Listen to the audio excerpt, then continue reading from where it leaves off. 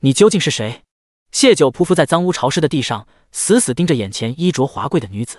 1月前，他莫名被人从大牢带来这里，日日折磨。可笑他被折磨的人不人，鬼不鬼，却不知仇人是谁。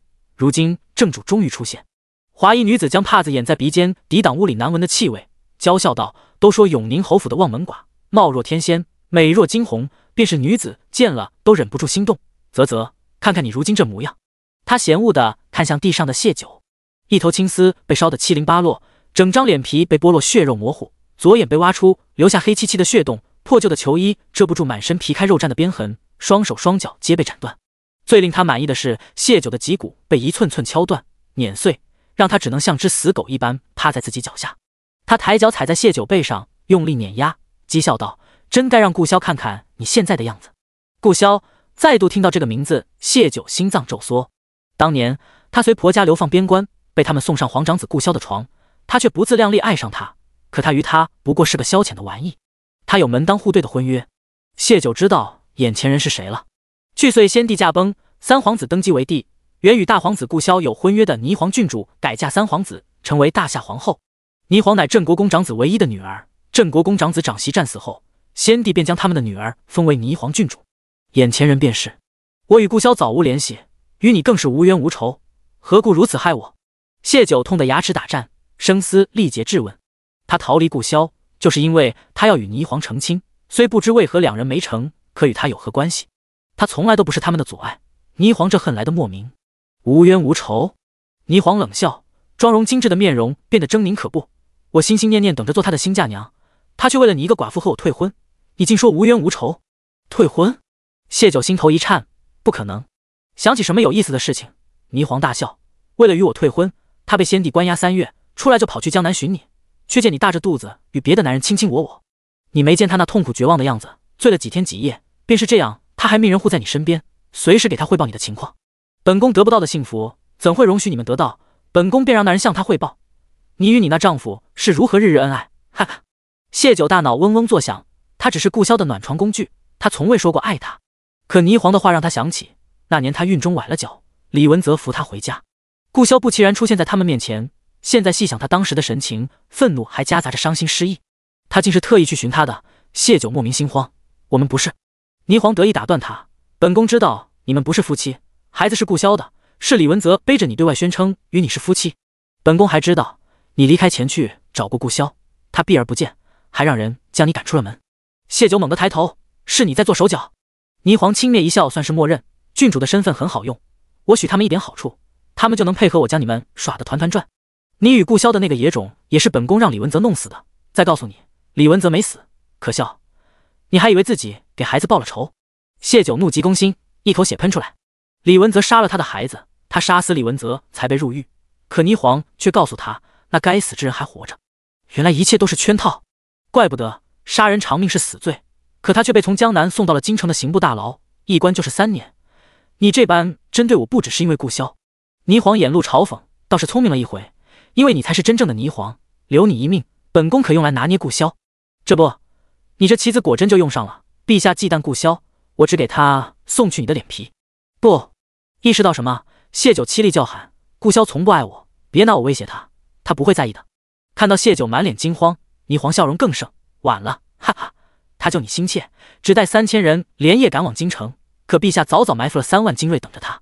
他死得可真惨，浑身被刺成了筛子，最后还被万马踏成烂泥。不过我把他的头颅给你带来了。话落，一个布袋掉在谢九面前，露出里面的头颅来。头颅有些腐烂，依旧看得出相貌，只是原本俊美脸上多了络腮胡，添满风霜。他一向爱整洁不爱蓄须，每日必刮须，唯有急着赶路时才顾不上这些。他又想起那年江南再见时，他亦是染着胡茬。啊！谢九悲怆叫喊，心脏如同被千万把刀凌迟一般，痛得窒息。是他错失了他，是他害了他。他不在乎什么郡主身份，霓凰想要他给他。可你既知我才是真正的霓凰郡主，那便知晓那婚约本就是我与他的。你夺我身份，为何还要害他啊？霓凰不屑冷嗤，一个满心满眼都是你的男人，本宫留着作甚？至于你，顾潇已死，你也没了用处，本宫亲自送你上路。谢九目眦欲裂，将口中藏针射进霓凰的一双眼睛里，只恨不能将他千刀万剐。霓凰双眼被毁，痛得歇斯底里，来人，来人，把他拉出去，五马分尸。不等其他人动静，有人跑进来，娘娘不好了，萧王的余孽攻进皇宫了。谢九闻言大笑，来得好，霓凰，你的死期不远了，他们会为顾萧报仇，必将你和狗皇帝挫骨扬灰。本宫先让你不得好死。霓凰阴冷的声音响起，一把长剑贯穿谢九的心口。倒地后，谢九用力挪动着身子靠近顾萧，嘴唇碰触他冰冷的脸颊时，谢九想若有下辈子，他定要拿回属于他的一切，让仇人生不如死，堂堂正正做顾萧的妻。第2章重生承欢时，冷冷的月光如同一层水银倾泻在窗台上，屋内满是凌乱。一场酣畅淋漓的战事刚刚结束，浑身如同被拆散了一般的酸痛难受。谢九心中滋味复杂，他重生了。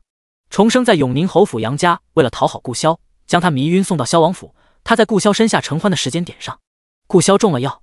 看着顾萧此时干净俊逸非凡的脸，男人呼吸粗重，鲜活地躺在自己身边，谢九眼泪簌簌落下。再想到上一世他的惨死，滔天恨意在胸腔翻滚，蔓延全身，让他不由攥紧了拳。这番恨意被顾萧收入眼底，不过恨也无用，不如补偿来的实际。他寡冷开口：“你要什么？”谢九被他的话拉回神，他重生了，老天给了他一次重来的机会。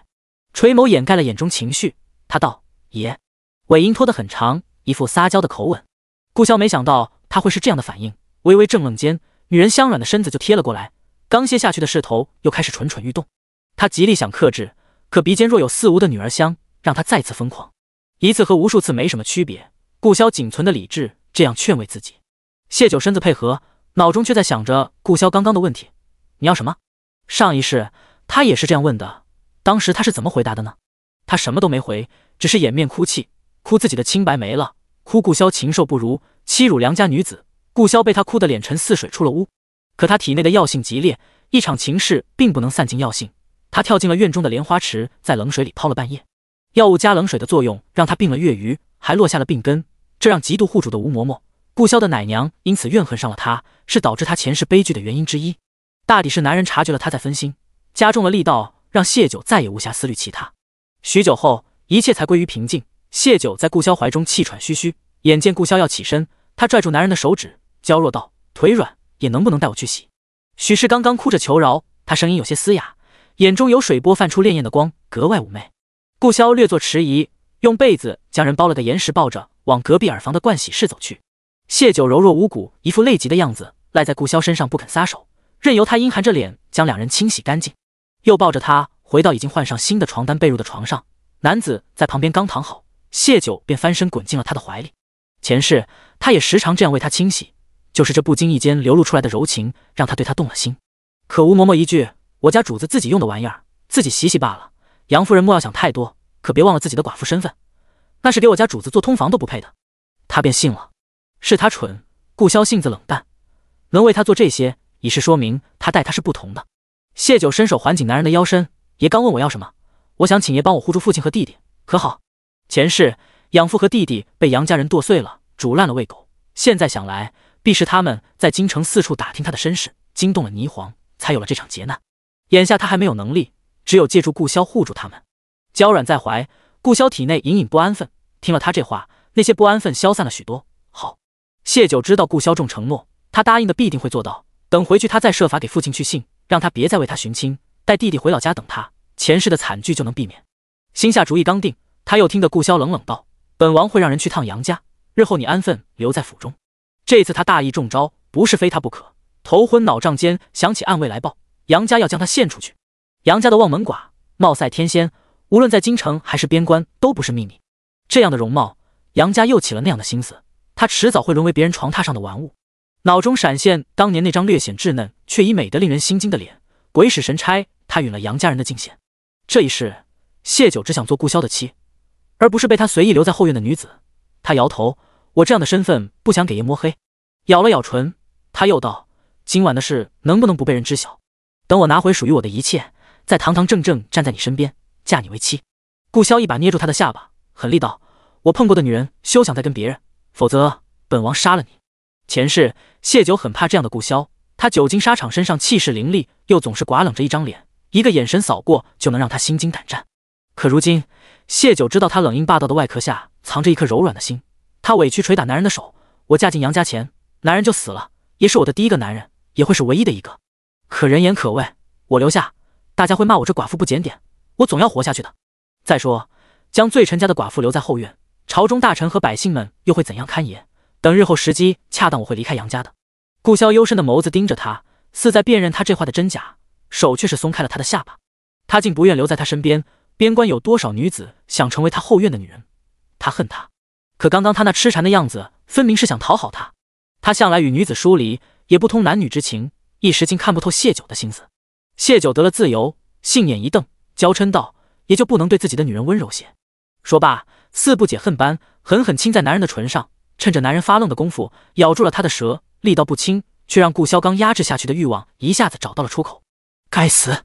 感受身体的变化，顾萧心里暗骂一句：他何时这般沉不住气了？先前各路送来的女子，他都不曾动过一丝欲念，为何今日被他这样不经意的一撩拨，自己就失了持稳？定是那药性的作用。谢九趴在男人身上，他的变化他怎会不清楚？偏偏他还状似无意的蹭了蹭，而后像是犯错了般羞愤着挣扎起身：“我不是故意的，是爷先掐我的，我气了才想咬回来，我没舍得用力咬。”惊慌间，身子又不经意地蹭到了某处可怖。前世顾萧要他平凡，他太清楚要如何在他身上点火。顾萧终究是欲念压过了自制力，眼眸赤红，一把拦过那纤细的腰肢，翻身压了上去。3次，总算彻底散尽了药性。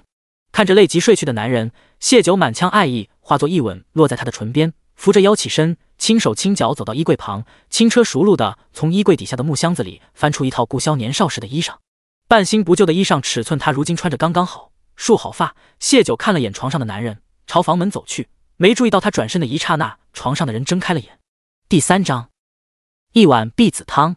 在院门口见到板着一张脸等着那里的吴嬷嬷，谢九并不意外，他微微轻身，语气不悲不喜：“劳烦嬷嬷给一碗碧子汤。”前世吴嬷嬷得知是自己闹得顾萧跳了莲花池，心生怨恨，命琥珀将碧子汤直接送去了杨家。因为这个，他不守妇道，四处勾搭男人的流言四起，从此名声尽毁，被女人唾骂，被男人垂涎，苦不堪言。今晚他虽给顾萧解了药，但吴嬷嬷最重规矩，他不会让他一个寡妇怀上皇长子的孩子的。往日每次事后，他都会及时送来汤药，盯着他喝完才安心。唯有顾萧带他出去那次，吴嬷嬷不在，他才有了女儿。可女儿跟着他吃尽苦头，今生在他没有能力给他一个安稳的生活前，他不舍得他提早来受苦。吴嬷嬷靠着风灯和月光的照耀，打量着谢九，一张小脸秀丽绝俗，说句沉鱼落雁，倾国倾城也不为过。身段婀娜玲珑，便是穿着男装也藏不住胸前丰腴，腰细臀圆，明明是一副媚态身姿，偏偏眉眼低垂，安静乖巧的样子，看着倒是个好姑娘，可惜了。想到她的身世，吴嬷嬷在心里叹了句，但并未让她改变主意。她朝丫鬟琥珀吩咐道：“去端来。”谢九静静站着，任由她打量。很快，琥珀端了一碗黑浓的药汁过来，冷着脸道：“杨夫人，碧子汤请及时喝。”她将杨夫人3个字咬得极重，谢九知道她是在提醒自己的身份，没理会她的嘲讽。谢九抬手接过汤碗，药已经冷了，显然是早就准备好的。褐色药汁让谢九想起女儿，眼里一抹痛色划过，他仰头一口喝尽。吴嬷嬷见此，表情和悦了些。虽说你也是被你那婆家坑害的，但我家娘娘不在了，老婆子总得为我家王爷多多打算，还望杨夫人勿怪。前世没有吴嬷嬷这番话，反倒是养母抱着她哭诉，是萧王看中她的美貌，逼迫杨家。杨家是罪臣得罪不起顾萧这个边关的土皇帝，杨家的这种为难谢九，在养父身上不知看过多少回。为了保住他，养父吃了许多苦。是以他不曾怀疑养母的话，反而恨上了顾萧，却又在相处中不自觉动了心。爱上强迫自己的男人，让他觉得耻辱，他又爱又恨的矛盾心理，给了霓凰离间他们的机会。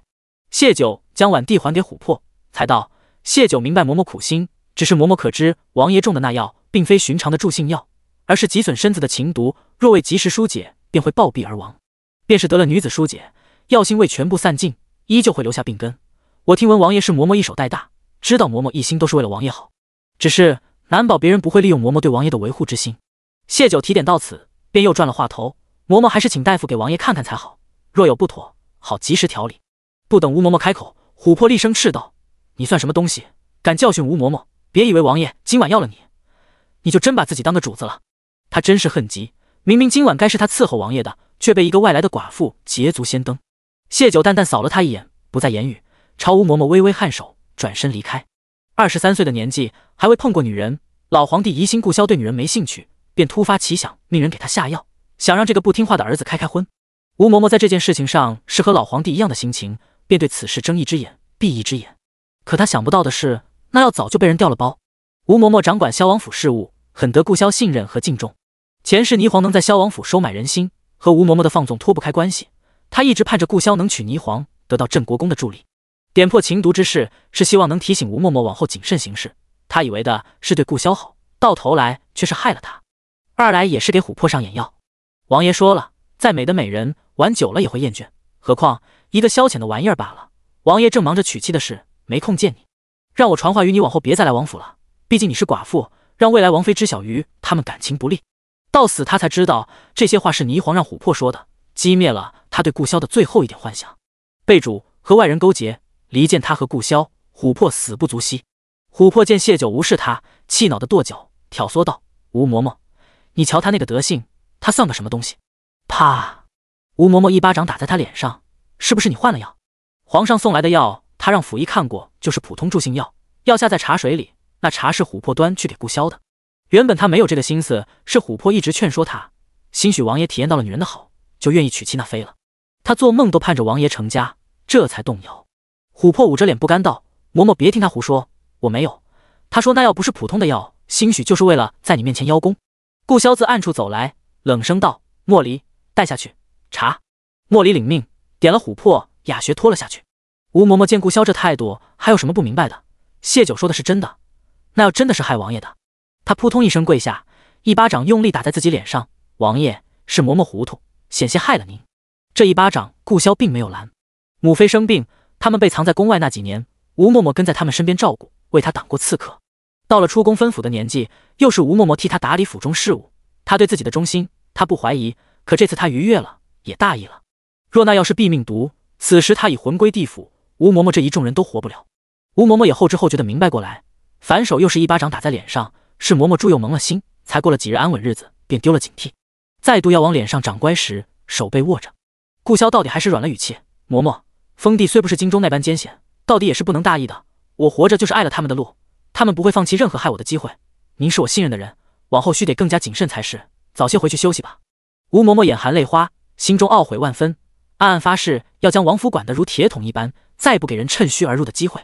见顾萧往院外走，想起谢九的提醒，忙起身道：老奴去给您请大夫，您回房歇着。顾萧摇头：明日吧，我去送送他。吴嬷嬷好一会愣神才明白过来，那个他是刚刚离开的谢九，王爷竟亲自送他。看着顾萧远去的背影，他心里隐隐有些担忧。第4章杀人放火。王府值守的下人因是得了吩咐，见到谢九纷纷低头避开。他一路到了王府的院墙根下，此时虽是半夜，从正门出去难保不叫人看见。他打算翻墙，只是他高估了自己，和顾萧那番折腾后，两条腿软得跟面条似的，走路勉强，抬腿爬墙时身体撕裂处痛得他倒吸一口凉气。隐在暗处的顾萧将这一切尽收眼底，眸光闪了闪。谢九咬了咬牙，一鼓作气翻了出去。墙根下顾萧的另一随从默契驾着马车，正等在那里。谢姑娘，我送你回去。显然对方清楚自己不走大门的心思，早早等在这里。谢九心里有些尴尬，面上淡定，视线扫了一下马车，可否将马借给我，我骑马回去便可，不必你送。默契正要拒绝，余光瞥见暗处人的手势，忙点头道：好，我给你解开绳索。谢九接过缰绳，顾不得身上的不适，翻身上马，用力一夹马腹，急奔出去。他须得去杀个人。李文则说过，在他被送入萧王府的第2日早上，他便启程回了趟京城。那次回京，他机缘巧合救了一位贵人。贵人听说他是御幽官的，向他打听了许多顾萧的事，尤其是顾萧内院的事情，为此给了他不少赏银。按他了解的事情来推算，那贵人就是霓凰，他们就是从那个时候有了联系。他重生边关，暂无与霓凰抗衡的能力，但他可以先下手为强，砍了他的爪牙，弄死他的耳目，给自己争取一些时机。谢九快到目的地时，弃了马，依照李文泽的描述，很快就找到了杨记杂货铺。前世李文泽卸下伪装后，告诉了他许多真相。杨家出事前，永宁侯便做了周全计划，给了李文泽几人卖身契，恢复了他们的自由身，让他们早早来了边关打点。这间杨记杂货铺就是他们几个开的，有这些人的暗地帮助，又有他在顾萧那里换来的好处，前世杨家人才能在流放时也过得舒适。李文泽说过，去京城前一晚，他一人宿在铺子里，方便早起出城。在马上颠了许久，谢九身上的痛意已经麻木，在翻墙时反倒没那么疼了。杂货铺有不少东西，比如菜刀、比如绣花针。四少奶奶，菜刀抵在脖子上，李文泽才惊醒过来，看着眼前美艳的女子，有些猛怔。这一句四少奶奶让谢九眼里的恨意化作实质，他将手中的布团塞进男人嘴里，而后在男人的手臂上狠狠剁了2刀。前世他逃往江南途中偶遇李文泽，他陪着他到了江南，又弄出入室抢劫的戏码，以不放心他一个女子独居为名与他合租。他扮演深情发誓会将他肚子里的孩子视若己出，却在他手上大半银钱都用来给生来体弱的孩子吃药时，他背着他将数枚绣花针刺进孩子的身体里，活活疼死了他。所谓的偶遇是蓄谋已久，杨家利用完他，嫌他丢人，又害怕顾潇，不敢直接杀了他，故而先离间他和顾潇，又怂恿他逃离，再命李文泽等在半路拐带着他去了江南。在江南，李文泽和霓凰勾搭上，听从霓凰命令，在顾潇面前演了一出与他相爱的戏码，更是假死将他送进了大牢。他本就是侯府奴才，怎么可能不认识侯府的四少奶奶？只是侯府奴才众多，他不认识他罢了。谢九端了一把椅子坐在李文泽身边，拿出一把绣花针，慢条斯理的一根根刺进李文泽的身体里，静静地看着那些针在他体内游走，看着他疼得额头青筋暴起。谢九勾起一抹残冷的笑，低语：疼吗？我家囡囡不会说话，他定是疼极了，那几晚才整晚的哭闹不止。可恨我竟愚蠢的相信你请来的大夫，信了他说的孩子身子无事的鬼话。呜！李文泽被捆在椅子上，拼命挣扎扭动着身子。他听不懂谢九的话是什么意思，更不知往日娴静乖巧的四少奶奶为何会变得这样凶残。他想要解释，想要求饶。嘘，别吵，我家囡囡有痛不能言的苦，你也该体会体会才是。上一次让你逃脱，这次我必要亲眼看你死得彻底。他无需他听懂，但这些积攒在心里的话不说出来，他会疯。恨意让谢九双眸似染了血一般，他将2枚缝衣针刺进他的咽喉，而后是眼睛、耳朵、身体的各个痛穴。李文泽的死并没让谢九的心里有丝毫痛快，恶人死千百次都无法弥补女儿所受的苦，也丝毫减不轻他心中的愧疚。将尸体松绑，丢回到床上，谢九翻出店铺里的银钱和烈酒，将烈酒倒在李文泽身上和铺子的货架上，又顺了一些缝衣针和防身匕首，一把火点了杂货铺。火势冲起，他翻墙离开，回到拴马的地方，骑着马似发泄般狂奔往杨家而去。暗处的顾潇蹙眉看着远去的背影，默了默，踏着轻功不远不近的跟着。冬日夜长，谢九到杨家附近时，天还没亮，他轻轻拍了拍马：谢谢你送我回来，回家去吧，莫要让坏人抓了。马儿像是听懂了般，调转头，哒哒的往回跑。谢九看着马儿背影消失，才转身往杨家去。流放之地位于大夏王朝的北界地带，统称玉攸关。玉攸关外是狄戎国，关内原是凤州和黔州2座城池。5年前顾潇被皇帝发配来此后，2城并为一城，皆在他管辖范围内。玉攸关有个不成文的规矩，流放来的犯官及家属住最靠北的贫民区，富贵人家则靠近大夏京城方向居住，原本2座城池的居民住中间地带。若流放之人有银子有手段，也是可以搬去中间地带。杨家落脚的地方就是最靠北的贫民区，几间破败的茅草屋，一家人挤着。前世顾潇在他的央求下将他们换到了中间地带，没多久又搬去了富人区，最后顺利返京。谢九悄声进了屋，换回自己的衣裳，将顾潇的衣裳藏好，躺在木板搭起来的床上时，恨恨想，这事他绝不会让他们踩着他往上爬。顾潇见到谢九进了屋，才转身返回萧王府。这一路所见令他震撼，他何时会得武，何时学得骑马？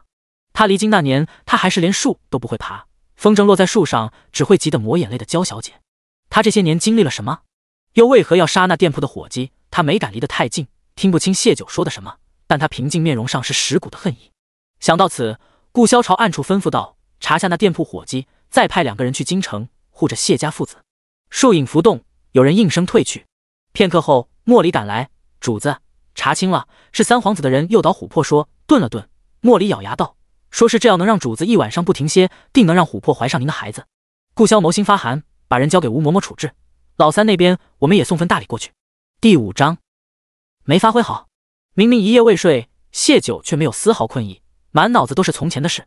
她是谢家养女，父母去京寻医，在重阳节那日捡到了3岁的她，为她取名谢九，将她带回老家抚养。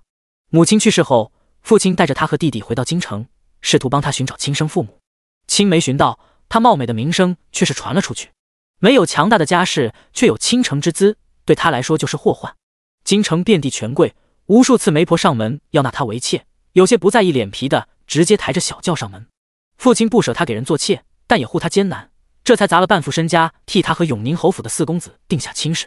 谁料4公子死了，父亲想退了这门亲事，永宁侯府贪图他的嫁妆，逼着他抱着四公子的牌位嫁进了侯府，成了望门寡。3年后，永宁侯府牵扯到夺嫡事件中被削了爵位，抄家流放，他的那些嫁妆被抄没，人也跟着流放到了御幽关。父亲又将剩下的半副身家拿出一半给了押送他们的官差，这才保他安然到了目的地。而杨家的其余人在流放途中死了大半，流放困苦，丢掉的不只是人的性命，还有人的尊严。杨家从一开始看不惯别的女子为了一个馒头跟着官差钻小树林，到为了能在边关安稳过活将他献出去，也不过短短几月。在牢里的那些日子，他便想明白了，杨家早已暗地替他寻找买主，那个人不是顾潇也会是别人。啊，你怎么在这里？一声惊叫打破了茅草屋的安静。今日是杨家大儿媳胡氏负责做饭，她一早起床便来了杂物房拿东西，却见本不该在此的谢九安静地躺在床上，一双眸子阴沉似厉鬼索命般的看着他。胡氏被吓得失声尖叫，满脸不可置信，明明昨晚是他亲自给谢九换了衣裳，亲眼看着夫君和二叔将人抬出门，他什么时候回来的？为何他们一点没察觉？谢九压下心中恨意，先辈起床，淡笑：大嫂说的什么话？我不在这里，该在哪里？胡氏反应过来，谢九昨晚是被他们迷晕的，他虽不惧谢九，但万一谢九这姿色得了贵人的心，那也是有利可图的。忙找不到，是大嫂睡迷糊了，吓着你了。杨家其余人循声赶来，看到谢九皆是神情惊诧，却又很快掩去。谢九视线从众人身上一一扫过，蔡氏、永宁侯正妻、杨家老大夫妇和他们的2个儿子，老二夫妇以及他们的嫡子，还有杨家嫡女杨仙儿。谢九嘴唇微动，勾起一抹淡淡的讥笑，很好，都到齐了。杨家庶子庶女姨娘，包括永宁侯，都死在了流放途中，余下了这群黑了心肝的豺狼虎豹。若不是官差收了父亲的好处，对他有所看顾，他也早被他们搓磨死在流放路上。蔡氏反应最快，呵斥胡氏道：大清早鬼吼什么，还不快去做饭？又将其余人挥退，才看向谢九，未雨泪先流，娘的酒是娘没用，让你受苦了，可你也知道我们如今无权无势，那阎王点名要你，他们拿着刀剑还带了迷药，娘反抗不得呀。他一辈子和永宁侯的那些妖精姨娘们斗，一眼便看出谢九的身子被破了。谢九似笑非笑：什么阎王？九儿不明白婆母什么意思。蔡氏微愣，眼珠一转，便想明白谢九是不想别人知道昨晚的事，倒是合他心意。他想用谢九给杨家铺路，却也是要脸的。谢九是杨家的媳妇，她的名声是关杨家名声，不到不得已，他也不愿损杨家的颜面。谢九懂得维护名誉，他乐意配合，但有些事他须得弄明白。九儿，这里没有别人，你跟娘说实话，昨晚碰你的可是萧王，你又是怎么回来的？他可有应承什么？婆母希望谁碰我？还是说婆母想拿儿媳换什么好处？谢九看着蔡氏，眼里泛起一抹冷意，前世他竟没看穿他这惺惺假意，还因周围人对他指指点点时，杨家人的假意维护而感激，真是愚蠢至极。你，蔡氏被谢九这眼神惊住，心里有些慌，直起膝便又恢复镇定，满脸慈爱道：好孩子，娘是过来人，知道你昨晚经历了什么，你怪娘没护住你，娘理解，可做娘的哪有不疼自己孩子的？你放心，等杨家富起，一定会为你报仇的。报仇？谢九冷笑：是该报仇的。前世他们便是这样哄他的，哄着他找顾潇要好处，提携杨家人。每每他拒绝去见顾潇时，蔡氏便劝他，只有杨家富起爬到高位，才有替他找顾潇报仇的能力。后来他对顾潇动心，不想利用他时，他们又哄他，等杨家回到京城，他就可以和父亲和弟弟团聚了，杨家还能给他放七叔，放他归家。他被父母捧在手心长大，那见过人心险恶，便这样信了他们的话，为杨家讨尽好处。可他最终得到了什么下场呢？蔡氏附和，循循善诱，娘就知道你是个懂事的，眼下我们是流犯，没有报仇的能力，只能委屈你先隐忍与他周旋，告诉娘他对你态度如何，娘才好判断要怎样利用他，让杨家回到从前的荣光，为你报仇。等报仇后，娘再为你觅一个好儿郎，风风光光将你嫁出去。娘也是女人，怎会真的舍得你年纪轻轻就这样蹉跎一辈子？你也知道你这相貌，家里没点能力，根本护不住你。九儿，娘的这片心都是为了你啊。谢九听了这话，心头恶心无比，不愿再与他多说，心里盘算着要如何让他彻底闭嘴。蔡氏见自己好话说尽，谢九依旧跟他装糊涂，眼底一狠，伸手就要去撕扯谢九的衣领。承欢过的女子身上有痕迹，扒了他的衣裳，证据摆在面前，看他还如何抵赖。再不济，他拿出婆母的威严来处置一个不守妇道的儿媳，总能威吓住他，为他所用。谢九眼疾手快避过，与蔡氏交错时，手中几枚绣花针精准地扎进他的几处穴位。他在大牢3年，唯一的好处便是认识了师傅，教会了他许多东西。看着口歪眼斜倒地的蔡氏，谢九慢悠悠走过去，嘴里惊慌叫喊：“婆母，你怎么了？来人啊！婆母摔倒了。”蔡氏努力发出声音，手指颤抖着指着谢九。他很清楚是谢九做了手脚，可他什么都说不出来，心头隐隐不安。谢九似乎与从前不一样了。杨家其余人都在隔壁屋里等着蔡氏的问话结果，他们辛苦谋划一场，将谢九送了出去，总要知道能换来什么好处，却不想等来的是谢九的叫喊。杨老大跑得最快，他到屋里时，谢九正艰难地扶蔡氏起来。可蔡氏养尊处优，大半辈子一身肥肉，便是在流放途中，也是搓磨庶子庶女姨娘们换吃时，硬是没消减多少。谢九好不容易将人扶了起来，承受不住他的重量，一个踉跄，两人没站稳，蔡氏重重跌倒在地。谢九躲避不及倒在蔡氏身上，他吓坏了，手忙脚乱爬起：“对不起，大哥，是我没用扶不起婆母。”杨老大不疑有他，和后面赶来的杨老二一同将蔡氏扶到了床上。谢九安静地立在一旁，心里想着刚刚砸下去的姿势还是没发挥好，应该砸他的痛穴的。第6章，置他个半身不遂。究竟是怎么回事？母亲好好的，怎么会变这样？杨老二眼神不善地盯着谢九，谢九吓得脸色雪白，无辜地睁大眼睛：“婆母正与我说话，说的好好的，突然就倒在地上。我先前无聊时看医书，好似知道这种情况，叫……”他急得要落泪，咬着手指好片刻才想起来：“我想起来了，婆母这种情况好像是中风。中风这种病，杨老二活到30岁也是见过的。他想知道的是，好端端的母亲怎么会突然中风？”谢九惊慌摇头：“我不知道，我去请林大夫，他医术高明，定是能治好母亲。”言罢，他怯怯地伸手：“可否给一些银钱？林大夫不见钱不出诊。”他原是有些私房的，杨家迷晕他后，将他搜刮了个干净。杨老二的媳妇柳氏尖酸道：“我们一路流放到这里，哪有什么银钱？婆母是在你房中出的事，就该你去求林大夫。”“是啊，谁知道你对母亲做了什么？母亲身子一向康健，医治母亲的事就该你去想办法。”杨仙儿也跟着叫起来。谢九转眸看向杨老大，杨老大心思最深沉，不是好糊弄的。他隐隐觉得母亲病得蹊跷，可谢九娇弱如兔，他有能力害母亲吗？想不通，还是先把母亲治好，等母亲能说话，一切就真相大白了。只是在流放地，钱就是命，给银子是不可能的。他沉吟道：“家里没有银钱，弟妹去求求林大夫吧，你们同为女子好开口些。”他也想试试谢九昨晚有没有成事，若是真的做了顾潇的女人，顾潇不可能一点表示都没有。男人对暖床的女人最直接的表示就是给银子。听闻林大夫不好讲情面，我一个人或许求不来。谢九看向两位嫂子和杨仙儿，被看的3人纷纷撇开了头。他们曾是高高在上的夫人小姐，谁愿意做求人的事？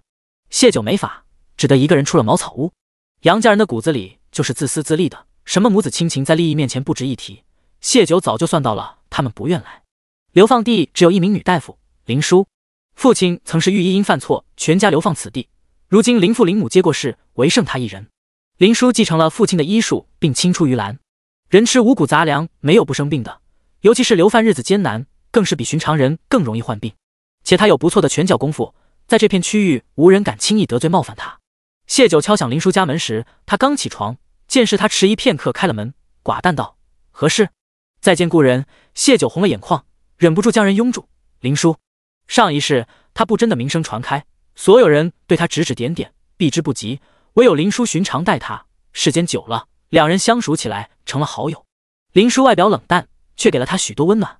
可惜在他前往江南的前几日，林叔上山采药，摔下悬崖而死，是他亲手葬了他。有什么事，你先放开我再说。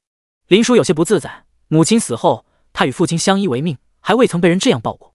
谢九却不依在林叔怀里哭出了声，前世的苦和思念，重生后的诸多情绪，他需要宣泄。顾潇身居高位和处境让他敏感多疑，他不敢表露太多。可林叔不一样，林叔有颗人心能包容他。林叔行医见过形形色色的人，谢九的悲伤他能感知，来这找他的人都是来看病的，他只当谢九是遇到什么难事，忍了忍才没把他推开。谢九哭够了，才抽抽搭搭从他怀里出来，拉着林叔的手进了里屋。林叔，我想请你去给我婆母看病。林叔眼里多了一抹晦暗，竟是婆母病了才哭得这么伤心。可据他所知，杨家人对他并不好。谢九吸了口气，稍稍平复心情，直言道：“婆母的中风是我做的手脚，我想请你帮我瞒下来。”林叔的医术有多好，他是知道的，蔡氏的情况他一看便知，根本瞒不住他。你凭什么觉得我会帮你？林叔挑眉，前一刻他以为谢九愚孝，后一刻他便给他一个意外的反转，只是他就这样信自己。谢九不语，开始解自己的衣裳。林叔拧眉，想不通他要做什么。昨晚他们迷晕了我，将我送去了萧王府。谢九将衣襟拉开，露出身上斑驳的痕迹。林叔未经情事，但他是医者，知道这身痕迹经历了怎样的折腾。他眼底有抹怒意一闪而过，语气却很淡：世间可怜人多的是，我不是菩萨，可怜不过来，更不可能因为这个就和你一起害人。谢九正好衣上凝眸看他：林叔，我知当年你们全家流放是被永宁侯府所害，你恨他们，我也是。林叔瞳孔微缩，当年蔡氏看中母亲的一间铺子，想要送给宫里贵人，母亲不肯转卖，永宁侯便和宫里的贵人做局，给父亲按了个错处，母亲没能熬过流放途中的苦死在路上。得知永宁侯府被流放到此后，他每日都想着要如何报仇，这才对杨家的事情多有关注。可笑杨家人却以为他对当年之事毫无所知。杨家刚流放到这处时，就请了他去看诊。蔡氏知道他身份后，竟无耻地与他套近乎，说两家是旧交，让他静心为他调理身体。杨家人都没察觉的事，谢九怎么会知道？别问我怎么知道，林叔，我没有害你的心，相反，我们还能做朋友，甚至我还能为你做更多，我们结盟吧。谢九拉着他的手，满脸真诚。林叔静默地看他片刻，你想要怎么做？谢九闻言，眼里笑出细碎的光，他知道林叔这是答应了，治他个半身不遂瘫痪在床，口不能言。你为他诊治开药，药可以开得昂贵些，必要的时候让杨家人看到一些好转的希望。你可知我从不赊账？谢九从袖中拿出10两银子放在林叔手上，诊金要钱我私下付给你，不赊账，但明着你得找杨家要诊金。为何不直接弄死他？林叔不解，你记恨他，为何还要在他身上浪费银子？谢九笑，现在死太便宜他了，但你放心，他会死的，还有其他人都会得到应有的报应，我们的仇会报的。杨家是三皇子党派的，三皇子触怒老皇帝，老皇帝舍不得惩罚这个皇后嫡子，才迁怒他的党羽，将杨家流放来此。还有5个月，三皇子讨得皇帝开心，杨家被赦免恢复爵位。眼下他是朝廷登记在册的流犯，杨家没有给他放七书的权利，唯有杨家免罪之后给的放七书才是被大夏律法认可的。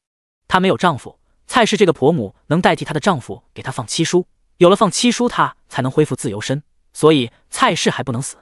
至于银子，那些本就是杨家店铺里拿来的，杨老大他们舍不得花在蔡氏身上，他便替他们静静孝好了。第7章，以功抵枕巾。谢九需要脱离杨家，但又不能担上不孝的罪名，所以他需要林叔配合他演一出戏。他带着林叔回到杨家时，杨家茅草屋外聚了不少人，流放之地日子乏陈，蔡氏突然病倒，谢九去为他求医的事变成了一桩可看的热闹。林叔进屋看了一圈众人，跟着谢九到了床边，搭手诊脉，片刻后确诊是中风之症，可要开药。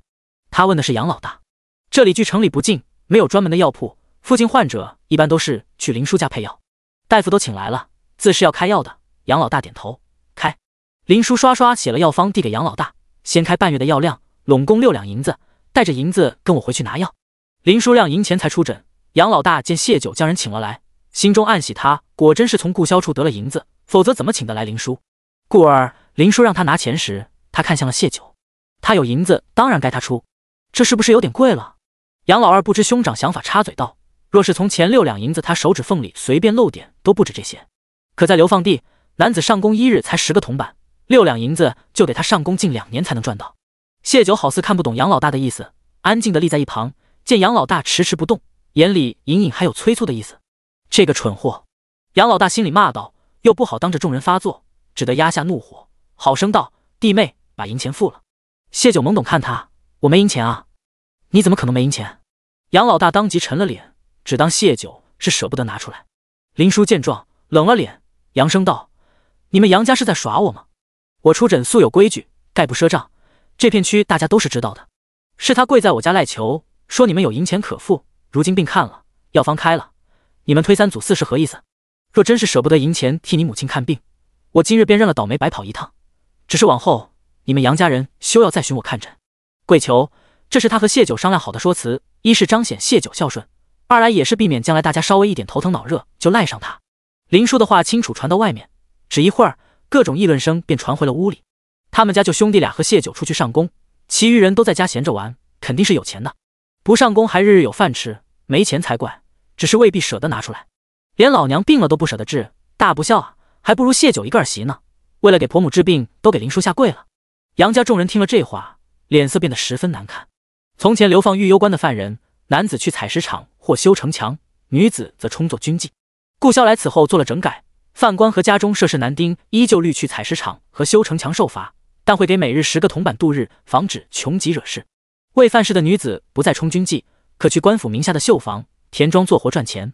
杨家非重犯，登记在册需服苦役的只有杨老大和杨老二，其余人可自寻营生。杨家人骄奢惯了，吃不得苦，又有杂货铺的支援，除了老大老二兄弟俩不得不上工，只把谢九弄去了绣坊，其余人都找了各种理由留在家中。如今被大家点出实情，杨家人脸上挂不住，却也没人同意拿出银子。谢九不动声色和林叔对视一眼，林叔了然，提起药箱就要往外走。杨老大见此，忙拦着林大夫稍等，容我想想办法。若今日就这样让林叔走了，他们要落个不孝的名声，还得罪了林叔，来日他有个身体不适，林叔不给医治也是麻烦。他拉着杨老二做事要去商量，就见外面慌慌张张跑来一人，那人进了屋妇，在他耳边嘀咕一番。杨老大脸色顿时煞白，谢九嘴唇微翘，他知道那人说的是铺子的事。杨老大知道杂货铺被烧，往后没了银子来路，更不会舍得拿钱出来给蔡氏治病。果然，他满脸悲切道：“林大夫，对不住让您白跑一趟，实在是我家拿不出这银钱来。”比起名声和活着，他快速选择了后者。其余人虽不知缘由，但默契的选择不作声。6两银子不是小数目，谢九请来的人让谢九去想办法。林叔冷哼一声出了屋。谢九看了眼躺在床上急得眼眸发红的蔡氏，急道：“大哥，不能任由婆母这样，得想办法给她治啊！”他快步出了屋，追上林叔：“林大夫，请你救救我婆母，我可以给你当牛做马，洗衣做饭，给你做药童，我什么都可以做，只要你替婆母治病，求你了。”林叔蹙眉：“让开，我不需要当牛做马的。”谢九急得拽着他的袖子不让他走：“求你了，林大夫，谢九一片孝心，要不你就成全了吧？你一个人平日也忙，就让他照顾你饮食起居抵债。”人群中有好心的人劝说道：“是啊，经历流放的苦，还能这样孝顺，实属难得。林大夫，你就成全他一片孝心吧。”杨老大眼眸微亮，跟着出了院子。林大夫便让我家弟妹做工抵药费，若将来我们赚了钱，也会及时付给你。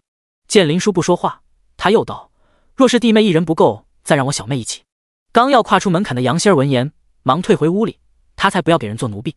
林叔冷笑：“杨家大小姐去我家，是我伺候她，还是她伺候我？”杨老大讪讪，自家妹子确实不是干活的料。陆续又有人帮着谢九说话。林叔默了默，松口道：“半年洗衣做饭，收拾药材，甚至须得跟我进山采药。我这人不喜与人牵扯过多，若要做我家的牛马，这半年内就只能住我家，愿意就带上东西跟我走，不愿意就让开。”这杨老大迟疑，他还没搞清楚顾潇对谢九的态度，加上他不在家里不好掌控。林叔看他一眼，讥笑道：“这也不舍，那也不愿，我可没兴趣陪你们闲耗，让开。”杨老二想的是谢九在绣坊赚的不多，给林叔做工半年就能抵药费，吃住在林家，既给家里省了口粮，又能腾出一间屋子来，怎么算都划算。他将这些小声跟杨老大说了，最后提醒道：“哥，万一将来有机会回京，大夏朝以孝治天下，在这流放地孝道被排在存活之后，谁也别笑话谁。可真有一日回到京城，不给母亲治病，就是他们最大的污点。”杨老大看了眼谢九，见他身子单薄，拉着林叔，好似林叔再不答应他就要哭出来，很是柔弱无助的样子。心下定了主意，就依林大夫说的：“弟妹，你现在就去收拾东西，跟林大夫走，我随你们一同去把母亲的药取来。”一个小小女子便是不住在一处，她也是有法子能拿捏她的。再说，无论她去哪里，都是杨家的媳妇，必须为杨家所用。第8章，嫌她技术不好。谢九的家当不多，收拾起来也就一个小包裹。他提着包裹到了蔡氏床前，不似刚在院中的无助，眼里闪着狡猾的光：“婆母，家里没银子给您治病，林大夫心善答应我去给他做工抵药费，往后九儿不能在您跟前伺候，婆母可要好好的。6两银子家里是能拿出来的，但铺子被烧的事蔡氏不知晓，见儿子有钱不愿拿出来给他治病，他心寒又愤怒。偏生谢九还要提醒他，蔡氏眸子因这似毒蛇的性子投在谢九身上，他变成这样是谢九一手造成，他怎么会那么好心给他请医？听到谢九要住到林家去，他就明白这是谢九和林叔2人唱的双簧。他想脱离他们，还给自己戴了顶孝顺的高帽。这个贱人！可他口不能言，手不能写，只能嘚嘚的嚎着。谢九笑得温柔：“婆母，您别急，林大夫医术好，说不定很快您就能说话了。等有空我再来看您。这辈子你都休想再开口。”谢九心里冷冷道：“好了没有？”林叔在外催促。谢九出了屋，跟着林叔往林家去，身后是众人夸赞他孝顺有情有义。杨老大从林叔家取了药，交代谢九在林家好好做事，有空多回去看看，就回了杨家。等人离开，谢九从袖中掏出1两银子递给林叔，谢谢你，这是我这个月的住宿费和生活费。林叔将银子收进钱袋，淡漠指着一间屋子道：不客气，银货2器，你就住那间屋。谢九知他是什么性子，笑了笑，提着包裹就进了林叔指的房间。林家是贫民区唯一的青砖瓦房，林叔医术好，有些城中妇人也会慕名寻来，他手头并不缺在城里买房的银子，但这里有他和他父亲生活的记忆，他不想搬离。前世林叔看穿杨家的虚情假意，让他搬来和他一起住，那时他被孝道压着，加上自己名声有污，不想连累林叔，便拒绝了他的好意。如今他有许多事情需要筹谋，在杨家住着不便，便想了以功抵药费的法子离开杨家。谢九刚收拾好，林叔出现，朝他扔了个瓶子，视线若有所指的扫了眼，擦在撕裂处，可处伤口愈合，先前给的枕巾有多，在里面扣了。林叔，你真好。谢九弯了眉眼，对林叔不熟悉的都道他爱才没有人情味，只有他知道林叔的医者仁心。见钱出诊，只因生米恩斗米仇，施恩多了便成了理所当然，甚至会被反咬一口。林叔便是在吃亏之后长了记性，立了规矩。你不恨他？林叔见谢九接了药膏，满脸欢喜，忍不住问道。前世的默契使然，谢九一下就懂了，他指的是顾潇。谢九摇头，不恨，不是他也会是别人，他会护着我，换成别人兴许厌倦了，就将我转送他人了。林叔点点头，不再言语。谢九知道他认可自己的说法。林叔对顾潇有感激，当年他跟着父亲流放到这边时，恰好赶上顾潇整顿流犯，才免了送去做军妓。他曾说过，顾潇给了许多女子重生。谢九与有容焉，他喜欢的男人自是好的。当牛做马，为奴为婢是对外界的说法，免得众人给谢九套上一个丢下患病婆母不管不孝的罪名。林叔收了钱，便当谢九是租客，不会使唤他做什么。在谢九心里，林叔就是他的好友，闲时帮忙做饭收拾药材，是上一世就做过的，轻车熟路。两人相处融洽。如此过了几日，谢九身上的伤养的差不多了。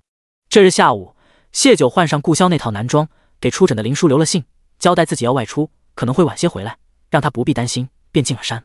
1个时辰后，他来到山洞前，四下看了看，扒开茅草钻了进去，在窄小的通道走了片刻，便听到汩汩泉水声。山洞尽头有个不小的温泉池，从前顾潇带他来过，他偶尔会来此泡澡。前世的今晚，他在顾潇身上闻到了温泉特有的硫磺味。谢九想来试试运气，他不知上一世顾潇是什么时候爱上了他，这一世他想早些走进他的心里，不想承担一丝失去他的风险。热水浸透全身，谢九满足的喟叹，在水里畅游了一番，估算着时间差不多，才起身寻了一处礁石，仔细的搓揉头发。山洞热气萦绕，倒也不觉得冷。你怎么在这？男人的声音从头顶响起。谢九心道，自是专门来等你的。这是没有杨家的逼迫，他只能自己想法子接近他，但太刻意会适得其反。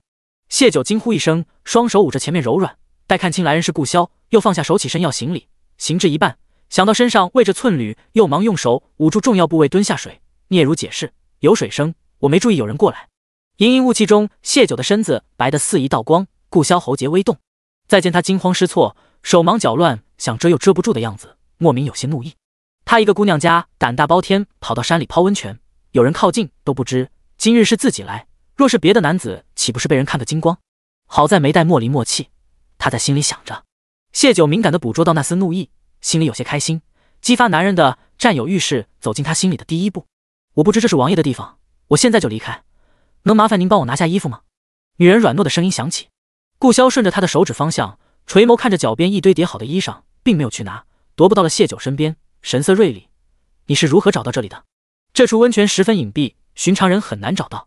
谢九早已想好说辞，有次婆母让我进山寻吃时，无意中发现了，今日身子没那么酸痛，便想过来泡一下暖和暖和。声音越来越低，雾气中他垂了眸，看不出是何情绪。顾潇听到酸痛，不期然想起那晚他在身下求饶和翻墙的画面，他轻咳一声，池子够大。说罢，宽了腰带，扬了外袍，长腿一跨便入了水，在谢九旁边坐下，舒适的靠在边沿上，视线若有似无的落在谢九身上。身上好些了吗？那晚重生只想着给他解了药性，无暇思虑其他，历经一世分离，如今这样坦诚相对，谢九有些慌乱。人慌乱的时候难免说些实话，好些了，就是下次不要那么横冲直撞了。顾潇微微沉了脸，什么意思？嫌他不懂技巧？谢九又回到热水里，俏脸绯红，一身冰清玉骨变成了粉红色，格外诱人。他好似不自知，为刚刚的话找不，我的意思是王爷很好，很棒，很厉害。敷衍的太明显，顾潇脸色更沉。我说的是真的，很棒。他低头又补了一句，为了立正，还怯怯地竖起2根大拇指。雾气下泉水清澈，没有双手遮掩，妖娆深陷，一览无余。顾萧眸色幽暗，一把将人捞起，跨坐在他的腰间。我只是不想他说出更荒唐的话来，他在心里说服自己。身体融合的那一瞬，谢九伏在男人肩头暗暗想，男人不能说他不行，他会急着证明给你看，他很行。上下起伏间，谢九抱紧了他，如同抱着世间珍宝。重生归来，他才知道自己究竟有多爱他。第9章，找兵书的王爷。结束后，谢九蜷缩在顾萧怀里，两人进入温水中，周身热气萦绕。顾萧面上依旧是寡冷的神情，心里却十分尴尬。第一次要他是因为药性，刚刚怎么就昏了头，如同轻狂少年被他话一击就有了胜负欲呢？漆黑双眸垂下，看向怀中眼眸四合的女人，可以走了吗？谢九睁眸点头，连忙从他身上起来，刚要迈步往岸边走去，双腿一软，整个人向前倾斜。谢九这回是真的腿软失了重心，眼看着就要扑倒进水里，他惊呼出声：啊！完了，这样倒下去的姿势一定很难看。谢九心里为自己默哀，他还没让顾萧爱上他，就先让他见证了自己的窘态。就在他想着要如何补救摔得不那么狼狈时，顾萧有力的手臂搂住了他的腰，将他捞进厚实的胸膛。谢九忙扶着他站稳，脸色滚烫：谢谢。顾萧不语。谢九刚刚的那一摔让他觉得自己这次可能又做的不对，他直接将人抱上岸，拿出往日放在山洞的布巾给他擦拭身上的水珠。谢九见他沉着脸，知他心情不悦，眼波一转就明白了原因，但他不能告诉他这次腿软是他选的姿势导致，那会让他觉得他对闺房之事懂得太多，失了女子的矜持。谢九从他手中接过布巾自己擦拭，想起前世撞见他偷看小册子学习的画面，嘴角微扬。她是他唯一的女人，前世是，今生也会是。等两人都穿好衣裳，顾萧抱起他出了山洞，足尖一点飞跃出去。谢九窝在他怀中，突然道：杨家人说是王爷逼迫了他们，还给了他们迷药。顾萧足下微顿，没有言语。谢九心里轻叹，前生他也是这样，什么都不解释，什么都不说，才让他更加相信杨家人的话。他自顾道：我知道他们在骗我，他们想用我换好处，若王爷不要我，他们也会将我送给别人。顾萧终于开口：本王没给迷药，但他允了他们送人来，终究是有些仗势欺人，所以他没反驳。顾萧的回答让谢九有些高兴，愿意沟通就不会再有那么多误会，是个好的开始。他又把自己暂时脱离杨家，住到林叔家的事跟他讲了，我不敢再住在那里，我怕哪天没注意，他们又要害我，只得使点小伎俩先离开他们。什么小伎俩他没细说，顾萧也不会问，但他弃了轻功跳跃，改成缓步行走，静静听他说。杂货铺的事他已查明，那伙计原是侯府下人，他杀他时满眼的恨意，定是受过他欺负。查这事时，顺便了解了下他在杨家的处境，杨家人对他不好，分开也是好事。我是不是很坏？谢九抬头看他。顾萧道：你在自保。我讨厌他们，也恨他们，在流放的路上，他们明明手头有吃的，却逼着庶女委身官差换好处。遇到山匪时，把庶子推到前面，蔡氏流放一路几乎都是坐着板车来的，那车是他逼着三嫂用身子跟官差换的。说到这里，谢九语带悲伤，在侯府只有三哥三嫂待我好，可我却救不了他们。杨家老三是庶子，很不受蔡氏待见，最早遭殃的就是他们。永宁侯一出发就生了病，自顾不暇，蔡氏和他的2个儿子就成了当家做主的人。谢九没指望顾萧能与他唠家常，他一向冷淡寡言，以前他就是被他这样子吓得有话不敢说。如今他要做那个主动的人，林叔待我也很好，我很喜欢他，他只是外表看着不好相处。自母妃死后，已经很少有人这样同他分享自己的悲欢喜恶，谢九絮絮叨叨，像是与他很熟稔的样子，不过他似乎不反感。将人送到了林叔家门口，顾萧转身离开。谢九问他：王爷，往后冷的时候我还能去温泉吗？不可。顾萧拒绝。谢九的失落都挂在脸上。夜势很好的顾萧将这一切尽收眼底，默了默，他淡漠道：一个人不安全，本王空时再带你去。谢谢王爷。谢九顿时笑了，眉眼飞扬，很是开心。这一晚因为心情好，谢九睡了重生以来最安稳的一觉。顾萧回到王府却是没了睡意，他先前从未打算这辈子要有女人，更不曾关注过那方面的事，只偶尔听人说，这是于男人来说是本能，无师自通。他凭着本能驱使，可从他的反应来看，他体验并不好，兴许他确实是缺了些技巧。他起身去了书房，在书柜里翻找着，他记得那人先前送了不少相关书籍过来，被放在哪里呢？书房里的动静引起莫离的注意，他打着哈欠进来：主子，您找什么？我帮您。顾萧面不改色：本王寻本兵书，你退下。莫离道：“主子，这都大半夜了，您还看兵书啊？早些睡吧，不然吴嬷嬷知晓了，又该跟属下念叨了。”本王知道，退下。莫离看了眼顾萧，怎么感觉主子有些慌乱？是错觉吧？主子怎么会慌乱？定是自己看错了。他不敢停留，忙应声退了出去。顾萧等人走后，才又开始翻找，最后在书柜最顶端的小木箱里找到了想找的，一整箱都是。抽出一本，翻看完上面的动作图，心跳有些加速。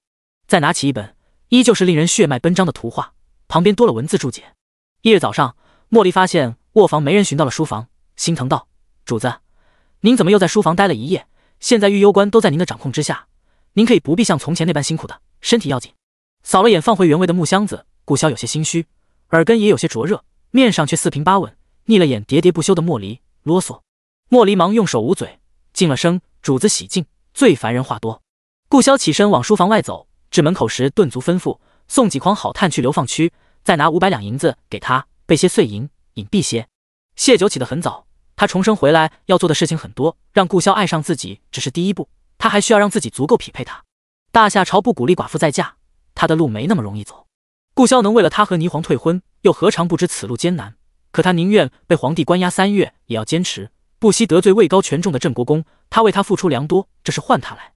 今日他有件很重要的事需要确认，收拾妥当，正要出门时，院门被敲响。第10章筹谋起步。来的是吴嬷嬷。谢九有些意外，指挥着下人将几筐银丝炭搬下马车。吴嬷嬷跟着谢九进了屋，从怀中掏出几张银票：“杨夫人，上次多谢你的提点，让老婆子处置了琥珀那居心不良的东西，这些炭和银票是老婆子的一点心意。”谢九浅笑，接过银票放进袖中：“那就多谢嬷嬷了。”吴嬷嬷有些吃惊，她这样不客气，果然是商户家养大的孩子，竟是个贪财的，连表面的客套都不懂得做。不过转念一想，也好，这样的人王爷是瞧不上的。有些话他本想在谢九的客套推诿中循循提出，可谢九就这样直接收了，那他也只能直言了。扫了眼屋里，见只有他们2人，吴嬷嬷拿出管家时的威严，沉声道：“老婆子就不跟夫人拐弯抹角了，这些东西既是答谢夫人的提点，更是夫人为王爷解要的酬劳。夫人收了老婆子这些东西，往后还请避开些我家王爷。王爷金贵，有多少女人都不为过，世人还会道他一句风雅不凡，但夫人的身份实在不适合与我家王爷有牵扯。这女子最重要是名声，一旦被人知晓夫人寡居，还与男人有牵扯，对夫人来说也是致命的事情。老婆子念着夫人的好，自是不希望看到有一天夫人落到人人唾弃的地步，望夫人谨记老婆子的话，避开顾萧那是绝无可能的事。吴嬷嬷的威胁让谢九心底起了一丝风暴，但现在与他叫板，可能会让他主动联系霓凰，或者如前世那般败坏他的名声，徒增事端。他是顾萧在意的人，当有顾萧处置。谢九垂首不语，令人看不出脸上神情。吴嬷嬷知道自己的这些话重了，见状只当他是羞愧的，便道：“老婆子就当夫人是答应了，话已说明，就先告辞了。王爷下令那晚的事不许对外透露半字，便是不愿承认与他的关系。他今日来是敲打谢九，别打他们家王爷的主意。”吴嬷嬷一行人来得快去的也快，贫民区的人只当是城中有人来寻林叔看诊的，并未多疑。谢九将银票从袖中拿出来数了数，500两。他很清楚这些东西并不是吴嬷嬷给的，而是顾萧让人送来的。前世每次欢好后，顾萧不是为他办事，就是给他银子，那时他只以为是他想与他银货两讫，为此还伤心过。如今他收这些东西毫无压力，自己男人的心意，他干嘛要拒绝？且他接下来要做的事正需银钱。他将这500两递给林叔：“小叔，这是500两银票，我想请你帮忙进一批治伤寒的药材，届时卖出去，我分你2成利。或者你若信得过我，也可以拿出一些银子，我保证能让你赚不少。”林叔拧眉：“治伤寒的药材不贵，你这500两可以买到许多，你要这么多药材做什么？”谢九敛眉：“我在侯府几年看过许多书，依据所学预判今年会有大雪灾，雪灾天气最适宜伤寒。前世御幽关连续1个月大雪，引发了寒意，大雪封路，迟迟等不到朝廷救援，狄荣趁机哄抬药材和木炭的价格。顾萧倾尽王府财力，向狄荣高价购买药材和木炭，供给军中和百姓，依旧是死伤无数。如今还有1个月时间，趁药材没涨价，他尽可能多囤些，届时就是按平常的售价卖出去，亦是能赚不少。林叔知道有些人能通过风向、云朵等现象判断天气，见谢九眼神坚定，莫名就令他信服。你就不怕我拿了你的银子不办事？他们相处才几日，何至于这样信任他？谢九笑：“你不会的，不过这药材不能在关内买，我们得想法子从狄荣那边采办。”他知道林叔在御幽关多年，医治过的患者无数，是有些门路的。若真有雪灾，关内的那些药材不足以应付，还会出现商家手中药材稀少而抬高药价的情况。在生死关头，他们两人也未必能保住手中的药材，确实应秘密从狄荣采办。林殊微微颔首，再想治风寒的药材，每年冬天都要用上不少，也好储存不易坏。就是谢九预判错了，那些药材再批发给关内的药铺便是了，损失不了什么。他定了主意道：“我再拿500两出来，到时与你5-5分成。”谢九笑：“4-6分，我4你6，我只是出银子，操心的是你。”林殊想想也是这个道理，便没再坚持。事情商定好，谢九背上竹篓，与林殊说起原本的计划。小说：“我要出去2-3日，若是杨家问起，你帮我掩护1-2，就说我去给你办事去了。这里没有你想象的安全。”林殊不干涉他的自由，却忍不住提醒他注意安全。谢九将背篓里的匕首亮出来给他，示意他安心，不过有备无患，还请林大夫给些外伤药。林殊瞧了眼笑得娴静温柔的女子，想不出他要去做什么，有可能用到外伤药。但这几日同处一个屋檐下，谢九没刻意掩饰，他已然明白谢九并不是他先前了解的那般。想了想，转身回屋拿出2瓶药，外伤用白瓶，内伤用绿瓶，银子抵扣完了，下一次拿药先付钱。谢九心生暖意，双手一伸抱住林殊，这2瓶药他认识，1瓶价值都不止10两。林殊面冷心热，给了他最好的。林殊不习惯这样的亲密，将人扯开推出了门。谢九扬着嘴角往山里走。1个月后的雪灾寒意，除了有药材，还需得有取暖的。玉幽关每年冬天都很冷，大多平民百姓穿不起棉花，衣服里面基本都是塞些稻草芦絮，并不保暖。而木炭不是所有人都用得起的，若再遇上寒潮，于百姓来说是雪上加霜的催命符。师傅有渊博的知识储备，他倾囊相授，3年下来，谢九的脑中亦有许多理论知识。先前听说有人在山里捡了可燃烧的石头，结果害死了全家人。谢九结合所学，想来确定一些事情。在山里寻了半日，他终于来到一处荒山的滑坡处。滑坡表层是乌黑的泥土石块，捡了一块黑漆漆的硬石块，放在鼻尖嗅了嗅，却如师傅所说，有股刺鼻的味道。又掏出火折子试着点燃，看着黑石块果真烧了起来，谢九会心一笑。这便是师傅口中可烧火取暖，还可用来炼铁的煤炭。有了这个，他不但能助关内百姓度过这次寒意，还能大赚一笔。想要壮大自己，银钱是必备基础。因为是荒山，附近的村民极少过来。谢九围着这座山转了一圈，还用匕首挖了几处，确定了整座山都是煤炭。但师傅说过，原煤里面有很多杂质，燃烧的时候烟尘很大，还有刺鼻的气味，需要经过洗煤这道程序，减少灰尘和原煤里的有害成分。他当即便用背篓装了1筐子煤块，到了附近的小溪边，放在水中冲洗，直到把煤炭冲洗完全湿透，再将煤块敲碎，变成煤粉。又去挖了些黄泥过来，和好，按照比例和煤粉混合均匀，捏成饼状，在煤饼中间戳了几个洞，方便干透和易燃。一切弄好时，已是黄昏。谢九小心将那些煤饼放进背篓，又拿了2块原煤，洗干净手才离开。到附近的一处小村庄时，天色已经黑尽。他寻了个隐蔽的地方，拿出干粮慢慢嚼着。就在谢九吃完干粮闭目养神时，狗吠声起，谢九猛地睁开了眼，藏好背篓，拿上匕首进了村。第11章，震慑让他们臣服。村子不大，只有10来处房舍。谢九赶到时，男人们正拿着柴刀，镐头与10几个黑衣人搏斗，女人则手持棍棒护着孩子。他不动声色地观察刺客的招数，见村民明显不敌，有2名刺客已经越过男人们的防守线，举着刀往女人孩子那边去。谢九牙关一咬，匕首横于胸前，冲了上去。他必须设法救下这些人，不让三皇子的奸计得逞，算是他对三皇子报复的开始。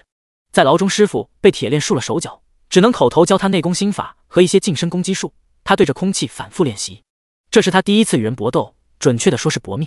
就是他这搏命的很劲，让他出手便杀了2名刺客，救了女人和孩子们。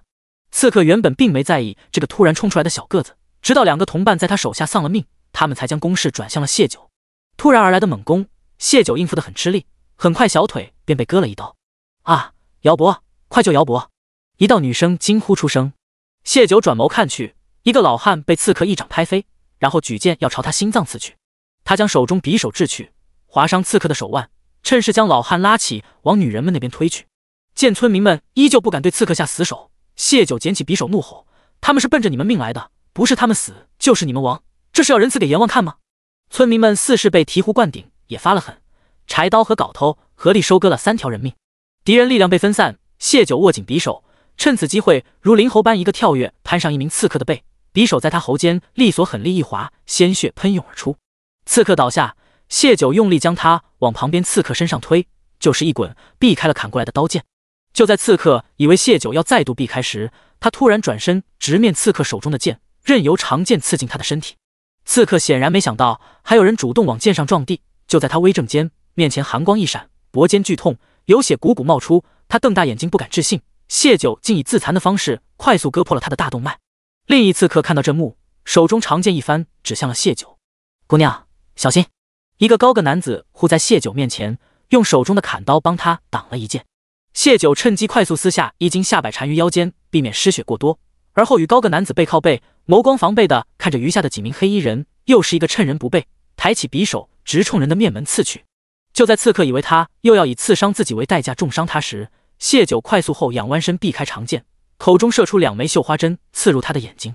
刺客捂眼痛呼，高个男子手中柴刀精准劈向了他的脖子，口中藏针是师傅交给谢九的底牌。谢九已亮了底牌，还剩3名刺客，他咬咬牙，唯有和村民们一起死拼到底。半个时辰后，谢九身上多处挂彩，村里的男人们也有几个伤势不轻，但他们活捉了2名刺客。这是谢九要的结果，村民们显然也想知道他们为何会遭此劫难。在下陆卓，这是家父，今晚多谢姑娘救命之恩。高个男子扶着一个腿脚受伤的中年男人走到谢九面前，两人拱手道谢。今晚若没谢九出手相救，他们都要成为刀下亡魂。谢九将因用力过猛而发颤的右手藏于袖中，面色平静道：恰好途经此处，听到打斗声便过来看看，可这是何人要杀你们？陆父摇头，我们在此居住10几年，本本分分，实在想不出得罪过何人要置我们于死地。谢九却是知道的，前世在大牢里，他见过大夏朝最年轻的刑部侍郎陆卓，从狱卒们口中得知，陆卓祖父原是户部尚书，也是先太子的连襟，注定是先太子党。夺嫡分战中，先太子与其余皇子多败俱伤，不受宠，被早早分派封地的贤王，也就是顾萧的父亲简陋登基。贤王登基后，有意留下陆卓祖父，但老大人有气节，不愿意仆侍二主，带着全家流放御幽关，却在今晚全家被杀，只余陆卓和幼弟逃出。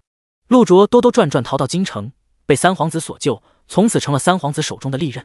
师傅私下跟他分析，这场刺杀有蹊跷，一个流放10几年的家族为何会突然刺客上门？结合陆卓对三皇子的死心塌地，师傅断定这场刺杀是三皇子所为。姑娘，你伤势严重，去屋里婶子帮你处理一下吧。一道关切的声音拉回谢九思绪，是一个眉眼与陆卓有些相似的妇人。谢九身上很痛，也确实需要处理，但他摇了摇头，谢婶子好意，我好人做到底，先帮你们问问这幕后之人究竟是谁。说罢，他走到被绑着的2名刺客面前，将匕首抵在其中一人的心口。为何要杀他们？刺客口中毒囊已被取出，但他们是死士，不会轻易开口。谢九身上剧痛，不愿与他们久耗，看向陆母，云淡风轻道：会有些血腥，不想吓着孩子们的话，便让他们回屋得好。陆母微怔，一时不解谢九是何意，反倒是陆卓反应很快，让女人们带着孩子进了屋。谢九指着那名刺客，看向陆家人：劳烦将他架起来，我听闻人的身体里拢共有206块骨头，今日我便数数看。陆家人只当他是恐吓刺客，配合的很快将人架了起来，不成想看到的却是谢九面上无波无澜地将刺客的手臂切开，撬出他的手骨，而后是大腿骨，刺客惨叫连连。有人带头吐了出来，紧接着一片呕吐声在谢九身后响起。谢九面上依旧淡然，牙齿却咬紧了下颌的软肉，不让自己跟着吐出来。另一名刺客看到同伴在谢九手中被拆解的七零八落，却不能断气，活活承受着这非人的折磨，再也忍不住大叫道：我说是三皇子，三皇子派我们来杀了你们。谢九暗自舒了口气，真相和师傅分析的差不多。皇帝发现户部账册漏洞百出，怒斥：若是陆爱卿还在户部，朕何须这般操劳？三皇子揣测老皇帝有负起陆家的意思，才有了今晚这遭先屠陆家再施恩陆卓的戏码。陆家人出事，老皇帝因对陆尚书的惦念，便会看顾陆卓一二，而他在陆卓走投无路时搭救，陆卓就会为他所用。另一方面，这是顾萧的地盘，皇帝惦记的人在他的地盘出事，届时他可以扣顾萧一个治下无能的罪名，让老皇帝对顾萧生出不满。很无耻的一箭双雕，却很好用。岂有此理，岂有此理！得知真相，陆卓的父亲陆宏远气得手指发颤。谢九将匕首在刺客身上擦了擦，收进腰间，眼波平静如碧潭。既已清楚幕后之人，这人便交由你们处置了，劳烦带我去清理下。陆家人要怎么处理刺客，谢九没有关心。他一人在房间咬着布团，将白瓶里的药倒在腹部的伤口上，此时他才敢让痛意表现出来，额头沁出冷汗，全身痛得发抖。胃里翻涌被他再度压下，他不能在陆家吐出来。他要用陆家人，就得让他们彻底臣服于他，敬重他。仅仅靠救命之恩不够，陆家是官宦出身，就是流放10几年风骨亦在，他们会感激他，但不会甘心认他一个女子为主。他没有让他们敬重的资本，唯有顽狠，以此来震慑他们，让他们害怕。如此加上救命之恩，恩威并施，他们才会真正忠心。所以他明知自己会受伤，也得冲上去拼命。他怕疼，但是刀剑刺伤身体时，他不能显露半分，还得装出一副司空见惯的神情，当着他们的面解剖人体。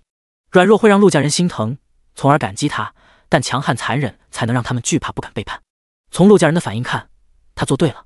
第12章，奉我为主。谢九从屋里出来时，院中尸体已经不见了，有几个人在提水冲洗院子。陆宏远兄弟3人等在正厅，不见陆卓的身影。谢九猜测他是带人去处理尸体了。果然，听得陆宏远道：“我儿带人将尸体带去山里了。”谢九嘴角微翘，陆卓前世刑讯手段狠厉，除了灭门的经历外，只怕也离不开骨子里的性格。刚审讯时，他余光瞥见陆卓全程站在他身边，且帮他递过斩骨的斧头。姑娘，吃碗热面吧。陆母手捧托盘进来，脸色因惊吓依旧惨白，看向谢九的眼神很复杂，有心疼有惧意。他努力扯出一抹笑，看向谢九。谢九经历一番厮杀，正需要补充能量，也给陆家人一个缓冲的时间，便应了谢母的好意：“谢谢，煮了很多，大家都去吃点吧。”陆母怕一群人看着他吃得不自在，十分体贴的将陆宏远几人也带了出去。面是素面，不带一点荤腥，谢九心存感激。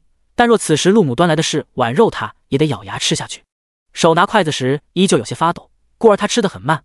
好在他背对门口，无人瞧见，他也没强撑。一碗面吃完，谢九去了藏匿背篓的地方，拿上背篓返回陆家。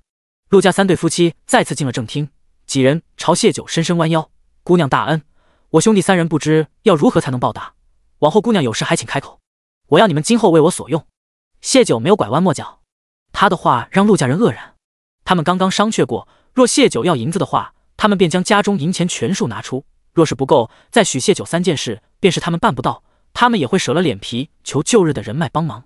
当年陆家谢绝皇上挽留，皇上却并未发落他们，说是流放，更像是主动辞官隐退。陆家依旧是自由身，且来时带了些家底，日子安逸富足，从未有过卖身为奴的念头，一时陷入两难的境地。谢九清楚陆家情况，也能猜出他们心思，继续道：“我的意思是要你们今后奉我为主，无需牵卖身契，也不会强迫你们做违反法度和道德人性的事，甚至不会干涉你们的自由，但我要你们的忠诚。”他知挟恩图报并不磊落，但他急需帮手，且他救陆家是事实。姑娘可否说明究竟要我们做什么？陆宏远问道，心里并没因谢九的话而轻松半分。先前他觉得谢九出手相救是年轻人的侠义心肠，看到他面不改色活拆人骨，他大受震撼的同时明白眼前女子绝非寻常人，不容轻视。直到谢九提出这个要求，他再次重新正视他，刺客的口供是他逼出，他在知道陆家身份，且皇帝有可能复用陆家时，依旧要陆家奉他为主。他所图不一般，陆宏远身为一家之主，不得不谨慎。谢九微笑：“我要陆家做的，于陆家来说并非难事。”说罢，他将背篓中的煤块拿出。老二陆宏闻眼尖，忙道：“这是泥炭，姑娘可要小心，这东西有毒。”四是怕谢九不信，又道：“先前隔壁村有人用这个，一家子都丢了命，死状惨不，姑娘可快些放手，莫出了事。”陆母闻言，忙掏出帕子塞到谢九手中：“姑娘快擦擦。”谢九就是知道那则惨事，才想到这处煤山。那家人之所以会死，是因为吸入了煤炭燃烧时释放的有毒气体。他轻扬唇角：“我有处理的法子，只要用时通风便无碍。”又从背篓拿出一块煤饼：“这是我处理过的，暂时未全部干透，等干透后可烤火取暖、做饭等，比木炭好用。眼下我要你们做的，便是将这座煤山买下来，再依照我的方式将山上的煤炭制成煤饼，尽量1个月内将这煤饼在关内普及，兜售出去。”就这？陆宏远确认道。谢九漆黑的眸子迎出一丝笑意：“眼下就这，我身份不变，须得以陆家的名义去做，速度要快。听说流放前，陆家老大老二入朝为官，唯有老三经商，且经商天赋极高。”陆宏远这话让谢九明白，这桩事于他们来说不难。姑娘，我们应了。陆母见陆宏远还在考虑，率先开口。他往日很少越过夫君拿主意，但他十分感激谢九的救命之恩，他相信自己的判断，一个愿意拿命来救他们的人，心肠不会有多坏，尽管他有所图谋。谢九颔首，这也是他今晚出现在此的另一个原因。陆母的母族依旧在京为官，并未放弃陆母这个外嫁女。当年陆卓能在短短10日做到刑部侍郎的位置，除了3皇子推波助澜，还少不了陆母娘家的帮扶。收服陆家，等于还多了陆母娘家这条人脉。将来无论他是回京复仇，还是嫁顾萧玉祖时，这些人脉都能作为他的依靠。爹，姑娘与我们全家有活命之恩，孩儿愿奉姑娘为主。陆卓带着几个年轻人跨步进来，此时他还有一股年少的赤诚。伯父，我们和卓哥一样的想法。另一个少年开口道：祖父在世时常教导我们，做人须得恩怨分明，有恩必当涌泉相报，有仇也绝不龟缩。他们在门外偷听了一会儿，不觉谢九提议过分，见大伯父还在迟疑，忍不住进了屋。陆老二忙训斥儿子：玉儿，休得对你大伯无礼。陆父抬手打断弟弟的话，看向谢九：陆某并非有恩不报之人，只是经历今晚之事，陆某深知我陆家安稳的日子到头了。为了这些孩子们，陆家将来也得回到京城。一旦回到京城，陆家的主子只能是龙椅上的那位。陆某厚颜向姑娘讨个嫁，我兄弟三人愿奉姑娘为主，可否不将孩子们牵扯进来？谢九凝眸看着思虑悠远的陆宏远，红唇轻启，可他从没想过要让陆家为他走上万劫不复的路，只是这些谢九暂无告诉他们的打算。过分良善，先前的震慑就会大打折扣。陆家今生命运被他改变，陆卓这是绝无可能成为三皇子的左膀右臂，这对谢九来说也是不小收获。陆宏远这才真正松了口气，露出笑来：姑娘可否告知姓名？谢九随永宁侯府流放来此地。谢九没打算隐瞒，也瞒不住。陆家虽甚少与其他流犯接触，但也不是眼盲耳聋的。杨家有个貌美的望门寡，他们也是听过的。陆家人刚被谢九的狠厉震撼到，下意识忽略了他的相貌，现在才意识到眼前人有一张怎样精致小巧的容颜。只是实在难以把眼前活拆人骨的姑娘和传言中娇弱的望门寡联系在一起。谢九的坦诚让陆宏远更加心安，他与两个弟弟一同拱手：往后我兄弟三人任凭差遣，我信你们，也请你们信守承诺，否则我必将拿回今晚所救性命。谢九缓缓道，声音却带着蚀骨寒意。陆家众人莫名打了个寒战，纷纷想到他拆解刺客的情形。第13章，买下山头。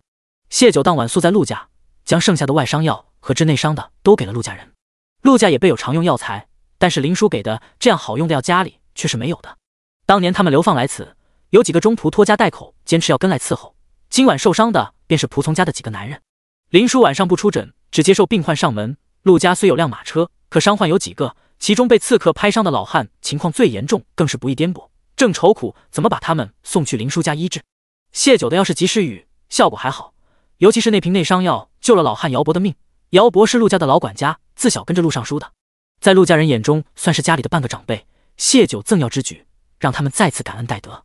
一日早上，陆老二便将林叔请了来，先给谢九看伤。来的路上，林叔听陆老二说是家里来了一伙贼人，伤了几个人。他没想到伤患里会有谢九，看到谢九身上的伤，再联想到昨日谢九出门前找他拿药的事，林叔眼神晦暗，压低声音道：你怎么知道陆家会出事？你要做什么？陆家人都被遣了出去，屋里只有他们两人。谢九知林叔聪慧，但眼下他无法告知他重生真相，只得含糊道：还记得我跟你说的不久之后会有大雪灾的事吗？雪灾除了有药材，还需得供暖。我本是要去山里寻找煤炭，运气好也确实寻到了，便试着按书里看过的法子提炼处理，但这事不是一时半会能做成，就打算在附近的村子将就一下，第二日继续进山。结果就遇到了陆家的事，本是担心在山里磕着碰着，才找你拿了外伤药，没想到会是这种情况下用到。林叔面无表情，谢九看不出他信了还是没信，但给他处理伤口时，他稍稍用力在他腹部的伤处按压了下。谢九倒抽一口凉气，撒娇道：小叔大夫，你轻点。哼，现在知道痛了，逞能的时候怎么就没想到一个不好就能丢了性命，自己身上的伤不管，倒是大方的把药给别人。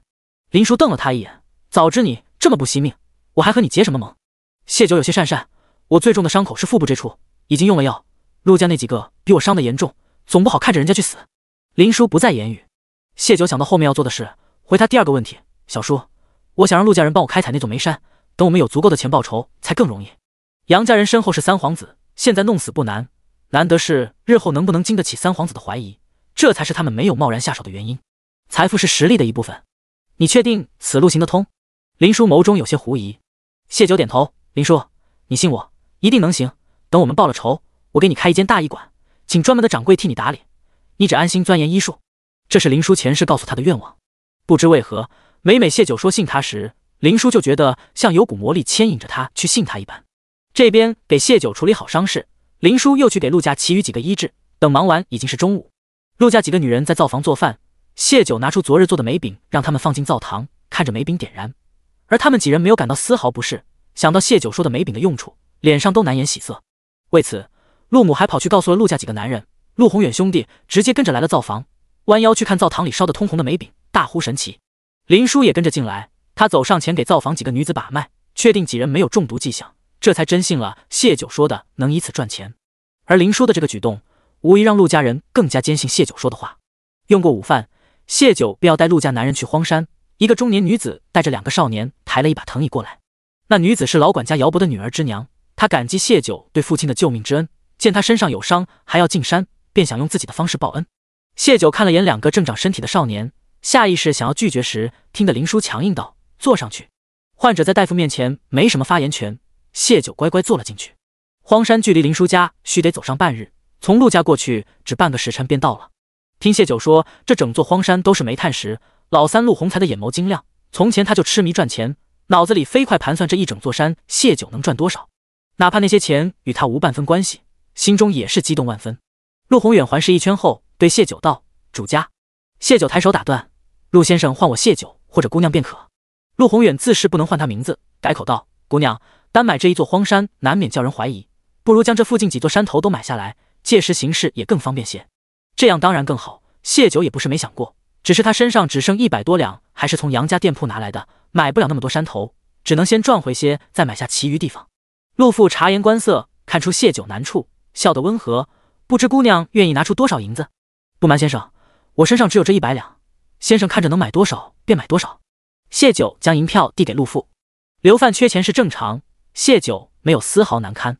他磊落的行事风格让陆宏远又高看他一眼，他双手接过：“陆某这就去办。”当即便前往县衙，因为有陆母娘家的关照，加上陆家旁支依旧在京城，知县对陆家人向来客气，听主簿来报陆家人要买山头，知县亲自接待。而其余人也没闲着，依照谢九所说，挖煤、洗煤、和上黄泥，做成煤饼。天黑时，陆宏远与山里一行人前后搅进了家门。谢九拿到地契，见上面拢共有5座山头，凝眸看向陆宏远。陆宏远忙道：“玉攸关山多，不值钱，只旁边4座山头花了银子，荒山被作为天头赠送地，便是再不值钱，100两也买不到4座山头。何况他们在山里并没见有县衙的人去量山。”谢九心知肚明，他不是添了银子，就是添了人情在里头。谢九不动声色：“辛苦先生，如何处理煤炭的法子，我已交给陆二叔他们，接下来的事便要劳烦诸位了，刨除人工等费用，届时所赚利润，陆家占30%。”“姑娘，这使不得。”陆宏远忙道：“他们原是为报恩才做这些，怎能要好处？”谢九笑：“没有要马跑，还不给马吃草的道理，安心收下便是。”他知陆家有些积蓄，这些年在乡野虽也种些田地过活，但大多还是吃从前的家底。金山银山也会坐吃山空，没人真正嫌钱多，双赢才能让合作更牢固。陆宏远还想拒绝，对上谢九沉着带着锋芒的眸光，忙恭敬应是。他如今是他的主。第14章起步顺利。顾潇在边境关卡巡视了2日，刚回到王府，就听得莫离来报：“主子，陆家昨晚进了10几个刺客，不过人没事，反而抓了活口审出幕后之人是三皇子。说是陛下提了嘴陆尚书，三皇子揣测陆家可能负起，便想杀了陆家人，只留陆家长子，再施恩于他。另一方面也是想挑拨您和陛下的关系。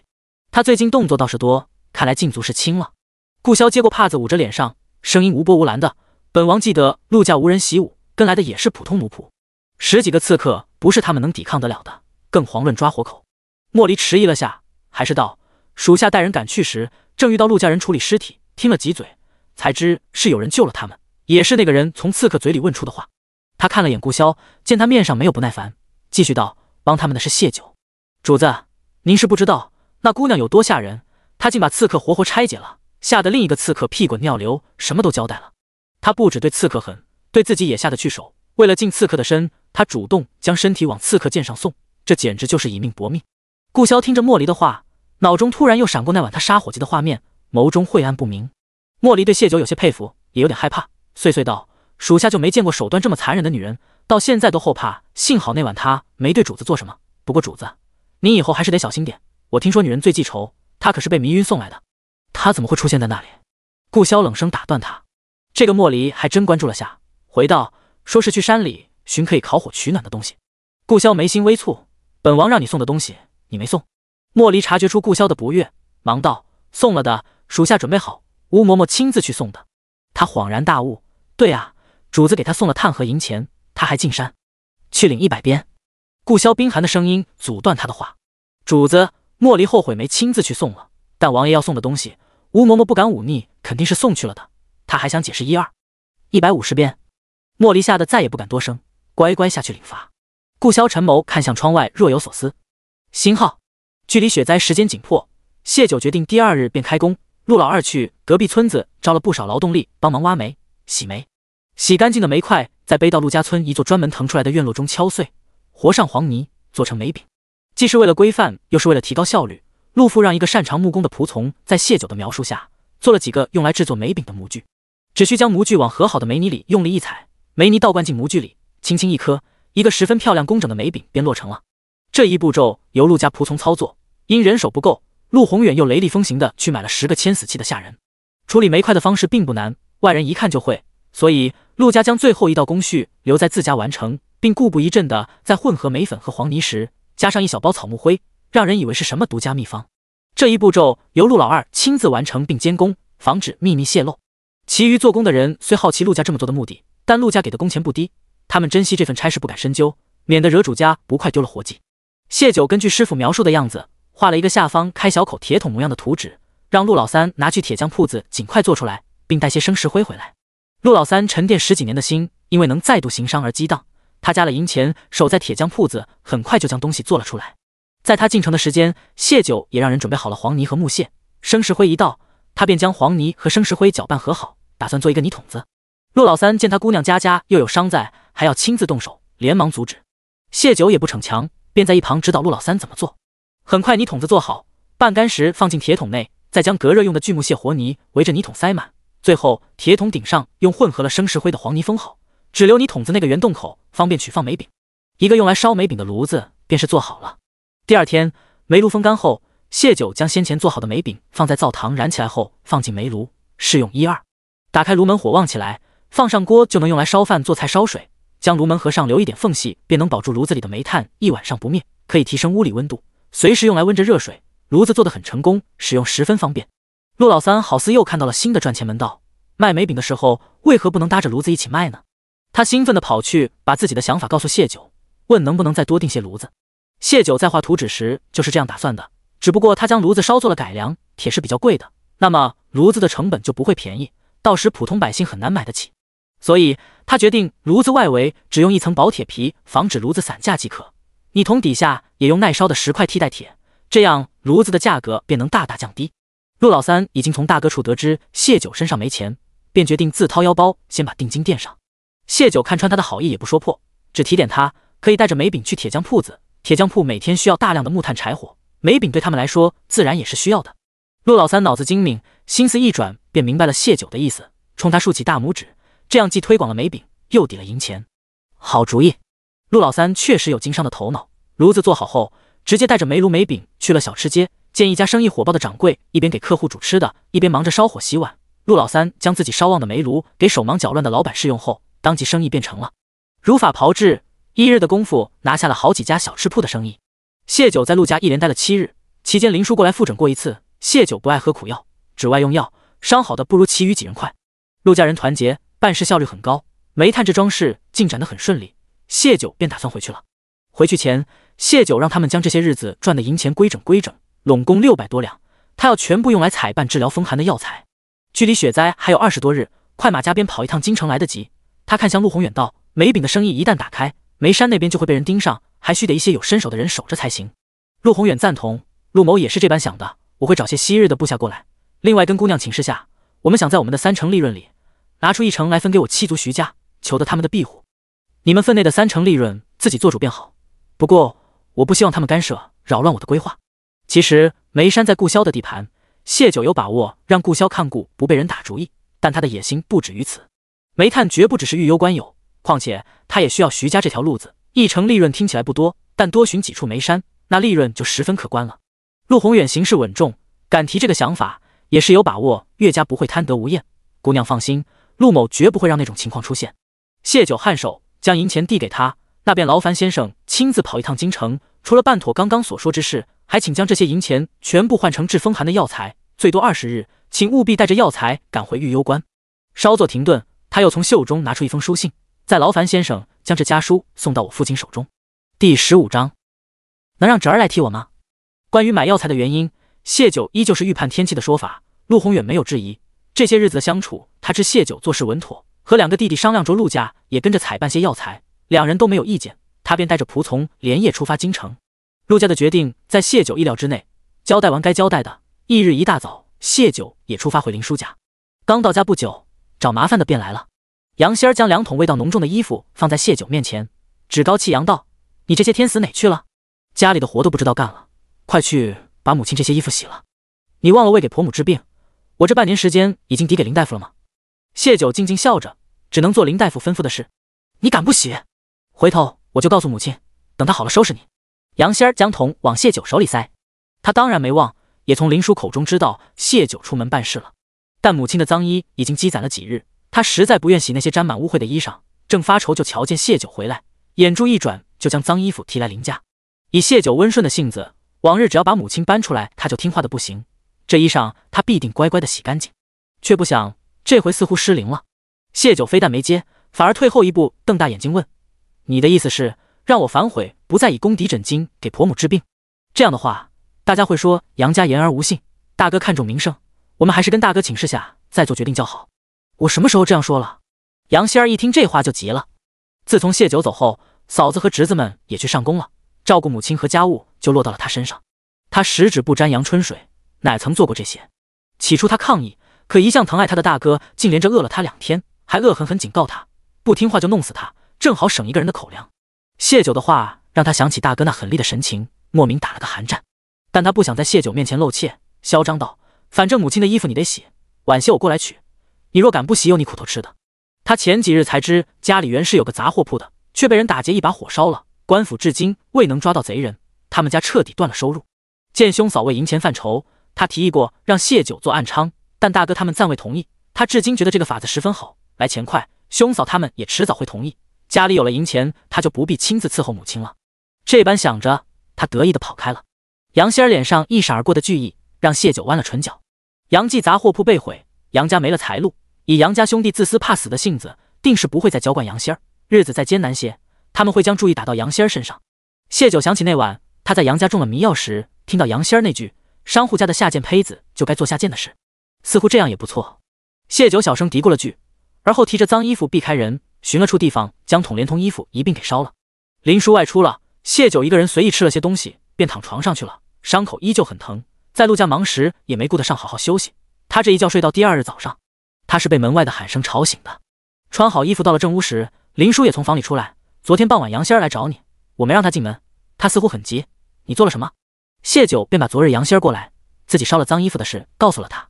林叔眼里难得多了抹促狭，蔡氏怕是无衣服可换了，出去看看。谢九提议，他敢烧那些衣服，就不怕杨仙儿知道。2人放轻脚步到了门口，院门被敲得很急，谢九和林叔一人一边将门用力拉开，杨仙儿没防备，整个人扑倒在地。杨仙儿身后跟着杨老大夫妇和几个看热闹的。大哥大嫂，新妹妹这是做什么？谢九满脸不解地看着几人。杨仙儿被跌了一跤，虽然不是很疼，但他觉得难堪，从地上爬起就要往谢九脸上长乖。你这贱人！谢九矮身一钻，躲开了杨仙儿。我做错什么？小姑子要打我这个做嫂子的？杨老大觉得谢九来到林叔家后，就好似彻底与杨家断了联系，竟是再不曾回去看看，有种脱离他掌控的感觉，心里很是不爽。杨仙儿要打谢九，他没阻拦，他对谢九有了新的打算，让仙儿给他点苦头吃，他才能更顺服。见谢九还躲，他不悦道：“弟妹，你虽给林大夫做工，但也不该几日都不回去看一眼。母亲瘫卧在床多日，仙儿一人照看不过来，拿了些衣裳让你帮忙洗，你非但不洗，还将母亲的衣裳烧了，这是何道理？”他话里都是谢九的错，谢九不孝在先，杨兴打他情有可原。谢九茫然看着他：“我这几日出去给林大夫办事，昨日才回来，什么衣裳不洗烧了？我不知道啊。”杨老大皱眉，仙儿刚带他们去看了烧衣服的地方，就在林家旁边，可谢九的神情又不似作假，他有些不确定，但嘴上呵斥：“衣服就在林家附近烧的，你休要抵赖。”杨仙儿不可置信，谢九竟然当着他面撒谎：“你别装，昨日我明明拿了母亲的衣裳过来让你洗，你敢说我昨日没来？”谢九憨憨点头：“你昨日来让我离开这里，回家照顾婆婆，我说言而无信对杨家名声不好，还须得请示大哥做主，你生气就跑开了。”他又转向杨老大，柔软的眸子泛出孩子即将归家而欢喜的光芒：“大哥大嫂是来接我回家吗？”母亲确实很想念你，我们借了点银子，先还一部分，你跟我们回去。杨老大开口。林叔冷哼一声打断他，确实该赎回去，不过现在可不止6两银子。说罢，他将谢九的衣袖往上拉了些，露出缠着纱布的胳膊。他外出采药，药没采到，反而受伤，费了我至少50两银子的救命药，赎回去拢共56两，交钱把人带走，省得我养闲人。杨老大的话让谢九心生警惕，他连给蔡氏治病都舍不得出钱，竟舍得还钱让他回家。他垂眸思量，趁着林叔抓他胳膊的机会，另一只手在他背上写了几个字。胡氏知道自家男人是想把谢九弄回去的，凭他那姿色，随手一卖也不止6两。但林叔说的是56两，成本太高了。萧王府那边一点动静也无，夫君特意去找了当时萧王府接手谢九的人，那人拒不承认此事，要么是萧王对谢九无意，要么是睡了不认账，白费他们一番筹谋。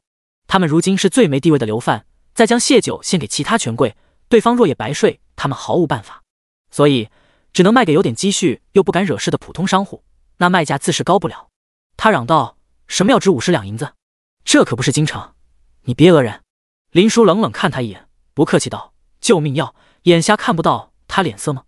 他从山上滚下，腹部被坚石刺穿，身上多处伤口，要不是被发现及时，现在就是一具尸体了。晦气！杨老大心里也骂了句晦气，病恹恹的带回去，还得给他看病，死了又可惜。听得林叔又道：“今日你们过来，倒是省了我跑一趟，要么还钱，要么换个身体好的男子过来替我采药抵账。”谢九受伤后没有那条，几日过去，脸色依旧惨白，确实是一副病容。听了林叔的话，满脸期许的望着杨老大：“大哥，能让侄儿来替我吗？”第16章，命好。你做梦！不等杨老大开口，胡氏尖声叫道：“你侄儿哪会采什么药？”谢九被胡氏吼得瑟缩了一下：“我受伤做不了事。”杨老大也沉了脸，但碍于有旁人在，只含糊道：“你侄儿有自己的活计要做。他原本嫡子庶子好几个，一路逃荒过来，只保下2个嫡子，那是他的香火传承。玉幽关山多又陡峭，采药很危险，岂能让他儿子犯险？”杨仙儿发现事情已被带偏，嚷道：“大哥，他顾左右言其他，就是他烧了母亲的衣服。昨日他来拿衣裳，林叔不让他进屋，就在周围转悠，结果竟发现了被烧掉的桶和衣料灰烬。他气怒之余，又有些兴奋。谢九犯了错，这回大哥肯定能同意送他去按门子，这才一大早带着人来兴师问罪。没想到谢九无耻又狡猾，把他们带偏了。若让他将此事逃过去，暗娼的事成不了，大哥还会将母亲没衣裳可换的责任怪在自己头上。谢九解释：“做衣服要银钱，我知道家里情况，否则我也不会被抵给林大夫。我是最盼着家里有钱还给林大夫的，怎舍得浪费？”狡辩！杨仙儿冷哼。谢九不搭理他，转向杨老大：“大哥，你想想办法吧。林大夫的差事我做不了，我害怕。林叔会雇采药人替他采药，杨老大是知道的，但他没想到林叔会让谢九一个弱女子做这个。之前他怀疑过林叔是不是和谢九勾结，配合他脱离杨家，现在看谢九惨白似鬼的脸上，难掩惊恐，还有他身上的药味，他压下了这个怀疑。尤其是他们还想让他的儿子替代谢九，他敷衍道：“再坚持一下，等家里有钱了就接你回去。”怕谢九继续这个话题，他忙质问：“你真没烧母亲衣服？”其实他心里隐约有了答案。谢九刚被胡氏吼一句都吓得发抖的样子，还是和以往那般胆小畏缩，不是他小看他，他觉得他真没那个胆敢烧母亲的衣服。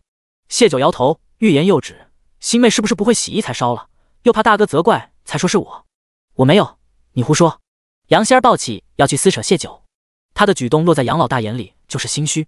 他了解自己的妹妹，他对干活有怨言，且他胆大心思又狠。或许正如谢九所说，他不愿洗才烧的，毕竟他能为了极小的一件事就害人性命，比起那个烧掉衣服算不得什么。但也有可能是谢九烧的，再无用胆小的人被逼急了，也会做一些意料之外的事。不管真相如何，杨仙儿都有脱不开的责任，是他将母亲的衣服从家里拿了出来。不过杨老大现在没心思去计较衣裳的事情，他担心林叔真的会要他儿子抵债。他好憋屈，想他本是未来侯爷，如今每日上宫要讨好官差不说，连一个医女他都要忌惮。他喝止杨仙儿，打算带他离开。听得谢九道：“新妹妹这样做也能理解，毕竟她从前富贵，从不曾吃过苦，更没做过脏活累活。”杨老大听了这话心里不悦，他何尝不是出身既富贵，可他现在还不是做着最低贱的活计，他能做的凭什么杨仙儿不能做？谢九看了眼杨老大的脸色，唇角扬起一个讥诮的弧度，稍纵即逝。新妹妹是家里花心思培养的，纵使落魄也非寻常女子。我记得婆母曾说过，新妹妹出生时有道士批命，她注定是富贵荣华一生的。前世杨家回到京城，随着三皇子登基水涨船高，杨仙儿身为杨家嫡女，自是不会过得差。拼命的事一直是杨仙儿的骄傲。他得意哼道：“我的命当然比你的好，别以为恭维我就可以赖掉烧衣服的事。”谢九低垂眉眼艳羡道：“是比我好，新妹妹将来一定嫁得好夫婿，到时就能帮扶家里，哥嫂侄子们不用这么辛苦，我也能早些回家。”杨仙儿听了这话撇了撇嘴，他才不要帮他，不过他一反常态的安静下来。她原是高高在上的大小姐，仆从围绕伺候，这几日受的累是她从前想都不曾想到过的。谢九的话让她开始思虑自己的未来，难道高贵如她，往后只能在灶房和母亲的屎尿里混日子吗？再等个1年半载，年纪大了不得不嫁出去？不，她不要这样，这穷的饭都吃不起的地方能有什么好男儿？杨老大夫妇则是醍醐灌顶，他们这几日都在气谢九没用，没能勾搭上顾潇，白长了一副好相貌。既然谢九不行，为什么不试试仙儿呢？这可是他们侯府千娇百宠养大，按世家宗父培养的侯府嫡女，就是现在流放，她的教养气派也不是谢九那种低俗的商户女能比的。别在我家唧唧歪歪，还钱还是换人，给句准话。林叔不耐的声音打断几人的思绪。杨老大夫妇对视一眼，胡氏忙拉着自家男人往外走。我们不是来赎人的，家里哪有钱啊？就让他给你做工抵扣吧，什么时候抵清，什么时候回去。杨老大有了杨仙儿这个目标，对谢九的安排便靠后了，让他先在林家养养伤也好。他顺着妻子的话道，让谢九继续干着，既然衣服不是他烧的，我们就先去上工了。慢着，这人我不要。林叔沉了脸，呵斥杨老大：“你言而无信，当初是你们求着我收他，刚刚你却说让他去给你杨家洗衣，吃着我的饭，还想着给你们杨家做事，我林叔看起来像冤大头吗？”杨老大什么时候被女人这样呵斥过，脸色顿时难看，但那话确实是他说的，他还不想开罪林叔，只得压抑着怒意从牙缝里一个个蹦出来，往后不会了。林叔冷笑：“那也不行，欠我钱的是杨家，不是谢九一个人，让这么一个病弱的人留在我家，万一他出点什么事，你们就想把钱划清，甚至反赖在我身上，我可惹不起。”杨老大恼怒林叔咄咄逼人，但也有点心思被点穿的惊慌。他本打算还林叔一点银子，将谢九弄回家卖了，但林叔要的是56两，不给就得让他儿子去采药，他便改了计划，让谢九继续在林家，日后寻个机会悄默地将人卖去江南。人是在林家丢的，他可以反过来找林叔要人，欠债会一笔勾销，还能让林叔赔他们一笔银子。可这一切想法都被林叔的话堵死了。他看了眼亦步亦趋跟着林叔的谢九，见他一脸惶然单纯的模样，这么蠢怎可能猜到自己心思？林叔与他不熟，更是不可能知晓他心思，一定是巧合。此路不通，还能有别的路？想到此，他面色反而平和了。林大夫说的是，钱是杨家欠的，弟妹虽是杨家人，我们不会把事压在他一人头上，会尽快想办法早些筹的银钱还你。只是眼下家中艰难，还请林大夫通融，让弟妹继续留下。若真有个什么事，我们绝不会找你麻烦。他说的真诚，眼底却闪过一抹阴毒。他不会找林叔的麻烦，他会解决这个麻烦。谢九留意到他这个眼神，下意识抓了下林叔的胳膊。林叔沉默。杨老大趁机带着胡氏离开。大哥，那母亲的衣服。杨仙儿从自己的前途中回到现实，见兄嫂都往外走，不甘心地喊道。杨老大头也不转，手里拳头攥得死紧，说不上是恨谢九多一点，还是林叔多一点，亦或者杨仙儿。贱人，他在心里狠狠骂道：“都是贱人，老子总有一日要你们一个个生不如死。”杨仙儿没了帮手，也只得跟着走了。闹剧结束，两人相视而笑。林叔道：“他们会对杨仙儿下手？”谢九点头，杨家人骨子里就是自私贪生，更何况杨仙儿也动了心。前世杨家有杂货铺和他从顾潇那里得来的好处，杨仙儿始终过着大小姐的生活，却依旧能为了过得更体面，勾搭了城中一个富商。如今他须得洗衣做饭，伺候瘫痪的蔡氏，哪里能受得了？只怕很快就要另谋生路。谢九嘴角微勾，他得再去添把火才行，也省得他们3天2头来找自己麻烦。还有杨老大那阴毒的眼神，他想做什么呢？第17章，添把火。杨家3人心思各异回了家。杨老大直接去寻了杨老二，将在林家的事以及对杨仙儿的打算跟他说了。仙儿可没谢九那副好容貌，萧王能看得上他吗？杨老二压根没想把亲妹妹送给别的男人，有什么不对？他只担心能不能将人送出去。杨老大压低眉眼，声音中带着一抹戾气。或许之前的想法是错的，我们是三皇子的人，萧王和三皇子不对付，哪怕我们送了天仙过去，他也不会买我们的账，甚至怀疑我们往他身边安插奸细。事实上，他们先前的想法就是如此。谢九顺利得萧王青睐，他们杨家就能在玉幽关安稳度日。将来三皇子得势，他们便让谢九做内应，窃取萧王府的机密，投诚给三皇子，他们就是三皇子的功臣。若顾萧更得胜心，有谢九的这层关系在，他不会亏待杨家。总归无论最终是哪个皇子得势，他们杨家都能稳坐赢面。可万万没想到，谢九这么没用，顾萧完全不搭理他们，那么他们只能继续跟紧三皇子。可这御幽关就是萧王的天下，大小官员都看萧王行事，他们敢要仙儿吗？杨老二不解，三皇子不会允许自己的人流放在萧王的地盘为他所用，我们只需保住命等待，迟早有一日他会想起我们，而在流放地保命就需要银钱。杨老二稍愣，大哥的意思是将他卖给富商？杨老大点头，压低声音道：你这几日寻摸打听看看，哪里能出高价？富商最喜仙儿这样的高门闺女，比谢酒更好卖。我晓得了，那谢酒就这样了。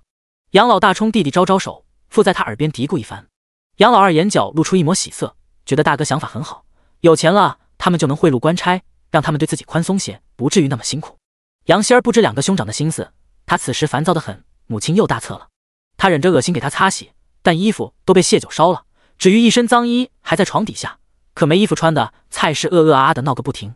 母亲，你别叫了，不是我不给你穿衣，是你的衣服被谢酒那件人给烧了。蔡氏像是没听到一般，继续闹着，身子颤颤巍巍往床边挪。杨仙儿捂着耳朵背过身，不想搭理蔡氏，这样的日子他受够了，心里再度想起谢酒的话，他生来就是有富贵命的，绝不能这样搓磨下去。蔡氏眼中怒火狂烧，短短几日他见识了子女对他的无情，儿子几日不曾来过床前，只逼着小女儿照顾他，可女儿的态度也是十分恶劣。他被这股怒火撑着，硬是挪到了床边，最后从床上滚落在地。这边的动静惊动了杨家兄弟俩，两人进屋，见到蔡氏光着身子趴在地上，而杨仙儿则捂着耳朵低头缩在角落里。非礼勿视，即便对方是自己的母亲，两人忙退了出去，在屋里大喊：杨仙儿，你是如何照顾母亲的？蔡氏摔倒时，杨仙儿是知道的，听了杨老大的话，才烦躁的起身走到蔡氏身边：我抱不动母亲，我来帮忙。谢九不知何时出现在屋里，和杨仙儿一起将蔡氏弄回了床上。大哥，二哥。谢九安顿好蔡氏出了屋，我看婆母消瘦了许多，我回来照顾婆母吧。杨老大看他手中提着包裹，有不好预感。你什么意思？谢九抿了抿唇为难道：林大夫不肯再要我，他说要么换个人去，要么还钱，否则他就去采石场找官差。杨家兄弟都在采石场做工，做事会不会挨鞭子，被分配什么样的活计，都得看官差的脸色。换什么人，你去求他，他不肯留你，你就赖在他们家不走。杨老二厉声打断他。林叔医术精湛，在流犯和医者之间，官差自是会偏向后者，到时他们没钱还，官差就得让孩子去顶替谢酒采药。他拢共就活下来一个儿子，去采药绝无可能。至于官差，他更不想得罪。可是谢九看了眼蔡氏的屋子，母亲情况不好，我留下能照顾她。大哥二哥，母亲不能有事，你们说不定哪天就官复原职，万一那时你们是要丁忧的。谢九走这趟是让杨家相信林叔真有换人采药的想法，舍不得儿子冒险，他们会暂时打消将他赎回杨家的念头。最主要还是天火，杨家人狼心狗肺，他们是不会再给蔡氏治病的。但杨家兄弟不敢拿自己的前途冒险，他提醒他们丁忧之事，他们就会设法保住蔡氏的命。这不但需要银钱，还需要人手看顾，对现在的杨家来说是雪上加霜。他们只能加快对杨仙儿的动作，他们会如何对杨仙儿，谢九都不会愧疚。前世杨家人杀了父亲和弟弟，是杨仙儿提议将父亲和弟弟尸体剁碎煮烂毁尸灭迹，谢九恨毒了他们。这是父亲和弟弟安好，他不会因为报仇把自己折进去，他要他们自相残杀。杨老大心里一咯噔，他光想着如何保住命，倒忘了丁忧这茬。若真如谢九所说，好不容易官复原职，结果因丁忧又得辞官回乡3年，一切都白费。母亲倒是可以提前死，可圣心难测，谁知道陛下什么时候心情好就召他们回京了，他们无法拿捏这个时间。他们得活，母亲也不能死。他换上温和神情，语重心长：弟妹啊，我知道你有孝心，母亲这里我会让你嫂子照顾，林叔那边还得弟妹想想办法，将来杨家富起了，我们定不会亏待弟妹的。得了示意的杨老二也忙附和画大饼。谢九目的达到，顺势在两人的糊弄下返回林家。林叔并没让他进门，谢九只得在门外喊道：林大夫，你放心，我这次进山一定会采到你想要的草药。为了留在林家，谢九带伤进山采药的事没片刻功夫就传回了杨家。杨老大得意勾唇，这个蠢东西一如从前好糊弄。有谢九进山，林叔就不会去采石场找麻烦。他当即下令胡氏和柳氏轮流在家照顾蔡氏，又让两人各匀了套衣裳给蔡氏。家里少了一个人上工，杨仙儿的事就得抓紧办，否则真的会填饱肚子都成问题。胡柳两人知道男人的打算，心里再不愿也得配合。小姑子在家的日子没几日，照顾婆母的事还得轮到他们头上，偏偏为了男人的前途，老婆子还不能死。两人此时都想到了谢九，要是他在家，这些事情就轮不上他们来做了。但想到他采药的危险，两人心里又都舒坦了。被他们惦记的谢九坐在进山的入口处，没多久就见林叔背着背篓过来。这一大早又是看戏又是演戏，比我看诊还累。你伤还没好，这是要带这些东西去哪里？那背篓是谢九提前准备的，让他帮忙送来这里，重得很。他虽好奇，却没打开查看里面的东西。谢九笑，一些煤炭和粮食，都是回来时陆母塞给他的。看了眼谢九那没血色的脸，林叔问：“可要我帮你背？”“不用了。”谢九指了指远处山脚下一间单独的土屋院落，“我就去那里。那里住着一对老夫妻，老头姓林，原是御史，上至天子，下至百姓，没有他不敢弹劾的，十分得皇帝看重。5年前，老御史唯一的儿子被人弹劾，强占百姓良田，此事查证属实。老御史上奏朝廷罢免儿子在礼部的官职，又给自己扣上一个教子无方、不配为官的罪名，带着老妻流放至此。儿子儿媳怨恨他，从不曾派人来看望。老御史在任期间拨乱反正，得罪了不少人，好在有萧王的看顾，没人敢取他们性命，但日子过得也不容易。林叔不知谢九为何突然要结交他们，但不该问的他从不多问。第18章，王爷关心我。谢九到土屋时，老夫妻正一人端着一碗稀饭在喝，碗里清澈，面前放着一碟子咸菜，两人却是吃得极为认真。见到谢九来，老太太从碗里抬起头：“姑娘找谁？”谢九微笑，精致的眉眼带着一派真诚：“我叫谢九，来给二老送些东西。”说罢，便从背篓里拿出半袋子米、一包治疗风寒的药材以及大半筐梅饼。他拿起一块梅饼，这个叫梅饼，和木炭用法相同，不过晚上若是要放炉子里取暖的话，记得开窗通风。两位老人既没问他为什么送东西来，也没推辞，自顾吃着东西，无视他的存在。谢九没想过第一次就能与他们熟络，他笑了笑，放下东西就离开了。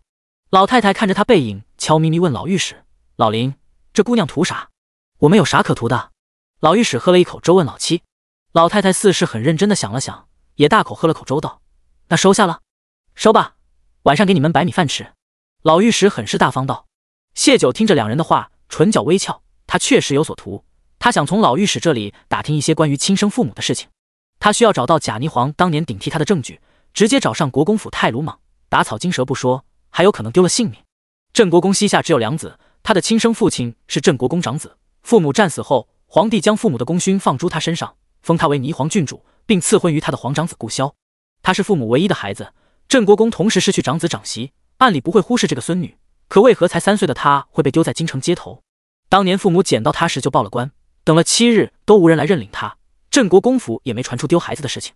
想必那个时候贾霓凰就已经顶替了他的身份，可他和贾霓凰相貌无一点相似之处，是怎么做到不让郑国公府的人怀疑的？老御史在御史台一辈子，知道的事情会比普通官员多一些，或许能从他这里知道一些线索。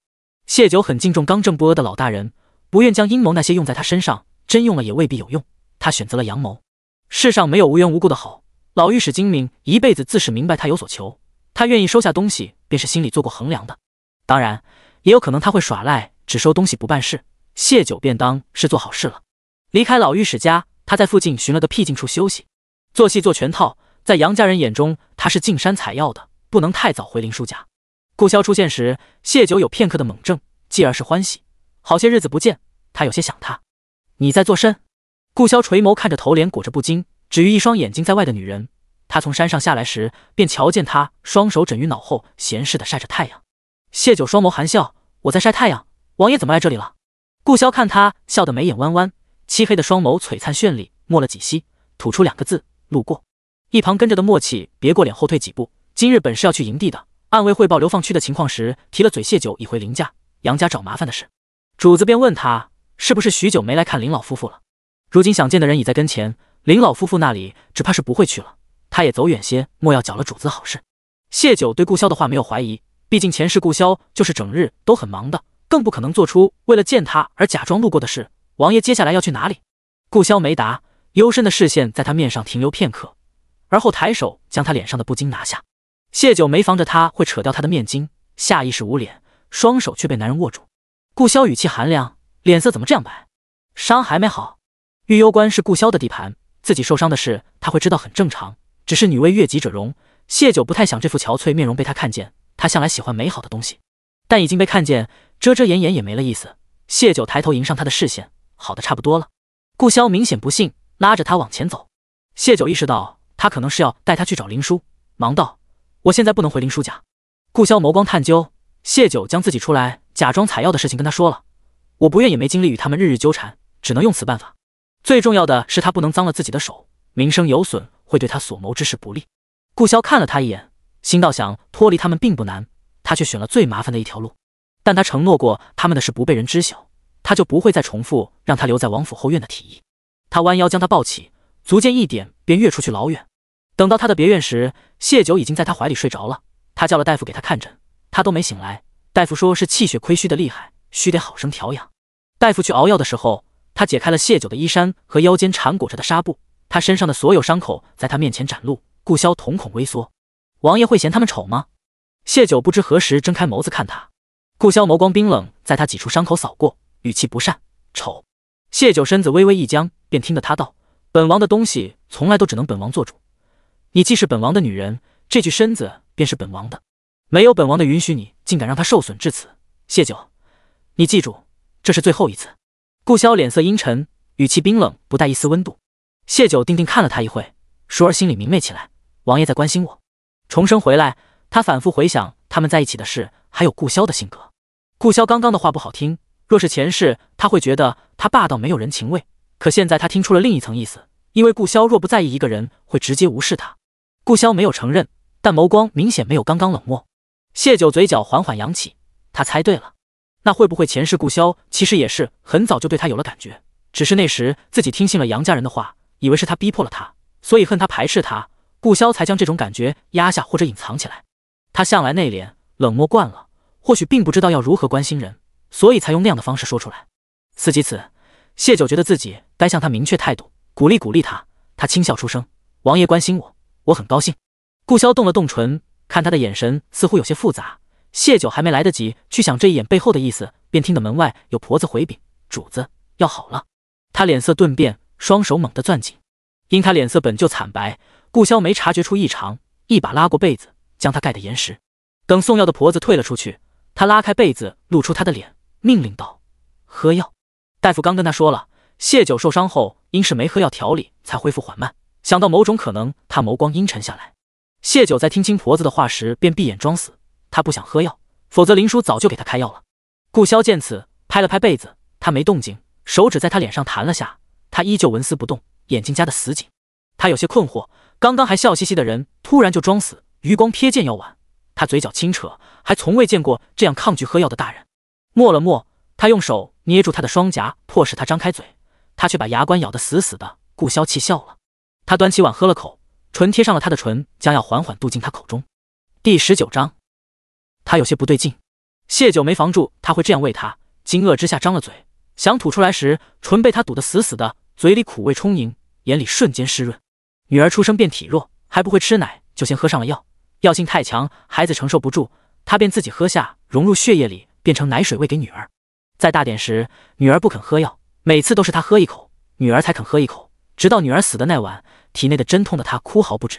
谢九怎么都忘不了，女儿打翻了药，他心疼又心急，强行喂了她。他断气时，嘴里的药还在往外流，那些黄褐色的药汁化成利器，将谢九的心打碎搅烂，让他再也无法面对重生回来的那碗避子汤。谢九喝得淡然，心中却是锥心刺骨，万箭攒心，脑中定格女儿死时的画面。谢九咽下最后一口苦药，抱着顾潇默默落泪。那是他们的女儿，他甚至都不知道他们有个女儿，他死的那般凄惨，这一切都源自于他上一世的愚蠢。那些苦断肠的药汁会提醒谢九女儿的疼痛，他从心底里抵触，内心深处亦是用身体的疼痛惩罚自己。顾潇蹙眉，喝药才能好得快，你别任性。他嘴上呵斥，心里却莫名有些慌，有些不知所措。他再不懂女人，也知道他哭成这样不单单是不想喝药。想起幼时母妃哄他喝药时，都是背着各种蜜饯，他朝门口吩咐送些蜜饯来。片刻后，蜜饯送到，顾潇将怀中落泪的人拉起，往他嘴里塞了一粒蜜饯。不想喝药，往后就别让自己受伤。他杀人放火，面不改色，只凭一把匕首就敢冲到陆家和10几个刺客拼命，会扮若跟婆家耍心机，缘何又因一碗药哭成这样？谢九心情渐渐平复，知道自己这样在顾潇面前显得矫情，他擦了一把脸，扯唇笑道：药太苦了。他没想在顾潇面前哭，这碗药来的猝不及防，对女儿的愧疚，还有女儿至死未能见到父亲的遗憾，都头脑袭来，他失控了。顾潇视线在他那红肿的眼皮上扫过，又拿起一粒蜜饯塞进他嘴里，表情恢复往日的冷硬娇气。谢九含糊应他，爹说姑娘家养的娇气些，以后夫君舍不得欺负。顾潇想起那个总是眉眼带笑的憨厚男人，他说那话时大概没料到自己捧在手心敬仰的姑娘，有一日会成为望门寡，会被流放，会翻墙杀人，会与刺客拼命。他又想起母妃清醒时拉着他的手道：“潇儿，将来你有了要相守一生的女子，便要倾尽所能的对她好，精养着她，养得她觉得这世间再也找不到比你更好的男人，她就会对你死心塌地。你的好他会百倍千倍的回报于你，这样就有人代替母亲疼你了。”那时他尚且年幼，还不懂遮掩情绪，嘴上应着母妃的话，心里却是不屑抵触，甚至反感。那人也曾将母妃视若珍宝，他们一家三口也曾有过幸福的时光。可在皇位面前，母妃和他都变得不重要。前一刻说着爱母妃，后一刻他便贬妻为妾，再娶高门贵女为正妻，辅佐他的江山。这爱听起来何其可笑！他没有掩饰住的神情，刺激的母妃再度发狂。他把他当成那人，长长的指甲抓在他的脸上，骂他背叛了他们的感情，骂这世间情爱都是笑话，骂自己愚蠢深陷情爱不能自拔。血糊了他一脸，挡住了他的视线。他没看见母妃将藏于枕头下的匕首插进自己的心脏。至死他都把他当成那人，至死他都未能清醒的再看看自己的孩子。他被情爱误了一生。顾潇垂眸，敛下眼中情绪，问谢九：“需要本王为你做什么？得了你的身子，总归是要做些补偿，本王不喜亏欠。”他是正常男人，或许对他的身体有兴趣，但他不会爱他，他不会爱这世间任何女子。母妃骂得对，他身体里流着那人的血，最终他也会像他一样变得薄情寡义，坑害女子一生。谢九察觉他的态度突然变得冷漠疏离，那些话从他口中吐出，犹如他们是桩交易，一桩肉体的交易，有丝寒意渗入他的身体，冷得他心颤了一下。谢九闭眼，几息后，他扬眸笑道：“第一次与王爷在一起，王爷承诺会帮我护着我父亲和弟弟，吴嬷嬷则送了几筐炭和500两银票，说是他感谢我为王爷解药的酬谢。王爷现在说的这个补偿，大概是在温泉的第2次。既然王爷诚心补偿，开价总不好低过王府的一个管事嬷嬷。”谢九暗暗咬牙，心里骂着顾潇王八蛋。上一世他们被人轻易离间，除了霓凰的卑鄙和他的自卑，顾潇亦有推卸不掉的责任。每次在他以为他也爱他时，他又再度冷漠。他所有的勇气在他的若即若离里消耗殆尽。顾潇有些不喜谢九这样说话，但并没就此表达什么，而是点头道：“稍后本王会命人送来，这几日你便在别院好生休养。王爷不喜亏欠，我亦是如此。既然王爷会用银钱补偿我，我们便以示两清，我也不好再叨了。”说罢，谢九就先辈起身，他想看他会如何。胡闹！顾潇呵斥，深邃的眸子卷息着风暴。他想到谢九对喝药的抗拒，若让他回去了，他必定不会好好喝药。谢九没搭理他，心里的冰寒却是散去了些。他是有些在意他的，只是他自己还没意识而已。他穿好鞋就迈步往门口走，在一只脚跨出门槛时，整个人腾空而起，落入一个坚硬的怀抱。王爷想做什么？谢九面无表情，任由他抱着。顾潇将人抱回床上，伸手扯掉他的鞋子，狠厉道：“本王刚说过，你的身子是本王的，由不得你做主。这几日好生歇在别院，等身子好了，本王会派人送你回去。谢九，别试图挑战本王，本王从不是什么好人。”话落，他拂袖而去。谢九最终还是留了下来，他没敢逼顾潇太紧，他隐隐觉得他有些不对劲，或许这就是他明明在意他却不愿表露的原因，他会弄明白的。在此多待几日再回去也好，进山采药那出戏的效果会更好些。不过为避免林叔担心，他打算请留在别院的默契派人去跟林叔说一下。默契拱手：“姑娘放心，王爷已经交代人去知会林大夫了，您安心在这调养身体。”谢九心思微转，他替他考虑的周到，他信自己的感觉不会错，那他突然的冷漠究竟是为何呢？想不明白，谢九便不想了。来日方长。傍晚该到喝药的时候，送银票的人和送药的婆子一同进门。谢九数了数，竟有1万两。他将银票递给来人：“劳烦帮我送去给林大夫，就说是我追加的，全部用来购买治疗风寒的药材。血期将至，请他务必抓紧。”他这些话，默契和暗卫必定会复述给顾潇听。他不喜亏欠他，他便让他不得不亏欠。第20章填药丸。来人恭敬因是退了出去，却并没有马上离开，和默契两人在门口探头探脑。谢九只当不知。好一会儿，默契终是开口，状似为难道：“谢姑娘，您把药喝了吧，主子说了，您要是不喝，我们就得去领鞭子了。”谢九浅笑出声：“我不爱喝药，往后别熬了。王爷与你们说笑，你们是他的人，他怎会因我一个外人而罚你们？大可安心。”他与默契他们并不相熟，顾潇不会蠢到拿他的人来要挟他，何况他不是是非不分的人，不会因为他的错而惩罚不相干的人。这话是默契为了劝他喝药而编造的谎言。等第2日见默契好端端地站在屋门口时，谢九便知自己猜对了。谢九没喝药的事当晚便传回了顾潇耳中，顾潇只蹙了蹙眉，没说什么。第二日，一天3餐药，谢九依旧是一口没喝。顾萧有些烦躁的将手中的笔搁下，起身欲往外走。吴嬷嬷带人提着食盒进来，问道：“王爷这是要出去？”顾萧脚步一顿，想起谢九一双沉静的眸子盯着他，问他想干嘛。他眸色一暗，转身返回到书桌前。他想干嘛？他只是一时心慈不忍他被杨家人送出去，沦为男人们的玩物，而终要的他也需要一个女人。他会满足他提出的要求，也会给他足够安稳生活的银钱作为补偿，甚至只要他愿意，他能暗地里为他解决了杨家。先前担心他单纯会被杨家人哄骗爬其他男人的床，他威胁他敢跟别的男人，他就杀了他。后来他杀杨家伙计，弄残蔡氏脱离杨家，他就知道自己担心多余。那他为何要记挂他的伤势？他尚且不知怜惜自己，他何须管那么多？顾萧缓缓坐回椅子上，他冷心冷肺，对自己尚且薄情寡恩，何时竟有余情去关心别人的死活？吴嬷嬷接过丫鬟手中的食盒，将里面的吃食拿出来，笑道：“王爷最近辛苦，嬷嬷做了道药膳，您尝尝。”一个精致的汤盅摆在面前，肉香里夹杂着淡淡的药味。顾萧定了定，而后看向吴嬷嬷，听说嬷嬷拿了500两给谢九作为酬谢。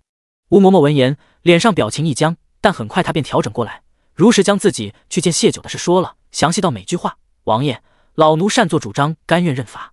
但谢九是寡妇，若让她缠上王爷，对王爷来说极为不利。老奴只好说是自己的意思，免得他对王爷起不该起的幻想。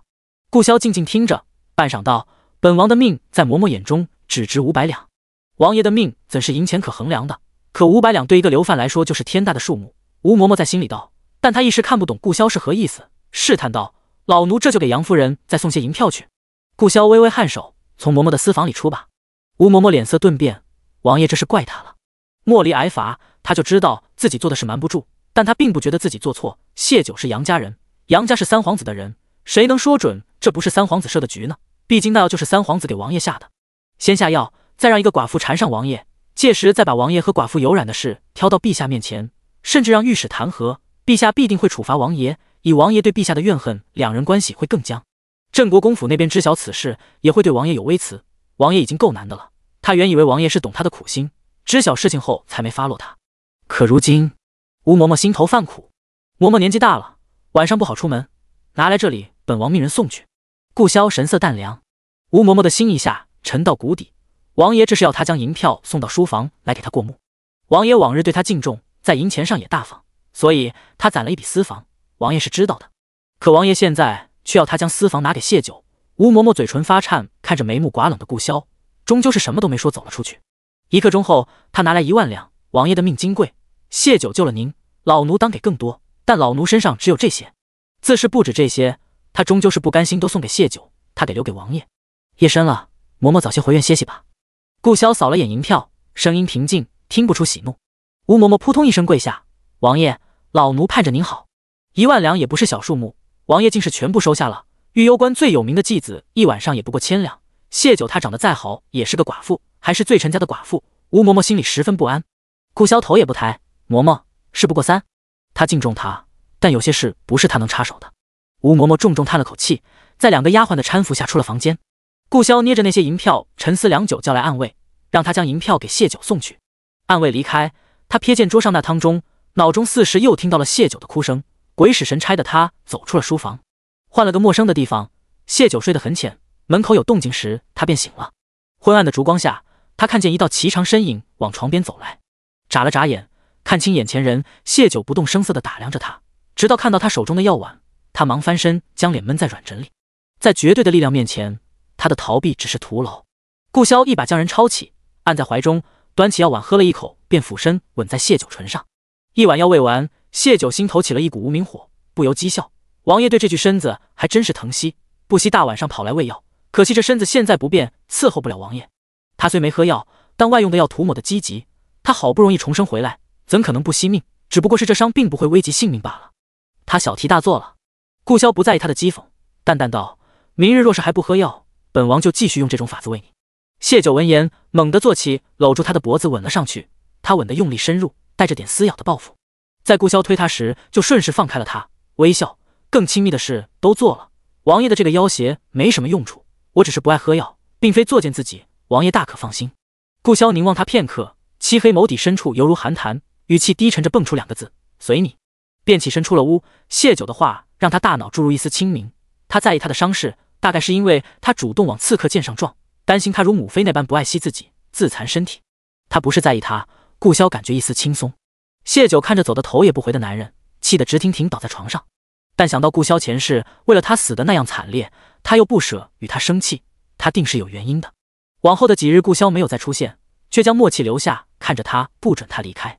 谢九依旧没喝药，但他让灶房给做了补气血的药膳，一点不剩的都给吃了。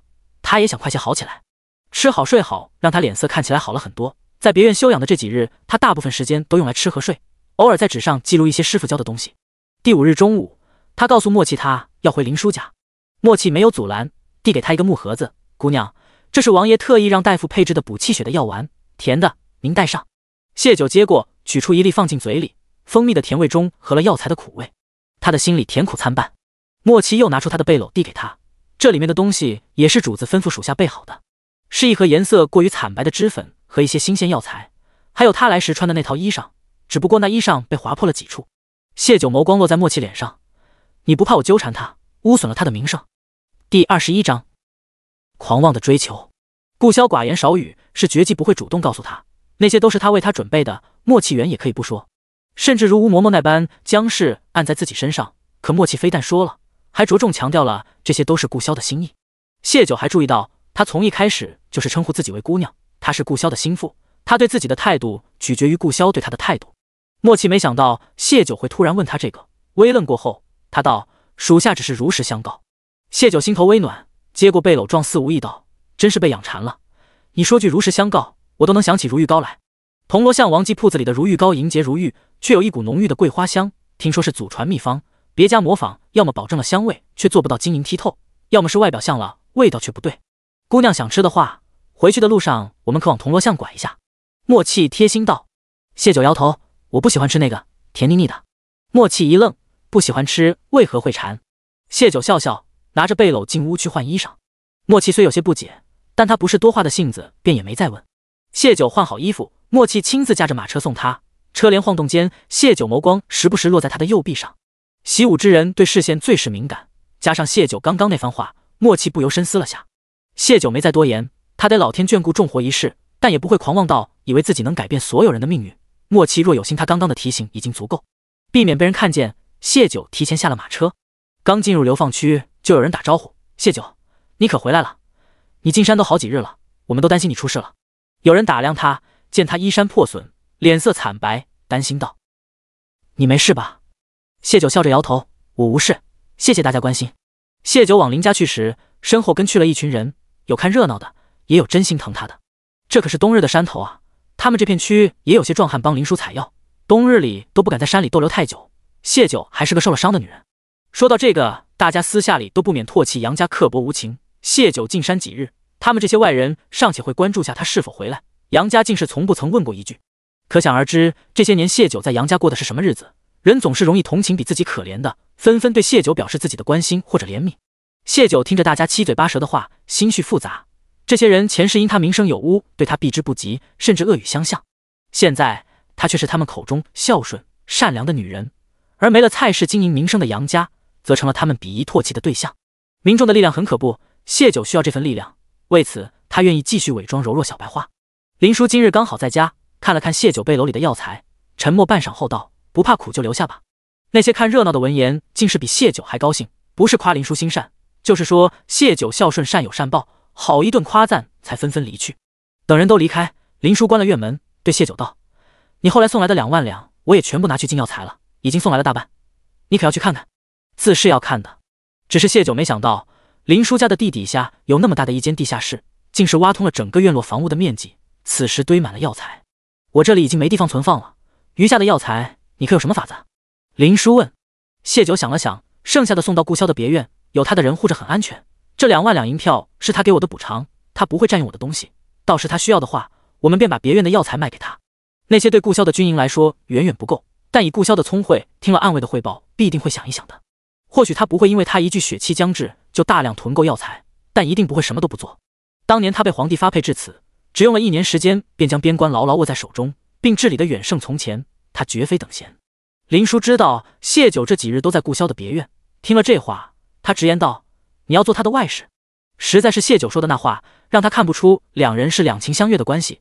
那有彼此爱慕的人会以银钱作为补偿的，他们以那样的方式认识，谢九又表现得不反感顾潇的占有，这才让林叔由此猜测。谢九觉得林叔能这样直白问他，已经是拿他当好友了。他也直言道：“我心悦他，只想做他的妻，但他眼下还没察觉自己的心意。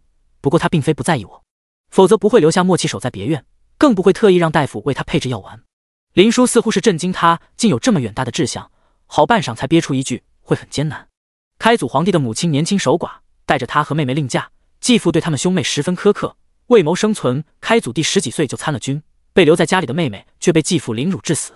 开祖帝虽为妹妹报了仇，却对改嫁的母亲怨恨至极，连带着对其他改嫁的寡妇都不待见。文武百官最是会看天子眼色行事，由此发展下来，大夏朝虽没有明确的律法规定寡妇不能再嫁，寡妇不再嫁却成了大夏不成文的规定。寡妇嫁去寻常人家尚且艰难，更何况谢九要嫁的还是大夏朝的皇子，难上加难。心念电转间，他忽然明白了一些事情，所以你收服陆家，做煤炭生意不仅仅是为了报仇。谢九承认是，自古嫁娶讲究门当户对，我不舍拉他下高坛，就让自己拼命往高处走，没有门户依仗我就做自己的门户，努力强大到能与他比肩而立，做他势均力敌的妻。这话听起来过于狂妄，但谢九眼神坚定，神情认真。林叔虽觉得要做到很难，却没再说一句打击他的话。每个人都有自己的追求，作为朋友他应该支持。他自己也有追求，很小的时候他就对医术有兴趣，亲友都不屑，女子学医学得再好也不能立业，将来最多进宫做个医女，帮宫里的娘娘贵人们做些调服养生的事，或者最后还是得嫁人，被困于后宅相夫教子。爹娘却很支持他，也幸好有他们支持，更庆幸他自己的坚持，才让他一个女子能在此立足，让爹娘走得安心。故而他对同样有追求的谢九生出一种惺惺相惜的感觉。我学医时遇到很多阻碍，但我娘说人最大的阻力在自己是否够坚定，倾尽全力去做了，便是达不到预期的也不会太糟糕。我支持你，有需要我做的你开口。谢九眼眶微热，林叔不像他有前世的记忆，在他那里他们认识时间并不长，可他没有笑他不自量力，反而支持他。他的支持给了他温暖和力量。他有些想告诉林叔他的真实身份，但是他忍住了。林叔是个很仗义的人，一旦知晓了此事，必定会帮他查找他当年被调包的证据，难免会惊动霓凰。谢九不愿林叔为他涉险，他甚至想过林叔上辈子掉下悬崖，会不会是因为他报仇的事被杨家察觉，最后被杨家所害，他出事时杨家刚好得到赦免。想到杨家，谢九眼眸暗了暗，他又想到杨老大那个阴毒的眼神。小叔，你这次为我损了杨老大的面子，他肯定会报复你，你要事事小心，不全是为了你，他们本就是我的仇人。林叔不甚在意。谢九眼波轻转问道：采石场的官差你熟不熟？林叔点头，那里的官差几乎都找他看过病。你想做什么？谢九沉吟，眼里露出一抹寒芒。杨家兄弟太团结了，得让他们内部斗起来。从前在侯府，他们为了各自的利益多有争斗，经历流放后，兄弟俩反倒是抱成一团了，这不是什么好现象。林叔眼里绽放一抹金光，他知道谢九这是要有动作了。第22章离间杨家。谢九对杨家恨之入骨，但杨家目前还是他名义上的家人，对家人下手世俗不容，他不会为了报仇葬送了自己，他有自己的隐忍和规划。第二日傍晚，在杨家兄弟下宫后，他去了杨家，他脸上依旧铺了一层脂粉，看起来惨白虚弱。谢九，你怎么来了？胡氏一看到他，立马警惕起来。前2日谢九采了要回来，林叔也同意留下了他，但他气色差得像死人，他怀疑谢九是不是又被嫌弃赶回家，要换他宝贝儿子去。谢九好似没看出他的不喜，高兴道：大嫂，是有好事。什么好事？一听这话，杨家几人都围了过来。老二媳妇柳氏忍不住率先开口。谢九颇有邀功的意思，我这次采的药恰好是采石场的一个管事急需的，他给了林叔不低的诊金，林叔一高兴就说让我休息几日。我想着家里大哥二个比我更需要这个人情，就问他能不能跟那管事说说，给你们谋个轻松的活计。同意了吗？杨老二闻言忙问，他真是累怕了。就连杨老大都露出急切的神情看向谢九。谢九得意一笑，同意了。太好了，弟妹，你这次做得不错，身为杨家媳妇就该处处为杨家考虑。杨老二难得的对谢九露出笑脸。杨老大也满意地点点头，但同时又瞧不上谢九，小门小户养出来的没见识，随便说点好话哄着他，他就想方设法讨好他们，顿觉先前对这蠢东西设防实在好笑。谢九视线从众人脸上扫过，嘴角微翘。二哥说的是，家里还得靠2位兄长，我一个女人家自是事事要以兄长为先。杨家众人听了他这话都十分满意，杨仙儿却尖声问道：“管事给大哥二哥他们换了什么活计？”谢九道：“先前负责记录的那位要被调走，管事答应让我们家顶上。你的意思，只有一个人能换活计？”杨老二听明白后立刻变了脸。他们每日要背多少趟石头都是有规定的，并有专人记录。负责记录的人虽也在采石场上工，但比背石头轻松多了。家里有好事，向来都是先紧的大哥。绝望中突然燃起的希望又被重重击碎，杨老二出奇的愤怒。哼，我以为当真是什么好事呢。你弄一个名额来，让大哥二哥怎么分？杨仙儿嘲讽开口：“这不会是你故意的吧？想让两个哥哥生嫌隙？”谢九心道：“杨仙儿有时还是挺聪明的。”谢九有些惶然，我没想那么多，机会难得，我只想着能轻松一个是一个，总好过没有。胡氏忙道：“这有什么好商量的？夫君是嫡长子，这差事自然是夫君去。大嫂，这就说不过去了吧？我们现在都流放了，早就不是在侯府的时候了，还说什么嫡长子？我家夫君每天回来累得腰都直不起来，大哥是兄长，也该疼疼弟弟。”柳氏不甘示弱。杨仙儿听了两个嫂子的话，更加确定自己的想法。你们别被他骗了，这就是他的奸计。泥人也有三分脾气。谢九气鼓鼓道：“你为何又要冤枉我？我本是一片好心，既然你这样想我，那我就去跟林叔说，这个差事我们不要了，换我休息几日，省得被你猜疑。”不行，蠢货！杨家两兄弟同时出声。杨老二怒瞪杨仙儿：“站着说话不腰疼，有本事你替我背石头去！”杨仙儿想要还嘴，对上杨老大冷冰冰的视线，只得气哼一声闭了嘴。杨老大也觉杨仙儿是记恨谢九，故而攀扯。他没有离间他们兄弟的动机，就算是有动机，机会难得，他也不愿错过。他安抚道：“谢九做得对，总好过没有，先换一个人也好，两人同时换差事反而太招摇。此事我和老二再商量商量。”谢九被顺了气：“我不懂这个，一切都听大哥的，你们商量，我去看婆母。那管事说了，明日就能去找他。”刚还满意他能求来轻松活计的杨家人，此时无人应他，甚至杨仙儿嘴里还发出一声轻嗤。谢九回他一笑，浓密的语节轻垂，掩去了眼里的寒意。有利益就有纷争，无论他们如何商量，这个嫌隙都是生成了。再坚固的石头有了裂缝，多撬几次都能分崩离析。谢九走进蔡氏床前，寻了处干净位置坐下。外面的动静蔡氏都能听到，只恨不能用眼神杀死谢九。流放一路，几个庶子皆死，他费了多少心思才让他们兄弟和睦抱成一团，谢九却想用此毒计分化他们。这种手段他在后宅不知用过多少回，谢九竟在他面前卖弄，他气得面色涨得通红，也失望自己的孩子竟都失了聪慧，被谢九用这样拙劣的手段耍得团团转。谢九看懂他心思，面露讥讽，就算他们知道这是离间，依旧会争抢。在生存面前，许多事情他们只愿意看自己的利益而不愿去想别的。你将他们教得恶毒又自私，如今被他们放弃，也算是自食其果。蔡氏眼里有泪挤出来。谢九淡漠扫了眼，从袖中拿出几枚绣花针，在他身上比划着。我也没想过靠这样一件事就能让他们彻底翻脸。他好似确定了要下针的穴位，用力刺了进去，继续道：“老大会顶上这个位置，但是他为了安抚老二，应该会在我或者杨仙儿身上换取好处，为老二打点。你说我猜的对不对？”谢九不需要蔡氏的回应，他已经从他眼神变化中看出了答案，略一思量，大致能猜到杨老大他们要做什么。屋外双方已经吵了起来，无人关注这边。谢九笑了笑，很认真地在蔡氏身上几个穴位刺了下，蔡氏立即痛得眼球外凸，额头青筋暴起。谢九以手指瞧着额头，似回一般，又试着换了几处地方，蔡氏彻底没了脉搏，呼吸成假死状态。再刺几处，蔡氏猛地睁开了眼，口歪眼斜的症状消失了，他自己尚未反应过来，只是下意识张口就骂贱，声音戛然而止。他还没来得及欢喜自己身体恢复，谢九又在他身上刺了几处，他又变成哑巴且浑身抽搐。他满眼震撼，谢九何时竟有了这种本事？谢九用针在他身上各处穴位实践了一番，蔡氏被折磨得死去活来。屋外的吵闹依旧没有停止，谢九神情冷漠：“刚刚的滋味好受吗？我背记了人体的骨骼和穴位图，却没机会真正练手。前些日子运气好，活泼了个人，弄清楚了人体的骨骼排位，穴位上只能拿你练手了。不过你别担心，我不会让你死的，但会让你生不如死。”谢九忽而俯身，眼睛一错不错盯着蔡氏的脸，低语道：“你们胆子不小啊，明知我真正身份，却逼我入侯府做望门寡。起初我以为你们是贪图我的嫁妆，直到最近我才想明白，你们是想要我双居侯府内宅，一辈子困于侯府，这样我的身世就不容易被发现，对吗？”他带去的嫁妆侯府并没动，直到被朝廷抄没，反倒是蔡氏总说他双居不准，他出院子重生知晓身世后，他才察觉出不对来。蔡氏眼神有片刻慌乱躲闪，被谢九敏感捕捉到了，蔡氏果真知情。他摇头一脸嫌弃：“你好蠢，我可是霓凰郡主，是郑国公嫡亲的孙女，你知晓我身份不是送我去认亲，而是将我关在侯府后宅。若让你的儿子们知晓你蠢成这样，只怕现在就能掐死你。有郑国公这层关系，杨家怎可能会被流放？”蔡氏瞪大眼睛，不敢置信。谢九便懂了，蔡氏知道自己身世有问题，却不知道自己就是霓凰郡主。他用匕首抵着蔡氏的脖子，一手捏针在蔡氏身上刺了几下，让蔡氏恢复了说话能力，警告道：“别喊，否则我让你现在就死！告诉我，是谁指使你们坚持要我入侯府的？”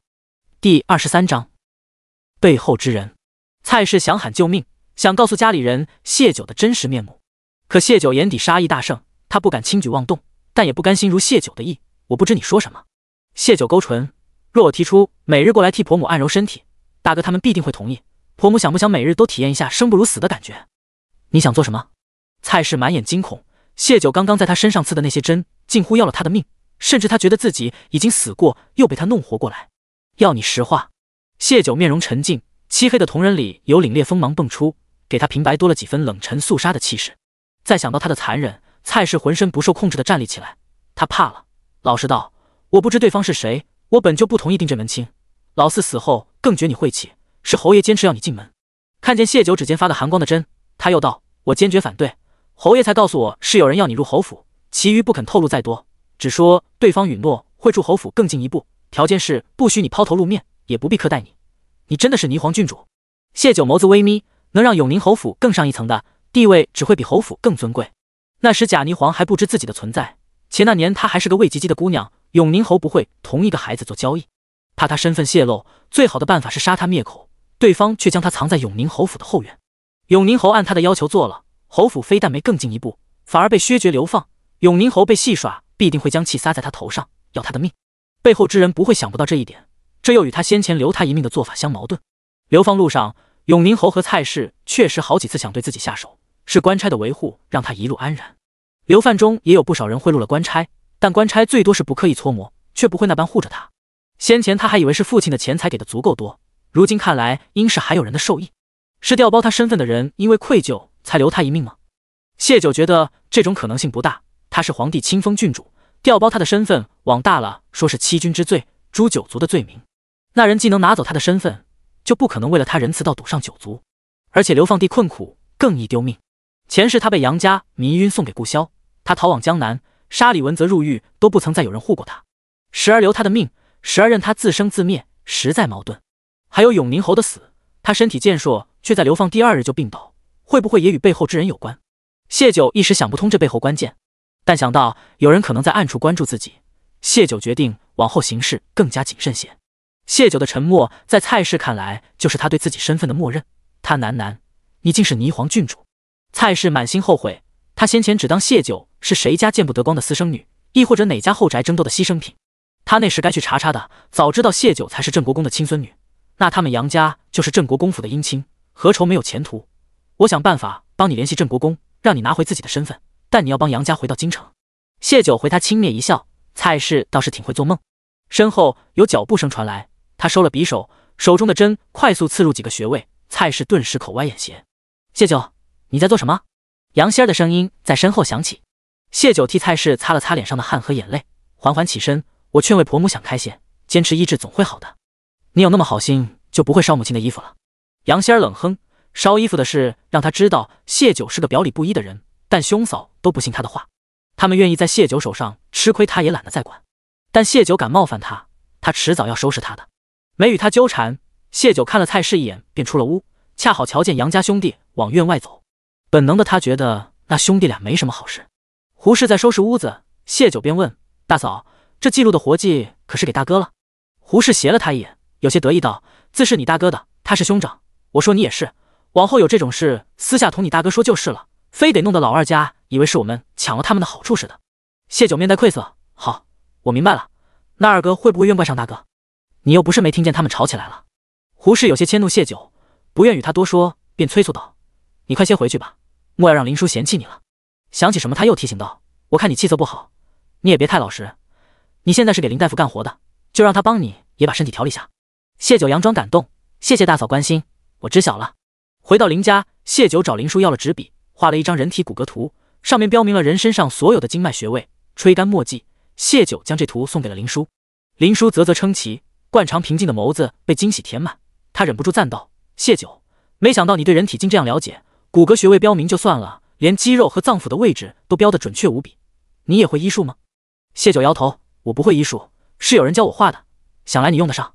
这人体骨骼图是师傅画给他的，他记得滚瓜烂熟。师傅教他骨骼连接处是人体的弱点所在，要如何能利用这点制敌，又教他用针刺入哪些地方会起什么作用。可惜他们在牢里没有办法真正练习。等他好不容易弄来2枚针，跟着师傅学会口中藏针时，霓凰便将他带走了。那2枚针也射进了霓凰的眼睛里。刚刚折腾菜式是一方面，另一方面也确实是练手和确定一些穴位。师傅教他这个是用来自保和暗杀，但对林殊这个医者来说用处更大。而且谢九也打算教林殊一些用针暗杀的手段。他始终担心杨家对林殊下手，尽管他有些身手，但谢九不想林殊前世惨死的事再发生。林殊将这图视若珍宝，对谢九的提议更是兴趣浓厚，学得十分认真。记牢谢九所教的之后，只剩下不断练习了。他感激道：“我送你一些银针吧，比绣花针更好用些。”谢九的绣花针还是从杨记杂货铺顺的。闻言，他也不客气：“你有相熟的匠人的话，就帮我做些东西吧。”林殊没有不应的，忙道：“哟，要做什么你说。”谢九便提笔画了几样首饰和一些比医用银针更短的针，帮我做这些。这几样首饰中间镂空都能用来藏针，都是他用来保命的武器。林殊大包大揽将图纸收下了，连钱都不要谢九付了。在他看来，谢九送的那骨骼图千金难买。他盯着那骨骼图怎么都看不够似的。谢九没打扰他，回到自己房间，简单洗漱便躺回了床上。临睡前，他在想杨老大会不会也知道些什么呢？毕竟他是永宁侯最器重的儿子，得找个契机审讯一下。转而他又想到了师傅，等雪灾过后，他得出一趟御幽关，找人把师傅救出来才行。另外还得再找些帮手才行。第24章，莫要让人占他便宜。翌日飘起了小雪，温度又下降许多。今日陆家会派人过来与他禀报煤炭营上的进展。谢九早早起床，生了火等人过来。林殊今日也不出诊，在家继续研究人体骨骼图。两人围着炉子烤火，各自做着自己的事情。门外有马车停靠，是找林殊看诊的患者。患者是个身材很胖的员外，随行的有个中年妇人和一个随从。林殊虽是医者，但终归是女子。往日里有男子来看诊时，大多是在院中。今日天冷，又见同行的还有位中年妇人，便将人带进了正屋。谢九本欲回房，眸光落在随从身上时顿了顿，他又静静坐回炉火边等着。他低着头，将脸埋在膝上烤火，令人看不清容貌。那员外和妇人随意扫了眼也没在意，倒是那随从多看了他2眼。林殊示意患者伸手，他搭手号脉。头回见到女大夫，今天算是开眼了。女大夫学医多少年头了？那妇人开口问道。这世道女子行医极少，初次来求医的会质疑她的医术，因而有些人会拐弯抹角套些话，好判断她医术如何。对此林殊早已习惯，如常道：3岁开始学遍草药，那岂不是学医好些年头了？妇人有些讶异，她细细打量林殊的脸，倏儿笑道：“女大夫长得这般好看，为何要寻这样一条辛苦的路走？女人终归还不是要依靠男人。”谢九余光打量着妇人，眉心蹙了蹙。而此时林殊也露出不耐，冷声道：“安静些，你影响我诊脉了。”妇人表情有些讪讪，却也没再说什么，眼睛上上下下在林殊身上搜寻着。胖员外并不是什么大问题，林殊给开了药方，对方付了诊金，说了几句恭维话，便上了马车离开了。那人并非疑难杂症，城里随便一个医馆医事都能看，却跑这么远来寻你。谢九提醒道。林殊眸光又落回到骨骼图上，笑道：“许多患者明明没什么大问题，但是会自己吓自己，总要多找几个大夫看看，才觉得安心。”谢九见他并未在意，没实证的事他也无法多说，心里却是盘算开了。没多会儿，陆家的马车也到了，是陆母带着陆卓来了。谢九是寡居，不好与男子过多接触，为了方便，由陆母揽下了煤饼生意的账目，定期来与谢九接触。这是谢九的意思，陆母十分配合。乡野10几年，他早已不是当初的世家千金，田间都劳作过，帮着管理账目没什么不可的。他也是个利索的，一坐下便将那边的情况如数告知了谢九。天气越发冷了，陆老三又是个善于行商的，买煤饼的人就更多了，生意比意料的更好。为了供得上货，他们扩招了不少做工人手，另又辟出一个小院专门做煤炉，一切有条不紊进行着。说完，陆母从怀中掏出银票和一个钱袋，这些日子赚得我余下了一些，留在账上周转，带了500两银票和50两碎银给你，整的零的都有，很周全。谢九接过，手在那包碎银上摩挲了下，看向陆母：“最近天气不好，大家伙的工钱你受累，每2日发一次，好让他们及时去买些粮食棉衣过冬。等年后天气好了，改成10日或者半月，你看着安排就行。遇上大雪大雨的天气就停工，也别急着来我这里，安全为重。谢谢姑娘体恤，我会转告给老二和老三的。陆母含笑应答。两人又说了会关于梅山的事。谢九问：你们今日可急着回去？陆卓接话：我们不急，姑娘可是有安排。谢九笑了笑，想用下你们的马车进趟城。还有半月就雪灾了，衣服鞋子粮食他都须得多备些，等后面大雪就不好进城了。陆家母子自是没有不应的。谢九本想说让陆母在林家等他，省得大冷天跟着他跑一趟，但想到他与陆卓孤男寡女总归不太好，加上陆母已经起身，他便忍下了那话。进了城，谢九目的明确，没费多少功夫便将要买的都买齐了。谢九看了看天色，对两人道：我们吃了饭再回去，让人跟着跑一趟，总不好让他们饿着肚子赶路。确实是饭点，陆家母子也没推辞，三人临街找了家酒楼。姑娘，我们是不是还要再找梅山？等上菜的功夫，陆卓问道。谢九答应过陆宏远，陆卓这一辈不牵扯进他们的主仆关系中，是以煤炭方面的事，他只与陆家三兄弟夫妇交涉。陆卓主动提及这事，谢九心下微动，他道：我正有此打算，准备这2日再沿着玉攸关的山脉寻一寻。姑娘可否让我带人随同？陆卓道：你一人进山总归是不安全的，到时你给我算工钱便好。谢九没急着回答，看向陆母。陆母笑：姑娘不嫌弃的话，便让她跟着吧，我们也好放心些。好，谢九没拒绝。煤山有2种，一种是从表层就能看出来的，如正在开采的这座；一种在地底下，需得些技巧才能找到。煤炭一旦普及，煤山就会成为大家争抢的香饽饽，他得趁着大家还没反应过来，先将那些表层就能看出来的煤山买下。他需要人手，陆卓有这个心思，正合他心意。至于深埋地下的煤矿，他想等着日后有更大的用处时再去探采。三人吃好午饭时，外面又下起了雨。陆卓撑着伞扶陆母先上马车，谢九站在酒楼的廊檐下，准备等陆母上了马车，他就快跑过去，省得排队上马车白淋了一身雨。陆母一进马车，他便手搭额前往马车跑去。陆卓安顿好母亲，又转身来接谢九。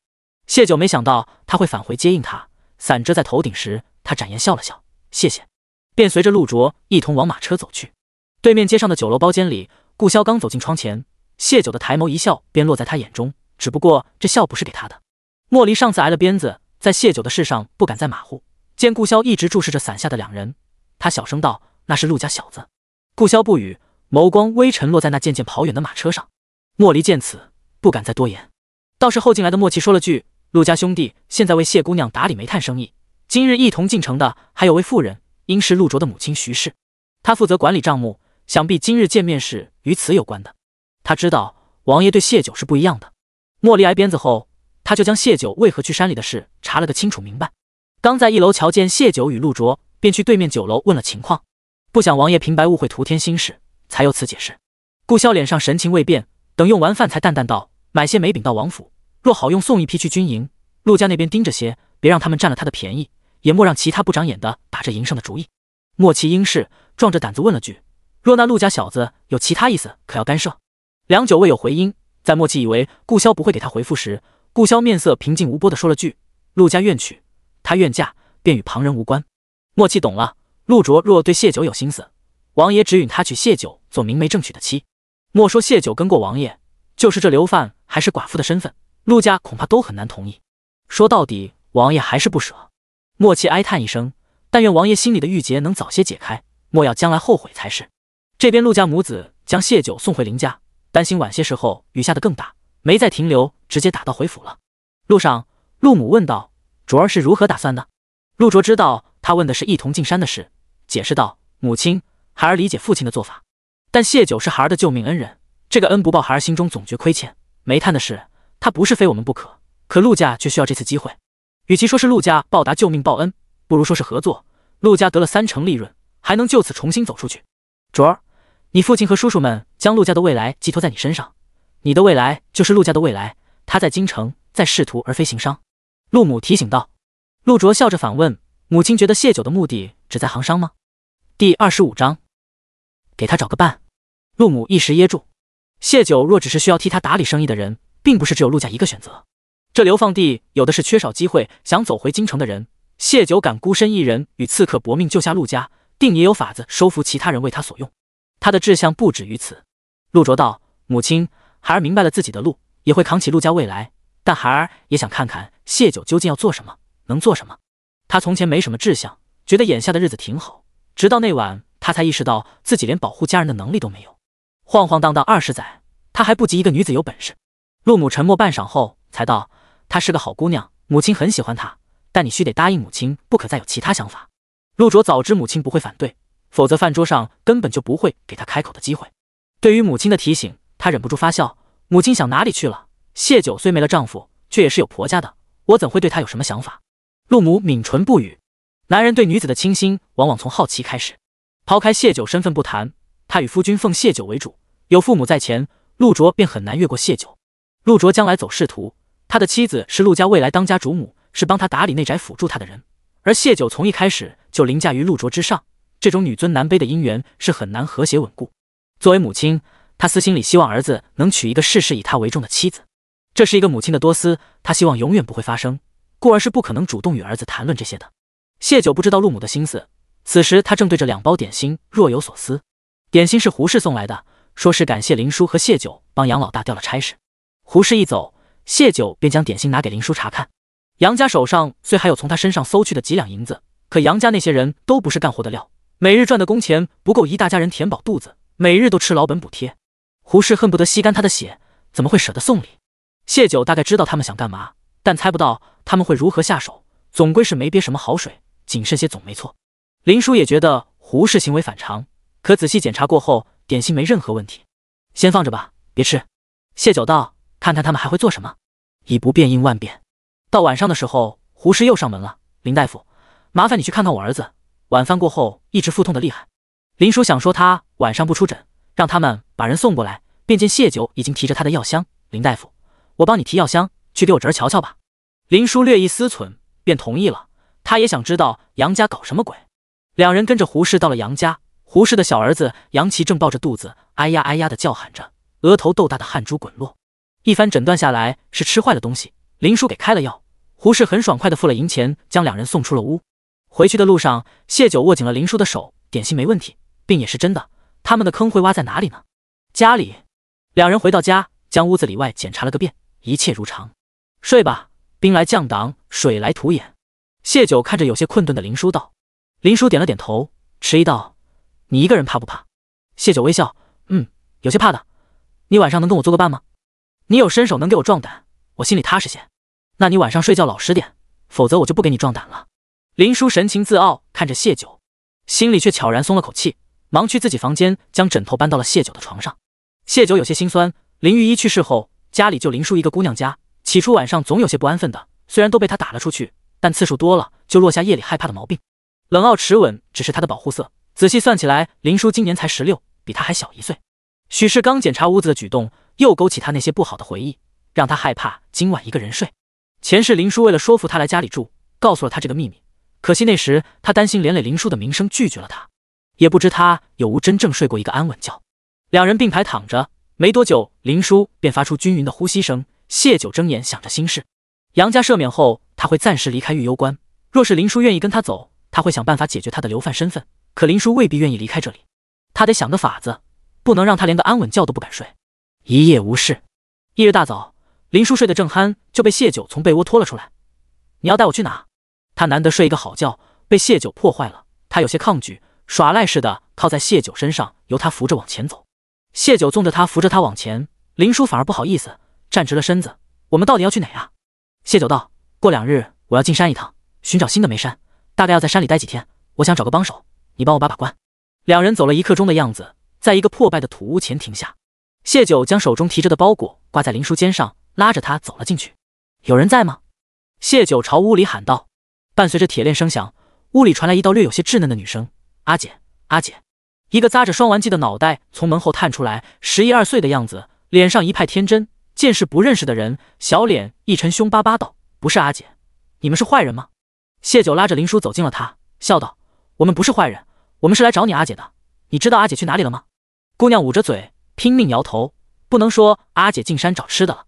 谢九娃儿拉着林叔又走近了些，那姑娘见他们靠近，眼珠咕噜一转，双手成爪，摇头晃脑，学着野兽凶狠张大嘴巴的样子：嗷呜，再过来我就吃了你们。你要找的人是他姐姐。林叔拉着他，神情有些担忧。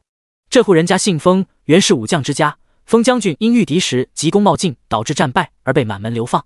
封夫人身怀6甲，原本按照大夏律法，有玉女眷可网开一面，不列为流放名单内，可不知为何封夫人被一起流放了，还半路早产，孩子虽生下来了，她自己却丢了命。那孩子便是眼前的姑娘封无心，是个痴儿。封将军在流放和丧妻的双重打击下，身子渐渐败落，到御幽关的第5年便去世了。封无心便由长姐封芷兰抚养长大。封芷兰自小习武，身手不凡，本可谋得好差事，但因有封无心这个痴儿拖累，两人的日子越过越难。谢九如果要用封芷兰，就必须得把封无心也带上。可封无心不仅痴傻，还天生神力，时常会无故打人。他担心谢九安危。第26章狗急跳墙。封无心见他们还不走，已经龇牙咧嘴朝他们的方向挥拳。林叔下意识要将谢九拉远些，谢九脚步未挪，反手拉住了他。小叔放心，他不会胡乱打人的。你把包裹里的馒头拿出来。林叔见他固执的要留下，只得将包裹打开。谢九伸手进去，一手抓一个白馒头，率先吃了起来。封无心看见谢九手里的白馒头，眼眸发亮，拼命咽口水。林叔看出谢九是故意在封无心面前吃东西，只当他是想用馒头引诱封无心，又见封无心一副饿极馋极了的样子，他心一软，抓了个馒头递过去，没想封无心竟摇头：“阿姐，不让吃别人给的东西。”话是这样说，眼睛却盯着吃得正欢的谢九，咕噜咽口水。等谢九一个馒头吃完，他似是想起什么，对林叔道，歪着脑袋：“阿姐说你吃一口，我吃一口。”林叔笑：“你还挺谨慎的。”谢九道：“应该是以前有人给他吃过不好的东西，他阿姐才这样教他。”林叔一想便也明白了，象征性咬了一小口，递给封无心。封无心这才接过，张大嘴巴一口咬掉大半个馒头，他又将剩下的小半个馒头递到了林叔嘴边，含糊道：“阿姐说你吃一口，我吃一口。”封无心的手有些脏污，白馒头被他一抓也变了色。林叔是医者，有些洁癖，下意识想拒绝。见封无心满眼期待地看着他，肚子还配合着咕噜咕噜响着，他张嘴又咬了一口。封无心高兴地咧嘴一笑，把剩下的馒头全部塞进嘴巴里，囫囵吞下。他又看向了林叔的包裹，林叔懂他的意思，便又拿出一只馒头。和刚刚一样，林叔小咬一口，封无心大吃一口，连着吃了7、8个馒头，封无心才摸着肚子打饱嗝。有了同吃馒头的情分，封无心明显和林叔熟络起来，拉着他的手，阿姐阿姐的叫着，与刚刚凶狠的样子判若两人。谢九看着两人互动，唇角微扬。封无心痴傻，但对他认同的人格外好，林叔如今便是被他认同的人。前世杨希儿想将风芷兰收为己用，蔡氏便让人将风芷兰伴在山里几日才出山。风无心饿得哇哇叫，是杨希儿给他送了几天吃的。从山里出来后的风芷兰感激杨希儿救了他妹妹，甘心做了杨希儿的婢女。风无心更是对杨希儿言听计从，但凡有谁对杨希儿不敬，他便第一个冲上去将人往死里揍。这是他想让风无心跟在林叔身边，是做伴也是护他。无心，她是林叔姐姐。谢九指着林叔对风无心道：“以后跟着林叔姐姐好不好？她每日都给你馒头吃。”风无心没了刚刚的警惕，表情憨憨的，眨巴着眼睛问林叔：“馒头给阿姐吃吗？”林叔眼里情绪复杂，风无心对他的前后态度变化，还有谢九问的那话，让他明白了谢九的用意。定是谢九昨晚看出他的害怕，才想为他找个伴。馒头是谢九准备的，却在进封家时放在了自己肩上。谢九故意自顾吃着馋风无心，却让他喂风无心。两人反差一对比，风无心哪怕是个痴傻儿，都能分辨得出谁对他好，所以风无心更信任依赖林叔。这是谢九的良苦用心。林叔鼻子有些发酸，父亲去世后再也没有人关心过他，谢九是第一个。他笑着对风无心道：“给。”风无心闻言，高兴地弯腰一把抱住林叔的脚，轻而易举将人抱了起来，蹦蹦跳跳道：“阿姐好，馒头好。”谢九笑：“无心，你这样会摔着你林叔姐姐的。”跳得正欢的风无心立马将人放下，黑白分明的眼珠子小心翼翼地看着林叔。林叔摸了摸他的头：“没事。”风无心闻言又咧嘴一笑，而后对着谢九做个鬼脸，挨着林叔坐下。传言误人。林叔道：“分明只是个心思单纯的孩子，哪里是传言说的那般残暴？”谢九解释：“附近的孩子见他痴傻，就时常挑衅，他被逗得气急就会打人，力气大也不知轻重，经常将人打伤，被打的人自是怎么难听怎么说。那为何将他锁住？”林叔不解，先前以为是他爱打人才被锁。谢九道：“这锁链根本就锁不住他，他用力一扯就断了。在外面打人和对方上门挑衅被打的区别是，后者可以不赔医药费，另外也是怕他乱跑吧。”风无心好似听懂了他们的谈话，摇头道：“不跑，跑了阿姐不要无心。”林叔又摸了摸他的头，真乖。他见谢九对风家的事这样了解，只当是他想用风芷兰提前做了调查，没有任何怀疑。风芷兰到傍晚的时候还没回家，谢九和林叔决定晚上留在风家。风无心听说林叔不走，笑嘻嘻地黏着他。林书元也想过找个人，但他本身是流犯，无法购买签死契的下人。他是医者，每日与各色患者打交道，身边的人若不可靠，是件很危险的事情。没遇到让他真正放心的，这件事便一直搁置着。有个心性简单的风无心跟着也不错，只是你能说服他姐姐吗？谢九点头，会愿意的。风无心跟着林叔总比天天锁在家里强，风芷兰也不会甘心姐妹俩就这样过一辈子的。深夜，风芷兰回来时，谢九和林叔依偎在柴火边打盹，听得院中脚步声响起，两人同时睁开了眼。林大夫，你怎么在我家？林叔是这片区唯一的大夫，风芷兰认得他，放下了手中的弓箭。我们是特意来找你的。谢九直说来意。风芷兰听完有些意外，你们愿意我带着妹妹？他先前也找过许多差事，对方一听要带着吴心都拒绝了。谢九道：林叔喜欢吴心，吴心也愿意跟他亲近。林叔点头，有人喜欢妹妹让风芷兰很高兴，但还得亲耳听到妹妹说愿意再做决定。恰好此时风无心听的动静也醒转了，风芷兰便问他是否愿意跟谢九他们走。风无心嘿嘿笑，指着林叔道：跟林叔姐给阿姐馒头。风芷兰便懂了妹妹的意思，她是愿意的，当即便答应了。他们谈的是雇佣关系，风芷兰为谢九办事，谢九付她工钱。谢九对风芷兰的安排在京城，但他没看到吴心在林叔身边过得好，是不会安心离开的。年前便只能如此了。天刚有丝亮光时，两人回了家。风家姐妹暂时不动，不过谢九让风芷兰暗地盯着杨家，等杨家的事解决，再让他们搬进林叔家，免得杨家警觉又换着花样来。谢九还有许多事情要做，没精力一直陪着杨家周旋。但杨家的阴谋不戳破，他不放心林叔。到家后，谢九给林叔100两银票，算是他们仨的住宿和伙食费。一向谈钱的林叔这次却不肯接。谢九捏了捏他的脸，不同他见外。趁着时间还早，他又往老御史家里送了些粮食和2件棉衣。许是天冷，老御史夫妇还没起床，谢九将东西放在门口便离开了。回来的时候，途经上次遇到顾潇的地方，谢九眸光有些暗淡，驻足好片刻，才往林叔家去。远远便瞧见有个人影鬼鬼祟祟在林叔家门口转悠。谢九轻手轻脚走近，看清是胡适。胡适一会扒门缝，一会跳高，想从院墙往里看，折腾好一会，嘴里骂着什么走开了。想必他们昨晚又来了林叔家，家里没人，这才又一大早来查看了。谢九冷笑，原本都是一样的背石头，现在杨老大轻松了，杨老二心里肯定急了，他一急就会催着杨老大行动。狗急跳墙，他倒要看他们如何跳。第27章，谢要开锣了。谢九进屋时，林叔正在睡回笼觉，连着2个晚上没怎么睡，他也躺下眯了会。午饭过后，谢九去了流犯管理处，上次莫七送他回来，告诉了他如何能联系到他。剩下的药材明日便能送齐，他要用顾潇的别院，总要让主人家知道才行。联络人应是被提前打过招呼，对他的到来没有表现出意外。在谢九说出想放些东西到别院，请他帮忙转告顾潇时，对方态度恭敬，请他放心，他务必会传达。见此，谢九知道此事是妥了。顾潇在感情上没有给他回应，话也说得刻薄，却在处处关照他，没有他的示意，官差怎会对他一个流犯谦卑？谢九一时心绪复杂。到家已经是半下午，林叔不在家，问了旁边邻居才知他又被胡适请去杨家了。依旧是杨琦肚子不舒服。谢九到时，胡适正将一个碗端到林叔面前：林大夫，劳烦您又跑一趟替我家琪儿看诊，没什么好东西，1碗蛋羹您别嫌弃。大夫出诊，患者家属拿出家里的好东西招待大夫是很寻常的事。大嫂，杨琦正病着，这样的好东西还是留给他补养身子吧。谢九上前欲接过那碗，胡适避开：弟妹，我知你心疼你侄儿，可林大夫帮我们粮多，1碗蛋羹只是一点微薄心意，不必客气，你把枕巾给我就行。林叔拒绝。杨仙儿从屋里出来，从胡适手里接过那碗蛋羹：大嫂，他们不领情就别浪费了，正好我饿了。说罢，几口就将蛋羹喝了，丝毫没了当初侯门贵女的素养。谢九眼底幽芒微闪，胡适怒道：小妹，你这样太不知礼了。杨仙儿哼哼不理会他，反而对林叔道：林大夫，我最近时常觉得困乏，你能否帮我也看看，是不是日子清苦虚了气血？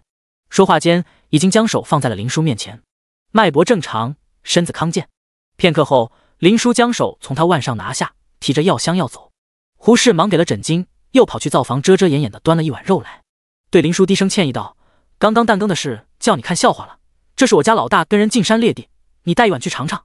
他将碗塞到谢九手上，话却是对林叔说的：“林大夫，你要不收下，以后我都不好意思去找你。不是我咒自己，人吃五谷杂粮，总免不了有不舒服的时候。先前我有对你态度不好的地方，这碗肉就当是我的赔罪了。你别跟我计较，日后我们常来常往。”说罢，他推着谢九和林叔往外走：“弟妹，快跟林大夫回去，还是你侄儿好不容易猎到的，叫你二嫂和仙儿瞧见又得抢着吃。”样子十分真诚。白糟践了这么好的肉了。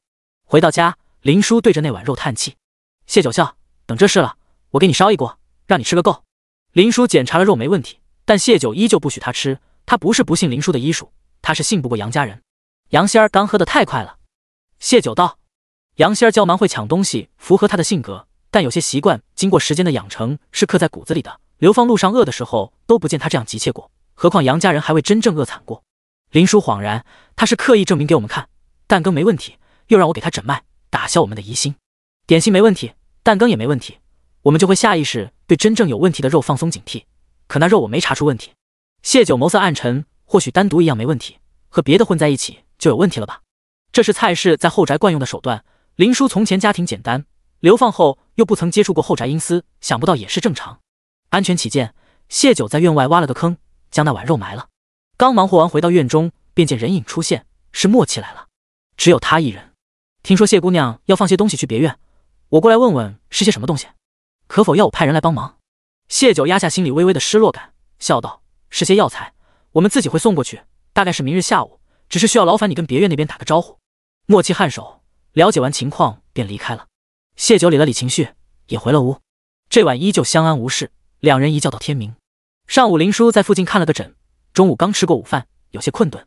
胡氏慌慌张张跑来：“林大夫，我家妻儿昨日吃了药，腹痛没再发，今日便去上工了，谁想做工时又痛得满地打滚，还得请你再给看看。”看诊是医者本分，现在又是清光白日的，林叔没理由拒绝。谢九自动带入小药童角色，提着药箱跟着林叔。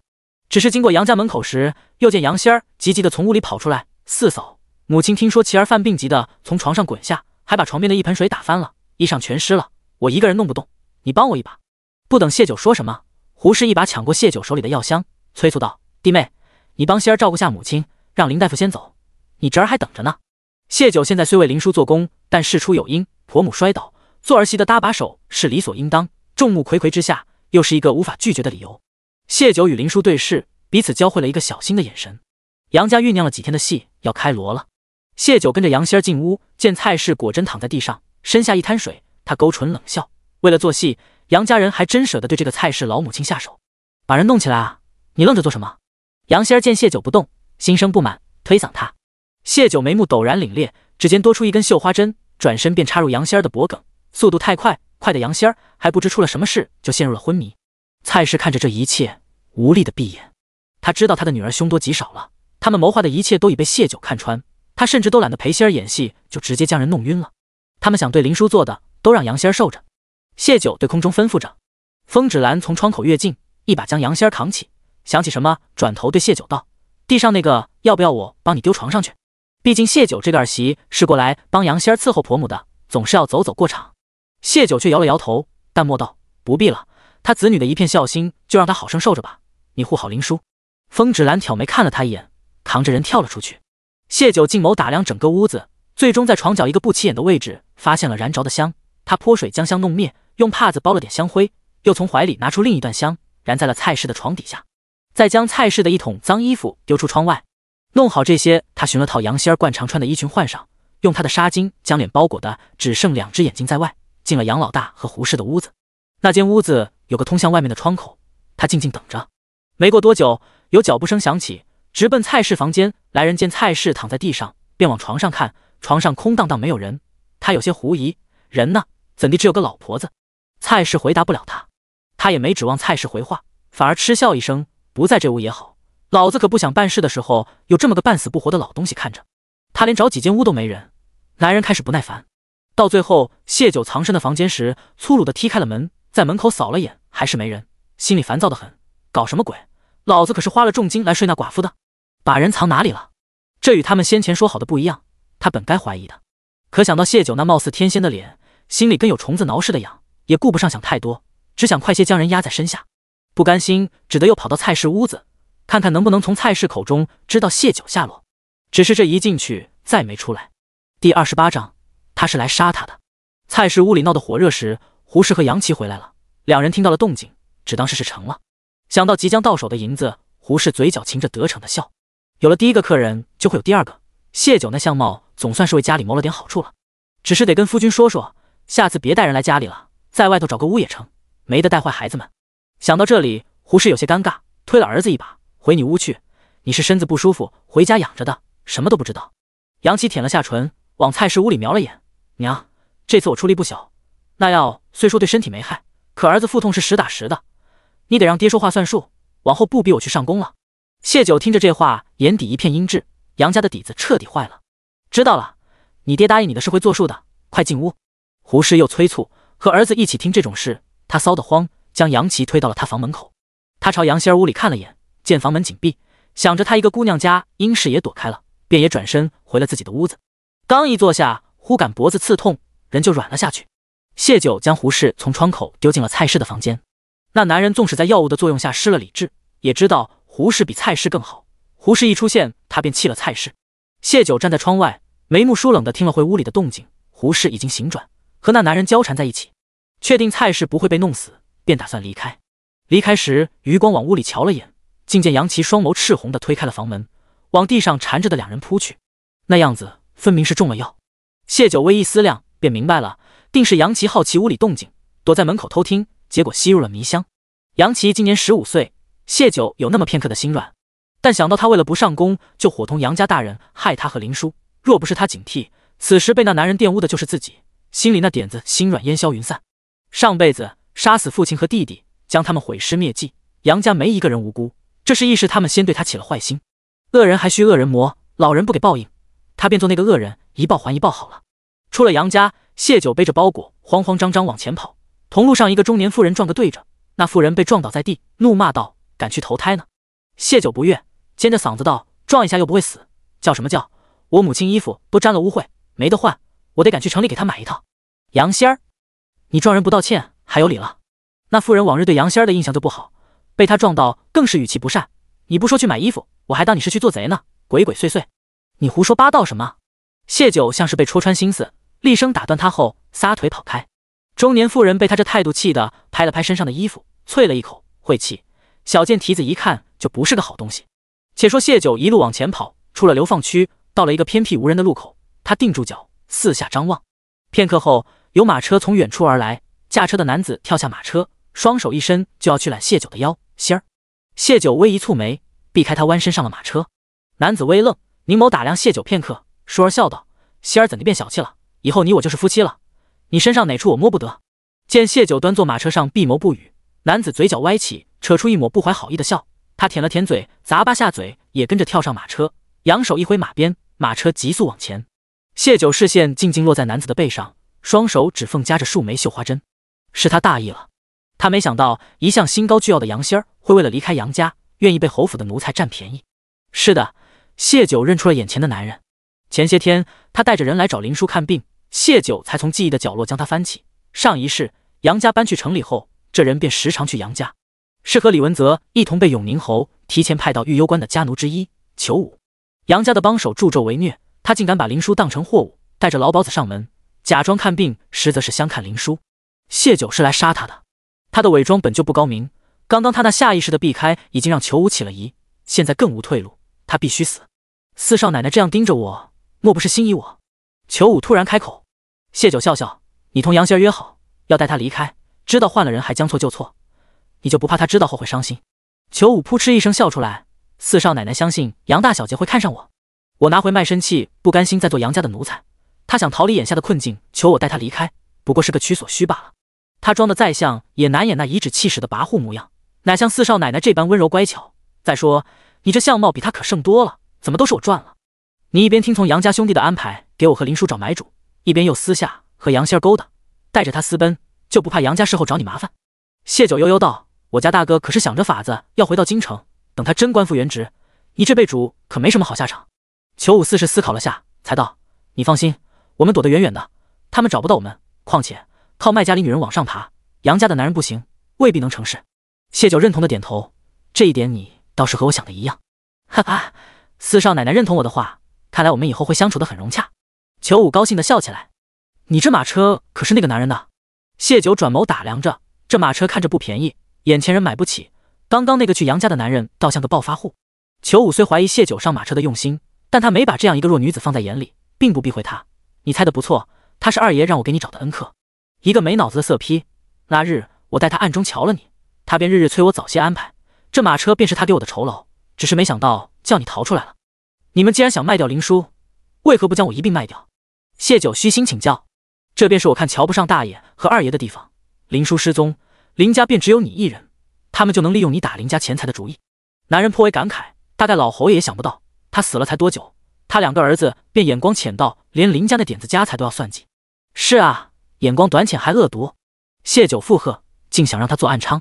裘武也想到了那档子事，安抚道：往后你只有我一个男人，我不会让你去伺候别的男人，只要你安分同我过日子，是吗？谢九淡笑，手上的绣花针趁机射出。很可惜，没伤到男人丝毫。4枚绣花针全被他接在手里，他的功夫比谢九想的还好。这样的身手，不知能为杨家做多少坏事。马车正到了荒芜处，裘武勒停马车，举着手里的绣花针看着谢九，笑得邪恶。看来四少奶奶也非表面看起来的那般乖巧，这还没洞房呢，竟敢谋杀亲夫。他躬身钻进马车，扬手丢了针，朝谢九俯身而来。这女人还得压在身下征服了，才能老实。你想做什么？谢九面露惊恐，身子往后挪。自然是让你老实。裘武抓着谢九的脚，一把将人拖到面前，扯过他头上的纱巾，将谢九双手束住，开始解自己的腰带。他要在这里就收服谢九，省得路上给他惹麻烦。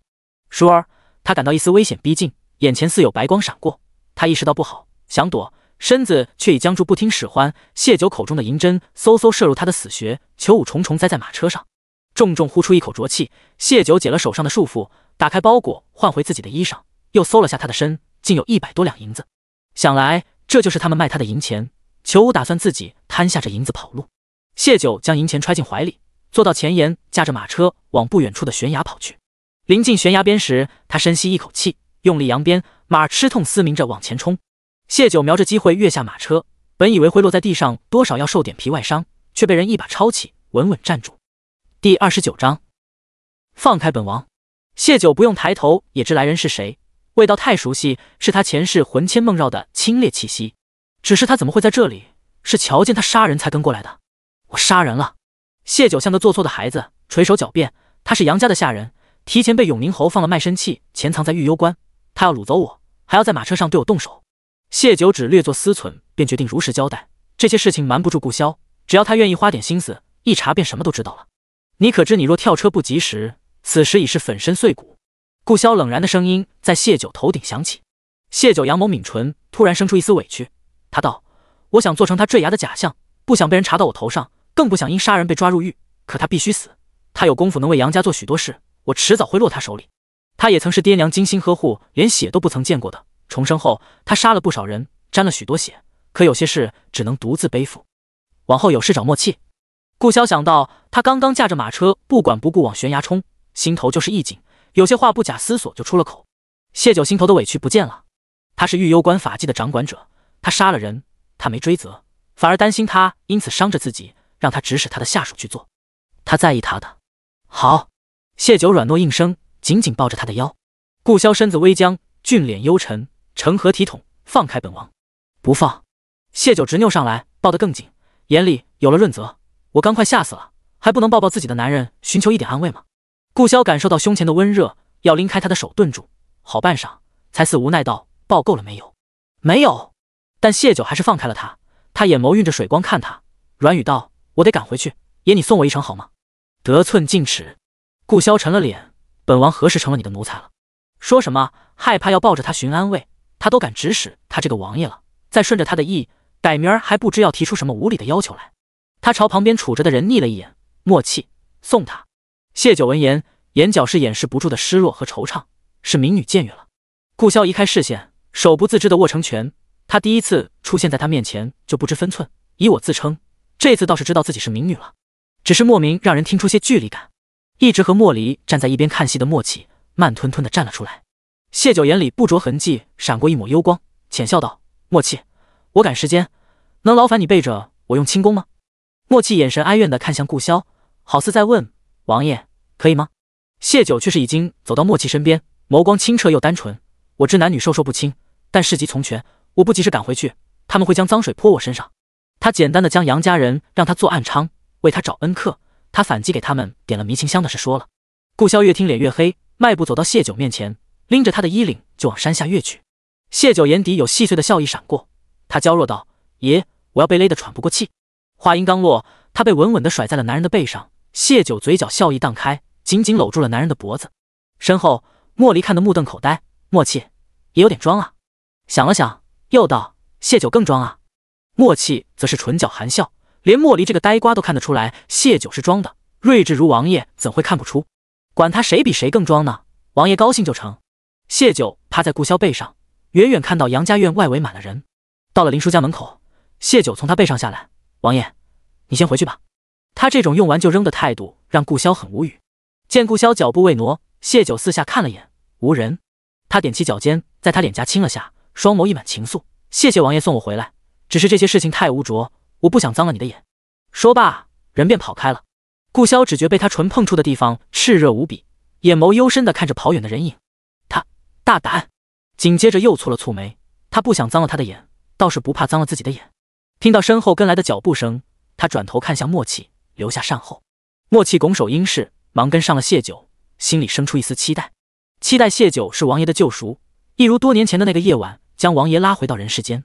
星号简直就是道德败坏，这胡氏好歹也是官家小姐出身，这才流放几个月就做起了这种勾当，呸，丢人！谁知道这里面有没有什么龌龊呢？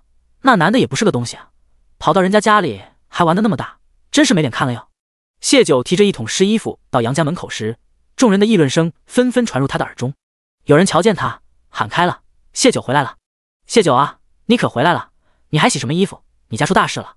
有人好心提醒，不用谢九开口，众人已经热情地跟他描绘屋里情况。胡氏跟男人勾搭，怕杨琦和蔡氏两个病患察觉，将两人打晕，自己却点了迷情香助兴跟男人苟且，结果男人太兴奋，死在了胡氏身上。大家口中不曾提到蔡氏和杨琦。谢九听完，一副震惊到不知如何是好的模样，脑子却在快速转动着。是杨老大，一定是他提前回家发现了他们的事情，他选择牺牲胡氏，保住蔡氏和杨琦的名声。只有他有这个立场，快速做出取舍，也只有他能让胡氏听话。若不是他们先使这种龌龊手段，他也不会用这种法子去报复杨家。所以对这个结果，谢九也没什么失望的。这时胡氏却从屋里冲出来，扬手就往谢九脸上打：我打死你，都是你这个毒妇！大嫂自己做了什么心里清楚，何故攀咬别人？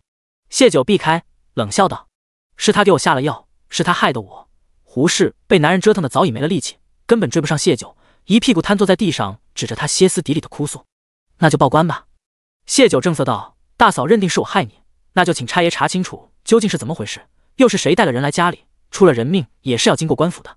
官差已经来过了，这男的是个毒户流犯，往日里最是爱跟女人纠缠，胡氏已经跟差爷承认是他们暗地好上了，也是男人带了迷香来助兴，差爷检查过，确实是马上疯丢了命。有人小声告诉谢九，在流放区这种情况又没有苦主，差爷是不太管的。又有人附和：是啊，胡氏做出这种事，自知没脸了，才挑你这个软柿子胡乱发脾气，我们都不信的。真要是你害得他，他早跟差爷告状了。谢九却是心下一紧，分明是个能随手赠送马车的暴发户，怎会是流犯？还有胡氏竟主动承认与男人勾搭，若只是为了护住杨琦和蔡氏的名声，他大可不必做到这种地步。除非他们害怕官差的参与，皇权社会百姓命如草芥，流犯的命连草芥都不如。但若是谋杀，命案官差也不会不管。谋杀？是了，迷香只是激发人的欲念，却不会致死。谢九猛地看向屋里，定是他们杀了暴发户，怕被追责，才换成了毒户流犯，又做成马上疯的样子，瞒过了官差。仅凭杨家人做不到这样，他们还有帮手。第30章，我知道是你。谢九凝了凝神，往屋里走去。厅里只有杨家兄弟在，其余人应是躲在房间里。地上是男人的尸体，用被单遮盖着，从被单下露出的一截消瘦的胳膊，能判断出不是先前的那个暴发户。你去了哪里？杨老大阴含着脸问他，眼底有浓浓的恨意和愤怒。他借口担心儿子的病情，向管事请假，早早回家来，本是想拿住谢九的把柄，却不想看到的是让他崩溃到不得不杀人的一幕。他的儿子被一个5大3粗的男人骑在身下，儿子的身下是他的妻子，他的母亲亦是赤条条的躺在不远处的地上，而本该接客的谢九不知所踪。谢九将手中的桶放下，眼底平静。仙儿让我去给婆母洗衣服了。洗衣服如何要洗这么久？杨老大眸光如刀，恨不能将谢九切碎碾烂。我出门没多久就遇着林叔了，他不舒服，我便先回去照顾他，等他好些才去洗衣服。结果刚将衣裳下水，就听到说家中出事，这才急急赶回来。谢九面不改色胡扯，杨家人信不信无所谓，围观众人信了便可。杨老大脸色顿变，林叔怎么了？他心头有很不好的预感，林叔这个时候不是应该被送往江南吗？怎么会在家里？谢九面色担忧，给杨琪看完病后，走到半路就晕了，被人送回家的。刚他醒来说是自己中了迷药，真奇怪，谁能给林叔下药呢？他医术一向好。谁送的他啊？杨老大耐着性子问。一个叫风芷兰的，也是他运气好，遇见了昏迷的林叔。林叔为了答谢他，还要让他们姐妹住到林家去。听说风芷兰功夫很高的，做事也利索，有了他，我真担心林叔因此不要我，把我赶回来，让我们家还他银子。谢九有些苦恼道。杨老大没心思听他的忧愁，他心里惊涛骇浪翻滚着。他们筹谋了几天，结果谢九好好的，林叔也好好的，到底哪里出了问题？风芷兰救林叔是巧合，还是他们早已识破了他们的计谋？那些抓林叔的人如何了？会不会已经落入他手中？他是否已经知道是自己对他下手？谢九说不知林叔为何会中迷药，是真的不知，还是撒谎，亦或者故意试探他？这是对他的震撼和冲击力太大，以至于让他险些站不稳。他定定地看着谢九，想从他脸上看出端倪。谢九被他这样看着，好似被吓住了般，语结轻颤：“大哥，你也怀疑我吗？那还是报官请官差来查查究竟是怎么回事吧。”谢九好奇他们是怎么杀了暴发户，又那么巧的弄来个流犯顶替，但显然他们是不敢报官的。你还嫌我们家不够丢人是不是？杨老二闻言朝谢九扬了扬拳头：“我看大嫂说的没错，就是你搞的鬼。往日不见你那么听话洗衣服，今日怎的好心洗什么衣裳？”谢九无奈：“二哥不信，可以问问仙儿，是不是他叫我去洗衣裳的？”陷入沉思的杨老大听到这话，猛地想起什么，拔腿跑到杨仙儿的房间，里面空空荡荡。他又找去其他几间屋子，哪里有杨仙儿的影子？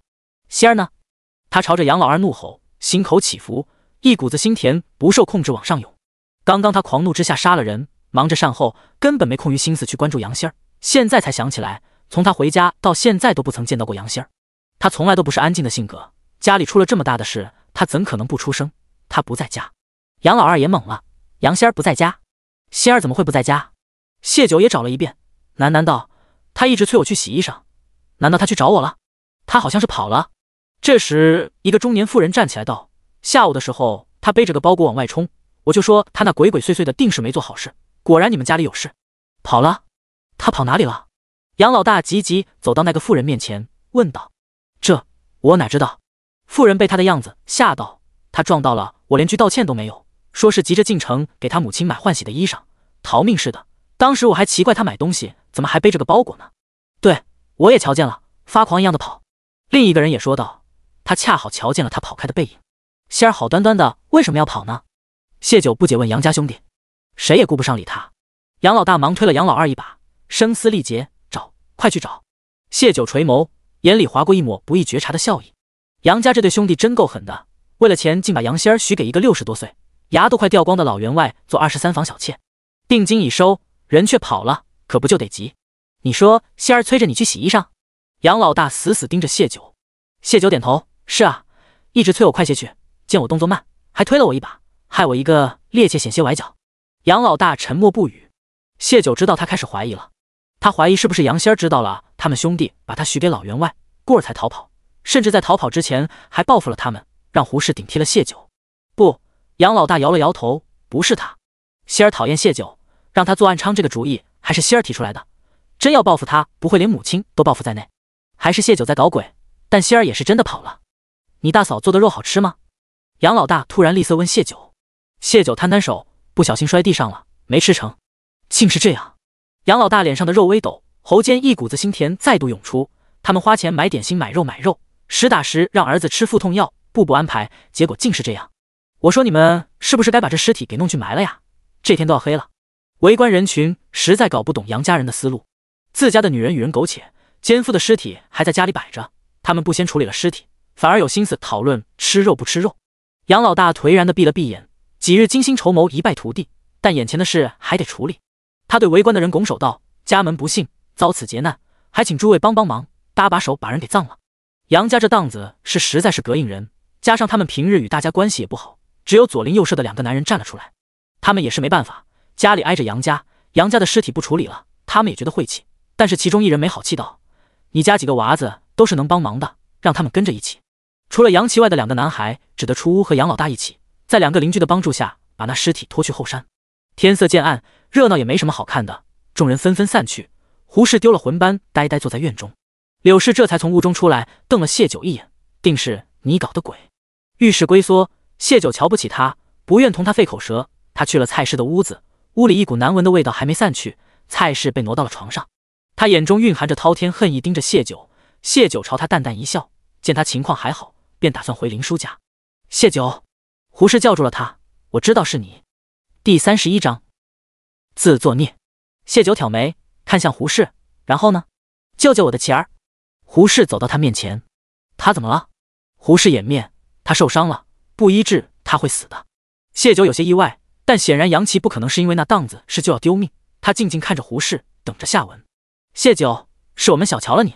胡氏咬牙道：我知道是你将我弄去了婆母的房间，那迷香也是你点的，你在报复我。我为何要这样做？谢九淡笑。胡氏双唇发颤，因为我们利用你，将你迷晕了送给萧王，我们想设计让你做暗娼为家里赚钱，我给你下药被你识破了，所以你报复我。可琪儿才15岁。谢九嘲讽：你让他装病坑害我和林叔时，怎么不记得他15？你自作孽，他亦活该。小小年纪不学好，伙同你们坑害自己的四婶，还要跑去门口偷听，吸入迷香落的这个下场，我救他，好让他接着帮你们害我吗？不会的，我保证不会再让他害你，也不会告诉他们这一切都是你的报复。你的保证和威胁在我这都不管用。谢九转身欲走，我求你了。胡氏拉着他，琪儿被砍伤了，不医治他会死的。他父亲要杀那个人，那人用琪儿抵挡，可他还是不管不顾地砍了下去。他用刀架在琪儿脖子上，要挟我和他们找来的男人苟且，让那个恶心的男人死在我的身上。胡氏凄冷一笑，你说的对，是我自作孽，让孩子跟着遭报应，我已经毁了。可琪儿才15岁，我求求你，以后我会报答你。他双手合十，哀求着。杨琪被砍伤昏迷，无一人提出要给他寻医。起初他也沉溺在自己的羞愤和怨恨里，直到他看到夫君推老二去寻杨仙儿，他才幡然明白，他们顾的只有自己的得失，抓杨仙儿换钱比杨琪的命更重要。若他这个母亲都不管，再无人替他打算了。害林叔计划失败，夫君心虚，不会去找林叔救儿子，他担心林叔会从儿子的伤势上找到他杀人的把柄。到最后，他发现他能求的竟只有谢九。谢九暗道，原来是这样，倒有些意外。胡氏平日行事恶毒自私，对自己的孩子倒有几分真心，怪不得他会主动承认与流贩苟且，竟是杨老大用孩子的命胁迫他，替他遮掩杀人的真相。你们为什么要卖掉林叔？杨老大的恶让谢九想起林叔前世的死。胡氏迟疑，谢九嘲讽一笑，转身就走。他的父亲被流放是侯府所为，夫君担心他知道实情会报复我们，所以先下手为强。而且夫君总疑心你们是不是在合谋。谢九顿足，杨老大真的起疑了。那上一世林叔的死定与他脱不了关系。他眸光微转，我不是大夫救不了你儿子，但我会跟林叔说，若是他愿意救人，以后你就好生报答他；若他不愿，你敢逼迫，我便先送你们母子下地狱。谢谢。胡氏胡乱抹了把泪，谢九的话让他在绝望里看到了一丝希望。大嫂，你同他在说什么？柳氏走过来，狐疑地打量两人。胡氏恶狠狠道，我要他请林叔来救琪儿，不然我就和他同归于尽。二弟妹也想一起吗？柳氏被胡氏的样子吓了，往后退了一步，骂道：疯子！谢九听着两人的对话，知道自己的这出离间计彻底成功了。若不是杨老二眼馋杨老大的差事，急着要钱打点官差，他们不会这样着急动手。为了二房，大房付出了极重的代价，这是他们难以抹去的隔阂。谢姑娘，默契突然现身，你没回去？谢九微压耳后四周看了看，没有顾潇。默契知道他在找王爷的身影，忙道：王爷有事先回去了，留了我在此善后。悬崖的那具尸体已经处理了，查不到谢姑娘身上。这边抓到2个男子，还有一具男尸，想问问姑娘要如何处理。谢九眼眸轻闪，带我去看看。谢姑娘请跟我来。谢九跟着默契7拐8拐到了一间矮房前，一个身穿短打的男子开门。进门谢九就看到了墙角的尸体，衣服是草草穿上的，上面渗了血迹，就是杨老二让裘武找的那个暴发户。另2个男人嘴里塞了布条，被捆得结实，见到谢九一直呜呜叫着。有2人给杨老大做帮手，怪不得他们能及时善后，瞒过官差。默契，劳烦帮忙问下杨家还有多少和他们一样的人。谢九看向莫契，原本他还打算让风芷兰去做这事，没想顾潇把莫契留下了，倒是给他省了不少事。莫契很贴心，给谢九端了椅子，又从怀里掏出几颗糖。谢姑娘不嫌弃的话，尝尝。谢谢。谢九双手接过，剖了一颗放进嘴里，细细咀嚼着。莫契有个未婚妻，2年前父母双亡，后来了狱攸关投奔他。他这糖因是为那未婚妻备着的，可惜一腔真心终将要错付。想到前世莫契的下场，谢九嘴里的糖无端没了味道。听着身后传来的闷哼声，谢九对着掉光树叶的枯树走神。不知过了多久，莫契过来交代了，除他们之外还有2人，一个带着人去抓林叔，一个大概就是悬崖那个。与前世李文泽说的数量对得上。谢九颔首，再劳烦你帮我把人解决了吧。谢姑娘放心，我们会办妥的，这尸体我也一并处理了。莫契道，免得他家里寻来牵扯上姑娘。这男人来杨家的目的是谢九，若让此事闹开，虽能让杨老大杀人偿命，但谢九的名声也会跟着受牵连。世道对女子总是过于苛刻，谢九感激莫契能为他想得这样周到，真心的再次道谢。莫契抓了抓耳朵，姑娘真要谢就请谢王爷吧，都是王爷吩咐的。今日药材送到，也是王爷没见到姑娘才觉此事不妥，来了这流放区寻你。竟是这样，谢九心里有丝暖流划过，他并没说自己会亲自送药材过去，顾潇却能因此察觉自己有事而赶来。谢九感动之余，又想到了他的刻意疏离。眼下不是问这事的时候，谢九心中疑虑暂且压下，回了林叔家。另一边，杨老大一行人刚回到家，杨老二也满头大汗的跑回了家。大哥，没找到仙儿，裘武也不见了，我找去了他落脚的地方，屋里的东西都被收拾走了，会不会是他带走了仙儿？杨老大沉默片刻后无力地道，老二，明日一早去把定金还给人家。凭啥？仙儿不在，不是还有谢九吗？把谢九送过去，他们一样会接受的。杨老二不甘心，好不容易到手的银子，他都向官差透露了要打点他们，让他们帮着谋个轻松的活计。凭我们损失惨重，而他毫发无损，若你坚持就自己想办法，大哥已经不能再为你做什么了。杨老大胸腔怒意机遇喷薄而出，但他太累了，连发脾气都没力气了。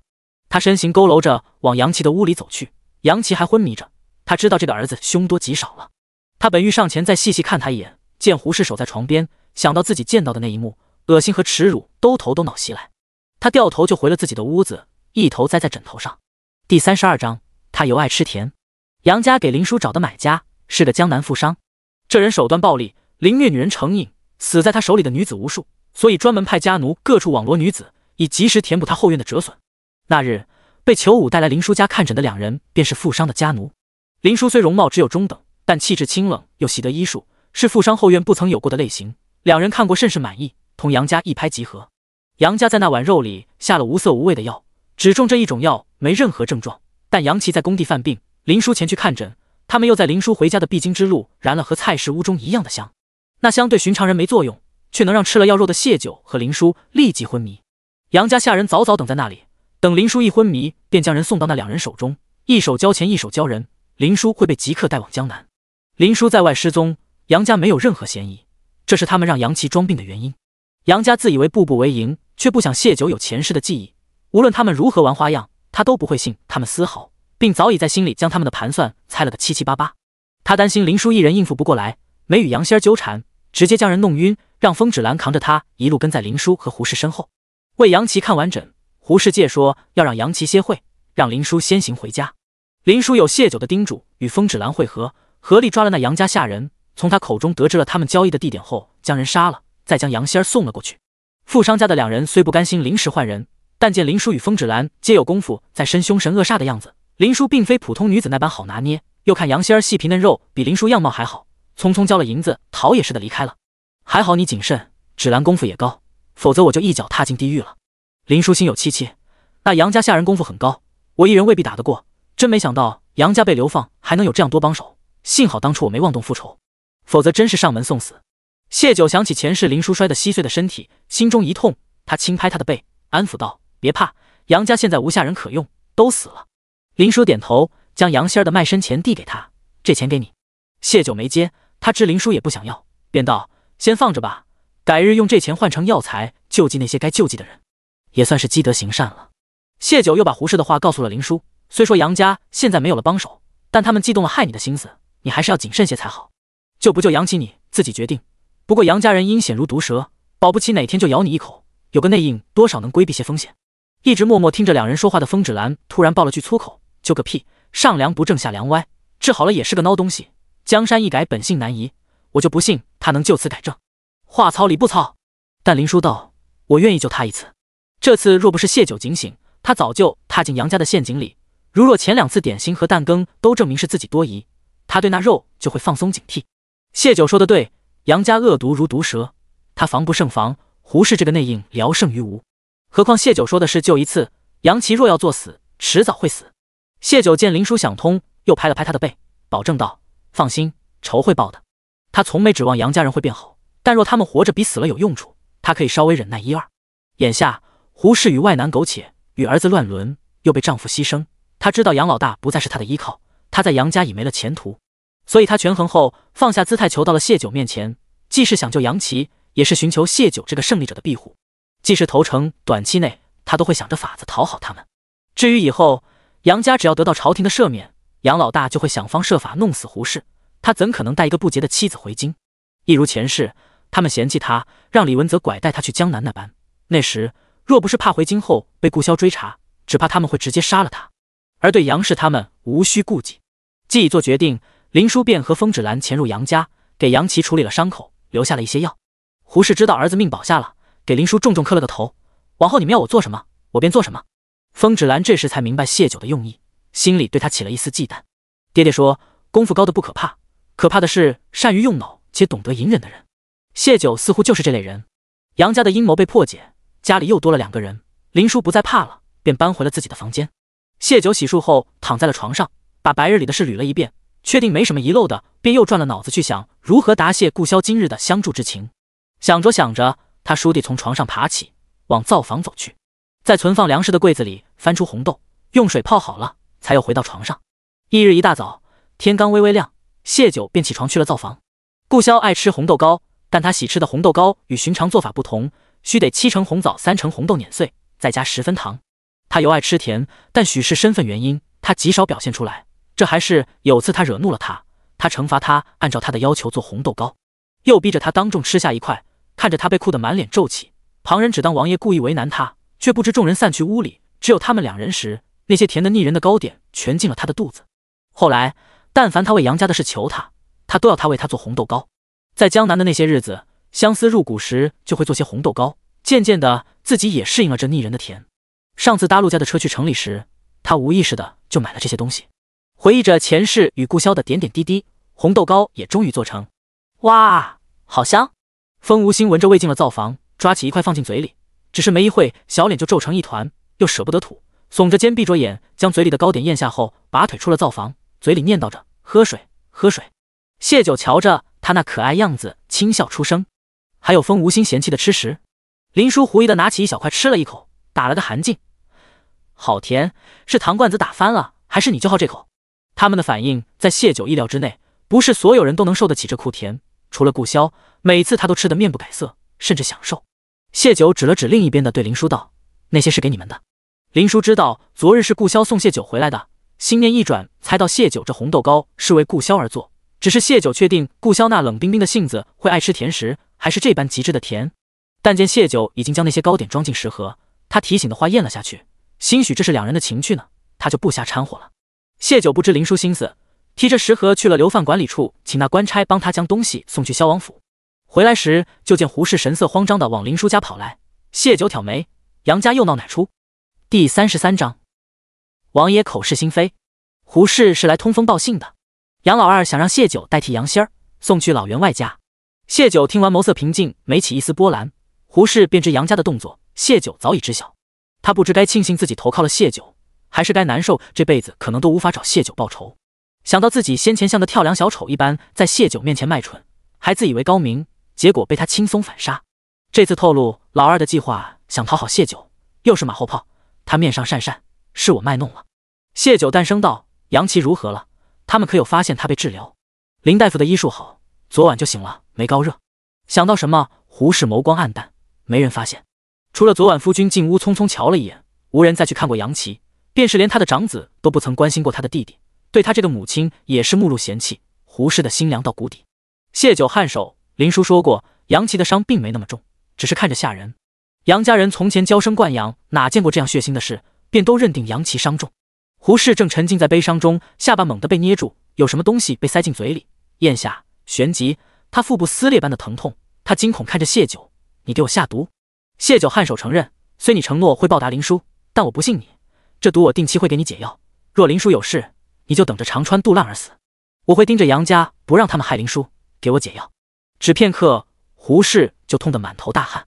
谢九等了一会儿，看他痛得脸色惨白，嘴里也被咬出血来，才缓缓蹲下身，丢了个东西进他嘴里。胡适痛得难受，没有注意谢九手里一根针快速在他身上刺了几处，哪有什么毒药，只不过是刺了腹痛的穴位而已，但却让胡适好似从鬼门关走了一遭，对谢九充满恐惧。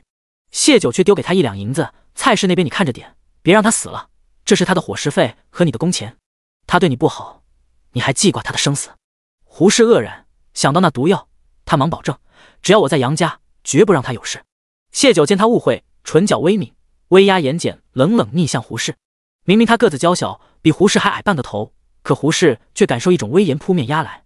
他无端瑟缩了下，醍醐灌顶般明白了谢九的意思：“我懂了，活不成死不了。”谢九微微颔首，这样看人，他还是跟顾萧学的，爱一个人到骨子里，会下意识地模仿他。杨家为了避嫌，同江南富商和暴发户的接洽都是下人去做的。江南富商那边的银钱在林叔手中，暴发户的银钱在裘武手中被谢九搜刮了。杨家忙活一场，赔进去许多，最终只拿到了杨仙儿的定金。杨仙儿被他们卖去江南，无人送去，这定金也得退回，甚至加倍赔偿。杨家会因此走入困境。这种情况下，不会有人顾得上蔡氏，但他还不到死的时候。至于杨老二的盘算，谢九嘴角翘起一抹讥讽的弧度。林叔无恙，他也该进山了。这趟进山须得几天方能归，他不会给杨老二谋算自己的时间。胡适一走，谢九便将刚刚的事跟林叔说了，让他每个月给胡适解药，命拿捏在林叔手里，他才会对林叔的安危更重视。又让风芷兰先跑一趟陆家，告诉陆卓明早在山里会合，晚上再去趟老员外家，让他们知晓杨仙儿已跑。得知这个消息，老员外明日必会来找杨家要人或者要钱，那时他已进山。只是顾萧动作比谢九更快。风芷兰刚走，流放管理处的官差就到了杨家，连带着把杨家兄弟一并从采石场带了回来。当众将杨家兄弟每人杖责50，罪名是私下贩卖流犯，且因此导致流犯杨仙儿不甘为妾，逃离御幽关。大夏开祖皇帝乃平民出身，平定天下后为笼络人心，有些律法远不如前朝严谨，诸如流放这块，犯事官员流放若潜逃是死罪，但对被牵连的女眷流犯则无明确规定。一则流放路途艰难，许多女眷受不住在路上就丢了命，好不容易挨到边关，大多又被送去做军妓，一时活不长久。二则流犯没有通关文书和户籍，便是逃出去了也无法正常生活，故而极少有人逃跑。这条律法延续至今，便不曾修改完善。顾萧来此后做出调整，为犯事女子则不充军妓，本意是赦免无辜女子，许多流犯却自己卖了女眷换银子，清官难断家务事，何况有些女眷自愿被卖。除了流犯，他还有2城百姓和边防关卡要管，便没再过问此事。私下卖女眷的事时有发生，杨家兄弟自认自己是跟风，并没触犯律法，大喊冤枉。官差冷冷甩出萧王最新制定的条例，凡私下贩卖女流犯者，杖50，购买者同罪。萧王是御幽关的最高统治者，杨家兄弟只得受了这刑罚。且官差提醒他们明日继续上工，若借由身体不济无法上工者，则由家人替代，不可缺席1日。官差刚走，老员外那边气势汹汹来了一伙人，购买者同罪，但念在老员外年纪大了，便只杖责了10下，另40下罚没银钱100两。老员外连杨仙儿的面都没见着，一把年纪还挨了打，气得命人将刚挨了刑杖的杨家兄弟又揍了一顿，让杨家归还定金外，还得赔偿官差罚没的100两，否则就用柳氏抵债。谢九听到这个消息时，笑得眼泪都出来了。有了这个条例，便是杨家兄弟敢卖他，也无人敢轻易买他。50杖可轻可重，重起来也是能打死人的。谢九抹去眼角的泪，有人护着的感觉真好。另一头默契不解，主子，杨家如今流放御幽关，随便找个由头便能处置，为何不直接弄死他们呢？顾萧凝眸看着那碟子红豆糕，半晌他才缓缓道：他要杀他们也并非难事，留着应是有他的用意，本王何必乱了他的计划？再说本王护他一二已是仁至义尽，又不是他那个爹得事事为他操劳，他总有自己的路要走。莫契轻撇了撇嘴，从来不知王爷还有这样口是心非的一面。他处理完那几人，刚回到王府，还没喝上一口水，王爷就丢给他一张写着新条例的纸，让他送去罪犯管理处，命他亲自盯着此事，分明是想给谢九出气。现下一副不甚关心的模样。默契突然有些恶劣的希望谢九有一日能治治他家爷这嘴硬心软的毛病。顾潇的维护让谢九心情大好，但谋爱先谋生，他也只任由自己想了他片刻，便着手准备进山的衣食。天色将晚时，风芷兰又带回杨家的消息。杨家拿不出赔偿的钱，老员外坚持要用人抵债。杨家如今就2个女人，胡氏的事传开，老员外嫌弃，柳氏便是唯一的选择。柳氏用萧王新颁发的条例向官差求助，不料官差却道：“柳氏这是赔偿抵债，不是人口买卖，不在新条例范畴内。”柳氏欲哭无泪，眼见着真的要被带走，这才不情不愿回了屋，拿了一些金叶子出来赔偿了老员外。杨老大第一反应就是去看杨老二，见他眼神躲闪，还有什么不明白的？柳氏身上有金叶子，老二也是知道的。想到自己为了给老二弄银钱，打点官差，赔了夫人又折兵，自己还被打得要死，老二却藏了那么多私房，闷不作声。杨老大气得捡起地上的石头就往杨老二身上砸，胡氏更是气得上前就抡柳氏巴掌，两家人打成一团。到最后被人拉开时，2个女人已经是鼻青脸肿，杨家兄弟更是被抬着进屋。杨家内部的团结彻底破裂。谢九嘴角难掩笑意，不过也有些吃惊，柳氏竟藏下了金叶子，还有杨老二看着没什么城府，竟是个能藏事的。看来自己对杨家的计划要变一变了。第34章，顾潇持剑对着他。翌日一大早，谢九带着风芷兰背着包裹进了山，陆卓也带了2名随从，除了背着干粮外，他们还带了个握杖。他有些歉意道：“时间仓促，只来得及做这一个，委屈姑娘了。”谢九摇头：“你有心了，走吧。冬日山里过夜是极其艰难的，能找到避风的山洞还好，找不到就得露天靠火把取暖，握杖不易做，否则谢九自己就准备了。”陆卓定是自那日知道要进山便着手了，能做出这一个已是费心了。谢九哪还会觉得委屈？真到了夜里能冻死人的时候，男女大房也顾不得那么多了，况且他们人多，并非男女独处，这种小事谢九直接接过，一行人动身往深山里去。谢九这次进山的主要目的是要找到露天的浅层煤矿，将它们提前买下，占为己有。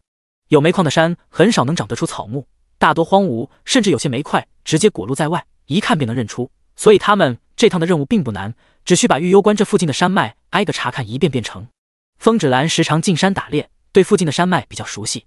谢九给他描述了露天煤山的样子，风芷兰回忆自己曾去过的山头，除了已经被谢九发现的那座，确定没有别的煤山。谢九便重新规划路线，往风芷兰不曾去过的地方走。谢九，那黑色石头果真那般好用且无毒？风芷兰好奇，他自小就在山里跑，那座荒山他不知经过了多少回，偶尔追着猎物往那里跑时，还嫌黑漆漆的脏了他的衣裳，没想竟是能替代木炭取暖的好东西。谢九点头。风芷兰顿时有种错过大把财富的遗憾，早知那黑石头能换钱，能取暖，我还辛苦受什么猎啊？风姑娘可是忘了前些年有人用这黑石全家丢命的事了。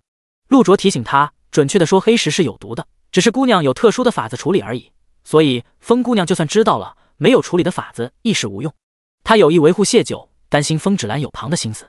风芷兰一拍脑门，瞧我一听说能换钱，把这要命的事给忘了。他感叹道：“还是谢九有本事，我爹常说人有财运的时候，财神爷上敢给你送财，像我这种没有财运的，财神爷瞧见了都逼着我走，生怕我把他老人家的财气给沾走了。”陆卓见此知道是自己多心了，这才笑道：“你如今跟着姑娘，不就是跟着财神爷吗？”昨日风芷兰去陆家，他便猜到这人也是谢九要用的人，谢九能给煤炭30%的利润给陆家，定也不会亏了风芷兰。风芷兰被他提醒恍然大悟，眼咕噜一转，一把拦住谢九，讨好道：“谢九，往后有赚钱的事带上我行不行？只要能赚钱，再苦我都不怕。”他是武将家的孩子，自小就来了这边，又是小小年纪成了家里的顶梁柱，大大咧咧惯了。谢九个子娇小猛地被他揽着腰，几乎是提了起来，缓了口气，才无奈发笑：“好，不过你要记得你说过的话。放心，君子一言驷马难追。”风芷兰高兴地拍着胸脯道。陆卓几个男人忙转开了脸。谢九乌黑的眼眸闪过一抹狡快，他知道风芷兰一生有2个执念，一是养好风无心，二是赚钱。赚钱的目的还是为了养好风无心。这样的风芷兰让谢九心生触动，他笑意盈盈道：“这趟进山，你若寻得煤山，我另奖你10两银子。”他又转头对陆卓3人道：“你们议事。”“谢谢东家。”风芷兰乐呵呵地放下谢九，行了个江湖拱手礼，而后率先蹦到前面，眼观八路地探寻着四处的山脉。陆卓的2个随从议事，耳边终于安静了。谢九微微翘唇，这趟进山除了寻找露天煤山，他还有别的心思。玉攸关成片的山脉绵延兴许，还有别的矿脉，虽说是找到了，暂时也不能动，但不妨碍他先找到并买下来。上一世最终登上皇位的是三皇子，他登基后与贾霓凰以他为饵，残杀了顾萧。若这一世依旧改变不了三皇子登基的结局，谢九便要早早做打算。另一层，亲生父母已不在，他被调包10几年，祖父郑国公是真的不知晓，还是另有原因？谢九做好最坏打算，若郑国公府愿意接纳他，视他为亲人，那他拿回自己的身份，锦上添花；若他们并不愿认他，他依旧会拿回自己的身份，找霓凰复仇。但他最终只能靠强大自己与顾萧比肩，而今日所寻的这些矿脉都能成为他的助力。一行5人在山里走了一天，翻过几座山头，一无所获。陆卓有些气馁：“姑娘，你说这玉幽关真的会有第2座梅山吗？”“或许有，或许没有。”谢九淡笑，他前世在玉幽关时极少进山，也不曾关注过这些。但据书中记载，一个地方有梅山的话，附近大概率也是有的。这才一天急什么？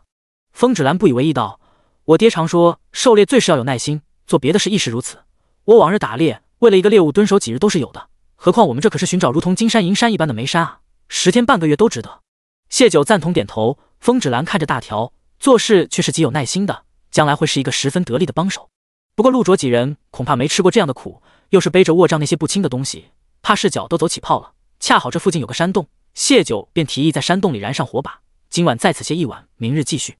陆卓几人确实是累极了，也不逞强，大家7手8脚捡柴点火弄干粮，吃饱喝足便围着火堆打盹。第2天、第3天依旧如此，到第4日，风止兰都有些泄气时，终于找到了煤炭。虽然从山的表层看只有1/3的部分是煤矿，但也已足够多了，大家都很高兴。谢九也兑现承诺，找到煤山便每人奖励10两银子。原本有些倦意的风止兰精神头又足了，扯着谢九要往前继续走，谢九却顿足了，让陆卓几人在山坳处将帐篷搭起，今晚他们在此过夜。几人虽不解，却也没多问，谢九是他们的领头人，他们依言行事便可。趁着大家忙碌，谢九借说在附近转转，独自返回到他们刚刚走过的山头。山上有哲者，其下有铁，他想再去证实一下。冬日的山里蛇虫动物虽大多冬眠，但也不尽然。为防意外，谢九一手持棍，一手里握着匕首，按着他们刚刚走过的足迹返回到半山腰，回忆师傅解说的话，仔细查看了几处红褐色赭石，确定心中猜想后，谢九不禁笑出声。他竟然真的在山里找到了铁矿，还是顾萧的地盘。有了这个铁矿，即便顾萧不想夺那个位置，也能精装武器，增强自保的能力。谢九过于高兴，以至于放松了警惕。等他感受到危险气息时，抬眸便见对面的男子，一张俊脸，冷若冰霜，眸中汹涌着杀意，正手持弓箭对着他。是顾萧。谢九瞳孔猛缩，顾萧要杀他。第35章，谢九的信任。谢九下意识的要躲，旋即他便打消了那个念头，稳稳的定在原地。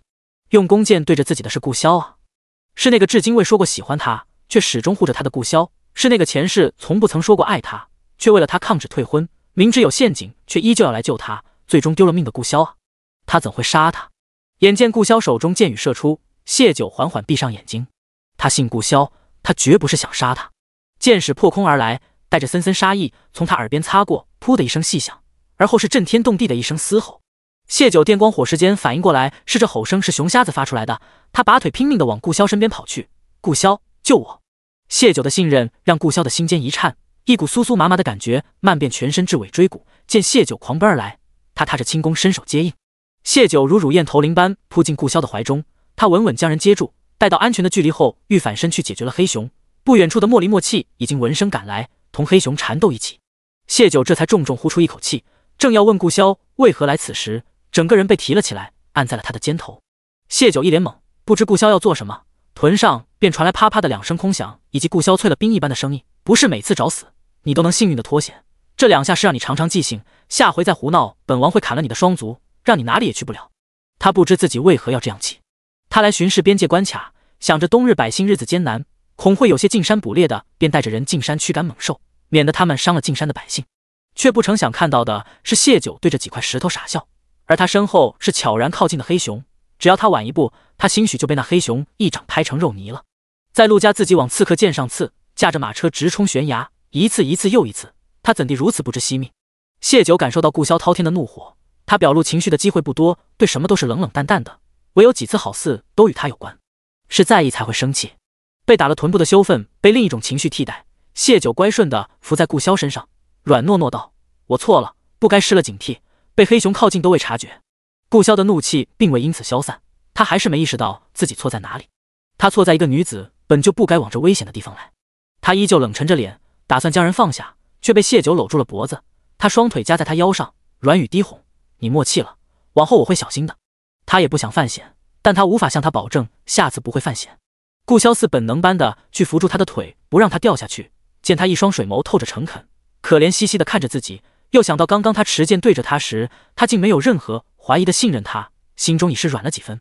但想到他屡次犯险，很快掩去那份心软，沉声道：“再有下次，本王打断你。”谢九知他气消了些，眼波微转，眼尾轻抬，撅嘴堵住了他的唇，片刻后放开，语带委屈道：“我刚刚真的被那只熊吓到了，腿都软了，王爷就不要再吓我了。”人生气的时候容易不自知的说些伤人的狠话，事后又会后悔。顾潇本就是什么都闷在心里的性子，谢九不知他说完会不会后悔，有一丝可能他都不想他经历。顾潇微愣，威胁的话声声卡在喉咙里，好半晌才挤出一句：“来山里作甚？来找找看附近还有没有煤山。”谢九不瞒他，免他又生气补充道：“不止我一人，还有另外4人同行的。”顾潇冷哼：“有同伴又有何用？还不是差点出事。”他记得煤炭生意他是和陆家合伙的，想必同他一起进山的大概就是陆家人。脑中闪现那日陆卓为谢九撑伞，他展颜一笑的模样，扶着他腿的手紧了紧。回去后我让莫契给你送些银钱过去，他得了他的身子，保他衣食无忧是应该的，有了银钱，大抵他就不会再做这些危险的事了。谢九一时茫然，从前都是亲密过后给他银钱补偿，今日怎的也突然给银子了？来不及深思，他远远瞧见有人过来，忙挣扎着从顾潇身上下来。听到黑熊的叫声，风芷兰几人也从山坳赶了过来，见谢九好好的，几人才松了口气。谢九，你有没有受伤？风芷兰在赶来的路上就十分后悔没陪着谢九一起，若谢九出事，他拿着那工钱会心里不安。谢九整理好情绪，微笑：“我没事，多亏有他们。”他不知顾潇愿不愿意暴露身份，故而含糊说道。风芷兰朝顾潇拱手：“多谢。”也不等顾潇是否有回应，又转向谢九：“你无事便好，在这好生待着。”说罢，提着剑朝被莫离默契打得差不多咽气的黑熊冲去。猛兽让他这个狩猎人血液沸腾，说不定还能分得一点子零碎换钱。陆卓打量谢九，见他安好，这才看向立在谢九身边气度不凡的顾潇，朝他拱了拱手：“在下陆卓，多谢兄台相助。”他过来时便看到黑熊眼中插着一支箭，而顾潇肩上背着弓箭，他便猜测应是顾潇救了谢九。身上一空，顾潇说不出那种微微的失落感因何而来，但他知晓了谢九为何突然与自己保持距离，因为陆卓来了。他不想他看见他们亲密的样子。他对他展颜一笑的画面再度涌上心头。顾潇面容阴沉，情绪莫变。面对陆卓的感谢，他毫无表情，余光却在不着痕迹地打量他。见他喘着粗气，微微有些嫌弃，跑几脚路就喘成这样，如何保护谢九？20来岁的年纪一事无成，身为男人，任由一个女人在山里乱跑，不够稳重，配不上谢九。容貌一般，还不及谢九长相的5成。蓦地，顾潇思绪一顿，他为何要想这些？意识到自己竟然用给谢九挑选夫婿的眼光去挑剔陆卓，顾潇的脸更沉了。他一定是被默契上次的话带坑里了。谢九知道顾潇性子冷傲，平日不爱搭理人，怕陆卓尴尬，忙打圆场问道：“卧帐打好了吗？”陆卓笑了笑：“打好了，见你许久不回，正好找你呢，就听到熊叫，把我们吓坏了。往后一人可莫要乱跑了。”“好，我也确实被吓到了。”谢九客套笑了笑。顾潇低头睨了眼笑的眉眼，欢喜地谢九。他同陆卓在一起倒是开心得很。也罢，他有自己的意愿，他有何资格去剥夺别人的人生？那边黑熊彻底咽了气，风芷兰在同莫离商量能不能分点给他。默契到了顾潇身边：“爷，黑熊死了。”顾潇再度看了眼谢九，见他还在与陆卓说话，默了默，转身便走了。默契忙招呼莫离跟上。谢九对顾潇的突然离开有些失落，但他与顾潇的关系还不想被陆卓他们知晓，忙垂眸敛下情绪，对陆卓道：“我去看看黑熊。他们真大方，把整只熊都留给了我。”风芷兰十分欢喜。谢九见他一副钻进钱眼的样子，不由失笑：“我们明日还要继续赶路，你确定你带得动他？”风芷兰笑嘻嘻道：“这个可难不倒我，我先把他的皮包了，杀好藏起来。现在的天气不易坏，等回去的时候带回去就好了。我帮你吧。”谢九朝顾潇离开的方向看了眼，掏出匕首给风芷兰帮忙。第36章，让顾潇心疼。几人帮着风芷兰将黑熊包皮拆解好，便回到了山坳。先前的几晚都找到了山洞过夜，今晚只有一个卧帐可以避寒，卧帐不及那些山洞大，多少有些不便。陆卓同2名随从捡了许多柴火，预备今晚把火烧得旺些，不到实在冷得受不了，他就在卧帐外靠着火堆歇一晚，让谢九和风芷兰2个女人在卧帐内休息。谢九在帮风芷兰片熊肉，给大家烤熊肉吃，还没去想晚上休息的问题，有人却在替他想了。顾潇泡在温热的浴桶里，问默契：“他们晚上睡卧帐？”山里夜晚气温很低，他好似连个风氅都没穿。默契有些答非所问，属下只看到一个卧帐，想必是要睡卧帐的。一个。顾潇掀起眼皮跟默契确认，默契重重点头。顾潇眼底倏然沉肃，有男有女，却只有一个卧帐，那陆卓是真没本事，还是有意为之？片刻后，他悠悠道：“晚上山里多猛兽出没，本王不想自己治下的百姓半夜为了猛兽。”默契微微一想，便明白了顾潇的意思。王爷不忍谢姑娘在山里过夜，但带她一人过来太明显，故而得把几人全部带来。他心领神会，退了出去。这边驻地隐蔽，但与他们歇脚的山坳距离并不远，用轻功的话，1刻钟的功夫便到了。若是不行，则需要费些时间。关门时，他别有深意地看了眼自家主子。谢九几人正分食着烤肉，一队自称是萧王麾下的将士突然出现，告知几人山坳夜间不安全，可随他们去边卡驻地休息一晚，但驻地隐蔽，须得他们蒙上眼睛。谢九见到默契，便心知肚明，第一个站出来，接过兵士手上的黑布条，蒙住了眼睛。陆卓等人见为首的正是下午帮忙杀黑熊的其中一人，想起黑熊，仍心有戚戚。萧王虽冷酷无情，杀伐果断，但治下严明，御幽关在他治理期间，百姓日子大胜从前，百姓怕他的同时，也十分敬重信任他。陆卓几人议事，连带着对他底下的将士也信任几分，跟着谢九蒙上了眼睛。被蒙了眼睛，又是山里行走，有将士找来长藤给他们抓着，牵引着他们往前走。谢九抓着的是默契的剑柄，只是没走一会便闻到了熟悉的气息，身子被腾空抱起，他乖顺地搂住对方的脖子。顾潇蹙眉，他怎地谁都搂，等听到女人娇软地唤着王爷时，他眉间的川字才抚平。你如何得知是本王？他猜到默契会蒙上他们的眼睛，他没轻功跟着走，必定踉踉跄跄，他恰好饭后消消食，就夺不过来了。果真如他所想，他像只被照了眼睛的小鹿一样，脚步试探，脸上神情紧绷又可怜。谢九嘴角含笑，我记得王爷的气息。顾潇莫名有点被取悦，嘴角不自觉扬了扬。说到气息，谢九脸色倏然尴尬，他在山里几日都不曾好好洗过了，和顾潇身上的清爽相比，自己有些邋遢了。他试探道：“驻地能沐浴吗？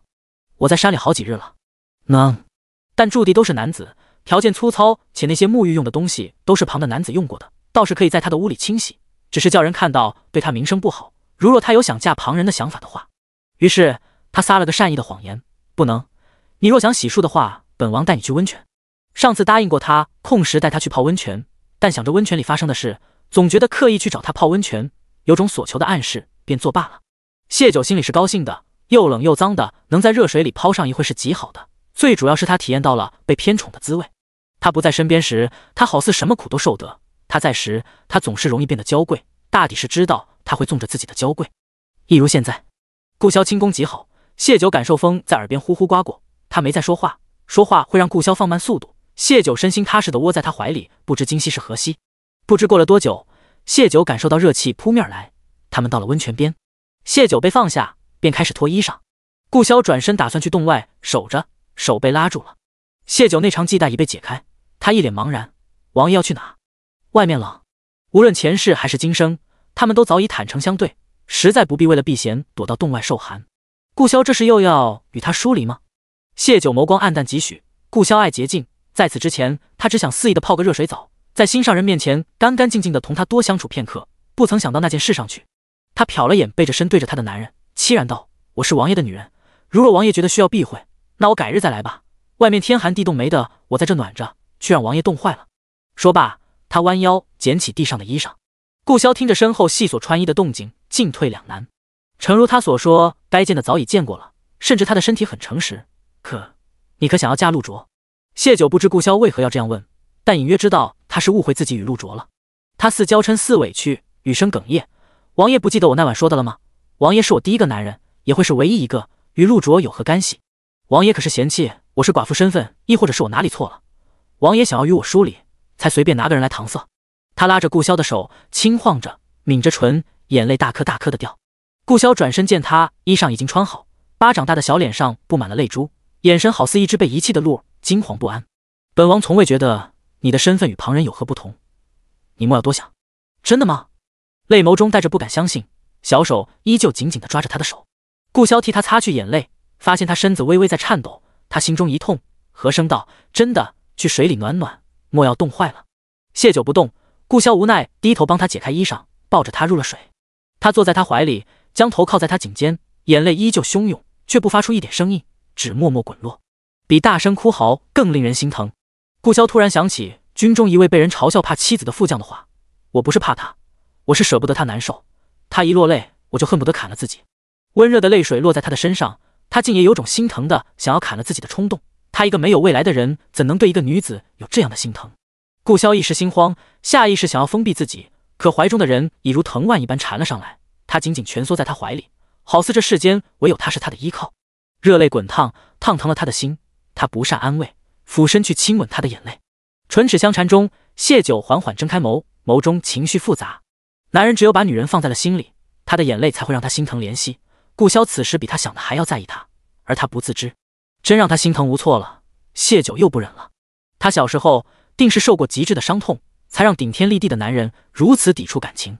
想到上一世，他千辛万苦跨过心里的障碍，默默为他做出许多，寻到江南时却被贾霓凰误导，以为他另嫁他人，谢九的心更疼了。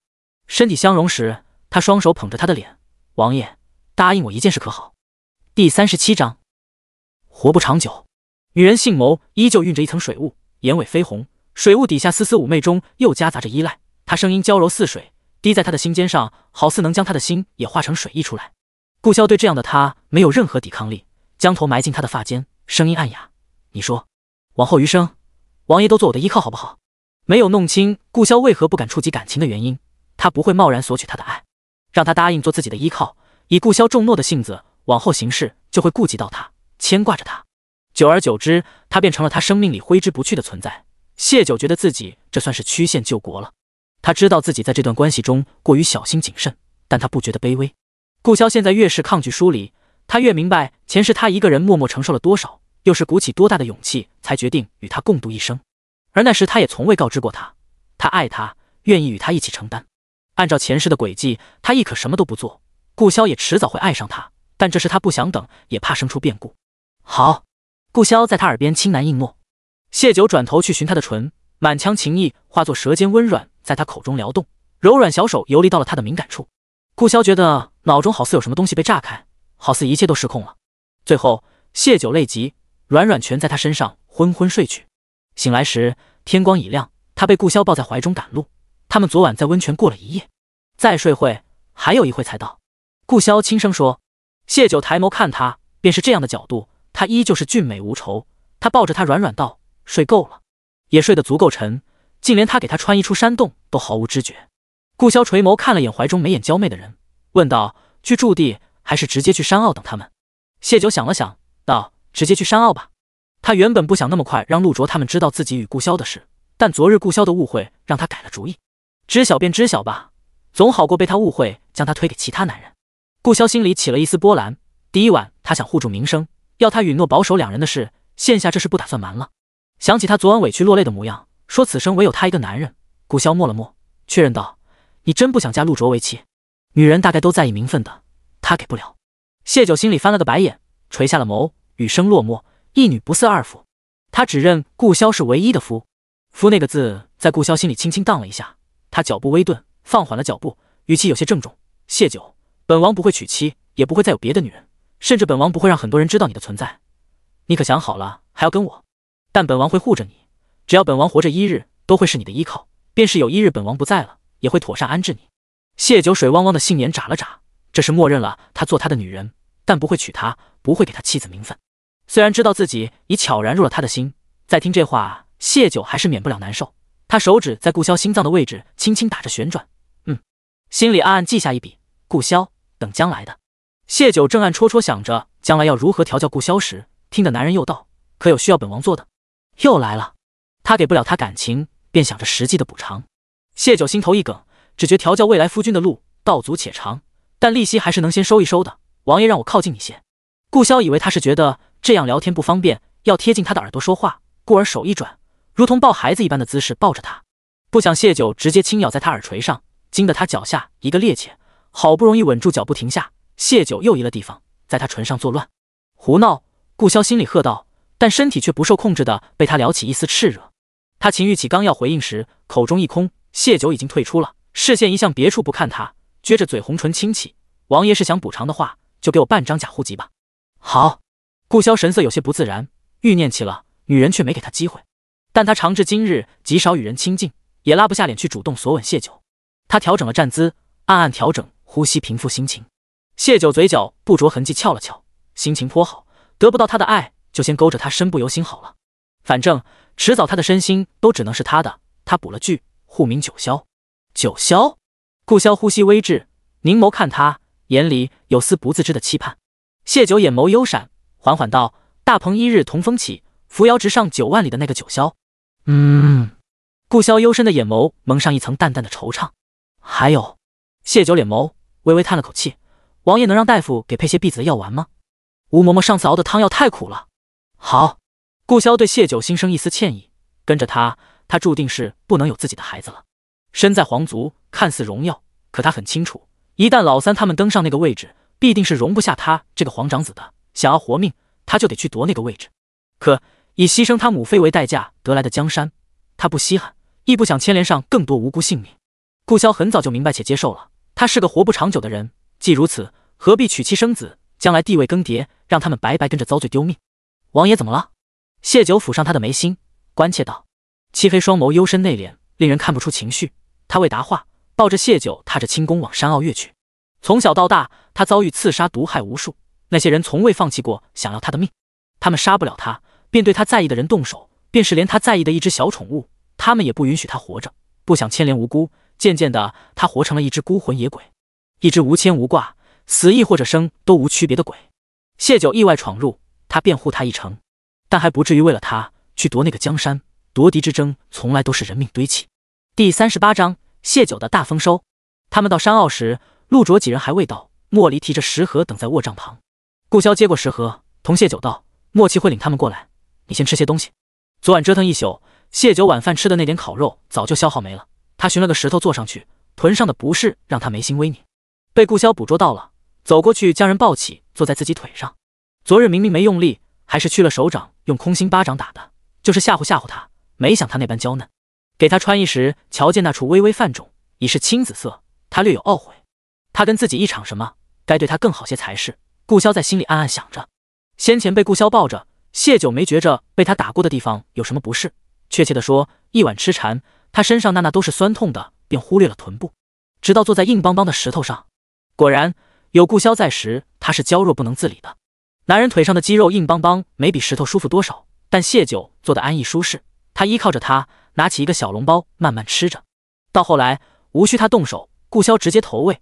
起初他有些生疏，到后面竟喂出了些乐趣。谢九成全他的小乐趣，吃了肚皮滚圆。他慵懒的在他身上靠了会才起身。我还要在山里待几日，王爷今日要做什么？顾潇也有自己的事要忙，但他看了眼谢九，可要本王背你？他记得第一回他爬墙很艰难的样子，山里行走不是易事。我没事，王爷快去忙你的吧。谢九拒绝，他知道他来山里是有事要忙，怕他和昨日那样误会，他补了句：等王爷忙完了，若离得不远，你再来寻我。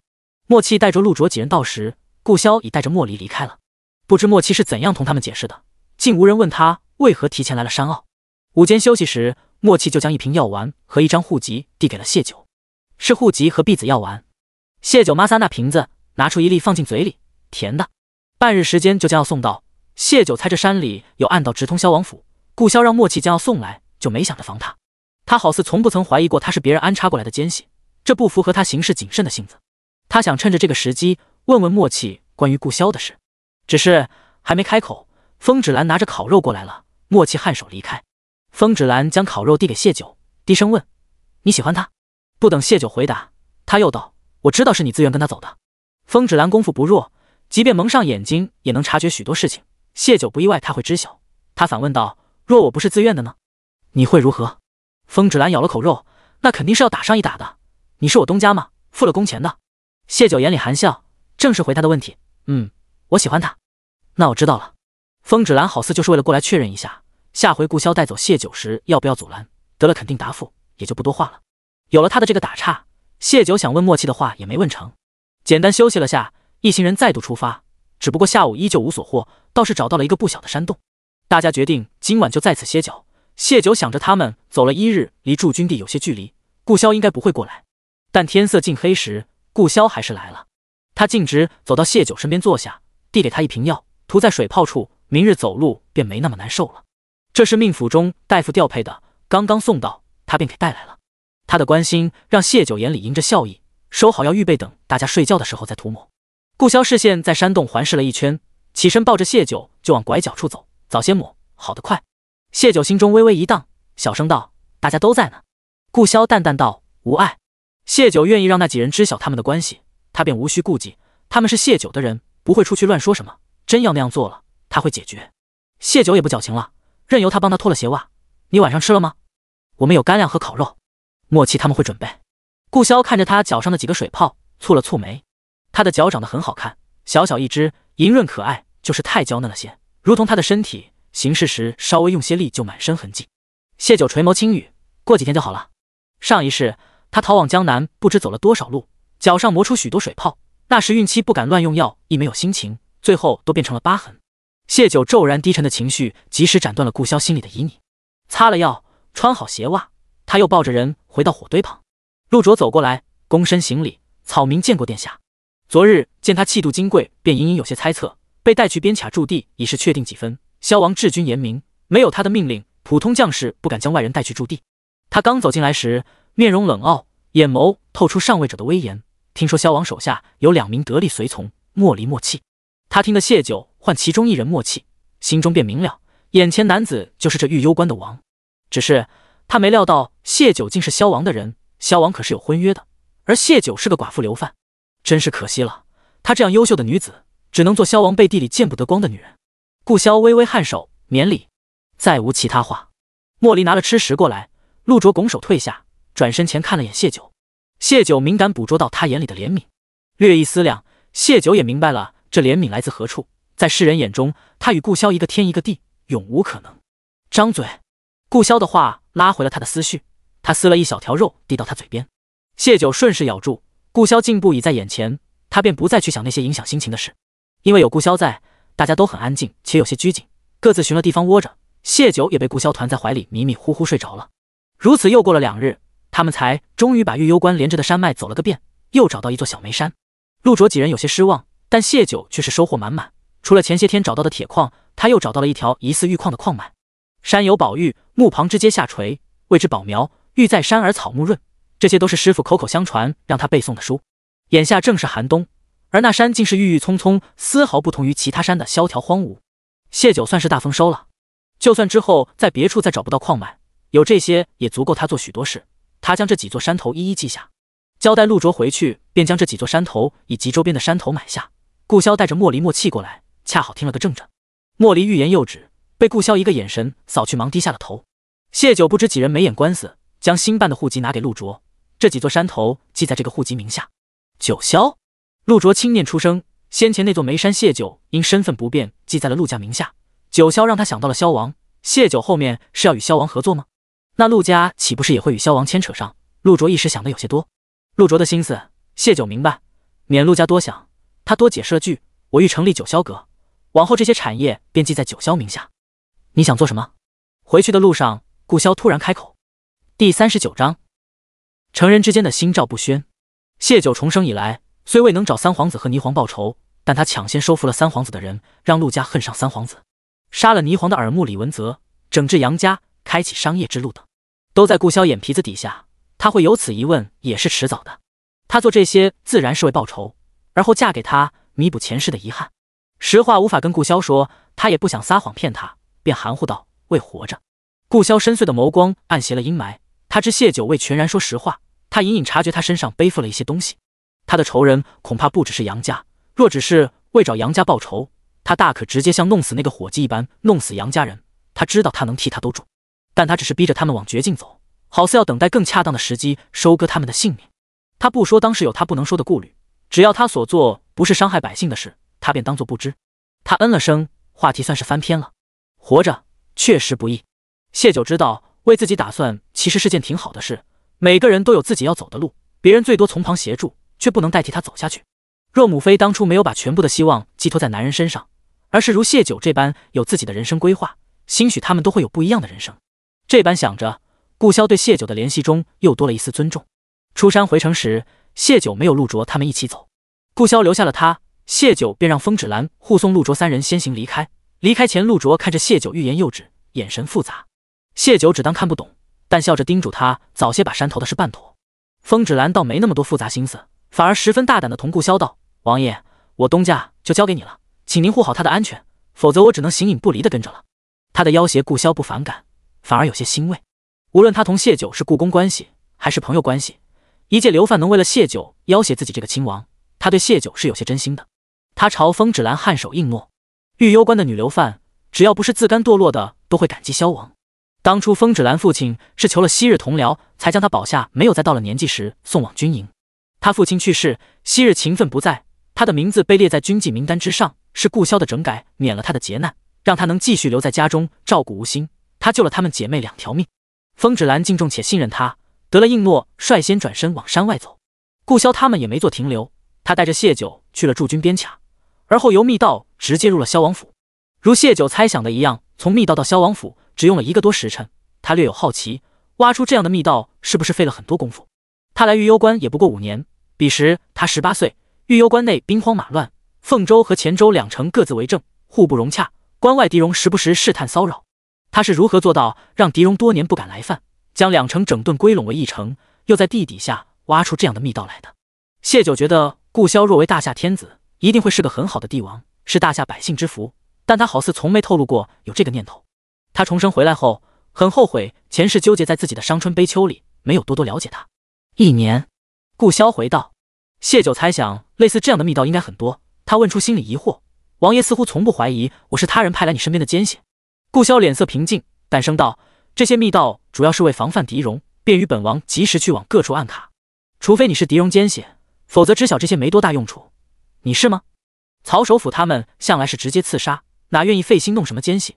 等他们意识到刺杀艰难，想培养奸细靠近他时，他已经不会再给他们这样的机会了。他们的目的只为杀他，若谢九是奸细，他有很多次机会下手。他没有。谢九笑了，眸若星辰。我不是。顾潇瞧着，像是有丝阳光钻进了心里。见谢九气息微喘，他直接抱着他快行。到萧王府时已经是午时，王府下人提前得了信，早早的准备妥当。2人一到王府，各自沐浴后，再一同用了午膳。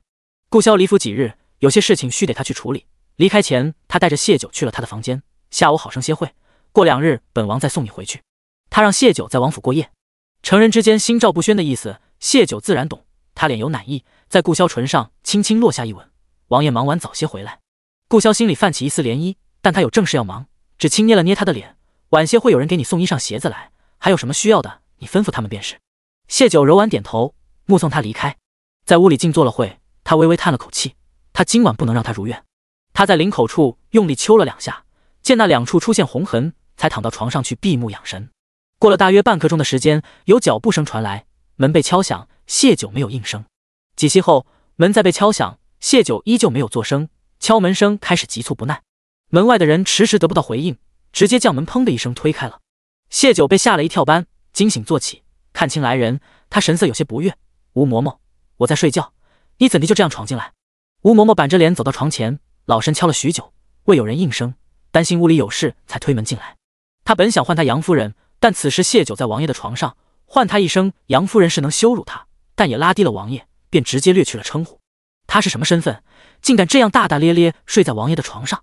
谢九佯装缓和神色道：我这几日同王爷在山里，实在是累极了，睡得有些沉，嬷嬷莫怪。说罢，他便从床上下来，脚有些软，一时没站稳般踉跄了下。他有些羞赧地笑了笑。吴嬷嬷眼眸沉了沉，但想到上次王爷对自己的惩罚，他饮下不快，老身带了衣裳鞋子来，是王爷给我准备的吗？我想试试，嬷嬷能否帮我？谢九脸上的高兴毫无掩饰，这副样子落在吴嬷嬷眼里就是贪婪。再想到上次他连客套都没有的收了他的东西，心里十分瞧不上他，却也没拒绝。谢九领着他到了屏风后面，自己动身缓缓松开腰带，微笑道：嬷嬷上次的话我是记着的，只是缘分是避不开的，我同王爷便是如此。吴嬷嬷心里已是十分不悦，一个寡妇还想同我家王爷说缘分，想必总是能避开的。谢九取下腰带，没了腰带束缚的裙长，衣领微松，谢九更衣的手一顿，抬眸看吴嬷嬷，嬷嬷的意思是叫我现在离开。他肌肤白净，衬得刚刚揪出来的红痕尤其明显。吴嬷嬷只当这红痕是王爷留下的，想到他这几日都缠着王爷厮混，怒气压都压不住，冷哼道：“无人捆着你的脚。”谢九垂眸静默片刻，将腰带拿起，重新束好，一语不发地走出了屋。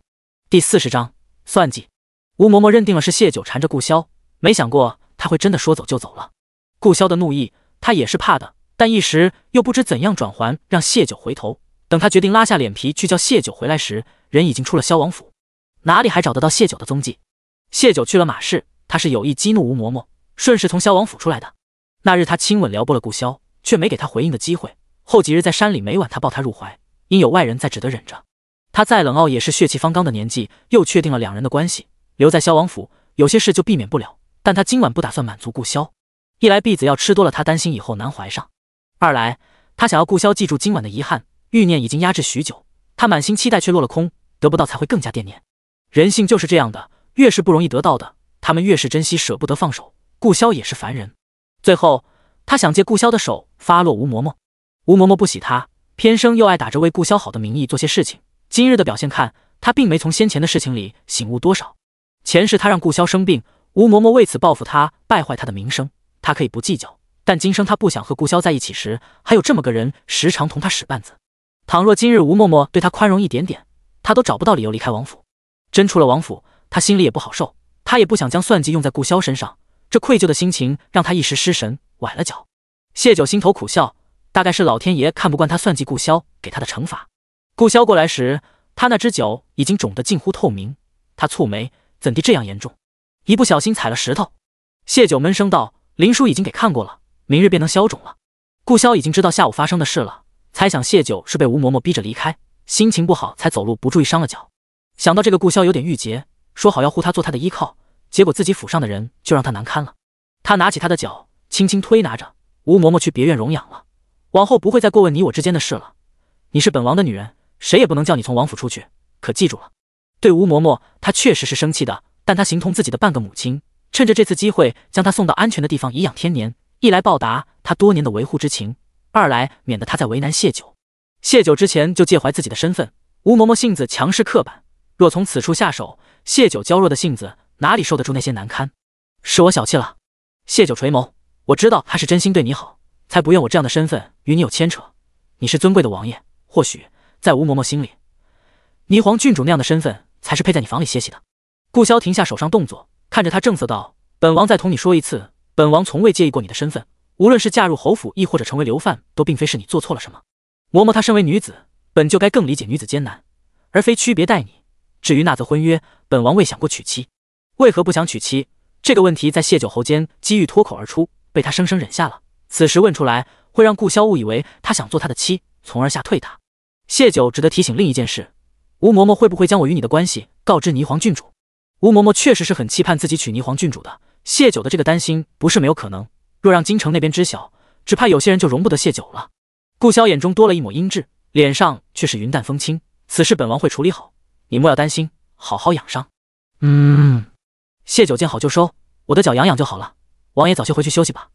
顾潇打量了下他的床，和声道：“本王今晚陪你。”见谢九不语，他道：“跑来跑去，本王累了。”他来之前心里的那点起立心思，在看到谢九肿得不成样的脚后，只剩下心疼了。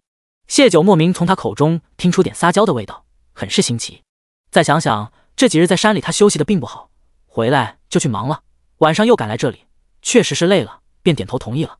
顾潇本就内敛，除了中药那次，其余都是他主动。现在他搅成这样，他更不会动他了。两人相拥而眠，没多久，顾潇就呼吸均匀，谢九往他怀里拱了拱，也迷迷糊糊的睡去了。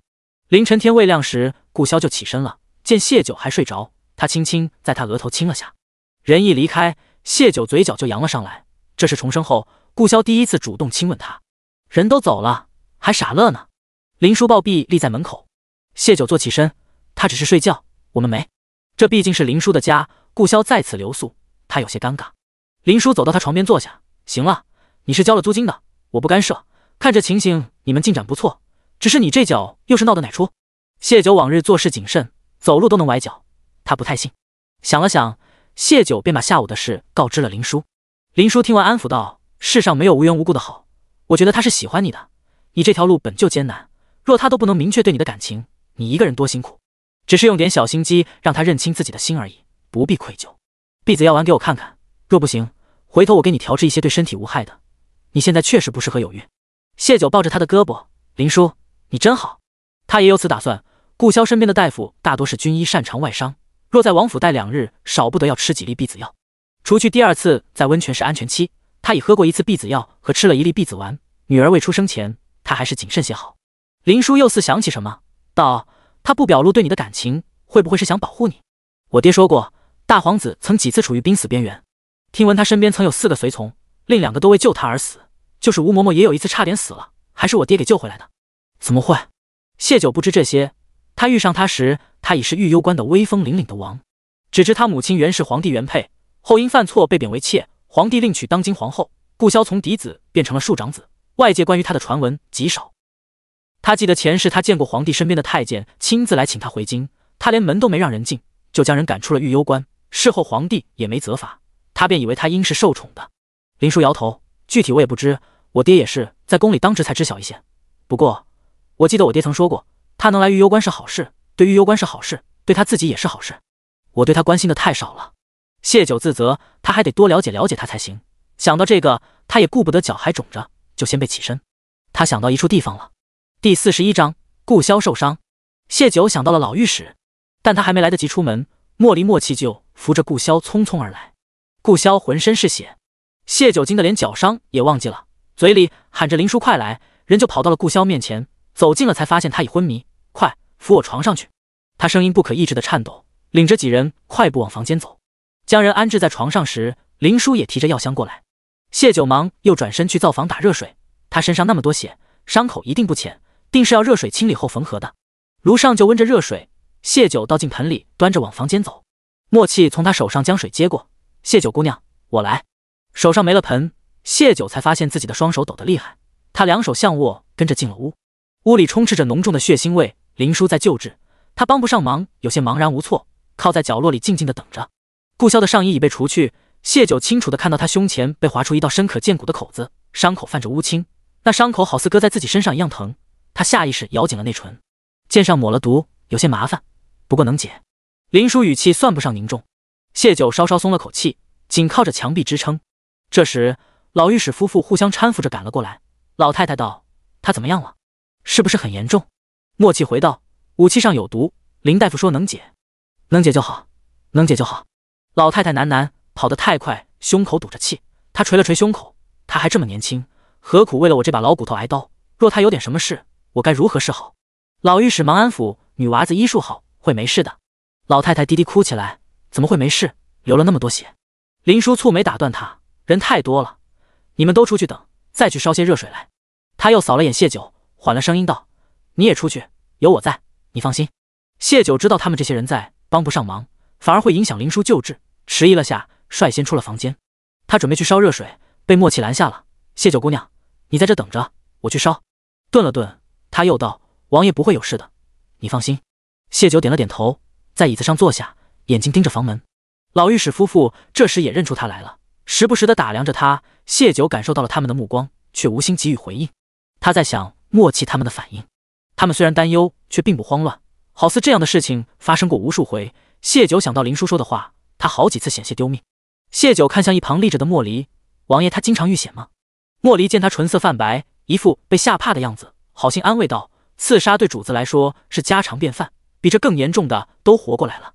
你放心，主子命大着呢，不会有事的，这只是寻常伤，只要毒能解主子等会就好了。他的安慰让一旁等着的老太太捂面呜咽。谢九眼中水光浮动，他想起前世他见他身上有许多陈年旧疤，他问他是不是上战场时留下的，他没回应，他便当他是默认了。刺客是谁？谢九问，眼里带着凛冽杀意。莫离摇头，我们赶到时，刺客已被主子灭口了，主子是在林御史家门口遇刺的。想了想，他又道：刺杀主子的无非就是那几个。谢九从前不曾关注过朝局，重生在边关能了解的消息也不多，但前世是三皇子以他诱杀了顾潇。三皇子是皇后嫡子，若顾潇是他的阻碍，那拥护他的那些人就容不下顾潇。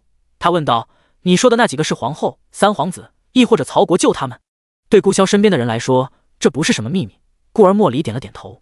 谢九垂眸，上一世顾潇没来流放区，所以今日不曾受伤。但雪灾时，他遭遇了一场刺杀，那是他从狄戎高价购买药材，将药材运回玉攸关的路上被刺客伏击。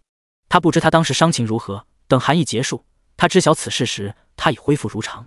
那时他还怨恨他，自是不会关心他，他亦不会主动告知他详情。他对那场刺杀一无所知，只隐约记得有这样一件事。重生后，他提前囤购了许多药材，也是防着此事再发生。他还想着这2日设法在提醒下他多加注意，没想到谢九指甲掐进自己的胳膊里，他真无用。默契提着热水进去了，没一会儿，又拿着林叔配的药材进了灶房。谢九想起身去看看，好似身体千斤重，被定住了般，只呆呆盯着房门。片刻后，他想起什么，对莫离道：“你去给王爷拿些换洗的衣裳吧，他伤重不宜移动，有林叔随时看着更安全些。”莫离点了点头，便出去了。不知过了多久，林叔才从里面出来，看着谢九，毒已经解了，养些日子便无事了。谢九掐着自己的手才慢慢松开，谢谢，阿弥陀佛，菩萨保佑，菩萨保佑，菩萨保佑啊！老太太双手合十，朝天拜着。我扶你进屋。林叔朝他脚下看了眼，你的脚得重新处理了。他刚瞧见他不管不顾地跑来着，肯定更严重了。其余几人这才看向他的脚，他刚刚走路正常，又有长裙遮着，没人发现有何异样。被林叔这一提醒，才看清他一只脚上只穿了袜子。谢九没拒绝，他此时才感觉到脚上的疼痛来，甚至现在才想起，他因为脚肿的厉害，鞋子穿不进去，正在犯愁怎么办，就瞧见了受伤的顾潇，便直接跑了出去。顾潇人还昏迷着，脸色苍白，蹙着眉。谢九在床边的椅子坐下，轻轻地抚着他的眉心。他问林叔：“他真的没事吗？会不会有什么后遗症？”林叔将他袜子脱下，应道：“他没事，养几天就好了。倒是你这脚得多养些日子了。”他的脚已经变成了暗紫色，肿得都变形了。谢九不语。林叔见他眼也不转地看着顾潇，给他脚上重新敷了药，便出去了。等谢九重新穿上袜子，老御史夫妇也进来看顾潇，人还没醒，他们也不走，也寻了个位置坐下。谢九本有许多话想问他们，但此时顾潇没醒，他满心里都只有担心。3人便静静坐着。顾潇醒来时已经是晚上，老夫妻2人年纪大了，受不住便先回去了。谢九一人坐在床前静静地看着他。他睁眼的瞬间，他便红了眼眶。我去叫林叔。顾潇看到谢九有片刻的猛怔，略一思量，便知定是他昏迷后，莫离他们就近将他送来这里找林叔医治。他拉住谢九的手，淡淡道：“本王无碍。”想起什么，他又道：“你脚可好些了？”第42章，他以为顾潇死了。谢九的强自镇定被这句话全然击碎，他将脸埋在他手心，哽声道：“对不起，若是我不从王府离开，你也不会来此找我。这场劫难是我带给你的。”他肠子都悔断了，为何要同他玩心机？若他有事，他第一个不会放过自己。可他重伤醒来，依旧惦记着他的脚。瞎想，与你无关。顾潇抬手拭去他脸上的泪，本王很庆幸昨晚来了这里，救下了他们。刺客是刺杀他们的。谢九从他手心抬起头来，眼睫上还挂着泪珠。他想看清他是不是安抚他才这样说的。顾潇微喘了口气，他们想抓了老大人来要挟我，所以你无需自责。他从林家离开，便想着去看看2个老人家，不想发现有刺客潜进他们家。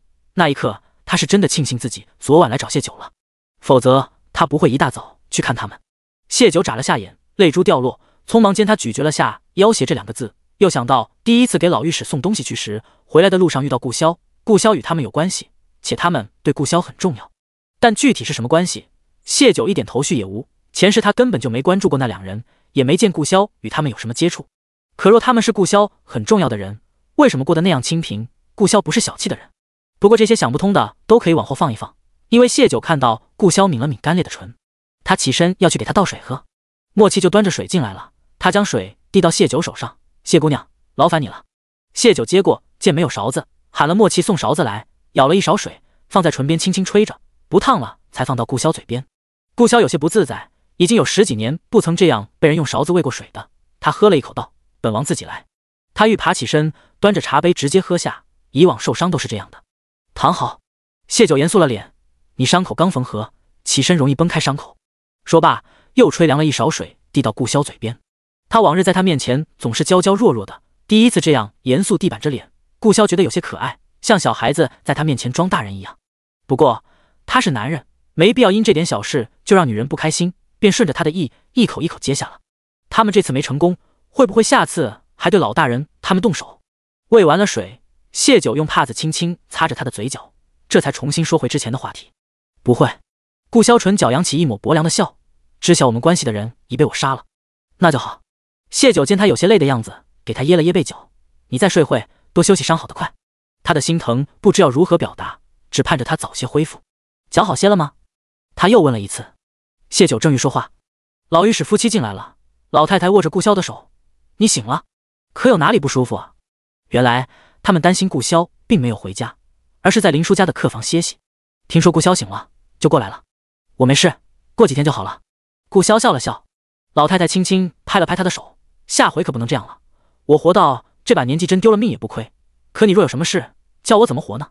他的声音变成了哭腔，眼泪落下来。老御史忙道：行了，你这样说叫他心里难受，没事就好，伤患须得多休息。我们先回去，你好好休息，我们明日再过来。顾萧应声，朝门外吩咐：莫离，你护着。那你好好的呀。老太太依依不舍，又看了谢九一眼，才跟着老御史走了。屋里重又安静。谢九见顾萧一直看着自己，知道他还惦记着自己的脚，暗叹了口气，将脚抬起给他看了眼，没什么大事。严重了，等明日我好些给你推拿。他有些心疼，始终觉得他脚受伤是自己的责任。你也躺上来，早些休息。好。谢九顺着他爬到了他身边，挨着他闭上了眼睛。担心了一天，脑子是很累的，但怕顾萧晚上会起高热，不太睡得着，默默想着心事。他心里很多思绪，有自己的自责愧疚，有顾萧对他的好，又想到老御史他们对顾萧态度的不同寻常。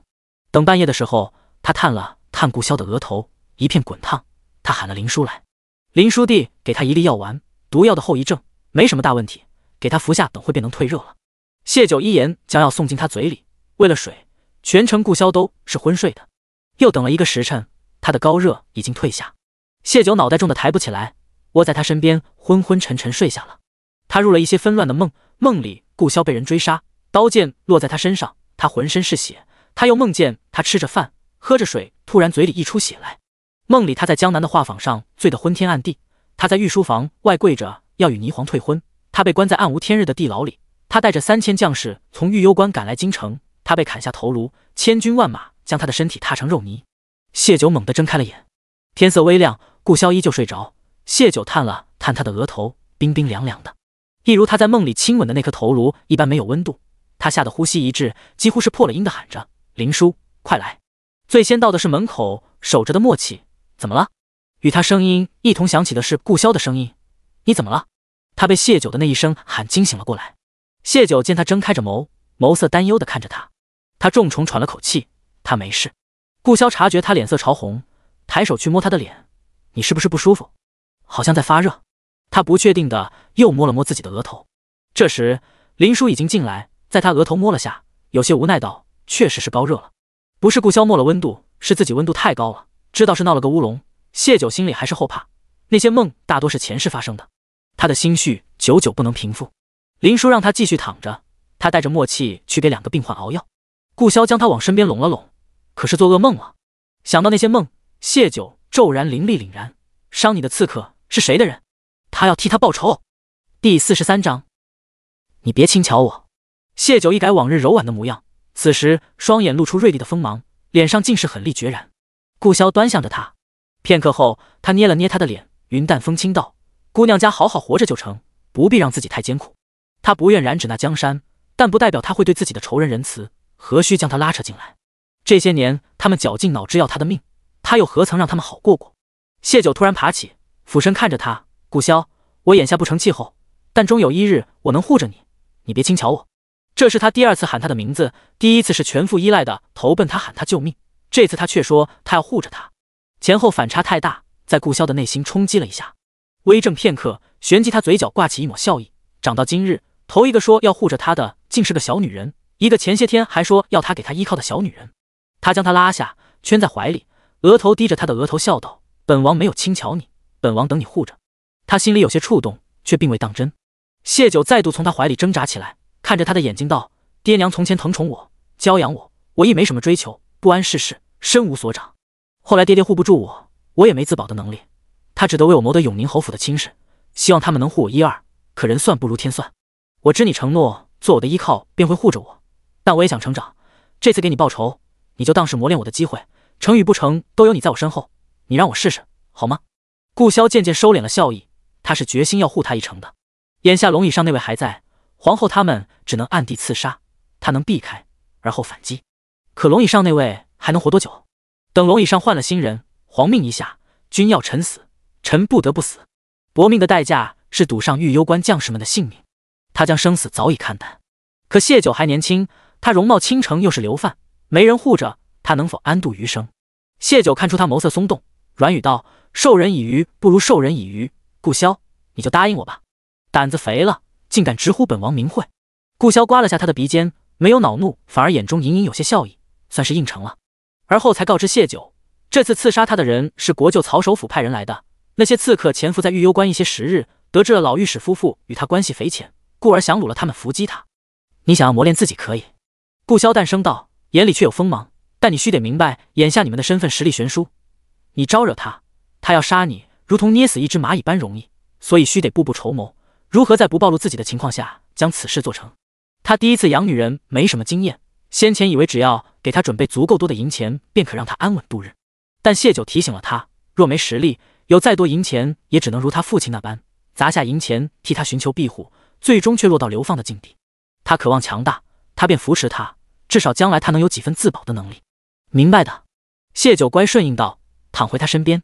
他不去探究他们究竟是什么关系，他只需知道那两位老人是关心他的便可。但是伤他的人，他却不能不惦记，练手是说辞，给他报仇才是真。关于曹首府，他还真知道要如何下手。前世雪灾寒意时，杨家人也有几人被感染，他找顾萧讨了药材，不但救下了杨家人，杨老大还用这些药材讨好了曹首府父子。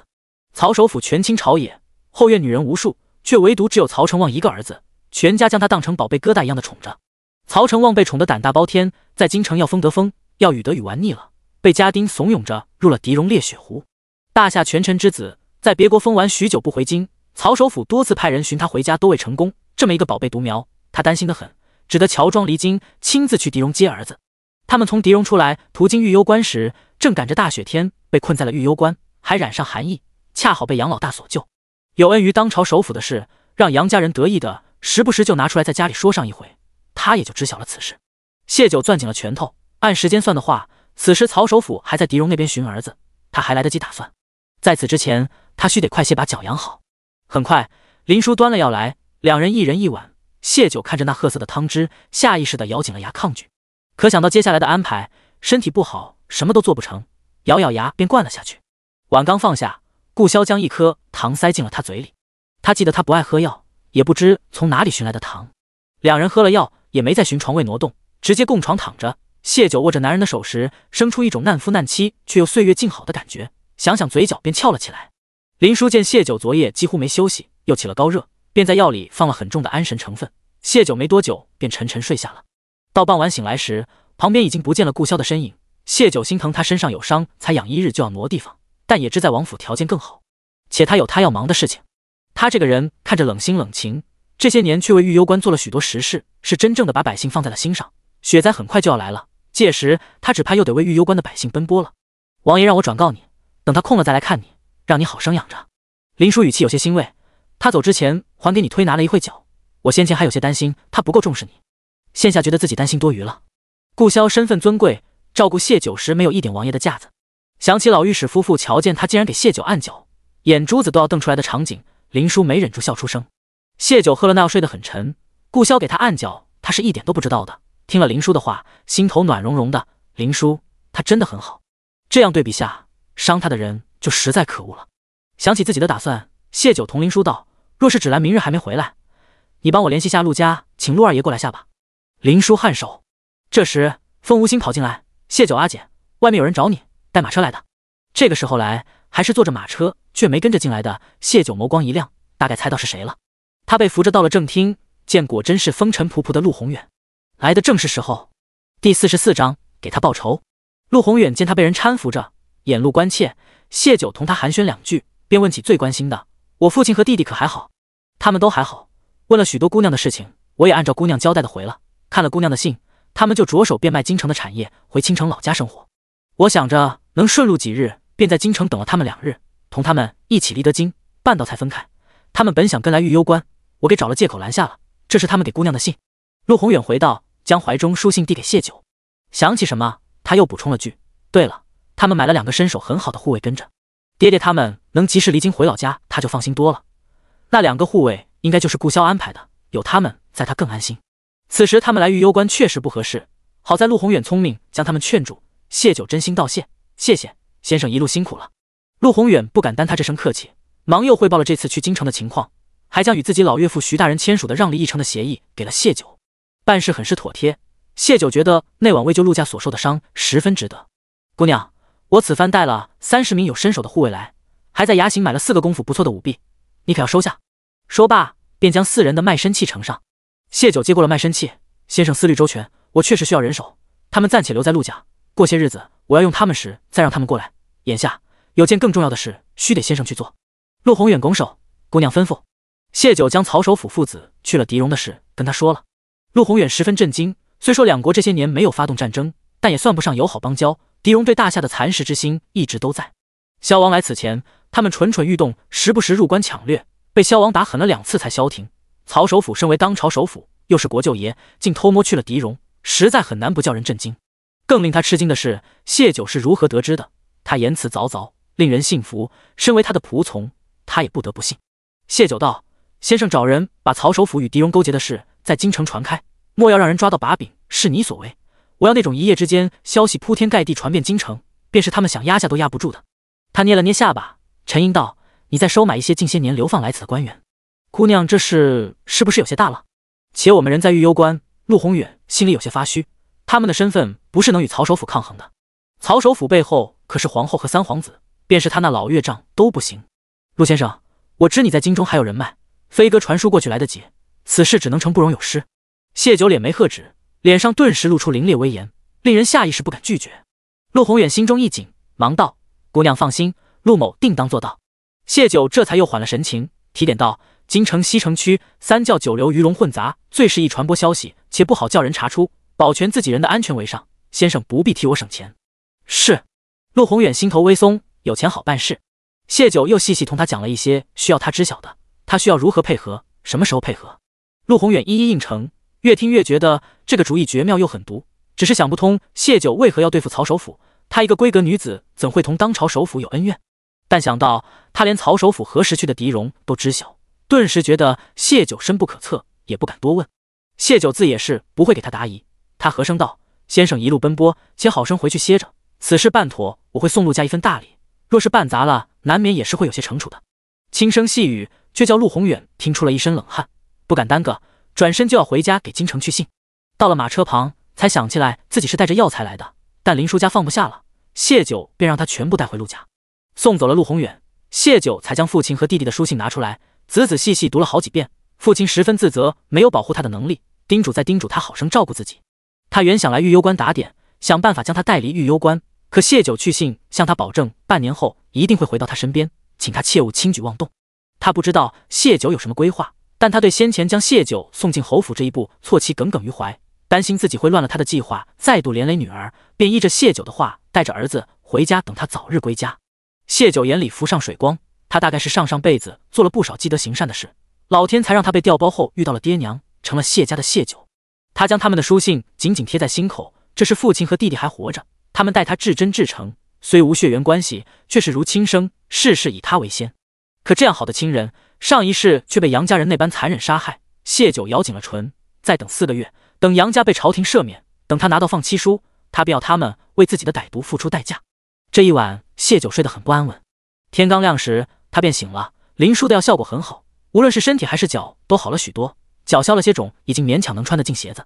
林叔给他重新换药，他向林叔打听了许多关于狄戎那边的事情。林叔曾救过狄戎的一个贵妇，那贵妇是狄戎望族，他十分感激林叔，偶尔私下与他来往，甚至邀请过林叔前往狄戎。林叔对谢九不隐瞒，把自己知道的都告诉了他。吃过午饭后，谢九又让风无心扶着他去了老御史家。老两口见到他来，比上次热情了些。老御史给他搬了把椅子，直言道：坐吧，你闷声不响给我们送东西，是因为他，还是你找我们有事？这个他只顾萧3人心知肚明，却未点破。起初他们觉得谢九是有所求，但是那日在林叔家见他那样紧张顾萧，便便想过是不是他知晓了什么，为了取悦顾潇才来接近他们两个的。谢九坐好，打发了吴昕去院子里玩，才道：“送东西来是我有事想向老大人打听。”略作停顿，他又道：“不过我今日来不是为我自己，而是为他。你想做什么？”老太太坐到了谢九对面，眼眸灼灼地盯着他，好似要将他看穿。谢九一字一句道：“给他报仇。”你……老御史蹙眉看他，小女娃，你可知他的仇家是谁？这又是什么地方？谢九笑了笑，这次派人伤的他是曹国舅，这里是御幽关，我是这里的流犯。老大人我很清楚自己在说什么。两个老人对视一眼，老太太问道：“你想如何做？”第45章一较高下。谢九没有全盘托出整个计划，只说了同老大人相关的部分。他要老大人做的事，对老大人来说不难，但只有他做才有更好的效果。老大人听完目光一沉：“你这说法实在荒谬，老夫缘何要同你一般胡闹？你可知曹家是什么人家？曹家原是江南商贾，开祖皇帝打江山时，曹氏家族有位少年立志追随，并说服族里拿出大半钱财相助。大夏国立，那位曹家少年亦平步青云，辅佐君王治理天下。曹氏从商贾之家摇身一变成了权贵重臣，到如今已历经4代君王。当今天子就是由曹家辅佐上位后，娶曹家女为后。曹家俨然已是大夏王朝的庞然大物，而曹首府是这个庞然大物的现任当家人。便是谢九从前在闺中也是知晓曹家的，他还知晓上一世陛下薨逝，曹家又扶持3皇子登基，曹氏势力近乎占了大夏半壁江山，被人私下称作曹半堂。谢九淡笑：“是不是胡闹？老大人届时看着就是。我若不愿呢？”老大人蹙起花白的眉，凝视着谢九，浑浊的眼中暗芒锋利，让人有些不敢直视。谢九抬眸凝视着他，眼眸沉静。老大人不愿做的事，谢九不会勉强，但他也算是为救你们而受伤。老大人若有心，该回报1、2。你以何种身份这般要求老夫？他目光冷沉，逼视着谢九多年来的官威尽显。谢九后背竟出丝丝凉意，原本脊背挺直的他再度挺了挺腰背，冷然道：“我见不得人欺负他。”老大人没有说话，静静地看着他。谢九眯起眼睛，学着顾潇打量人时的样子回望他。半晌，他突然问道：“你喜欢他？”“喜欢。”他这个人冷冰无趣又寡言。“你喜欢他什么？”谢九眉眼柔和下来：“他很好，他是皇子，便是你不曾入过杨家，也难在他的后院有一席之地。你图什么？”谢九沉默，冷冷的，毫不畏惧的与老大人对视。他图顾潇的爱，他图他们今生永相伴，这些在老大人他们眼里许是天方夜谭。这是他的追求愿景，无需向不看好他们的人力证。老御史看着眼前镇定自若的姑娘，心里不禁怀疑，是不是他流放来此几年已然没了气势？许多经营朝堂几十年的文臣武将都不敢这样直视他，就是到了御幽关，也无人能在他的逼压下不慌张的。这个胆大的女娃，竟还有要和他一较高下的意思。他转头看了眼自己的老伴，见他眼里露出一抹赞许，真有意思，不是自己不行了，是遇到了稀奇人了。他道：“我答应了。”谢九嘴角微微翘起，目光又沉静了几分：“我会再找老大人，那老夫就不留你了。”老御史淡淡道：“请回吧。”老太太翕动嘴唇，本想等老御史和谢九谈完话，同他套些话。闻言，不着痕迹地瞪了老御史一眼，闭紧了嘴。谢九这是被逐客了。来日方长，他从善如流地出了老御史的屋子，回到了林叔家。傍晚时，风芷兰前脚回到林叔家，后脚默契也送了些补品吃食来。“我有些事想请你帮忙办。”谢九淡笑着同默契道。默契来之前就得了顾潇的吩咐，这几日若谢九要用他，遵他的令便是，故而拱手道：“谢姑娘尽管吩咐。”谢九已经在顾潇那里交了底，要找曹首府报仇，就当是磨砺自己，所以也不怕顾潇会知道，将要默契办的事一一吩咐了。如此过了2日，谢九的脚终于能正常下地行走了。他带着风芷兰进城了。他们去了城中最大的茶楼听书，说书人讲完一堂，一句且听下回分解，就退下了。茶楼众人便各自吃着点心聊着天。风芷兰自来了流放区，每日为生活奔波，还是头一回进高档的茶楼，酝酿了好些彩虹屁要吹给谢九。刚起了个头，2楼突然砰的一声响，打断了他的话，也让整个茶楼安静下来。有人砸东西。继而一道男子嚣张的声音响起：“废物，连个白狐都抓不到，要你们有什么用？”属下无能，只是那白狐追着追着就到了狄戎地界，属下们不好去追呀。一道唯唯诺诺的声音响起：“那小畜生是我看上的，你们却要回来，他们狄戎还敢拦着不成？”嚣张的声音又道：“公子，那可是敌国，若是将我们抓了，不打仗哪里的敌国？”嚣张男子略低了声音，有些得意道：“真要抓了你们，就说我爹的名字，谁敢为难你们？他爹是谁啊？这么嚣张！有人低低议论着，马上就有人回应，猜测着。一时间外面议论升起，倒听不清2楼房间的说话声了。又过了一会，2楼又传来椅子被踢翻的声音，紧接着一个戴着兜帽看不清容貌的年轻公子从屋里出来，怒骂道：一群没用的东西，在这鬼地方待了这么久，连只白狐都抓不到，还要本公子亲自出马。年轻公子骂骂咧咧出了茶楼。这孙子谁啊？风芷兰不忿道：吹牛吹上天了吧，他爹在大夏再大的官，在狄戎也不顶用啊，怎么不直接说他爹是玉皇大帝呢？就是萧王殿下都没他狂。有个虬髯客接话道：嘘！谢九忙阻止风芷兰：你不要命了？敢招惹他，那可是京里的贵人，在京城都没人敢招惹。啥意思啊？风芷兰不解。其余众人也望向这两个戴着兜帽的女子，实在是也好奇那人究竟有个什么身份。不会是……风芷兰指了指天上，一指黄家人。谢九转头见众人都看着他们，放下一锭银子，拉着风芷兰就往外走，慌张道：是他们都要忌惮的人，你那话要让他听到就万劫不复了，快走！声音很轻，却能让周围几人听得清楚。有人倒抽一口凉气，皇家都要忌惮的人，谁啊？众人好奇心被勾起，可那能给他们解惑的女子已经急匆出了茶楼，显然是真的不敢招惹那公子。说书人再度上台，大家的注意力回到说书人身上，但心里的好奇并未消散。你想做什么？出了茶楼，风芷兰忍不住问道。谢九低声道：先回去。风芷兰满头雾水，但谢九付了银子，他也不多问了。第46章草包太配合。茶楼这边的戏埋下伏笔，谢九便通知默契，他可以着手将曹成旺引回玉幽关了。这日，采石场那边突然跑来一只通身雪白的狐狸，被几个眼疾手快的官差抓住，几人都很高兴，这白狐难见，定能卖个不错的价钱。放下，那是本公子的。曹成旺气急败坏地吼道。他从狄戎溜出来，就看到了这白狐，带着一众人追了许久，眼瞧着就要抓到了，脚下一滑摔了跤，底下那帮子奴才见他摔跤，都跑来扶他，没顾的白狐叫他跑了，现在却被别人抓到，他如何甘心？你有什么证据说是你的？大家瞧着，明明是我们抓住的。官差们根本没把曹成旺放在眼里。曹成旺向来嚣张，被人奉承惯了，这要是在京城，对方早就点头哈腰，把白狐送到他手上了。这几个小小官差一副鼻孔朝天的样子，让他很不爽，恼怒道：本公子想要的东西，要什么证据？来人，给我抢过来！曹成旺的下人一哄而上，本以为寻常官差而已，很快就能拿下，没想到反被官差们抓住，连带着曹成旺都被官差踩着压在地上。他什么时候受过这种委屈？大吼道：放肆！我乃当朝首辅的儿子，皇后的亲侄子，你们竟敢这样对我，我要砍了你们的脑袋！有个官差大笑：你要是首辅的儿子，我还是玉帝的老子呢，谁不知道首辅的儿子在京城？你想骗小爷也得说个聪明点的借口。这时有犯官大着胆子道：差爷，我曾在京城见过曹首辅家的公子，好像这位真的就是。官差狐疑，又有几个犯官也仔细看了看曹成旺，附和道：真是曹家公子。几个官差闻言有些心慌，但很快其中一人道：不可能，曹家的公子怎么会在玉幽关？此人敢冒充当朝首辅之子，得押回大牢好好审审。最先认出曹成旺的犯官瞧了眼白狐，好像是想明白了什么似的，突然道：曹公子是不是因为来猎白狐来才到了玉幽关啊？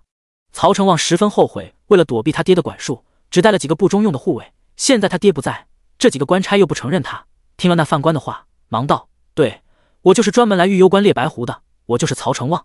官差这才有些信了，忙派人去请守将。守将曾在京城待过，一眼认出曹成旺，忙将人放了，连连道歉是误会，为了赔罪，还请他去了城中最大的酒楼，那白狐自然也是送给了曹成旺。曹成旺心里想着弄死那几个抓他的官差，但这是顾萧的地盘，顾萧连他爹都不看在眼里，他也只得暂时忍下。不过这守将倒是态度谦卑，玉幽关好玩的地方请他去了个遍，好吃好喝的供着，曹成旺心里这才消了气，同时又有些得意，爹总叫他要小心顾萧，可现在顾萧底下的守将还不是绞尽脑汁的给他赔礼道歉，生怕他一个不高兴就记恨上了他们，可见顾萧也是忌惮曹家的。不过有一点叫他不喜的是，城中竟然传出他为了猎得白狐在玉幽关蹲守半月，这显得他很无能。可那守将和官差们则因此夸他沉稳持重，有耐性，注定是个做大事的人。私下里，守将还请他往后多多提携。曹成旺从小就是个草包纨绔，活了16年，被夸能成大事还是头一回，心里还挺受用。后来带着白狐出去玩时，再有人提起他蹲守半月猎白狐的事，他非但不反驳，反而主动承认，甚至夸大自己是如何耐得住性子之类的。谢九听到这些，嘴角微挑。曹成旺这个草包简直是太配合。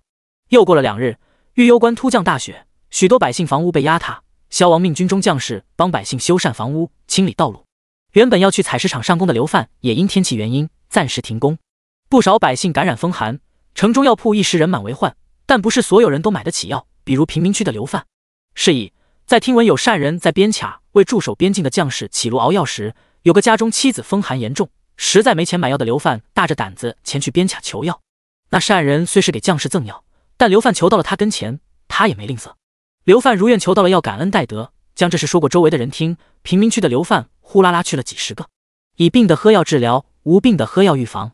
这些人求到了药，边卡有善人施药的消息瞬间如秋风扫落叶般席卷了全城。随之一同传开的还有另一则消息：大夏当朝首辅曹志诚竟从狄戎返回玉攸关，虽做了乔装，却还是被那些从京城流放来此的犯官一眼认出来。这个消息像是热油锅里倒了一盆冷水，在玉攸关沸腾了，油花四溅，也炸翻了老御史。谢九说的是真的，曹首辅竟然真的去了狄戎。他想做什么？私下结交别国？林御史按下心中的震撼，沉声问曹首辅：不知首辅大人为何从狄戎方向来？曹志诚如何都没想到，他竟会被人认出来，脑中快速转着。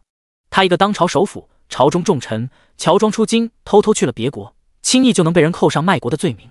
这些他不是没有想过，但儿子顽劣，宝贝疙瘩就那一个，无论他是在狄戎还是玉攸关顾萧的地盘，他都不能安心。权衡之下，他才下了决心走这一趟。本以为扫清所有痕迹便能万无一失，却如何都没想到竟是这样被认了出来。究竟是哪里出了问题，还是巧合？偏偏这个铁面无私的硬石头也在场。对上老御史犀利的眸光，他沉沉叹了口气，犬子单纯，被下人诱骗去了狄戎。老大人也知道，我就这一根独苗，多次派人寻他无果，才只得亲自来找。此事是我考虑欠妥，等回京城我会向陛下请罪。他又重重叹了口气，像是要道尽老父亲的无奈。老御史扶着胡须冷笑：全玉攸关都知你家儿子在山里狩猎半月，根本就不曾去过狄戎，不知首辅大人这说法是从何而来？他拱手朝天行礼：首辅大人，老夫教子无方，自愿流放来此，陛下仁义保留了老夫的监察弹劾百官的权利，老夫不能愧对陛下信任，会将所见之事如实上奏。曹志诚权势滔天，唯独在眼前人手里多次碰壁，偏偏屡次下手还未成功。没想到他都流放来此了，还能给他找麻烦。众目睽睽之下，他须得守住首辅的威仪。他镇定道：本首辅确实在狄戎寻到了我儿，只是他顽劣，又叫他半途溜了。老御史面无表情，听闻首辅大人底下高手如云，竟是连个少年都看不住。不过首辅大人也不必同老夫解释，陛下英明，自会甄别。这个老东西，曹志诚心头暗骂，想了想，确实没有同他多说的必要，便带着人先行去找儿子了。心里已是盘算好了，回头让人运作一番，便是皇上和天下人知晓他去了狄戎，也是家有不孝子。他这个老父亲心酸无奈，为寻儿子迫于无奈，无关朝堂。可他没想到的是，谢九早已放了后招等他。第47章，不得不对他下手。曹首辅找到在玉攸关玩得不亦乐乎的儿子时，也听到了曹成旺在山里蹲守半个月的流言，顿时明白这些流言都是人为造势的。那自己在边卡被流犯认出，就不可能是巧合，都是有人算计好的。他第一反应是顾萧安排谋算了这一切，可他此番出来带的都是亲信心腹，京城那边是告假养病，除了老母亲和正妻，连女儿妾室们都不知他出京了。顾萧又是如何得知他的行踪？他心中一沉，下意识的怀疑是不是身边人出卖了他。他警告曹成旺，等回了京城，你要告诉所有人，你是追着白狐误入狄戎，一时贪玩不想回来，为父才去狄戎找你的，寻到你，我们父子2人便即刻返回大夏了，明白吗？曹成旺不以为意，爹，眼下又无战事，你紧张什么？别说您是去寻儿子的，就算是真有事去了狄戎，那位信任您依仗您，不会拿您怎么样的，最多是罚些俸禄，咱家又不缺那些。混账东西，要不是你乱跑，能惹出这么多事来？曹首辅怒斥儿子竟说出这样无知的话，却也不舍得真动他一下。外人都道陛下信任曹家，可自古哪个天子会真正信任掣肘皇权的家族呢？这时亲信阿三神色匆匆进来，大人，城中又起了新流言。阿三欲言又止。曹成旺被训斥了，正不耐烦，吼道：吞吞吐吐做什么？说呀！城里传大人是被陛下的信任滋长了野心，想伙同狄戎一起图谋大夏江山，被大家认出来，才借口说是去寻少爷。他们说少爷分明就没出过玉攸关，早些日子还在茶楼发脾气，要人去抓白狐，属下特意去茶楼打听了，那日疑似少爷的人确实在茶楼出现过。当时动静闹得大，许多人印象深刻。且少爷还放话，若底下人被狄荣抓了，就让他们报老爷的名讳，狄荣不敢为难。胡说八道！曹成旺怒气，小爷什么时候说过这种话？那帮刁民竟敢冤枉小爷！带公子下去休息。曹首府人老巨猾，略一沉思便明白了，这是栽赃陷害。有人易容成曹成旺的样子，故意高调在茶楼出现，为的就是要大家记住曹成旺那个时间段是在玉攸关的，且心心念念只为猎得白狐。曹成旺追着白狐出现在采石场，被许多流贩认出，再又传出他为了猎白狐在山里蹲守半月的消息。茶楼的曹成旺是假的，可采石场的曹成旺是真的，真真假假前后一结合，整个玉攸关都能证实他的儿子一直都在大夏，并没有去什么狄荣。那他去狄荣找儿子的借口就彻底不成立了。最歹毒的是那句话，他大夏朝首府的家奴被狄荣人抓了，报一下他的名讳，狄荣人就不敢为难他们，不就是向众人透露他曹志成与狄荣私下有交情，且交情匪浅。偏偏曹成旺这个混账，往日就是嚣张口无遮拦的性子，若知晓他与狄荣有关系，他还真的能说出那样的话来。对方这是把曹成旺的性格都算计进去了。曹首府按了按太阳穴，有些头疼。曹家昌盛成如今的模样，有些念头难免会生出来，但真被人摆到明面上，那是大逆不道的死罪，是天下人所不容的。他绝不能让曹家在他手上成为史书上的污点。心腹的声音又响起，属下去联络了先前来玉攸关的人，得不到回音，亦找不到他们的踪迹。顿了顿，他又道：属下还打听到，前些日子萧王遇刺，如今还在养伤中，极有可能是我们的人做的。几个月前，曹首府派了数名死士潜入玉攸关，让他们务必取顾萧的命。为免泄露行踪被顾萧有所察觉，他们中间未曾联络，只等他们是乘船消息入京，今日事发，他才想着联系暗桩，看能否从他们身上找到突破口，把眼前的局破了。如今看来，那些人虽伤了顾萧，被却顾萧收了命，顾萧越来越不好对付了。可又总觉得哪里不对劲，曹志成重重呼出一口气，问道：阿三，这件事你如何看？阿三斟酌道：大人，属下觉得这次的事不像萧王的手笔，往常我们对他动手，他会反击，但不会用这样绕的法子回击。曹首府蹙眉点头，这就是他觉得怪异的地方。若按顾萧往常的性子，他刺伤他一处，他会回他两处，且从不遮掩，明晃晃告诉你他在以牙还牙。起先他觉得顾萧愚蠢没脑子，对手做久了，才明白他是不屑于与他们周旋。他那个人内心冰凉，任何人都入不了他的心，包括敌人。你不动他，他便懒得搭理你。无攻击性又是磊落的性子，且因他母亲的死憎恨皇上，无异于那个位置。这样的人原本他们无需设防，可他是皇上长子，陛下一日未立三皇子为储君，他的存在就是威胁。同为父亲，他隐约能察觉皇上并不如表面表现的那般冷待顾萧。在他年少时，皇后便多次下手，未有一次成功。若说这背后没有陛下的维护，他是不信的。顾萧入军中，屡立战功，被发配来玉攸关，又得百姓称赞，有军功，有名望。若再有陛下的懿旨诏书，便是他不愿要这个江山，这江山也会稳稳地落在他手里。曹家是三皇子的外家，要保曹家荣耀常驻，只能是三皇子上位，所以他不得不对顾萧下手。可这么多年，他们始终没能要了他的命，这背后少不了有人护着。曹志成猛地睁大眸子，顾萧不屑于同他们弯弯绕，可那位护子的帝王却未必不会。若这次的事是帝王手笔，意图打压曹家，那快准备准备，我们即刻回京。曹志成急声吩咐。大人，眼下大雪，赶路恐不安全啊。心腹劝道。曹首府走到窗口，看了看外面飘着的鹅毛大雪，咬着后槽牙道：迫在眉睫，不能等。这玉攸关的雪要下多久无人知晓，一旦消息比他更早传到京城，他就失了先机，再难转还。心腹也知事情严重，忙出去准备。半个时辰后，一行人下楼要出客栈。曹成旺不懂他爹的顾虑，大雪天被拉着赶路，心里十分不快，走路时还不免对身边的小厮踢踢踹踹。小厮被踢了一个趔趄，撞到了旁边一个戴着兜帽的女子，女子被小厮一撞，没站稳，直接往曹首府那边扑去。好在他身边的丫鬟眼疾手快，在他即将触及到曹首府时，及时扶住了他。护在曹首府身边的护卫这才收住了要踢出去的脚。曹首府将一切尽收眼底，知道那女子摔倒的根源在儿子，他急着赶路，便没多想，拉着儿子出门上了马车，往京城赶去。谢九随后从客栈出来，走到街角处，上了另一辆马车。默契亲自赶车，心里到底是有些不甘心。谢姑娘就这样让他们走了？他派人刺杀王爷，我们该加倍奉还的。谢九摘了兜帽，眼里一片冰寒。他们今晚走不了。第48章，我去上面。曹首府一行人刚出城门没多久，马车里便传来曹成旺的惊呼：爹，你怎么了？哪里不舒服？亲信忙勒停了马，掀开车帘，便见曹首府面色惨白，紧闭双眼，颤抖着。快回城找大夫！曹成旺第一次见他爹这样，心慌不已。没什么比首府的性命重要，亲信略一迟疑，便带着一行人返回城中。谢九看见曹首府一行人再度回了客栈，将马车帘子放下，吩咐默契回去吧，让老御史即刻写折子，连夜送往京城。想起什么，谢九又补充道：“请老大人别忘了把王爷遇刺的事情也写上，写严重些。”是。默契恭敬应声。曹首府人事不知的被护卫抱着进了客栈，他知道这是谢九做的，否则他不会那么笃定他们会返回。谢姑娘，他多久会好？王爷可是挨了一刀还中了毒，若是谢九下手轻了，那就太便宜姓曹的了。谢九面无表情，低垂的眼睑掩去了他所有的情绪，淡声道：“明日便会无恙，届时他们会再度启程，所以你须得催老大人快些。”果然，第二日中午，曹首府一行人再度出城。谢九看着马车匆匆远去，嘴角终于扬起一抹残冷的弧度。按照前世的轨迹，大概在后天御幽关通往京城的道路就会被大雪阻断。送折子的人昨晚就出发了，能赶在大雪封路前将折子送往京城。曹首府一行人比送折子的晚了一天，又是坐的马车不及送折子的骑马快，按路程推算，他们恰好会被困在山里，直到1个月后雪停路通方能出来。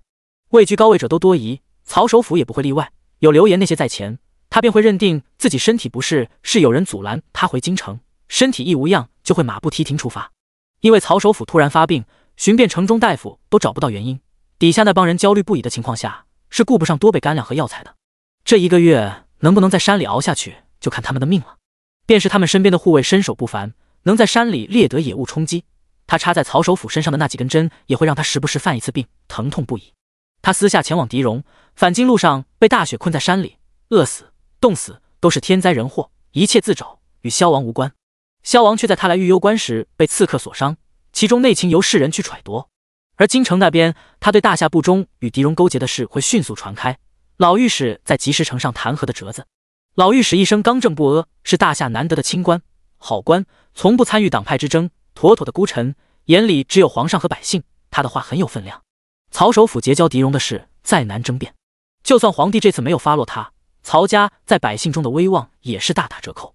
百姓不会拥护一个对国家有一心的家族，杀人诛心对于位高权重的权臣，让他名望受损，会比刺伤他的身体更严重，这是他伤害顾萧的代价。这晚谢九睡了一个安稳觉，大雪封山的消息传到顾萧耳中时，他正在看公文，凝眸沉思片刻，他明白了谢九一切的盘算，他亲自去了林叔家，将谢九带去了他的别院。你做得很成功，顾萧由衷夸赞。谢九让人去茶楼做戏，吩咐默契抓白狐，而后用白狐诱着曹成旺逃开他爹，再拦截曹成旺随从给曹首府的信鸽，让曹首府无法提前得知城中传言，从而说出去狄戎找儿子的借口来，再让人带着曹成旺满城的玩乐，让御幽关的百姓都知道这个公子哥的存在，最后捐出1车药材去边卡施药，让流犯将曹首府抓个现行。这些事他都知晓，但谢九说了要磨练自己，他便没有插手。他在一旁看着他一步步一环扣一环的将曹首府套进局中，每一步都是他精心安排，却又让人查不出痕迹。就在他以为一个弱女子给当朝首府扣上了与他国勾结意图大夏江山的罪名，已是十分难得时，大雪封山的消息传来，他才知他筹谋的远不止于此。他要曹首府身心接受到重创，他真的很用心的在为他报仇。你如何得知他去了狄戎？顾萧问出心中疑惑，又是如何知道会有大雪？还算准了他们会被封在山里。他想起了谢九很早就开始采购药材，还有那可御寒的煤炭。谢九眸光微闪，他不想骗顾萧，但重生的事玄之又玄，他无法说。思量道：有些事我暂且不能同你言明，但我绝不会做任何对你有害亦或者对百姓有害的事，你信我？顾萧眸光沉沉看了他片刻，微微颔首。好。他亦有事无法同他言明，每个人心里都有不能言的秘密，他既做了承诺，便不会深究。谢九心头微麻，既高兴他这样信任他，又好奇他为何这样信任他。曹首府若侥幸活着回了京城，应该会弹劾王爷见死不救。谢九道：师父说过，朝堂上的那些大人们最是擅长给人泼脏水，闹起来的时候能互相指着鼻子对骂，和市井中的妇人没什么两样。曹首府吃了这么一个大亏，不管他是不是认定是顾萧做的，都不会错过攀咬顾萧的机会。顾萧笑了笑，本王从小被弹劾大，何曾惧过？再说你做的如同本王做的，本王不冤，至于就不救他，本王自个儿还在养伤呢，管得了他曹首府死活？谢九扑哧一声笑起来，谁能想到以前总是冷淡的王爷会说出这样接地气的话来？他比从前活泛了。他伸手触上伤口位置，柔声道：“伤好些了吗？给我看看。”顾潇呼吸突然一滞，耳根莫名泛红，心里说不出的异样。他迟疑道：“你真要看？”“想看看。”谢九点头。自从上次他回去养伤后，他们各自忙碌，这还是第一次见面，他始终牵挂他身上的伤口。“那你来。”顾潇将谢九的手放在了自己的腰带上，微微别过了脸，好似有些放不开，又似有些期待。谢九满心惦记他的伤势，未曾留意他的神情变化，着手就将他衣袍解开，露出那道已经结痂却依旧狰狞的疤痕来。他手指轻轻触摸着，心疼异常。微凉的手指带着阵阵酥麻感从他的指尖传到他的皮肤上，继而是心里。顾潇脑中一根弦瞬间断裂，他俯身便擒住了他的唇。谢九感受着男人的炙热，给予回应。他在他食髓之位的时候勾起了他的欲念，却又算计了他，让他受伤，甚至差点丢命。这一次他不忍心拒绝，且林叔查看过他命人配制的避子丸对身体无损害，但他身上还有伤。在顾潇吻着他跌到床上，想要更深入时，谢九搂着他的脖颈，在他耳边娇喃：“我去上面。”第49章，勾人的妖精。顾潇一直知道谢九很美，初见时他对着院中新开的海棠花笑得明媚又干净，好似能逼退世间所有的繁华和肮脏。那时他觉得她好似天界仙子，美丽又纯洁。可眼下，女人乌黑的长发如海藻般散落在她的冰清玉骨上，随着她的身子上下起伏而萦绕荡漾。她雪肤墨发，脸上染着情欲的绯红，小嘴微微张着，媚眼潋滟妖娆，像只勾魂夺魄的妖精，让人恨不得掏空自己全部给了她。顾潇欲翻身将她压在身下，想要索取更多，被他小手按着心口。他娇嗔微喘，上挑着眉眼，等伤好了，王爷再辛苦也不迟。现在还是酒儿来。他停了动作，软软的撑在他上方，轻咬他的唇，轻喃：“只是王爷莫要忘了，等伤好了补偿酒。”情欲的光泽爬满了顾潇炙热的双眸，他脑中回荡着补偿二字，鬼使神差的他想到了先前看过的那一页页令人血脉奔张的画册。他喉结滚动：“好，本王补偿你。”“补偿谁？”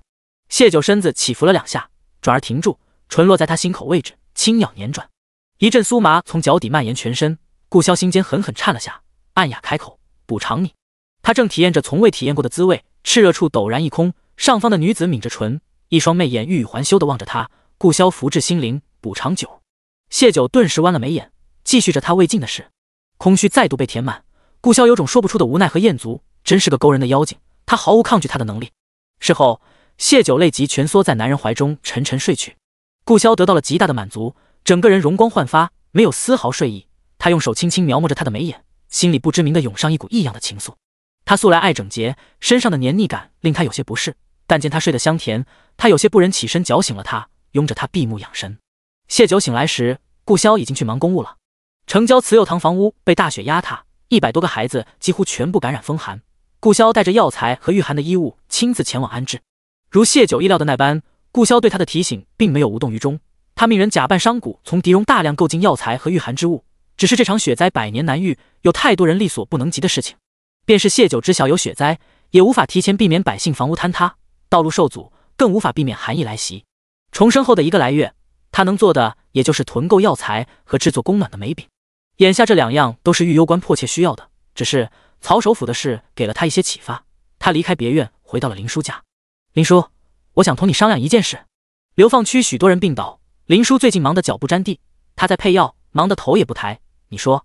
谢九抿了抿唇，道：“我想以萧王的名义将药材供应出去。”林叔手中动作顿住，抬头看他：“你想给他攒名望？”“是，但你若不同意，我不勉强。”谢九直言，这药材是他们合伙做的。当时他只是想着，有了药材，顾潇就不必如上一世那样去高价向狄戎购买，更不会在回来的路上被刺杀。可曹首府的事，让他想起名望对身居高位的人的重要性。尽管顾潇不在意这些，囤购药材本就是谢九的提议。林叔没有迟疑，可以，反正我最初的目的就是为了赚钱，赚到了钱就行。名望这东西于我也是拖累，对谢九来说同样如此。甚至他都不能让人知晓这些药材是他的，因为他此时还是杨家的人，在世俗和律法的角度，他目前所拥有的一切都是属于杨家的，包括好名声，同样是为杨家积攒的。以及如此，不如给萧王锦上添花。另一面来说，打着萧王的名义做这药材生意，御幽关无人敢惦记。林叔这边没意见，谢九便立马给顾潇写了封信，让送他回家的墨奇带回去。内容大致是他想在城里盘个铺子，销售手里囤够的药材，但他与林叔两个女子又是流贩身份，很容易被人盯上，便想借萧王的名头行事，药材价格一律按往常的价格出售，不抬价，于攸关百姓有利无害。顾萧看完信，静默片刻，默契从王府的产业中找一间好些的铺子给他，再派些人手帮忙。默契十分热络地去找管家，亲自挑选了一间位置极佳又适合存放药材的店铺地契。他很感激谢九，若不是有他的提醒，这次突然而来的雪灾只怕会让王爷措手不及。眼下虽也有不少问题，但都在可控范围内。如今谢九又用王爷的名义为御幽关的百姓供应药材，他觉得这是谢九刻意在为王爷营造好名声。以他对谢九的了解，他当初敢囤下这些药材，就不会担心守不住，何况他底下还有陆家可用。想到有一个人这样周全地为王爷考虑，默契不由咧了咧嘴。一旁的莫离不由好奇：“你笑什么？”默契担心莫离犯吴嬷嬷一样的错误，略一思忖，便将谢九的用心告诉了他。莫离点头道：“谢九人是不错，对王爷也好，就是可惜了他那身份，同王爷不配的。”莫离，默契突然严肃道：“你可还记得我们名字的由来？”记得，此生怎会忘？莫离脸上突然有悲痛和心疼转换，许久沉默不语。默契拍了拍他的肩：“我知你是为主子好，可我只想主子能活着，能开心，那些虚名主子何时在意过？我知道了，那主子喜欢谢九吗？主子的心思不是我们能猜的，但至少他是记挂谢九的。”顿了顿，他又道：“莫离，有件事我想该告诉你为好。”“何事？”默契看了眼书房方向，悠悠道：“当年那个让主子活下来的姑娘就是谢九，所以无论谢九眼下是何身份，主子对他究竟是何态度，你我都应当敬他几分。”第50章，他的脊背一寸寸弯下去。有了现成的店铺，谢九很快就将药铺张罗了起来。林叔本想亲自坐诊，但流放区这边有大量的病患离不开他，谢九也不方便出面，便将药铺交给了陆家三爷打理，又有萧王府的人镇守，便几乎没他什么事了。这日清闲下来，谢九想着去老御史那里走一趟，不想老夫妻自己上了门。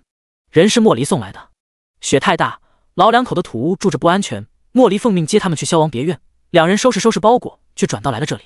他们要住在林叔家，这谢九自己还是个借住的，自是做不得主，便是找来林叔。老御史看着林叔，往日刻板着的老脸，此时笑得满脸皱纹堆砌。“乖孙女，你父亲可曾同你说过我是谁？”林叔迟疑点头。谢九惊呆，只知两人都姓林，从未想过两人竟是一家人。老人见此，笑得更盛：“乖孙女，那堂祖父带着你堂祖母来你家借住几日，你可愿意啊？”林叔也是父亲临终前告知，才知道这位铮铮铁骨的御史大人是父亲的亲叔叔。林家世代行医，偏生出了个不爱学医，只爱读书，立志要进御史台拨乱反正的人物。一个坚守本心的御史，注定是要得罪许多人的。太祖父不同意，父子俩便闹翻了，一气之下将他逐出家族，他便另立门户，改名林正，刚正不阿的正，拨乱反正的正。再后来他高中状元，如愿进了御史台，林家有意同他缓和关系，他将前去和谈的族人驱赶出门，林家背后骂他忘恩负义，却也拿他没办法。父亲说林正是不想连累家族才如此，若将来两个老人有需要，他须得援手相助。父亲临终之言，林叔自是不敢违背，且他隐约察觉两人是奔着谢九来的。他们确实是奔着谢九来的。这日当晚，几人吃过晚饭，老两口便坐到了谢九的屋里。浩然正气的老御史率先开口：“你请人办戏，诬陷曹首府的手段很阴险。”谢九不客气回怼：“他们屡次暗杀王爷时就磊落了吗？你算计他们，将他们困在雪山之中，此招歹毒。”老大人继续指责。谢九不语，等着老御史继续谴责他。没想老大人忽而转了话锋：“不过你此番运筹帷幄，实在令老夫佩服，也觉十分痛快。”老太太打了下他的手背：“做什么吓唬小女娃？人家做的比你好多了。”他又看向谢九：“别听他胡说，什么阴险歹毒，我们是一报还一报。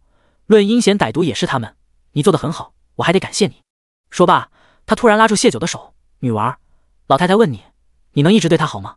两人的反常让谢九一时拿不准他们要做什么，但点了点头。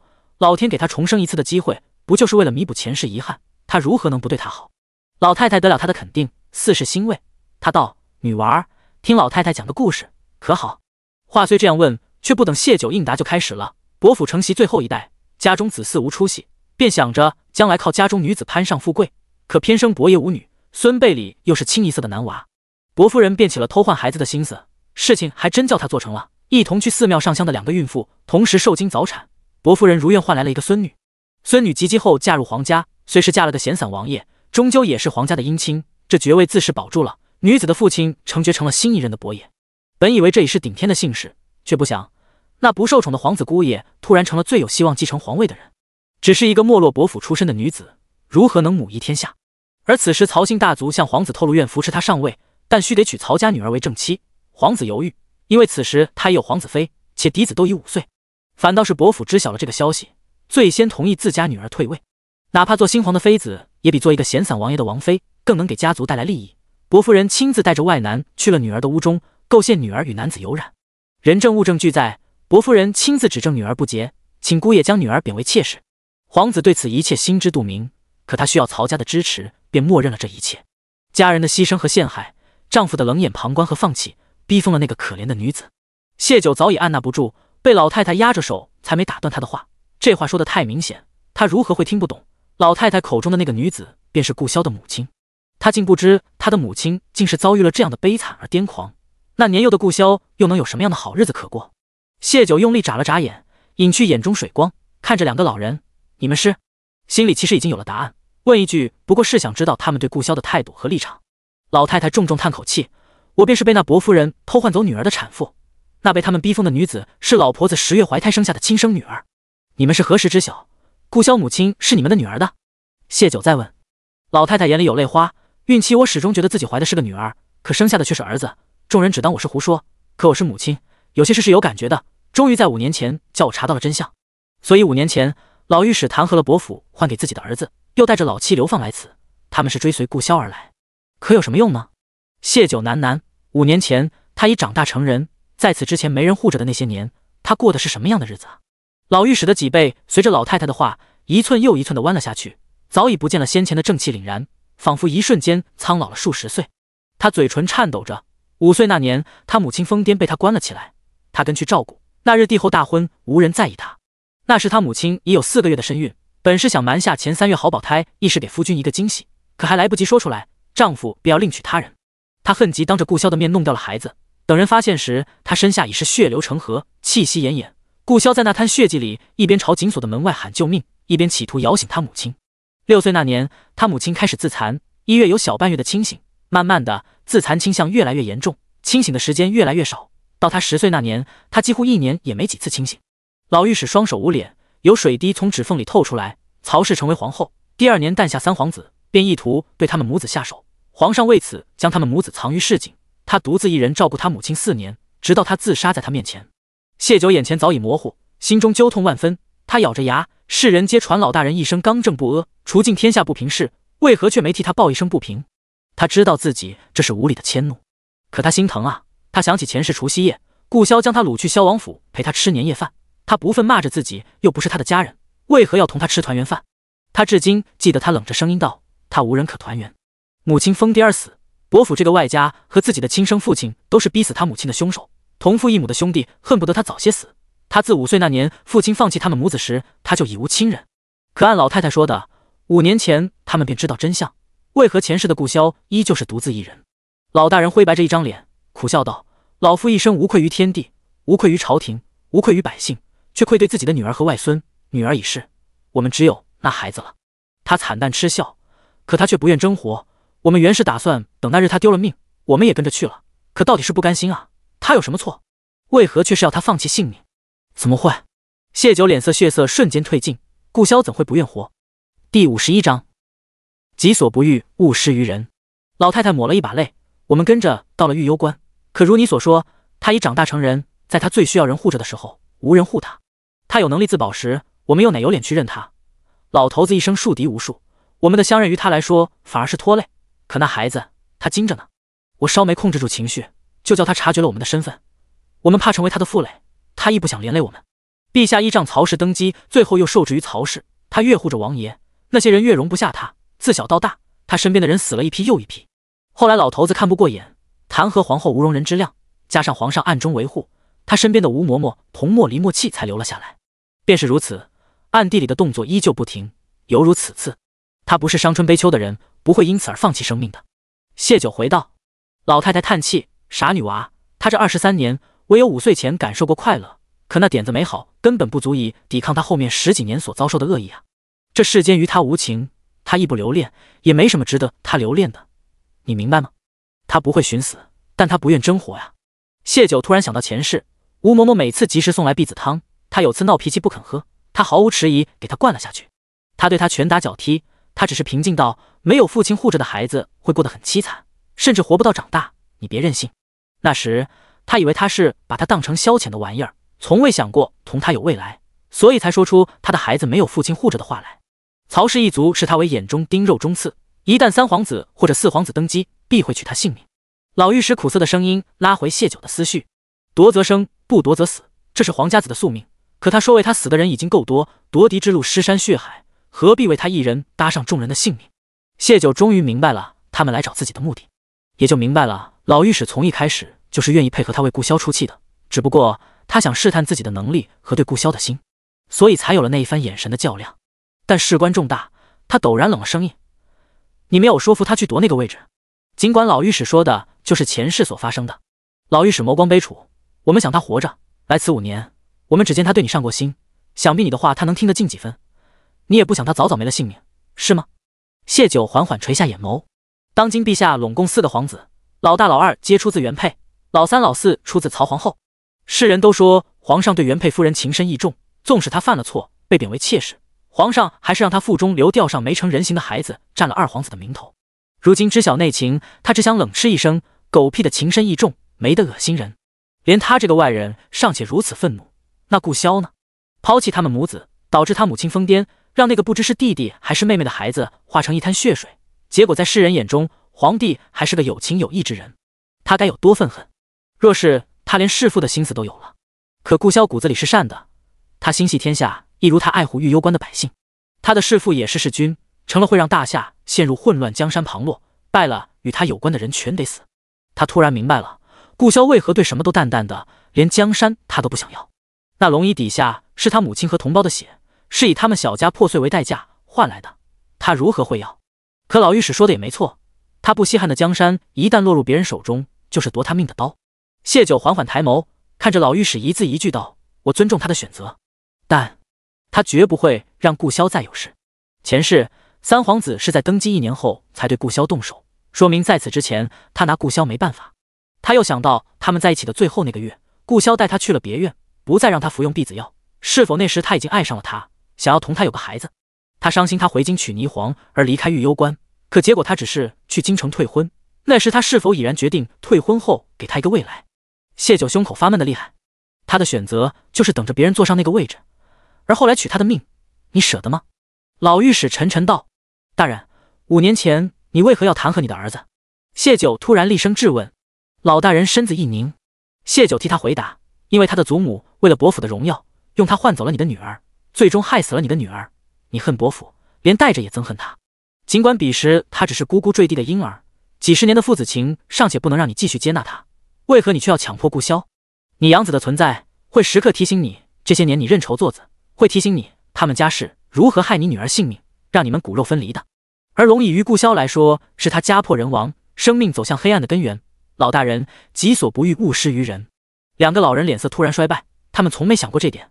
老太太双手合十掩在嘴上，呜咽道：我们只想着权力能让他安然活下去，与其被人鱼肉，不如自己掌握生杀大权。可我竟从没想过，那位置曾经带给他的劫难，不是非要坐上那个位置才可以活的。谢九领声道：当今陛下不也拿曹家没办法吗？上一世三皇子奈何不了他，才以他为诱饵，且最终顾萧的人攻进皇宫为他报仇，能从御幽关一路打进皇宫，说明顾萧在他离开后是有做筹谋的。可他愿意成为第2个曹家吗？老御史不确定。谢九看着他，眸光幽深不见底，讥诮道：他自是不会成为曹家那样的人，可他不会任人宰割的。只要他有了爱，有了牵挂，有了希望。话虽是这样说，谢九还是没做住。他的重生就是变故，他担心有些事会因他的重生而发生改变，所以他不能静等事情按前世轨迹走。星号为了出行方便，顾萧最近都住在别院。他忙完洗漱后回到卧房时，见谢九正躺在他床上睡着了，乌黑的青色覆盖了他半张脸，愈发衬得他小脸银白如玉。顾萧眼角眉梢带着浅浅的笑意，放轻动作躺到了他身边，胳膊一伸，还未来得及动作，谢九便滚进了他怀里，抬头寻上了他的唇。距离上次谢九带给他别样体验已经过去好多天了，这些日子他时常忙到深夜，倒没起过这些念头。谢九这一主动，他心里波澜骤起，欲念全都化作了热烈回应，缠绵痴狂。一番缱绻，两人身子依旧交缠在一起。他欲离身时，腰身被他紧紧抱住，严丝合缝。他担心压坏了他，想要撑起身子，便已感受他温热的泪打在自己的心口。顾潇忙撑起上半身看他，见他眸中泪波盈盈，忙问：“你怎么了？可是弄疼了。”第52章，阿萧，我还要。谢九微微抬头，将脸上的泪擦在他的胸口的肌肤上，手依旧抱着他的腰不松，哽声道：“刚刚做了个噩梦。”对他的事情了解的越多，越是心疼他。谢九甚至想，既然老天让他重生，为什么不提早几年，那样至少能陪伴他走过一些黑暗的时光。顾潇闻言松了口气，带点宠溺和无奈道：“怎么胆子这么小，做个梦都能把你吓哭？怪不得刚刚主动往他怀里钻。”他俯身轻搂着他，安抚道：“梦都是假的，别怕。”谢九将脸贴在他心口，听着他强有力的心跳。我梦见自己被人抓了，关在暗无天日的房子里，他们砍了我的手脚，剥了我的脸皮。我想要你救我，可我找不到你了。阿萧，我怎么都找不到你了？天地间好似只剩我一人，我很害怕，很绝望，任我怎么喊都没人来救我。他们每日折磨我，鞭打我，我疼，我怕。他脸上满是惊恐和无助，这些是他前世切实经历过的。重生不过1个多月，再想起来那些疼痛的感觉还是清晰无比。傻姑娘，别胡思乱想，那只是梦。顾潇柔声安慰着，心里却有些沉闷和心疼。怎会做那样可怕的梦？他该是吓坏了。谢九的心也有些沉重，他盼着他说一句：“你不会找不到本王，本王会一直在。”可是他没有，他不是轻易做出承诺的人，但凡他说出口的承诺，定会遵守。他不说，是因为他不知道自己能否遵守。谢九眨了眨挂着泪珠的眼睫，惶然道：“娘曾说，有些梦是预兆，如果真有一日我被人抓了，顾潇，你别不管我，除了你没人能护我。”顾潇搂紧了他，沉吟出声：“你上次说欲成立九霄阁，本王给你一些人，将来无论你去哪里，有他们在身边护着，总能安全些。”谢九心中酸涩，但也知道有些事不是能一蹴而就的。人的心结哪有那么容易打开的？他以为他改变不少。上次他答应做他的依靠，两人的关系明显亲近了许多。这番他只想让他明白，他需要他，他是被需要的，他也是有所牵挂的。不过理解归理解，到底心里还是失落的。谢九便想小小的报复他一下。他在他唇上轻轻亲了下，软声道：“阿萧真好。”而后羞赧道：“阿萧，我还要。”他们刚刚过于放肆，顾潇全然释放，应是难在短时间内再起波澜的。顾潇正在认真的思虑要如何为他做更多安排，听了这话，一时回不过神，下意识问道：“要什么？”谢九本是有些促狭捉弄的心思，没想到顾潇会是这反应，他突地就不好意思了，红着脸别过了头。顾潇看着他脸红如霞，娇羞的模样，顿时想到两人还交缠在一起的身子，他耳根也热起来。只是势头已经下去，又被谢九的那个梦浇灭了兴致，他一时有些无措，通红了脸，感到十分尴尬。上次翻阅那些画册，只留意了各种不同的姿势，未曾注意是否有让势头快速再起的法子。有些事到底是本能，这种无措也只片刻。他吻上了他的唇，一只手在他身上试探着撩拨着，炙热滚烫的触感叫人心生摇荡。炽热再起时，他暗暗松了口气。谢九将这一切尽收眼底，好努力才克制没让自己笑出来。顾潇刚刚的样子可爱极了，他活了2世，从没想过可爱这样的字眼能用在顾潇身上。越是接触，越能看到他从前不为人知的一面，他期待了解更多。只是很快，他呼吸急促，全身的血液都被调动起来，再也无暇思虑再多。翌日一大早，顾潇就穿衣起床，今日须得亲自前往各处边卡巡视，为防狄荣趁着玉幽关雪灾时作乱。谢九在他起身时也醒了，眼神略有些迷离地看着他。顾潇在他额头落下一吻，稍后我会吩咐大夫给你配些安神香，睡觉时燃上，会让你睡得安稳些。这几日我要巡视各处关卡，等回来再去看你。你莫要再胡思乱想，自己吓着自己。他还惦记他的害怕，到处都是深雪，你切要注意安全。谢九心头发暖，起身替他整了整衣领，仰头有些撒娇道：“今年除夕，我能同你一起吃年夜饭吗？父亲和弟弟不在，我一个人有些孤单。”顾潇微愣，他知谢九未将杨家人当成他的家人，这样说来，他确实是孤单一人在玉幽关。他笑了笑：“好，你再睡会，我把默契留下，晚些让他送你回去，随便找个人送便行。默契跟着你我安心。”谢九坚持拒绝，顾潇便也没再坚持。回到林叔家时，老御史夫妇眼眸灼灼地等着他。昨天谢九丢下一句他不会任人宰割的话，便匆匆离开去找顾潇了。他们一晚上没睡安心，不知谢九究竟是如何打算的。谢九看着2个跟在自己身后打转的老人，颇有些无奈。但顾萧未在他这里承认他们的关系，他便不能全然信任他们，夺嫡绝非小事。我们未曾谈及此事。他对两人道：事实也确实如此。你昨日说的，我们仔细想过了，你是对的。老太太道：我今日想问的是，你愿意嫁他为妻，走进他的内心，成为他的牵挂吗？他说的有些谨慎，却满脸诚恳。谢九微一挑眉：你们不嫌弃我身份？老太太摆手：只要他喜欢，我们就支持，且你是个好女娃。担忧他道：连自己的脚伤都忘了，为了给他报仇，敢算计当朝首辅。谢九对顾萧的真心两人看得明白，这世间真心才是最难得的，人贵有自知之明。老御史也开口：世人通常以为这话是莫要高估自己，很少提及他的另一层意思，也别低估自己。老夫将这话送与你。老御史的意思，觉得他配得上顾萧，这倒叫谢九有些意外了，想起自己最早接近两人的目的，谢九顺势道：你们可知道他是有婚约的？老御史不以为意：那是皇上赐婚，非他意愿，他不会娶的。可不娶的话就是抗旨，还会得罪镇国公府。我听闻镇国公在朝中很有分量。谢九试探道。老御史蹙眉：那便想个法子，让那女娃子主动退婚，那丫头可不及你1/1000。谢九无端从这话里听出点讨好的意思，他淡笑：你们一直想要王爷争那个位置，有了同镇国公府的这门亲事，不是更容易成事吗？老太太急道：老太太这辈子不曾说过人是非，可今日要说上一说了，那丫头非王爷良配。谢九引导着老太太说了许多有关霓凰和镇国公府的事，大致就是他爹赵怀安是镇国公付出最大心血寄予厚望的儿子，长子死后，镇国公将这份偏宠挪到了孙女身上。霓凰被养的骄纵任性，品性不好，私下做了不少上不得台面的事等，老两口便觉得纵使她身世再好，可不会是个好妻子。贾霓凰品性如何，谢九上辈子已经领教过，他在意的是老太太说的那句：他母亲出身江湖，个子高挑如男子，鼻梁高挺，眼窝凹陷，带着点异域的血统。谢九不自觉浮上了自己的脸，他个子娇小，无论长相还是身形，都像极了江南女子，难道是隔代传？第53章积德。谢九问了不少关于镇国公府的事情，老两口以为他是介意霓凰同顾萧有婚约，想了解自己的情敌，便知无不言，言无不尽。可惜的是，谢九未能从这些事里找到当年被调包的端倪。你看他哪有你好，成婚呢就要找贴心知冷知热的。老太太最后总结道。老御史点头附和，为了顾萧他们也是煞费苦心了。正常情况下，谁家长辈愿意身份高贵的晚辈娶她这样身份的女子为妻？可老两口心里很清楚，顾萧是个连江山都不要的人，怎会要皇帝给他安排的婚事？恰好又叫他们看出顾萧对他略有些不同，他们便将希望寄托在他身上罢了。总归眼下他们是真心为顾萧着想的。谢九笑容真诚了几分：我努力。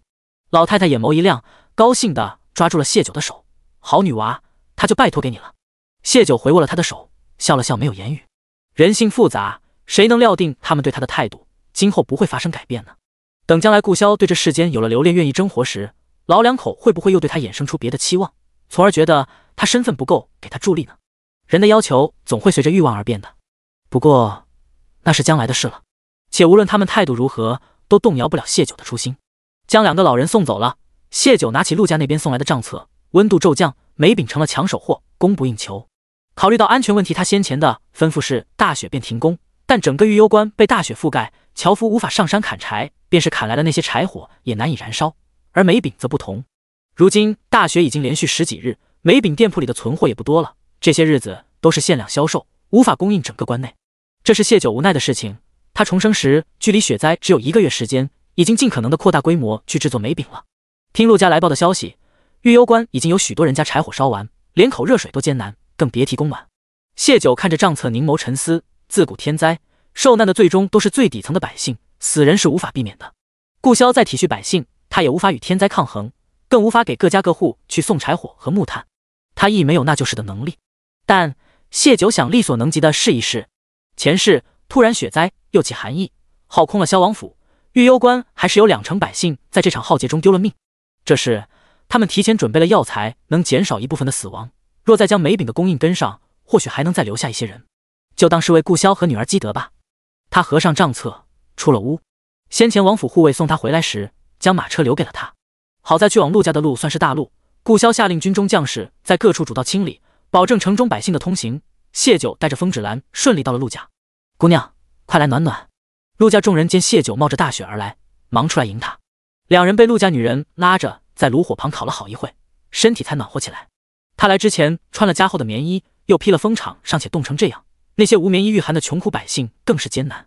谢九轻轻叹了口气，同陆宏远道：“今日我来是看看有无办法继续制作梅饼。这山里积雪很厚，进山尚且艰难，若再要将东西运下来，难上加难。”陆老三叹气道：“眼下生意这么好，却无货给他肆意的去售卖，他很是可惜。”陆老大问谢九：“姑娘可是有法子？”谢九笑了笑：“请先生把先前的木工师傅请来，我想请他做几样东西。”话落，便有机灵的陆家子侄跑出去请人。陆老大又问：“姑娘可是要进山？”谢九点头：“姑娘，这梅饼眼下确实是好赚的时候，但山里风险也很大。你一个姑娘家，要不咱还是再等等吧。”陆老三忙劝阻道：“这赚钱不在一时，只要咱的东西好，以后一样能赚钱。”陆老大瞪了弟弟一眼：“姑娘岂会只是想着赚钱？姑娘是舍不得百姓买不到梅饼受冻。有了药材的事在前，他很坚定，谢九就是因为这个原因。若真的只是为了赚钱，他大可将药材和梅饼提价，但他没有，可见他是有人心的。这一点让陆老大对他生出敬佩之心。谢九也不多做解释，指导木匠做了几个能在雪地滑行的雪橇，以及底下装着滑行雪橇的大木框。他将雪橇绑在脚上，一手撑着一根棍子，要在雪地试着滑行看看。风芷兰迈步走到他跟前，问道：“要不我来试试？你这个看着不太安全，我有轻功摔不着。我试试，你护着我一些就成。”谢九笑，其实他心里是有些把握的，师傅曾跟他说过，这个在雪地里十分稳当。陆家众人齐齐跟着出来瞧着，起初提着心，后见谢九双手一撑，脚下就滑出去老远，再一撑又是一段距离，丝毫不费力，比在雪中行走容易多了。谢九是滑一段路，心里有了数，便让风芷兰和陆家有身手的护卫练练。风芷兰胆子大，性子野，又有轻功在身，直接将雪橇玩出了花样，一个点撑，能踏着雪橇直接跨过一条巨大的鸿沟，嘴上直呼：“简直比我的轻功还好使。”见他这样，陆家几个男孩子也跃跃欲试，偶有几个摔倒，但基本都能靠这个雪橇在雪中行走。谢九便让木匠连夜再赶制一些出来，又带着陆宏远几个去了专门用来制作梅饼的院子。现在是大雪天，梅饼做出来没有日晒，也无法风干。太湿的梅饼不易燃烧，且会释放更多的有毒气体，所以还得想个法子将梅饼略微烘干。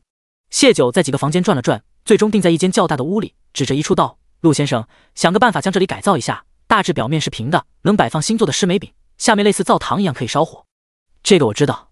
陆老二接话道：“我年少游历时，曾见过极寒之地的百姓在屋里砌暖床，姑娘说的大概就类似那种，我来试试。”第54章，安排他去京城。往日步行要半个时辰才能到的眉山，利用雪橇节省了近一半的时间。跟着谢九一同进山的是陆老大以及他从京城带来的20个有身手的护卫。众人将雪铲开后，把煤块装进昨日赶制出来的大型木框中，再让2个轻功好的护卫踏着雪橇拉着木框下山。因为木框底下也装了滑板，拉起来并不费力。起初方向不好掌握，两人跑了一趟后，才渐渐摸出了些窍门。在上山时，那木框中还载了几个陆家的下人。谢九让人在山上放了几个煤炉，温着姜糖水和吃食，以备大家及时补充热量和能量。确定这样行得通后，第2趟拉煤炭时，他亲自跟着下山了。大雪天最难的一步是洗煤，山脚下有条大河流，眼下河面冻了厚厚的冰，谢九让人在河面砸出一个大窟窿，再让陆卓向附近村民购买了几个水车，将河里的水车出来冲洗煤块，避免了大冷天直接接触冰水，效率不及从前高，好在也是能完成这一步骤。最后一步依旧是在陆家村进行，陆老二连夜带人将暖床砌了起来，暖床底下烧的是煤渣，火一旺起来，整个屋里的温度都跟着上升，用来烘梅饼很是方便。先前做工的村民们见陆家重又开工，纷纷回来做活，窝在家里不动反而冷，上工还能继续赚钱，最主要的是能就近买到梅饼。谢九在每道工序专门提了一人出来，负责监督大家的安全问题。考虑天气原因，做工不易，大家伙的工钱上他也适当提了提。梅饼制作这事算是彻底再度复工了。陆宏远给他买的那4个舞弊依旧被留在了陆家。一来林叔家实在不好安置，二来梅饼现在是紧俏货，财帛动人心，他担心有人眼红，多几个人守住更安全些。送他出门时，陆卓欲言又止，明显的连大咧的风芷兰都看出来了。他瞥了他一眼，有话就说啊，不说我们就走了。陆卓这才道，先前我去买那几座山头时，差爷说了句，你来的倒巧，这山刚被人退回来。谢九微讶，心念电转，他问，是王爷？那么偏僻的山头并不值钱，人家买了便就买了，刻意跑去县衙退回，也只能是知道他要买山的顾销了。差爷没透露，不过我在县衙看到了王爷身边的默契。陆卓如实道，答案很明显。陆卓想明白之后，心里是有些震惊的。他们做煤炭生意能赚多少钱，是瞒不过萧王爷的。他明知那些煤山一旦开采犹如金山，还眼也不眨地给了谢九，甚至都不曾透露一句。陆卓重新估量了谢九在萧王心里的位置。萧王是皇子，而有谢九这个桥梁，他们陆家难免会与他牵连在一起。此事不小，他便私下将谢九与王爷的事告知了父亲。父亲也是震惊许久后，方才道了句静观其变。顾萧向来对他大方，这个谢九就前世知道了。他买下那些山头，应是与那些密道和暗卡有关。看来往后开采矿脉时，须得找些信得过的人才是，亦或者直接用他的人，毕竟那铁矿本就是为他准备的。他颔首，我知道了。这些日子你们警醒些，有事派人及时告知于我。回去的路上，风芷兰突然问道：谢九，你底下有那么多人可以用，还有舞弊，那以后你还会顾我吗？他刚刚仔细想了想，自己在谢九身边的作用好似不大，一时有了危机意识。谢九给的工钱不低，他很需要这份差事，赚的银钱养吴兴。谢九略微沉吟，若我要你去京城办差，你可愿意？吴兴留在这里，我们会帮你照顾好。京城？风芷兰有些迟疑，那太远了，他不放心将妹妹交给别人。尽管这些时日，谢九和林叔对吴兴真的很好。事成，我会付你1000两。谢九说出让风芷兰心动的价格。做什么？要多久？太危险的我不能去，你知道的，我死了，我家吴兴就没姐姐了。风芷兰勒停了马车，掀开车帘，眼眸晶亮地看着谢九。谢九直言道：混进镇国公府，掌握霓凰郡主的动向，时间大概半年。半年太久了。风芷兰其实已经心动了，但讨价还价是他惯来的风格。镇国公府乃权贵之家，又是打探郡主的动向，还是很危险的。要不你再加点？谢九微笑，你在御幽关也许一辈子也赚不到这么多。谢九之所以给出这样高的价位，是因为防止风芷兰到了京城反被别人收买。有他这个高价，寻常的价格打动不了他。前世被骗得太惨，重生后他总是难以全然信任别人。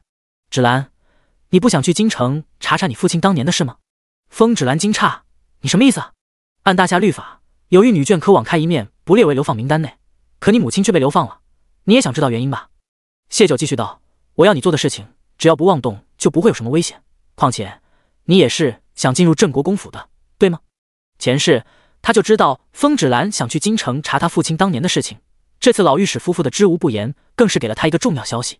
风芷兰的父亲曾是他亲生父亲赵怀安的副将，换句话说，他也是镇国公的人。可他不但被流放，连他身怀6甲的妻子都未能幸免。镇国公是护不住他，还是根本就没护？谢九嗅到了一丝不寻常。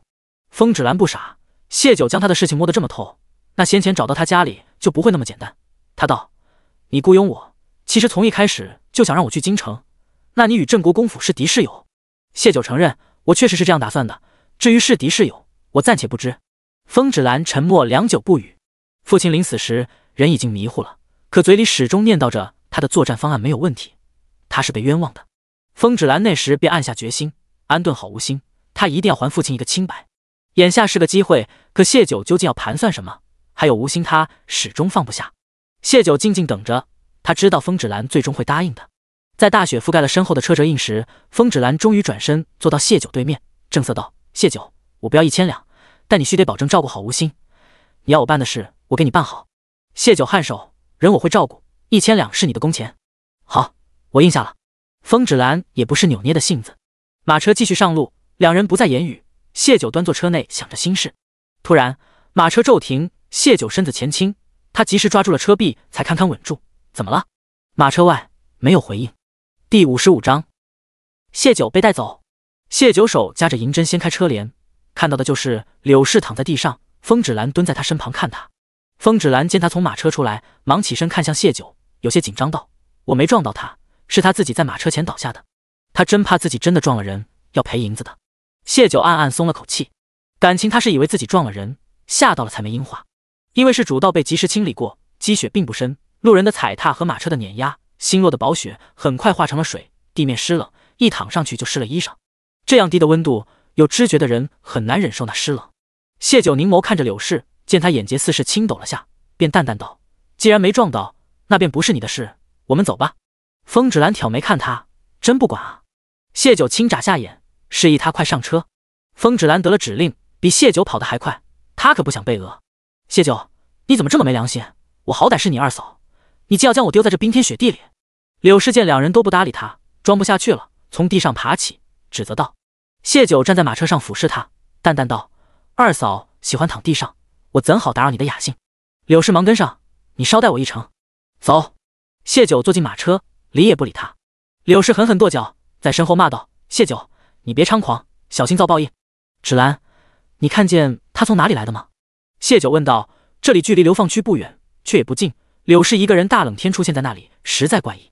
风芷兰略有些歉意道：“我眼前突然有影子一闪，他就躺在马车前了，我才忙乐停了马车。”他正想着心事，还真没留意。谢九掀开车帘往后瞧了眼，柳氏正跟在马车后面，雪很大，脚印没一会儿就被覆盖了，还真看不出他究竟从哪个方向来，亦或者一直等在那里。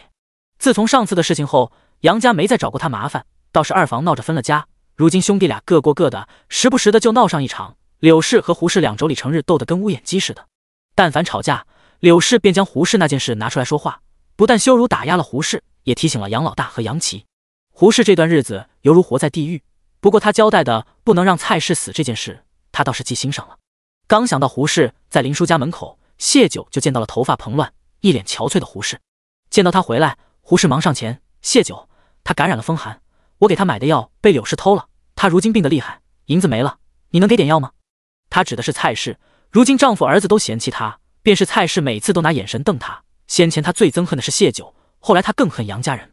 明明是他们安排的阴谋，明明他们知道真相，可他们置身事外，避他如臭虫，每个人看他的眼神都是鄙夷憎恶。柳氏去哪了？谢九问道。提起柳氏，胡氏鼻孔都冒火，他把我给蔡氏熬的药偷喝了，估计怕我找他算账，今日一天都不在家，鬼知道他去哪鬼混了。见他也不知道，谢九便没再同他多扯。先前1两银子，一半是他工钱，一半供蔡氏吃喝，按时间算，也该花光了。谢九便又给了他1两，以及一些药材，这是你同蔡氏的药，你要给别人我没意见，但若蔡氏无人照料而死，谁喝了这药，便陪着蔡氏上路吧。谢九记得前世胡氏和杨老大都是感染的，若他心软将要让给杨老大，他死了蔡氏还真无人照料。胡氏拿着药离开后，谢九叫来风芷兰，附耳吩咐了几句，风芷兰点头出去了。风芷兰到天黑才回来，小脸冻得通红。谢九忙让他喝了姜糖水，泡了个热水澡再去睡觉。他自己则在院中走了一圈，冷能让脑子更清醒些。后面2日，风芷兰都会出去半晌，冻得跟冰条一样再回，但并未盯出柳氏有何异常。谢九见他嘴唇乌紫，担心冻出毛病来，便取消了这个盯梢。转眼又过了2日，大雪一直不曾停过。谢九拢着暖炉，望着门外厚厚的积雪出神。是谢九吗？有辆马车停下，下来2个官差，打量着谢九问道。谢九看着他们，点头：“我是……什么事？”其中一人道：“我们是县衙的官差，眉山那边出了人命，是在眉山采煤的村民，苦主状告制煤作坊的东家，强逼他们上工，导致人冻死在山里。陆家人已经被带去县衙，只是他们交代，你才是真正的幕后东家，现在请跟我们走一趟衙门。”谢九浅笑：“我一个流犯，怎可能是眉山的东家？2位差爷是否弄错了？”官差板了脸，公事公办的神情。既然陆家这样招供，我们就得将相关人员带到。你也别怕，若真与你无关，你稍后便可回来。眼下还是跟我们走一趟，莫要让大人久等了。谢九眼眸轻闪道：“那请2位差爷稍等，家中还有个痴儿妹妹，我须得跟她交代一下，免得她不知情，吵着要跟着。”2人对视一眼，点了点头。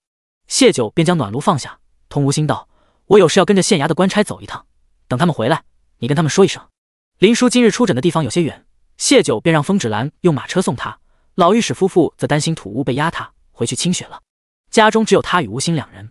吴心守在火炉边烤红薯，闻言看了眼那2人，又转向谢九，用力点了点头：“我知晓了。”其中一个官差跟在谢九身后进了屋，见风吴心神情确实与常人不同，便又催道：“请吧，眼下天气不好赶路，叫大人等久了对你无益。”谢九摸了摸吴心的头，便跟着2人上车了。这马车好干净呀，好似还熏了香。谢九摸着马车里的垫子，带着讨教的口吻：“2位差爷，县令大人让2位用这样好的马车接我，那应当是没把我当嫌犯，一定会还我清白的，是不是？”其中一个官差回话道：“我家大人向来爱民如子，秉公办案，你放心吧。”谢九松了口气：“那就好，那我就放心了。”那人又回了句：“放心吧。”而后嘴角勾起一抹轻蔑的笑，真是个愚蠢没见过世面的女人。又过了一会儿，他掀开帘子瞧了眼，对另一人笑道：“成了。”星号。另一边，老御史夫妇回到林家，风无心便将谢九的话转告了。2人一听是官差将人带走了，有些担心，便让风无心详细说下。风无心当时虽盯着炉火中的红薯，但外面三人的对话也是听全了的，便将几人的话复述了下。恰好此时风止兰他们也回来了。知晓经过后，风止兰和林叔驾着马车去了县衙，可县衙那边说根本没接到什么案子，两人又去了陆家，陆家果然一切正常，根本没发生梅山死人的情况。坏了！风止兰想起什么，猛拍了下自己的脑门。第56章找不到谢九。夜半3更，县衙里的气压低得吓人。大冬天的县令大人硬是吓出一脑门的汗。他是被萧王身边的默契从女人床上拎出来的。问他是否认识从前永宁侯府的柳氏，他蒙着脑袋想了半天也想不出柳氏是谁，自己和这个人有什么牵扯。默契又让他将县衙所有的官差都叫来，让一个看着就呆傻的姑娘挨个辨认。那姑娘头摇得像拨浪鼓，所有官差被打发下去。他实在被这紧张气氛搞得心绪难安，磨着默契问情况。默契才告诉他，有2个自称是县衙官差的人带走了王爷的人。王爷的人？县令大人吓得一屁股跌在地上。县令终于明白那小姑娘是辨认什么，有种劫后余生的感觉。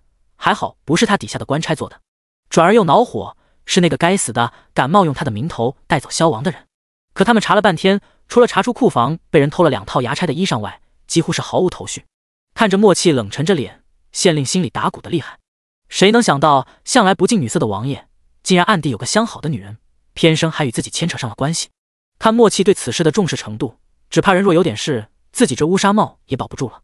他再想要不要挨家挨户搜寻找人时，萧王亲自过来了，脸上是一贯的冷硬，只是身上的冷肃更胜从前，眉宇间藏着抹不易觉察的焦虑。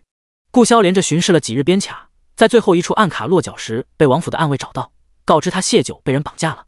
他当时第一反应就是谢九做的那个噩梦，忙进了密道，边走边让人将事说清楚。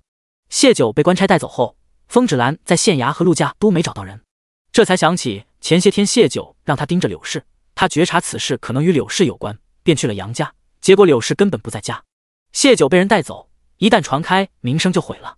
风止兰便蒙了脸，将杨老二悄无声息掳了出来，脱了棉衣埋在雪中，都没逼问出柳氏的下落。杨老二根本不知柳氏去了哪里，他早上出门时只说是找旧相识看看能不能帮他们摆脱眼下的困境，行踪连丈夫都不告知。几人更确定谢九出事与柳氏有关，可带走谢九的又是官差，柳氏一个流犯又如何指使得动官差？老御史则去了陆家，看看陆家那边能否找到点线索。梅山是落在陆家名下的，知晓谢九是幕后东家的人不多。他到陆家时，陆宏远刚从县衙回来，一脸的颓败。他得知谢九出事，便去了县衙找县令，可左等右等都见不到县令的人。焦急中和老御史想到了一处，便将陆老二留在县衙继续等詹县令，自己则回了陆家。陆家众人纷纷表示自己不曾向外透露过这个秘密，家中仆从也挨个审问了，一无所获。线索只怕还得从官差那里下手。老御史这才通知了顾萧，谢九是早饭过后被人带走的，距离现在已经近10个时辰，这种天气在外面多待一刻都是危险。顾萧直接从密道去了陆家，找到蛛丝马迹后又赶来了县衙。詹县令最近可是纳了位美妾？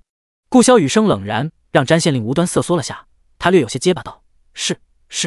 想到什么，他脸色煞白，问道：可是他做了什么？顾萧没有回答他，抬眸看向默契：你亲自去审，一炷香内告知本王结果。默契领命，提着詹县令的衣领一并下去了。没多久，莫离急匆匆而来：主子，我们查到詹县令的妾室前些日与郡守夫人见过面，那位郡守夫人曾在京城外祖家住过几年。顾萧轻嗯了一声，衣袖下的手拳头紧紧握着，面容愈加冷微，还夹杂着些怒意，但说话的语气依旧平静，不见愠怒。他道：即刻去查城中所有隶属郡守以及他夫人名下的别院。一直守在县衙的陆老二迟疑问道：王爷会不会被带出城？亦或者会不会是那个妾室抓走的？顾萧看在他真心关切谢九的份上，淡淡应了声不会，也没有解释更多。他无心解释，满心都在想着谢九此时有没有受伤，冷不冷。很快，默契带着一股淡淡的血腥气出现：主子，这妾室竟是柳氏的婢女。柳氏察觉永宁侯往御幽关安排人后，也让自己的婢女提前来了御幽关。前几日，柳氏让他给郡守夫人送了信，还让他偷了2套衙差的衣裳，具体如何安排的柳氏却未告知于他，只让他今日缠着詹县令别去县衙。顾萧闻言倏然起身，大步出了县衙。随后跟来的詹县令被顾萧经过时带过的冷风一惊，双腿发软，一屁股坐在了地上。他可不就是被那贱婢缠着在床上厮混了1日吗？谁还能想到背后竟还有这样的阴谋？詹县令觉得自己此生大概都不会在那妾室了。星号，谢九缓缓睁开了眼，他眼前一片黑暗，动了动脖子，感受头上的束缚，知道自己这是被人套了黑带了。醒了，一道女声响起，是柳氏。谢九抿了抿唇，没应声。柳氏见他没反应，好似很不耐烦，一把扯掉他头上的黑布带。谢九，你别装死。眼睛突然接收到光线，谢九下意识地闭了眼，而后看了眼光线来源处，自己被绑时是白日4时出，上午9点左右，现在的光线还不是很明亮，大概是凌晨。他落入他们手里1天1夜了。你想做什么？谢九不疾不徐问道。柳氏嗤笑一声，坐回了椅子上，高高睥睨着他，要你的命和制作梅饼的配方。我似乎没得罪过二嫂，也不知你说的什么梅饼配方。谢九淡声道，你破坏了我的计划，将我们逼到了绝路，居然轻飘飘来一句没得罪过我。柳氏在他身上重重踢了几脚，才解了些气。他指了指自己身后的2个男人，他们会让你想起来配方是什么的。谢九，人的死法有很多种，二嫂好心提醒你，老实交代，能少受些苦。谢九略过配方的事，问道，二嫂说我破坏了你的计划，还请二嫂解惑。柳氏想着谢九已经落在自己手里，配方的事迟早能问出来，便也不急一时，狞笑道，反正你也是要死的，既然这么想知道，那我就告诉你，杨家不会就此没落，很快就会回到京城，可有老大在前，恢复爵位也没我家二爷什么事。二爷忍辱负重，同他上演兄弟和睦，为的是在他不备之时毁了他。如今他对老二有了防范，二爷不易下手不说，便是成了，也难免叫人疑心是二爷为了侯爷这个位置害了自己大哥。谢九，若当初你乖乖接客，让我们的计划一切顺利，他们兄弟怎会闹成今天这样？这就是你得罪我的地方。柳氏先前私藏金叶子，谢九便知二房隐藏很深。杨老二看着暴躁没城府，事事要听老大的主意，没想竟是早早存了这样的心思。可二嫂怎么那么有把握杨家能回到京城呢？柳氏冷笑，能让你知道的已经让你知道了，现在该说说配方的事了。他同身后2个男人道，我这弟妹国色倾城，2位有福了，不过该问出来的还得尽快问出来，若非上头有令，不敢轻易动他，他们早按捺不住了。听了柳氏这话，忙就开始解腰带，往谢九走去。第57章，打不过就逃。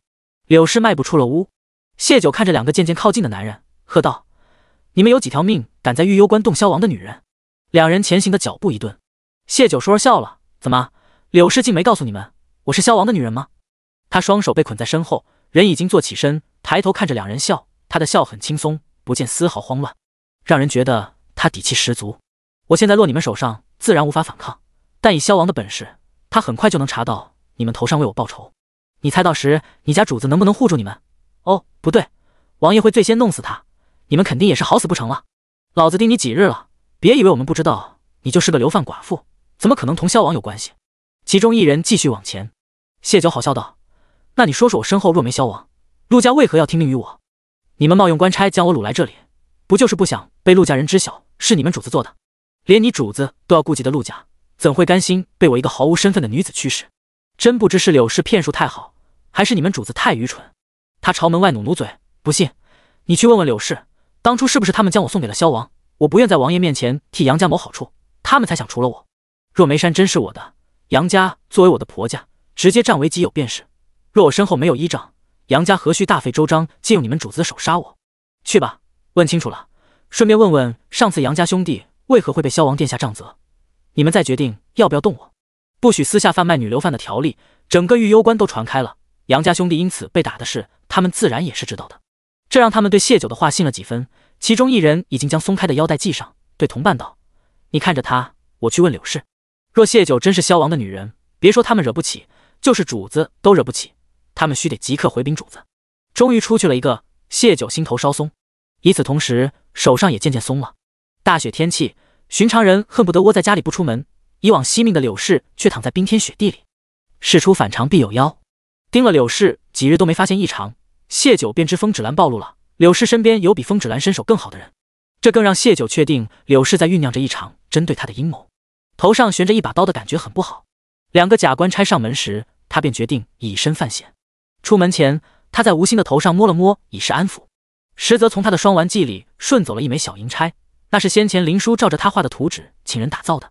银钗拧开，另一头是锋利的刀片。林叔觉得有意思，便给自己也打造了2个，其中一个送给了风无心。谢九自己头上也有，但有备无患。他不知道那些人会不会拿走他的发饰，也设想过双手应该是会被反剪着绑在身后，那样他就不容易拿到头上的银钗，便将风无心那只藏在了鞋子里。谢九庆幸他们没有搜他的身，他摸到银钗同他们说话的功夫，一点点割着绳子，手上彻底松开时，他低声挑衅道：“你们死定了！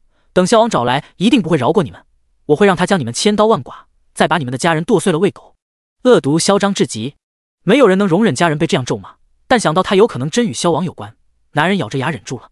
不知死活的东西，等我出去，不但要弄死你们一家，连你们祖坟我都得给刨了，将他们尸骨拉出来暴晒，然后挫骨扬飞。谢九小嘴巴巴不停，用低柔的声音说着最恶毒的话。男人彻底被激怒，理智丧失一半，蹲下身想掐着谢九的脖子给他一些教训。被捆着的女人突然在他矮身时抬手往他喉间一划，喉管被割，他瞪大眼睛倒了下去。谢九忙拖住了他，防止他倒地的声响引来其他人。他割断脚上的绳子，轻手轻脚到了窗口，窗口距离地面有些距离，这屋子竟是间阁楼，附近有别的宅子，距离有些远，但可以判定这是城内。明白了自己所处位置后，谢九手握着银钗藏在了门后。那两人功夫高于风止兰，须得和刚刚一样一击必中才行，否则极有可能被反杀。而且这边打起来，柳氏也会察觉，若底下还有其他人守着的话，柳氏去叫救兵就更糟糕了。谢九在心里盘算着如何在男人进门时成功偷袭，便听得外面有不少脚步声急促而来。脚步声虽急却轻盈，说明来人功夫很高。他心微沉，谢九绷紧了后背，慢慢挪到了窗口位置。他还是很惜命的，人太多，打不过只能先逃了。确定柳氏身后有人，且对方还是个女人，盯上了他的眉饼生意，却又知道要顾及陆家，说明对方清楚陆家与京城官场盘根错节的关系，应该是官员家的女人，这趟也不算白来。至于为何能确定柳氏背后是个女人，这是谢九对顾萧的自信。企图用男人玷污他的方式逼问配方的招数太下作，谢九相信顾萧用人的眼光，他手底下的官员或许会眼红眉饼带来的利益，但不至于这般上不得台面。柳氏如今是流犯，在此结识权贵的可能性不大，那就只能是他从前认识的，她是内宅女子，结交的也大多是女子。以上所有猜想结合起来，想找出这个人不难。谢九如此想着，人就爬上了窗台。他正欲往下跳时，身子被人从后抱住，他脑袋往后用力撞向来人，却撞了个空，欲砸向对方面门的拳头也被握住。是我，伤哪了？熟悉的声音从身后响起，带着一丝不易觉察的慌张。不用跳楼逃跑了。谢九长长的松了口气，任由自己瘫靠在他怀里。顾萧握着他手时，就看到了手上的血迹，绷着脸将他抱下窗台，视线来回在他身上搜寻，除了手上无其他地方有血，衣上虽然皱疤，但完好。他一路提着的心暗暗放下，语气却是冰冷，可有哪里难受？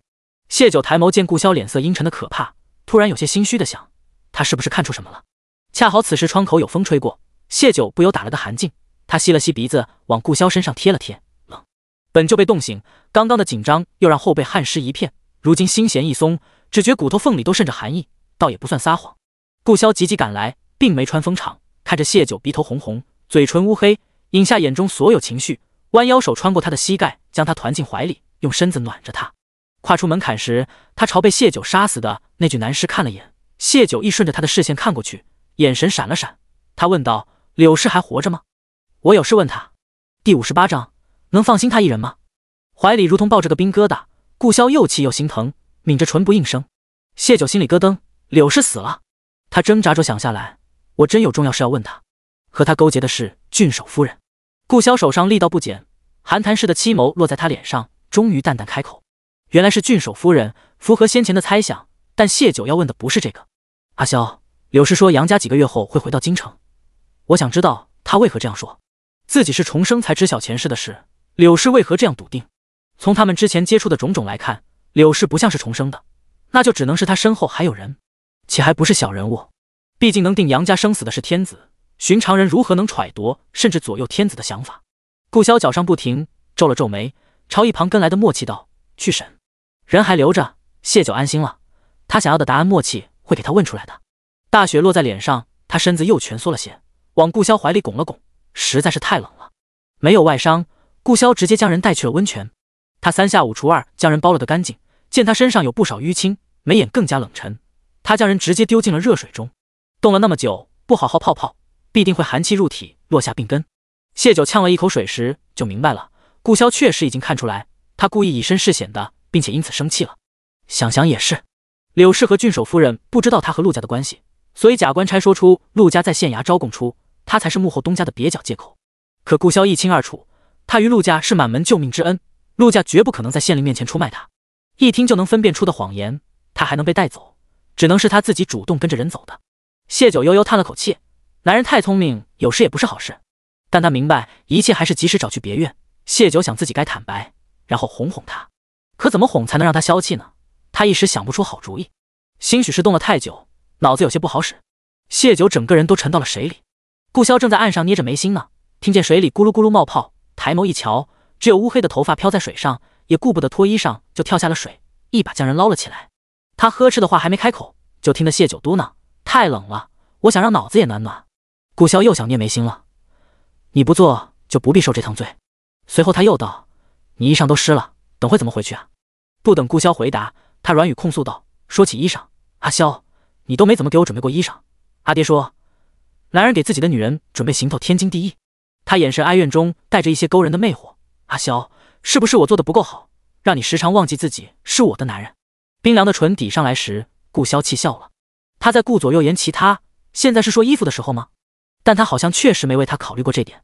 上次将他从山里带回王府，想留他在王府住宿，也只是吩咐了吴嬷嬷给他准备衣裳鞋袜，结果还没换成，人就被吴嬷嬷用话激走了。他突地从水里站起，穿着湿哒哒的衣裳朝洞口走去。你干嘛去？你这样会着凉的。谢九心有些慌，这是顾潇第一次避开他的吻，看来他气得不轻。同时他又担心他会冷到，外面冰天雪地，一身湿衣出去就会结冰的。顾潇没搭腔，径直往外走，背后却像是长了眼睛般。谢九刚起身，他便道：“坐好，我马上回。”谢九稍一冷静下来，想起他们刚刚是从暗道过来，有护卫跟着的，那他应是去洞口吩咐人准备他们稍后要穿的衣裳，而不是气得走人。他又缓缓坐回水中，他注意到刚刚顾潇说的是我，而非本王。没多久，顾潇果真又返回温泉。他一入水，谢九便移到了他对面，温顺如兔。我觉察柳氏有阴谋，但只拦盯了几日毫无发现，与其成日提心吊胆防备着，不知什么时候他会咬我一口，不如跟去看看。当时家中就我和吴心两人，他们没直接杀了我，又穿着官差的衣裳，我想他们应是想从我身上得到什么，在此之前我是安全的。但我也错估了一点，我没想到他们的迷药会那么烈，直接让我睡了近10个时辰才醒，差点把人冻死。陆家人时常去寻你，让柳氏起了疑心，他流放前的婢女成了县令的妾室。柳氏利用他收买了陆家新买的下人，得知陆家人很听信于你，他猜到你才是眉山真正的东家，便以梅饼生意为筹码去讨好郡守夫人。他助郡守夫人拿到梅饼配方，郡守夫人帮他们走出眼前困境。顾潇见他主动解释，气也消了些，便将自己了解的互通于他。他们之所以等到第2日凌晨才弄醒你逼供，是因为郡守夫人想看陆家反应。陆家没有为你动用旧时人脉，只是找了县令，他们才决定问出梅饼配方后杀了你。谢九一时心绪复杂，当初顾不一阵弄些草木灰，让人以为他们有独家配方可以去除煤炭的毒气。郡守夫人因为这所谓的配方绑架了他，也因为想要得到这配方，他们没有直接对他下杀手。不过若没有这所谓配方，柳氏还是会对他动手的。诚如他所说，若不是自己破坏了杨家兄弟的团结，那么二房依旧能隐在大房身后做那只渔翁得利的黄雀。仅凭陆家来送过几次账册，就让他知晓了自己与陆家的关系。柳氏心思比自己想的还要缜密。那么杨老二呢？在这件事中又是扮演了什么样的角色？杨家那些人我来处理。顾潇突然道，上次是杨家合谋，这次是柳氏，他不能再留着他们给谢九找麻烦。原本他不想干扰他的事，但在找他的过程中，他脑子里时常会冒出谢九噩梦里的场景，想到他可能在遭受折磨，他的心很慌乱，甚至隐隐作痛，那种感觉很窒息，他不想再体验。谢九摇头，他们是我的仇人，我想亲自动手，但我答应你，往后不再以身犯险。杨家男人若死光了，三皇子就不会费心思让一个对自己无用处的家族得到赦免，那自己这辈子都只能定死在杨家了。谢九眼睑轻垂，借此隐晦说出自己的打算，若柳氏说的是真的，杨家几个月后就能得到赦免，那我就能趁此机会正当拿到放妻书。你要回京城？顾潇问道。要回的，不回如何拿回自己的身份和婚约呢？听他毫不迟疑的回答，顾潇眸光暗淡几许，他淡淡应了声，便没再有旁的话。谢九没注意到他脸上一闪而逝的黯然，在他唇上亲了下，等拿到放妻书，我再回来找你。你答应过要做我依靠的。顾潇又是淡淡一声轻嗯，心里却似明亮了许多。谢九在热水里泡久了，此时身上才感觉暖了过来，不知是不是体内还残留着迷香，他眼皮渐渐变得沉重。顾潇将睡着的人抱在怀里，两人赤身相贴，第一次，他没起任何旖旎想法。他轻轻抚着他背上的淤青，想着如果自己处于谢九昨日的处境，会如何？毫无疑问，他也会跟着那两人走。他第一次觉得有些看不懂他。他有时如从前一样胆小，依赖着他，时常提醒他护着他，做他的依靠。可有时他又很大胆，屡次将自己置于危险的境地。他这样爱犯险，实在像个不安分的孩子，自己能放心他一人吗？顾潇第一次认真想这个问题。第59章，你唱曲给我听。谢九醒来发现自己被带来了萧王府，他睡在顾潇的床上，脑袋昏昏沉沉的。窗外大雪纷飞，无法分辨现在是什么时辰。有个眉眼带笑的嬷嬷听到里屋的动静，忙走了进来。姑娘醒了，我是府中的宁嬷嬷，您可好些了？这人谢九有印象，前世他在萧王府见过，好似是专门负责顾萧衣袍这一类事务的。谢九问道：现在几时了？宁嬷嬷温声道：现在是午时，您体内还残留药性，故而嗜睡，但您已经睡了一天一夜，王爷担心您饿着，命老奴在外间候着，等您醒了就伺候您起身，用了午膳再睡。睡了那么久，算上被绑架的时间，谢九已经2天没吃东西了。他先被坐起来。宁嬷嬷忙从衣柜里捧出一套衣裙，笑道：这是王爷嘱咐老奴给您做的衣裳，老奴伺候您穿上。谢九想说不用，但他发现自己确实无力得很。宁嬷嬷将一双崭新的鹿皮靴子套在他脚上，解释道：这鹿皮是王爷从前打猎得来的皮子，雪天里穿防水效果极好。谢九嘴角微微翘起，顾潇将他的话放在心上，令他心情飞扬起来。宁嬷嬷扶着他起身，站好，帮着他穿衣裳。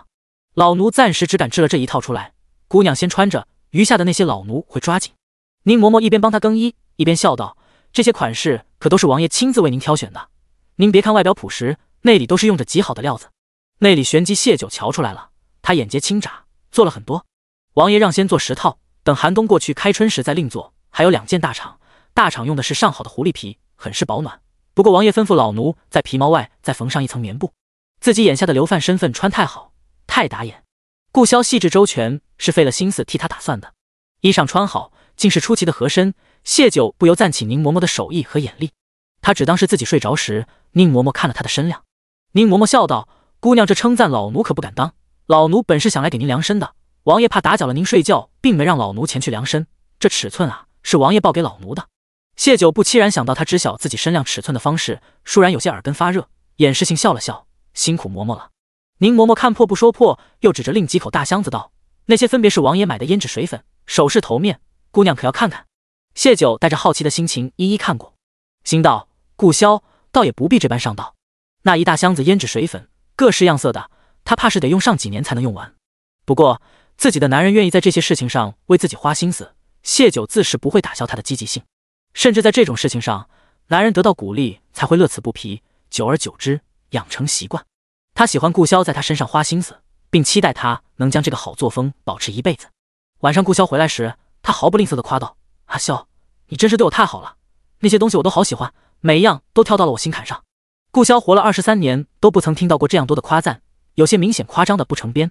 但见他笑容甜美，眼眸凄亮，里面似是含着万千星辰，他也忍不住跟着扬了嘴角。他这样容易满足，这点小事都能让他这样开心，好像养着他也是件颇为有趣的事。睡觉的时候，谢九神神秘秘地从被窝拿出一团东西塞到他手上，顾潇狐疑展开，竟是一双袜子。时间仓促，只够来得及给你做这个。谢九侧身对着他，笑意盈盈。下午收到他的心意，他迫切想要回应，但宁嬷嬷说他身子没有完全养好，不宜操劳，只同意他缝制一些小物件。男人微微怔愣，而后坐起了身，将谢九为他缝制的袜子穿在了脚上。片刻后，他又将袜子脱下，叠好，放在了一边。见此，谢九有些紧张，忙坐起身问道：不喜欢吗？还是穿得不舒服？顾潇摇头：很舒服。他揽着谢九躺回床上，低声道：辛苦了。谢九感受到他情绪的变化，凑近他低语：你喜欢的话，往后我多给你做一些，还有其他衣物。顿了顿，他道：给你做一辈子。这6个字让顾潇心底最深处的黑暗潮湿，好似裂出一条缝，有丝丝光亮从缝隙里渗透了进来。他突然吻上了他的唇，吻得用力又霸道，吞噬他的唇瓣，侵占他的唇齿，碾磨吮咬。谢九觉得自己的心肝魂魄都好似要被他吸走了般，很快嘴里有了血腥味，他不可抑制地轻哼出声：疼。顾潇炙热的呼吸被他这一声嘤咛打断，但他却没放过他，只是变得温柔起来，细细的一点点的缠绵悱恻。他的霸道亦或者温柔都清晰地向谢九传达了他的渴望，可他却在势不可挡时堪堪停下了。今晚的他有心事，谢九察觉了。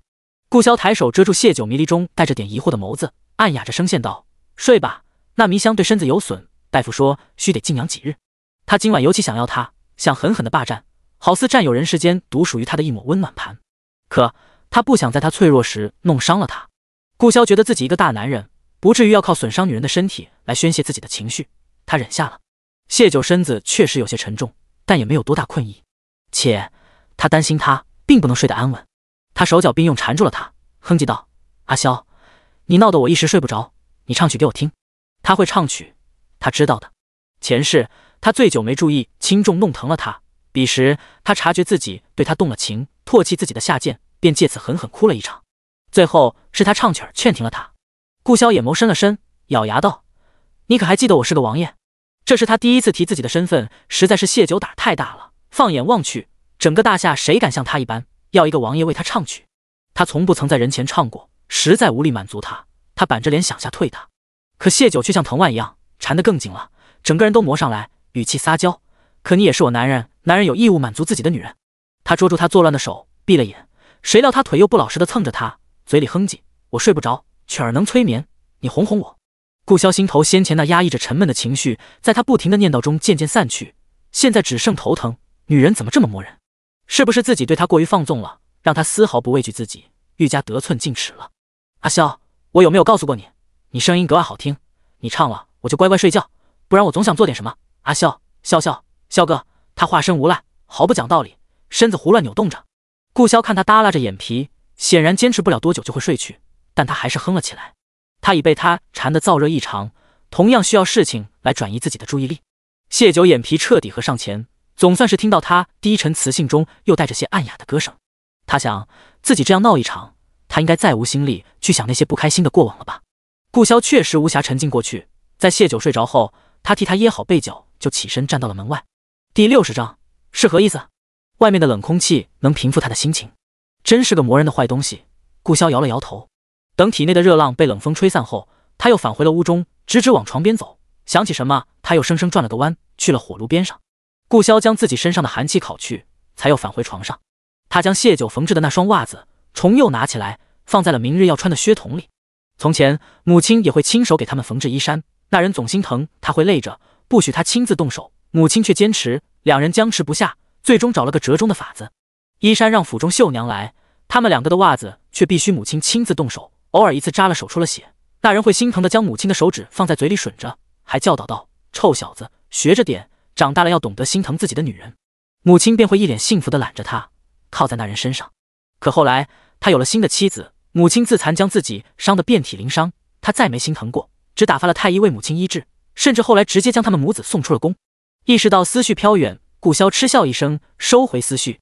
睡着的谢九似有意识般往他身边拱了拱，他抬手将人揽进怀中，调整了一个两人都舒服的姿势，沉沉睡去。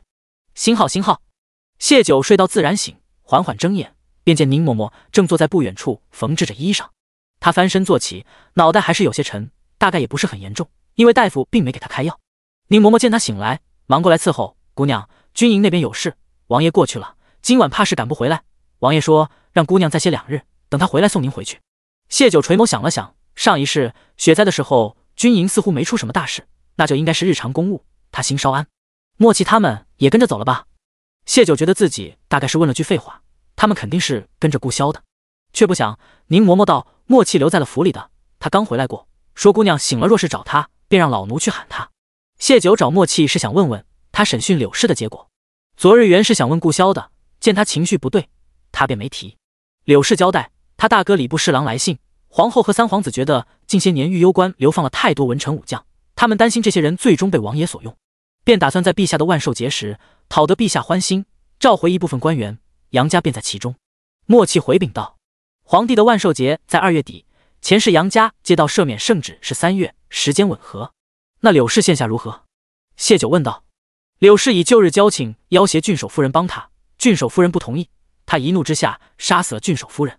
莫契平静开口：“柳氏故意杀人，已被关进了府衙大牢，择日问斩。”这个说法既惩治了绑架他的郡守夫人和柳氏，又不会将他暴露出来。谢九心头发暖，只是谁杀了郡守夫人？莫气冷漠道：“王爷亲手勒死了他。”谢九心里胀胀的，但他又有些担心，那郡守岂不是恨上了王爷？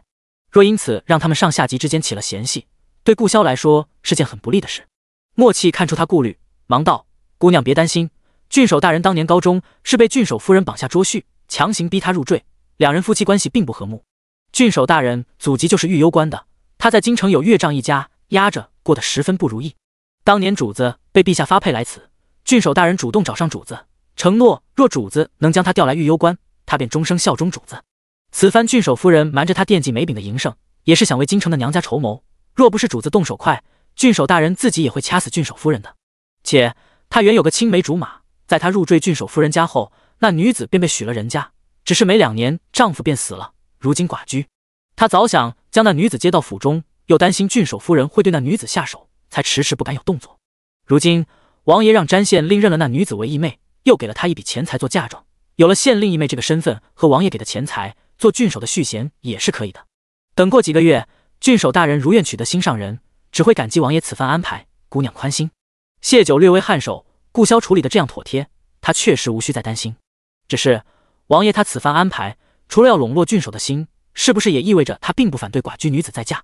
大夏朝不鼓励寡妇再嫁，皇家子更是从小就被灌输了这样的理念。谢九心里其实也是没底的，患得患失的。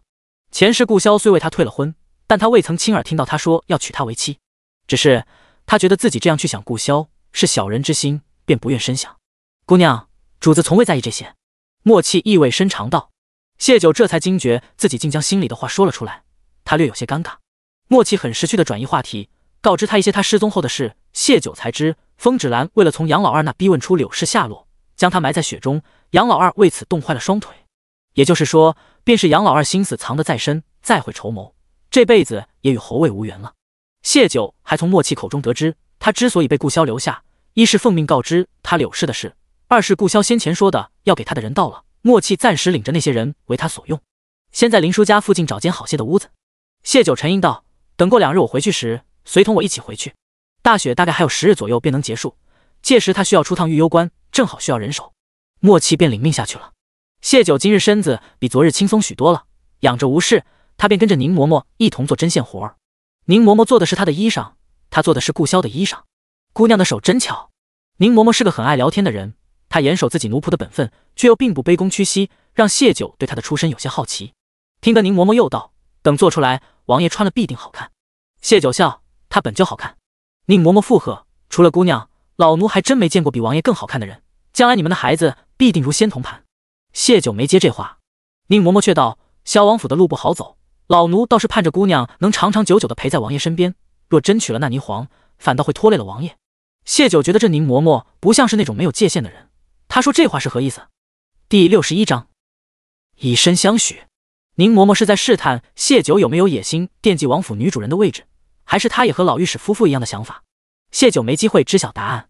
萧王府上养了些绣娘，除了顾萧的衣裳，还有王府上下100多个仆从护卫的衣裳都出自他们的手。而现在他们停下手头所有的活，在为谢九赶制衣裳，有处地方他们不能确定要如何做，便派了个绣娘来请宁嬷嬷过去定夺。宁嬷嬷便带着针线跟着那绣娘走了。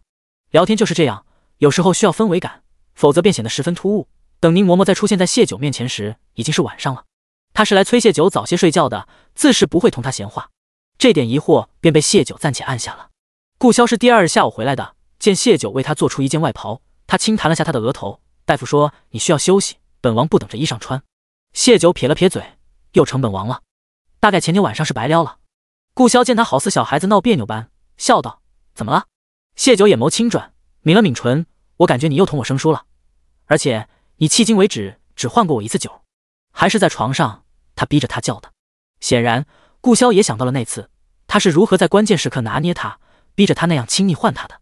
他神色有些不自然，但想着这大概是他女儿家的小情趣，无伤大雅，倒是可以成全的，便低低唤了句：“酒。”谢九痴痴的笑了，心底深处悄然开了花。对他的逾越雷池，顾萧在一次又一次的妥协纵容，他见好就收。顾萧觉得他有时真像的讨糖吃的孩子，稍微给点甜头，他就能笑得像朵花一样，很好看。他揉了揉他的头，也跟着扬了扬唇，而后说起正事：“军营太冷了，尽管有药材一直供应着，许多将士还是感染了寒意。军中需要大量的梅饼供暖，才能让将士们安然度过这次雪灾。但你目前梅饼的出货量明显不够，我想从军中调一批将士去梅山，帮你加大梅饼制作量，但每日制作出来的梅饼须得拿出1/3供给军中，可行？”谢九则道：“上次你们射杀黑熊旁边的那座山也是梅山，那山上大概有1/3的部分是梅石，且距离你的暗卡很近，你可以直接让军中将士去那开采，会更便捷。况且那山原本就是你的，那山上的梅石也是露在外表的。顾萧将山让给他时就是知道的，却还是把梅山白白送给他了，他又怎会吝啬呢？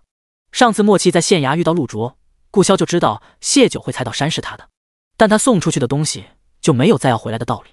再说他不缺银钱，养得起将士们，也养得起他。”他摇头道：“一旦这样，你梅饼的配方就等于公开了，军中将士不是签了死契的家奴，难免有泄露消息的。”谢九抬眸看他，有没有配方，别人不知道，顾萧还能不知道吗？但凡御攸关的事，他想查的就很少能瞒得过他的。他大方地将梅山让给了他，但梅饼生意是交给陆家打理，他必定要清楚自己送出去的东西，他能不能守得住，所以定是要查一查的。但他既然不说破，谢九便领了他的好意。不过将士们的工钱，我这个东家还是要给的。将士们帮忙干活，得工钱也是理所应当的。顾萧就替他们应下了。听得谢九又道：“军营要的量大，拿货价就按零卖的再低2成。”他极少拒绝顾萧的心意，但是他也会及时回应他，礼尚往来，才能常来常往。恋人之间亦如是。顾萧笑笑，可难得的，他起了点促狭的心思。东家这样大方，我要如何感谢？谢九正色道：“那便以身相许吧，小哥貌若谪仙，甚得我心。”顾萧微怔片刻后，将谢九一把扛起。这小东西最近动不动就撩拨他，他觉得自己很有必要正正难刚。第二日，顾萧陪着谢九一同去梅山。谢九在迈腿上马车时，腿都是软的，他哀怨地嗔了顾萧一眼，隐隐觉得自己在某些事情上要成为青出于蓝而胜于蓝的蓝了。而那个青则淡然地跨上了马，神采奕奕。谢九被折腾得近乎凌晨才睡，他觉得自己前2日白养了，上了马车便抓紧补眠，休养精神。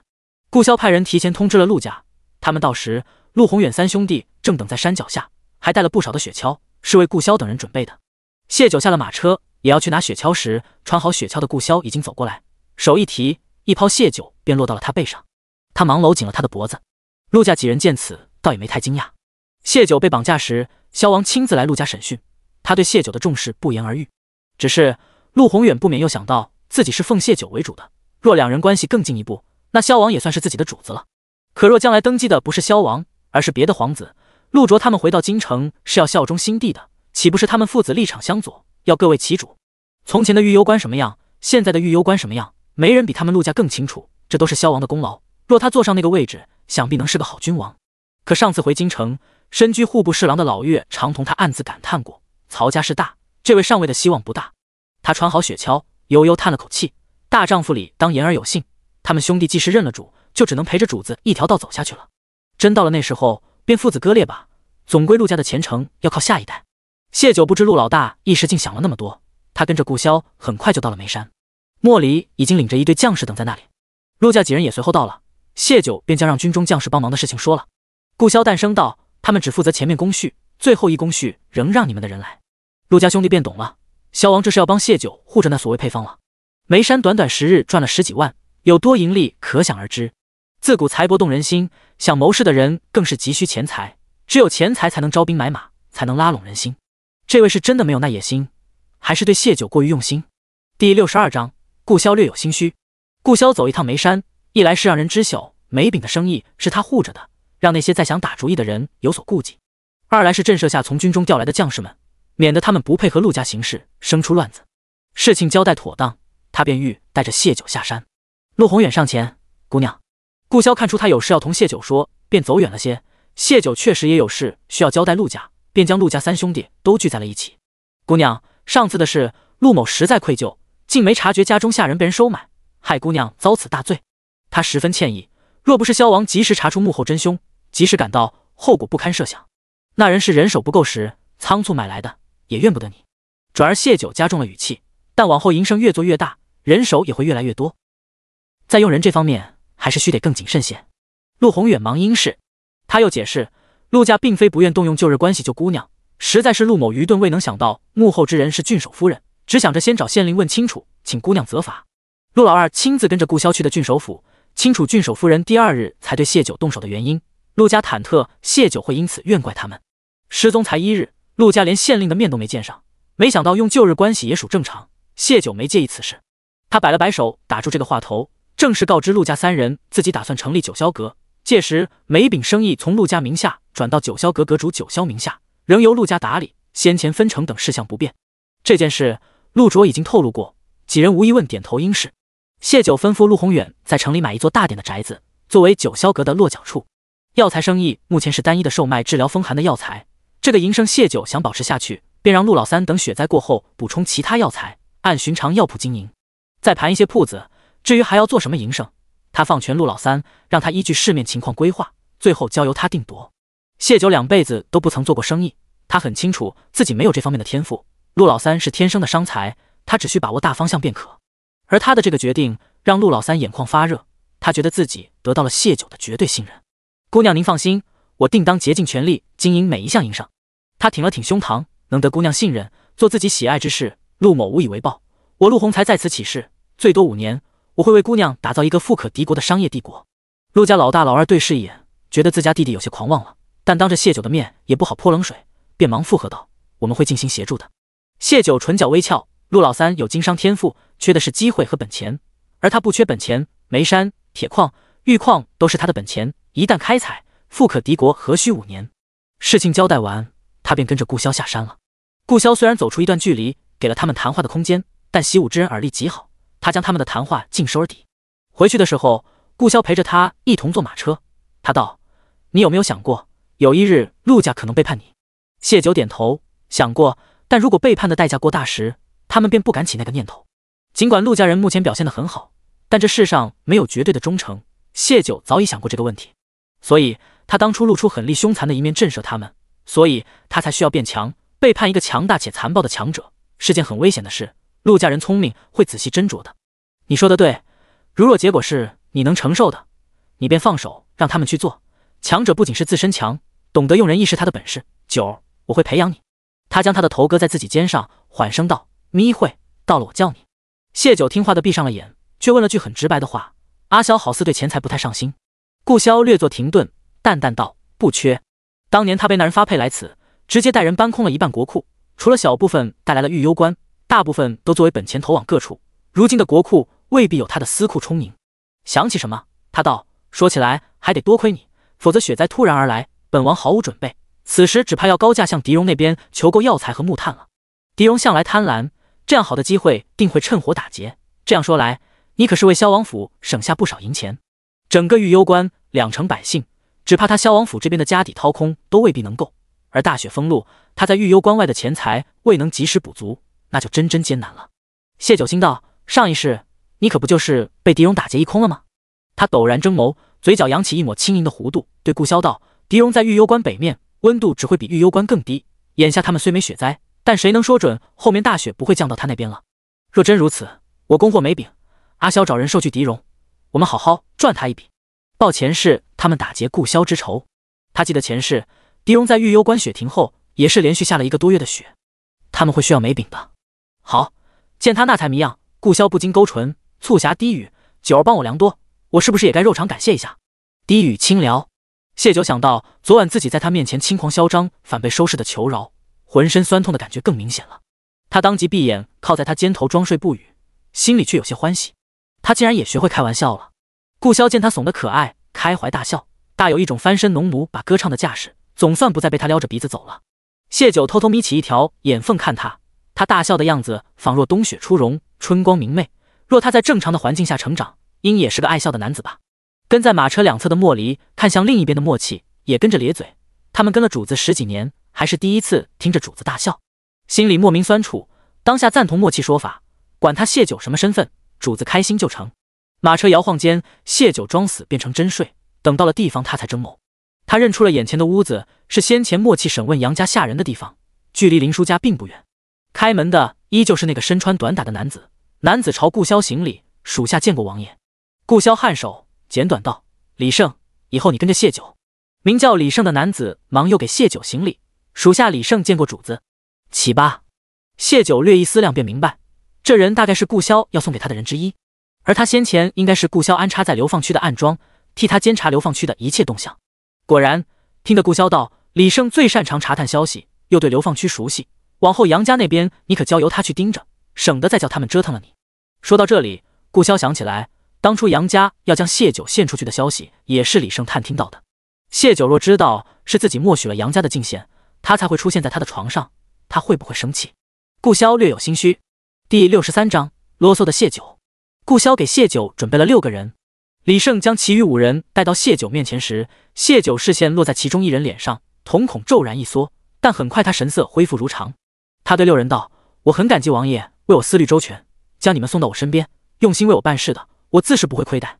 但我也知跟着王爷，你们会更有前途。”他转向顾萧，浅笑道：“王爷，我想让他们再选一次，若他们选择留在王爷身边，也是人之常情，我能理解，也请王爷别因此责怪他们，好吗？”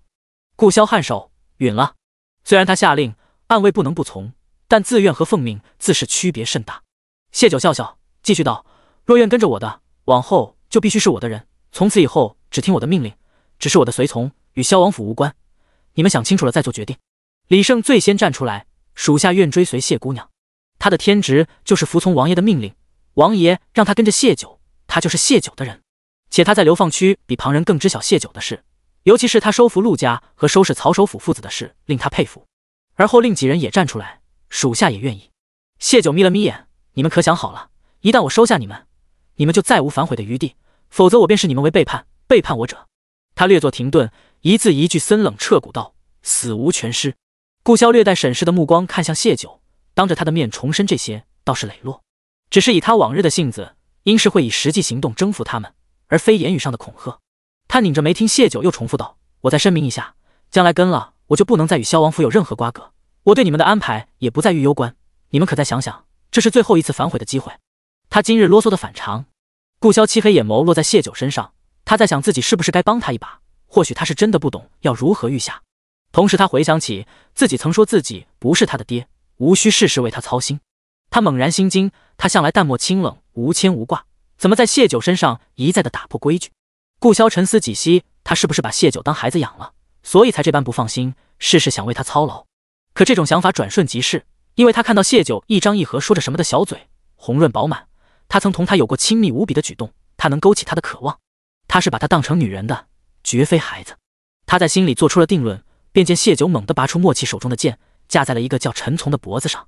他留意到谢九最后一次给6人选择机会时，陈从一人选择了留在萧王府。谢姑娘，你这是做什么？陈从不解，你说过能理解我们的选择的，不能因为我选择了留在王爷身边，您就对我动手啊。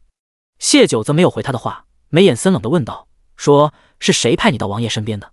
这突然而来的一幕让所有人都感到意外，同时又有些愤怒。和陈从要好的另一暗卫道：“谢姑娘，陈从与我同时被王爷收留，我们跟着王爷多年，您不能因为他没选择您而出口污蔑他。属下本是真心愿意追随姑娘的，可您这样言出无信，属下心中惶恐。”谢九则轻浅一笑，刀能落他脖子上，自是有他的原因。陈从，你应该也听说过我在陆家活差过一人，今日我便在你身上试试。王爷，求您救救属下，属下不懂谢姑娘是何意思，属下只是想继续跟着王爷，不知谢九姑娘为何要这般小气量。陈从求救，同时给谢九上眼药道：“王爷，请您为陈从主持公道。”另几人也纷纷跪下，先前分明是谢九自己一再让他们选择的，陈从按本心选了，他又无容人之量，真跟了这样的主子，保不准谢九的刀下一刻会不会落到自己脖子上。可有依据？顾萧问的是谢九。谢九眸光清正看向他：“请王爷信我，我不会胡乱冤枉你的人。”他将你字咬得极重。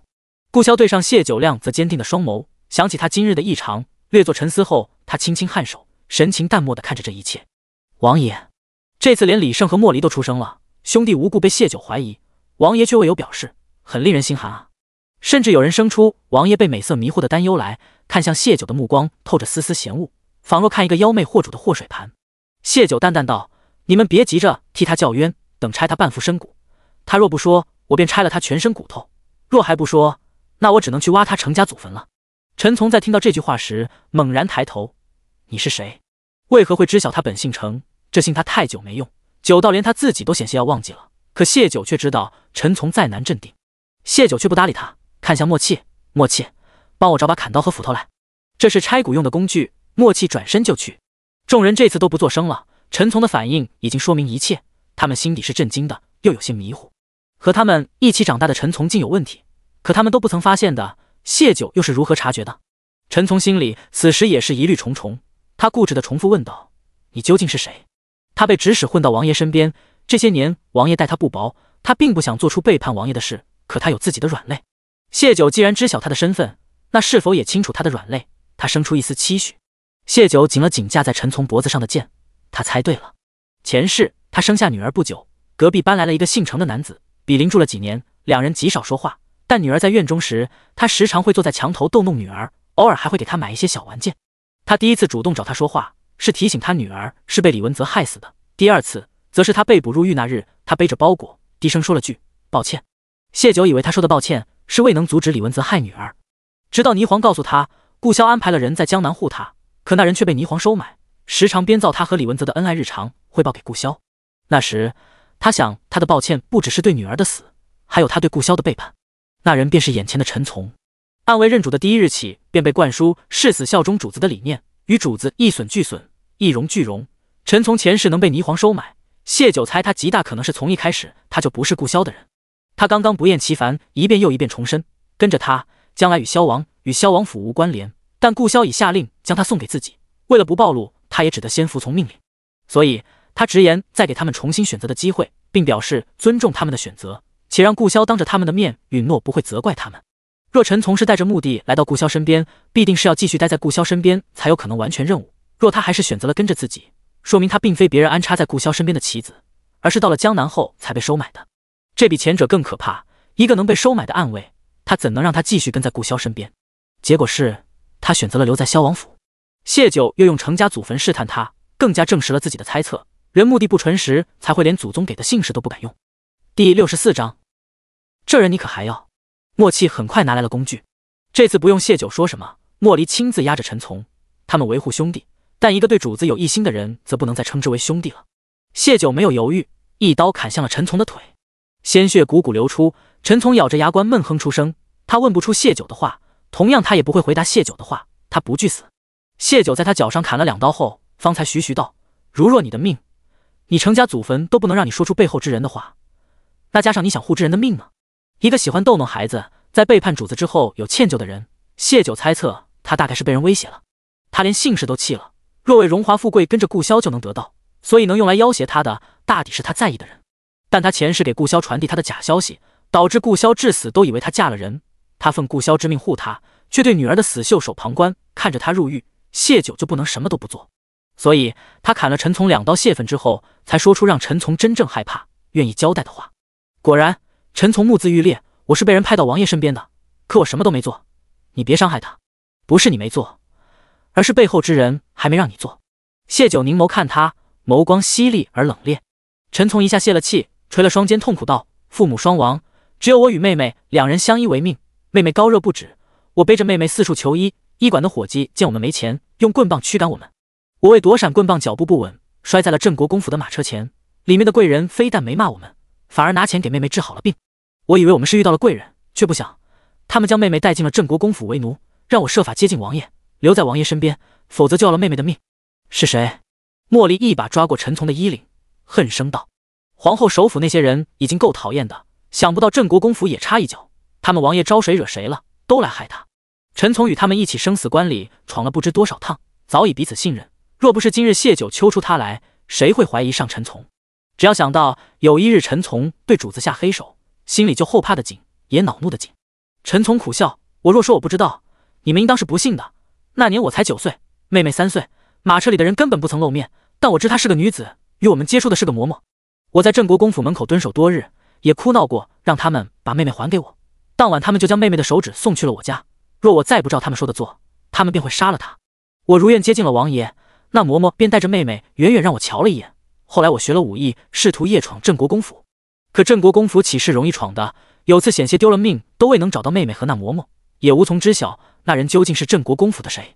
王爷来御幽关前，那嬷嬷又带着妹妹远远出现了，还让巧儿送信给我，让我务必跟着王爷，随时等他吩咐。这些年我也收买过镇国公府的下人，毫无所获，甚至他们说镇国公府根本没有4个手指的婢女。蠢东西！”莫离气的一巴掌打在陈从头上。兄弟之情到底不是说割舍就能割舍的。他恨铁不成钢道：镇国公府就那么几位女主子，你若实在查不到，为何不跟王爷坦诚？陈从被打了脑袋，知道莫离这事还拿他当兄弟，鼻子一酸，七齿男儿哽声道：得知镇国公府没有4个手指的婢女时，我猜测我妹妹可能已经不在了，便想过要坦白的。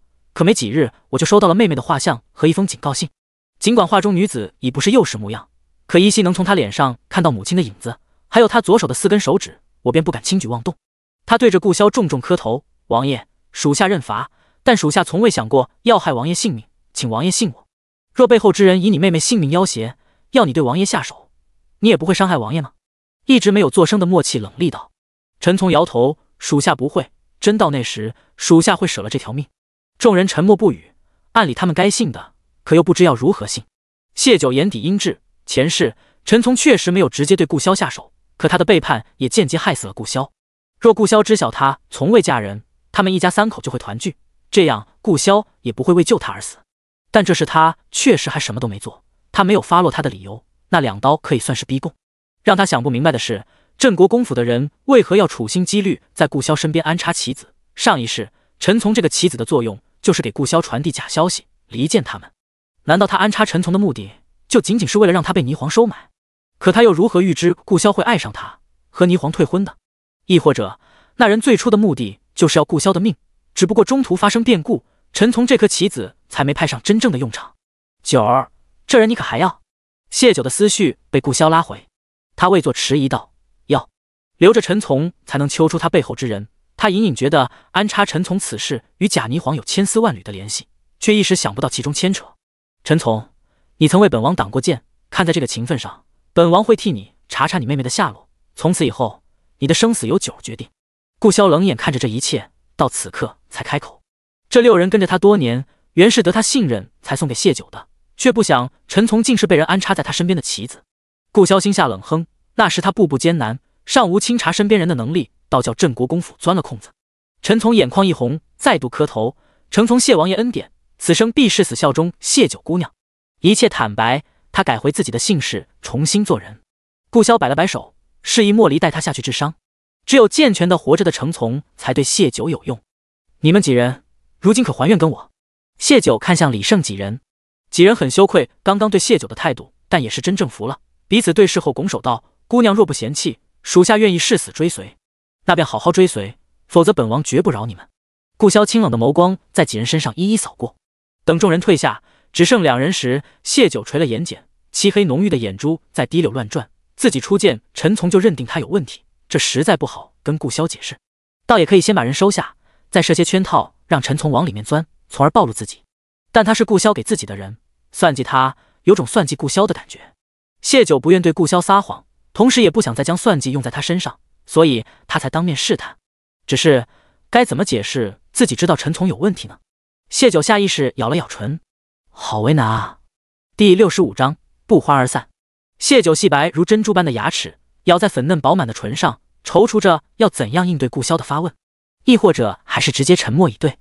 顾萧深邃的眸子掠在他身上，他确实想知道答案，毕竟程从还未做出背叛他的事来。到目前为止，整整9年，程从都是一个忠心且出色的暗卫。谢九却一眼瞧出端倪，或许更准确的说，他一开始就知道陈从这个人有问题。可他是如何知晓的呢？犹如他如何知晓玉幽关会有雪灾，曹首府会去狄戎一般。但留意到他浓密眼睫下的漆黑瞳仁滴溜乱转着，有些惶然不安、无助焦虑的样子，他似乎很怕他问些什么。他垂下了眼帘，掩去眼中的好奇。他说过，有些事暂时无法对他言明，但不会有害于他和百姓。他亦答应了他不深究。他端起茶杯，慢慢的喝了一口，淡声道：镇国公府的女子，目前有老镇国公的妻子、小儿媳赵二夫人、孙女霓凰郡主以及赵二夫人的2个女儿。程从是9年前到的我身边，按时间推算，镇国公的3个孙女彼时都只是几岁的孩童，不符合程从所说，只剩老夫人以及赵二夫人。谢九心底悄然松了口气，忙接话道：那时你与霓凰郡主已经定下婚约，按理你是镇国公府的未来姑爷，老夫人和赵二夫人都没有要害你的理由，他们与你可有别的牵扯？不曾，他们是内宅女子，我极少出现在公众宴席之类的场合，他们兴许连面都不曾见过。谢九捏了捏下巴，沉吟道：如此看来，你与镇国公府唯一的牵扯就是婚约，会不会是他们不同意这门亲事？还没说完，谢九自己就否定了，这桩婚事可是皇帝赐婚，镇国公府即便再不同意这门亲事，也不敢胆大到以伤害皇子来达到退婚的目的。退婚？谢九心下一顿，莫非前世承从这颗棋子没发挥真正的用途，是因为顾萧退婚了？背后之人的目的达到了，便不会对顾萧动手了。赵二夫人只是霓凰的婶婶，不至于为了丈夫侄女的婚事这样筹谋，那只剩老夫人了。有没有可能老夫人不看好顾萧这个不受宠的皇子，不愿结萧王府这门亲事，所以早早安排人到顾萧身边，若顾萧实在无前途时，便对他动手，让他娶不成假霓凰。前世顾萧退婚后，霓凰就嫁给了三皇子，成了大夏的皇后，这个结果与自己的推断符合。可镇国公尚在，这样的大事会由得一个后宅妇人筹谋吗？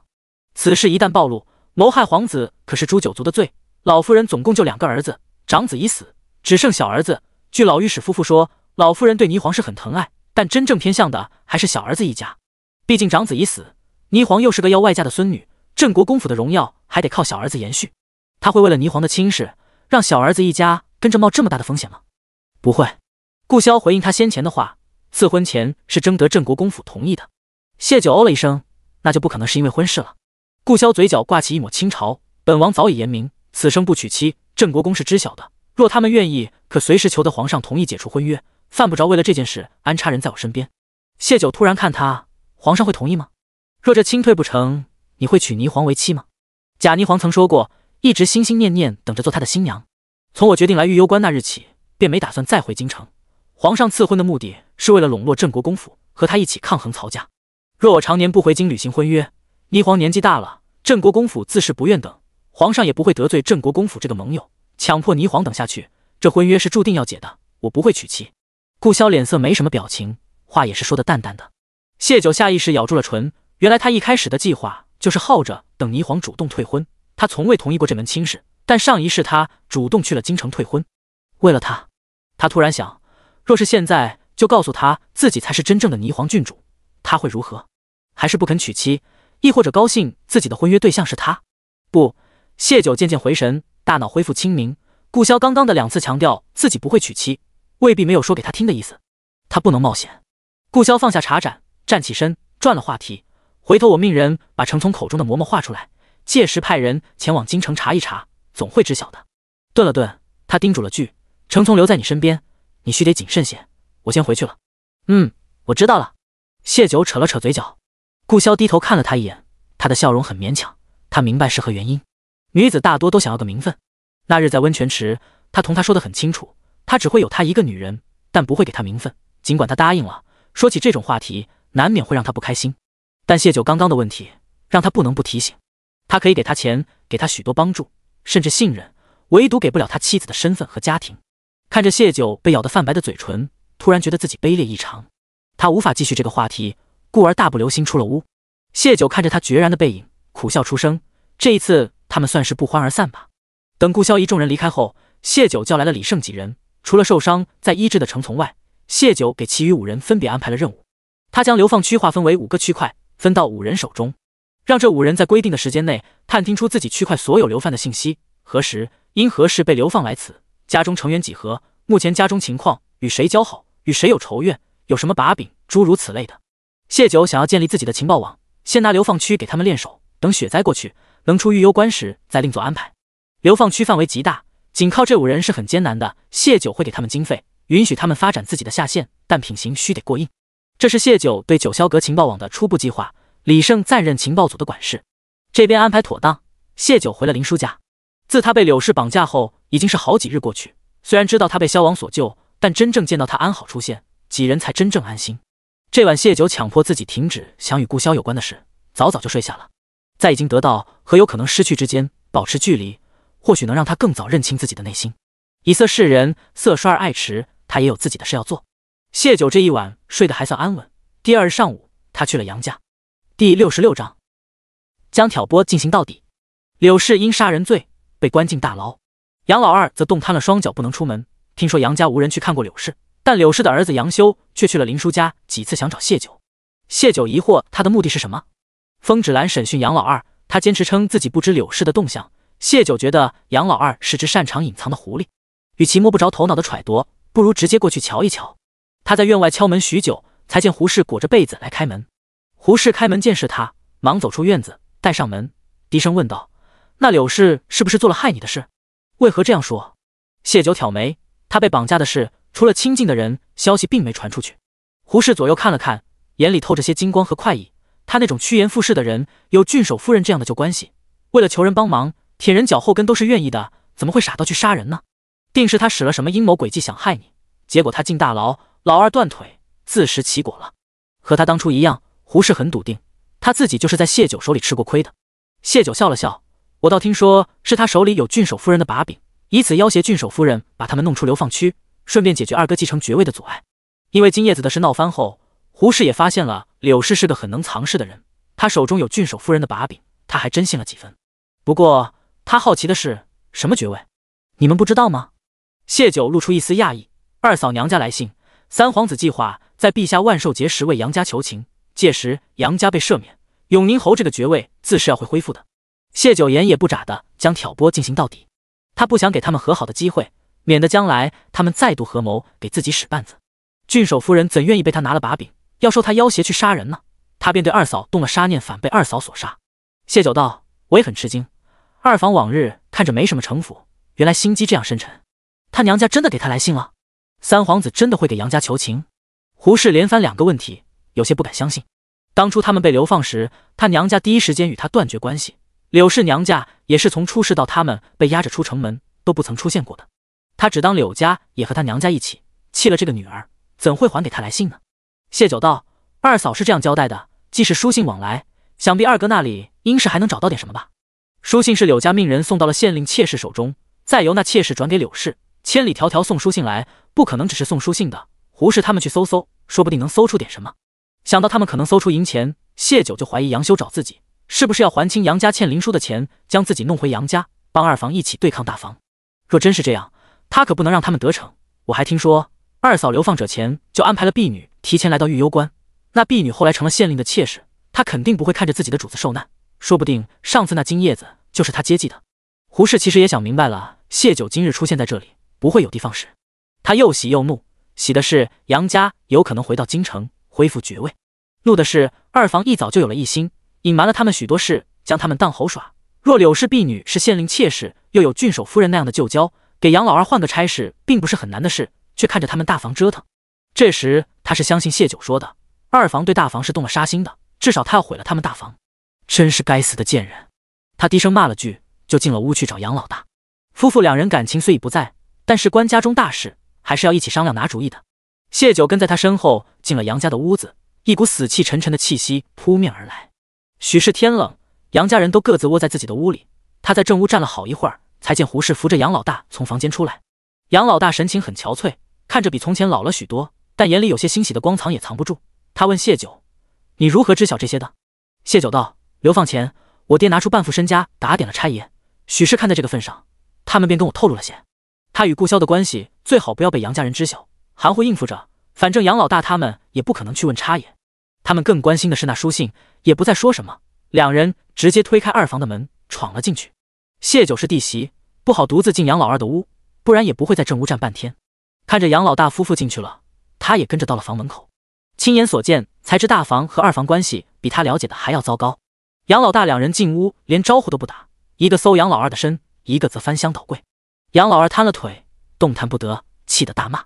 谢九朝门外看了看，这里的动静这样大，杨老二的儿子杨修竟没出现，他不在家。老二，你说柳家是不是给你来信了？杨老大将杨老二搜了个遍，没找到书信之类的东西，便直接掐上了他的脖子。兄弟俩闹翻后，杨老二更加怨恨老大，本想怎么都不承认的，但脖子被掐得死紧，他感受到死亡的气息，才不情不愿道：“是。”杨老大听了这话，忙松了手，问道：“信在哪里？给我看。”信被我烧了，是我岳父向三皇子求情，三皇子才答应为杨家周旋。大哥若杀了我，我岳父到时还会希望杨家回京城吗？杨老二脑子急转，很快想出了拿捏杨老大的法子。他真能让我们回到京城？杨老大确实缓和了语气，人在绝境中一点希望都不敢错过。柳家是老二的妻族，若老二他们没了，柳家与杨家的姻亲关系也就断了，自是不会再帮杨家。至于他们想害死自己的事，他虽愤怒，却没多在意。一个在大牢，一个瘫了双脚，他们还能对他做什么？杨老二摸了摸被掐得疼痛的脖子，至少他会想办法。从他透露的信息看，几率很大。可二嫂杀了人，按律法会被处斩，柳家会不会迁怒杨家？谢九插嘴道。第67章绝妙的主意。杨老二转头看向谢九，眼里意味不明。他缓缓笑了：“弟妹放心，岳父岳母很在意柳氏这个女儿，他们不会看着她死的。柳氏那1日的行踪，他确实不知，但不是柳氏不肯告诉他，而是他有意回避了。从柳氏怀疑梅饼生意是谢九的，陆家也听从谢九，他便知谢九不容小觑。他自己是个善于伪装的人，很快就想到谢九也是和他一样的人，这样的人很危险。柳氏却想要对付谢九，得到他的梅饼配方。他了解柳氏，一旦下决心的事很难回头，但在没彻底摸清谢九的情况前，他是不会贸然行动的。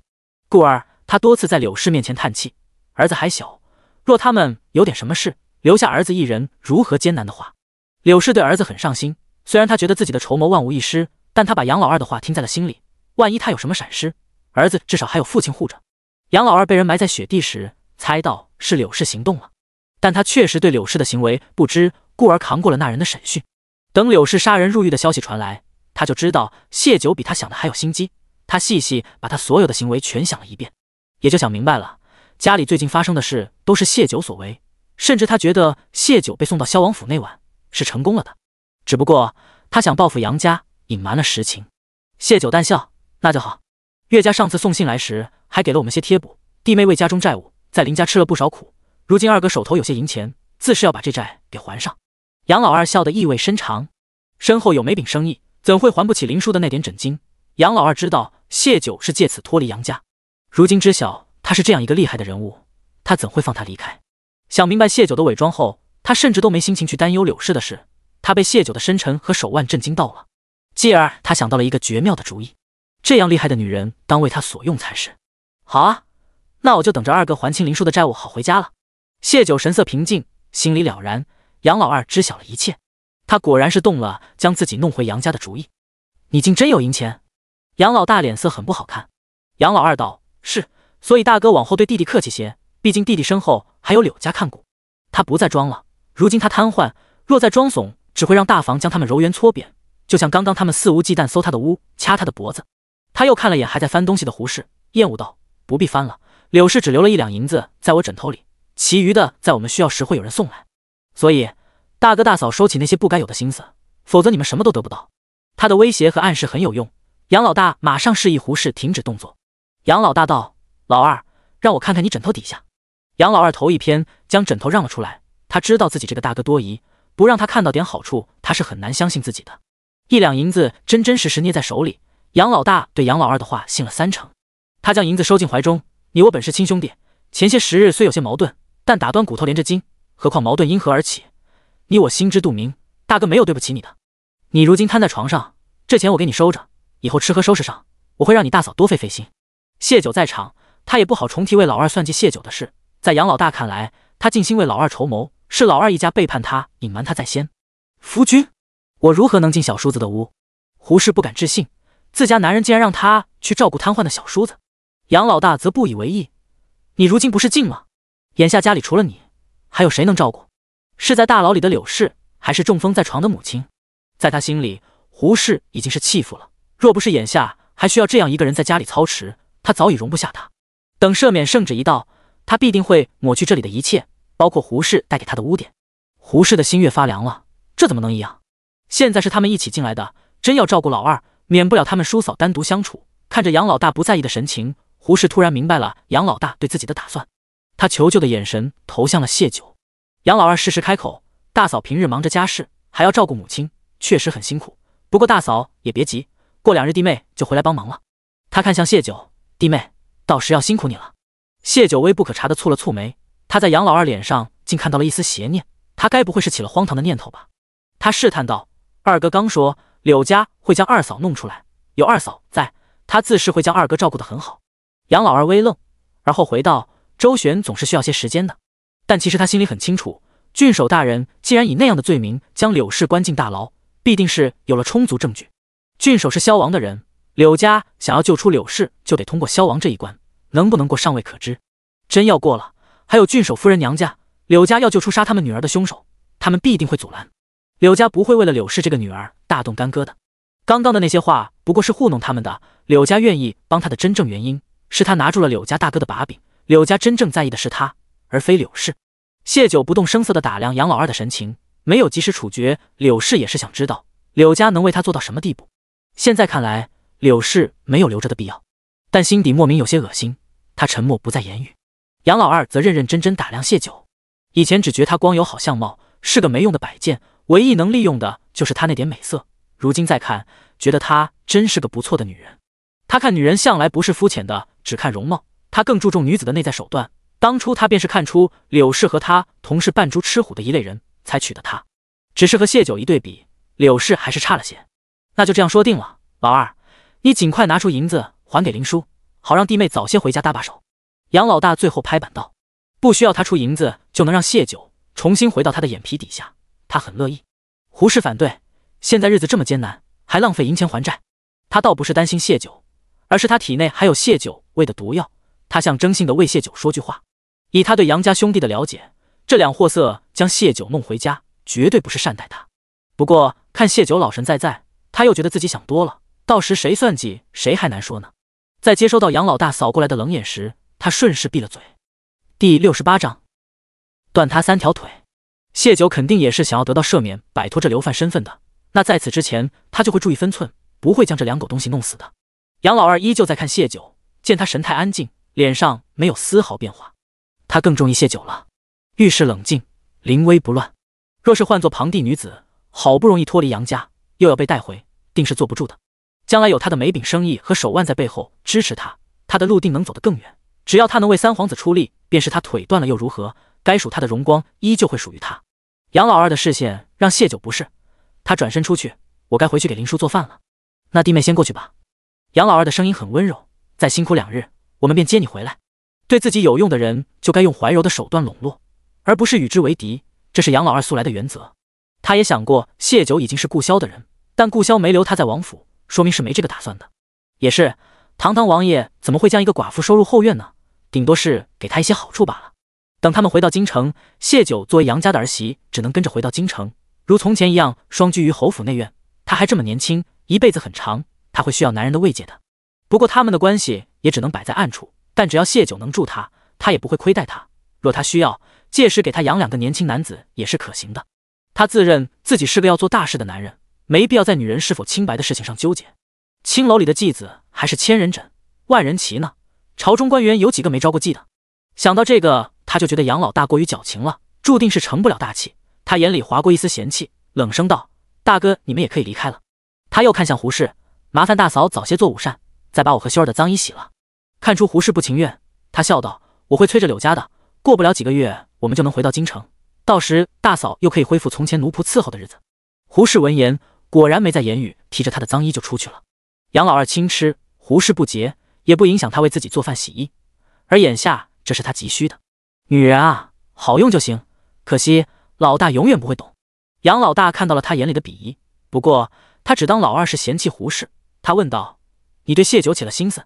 老二刚刚的眼神很明显，他想不通，谢九入侯府几年了，老二又不是第一次见谢九。没人回答他，杨老二已经闭上了眼睛。杨老大得不到回应，只得甩了甩袖子，从了二房的屋。眼下有求于他，不好跟他计较。刚出屋，便见胡氏从院门口进来，心头憋着的一口怒气撒向胡氏。他走过去就往胡氏身上踢：“乱跑什么？滚去做饭！”这些天动不动就被踢，胡氏有了经验，很机警的避开，忙往灶房去。杨老大见此，也懒得再追过去。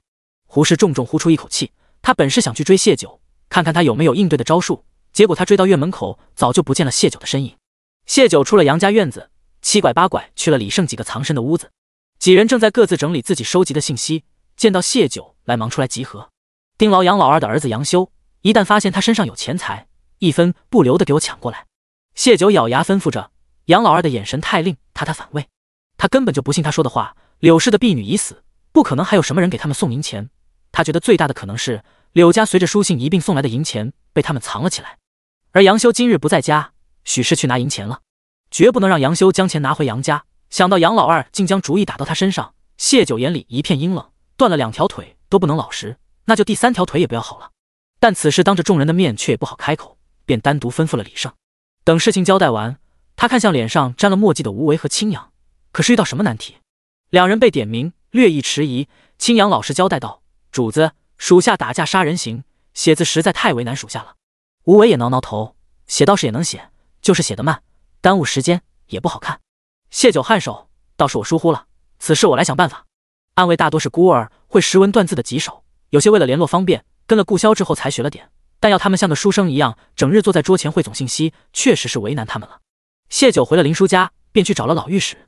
老御史听说要他帮忙整理信息，老眼一瞪：“你要老夫给你做文书？给工钱的。”谢九笑道：“1月1两，比您找别的营生赚钱多了。你就不怕老夫泄露你的情报？”老御史问道。谢九反问：“你会吗？”老御史鼓了脸，他自是不会，他还盼着女娃嫁给他外孙呢。谢九依旧笑着：“这流放区的流犯没几个是您不清楚的，到时您汇总情报，劳烦再将他们先前在京城的事情以及人际关系一并写上，我再给您加2两，1月拢共3两。”老御史在御史台干了一辈子，他脑子里的情报才是最有价值的。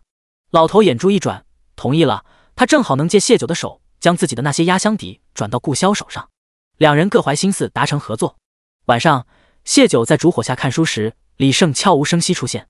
他将一个钱袋子递给谢九：“主子，那小子身上竟搜出了200两，我们的人还继续盯着。”谢九接过钱袋子，拿出50两，这些你们几个分一分。李胜高兴道谢，而后低声道：“东西找着了，属下稍后便动手。”谢九颔首，李胜便退了出去。睡到半夜时，林叔家的大门被砸得砰砰响。谢九披了衣裳立在窗口，唇角扬起一抹冷笑。风芷兰提着灯笼开了门，是杨老大和杨修要请林叔去给杨老二看病。林叔不出夜诊，但砸门的声音太响，他也起了，下意识问了句：“是何症状？”杨老大冷得抱紧了胳膊，若不是现在要依仗老二，这大冷天他也不愿出门。只是这实在不知要如何说，只让林叔去给看看。林叔见他支支吾吾，直接转身回屋。杨修急得大喊：“林大夫，你去给我爹看看吧，他那处应是被毒物给咬了。”第69章，要不要告诉王爷？林叔彻底黑了脸，头也不回进了屋。别说杨家是他仇家，便是寻常男子那处受了伤，他一个女子也不好治的。风芷兰沉下脸，将两人往门外一推，砰的一声关了门，威胁道：“再敢敲门，老娘直接去给他切了。”不想林叔落下一个见死不救的名声，他又补了句：“不想死就去城里找南大夫，林大夫可是未出阁的姑娘。”杨家两人没法只得回家。杨老二躺在床上扭着身子，极为痛苦，他嘴里咬着布巾，否则他怕自己承受不住这毁天灭地的痛，咬伤了自己的舌头。看到老大和儿子两人回来，眼里有绝望，转而他眼底又露出一抹狠厉的亮光。他今日刚对谢九表露出一点心思，晚上就被蝎子蛰了那处，眼下冰天雪地，好端端怎会出现蝎子？定是谢九。这个女人心思机敏，出手也快。他心里更加确定要拿下谢九，只不过届时该惩罚一下还是要惩罚一下的，对他过于狠毒了。去城里，他拿下嘴里布巾，咬着牙对杨老大道：“可是大晚上的我们如何去啊？”杨老大反驳道。杨老二因疼痛而扭曲的面容发出狰狞的笑意：“大哥若连这点小事都办不到，那弟弟丢了命，大哥也就只能在这流放一辈子了。”杨老大被气得倒仰：“行，我去，银子给我。今日大哥已经拿走了1两银子，若不够请大夫来，就买去些毒的药来，等我好了自会叫人送银子来。”杨老二强撑着道。他到目前为止只是那处疼痛难以忍受，身体无其他症状，说明这些毒不会致命。杨修今日被抢了银子，他们手上如今身无分文，只有老大手里那1两不够从城里请大夫来，只能先买点药来去了这毒，止了这疼痛。杨老大要拉着杨修一起，被杨老二阻止了。杨老大只得气哼哼的去喊胡氏陪他一起去。等两人出了门，杨修不安道：“爹，若是让大伯知道我们的银子被抢了，他恐怕得变本加厉的欺负我们。”杨老二又将布巾塞回嘴里，好一会儿才松了布巾，含糊道：“爹会想办法，都是孩儿的错，没护好银钱。”杨修有些愧疚，只片刻他又变成凶狠神情：“爹，真的是谢九派人做的吗？”杨老二咬着布巾点头，他只对老大和谢九透露过，老大他们没出门，也没那个本事，而谢九之前能背着他们做那么多，定是有帮手。修儿说抢他的是几个男子，那就不是风芷兰，兴许是萧王给他的人。男人占用了女人，无非是给钱给人手以示安抚。等他们回了京城，谢九的钱和人手就是杨家的了，而杨家的都会属于他。这般想着，他便将自己的想法告知了杨修。14岁的杨修自小就跟父亲亲，杨老二很小就开始栽培他，包括教他如何藏拙扮无脑。杨修听完分析道：“爹，他派人抢银子是不想回杨家，伤您大概是不想和您有什么。眼下看他对您对杨家无好感，您确定能收服他吗？儿子，在他看来，我们现在是敌对状态，对敌人要如何仁慈，但这世上没有永远的敌人。他停顿歇了一会，等回了京城，无论他有多少钱，多少人，他都必须安于内宅，安分做一个寡妇，否则世俗不容他，家族亦不会容他。他的命运掌握在家主手中，只要你我父子得到杨家，他会识时务的。杨修好似懂了般点点头，继而道：爹，他害了我娘，我心里是不想放过他的，但爹说的对，眼下他的确有用处，值得我们拉拢，等将来他无用时，请爹允许我将他凌迟。他正处于变声期，声音不大，不带愠怒的情绪，神态平静，说着杀人的话。杨老二对他的表现很是欣慰，又一阵疼痛袭来，他咬紧了不禁，无力再说话。李胜悄无声息地离开了杨家。到家后，其余4人围了上来，如何？是不是他对主子有非分之想？谢九安排李胜做的事，没要求他刻意瞒着其余4个都是一起多年的兄弟。李胜的动作很快叫几人察觉了。谢九要找个毒物废了杨老二的老二，这个举动让他们不得不怀疑是那杨老二对谢九动了邪念，否则他一个姑娘家好端端的动男人那玩意干嘛？李胜也是这样的想法，所以他又偷偷潜回杨家，听到了杨老二父子的那番对话。见4个人8只眼都盯着自己，他凝重的点头，轻扬道：要不我去杀了他？李胜阻止，没有主子吩咐，你别妄动。那要不要告诉王爷啊？吴为问了句。有人不知死活敢惦记王爷的女人，该告诉王爷一句的吧？不可。其余几人同时出声。李胜警告道：你忘了主子说过的话了，我们跟了他就与萧王府再无关系，只能听主子命令行事。若主子不想此事被王爷知晓，你贸然告知，等于被主。吴为想起谢九说的背叛者死无全尸，顿时清醒了。同时他又想到，若王爷关注杨家的话，知道杨老二命根子被废，不难查到是李胜做的，何须他多嘴？且说谢九一觉醒来刚起床，风芷兰便进了他的屋，将杨老二昨晚被蝎子蛰伤的事告诉了他。见他一脸平静，风芷兰捂住了嘴，瞪大眼无声询问着。谢九点头：你够狠，我喜欢。他对他竖起一个大拇指，他是不是又做了什么丧良心的事？想到柳氏对谢九做的，风芷兰便觉杨老二也不是什么好鸟。这种感觉的事，谢九没法说，他笑了笑没言语。落在风芷兰眼中就是屈辱无法说出口的，顿时气得想再动他一次。他气呼呼的去了林叔屋里，没多久就出了家门。等谢九吃完早饭，他又来了。杨老大给他从城里买了药，现在没听到他痛呼声，应该是要起效了。要不要我去给他切了？伤人命根也是犯法的，你也想蹲大牢啊？谢九淡笑。风芷兰便知谢九这是暂时不动杨老二的意思，他悻悻道：行，听东家的。见往桌上一拍，挫败感顿袭心头。上次是柳氏，这次是杨老二，自己得了谢九的工钱，这份护卫的差事做得很差强人意啊。谢九点了点他的手，今日你这手不握剑，握笔。风芷兰年后就要去京城，多了解一些京城的情况，对他有益处。他去敲老御史房门时，老太太开门就道：我跟你们一起去，老头子年纪大了，一个人写那么多字，要累死的，我可以帮忙。怕谢九不同意，他家大筹码，我知道很多京中妇人的事情，会对你更有用的。谢九看破不说破，同意了。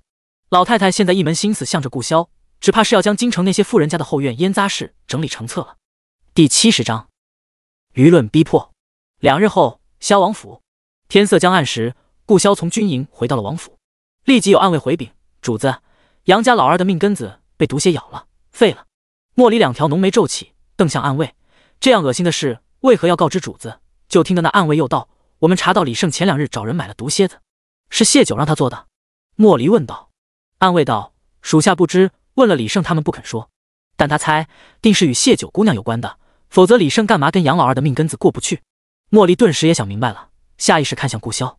顾萧漆黑双眸浮上一层阴影，他什么也没说，肃然着脸进了书房。暗卫正犹豫要不要跟进去继续禀报时，听得书房内犹如裹着寒霜的声音传来：进来。待夜深人静时，萧王府跃出去一道人影，直奔流放区而去。啊！一声凄厉的痛苦哀嚎惊醒了整个流放区。谢九帮着整理情报累了一天，夜里睡得正香甜，被这一声喊叫惊醒。他眨了眨眼，并未起身。没多久，风芷兰就风风火火进了他的屋，兴奋道：是不是你让人将杨老二那玩意给割了？他用手比划了一下，标句说：旗根彻底断了，现在正在鬼哭狼嚎呢，这下彻底不用治了。不过你这招真够绝的啊！先遮伤，痛一次，再彻底切了，再痛一次，啧，想想就痛。最惨的是，那玩意被切了丢到院外，那么巧的就有狗上前给叼走了，还有热心人去帮忙追狗，追回来有什么用啊？不是我。谢九按了按额头，但他能猜到是谁指使的。天一亮，李胜就过来了。他解释道：主子，不是我们透露消息的，王爷应是从王府暗卫那里得知了事情，气不过才。是王爷。谢九没想到顾萧会亲自过来收拾杨老二，他以为他是吩咐的默契他们。李胜道：属下亲眼所见，是王爷。略作停顿，他又道：属下往后会更小心行事的。谢九轻嗯了一声。顾萧的地盘，他想知道点什么不难，只不过杨老二刚冒点想法就出师未捷鸟先死，怕是要闹上一闹了。用完早饭，风芷兰如前2日一般等着谢九一起去李胜家。这2日老太太写出来的那些京城贵妇们的密事，简直比茶楼说书先生的故事还精彩。他期待今日份的精彩。谢九瞥了眼意犹未尽的风芷兰，今日我们在家，你问下林叔要不要出门。他觉得今日林叔还是早些出门比较好。我去城里药铺看看。林叔从房里出来，回道：万一杨家再无耻上门，他一点都不想应付。可终究还是晚了一步。杨修的声音在门外响起：四婶，林大夫，求求你们大人有大量，救救我爹吧。风芷兰昨晚看热闹，听杨老大说会将杨老二送进城医治，但谢九知道他们没银钱，果然刚问了李胜，杨老二一直在家里，杨老大和杨修简单给他包扎了下。他对林叔道：你回屋吧，我出去看看。杨修一见谢九出来，扑通一声跪下哭求道：四婶，我娘出事了，我爹现在也出事了，我没办法，只能求四婶帮帮我了，我不能没有娘，也没了爹啊。你娘因杀人被下狱，你爹也不知是做了什么缺德事，被人割了那玩意，你求你四婶有什么用？他是官老爷能放了你娘，还是大夫能治好你爹？风芷兰不忿道。杨修不理风芷兰的问题，只是对着谢九砰砰磕头：四婶，杨家如今能指望的就只有您了，祖母瘫痪，大伯一家也是出了不少事，我家更是如此。听说林大夫与你关系十分要好，很听您的话，您帮忙开口，他一定会救我爹的。字字句句意有所指。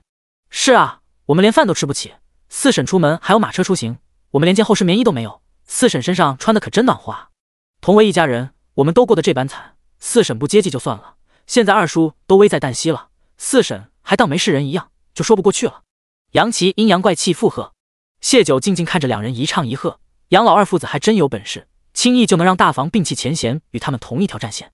杨老二没银子的事，该让他们知晓了。四婶，如果先前我爹娘有得罪您的地方，我给您磕头赔罪，只求您想办法保住我爹的命。杨修脑门上磕出了血，那血混着他是眼泪流得满脸都是，叫人瞧着格外可怜。相比之下，谢九远远立着就显得有些薄情。看热闹的人中，有人开口道：谢九，林大夫在不在家？要不你去求求他给杨老二看看。风芷兰气笑了，他那玩意你叫林叔一个女人怎么去治？那人一噎，确实是不好去治。杨琦则道：医者父母心，无关性别。杨修依旧磕着头：四婶，求您了，我以后当牛做马报答您，以后您就是亲娘，我给您养老。够了。谢九出声道：你大概忘记了，我是替婆母还诊经费才来到林大夫家做工的。当初我受伤，林大夫提议让你们顶替我进山采药，你们都拒绝。若你们羡慕我日子过得好，现在依旧可以顶替我为杨家还债。谢九眸光幽静，语气颇为无奈：我自己尚且寄人篱下，如何接济你们？但你今日求到了我这里，我确实不能不管。他看向围观人群：诸位可否借我2两银钱，我好拿给二哥，让他及时去城里治伤，等我还清林大夫的债，会继续做工还你们的债的。借什么银子？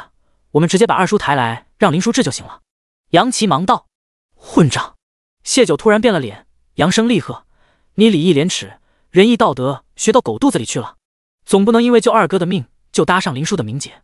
女子名节大于天，你们这样跪着逼他给二哥治病，和要他的命有什么区别？谁规定医者就须得以命换命？我身为你们的长辈，由不得你们拿别人的命胡闹。四婶，我们不是那意思，这附近就只有林大夫一名大夫。杨修哽声解释。谢九也温和了眉眼：我知你是心急则乱。他又看向众人：如大家所说，这孩子可怜的紧，我也实在没法子，只能找大家借点。他可怜，谁不可怜？有人嘀咕：一家那么多男人，出事了来逼一个女人想办法。对啊，当初谢九可是提着1两件衣裳就出了杨家门，他一个女子几次冒险进山采药，杨家的男人却在家享福。众人想起谢九当初来林叔的情景，开始讨伐杨家的凉薄，到最后又纷纷猜测杨老二做了什么坏事，被断了命根子，毕竟柳氏可是杀了人的。杨修停了哭泣，脸色渐渐泛白，他的第一步失败了。他原想让谢九迫于舆论压力，不得不出钱救他爹，再哭惨用舆论逼着谢九回杨家，等他回了杨家，他们就能设法拿捏他。可舆论如利剑，现在全部射向了杨家。谢九看着有些无措的杨修，心里淡凉如水。杨修小小年纪就想操纵舆论逼迫他，却终究是稚嫩了些，不知人性自私。人一旦危及自身利益，就会清醒无比。若他不找他们借银子，他们就会抱着泛滥的同情心，站在道德制高点，同情杨修，谴责他。如今开口的代价是需要从口袋里拿钱，他们自然不愿意，那只能是站在谢九这边讨伐杨家了。可杨琪依旧在指责自己的薄凉。谢九漆黑的眸子微微转动，投向了人群后的胡适。不知杨琪知道二房没钱后，还会不会这样卖力演出？第71章泼脏水。胡适原本在给杨老二熬米汤呢，一个石子砸到了脚边，石子上绑了张纸条。胡适看完上面内容，一股怒气从脚底板直冲脑门，还管什么杨老二，直接就往林叔家跑。他到时正听得杨琪帮着杨修控诉谢九，心头怒意更盛。接受到谢九的眼神，他深深吸了口气，走到杨修面前：“修儿，你这孩子不去拿银钱给你爹治病，来这里做什么？”不等杨修反应，他继续道：“你爹可是说了，你外祖家送了不少银钱过来，还说要还清林叔大夫的钱，给你爹治伤足够了，你别耽搁了，赶紧拿钱送他进城。”杨修没防备胡适突然说这些，他一时不知要如何应对，迟疑片刻，嗫嚅道：“我爹昏迷了，我不知道银钱在哪里，他不能在大房面前，否则外祖家送了银钱来，更不能让他们知晓钱已经没了。怎么可能？你爹双腿瘫了，动弹不得，那银钱可是交由你收着的。你这孩子不会是舍不得花钱给你爹治病吧？你可不能这样啊！你爹往日对你多好啊！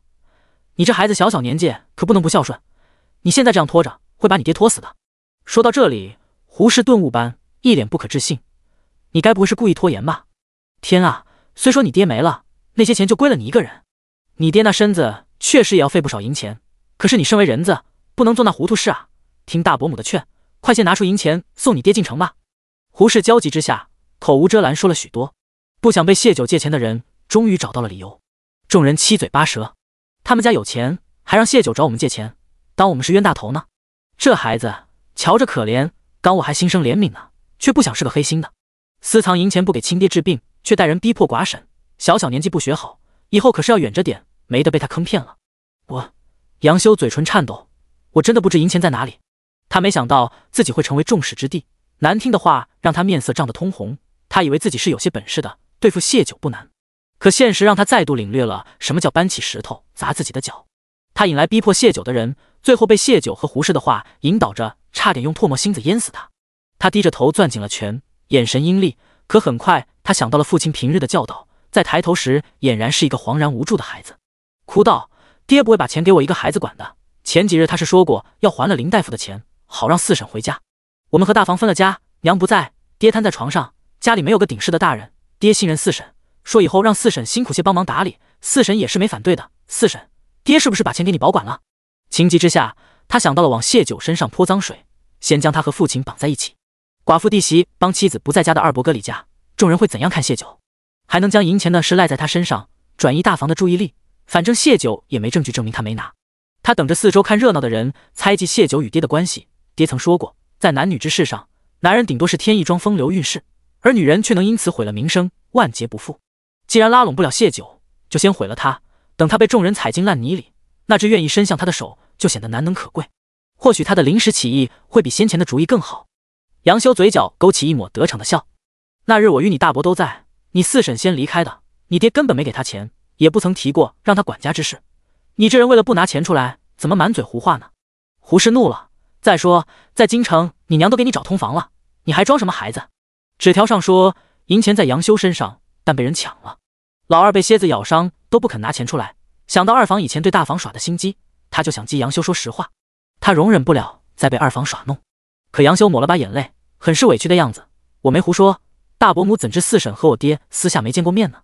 胡适倒抽一口凉气，没想到平日看着沉默呆愣的杨修，心思竟这样恶毒。他深受名声被毁之苦，知道谢九若被扣上与二伯哥勾搭的帽子，会遭遇什么，落得一个什么样的下场。莫名他眼里带了丝同情，看向谢九，却见谢九神色淡淡，镇定自若。他在欲说什么时，就听得有人大喊：“杨修，有官差去你家找你爹了。”众人推拉着杨修往杨家去，谢九也缓缓跟在众人身后。猜到杨老二这边不安分，谢九便吩咐李胜做些安排。李胜却道顾潇已经做了善后安排，谢九便安心等着杨家人上门。他到杨家院子时，见2名官差押着一个满脸胡须看不清相貌的男子。官差道：“昨夜我们巡逻时，见此人神色匆匆，身上还有血迹，便拿下审讯，才知他昨夜潜入杨家伤了人。”众人哗然，竟是这人伤了杨老二吗？为什么呢？官差没给众人解惑，而是看向人群，问道：谁是杨家二房的孩子？不用杨修出声，有人已经指给官差看了。官差看向杨修，此人交代，昨日伙同其余几人抢了杨家二房孩子的银钱，被抢的可是你。杨修14的生命里从没这样为难过，他若承认被抢的是自己，那刚刚他泼向谢九的脏水就成了撒谎污蔑。可那是200两，父亲正需要银钱治病，他们也需要银钱生活。但他还是多了个心眼，没有立即承认，而是问道：他为何要伤我爹？络腮胡闻言呸了一声：你爹当年欺辱我妹妹，还将我们赶出京城，如今他流放来此，老子只割了他那2两肉，没要他命，不是老子仁慈，是他那条狗命不配老子赔上1条命。至于你，只能是你自己蠢，连财不外露都不知道，活该被兄弟们抢。杨修仔细打量着络腮胡，分辨不出他的话是真是假，他也没法把他爹弄醒，问他当初是不是欺辱了人家，被仇家找上门。但瞧着那双眼睛，好似确实是抢自己银钱的人之一。可爹说银钱是谢九抢的，这人和官差都是谢九的安排吗？他又看向了谢九，谢九神色平静，杨修什么都看不出来。官差见他许久不回自己的问题，不耐道：这人也不止抢了你一个，我们今日带他来，就是想确认下被抢的苦主们，好将被抢之物物归原主。若不是你，我们就先带他回去了。至于他重伤你爹之事，按他说法是你爹先辱他妹妹在先，一切等查实后再按律法定夺。多年前在京城发生的事，如何查实？杨修知道这不过是一句托词，眼见着官差真的要带着那人离开，他来不及再做思考，忙道：是我被抢了，劳烦差爷把银钱归还给我。官差转身问道：抢了多少？杨修道：200两。好啊，你果然满口胡话，明明自己被人抢了，却赖在谢九身上，真不是个东西。风芷兰指着杨修，咬牙切齿道。众人一时也议论开了，说什么的都有。杨修到底年轻脸皮薄，臊红着脸等着官差把他的东西还给他。他强迫自己不去理会那些谩骂，最重要是先拿回银子。却见官差拿出一个本子，在上面写了些什么，又将本子塞进怀里，对他道：行了，我记下了。第72章顾潇身上的谜团。杨修预感不妙，忙问道：差爷，我何时能拿回我的银钱？官差笑了笑：那日抢你的拢共是5人，他们将你的银钱分赃了，这人身上的40两已经输在了赌桌上，另外4人还在抓捕中，等抓到了人，银钱还在的话，会通知你去县衙领回。杨修脸上一阵青一阵白，待官差带着人走出去好远，他还正在站在院中。他输了，一败涂地。可屋里父亲的伤不能不治，他还没有真正长大，不能没有父亲的庇佑。柳家那边也需要父亲周旋，将他们早早弄回京城。这个地方他再也待不下去了。他扑通一声跪下：四婶，我错了。行了，收起你的苦情蟹。后面跟来的林叔冷声开口：也就谢九心善，让你挑着他这颗软柿子捏。他从袖中掏出2两银子，递给杨修：这2两是看在谢九的面上借给你的，我希望你们杨家能自己还一次债，别到时又将这债务推到谢九头上。他问众人：诸位，可有谁愿意陪他们父子进城的？我担心他又护不住银钱，到时又来我家门口唱大戏耍无赖，这趟算我林叔欠你们一个人情。杨家的情况，谢九已经告知了他。距离万寿节还有3个多月，未免赦免之事发生变故，杨老二这条命还得留着。但杨修再狠毒，也只是个孩子，未必能护着银子不被大房的人抢走。杨家大房也都不是善茬，医者的人情谁不想要？马上有几个人站了出来。谢九看着杨修：你丢了银钱，怕被责罚，我能理解，但你随意往长辈身上泼脏水，辱长辈名声，这点我无法原谅。有你这样险恶的用心，便是将来杨家还清了林叔的债务，我一个双居女子也不敢轻易回去与你们父子共处一个屋檐下。杨修，你好自为之。杨修面色土灰，他捏着银子跑进了屋。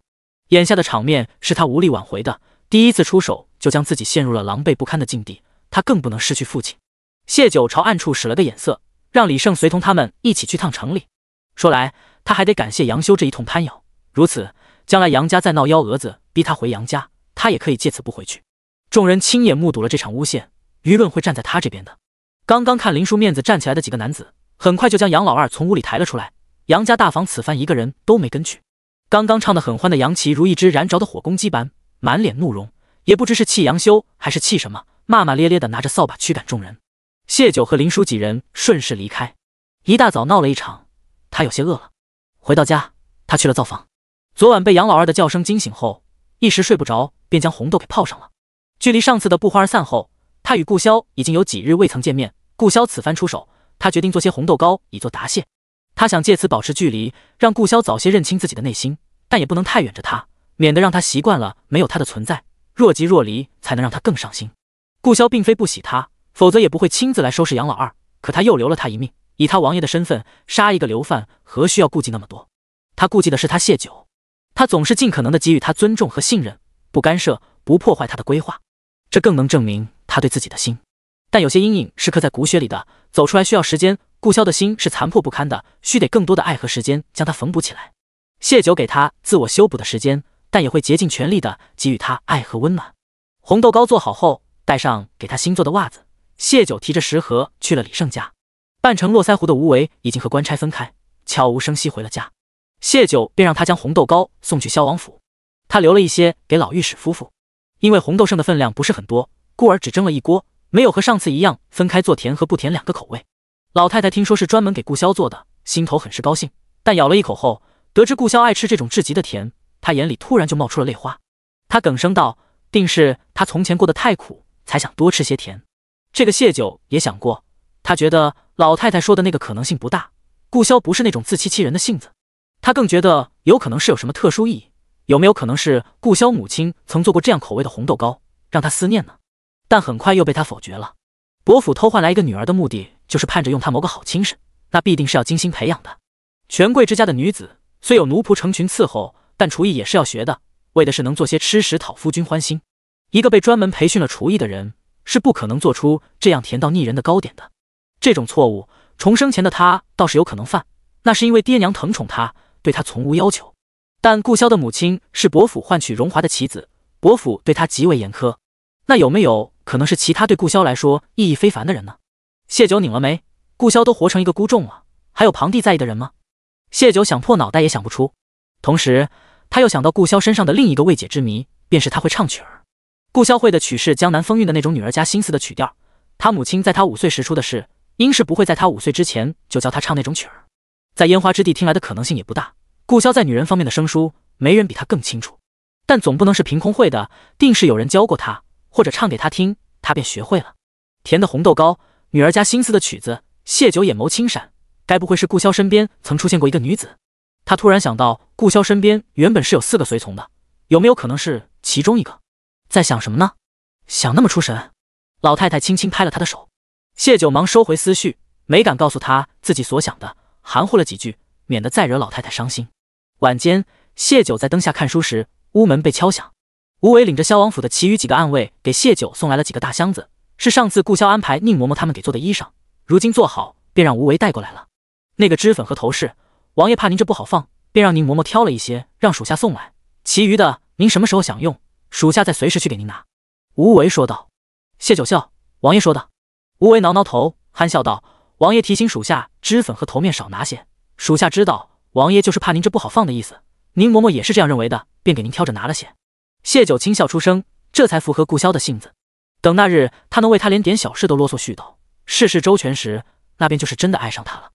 第73章，别扭。杨老二在医馆住了一夜，方才醒来，命保住了，那处是彻底没有了。送他们来的几人见此，将他们父子留在了医馆继续医治。他们先回了流放区，跟着熬了一夜，已是仁至义尽，承得起林叔的人情了。爹，是孩儿没用，孩儿往后都没脸见人了。杨修在他爹醒来后，便把自己做的所有事都跟他说了一遍。过去一晚，他依旧觉得十分丢脸和挫败。腿断时，杨老二安慰自己，只要有脑子有能力，他依旧可以继承侯府。可如今男人的尊严都没了，他心里是极度愤怒怨恨的。见儿子因为一点脸皮的事就颓靡，他心头怒意更盛，但想到这是自己今后唯一的香火和依靠，他按捺住心中情绪和身上的疼痛，尽量平和道：你还年轻，这是你第一次出手，已经比爹出色很多。你想的也没错，我们有心拉拢他，却不识抬举，那就不如先毁了他。这般安慰着他，突然觉得这个法子好像确实可行，还能及时解了心头之恨。他心里很清楚，伤他的是谢九，亦或者和谢九有关的人。他向来不好女色，更没欺辱过什么女子。所谓官差与那个络腮胡男子，大概是谢九做给众人看的一场戏，一场掩饰他们伤他的戏码。只是有一点他想不通，谢九既然先前弄了毒蝎子伤他，为何过了2天，等他些毒清得差不多了，又来再伤他一次呢？折磨他，戏耍他。杨老二摇了摇头，他并未对谢九有什么实质的举动，他当不至于恨自己如此。联想到官差，他突然想，会不会是萧王派人动的手？若真是如此的话，那萧王应是对谢九有些重视的，不，说不定是极为重视。毕竟谢九有副好相貌，这世间许多男子都肤浅的贪恋女子容貌，兴许萧王也是如此。男人在意一个女人，就不容许别的男人惦记，所以他命人彻底断了他的念想。怪不得谢九看不上自己，原来是有更好的选择。可等他们回京时，萧王会不顾世俗将他留在王府吗？爹，你有更好的法子吗？杨修见杨老二似是想到什么，忍不住问道。他很想快些扳回一局，将众人的注意力从自己身上转移到谢九身上。容爹好好想想。杨老二应着儿子，脑子飞快转着。等他们被赦免恢复爵位，谢九就是侯府的寡妇。若萧王强行留下他，势必会被御史弹劾。届时皇上为了儿子和皇家的名声，定是要赐死谢九的。萧王和谢九不会想不到这点，所以他们不会在一起。谢九还是属于杨家的，可他有过萧王那样的依仗，就不会再稀罕杨家。只有让他被萧王厌弃，没了这个依靠，他才能甘心为杨家卖命。要让一个男人厌恶一个女人，这个事情难不倒他。他眼睛在医馆的小房间扫了一圈，心头有了主意。但有了这2次受伤的教训，他担心隔墙有耳，便连儿子都没告诉，只在心里盘算着，计划着。星号星号，反击了杨家2房的作妖，又收到顾萧送来的东西。谢九这晚睡得很好，精神奕奕的起床，打开房门，见老御史夫妇一人一边站在房门口。谢九眨了眨眼，老御史轻咳一声，挺直脊背站到他面前。谢九又眨了眨眼，老太太则伸展了双臂，在谢九面前转了个圈。谢九懂了，也笑了。昨晚顾萧命人给自己送东西来时，也给老御史2人送了。老两口一大早站成2门神，就是为了显摆顾萧给他们做的新衣裳呢。他弯了眉眼，夸道：“真好看，算是沾了你的光了。”老御史高兴归高兴，语气不免有些发酸。老太太笑眯眯的：“从前他给钱几两，我们也没脸收他的东西，就老推辞。这做衣裳还是头一回。”老御史忙维护顾萧，虽说都心知肚明，到底没正式相认，孩子也不好做一些过于亲密的举动，这给长辈做衣裳是很亲密的事情。再说他是大男人，平素都忙得脚不沾地，哪会想到这些俗物上，你我又非没衣可穿。他下意识忽略他们依旧是没相认的。老太太却敛了笑，怒瞪向他：“我分明是高兴，你这解释的好像我是在埋怨孩子，你不许挑拨孩子和我的关系。真是个老糊涂，怎么能在女娃面前这样说话？万一他吹枕边风，叫他误会了外祖母，该如何是好？”老气发威，老御史抿紧了唇，心下却呐喊：“分明是你那句话更有歧义，老夫只是想当着女娃的面解释清楚，免得叫孩子误解。真是母老虎了一辈子，老了还这般强势，但愿这凶悍本性将来别吓退了孩子。”2人的眉眼官司，谢九看的眼睛泛出一丝潮意。这般谨小慎微的背后是极度的在意，怕成为他的拖累，不敢相认是一方面，应该还有他们的愧疚心作祟，觉得亏欠顾萧，下意识觉得不配得到他的认可，不敢主动相认。而顾萧自小被父亲和伯父那些亲人抛弃，老两口不明说，他更不可能主动寻求亲情。谢九突然觉得顾萧在感情上的别扭，除了与经历有关，大概还有遗传的成分。他笑道：“你们就高高兴兴穿着，知道你们欢喜，他定还会给你们做的。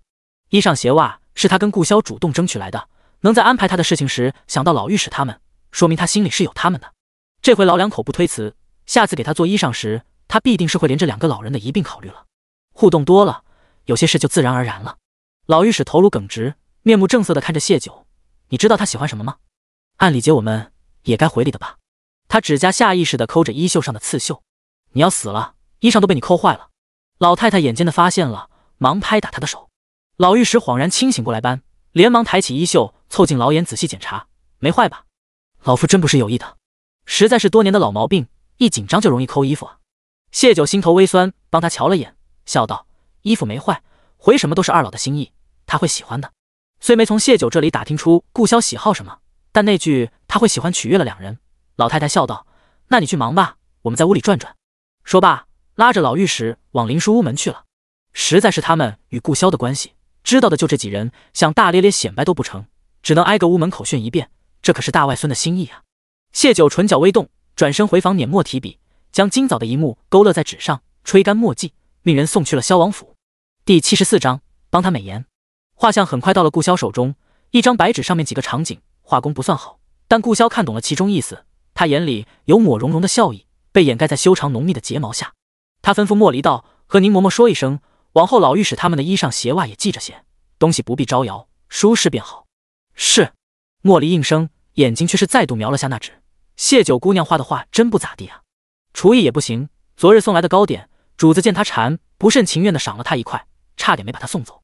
也不知最后主子把那些糕点偷偷丢到了哪里，反正是没法吃的。莫离暗自摇了摇头，谢九看着是个聪明伶俐的姑娘，在感情方面终究还是迟钝了些。也是，她小小年纪就入了侯府做寡妇，没什么与男人相处的经验，否则她就会知道，女子应多多在喜欢的男人面前展现自己优秀的一面。主子自小聪慧，书法画画等方面造诣极高，相对的对别人的要求也比较挑剔。谢九这画工和厨艺实在很跌分，容易败掉他在主子心中的形象。看到他能让主子开怀大笑的情分上，莫离决定帮他美言。主子，这人无完人，谢姑娘画画和厨艺虽不咋地，但其他方面都是极好的。比如上次给王爷做的外袍，连宁嬷嬷都夸，还收拾了曹首府。顾萧抬眸扫了他一眼，脸色微沉。莫离忙收回眸子，垂手噤声，心道：主子果然不满意啊，下回还得提醒一下谢九，和男人相处要学会扬长避短啊。他今日在做什么？莫离除了执行任务时带脑子，平日里脖子以上都是用来做摆设的。主仆多年，顾萧看他眼珠乱转，就知他又在自我脑补些乱七八糟的，也懒得跟他解释，问起谢九的去向。这个莫离知道，忙回道：谢姑娘带着李胜去了陆家。他又自作聪明的补了句：主子是不是想去见谢姑娘？属下这就去安排马车，雪天还是马车暖和。正欲起身活动活动筋骨的顾萧，又稳稳地坐回了椅子上，温润浅笑：你有些日子没去眉山盯着了啊？莫离愕然地看着顾萧，眉山需要他盯吗？将士们都乖得不行，盯什么呀？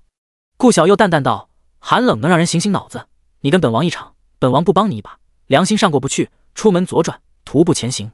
莫离一眼走出了书房，还是呆愣着的，主子这是同他开玩笑了。待人走远，顾萧从柜子里拿出糕点，咬了一口，细细咀嚼。陆宏远给谢九从京城买了4个舞弊，因为没地方安置，谢九一直将他们留在了陆家。这2日让李胜在他家附近找了一处屋子，今日来陆家看看，也顺道将他们领回去。上次谢九交代的宅子已经买好了，考虑到是作为九霄阁的落脚点，所以挑了一个面积大且出入方便的，只是有些破旧。陆宏远请示了谢九后，将那宅子定了下来。眼下陆老二正带着人在整理，等天气放晴了再做修缮。陆老三依照吩咐盘了几间铺子下来，谢九看了他的生意规划文书，暂时定下了做绸缎和茶叶生意，其余日后再慢慢发展。今日他也在城中忙着铺子的事，梅饼制作这块近日都是陆宏远在家盯着。谢九来后，他便将各项事情进展一一同他汇报了。辛苦你们了。谢九将李胜介绍给陆宏远认识，又同他说了关于情报信息这块的筹划。九霄阁名下所有的铺子，管事人都用签了死契的，除了做生意赚钱，还有收集各路信息汇总到李胜手中。另外，等大雪消融后，让陆家着手在各处开建茶寮，往来各路人马在茶寮歇脚时，最是容易透露消息。到这时，陆宏远才真正明白谢九创立九霄阁的真正用意。他拱手恭敬应是，知晓谢九要带舞婢走，便让人将4人带了上来。那4人先前也见过，今日算是正式拜见主子。你们各自擅长什么？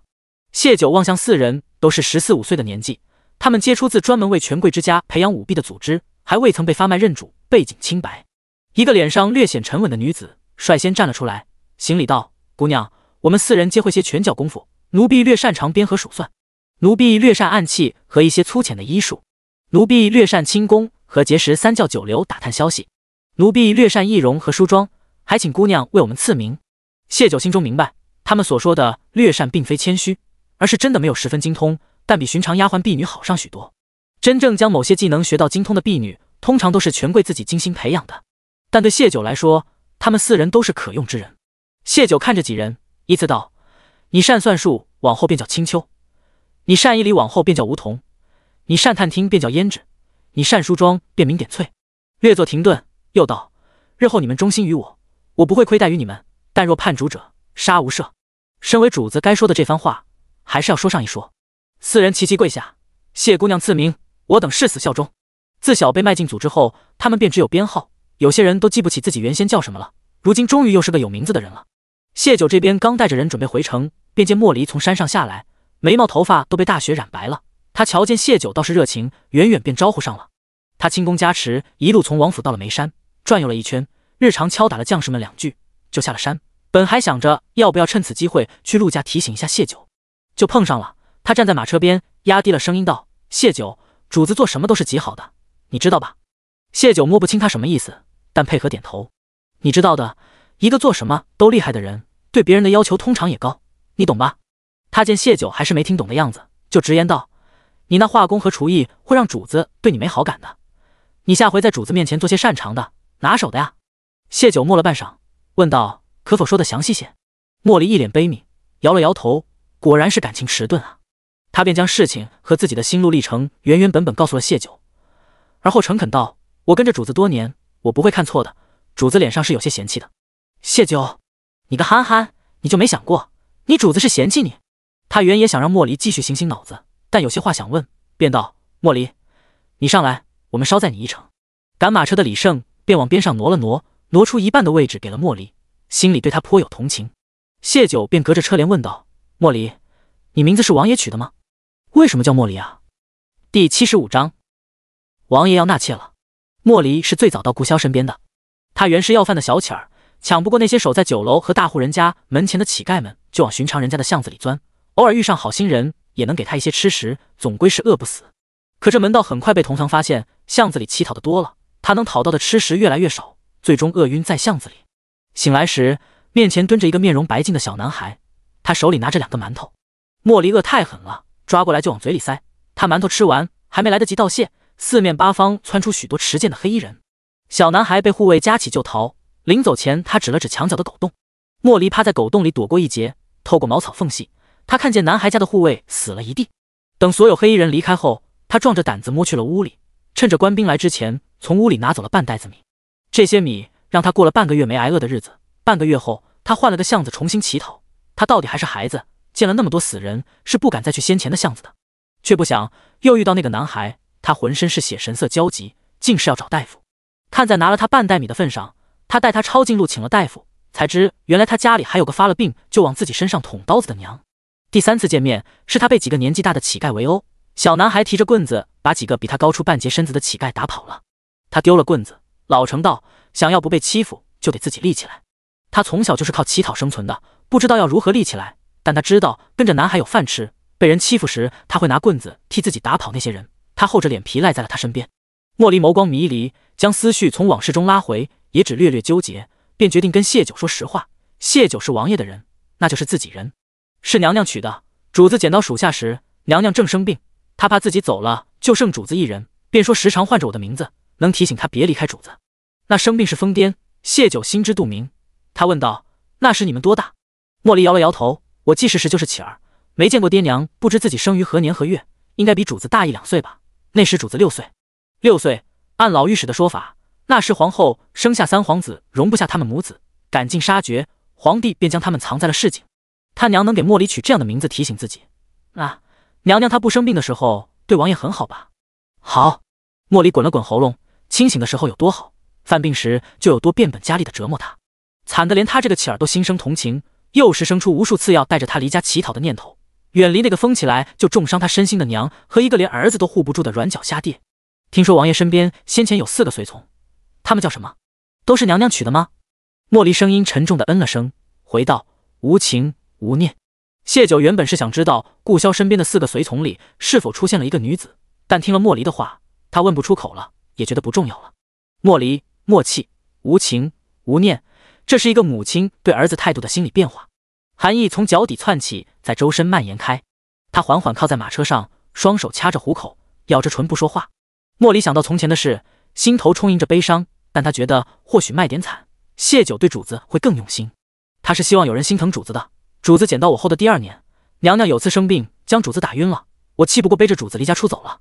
可主子长得太好，我们很快落入人贩子手中。主子醒来后才设法逃了出来，还顺带捡了默契。回去后，娘娘抱着主子哭了好久，还给默契取了名，说自己不会离开主子，让主子也别抛弃他。可片刻后，他又将主子打得几日下不了床。从那以后，他再也不敢轻易带着主子走了。他继续道：“又隔了2年，我们救了一个小女娃。这个时候，娘娘病得很重。女娃自己是有名字的，但娘娘坚持要叫她无情。再后来是无念。主子越长越像陛下，娘娘她恨陛下。后面的话不用说明，她恨皇上，连带着也恨和皇上长得像的顾萧，或者说直接把顾萧当成了皇上。无情无念，那时她是对顾萧都没有了留恋了吧？”谢九听说无情是女子，到底还是问了句：“无情他们是怎么死的？”莫离脸上有狠厉之色，都是为护主子而死。无念死的时候只有14岁，无情若没死，今年该18了。他死得很惨，曹首府派人刺杀，我和莫契被支开了，只有无情一人在王爷身边。刺客是高手，人也多，他几乎被砍成肉泥，王爷自己也伤得很重，差点就没救过来。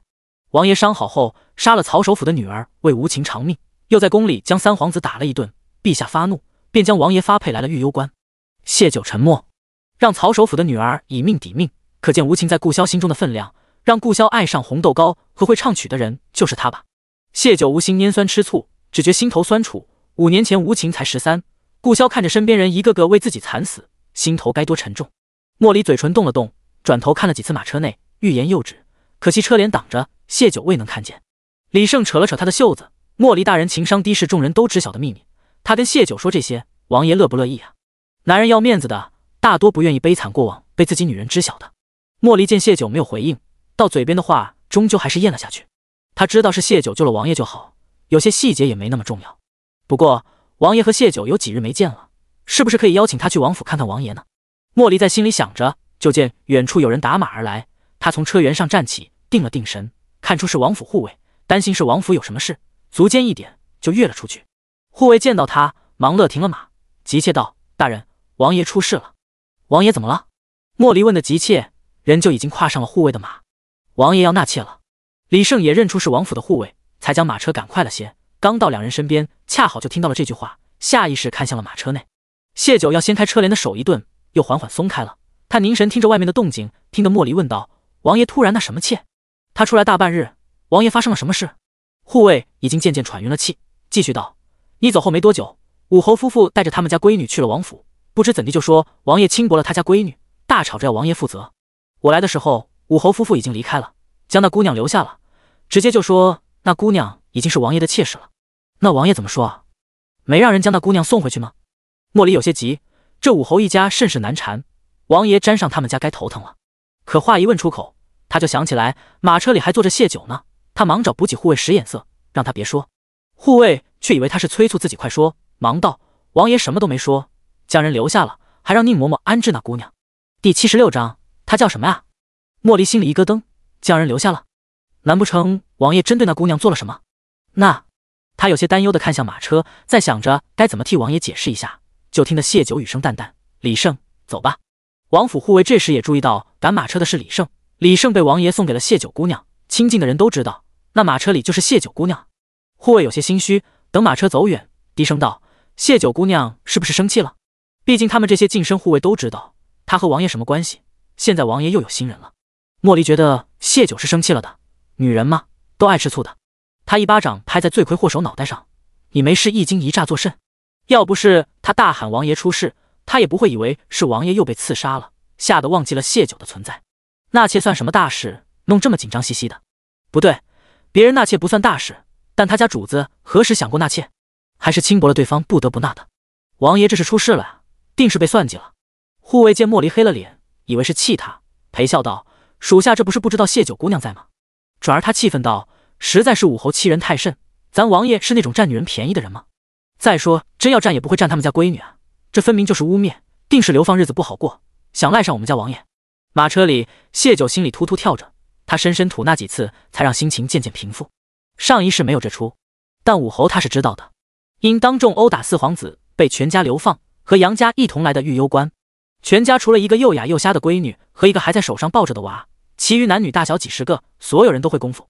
流放路上，别家都折损了不少人，唯有武侯一家完完整整的到了御幽关。这一家子人，真要谢九形容的话，大概就是五夫2字，一切凭拳头说话。来的路上，连官差都是挨过他们家揍的，官差想为难他们，他们便是一家子撸起袖子齐上阵，大有一种同归于尽、不惧生死的豪迈。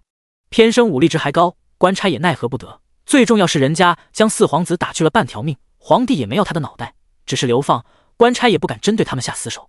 若非要找出他们的软肋的话，大概就是那个闺女。谢九记得很清楚，那个女子是被武侯家的男人一路背着过来的，全家都护她极好。他们要顾萧那的女子会不会是哪位？思及此，谢九吩咐李胜让青丘驾车，你去探探那女子是武侯家的哪位。李胜忙领命而去。且说莫离骑着那护卫的马，一路急急赶回王府，见顾萧老神在在的在书房看书，急得不行：“主子，为何不将那姑娘赶出去啊？这样谢九姑娘知道了，该误会了，要吃醋的。”顾萧听出一丝不寻常，他知道了。莫离知晓瞒不住，讷讷道：“护卫找属下的时候，谢九姑娘也在呢。”他怕挨骂，忙转移话题：“主子，是不是他们陷害了你？属下去给您出气，把人送回去。”顾萧不语。莫离瞪大眼：“您真轻薄了他？”顾萧想到莫离说谢九会误会吃醋，默了默道：“不曾。”这大嗓门应该会把这话传给谢九的。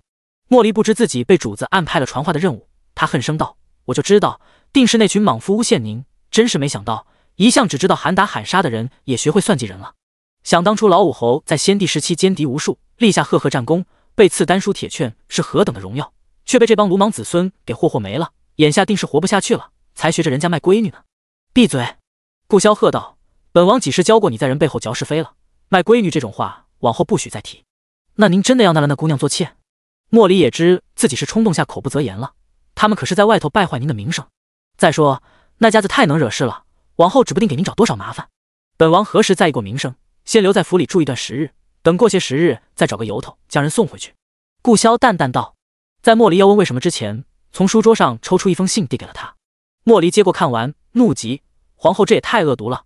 武侯打了四皇子才被全家流放，他竟要将武侯的闺女接回京城，许给四皇子做妾，还专门挑这个不会武号欺负的哑巴，以四皇子和皇后那睚眦必报的小气样，不得往死里折磨这哑巴姑娘。别哑巴哑巴的换人家。顾萧按了按眉心，属下不知道他叫什么啊？他叫什么啊？顾萧无语，他刚进会客厅，就见武侯夫人将他闺女的披风给解了，而后嚷着他瞧见他家姑娘宽衣了，须得负责。武侯这家人冲动无脑，若真被皇后他们利用了，对大夏百姓来说绝非好事，他便顺势将那姑娘留下了。进了他萧王府，皇后有再冠冕堂皇的借口，也不能将人接回京城。但他连那姑娘长得是方世元都没瞧清，如何知道她名字？既留下了，确实需要个名称方便称呼，稍后去问下宁嬷嬷。他揉了揉眉心，大学采石场停工，武侯最近日子艰难，他袖手旁观是想让他们吃些苦头，反思反思缘何将好好的日子过成了如今的模样。却不想他们为了女儿不跟着吃苦，竟想出了这烂招。但另一方面也说明他们确实对这个女儿的性命极其重视。武侯一家可是从不懂得弯腰和动脑的人。哦，莫离应了声，想起什么，又将那信拿起来看了一遍。主子，他们这是怕武侯被您所用，拿了他闺女在京城做人质吧？武侯家闺女不止这一个，但大家都知道他们最疼的就是这个生下来就眼瞎口哑的姑娘，拿住了她，就是拿住武侯一家的命脉。凭良心说，战时武侯那一家子确实都是不错的武将，男凶女汉都是杀敌的好手，皇后有这个担忧也是正常。知晓他想明白了，顾萧也不再多说此事。看他跑得满头大汗，年纪一大把了，小时候的虎劲是一点没改。他缓了音色，默契婚期定在明年初，你比他还年长，也该寻摸个媳妇了。话题转得好突然，莫离有些尴尬。他憨笑道：“主子都没娶妻呢，属下不急的。万一将来要跟着爷同宫里那些人拼命，妻儿就是累赘啊。”等等，莫离视线落在桌上那密信上。主子没打算纳武侯家的姑娘，难保过些时日将人送回去，皇后不会再打主意。可若是他将那姑娘娶了，皇后的算盘就彻底落空了。将来他真有个什么事，有他这些年团的家底，再让武侯一家子带着他寻个山头隐居，应是可行的。这般想着，他就大步往后院去了。得先问问人家姑娘看不看得上他。第77章，长得像谢九。谢九将4个舞婢安置了后，刚到林叔家便得到了消息，被留在萧王府做妾的果真是武侯家那位娇弱姑娘。李胜觉得谢九定想知道更多，比如王爷有没有真的轻薄那位姑娘，那姑娘相貌如何，王爷对她是何态度等。他便将打探到的消息传给了吴为，自己留下进一步探听。吴为汇报完，安慰道：“主子，王爷一向不近女色，若要纳妾早纳了，其中定是有什么误会。”刚开始听说他纳妾，谢九是下意识难受的，但冷静下来便知他不是那样急色的人，也不是容易被算计的。这些年皇后包括皇帝都想方设法往他身边塞女人，顾萧都避开了，没理由避不开这一次。更何况武侯那家子不是能玩出高深计谋的人。但顾萧留下那姑娘应是有自己的用意吧。他想到柳氏上次的招供，会不会是京城那边担心武侯被顾萧拉拢，故而打起了武侯的主意？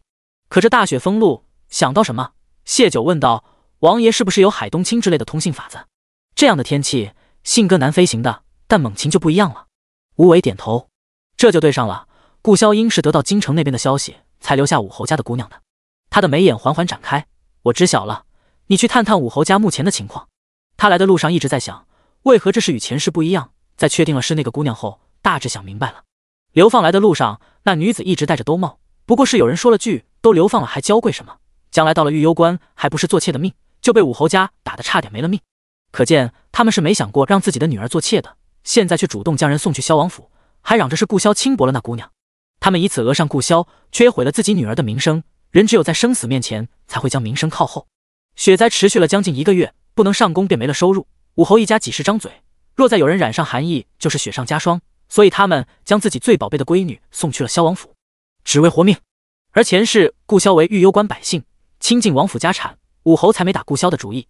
谢九觉得自己的猜想8、9不离10。武侯那家人虽然鲁莽冲动，但本性并不坏。如若顾萧处境艰难，他们大抵是不会趁火打劫的。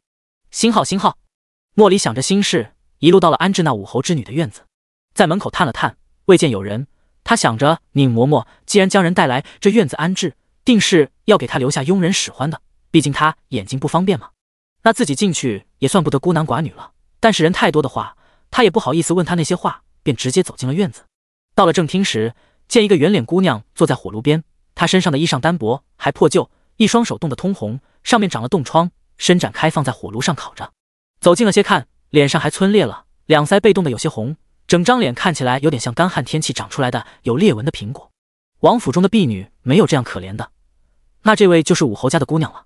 听闻这姑娘在京城时是武侯全家教养的，流放路上都没舍得让她受苦，没想到到了玉攸关成了这样子啊！莫离生了一丝恻隐之心，怪不得武侯要将她丢在王府。他清了清嗓子：“姑娘，我是王爷身边的护卫莫离，不知道你有没有听说过？哎，不过这个也不重要了。那个，我来是想问问你，你真的想做王爷的妾吗？若是有人娶你做正妻，能让你不必受冻挨饿，你愿意吗？”女子的眼睛缓缓转动到他身上，抿唇不语。莫离想起什么，拍了拍自己的脑门，瞧他蠢的，这姑娘不但眼瞎，还是哑巴呀，如何回他话？他想了想，又道：“我直接跟你说吧，王爷是不想纳妾的，准备过些日子便送你回家，但你若愿意，我可以娶你的。我是孤儿，无父无母，你若嫁给我，不必伺候公婆，我也有些积蓄，够你衣食无忧一辈子。但是有一点，我是要跟你说清楚的，我家王爷吧，人太好，这好人就容易遭坏人惦记，所以想害他的人就比较多。那我是王爷的护卫，自是要随时护在王爷前面的，所以我也可能会丢命，也就是说你随时有可能守寡，但我会尽量小心点，活得久一点。我的情况就是这样，你若是愿意呢，就点点头；你若是不愿意呢，就当没今日这回事。我来时没人瞧见，不会有人将今日之事传出去。”说完，他定定地看着他，等他回复。仔细看，真的不太漂亮啊，怎么有人的脸长得这么圆呢？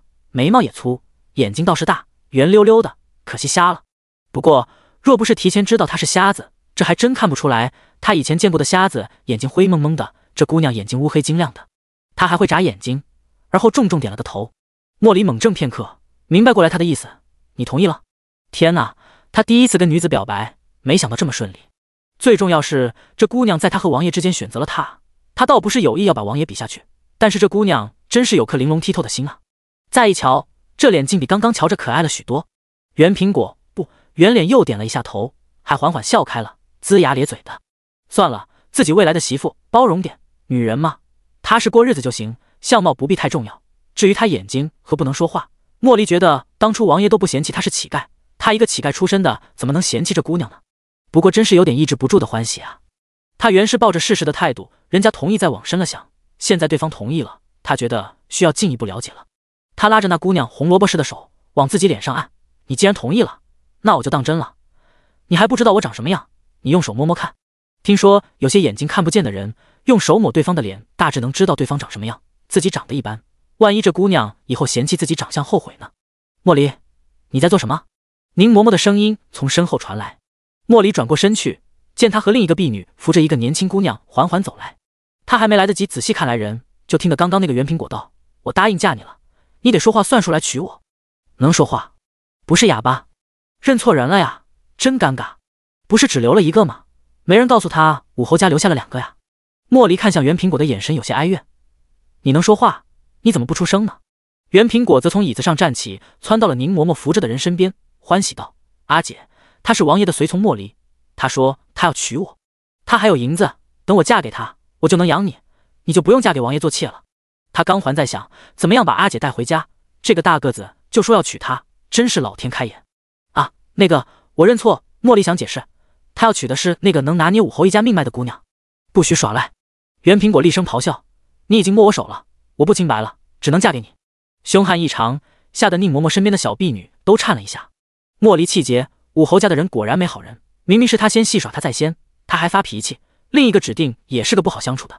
这般想着，他凶狠的目光就投向了那女子。倏儿，他瞳孔微缩，喃喃道：“这姑娘怎么长得像谢九啊？”第78章，身世有异。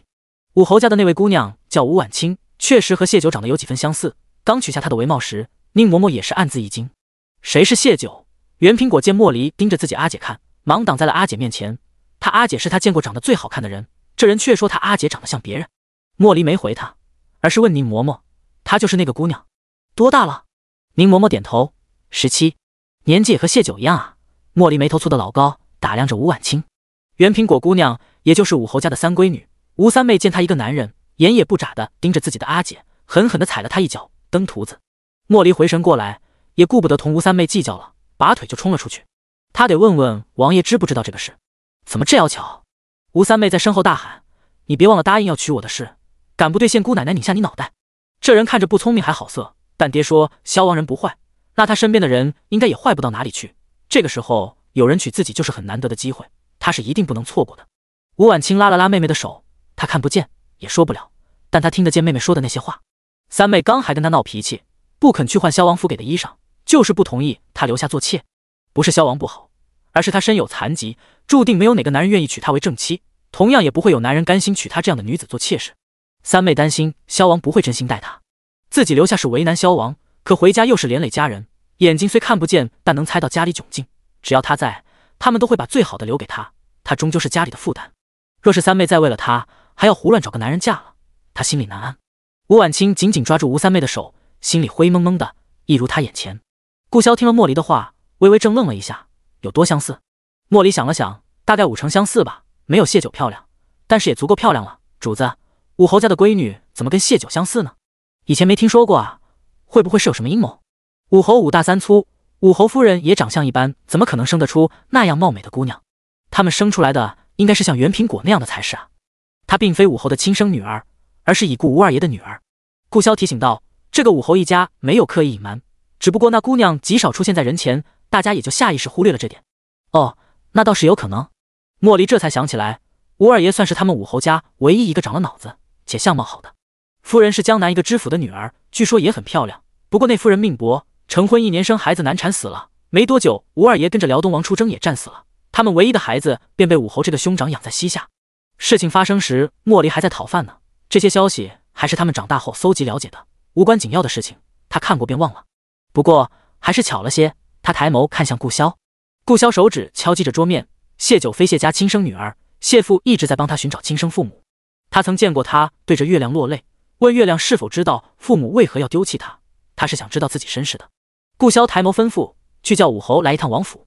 莫离转身去请人。顾潇陷入深思，谢九与武侯家的姑娘相似，还是同龄？莫非他是武侯家的人？可吴二爷妻子难产而死，未听说他产下双胎，且以武侯对这个侄女的疼爱程度，若谢九是武家的孩子，绝不可能将他丢弃。武侯那个人他还是了解的，鲁莽归鲁莽，对家人是极其护短，讲义气的，否则也不会将一个侄女宝贝给让众人下意识忘记他非亲生。顾潇基本排除了谢九是武家孩子的可能，兴许他可以从吴二夫人娘家那边着手。另一头，李胜回到了流放区，也在告知谢九同样的事情。和我相似。谢九心中莫名一顿，流放时因为父亲花了许多银钱打点，官差见他容貌出众，免得惹出麻烦，便让他一路负着面纱而来。武侯家的姑娘则是戴着兜帽，所以彼此都不曾发现这一点。谢九脑中不期然想起老太太的话，镇国公府长媳身材高挑，有异域血统，莫非她的身世还另有蹊跷？可贾霓凰也是典型的大夏人的相貌，倒是个子确实比自己高上一些。他问道：“那姑娘身高较之我如何？”流放时她要么坐着，要么被背着，谢九还真没注意。李胜虽被王爷给了谢九，但王府还是能去的，所以莫离那一番表白时，他是隐在暗处看了个全程的，自然也知道那姑娘的身高的，和姑娘差不多。这可真是巧了。谢九捻了捻手指，吴伟已经去探听武侯家的情况，等他回来把信息转给老御史夫妇补充，他就有武侯家完整的情报了。若真有蹊跷，迷雾中会扒开的。经历过重生，谢九对寻找亲生父母已经没那么执着了，谢家爹娘和弟弟他们都待他极好，有这份亲情足够。若郑国公府非他本家，他也没那么在意。但师傅也说过，世间相似之人很多，并非只有亲缘关系才长得想象，兴许只是巧合，他确实就是郑国公府的孩子。一切等去了京城就知道了。谢九心绪微转，此事暂且搁下，说起别的事，莫契是不是不在王府？听说是未婚妻感染风寒，王爷允他告假了。李胜道。谢九颔首，去唤胭脂来，我有事安排。李胜应是，却没立即离开，而是将莫离表白之事跟谢九说了一遍。姑娘，王爷应是没对那姑娘做什么的，若王爷和那姑娘有点什么，莫离大人是不会动了娶那姑娘的心思的。莫离向来忠心，不可能抢王爷的人的。谢九听完不禁笑出了声，莫离一直是有些憨直的，若是默契的话，绝不会出这样的错的。想到默契，谢九眉眼便沉了下来。第79章，王爷翻窗。武侯听说萧王找他，死活都不肯跟着莫离走，担心是萧王要他把闺女领回家。吴家一家子凶悍，人又多，武侯不肯走，莫离完全没办法强行将人带走，但王爷的命令不能不完成。最后没得法，灵光一闪，告知武侯自己要娶他那个袁苹果女儿，王爷要询问武侯的意见。真的？武侯略有怀疑，但三妹确实被留在王府陪晚清2日。莫离看着一屋子虎视眈眈的眼睛，硬着头皮点了点头，确定是商量女儿的婚事。武侯原本还耍着赖呢，立马挺直了腰杆，摆出未来岳父的威严，带着审视的眼光看向莫离，眼中挑剔不加掩饰。武侯夫人忙拉了拉他破烂的衣袖，在他耳边说了句什么。武侯瞬间清醒地认知了家中处境。在京城时，大家就被地里骂吴家都是莽夫悍妇，不愿与他们结亲，所以他们家的姑娘都不太好嫁。大闺女和侄女当年是用了点计策才嫁出去的，老三如今还有个流犯的身份，那张原本可爱的圆脸也不如从前鲜活，比他几个已经嫁出去的姐姐更艰难些。算了，夫人说的对啊，有人肯娶就是烧高香了，不挑了。但事关三妹婚姻大事，家里人必须全部到场。武侯大手一招呼，跟我去萧王府商议三妹婚事。话音一落，吴家呼啦啦30-40个，包括那个抱在手里的娃，全都列队出发。莫离瞧了这阵势，头上犹如千万只蚂蚁在爬，十分后悔用那个借口，但又不能扯上谢九，只能先设法将人骗到王爷面前。顾萧看到被带到面前的一众人，眉心也是狠狠跳了下。他留下武侯夫妇，让莫离带着其余人先去吃些东西，一家子都饿得皮包骨了。武侯却摆手置气道：不必，无功不受禄，我们都是吃过的，先谈正事要紧。他们是来说婚事的，亲事还没定下，就先占人家便宜，将来莫离会轻瞧了他家三妹。其余人纷纷应和，说不饿，已经吃过了。即便是好些日子都不曾吃饱过饭，吴家人说话依旧是没有声音小的，犹如上百只鸭子在耳边叫喊。顾萧清楚吴家人的性子，怕硬，他脸没力喝，要么吃东西，要么离开。武侯在京城犯浑，曾被顾萧痛打过，见他面容冷微，昔日惧意涌上心头。再想到莫离的婚事是萧王做主，三妹能不能嫁出去，全凭他一句话，忙朝着身后一众人挥了挥手，大吼一声下去吃，吃饱了偏听集合。这是萧王逼着他们吃的，将来有口角时就不能说是他们吴家占便宜。吴家男女便在武三爷的带领下齐齐转身去祭武藏庙。等面前彻底清静了，顾萧道：本王记得吴二夫人娘家是江南知府，他家中可有兄弟姊妹？不是说三妹的婚事？顾萧冷厉眼神扫来，武侯的话顿住，看了眼妻子，不是说三妹，怎么问弟妹的事？武侯夫人也不知，但老实回道：二弟妹只有一个姐姐。她姐姐嫁去何处？武侯夫人摇头，我听二弟妹说过，她姐姐在她嫁给我们老二那一年因病去世了，未曾婚嫁。二弟妹去世后，老知府连丧两女，没几个月也去世了。他们家如今唯一的香火就是我们家晚清了。顾萧抿直唇角，吴二夫人难产去世，她生的女儿和谢九一般大，若她姐姐早已去世，那她姐姐就不可能是谢九的母亲。如此说来，谢九与他们也没什么联系嘛。但他还是多问了句：晚清姑娘相貌似吴二夫人吗？或许吴二夫人还有旁的什么亲戚，也不一定的。武侯抢道：弟妹去世太久了，记不太清了，不过不像我家二弟。王爷问这些事，他是个急性子，一想知道顾萧问弟妹的用意，二想早些商谈三妹的婚事。武侯夫人却沉吟道：像弟妹的至少有5-6成像的，他们妯娌4个，只有二弟妹是文官家的女儿，还是江南女子，生得温婉漂亮，他印象很深。王爷突然问起二弟妹，可是我家晚清有什么事啊？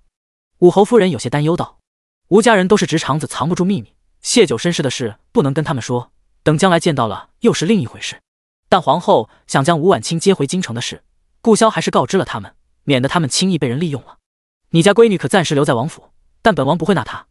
你们收了这心思，若不想坏了你姑娘名声，也可正经替他寻一门亲事。真不能纳了我家婉清吗？我家婉清虽然与寻常人有些不同，但是个极乖的孩子，绝不会给王爷惹事。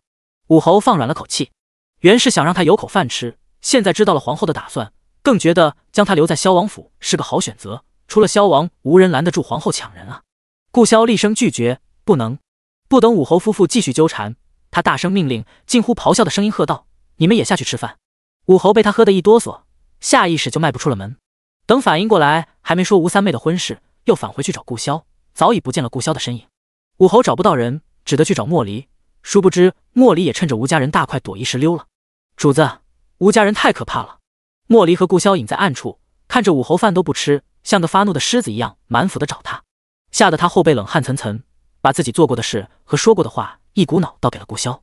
顾萧倒是能强行压制住武侯，但人家没犯浑时，他也不好仗势欺人。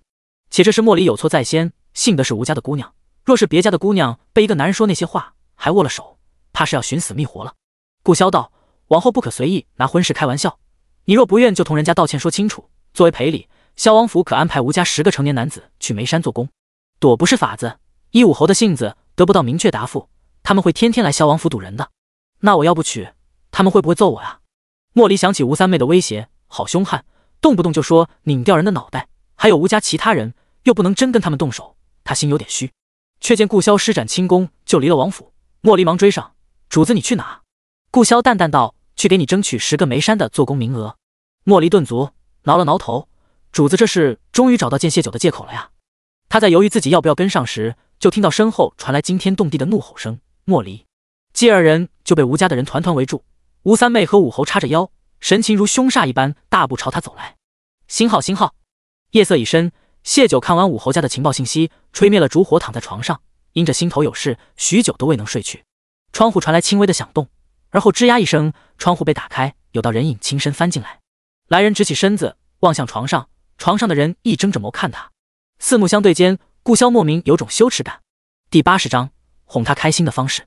阿萧，过来。谢九坐起身，朝顾萧伸开双臂，低唤道。顾萧往前走了几步，并没有去抱他。阿萧。谢九眼里划过一抹疑惑，手依旧伸着，微微有些僵硬。他大半夜翻窗来看他，他心里是有些欢喜的。顾萧平素谦谦君子，何曾做过夜探女子闺房的事？所以他以为是顾萧想他了，才为他破了例。可见男人依旧站住不动，谢九的心慢慢沉了下来，隐隐有些慌乱和失落。自从上次他说绝不会娶妻后，他们再没相见。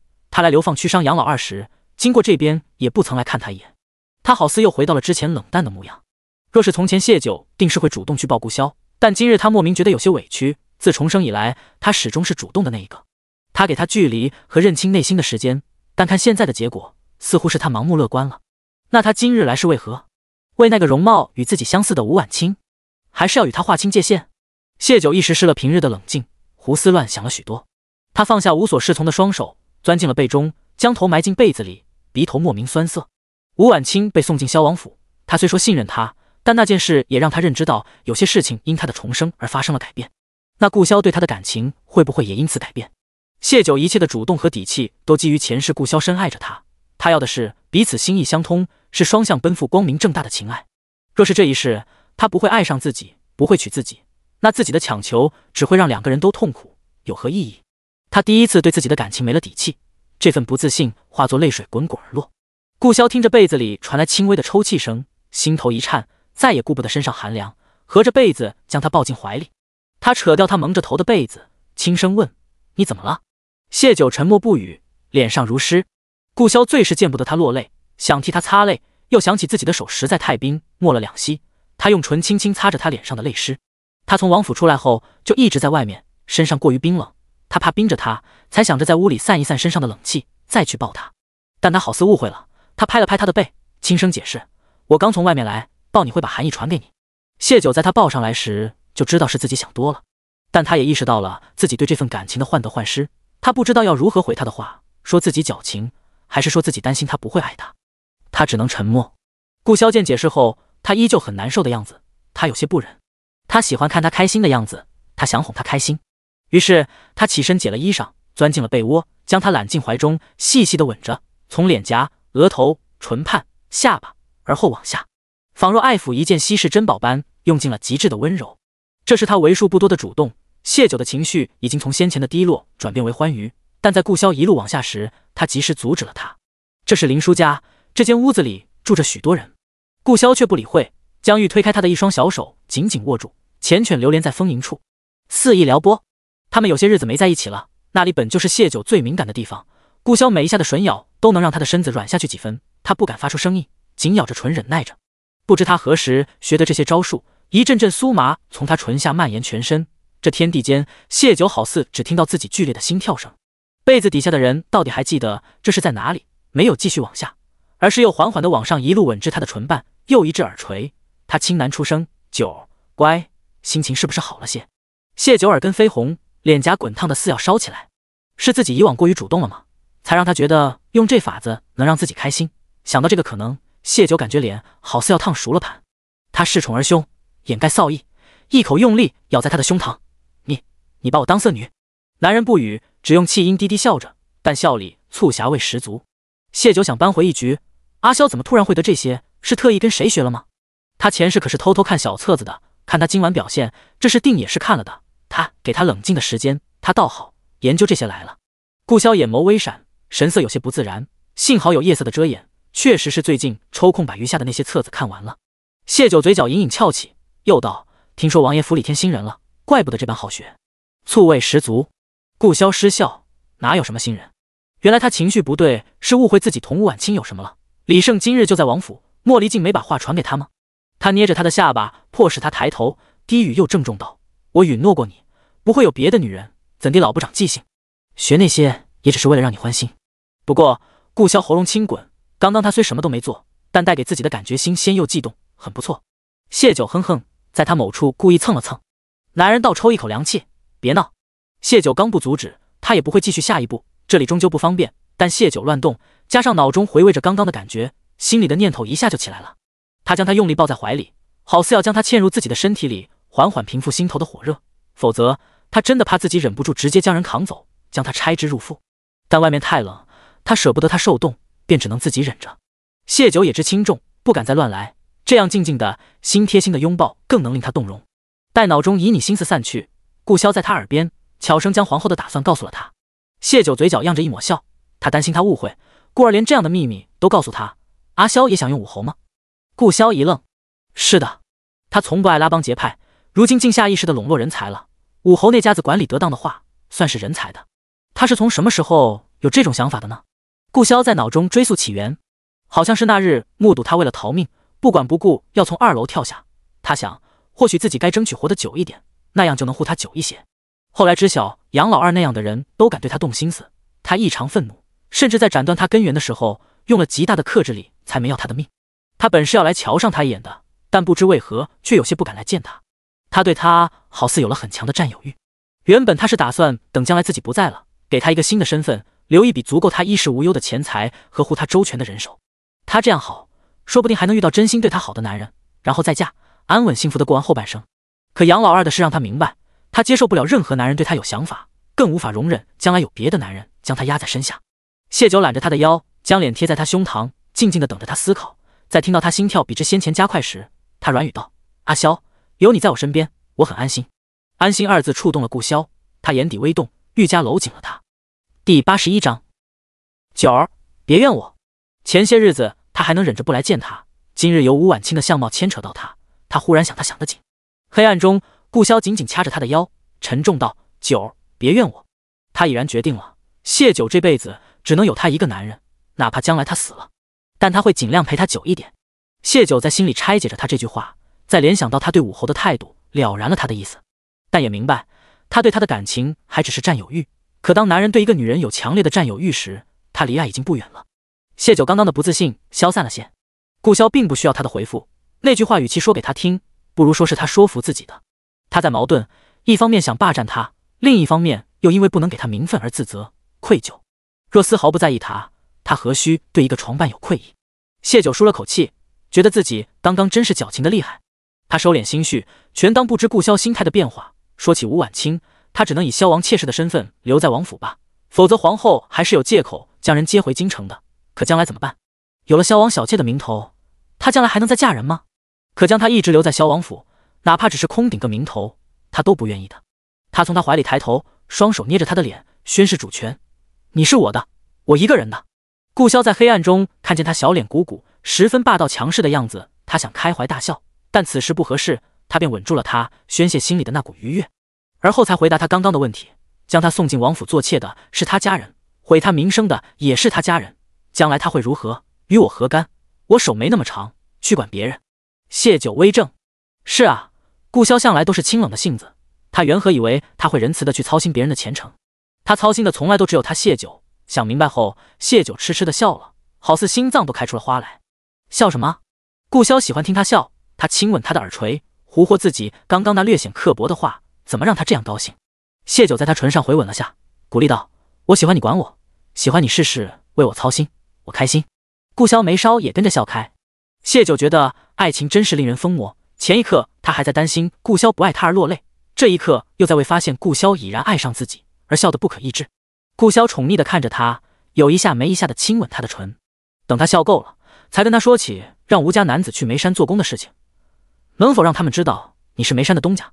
吴家人身手好，你的眉柄不会只局限于玉攸关，运往各地都需要护送人手。武侯所犯并非大罪，先帝所赐丹书铁券也未被收回，将来朝廷有需要会随时召回他们。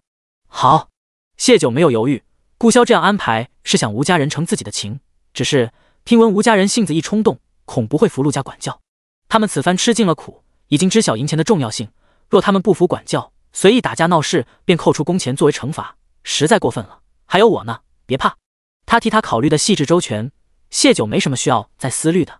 两人相拥着，悄声说着话，不知是谁起的头，又吻缠在了一起，在难以克制时停止了进一步动作。两人额头相抵，低低笑着。这一次的小别扭，让他们的感情增进了许多，也让顾潇意识到自己离不开他。4更天时，他眷恋地从被窝起身穿衣，临走前，他在他唇上落下一吻，柔声道：“离天明还有些时辰，抓紧睡。他再不走，他今晚就彻底不用睡了。”谢九乖顺点头，看着他翻窗而出，心里满满胀胀的，睡意全无。而此时萧王府里，一众人同样没睡。莫离被吴家人用人墙围了起来，等他给个说法。莫离只得私下跟武侯解释，自己是不想皇后计谋得逞，王爷又不打算纳妾，才想着自己娶了吴婉清，却认错了人。这番话恰好被躲在一旁的吴三妹听了去，一个前一刻还凶悍如母老虎的女子，下一刻如孩子般哇哇大哭，这让原本打算放了莫离的武侯心疼万分。自家的侯姑娘从小到大从马上摔下，和哥哥们打架受伤都不曾哭过的。吴三妹又执意说莫离摸了她的手，毁了她名节，必须负责。吴家一群武夫悍妇顿时觉得十分有道理，且他在吴家可是当着众人的面说要娶三妹，王爷请武侯来王府商量婚事的。吴家举家出动，那么大阵仗来王府，他们又没刻意隐瞒，事情说不定已经传了出去。若三妹没嫁成，别人会怎么看三妹？将来她还能嫁谁？莫离自知是自己做的不厚道，但又不想被逼着娶那圆苹果，便想着用银钱补偿。吴家人表现出他们的骨气，事关三妹名声，怎可用银钱解决？双方便僵持不下，谁也说服不了谁。莫离被吴家一众人熬鹰似的盯着。顾潇回到王府时，听得暗卫来报，武侯一家还在府中。他抿直了唇角，略作思量，还是去了会客厅。主子，萧王，请给我们吴家一个公道。见到他来，莫离和武侯同时出声。哇哇哇！两人的声音惊醒了武侯正在母亲怀里睡觉的小孙子。顾潇暗叹口气，真不知该夸吴家人团结，还是该骂他们一根筋，让个奶娃娃大冷天跟在这熬。他朝门外喊道：“管家，带女眷和孩儿们去客房休息。”王爷，您的好意我们心领了，只是我们三妹的事情没解决，我们睡不着，且我们是粗人，近日子也不太注意卫生，就不弄脏王府了。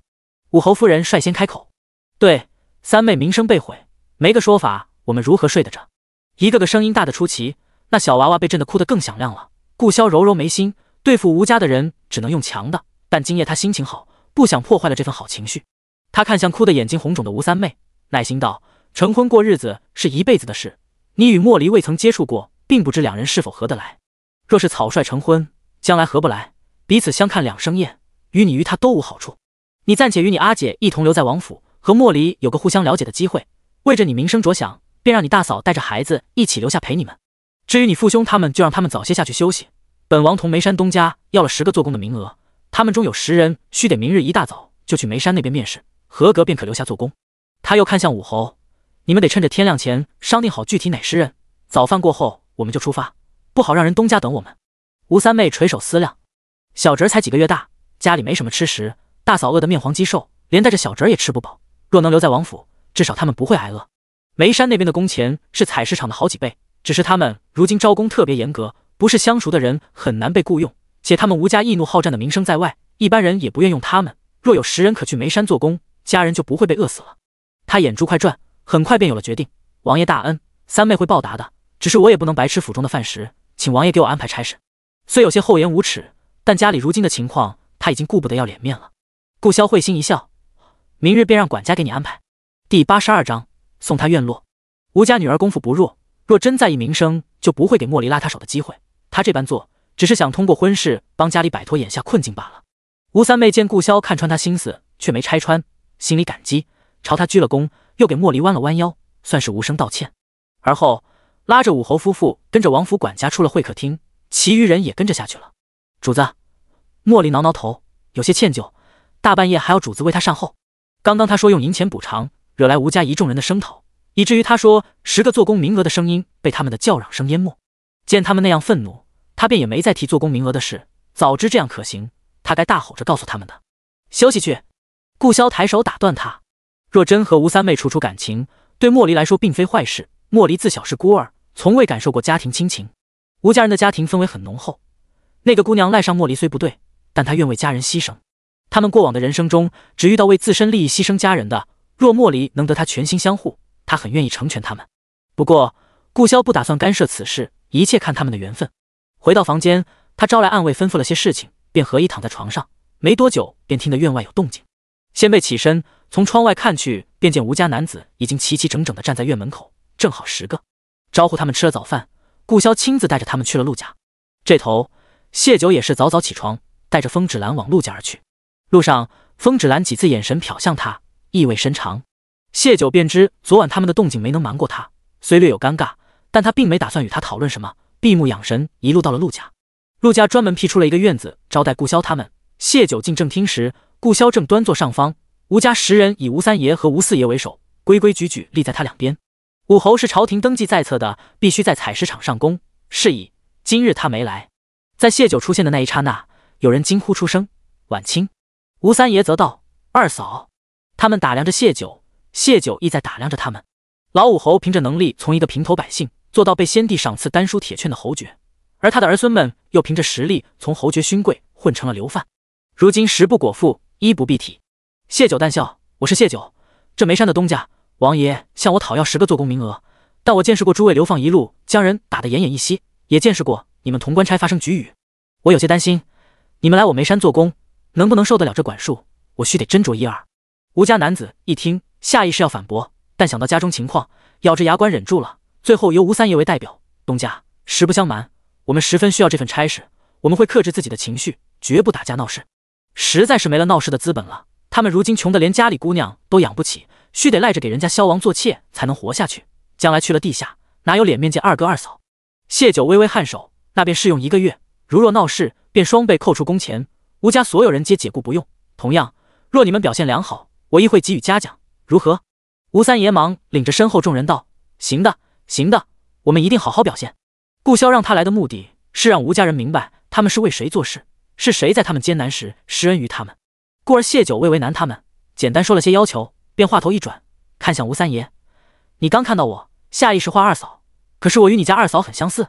老御史整理的消息只说吴二夫人是江南女子，嫁去京城1年便死了，对其娘家之事不知。”吴三爷道：“像的。”谢九还欲问什么，便听得顾萧道：“你们先去上宫，本王希望你们珍惜今日机会，莫要混得上不及一个女子。”他朝莫离使了个眼色，莫离会意，带着吴家男子出了大厅，领声叮嘱他们别把谢九是幕后东家之事说出去，否则就没了这份差事，吴家的闺女也会被王爷赶出王府。众人这才反应过来，谢九竟也是和他们一样的流犯。想到王爷刚说的话，10个大男人齐齐羞愧，他们真的混得还不如一个女子。莫离无奈摇头，谢九的话说的那样明显，加之谢九貌美名声早已传开，但凡吴家人长点脑子就知道啊。屋里，谢九疑惑看向顾萧，顾萧弯腰将人抱起，和声道：“稍后我告诉你。”言罢，便足尖一点，抱着怀中人融入在雪白天地间。谢九被他带到一座院落里，院落靠山，有亭台楼阁，还有很高的围墙。谢九问：“这是？”顾萧笑：“执着他的手往里走。院落不算大，但看着格外雅致。顾萧道：“这里曾是一个学士隐居的地方，他游历前被我买下，偶尔我来此住上几日。我已命人将房契改到你名下，往后你想来，可随时过来居住。这里有通往外面的密道，我带你去看。”他径直将谢九带到一间寝卧里，在床尾有个开关，扭动一下，衣柜里靠墙的木板便会自动打开，露出一条通道来。他手把手教会他如何快速扭动开关，从这里到李胜家大约1刻钟的时间。他又牵着他往院中去，指着一处地方，这里有机关，若有歹人误入，你触碰机关，便有箭雨射出，可赢得逃命的时间。谢九仔细看过床尾的开关和机关，都有陈旧的痕迹。这些机关都是你后来做的？这院子你喜欢吗？时间仓促，只简单收拾了下，要如何布置，你可吩咐下去。顾萧笑着看他，这里还能通往王府，你若想去王府居住，也可随时过去。谢九摇头，这里就挺好。他仔细打量着这院子，瞧见院中的一棵树上有一道很深的砍痕，问道：“你刚来玉幽关时，是不是时常被刺杀？所以才在各处打通地道，连偶尔居住的院落都设置了机关？”顾萧微愕，继而笑了。他真聪明，见微知著，一点点细节便能知晓许多。他亲吻他的唇，担心他会因此害怕，安抚道：“别怕，我会护你。”谢九心里开心又心疼，我也能护你。上次他说为他报仇，就真的做到了。如今他说护他，顾萧心里莫名明媚，朗笑着将人一把抱起，往屋里走。去的是刚刚那个有开关的寝卧，里面已经燃了2个火炉，暖融融的。顾萧将人放在腿上坐着，这才将吴二夫人的事告诉了他。九儿，现在不确定你与吴二夫人有没有关系，但可以确定的是，你不是他的孩子。谢九心有狐疑，他未曾跟顾萧说过自己不是谢家亲女的事，他如何知晓的？但转而一想，自己是被杨家人送到顾萧床上的，顾萧肯定是要查一查他的，知晓也就不奇怪了。第83章，顾萧这个妖精。从被顾萧抱进这个屋子时，谢九就知道他要做什么。感情这种东西，一旦产生了，越想克制，陷得就越深。人可以掌控许多东西，却无法掌控自己的心。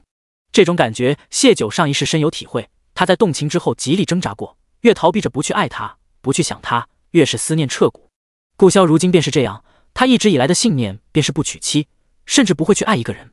上次的不欢而散，是他的信念同他的心较量，最终他输给了自己的心，他做出了半夜翻窗的事。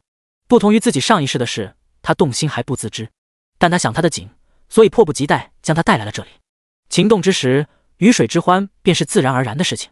谢九依旧如刚刚那般坐在他腿上，但腰带滑落，身上的衣服也是半遮半掩的挂在肩头。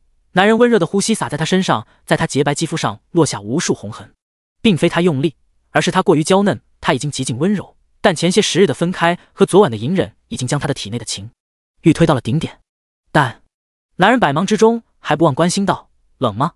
屋里炉火烧得旺，动情的身子一时滚烫，其实是不冷的。但谢九全身好似软成了水，他急需一个着落点，也羞于这样的姿势，他娇难着冷。片刻，他便被抱到了床上。男人身子俯下来，他被全然包裹着，一种前所未有的踏实感油然而生。一如他的心，在确定顾萧已经爱上他后，无比的踏实。屋里的动静直至傍晚方才停。谢九闭眼窝在顾萧怀里，微蹙着眉。顾萧细细擦着他额前的汗，怎么了？他累得意识有些模糊，嘀咕着黏糊糊不舒服。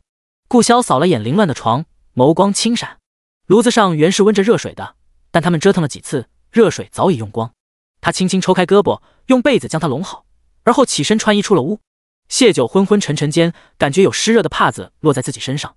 他睁开惺忪的眸，见是顾萧正凝神替自己擦身子。虽有些不自在，但往日替他洗澡的事也不是没做过。他索性用枕头将脸埋住，任由他给自己清理。自己的男人，他受得起。顾萧看着他那样子，感觉可爱的紧，轻声道：“先擦下，等热水烧够了，我再带你去沐浴。”谢九便安心的睡去了。迷迷糊糊中，感觉顾萧在帮他换了中衣，又用被子包裹着给他挪了地方。片刻后，他又被挪回了床上。顾萧一定是在换床单，谢九迷糊想着，他一向爱干净的。不知睡了多久，谢九感觉身上有只不安分的手在身上游离，他眼皮沉重，哼唧着不愿醒来，直至敏感处传来熟悉的感觉，他陡然清醒。顾萧笑得不怀好意，低声道：“现下知道要如何唤醒九了。”谢九老脸一红，一巴掌拍打在他那不老实的手上，而后卷了被子转过身去。男人真的是在这种事上永远能玩出新花样来。顾萧捻了捻手指，用帕子擦了擦。九儿，该起来吃东西了。被子被扯开，顾潇在他耳边轻喃：“再睡该把胃饿坏了。”谢九确实饿了，胃里空空也睡不着，但刚刚被他那样数食，有些难为情。他死活不想睁开眼。顾潇由着他，帮他穿好衣裳，抱到了炉火边。尝尝。他将一勺子粥喂到他嘴边，谢九闻到香味，这才睁开眼，见炉火旁的小桌上放着2碗粥。此时已经是第2日早晨。他接过勺子吃了一口，是鸡丝粥，鸡丝被撕得细碎如发，和粥一起熬得糯烂，温度也刚刚好。他又吃了一口，好香，王府送来的吗？昨日来时，屋中没见到有伺候的下人，灶房也是没有开火的。但谢九知道顾潇身边有暗卫，可暗卫大多是不会熬这样好吃的粥的。这种粥很费功夫，且需要很好的耐心将那鸡胸肉一点点撕碎。顾潇含笑不语，拿起另一碗吃了起来。不知是太饿还是许久没吃这鸡丝粥，谢九觉得今日的粥很合胃口。他一口接着一口，一碗粥很快见了底。顾潇问他还要吗？谢九摇头，饱了。他现在依旧很困，正欲再爬回床上时，手被顾潇拉住了。他眼眸灼灼：“九，我还饿着。”谢九看了眼他那碗也喝光的粥，一时没反应过来，但很快他便知道他的饿是什么意思了。他再次切身体会了男人的食髓之味。瘫在床上，谢九觉得自己像是被妖精吸干了精气的书生，只剩半口气喘着了。而顾潇这个妖精则搂着他，精神奕奕，可要沐浴。昨晚烧好了热水，想抱他去洗时，他闭着眼撒娇着说要睡觉。顾潇终是没舍得搅他好梦，虽然手指头都不想动一下，谢九还是点了点头。等他看到顾潇亲自提着热水倒进浴桶时，才知暗卫昨日便被他遣走，整个院子只有他们2人，方便他白日宣淫。妖精，谢九心里腹诽。被抱进浴桶后，他攀着他的脖子不撒手，赌气道：“我没力气。”顾潇想到他们第一次在一起时，他胆大包天缠在他身上不肯下来，也是借说腿软要他帮他洗，真是个懒东西。如今心境不同，他心甘情愿乐此不疲地将他洗了个干干净净，而后又一下一下地替他擦拭着头发。2人再度相拥睡了会，等中午醒来时，外面竟出了太阳。玉幽关连着1个多月的大雪终于停了。九儿，若明日雪水融化的差不多，想不想去看看曹首府的情况？顾潇提议。他想看看他的杰作。谢九眼眸轻转，嘴角往2边漾开，露出猪背一样洁白整齐的牙齿。他点头，眼里有稀碎的银芒。他第一次对曹首府出手，很想验收成果。顾潇俯身亲了下他的唇，笑道：“九儿真厉害。”他再次夸赞他对曹首府的出手，眼里情愫涌动。谢九太清楚他这眼神的意思，他希望自己明日还有力气站着看曹首府他们的窘状，忙转移话题：“萧王爷，你家厉害的九儿饿了，想吃饭。”顾潇看穿他心思，刮了下他的鼻子：“现在就去给你做，喝粥或者烤肉。”说到这里，他表情略不自然：“其他我不太擅长，稍后暗卫会带厨子和下人过来，晚上让厨子给你做些好吃的。”谢九心头诧异，原来早上的粥竟是他做的，谁能想到落地即富贵，本该锦衣玉食、奴仆成群的皇子，还会自己做吃食呢？3皇子和4皇子怕是连柴火如何引燃都不知晓吧？他们比顾潇过得幸福，却还不肯放过他。谢九替顾潇抱不平，但不想影响他此时的心情，面上含笑，娇声道：“粥已经吃过了，想尝尝阿萧烤的肉。他在江南几年，学会了许多菜式，将来他会做给他吃，但眼下他只想被他照顾着。”第84章验收成果。谢九坐在一旁看着顾潇清洗羊排、腌制，穿在铁架上，而后生火。他的动作很熟练，像是做了1000万遍。他还用瓦罐淘了一点米，放在火上慢慢煨着，将早上剩下的半块煮熟的鸡胸肉一点点地撕碎。他做得很细致，却一点不显娘气，毫无违和感，依旧是那样的有魅力。谢九想，等将来报仇后，如果顾潇不愿与皇室有牵扯，或许他们可以找个地方隐居，亦或者去师傅说的那个繁盛太平的东胜国，买个小院子，一家3口，过着3餐4季平淡又踏实的生活。九儿，别这样盯着男人看。顾潇突然转过头来，在他唇上亲了下，暗哑道：“容易激起男人的本能。”谢九垂眸，他觉得自己已经激发了顾潇不为人知的一面。他的变化很大，亦或者他原本就是这样的性子，只是从前没有亲近的人给他展现的机会。我只盯着我的男人看。谢九不吝啬夸奖：“阿萧真好看。”傻九儿，男人不能说好看。顾潇一边搅拌着瓦罐里的粥，一边与他闲话：“再说也不及我的九儿好看。”谢九笑弯了眼，他很想尝尝他嘴里是不是吃了蜜，这样甜，但他此时无力招惹一个随时可能将他摁在床上吃干抹净的男人。顾潇用匕首片了一块肉下来，吹了吹递给他：“先吃点肉，稍后再喝些粥，解解腻。”这样细致周全，谢九想他一定是个好父亲，会将他们的孩子照顾得很好。2人吃饱喝足后，在院子里晒着太阳，其实太阳融雪的天气比雪天更冷，但1个多月没见到日光，谢九很贪恋暖融融的阳光照着脸上的感觉。顾潇从身后拥住他，心里难得的安宁。傍晚时，暗卫带了2个下人过来，晚饭很丰盛，还有2盅补汤。谢九看清汤中里面的东西后，热着耳根喝完了。因为白天沐浴过，晚上他只简单洗漱了下，便躺床上去了。他在用行动告诉顾潇，晚上他只想单纯的睡觉。顾潇低低笑着，哄着他：“今晚我不碰你，安心睡。”他确实遵守承诺，晚上只是拥着他睡觉，但在天微亮的时候，他又翻身要了他一次。这一次异常轻柔，谢九没有觉得多累，反而有种别样的愉悦。用过早饭，顾潇执着他的手走出院门，院门外，莫离、莫契带着马车等在那里。谢九瞧了眼莫契，笑道：“听闻你未婚妻感染寒疫，如今可好了？”莫契忙拱手：“多谢谢姑娘关心，已经无碍了。”谢九颔首上了马车。马车行驶了2个时辰，停在一处山脚下。顾潇先行下了车，牵着他下车后道：“如若走大路，须得明天才能到，我们从山里横跨过去，更近些。”谢九从马车下来，便见莫契、莫离从马车底下拿出几副雪橇。莫契道：“山里积雪厚，一时半会还融不了，暗卫已先行探过路了，用雪橇比光用轻功更省力。这雪橇还是他们上次在眉山学来的，据说的谢九做出来的，好用得很。”但他们没准备谢九的雪橇。顾潇穿好后，自发的将人抱在怀里，跟着领路的暗卫往山里去。他轻功极好，都不需要2根撑杆就能顺利滑行，空出来的手刚好抱谢九。谢九窝在他怀里，嘴角翘起，大概在他心里自己是个十足的懒婆娘了。顾潇低头看了眼怀里柔弱无骨的懒婆娘，见她看向自己的眼神流光溢彩，笑容慵懒又魅惑，他克制着要亲吻她的冲动，轻声道：“需要点时间，你先眯会。”他双手压着风场边缘，将谢九彻底裹在风场里。谢九顺势环住他，将脸贴在他心口，闭着眼听他一下又一下强有力的心跳声，充满鲜活的力量。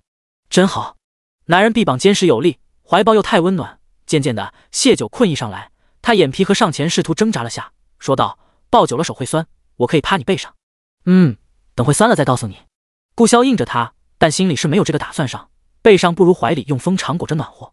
谢九在睁眼时，他们已经到了。曹首府一行人刚从窝了1个多月的山洞出来。莫契，你掐我下，那是曹首府？莫离眼睛瞪得溜圆。曹首府虽然年近50，但保养得当，说句30多也不为过。往日他出现在他们面前时，总是昂首挺胸，如高傲的大公鸡。可眼前的曹首府身形佝偻，一头乌发白了大半，凌乱的披散着，他走路都似艰难，有2个护卫扶着，颤颤巍巍如迟暮老人，很惨，但是看着真痛快。莫契没有掐他，而是冰冷的声音回道：“是他。”他眼眸狠厉地盯着曹首府，看着他被2个护卫扶上了马车。那马车是他们来时的马车，被大雪覆盖了1个多月，护卫虽将雪给清理了，但整辆马车都是湿漉漉的，且没有马。马早在他们被困之时就被吃掉了。马车前站着4个护卫，他们打算让护卫将马车拉出去。谢九记得他们出发时是有近100个护卫的，如今数来不到10个，且一个个都皮包骨的样子。倒是曹成旺不见多少消瘦，趴在1个护卫背上，嘴里还在骂骂咧咧。封山后，曹首府派了护卫出去报信，30个人，29个死在雪地里，只有1个成功出了山，被我的人截住了。另外那些因是在山里为他们找吃食丢了命，亦或者病死了。顾潇缓缓解释道，声音听不出多少悲喜。莫契却道：“主子，属下可否去杀了那些护卫？往日那些人可没对咱们留情。有那些护卫在，曹家父子吃不上真正的苦头。他看见曹成旺此时还能趴在护卫身上作威作福，就恨不得立马杀了他们父子。但不能，是曹家成就了曹首府，而非曹首府成就了曹家。只要曹家这个庞然大物不倒，即便他们现在杀了这个曹首府，明日朝堂上就会站出来另一个曹首府，而主子则会因此背上滥杀朝廷重臣的罪名。主子，容属下和默契去杀了那些护卫。”莫离也应和道：“没了护卫，曹家父子只能靠双腿走出山。”顾潇微微蹙了眉，今日的默契戾气格外重。他淡淡扫了他一眼，随手折了根枯枝掷出去，点中了曹成旺的晕穴。曹家护卫没有无辜的，他本也没打算留。且谢九始终抿着唇，显然他对曹家父子的现状不甚满意。这是他第一次为他出手，他想让成果更理想些。打斗一触即发，从马车里摔出来的曹首府还没来得及抬头看人，谢九指尖的绣花针就弹射而出，刺晕了他。他的亲信阿三忙看向暗器发来的方向，待看清缓缓走近的谢九时，阿三瞳孔骤然紧缩。第85章，心在尖叫。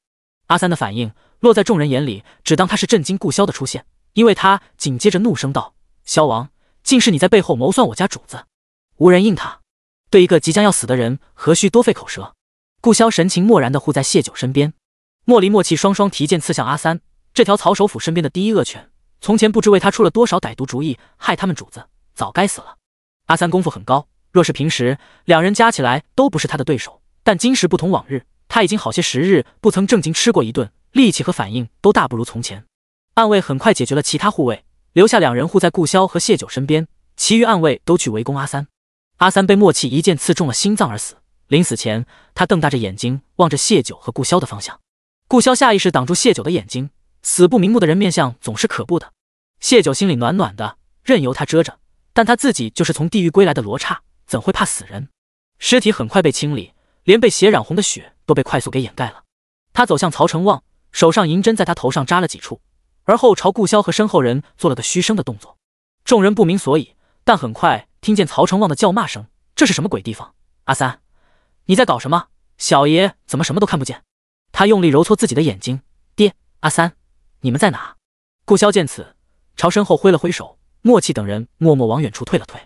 曹成旺好似听到动静，朝声音发出的地方抓狂怒吼：“狗奴才，你们在做什么？快说话，否则小爷杀了你们！”谢九拧眉看着他那张不停歇的嘴，手指紧了紧，才忍住没弄哑他。他走到曹首府跟前，从发间的银钗里取出几根略长的银针，将银针的一半刺入曹首府的皮肉里。被刺的地方立马有另一根细小如绒毛般的针被逼出他的体内。谢九用长银针将那小针踢掉，如此一连从曹首府身体里逼出5根小针。看着那些小针很快淹没在血水里，顾萧若有所思。所以即便今日自己不带他来，他也会专门跑一趟取出曹志成体内的这些针。好在自己带他来了，否则天寒地冻的，也不知他要如何在山里行走。很快，昏迷着的曹首府身子蜷缩抽搐起来，谢九抱着顾萧的腰身，对他无声说了个走。顾萧会意，在曹首府睁眼之前，便揽着他到了默契他们藏身的地方，而后远远看着曹成旺摸爬滚打的到了曹首府身边。好一会儿，曹首府停止了抽搐，身上疼痛散去，才有余力去看儿子的眼睛和寻一众护卫。再问了曹成旺几句话，又得不到阿三等人回应时，他便知道他们定是出事了。而曹成旺还在大骂：“爹，这群狗奴才定是吃不得苦，逃跑了，等回去京城把他们家人都杀了。爹，我的眼睛定是他们做的鬼，快走！”曹首府厉声打断这个没脑子的儿子，艰难从地上爬起来，拉着他父子俩，一个老弱，一个眼瞎，踉跄着往山下去。看着人走远，茉莉终于憋不住了：“谢九，你竟会用针？你在他们身上做了什么？姓曹的老成那样，也是你动的手脚，是不是？”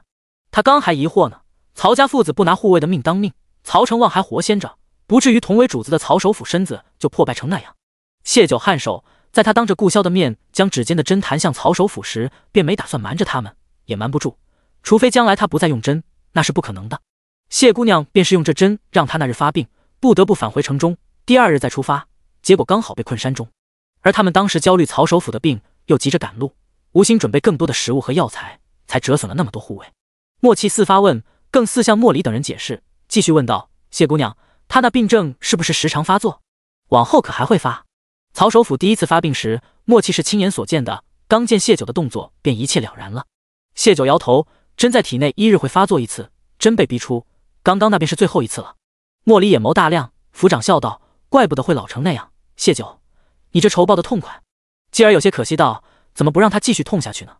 还有那曹成旺，真该让他哑了、聋了、废了。”谢九沉静道：“有针的话，大夫会很容易发现的。而曹成旺的眼睛，我并未留针在体内，寻常大夫看不出，便会怀疑他可能是被白血刺激而导致血盲症。他眼眸覆盖了层寒霜，但凡叫他们抓到一点证据，即便不是王爷所为，他们也会设法扣在王爷头上。我知王爷不惧，但为何要为了那样的人脏了自己的名声，让他们费心猜不是更好吗？”他本意是想为顾萧报仇，可不是给他招麻烦。尽管曹首府从没放弃过杀他，以往顾萧反击从不遮掩，他这次故弄玄虚，定能让平日作恶多端的曹首府疑心是不是有别的仇家找上门，至少能分散点他针对顾萧的精力。谢姑娘说得对。良久沉默后，默契率先开口，众人点头认同，并高看谢九一眼。他这次算计曹首府实在太成功了。至于他为何连天气都算得那么准，众人只当他有特别的才智，毕竟他是王爷看上的人，除了好相貌，总是有他的本事的。还有这次雪灾供应的药材和梅饼，对大家帮助良多，大家心里对他本就是有感激的。众人的反应顾萧看在眼里，他微微扬唇。见他赛雪般白皙的脸因着山里温度低而冻得微微有些泛红，他将他风场的兜帽给他戴上，弯腰抱起，吩咐道：“回城。”到山中别院后，顾萧突然道：“我已摸透了曹志成的本事，也有办法应付他。但若他死了，换成曹家别的男子，我又得重新去了解一个敌人，我疲于应付他们。”谢九微愣，顾萧竟向他解释。他开始在意他对他的看法，他不想他以为他不杀曹首府是他无能和怯懦。谢九的心在尖叫。顾萧以前从不在意别人如何看他，男人只有在心爱的女人面前才会想要维护自己的形象。他应和：“我明白，但杀了曹首府，让曹家彻底坍塌是谢九的目标。无论是上一世的仇恨，还是这是阻止三皇子登基，他都会设法杀了三皇子。而三皇子是曹家的希望，曹家是三皇子的助力，他和曹家注定是要为敌的。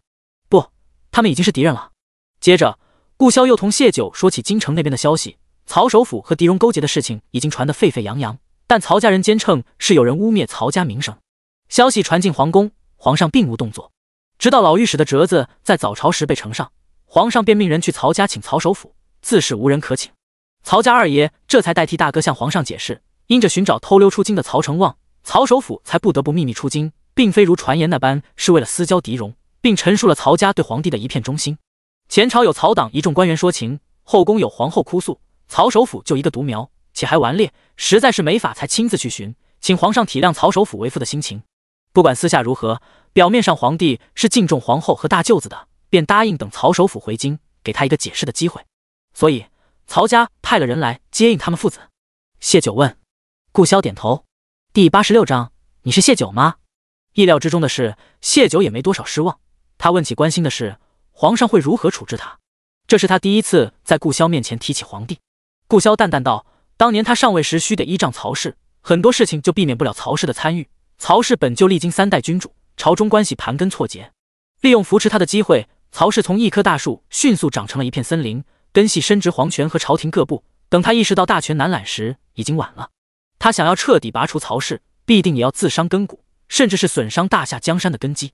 所以他不会轻易动曹家，但极可能利用这次机会从曹氏手中收回一些权力。”顾萧面容平静，不带任何感情，仿若口中那个他是与他毫不相关的人。他接着道：“据山里出去的那个曹家护卫交代，曹志成认定此番种种皆是那位算计，所以才急着赶回京城。”谢九不掩饰自己的幸灾乐祸，那也挺好。因着顾萧，他有些厌恶皇帝，曹首府伤的是他儿子，让他替自己背这个锅也不冤。说起那个人，顾萧又想到了郡守前2日的请求，脸眉沉声道：“郡守想早些了结郡守夫人的案子，柳氏你可还想留？”谢九摇了摇头：“杀人偿命，应该的。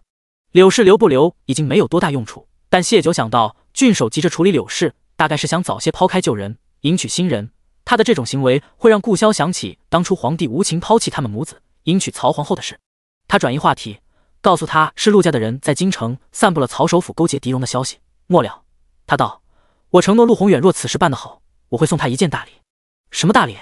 谢九斟酌道：“上次三皇子派人屠杀他们的事，让他们意识到陆家的未来是重新回到京城，所以我想可否请老御史收陆卓为关门弟子？”他原本有别的打算，但这几日觉得这个想法甚好。老御史深得皇帝信任，在民间又有威望，能在御史台一辈子，学识与谋略自不必说。陆卓若得他教导，将来由他引荐，必定能走许多弯路。陆卓眼下虽没显山露水，但他前世的能力他是知晓的，这块璞玉到了老御史手中，必定能雕琢成器。谢九垂下了眸，眼中狠戾竟被掩藏。他暂时杀不了三皇子，但可将他前世助力笼络在手中，将来为顾萧所用。而如曹家那般笼络不了，也不屑于笼络的，便只有毁了。如今已经确定了顾萧对他的爱，在适当的机会，他会一点点地展露真实的自己，将来彼此心意相通时，也能做到坦诚不公。老御史与顾萧有那样一层关系，这事他决定问问他的意见。顾萧低头看他，默了几息，问道：“这样安排，也与你暂且不能言明的事有关？”谢九点头，决定透露一点：“阿萧，我有些仇人，于现在的我来说，他们很强大。”其实他觉得聪明如顾萧已经猜到一些，若非有大的谋算，一个寻常女子何须要赚那么多银钱，还有设立九霄阁收纳天下消息。顾萧抱着他的胳膊猛然收紧。杨家被判流放后，杨家下人被重新发卖，谢九曾经的丫鬟被谢父重新买回了谢府。他留在谢家的两人找他打听了不少谢九在杨家后院那几年的生活情况。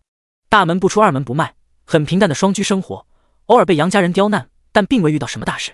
他不知谢九究竟是何时有了仇人，那个仇人强悍到他须得在朝中安排人手。他用针娴熟，非一朝一夕能成就。他会翻墙，而非如从前那样只会钻狗洞。他杀死杨家伙计，面不改色。他对杨家人做的种种，你是谢九吗？他突然问道，面容肃然。他与从前变化太大。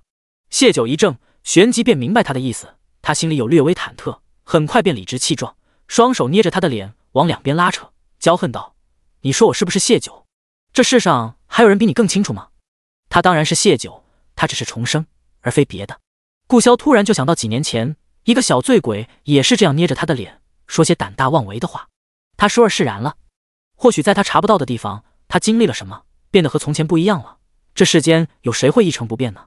他说的对，他是不是谢九，这世间没人比他更清楚。他手指摩挲他小腹的某处，极少有人会在那里尝红痣。5年前匆匆一瞥便记下了，早上他还亲吻过的。他突然不想正经了，一把将人捞过来，按坐在腿上，压着他的后脑勺，用力吻着他。许久后，他将人抱起丢到床上，随后压上去，意味深长道：“是不是得验过了才知晓？”事后，谢九恼恨地在他下颌咬了一口，用了不小的力气，有一个深红的牙齿印。顾潇眯着眸摸了摸那齿印，大概明天是消不掉的。谢九先发制人：“你不正经，说着话就乱来，你像个吸人精气的妖精。你让我下不了床，我就让你见不了人，以后看你还要不要克制。”谢九坏坏地想，同时他也明白顾潇的疑心打消了。他不想瞒他，但重生的事绝不是可以说的，至少眼下不能。牙齿酸不酸？顾潇将人拉进怀里，打断他的牵强话语。谢九没想到他是这反应，讪讪道：“不酸。”转而他又撒娇道：“身上酸。”每一处，尤其是大腿酸疼的厉害，但他也知顾潇如今的毫无节制，都是源自于他内心深处的炙热感情。我给你按按。顾潇将他放平，温柔又不失力道的替他按揉着。陆卓拜老御史为师的事便这样同意了。不过他问了句：“你很看好他？”他实在没看出陆卓有哪些异彩。谢九的酸痛得到疏解，他闭目养神，轻恩出声：“他会成大器的，评价不低。”顾潇的手微顿，想到他为他打伞的一幕，还有自己曾冒出过要将谢九嫁给他的荒唐念头，他的手揉向了某处。谢九吓得一激灵，忙睁开了眼看他。顾潇抿抿唇，手上动作不停，往后不许和他单独相处。我尽量。谢九自觉被人捏住了软肋，他可不想再承受一次，尽管心里不排斥，但身体不允许。他软了声音：“如今雪停了，我得趁早去附近城池找出梅山，把他们收在自己名下。先前答应了寻找梅山的事情，会带着他。且梅山有1成的利润记在他外祖家徐家名下，玉攸关是你的地盘，旁人不敢打主意。别处的话，我想用徐家的名头，这免不了就需要陆卓出面。”顾潇瞬间便明白，他是想用徐家这条路子，想拉拢徐家。徐家的当家人，也就是陆卓的外祖父，目前是户部侍郎，仅次于户部尚书的职位，官位不低。顾潇不由深思了些，谢九的仇人究竟处于多高的位置？第87章，希望他一直聪明下去。顾潇是想陪着他一同外出寻找梅山的，但是大雪初停，身为2城之主，他有许多事情要安排，脱不开身。让默契跟着你。他看着谢九，深邃的眼眸温情缱绻中带着不容拒绝。谢九喜欢顾潇为他争风吃醋的样子，这让他很受用，尽管他觉得这个醋意来得莫名其妙。但默契是顾潇的左膀右臂，甚至很多时候比茉莉更能干，他是不可能带走的。我会带李胜他们一起去，陆卓也有随从，独处的可能性几乎没有。他捧着他的脸亲了下，含笑低语：“我家阿萧是世上顶好的男人，也是对我极好的男人。我的眼睛看自家男人已经忙不过来，怎会有空闲去看别人？心意是如此。”顾潇被他的甜言蜜语打败，同意留下默契，甚至还答应明日陪着他去街上逛逛。待他睡着后，他轻柔抚着他如轻绸般的发丝，默默想着心思。他不介意，甚至喜欢谢九对他提要求。一个女人对男人毫无保留的付出，不求任何回报，这不是什么好现象。这一点上，谢九目前让他放心。他懂得爱自己，为自己谋好处，是个聪明的女人。至于谢九是否爱他，还是只想依附他寻求庇护，亦或者两者都有，顾潇无力去深想这个问题，也不愿深想，因为他不会爱任何女人，他给不了他感情，就没资格索求他的爱。但喜欢是有的，就像他喜欢一把宝剑，一匹宝马，因为喜欢所以放不下，就想留在身边，且还不许旁人惦记，这是人的自私和劣根性。他体内本就流着那人的血，能是什么好东西？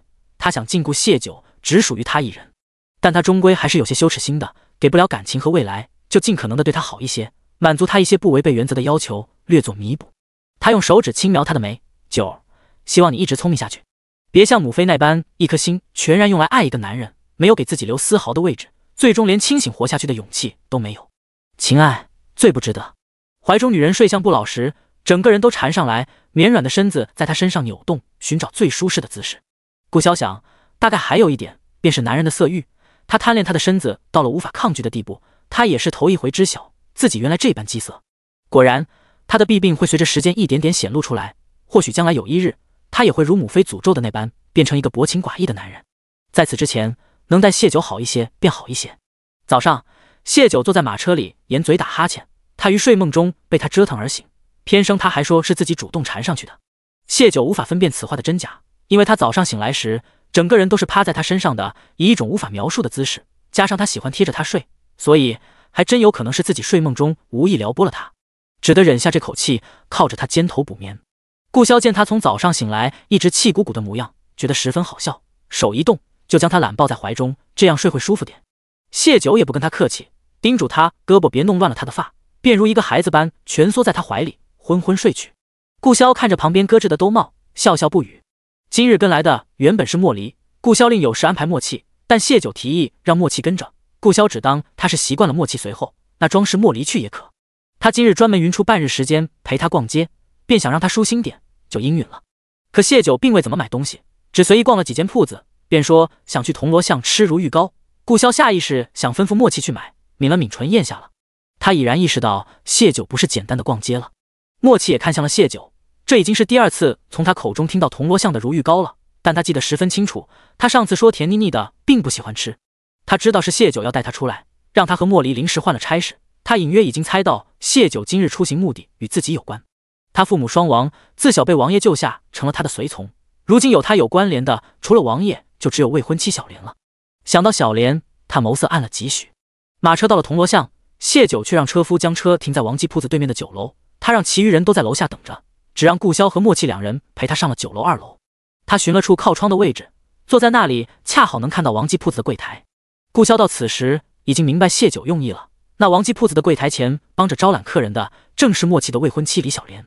李小莲他只见过一回，只因他当初千里迢迢来投奔莫契，莫契说她是恩人之女，两人又有婚约，他才对她有了印象。而此时他旁边站着一个面白清秀掌柜打扮的男子，两人举止亲密。他转眸看向莫契，见他此时双眸赤红，脸上神情紧绷，握着剑的手青筋爆出，显然已经是愤怒到了极点。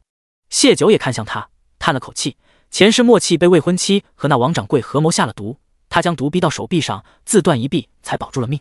王爷的贴身护卫变成毒臂，犹如战场上的战马断了一条腿，加之未婚妻背叛的打击，身心受创，他自请成为了王府一个管理杂物的管事。今生与莫契接触越多，越是为他前世的结局感到惋惜，所以谢九才更上心了些。莫契，偶然机会我知晓那女子是你的未婚妻，前世之事不能提。谢九含糊一句带过，继续道：这也算是你们的家事，原本我不该插手过多，但我的人发现了一些别的事情。你是王爷身边得用的人，与我来说也是朋友，我不希望你出事，但口说无凭，才有了今日这趟，让你亲眼瞧瞧，我才能和你说后面的事。羞愤没有让莫契完全丧失理智，他听出了谢九的话里的意思，事情不仅仅是小莲背叛他那么简单。他深深吸了口气，对谢九拱手道：莫契感谢姑娘费心提醒，不瞒姑娘，这些时日我亦察觉他有些异样，还请姑娘如实告知。谢九颔首，朝楼下唤道：胭脂。声音不大，但很快一名打扮普通、相貌普通的女子上了2楼，朝谢九行礼：主子。谢九对顾潇和莫契道：胭脂是陆宏远从京城为我买来的婢女，擅长轻功和探听消息，让他跟你们说吧。顾潇视线扫过胭脂，微微颔首，烟在人群中便寻不着的相貌，确实适合做耳目。他对两人道：坐下吧。胭脂看了眼谢九，见他点头，便依言坐下，从袖中拿出一包东西，摊开放在莫契面前。莫契坐在他旁边，心头一跳，是什么？第88章谎言。毒药被我用葛根粉调换了些出来。胭脂直言道：你的未婚妻和他的。他抓了抓耳朵，略带小心地看向谢九，他学的就是和三教九流打交道，日子久了就下意识地粗俗了些。他怕谢九听不惯，他跟谢九时间不久，还不是那么了解他，故而打算咬文嚼字修饰一下，但实在想不出除了姘头还有什么更好的词去形容那个男人。谢九看出他心思，用你的话表达便可。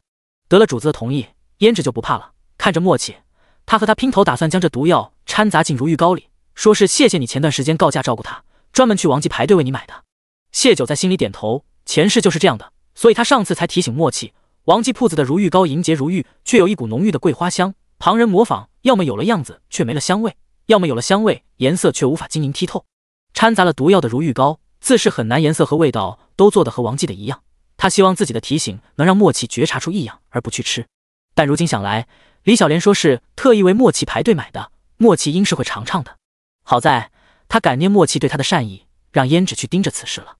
胭脂继续道，他们的计划是后日晚上执行。王掌柜的母亲带着他们的家底已经在前2日离开玉幽关，前往狄戎了。这铺子也私下估了出去。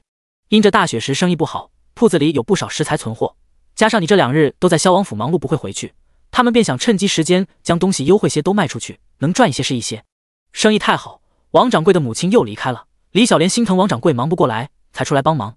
往常他一般都是躲在后堂帮忙做如玉膏，而你基本都跟在王爷身边，所以才没察觉此事。默契端起桌上的茶水，一口喝完，看着胭脂，请继续说。见默契这种情况下还能保持冷静，胭脂眼里露出一丝赞赏，但说出来的话却是令人心惊又愤怒。当年你母亲上吊而死，并非是为你父亲殉情，而是李小莲的爹醉酒在你父亲灵堂前糟蹋了他，正巧被李小莲的娘撞见，他们担心你娘将事情闹出去，惊慌之下将你娘吊死在了房梁上。后面知晓你成了萧王府的护卫，做贼心虚担心你会查当年之事，李父临死前才将这桩事告知了李小莲，让他有警惕之心。你那未婚妻看着人畜无害，却是个胆大的，他觉得与其成日提心吊胆你会找他们报仇，不如趁着你尚不知情时直接杀了你，永绝后患。后来却垂涎你的钱财，因着这个贪念他才留你至今，否则早就对你下手了。你交给他管理的那些产业都被他变现，让王母带出了关。不过你别担心，人被李胜他们扣下了。默契手中茶杯被捏碎。王爷对下属大方，他手里是有些薄产的。去年开始，小莲说成日在家中无聊，想帮他打理产业，他便试着拿了2个铺子给他练手。在确定婚期就在年后，他前些日子便将手里头的产业尽数交到他手中。他颤声道：“小莲他爹与我爹交好，我爹出事后家里没有银钱，是他出了银钱为我爹筹办丧事。我娘叮嘱我，让我长大后报答他的相助之情。可娘口中的好人，转眼却害了他。”他看向胭脂，眼神痛苦中带着一点期盼。你如何查到这些的？他难以接受这个事实，他的母亲竟是那样死的，而他将仇人当成了恩人。胭脂嫣然一笑，那笑意凝聚在他眼中，让他的眼睛看起来波光潋滟，异常明亮，甚至使得他那张普通不过的脸也添了几分魅惑之色，很是迷人。他红唇微起，默契，你想报仇吗？顾萧眉头微攒，眼神询问谢九，他会使妖媚之术？谢九轻轻摇头，握着他的手示意他看下去。便见默契眼神渐渐变得迷离，但也只片刻，他眸光陡然变回冰冷，蕴含着狂风暴雨盘。胭脂收敛笑意，解释道：“就是一些上不得台面的小把戏，对意志坚定的人没什么用处。但那小莲和王掌柜的母亲都是寻常女子，我略一套话，便什么都说了。对了。”胭脂看着默契痛苦的样子，略有些不忍道：“那王掌柜的娘是小莲的亲姑姑，他们表兄妹早有首尾，你和他的婚事，李家根本没当回事。若不是想来此杀了你，或许她早已嫁给了他那表哥。”默契突然抿嘴咳嗽一声，嘴角有血溢出来。顾萧忙起身在他后背运掌，一大口血自默契口中喷出，他身子一软，被顾萧及时拖住。从看到李小莲与那掌柜举止亲密到现在，他始终在隐忍克制，但极致的悲伤、痛苦、愤怒突然而来，让他憋出了内伤。顾萧只得用掌力替他顺出残血，以免他身子损伤更大。胭脂忙将药丸送进默契口中。谢九在听了胭脂的汇报后，便让他找林叔拿了治疗内伤的药。默契的性子他多少了解些，况且还在是顾萧面前，他定不会冲动宣泄。默契吃了药，心绪缓缓平静，他对顾萧和谢九道：“属下失礼了。”顾萧轻拍他的肩：“有仇报仇，有事本王担着。”谢九有些愧疚：“或许我该用更温和的方式让你知晓。”默契摇头，红了眼，落了泪：“若非姑娘，属下或许一辈子都不知道我娘她。先前几晚都是我陪着娘一起给爹守灵的，是我不顶用，病倒了。小莲她娘便说要带我去她家好好休息，我娘心疼我，又信任他们，便允了。可等他第2日醒来时，娘便被白布遮住。小莲母亲告诉他，娘舍不得爹，跟着爹走了。他双手捂脸，我竟从没怀疑过娘是被人杀害的。看见娘的尸体，我甚至有些怪她的。她舍不得爹，难道就舍得才6岁的我吗？可娘确实抱着爹的尸身哭过，没有爹，她活不下去的话。她落在人贩子手中，挨打挨饿时，她是恨娘的。如果娘不丢下她，如果她有娘护着，就不会被人贩子抓走了。直到被王爷所救，王爷和莫离都待他极好。看着贵妃娘娘折磨王爷时，他就想起自己的娘。虽然他丢下了她，可至少他活着时对他是很好很好的。年长后，他找去了曾经的家，想报答李家为他爹娘下葬的恩情。邻里告诉他们，当初他失踪后，李家夫妻为了花钱请人寻他，把房屋都变卖了，最后不得不回老家。他没找去他们的老家，也不知他们老家在哪，但是对李家的恩情却是记下了。是以小莲寻来后，他轻易落入他们一家编制的谎言中。他对他诸多照顾，履行当年婚约。2年时间，他一直把她当成恩人之女，当成未婚妻子来相处，久了感情就有了。他突然挪开了手，问胭脂：“当年我落入人贩子之手，可是他们所为？”胭脂点头。莫契眼眸蓄满寒意：“主子，请允我再告假2日。”他又看向谢九：“谢姑娘，可否将胭脂借我2日？”第89章并接而立。李小莲的计划是后天晚上给莫契下毒，莫契决定将计就计。乳母杀母之仇，他不能将李父李母从阴司拉回来再杀一遍，但这2年他对李小莲倾心照顾，换来的却是他的谋财害命。莫契没法留他一条命，尽管他曾对他有了不浅的感情，可如今真相大白，自己的感情更像是笑话。为免打草惊蛇，他向谢九借用了胭脂。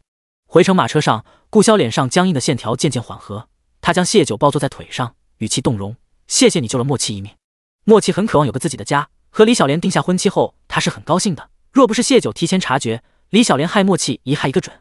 莫契往日再警惕也很难提防，一个装的对自己一往情深，即将完婚的新婚妻子。我知道他对你很重要。谢九温声道：“他对我也很好，实不该毁在那样的人手里。”顾潇颔首，让李胜把那王掌柜的母亲交给莫契，问出李小莲父母所葬之处。有些仇不是人死了就能算的。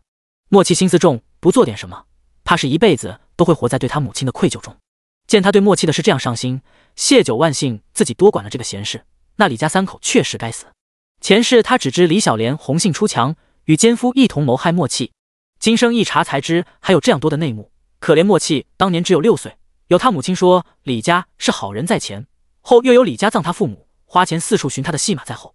李家是好人，对他有恩的意识便在脑中成型，加之李小莲是他父母替他定下的亲事，就像是父母留给自己的唯一念想般，所以才会那般轻信了他。人心险恶，许多人都是戴着面具示人。谢九由此想到自己的前世，犹如一个小丑般被人骗得团团转。下次若遇到这样的事，你可告诉我，我信你。顾潇的话拉回谢九思绪，他语气颇为严厉：若这次李小莲背后有其他人，你这样贸然盯梢，容易惹祸上身。往日京城那些牛鬼蛇神盯他盯得紧，瞄准一切机会对他下手，他该侥幸这次李小莲没被他们利用上。先前为了含糊重生先知的事，谢九介说是怕他们不信自己的话，才想着查到证据再带他们亲眼所见。顾潇却说他信他，让谢九刚刚冰冷下来的心沁入丝丝暖意。他趴在他肩头轻恩出声，但若有下次类似的事，他依旧还是要查的。他享受依赖他的感觉，却没打算完全依赖他。他是要成长为能与他并肩而立的大树，而非依赖缠绕在他枝干上的藤蔓。九儿乖。顾潇喜欢极了他这种温顺的样子，轻轻揉着他的发，他的发很柔顺，简单挽了个髻，没什么饰品。没有女人不爱美的，他也一样，但如今的身份却让他有好东西都只能藏着用，他心里多了一丝心疼。或许万寿节那天，他该推波助澜，促成杨家被赦免的事，早些让他免去流犯身份才是。马车一路疾驰，谢九趴在他肩头，没有再说话。两人都很喜欢这样相互依偎又静默的时光。到了山中别院后，顾潇略坐片刻，便回王府处理公务了。谢九亦有事要忙，他提着灯笼从密道返回了李胜家。主子，人给莫契送去了。李胜说完王母的事，又如常汇报了下杨家最近的情况。杨老二父子从城里回来后一直很安分，大雪一停，采石场就恢复了上工。杨修代替他父亲去服苦役，两个安分的私下都不曾提过与谢九有关的话题。谢九直觉他们可能在憋着更大的阴谋，针对他的。大房一家知道二房如今手头没银子，不会再如从前那般照顾他们，但是也没敢搓磨他们，因为他们还指望杨老二的大舅子能在他们回京之事上多多出力。杨老大倒是动过再害林叔的心思，但他如今有心无力。值得一提的是，胡氏还是及时将这个消息转告给了林叔，让他警惕杨老大。谢九听罢，吩咐道：杨家那边往后要更加谨慎小心些，别让他们有所察觉。他不信杨老二父子在他手上吃了那样的亏，会善罢甘休。他们如今的安静，只能是因为他们察觉了被人盯着。李胜因事便退下去忙。谢九去了老御史夫妇整理消息的屋子，老太太看见他来很欢喜，拉着他的手嘘寒问暖。谢九这些日子都不在家，除了痴傻天真的风无心，家里其余人都心知肚明他和顾潇在一起，老两口乐见其成。他们也是从年轻时过来的，喜欢一个人就跟咳嗽一样，是掩饰不住的。从前他们只看出顾潇对谢九有所不同，如今看来是真的动了感情了，有了留恋牵挂，许多事情才会为了心中所爱去争取。他们当初找上谢九不就是为了这个，没想到事情发展的这么顺利。老太太拍拍谢九的手，看到你们两个好，外祖母真高兴，若我能多活几年，说不定还能抱抱你们的孩子。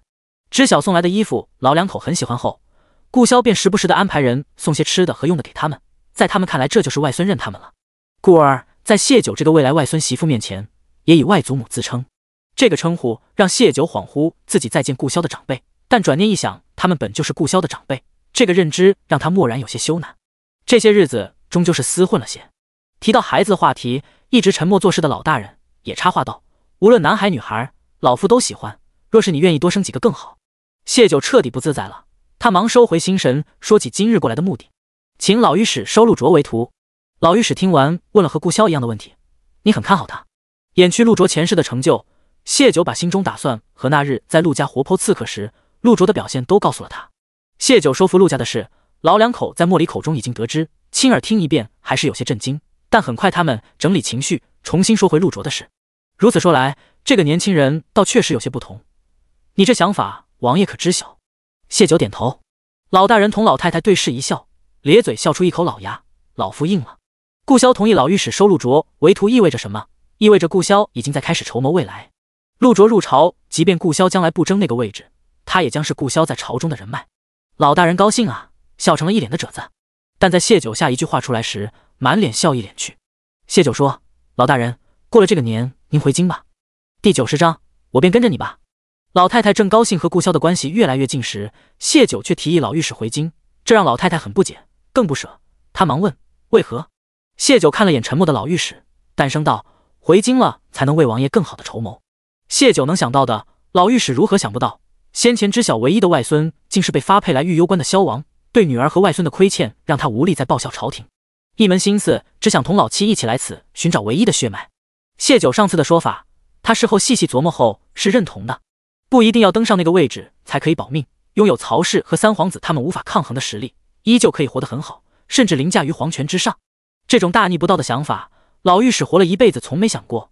他前面大半辈子为了皇权为了百姓而活，如今他只想为了家里唯一的孩子而活，而拥有这些实力，就少不得在朝中安插自己的人手，这种事情他做是最合适的。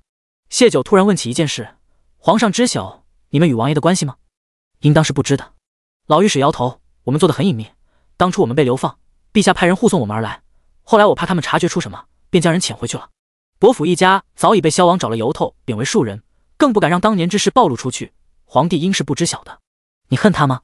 老御史咬牙切齿：“于私，恨不得将他碎尸万段，将他押到女儿坟前告罪。于公，老夫尽量去理解，当年那些皇子虽残的残，死的死，但他们大多已有了子嗣，皇上他并不是唯一的人选。身在帝王家，母亲地位低下又早逝的皇子，能在皇宫那样的地方活到分封出府的年纪，必定是吃了常人所不能想象的苦，有了一朝翻身的机会，成为天下最尊贵的人，如何能不心动？最该怨恨的是他自己。若当初护好有孕的妻子，就不至于让女儿被人偷了去；若在妻子第一次对孩子起疑时着手去查，就不至于等他死后才知真相。若女儿养在他身边，他必定不会如伯府那般将她教养成一个以男人为天，只能依附男人而活的女子。若当初他看出萧王艰难时，不只是例行公事弹劾皇后，而是多看顾些，就不至于让他年少吃那般多的苦。没有什么若当初，一切都已发生，留给他的只有无尽的悔恨。他沉声道：“年后老夫便重回御史台。”看了眼满脸悲痛的老御史，谢九咬紧了内唇，眼睫轻垂，覆盖眼中愧疚之意。老御史对皇帝忠心耿直了一辈子，不这样逼出他对顾萧母子的愧疚之意，他未必能全心做到为顾萧谋划。只要顾萧无恙，他不介意自己卑劣些，但他也会尽量给老御史他们一些回报。离开李胜家前，他又请老御史回京后，帮三皇子促成杨家被赦免之事。老御史精通大夏朝律法，一听便明白，谢九这是想在杨家免罪之后拿到律法认可的放妻书，要同王爷有未来，自然是须得有个自由身的。这个老御史很愿意成全。同时他又想起另一件事，等回京后，我还得查查林叔父亲的事，那孩子医术这样精湛，不该被身份所困。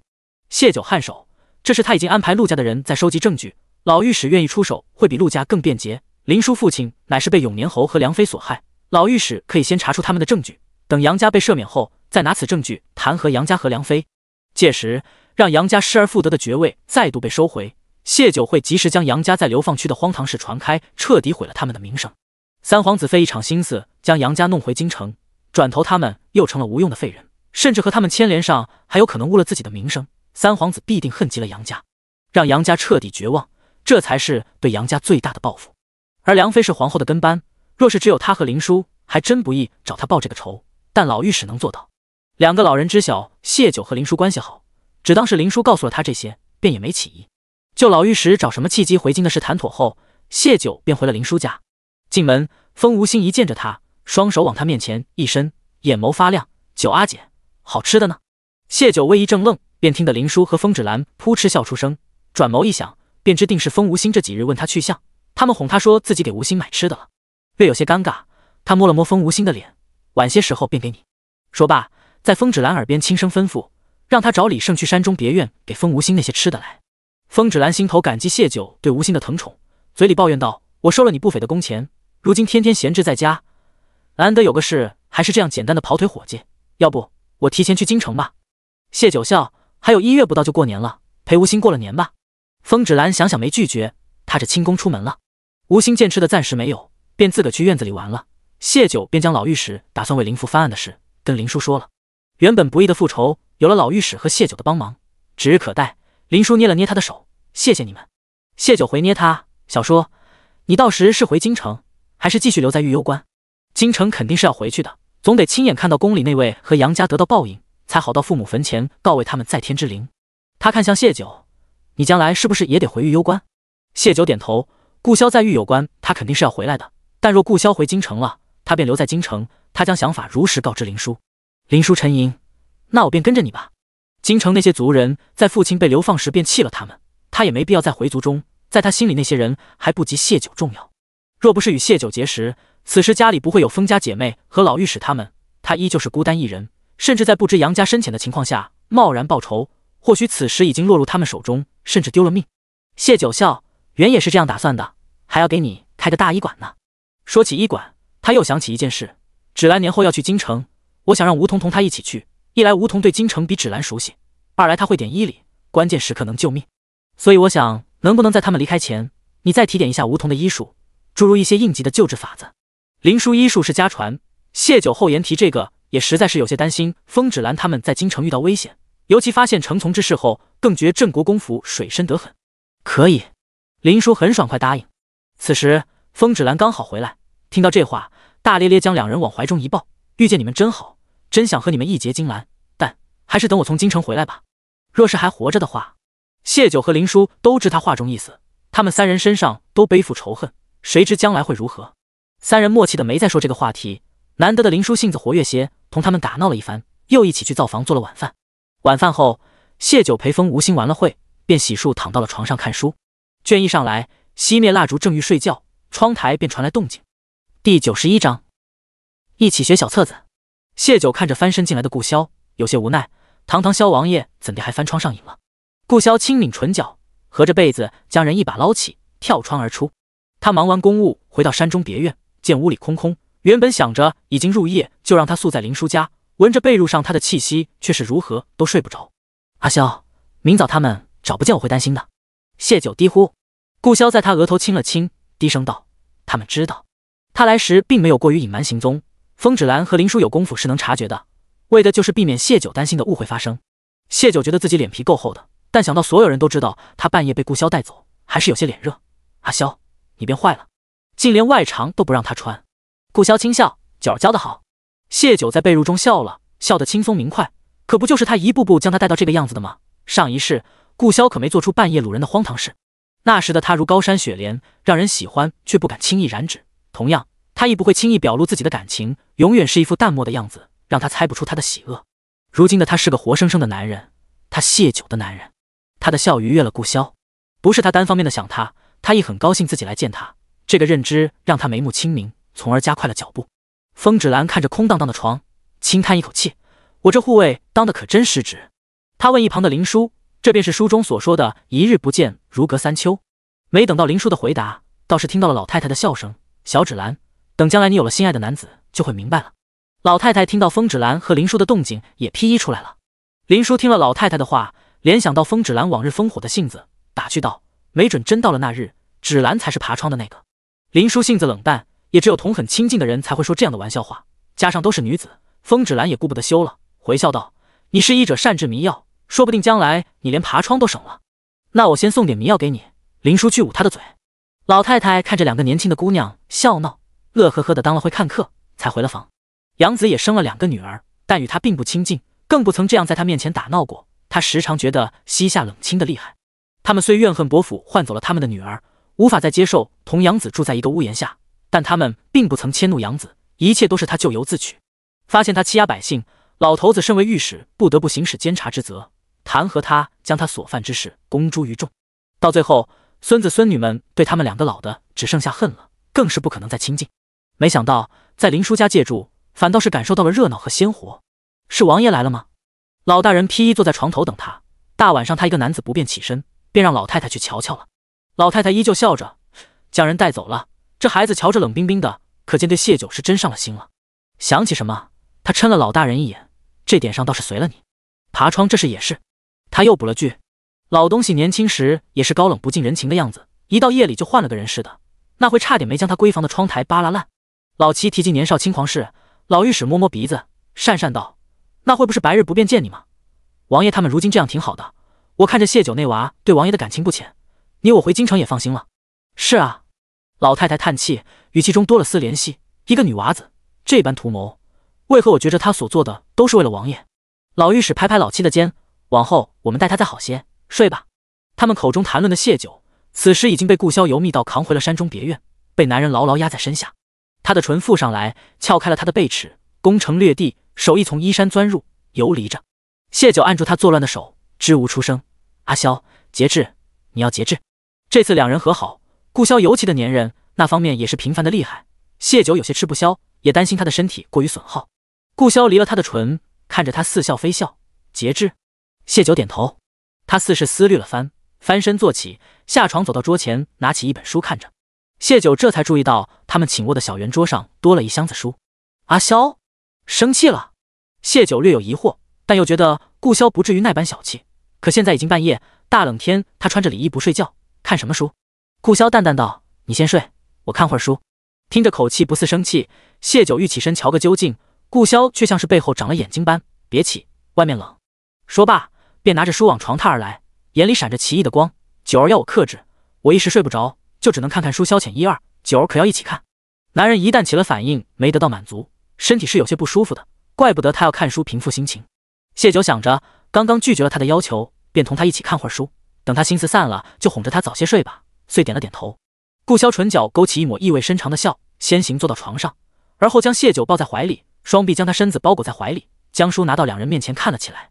阿萧，你这……谢九一时羞赧的不知要如何启齿。顾萧他竟然在看那种书，我怎么了？顾萧在他耳边轻语：“九儿上次不是问我如何学的技巧吗？今日便让你知晓答案。”虽然已经有过无数亲密行为，但被这样圈着一起看这种书，实在是暧昧又尴尬。谢九别过了头，有些窘迫：“我困了，先睡了。”但人被抱得紧紧的，根本挣脱不开。谢九被迫跟着看了好些插画，他实难理解顾萧是如何做到冷峻着一张脸同他研究书中内容的，甚至遇到他们曾用过的姿势时，他还会很认真地问他感受，可有要改进的地方。翻到一些难度高的，则询问他的腰是否够软，腿是否够有力，下次他们能否试试。谢九起初抿唇装哑巴，但顾萧有的是法子让他开口，到最后他只觉一张脸皮都不能要了。青出于蓝而胜于蓝，他直接被顾萧这个轻碾压成了渣。九儿可学会了？男人温沉磁性的声音擦着耳垂响起。谢九欲哭无泪，早知他会玩这一招，不如一开始就从了他。顾萧根本就没打算放过他，他轻咬着他的耳垂，明日再节制好不好？那些书顾萧没白看，不消片刻，谢九便软在了他怀里。谢九浑身战栗间，脑子里忽然冒出一句话：教会徒弟，累死师傅，不知用在他们身上是否合适。第92章，为他克制。醒了。谢九还未睁眼，便听得顾萧磁性中带着笑意的声音。他睫毛轻颤，缓缓睁开了眼。他看了看外面的天色，大概是天亮不久的样子，再看了看男人的脸，容光焕发。他昏昏沉沉间记得他们结束时大概是凌晨的样子，算起来，顾潇睡了也不过1个时辰左右。谢九想不通，为什么明明出力的是男人，累得爬不起来的却是女人。他此时觉得昨晚担心顾潇的身子这种想法过于多余，他最该担心的是他自己。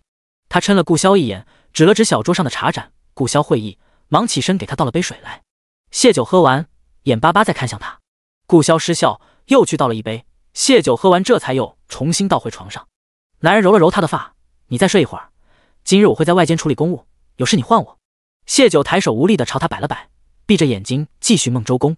等他再醒来时，已经是近午时。顾潇听了动静，忙放下手中公文来看他，见他依旧没什么精神的样子，望向他的眼神里有丝哀怨。他握拳抵唇，轻咳了声，转身去柜子里拿出刚为他置办的衣裙来给他穿上，又打了水来给他洗漱。全程谢九没说一句话，脸色也不是太好，隐隐弱弱，很是可怜的样子。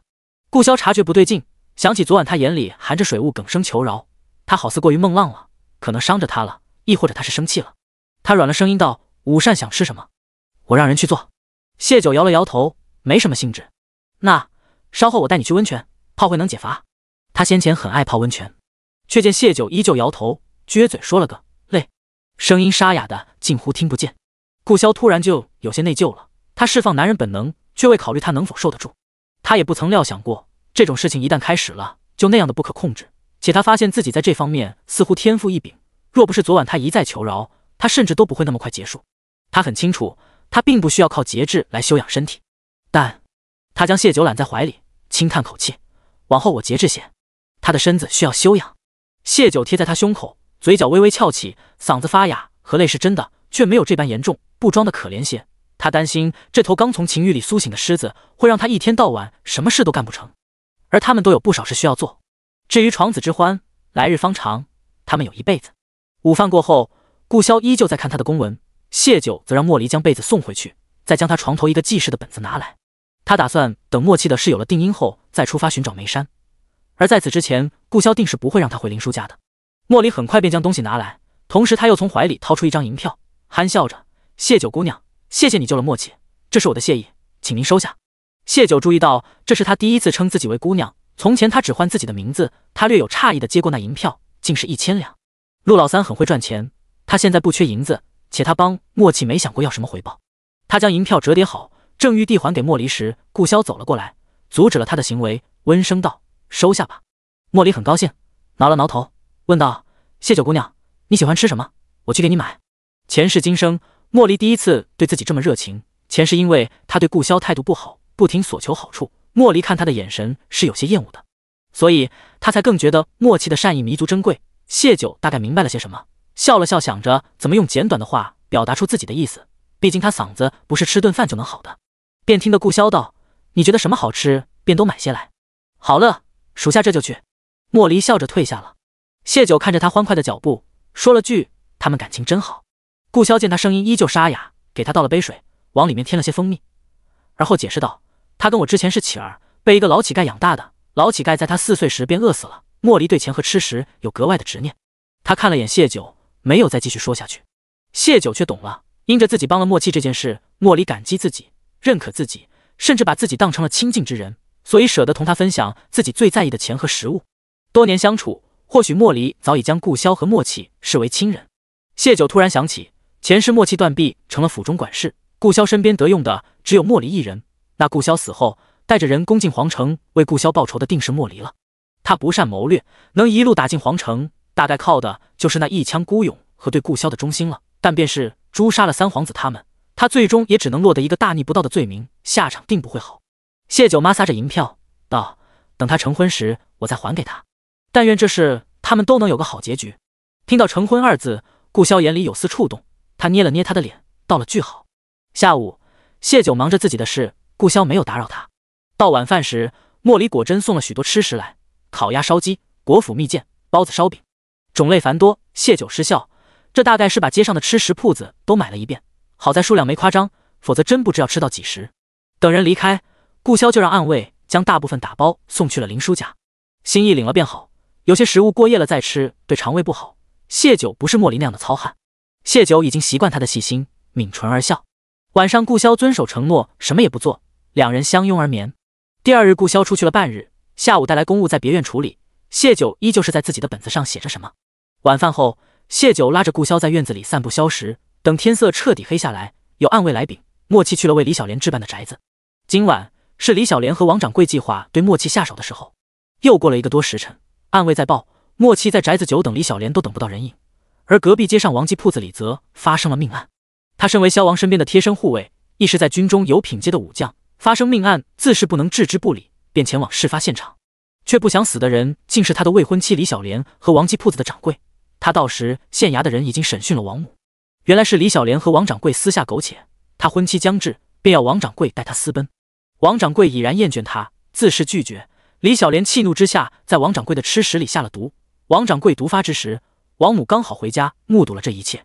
丧子的巨大悲痛让他爆发了惊人的力量，将李小莲几乎砍成了肉泥。这几日，李小莲时常在铺子里帮忙，大家都认得他，以为他是王掌柜的未婚妻，没想却是莫契的未婚妻子。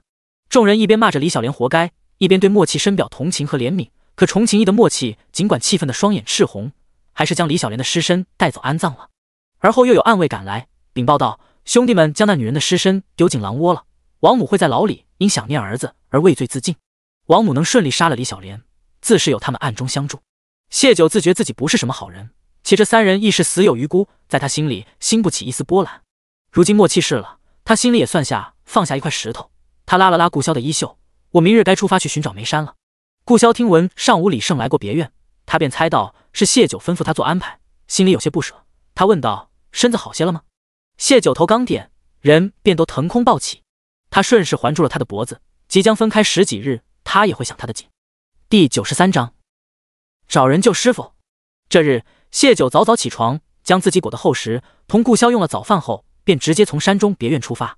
他让李胜准备的是快马，马车虽暖和，速度却不及策马快，他须得在除夕前赶回来，陪他过除夕，吃团圆饭。顾潇给他的6个人，除了伤刚好的程从和吴为被留下盯着杨家河流放区，4个武婢除了吴桐被留下跟着林叔学医术，其余人谢九全部都带上了。风芷兰自然是要跟上的。顾潇看着小女人利落的翻身上马，打马扬鞭，一声轻喝驾，马儿扬蹄瞬间奔出去老远，他头也不曾回一下，那般飒爽好看，但心里总觉有些空荡荡的。他朝暗中打了个手势，立马有2个黑衣人出现。顾潇吩咐道：护他安全，随时汇报行踪。这2人是他身边数1数2的暗卫，加上他自己带的那些人，只要他不往穷凶极恶的山匪或者高手窝里撞，他的安全都能无虞。但他养的这个小女人似乎总爱冒险，是以他需要暗卫日日汇报行踪，他犯险时自己才会及时赶去。谢九不知顾潇为他担忧这样多，他一路策马先行来了陆家与陆卓会合，也是特意过来告知陆家，他已说服林老御史收陆卓为徒的事。他看着陆宏远，我先前应承过，曹首府那趟差事办妥，我会送陆家一份大礼。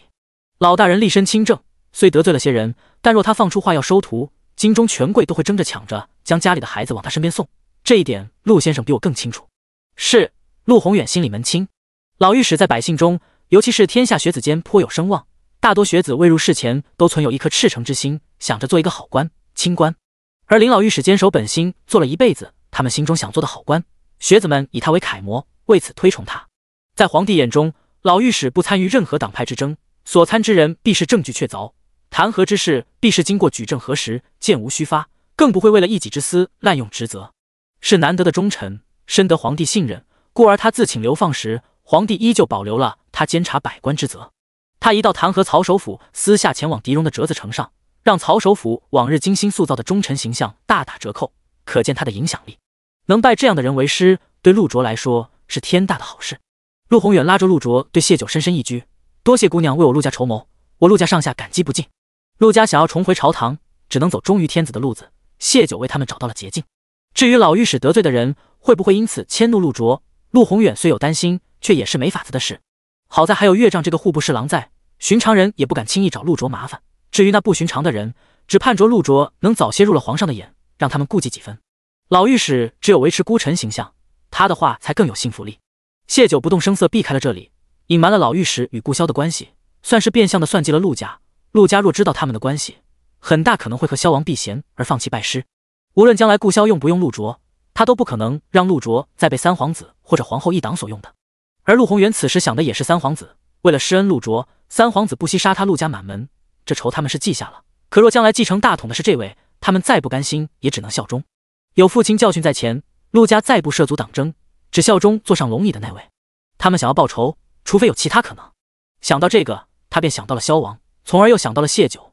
他对曹首府出手的事，他全程参与，比任何人都清楚谢九的手腕有多令人惊艳。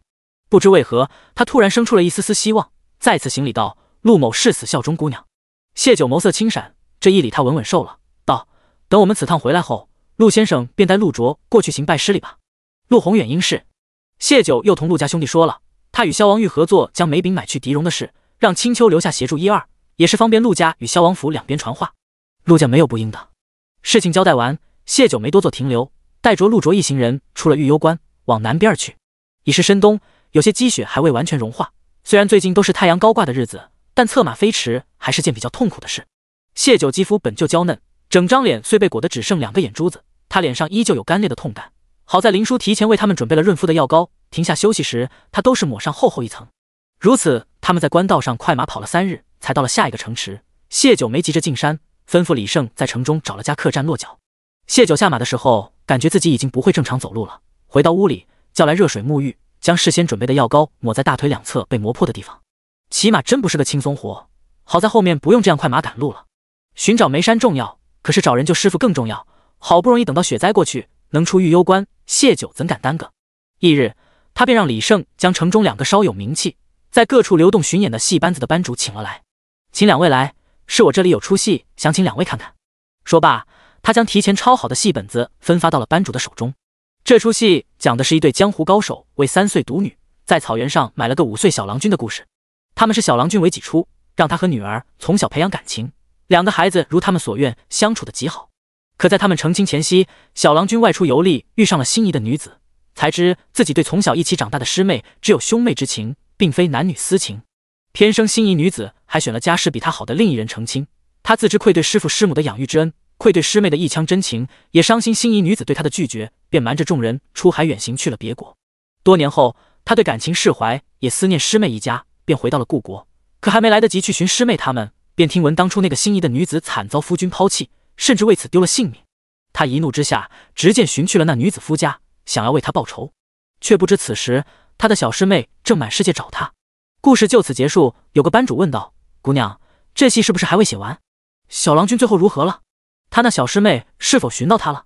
谢九颔首，确实还未写完。欲知后事如何，请听下回分解。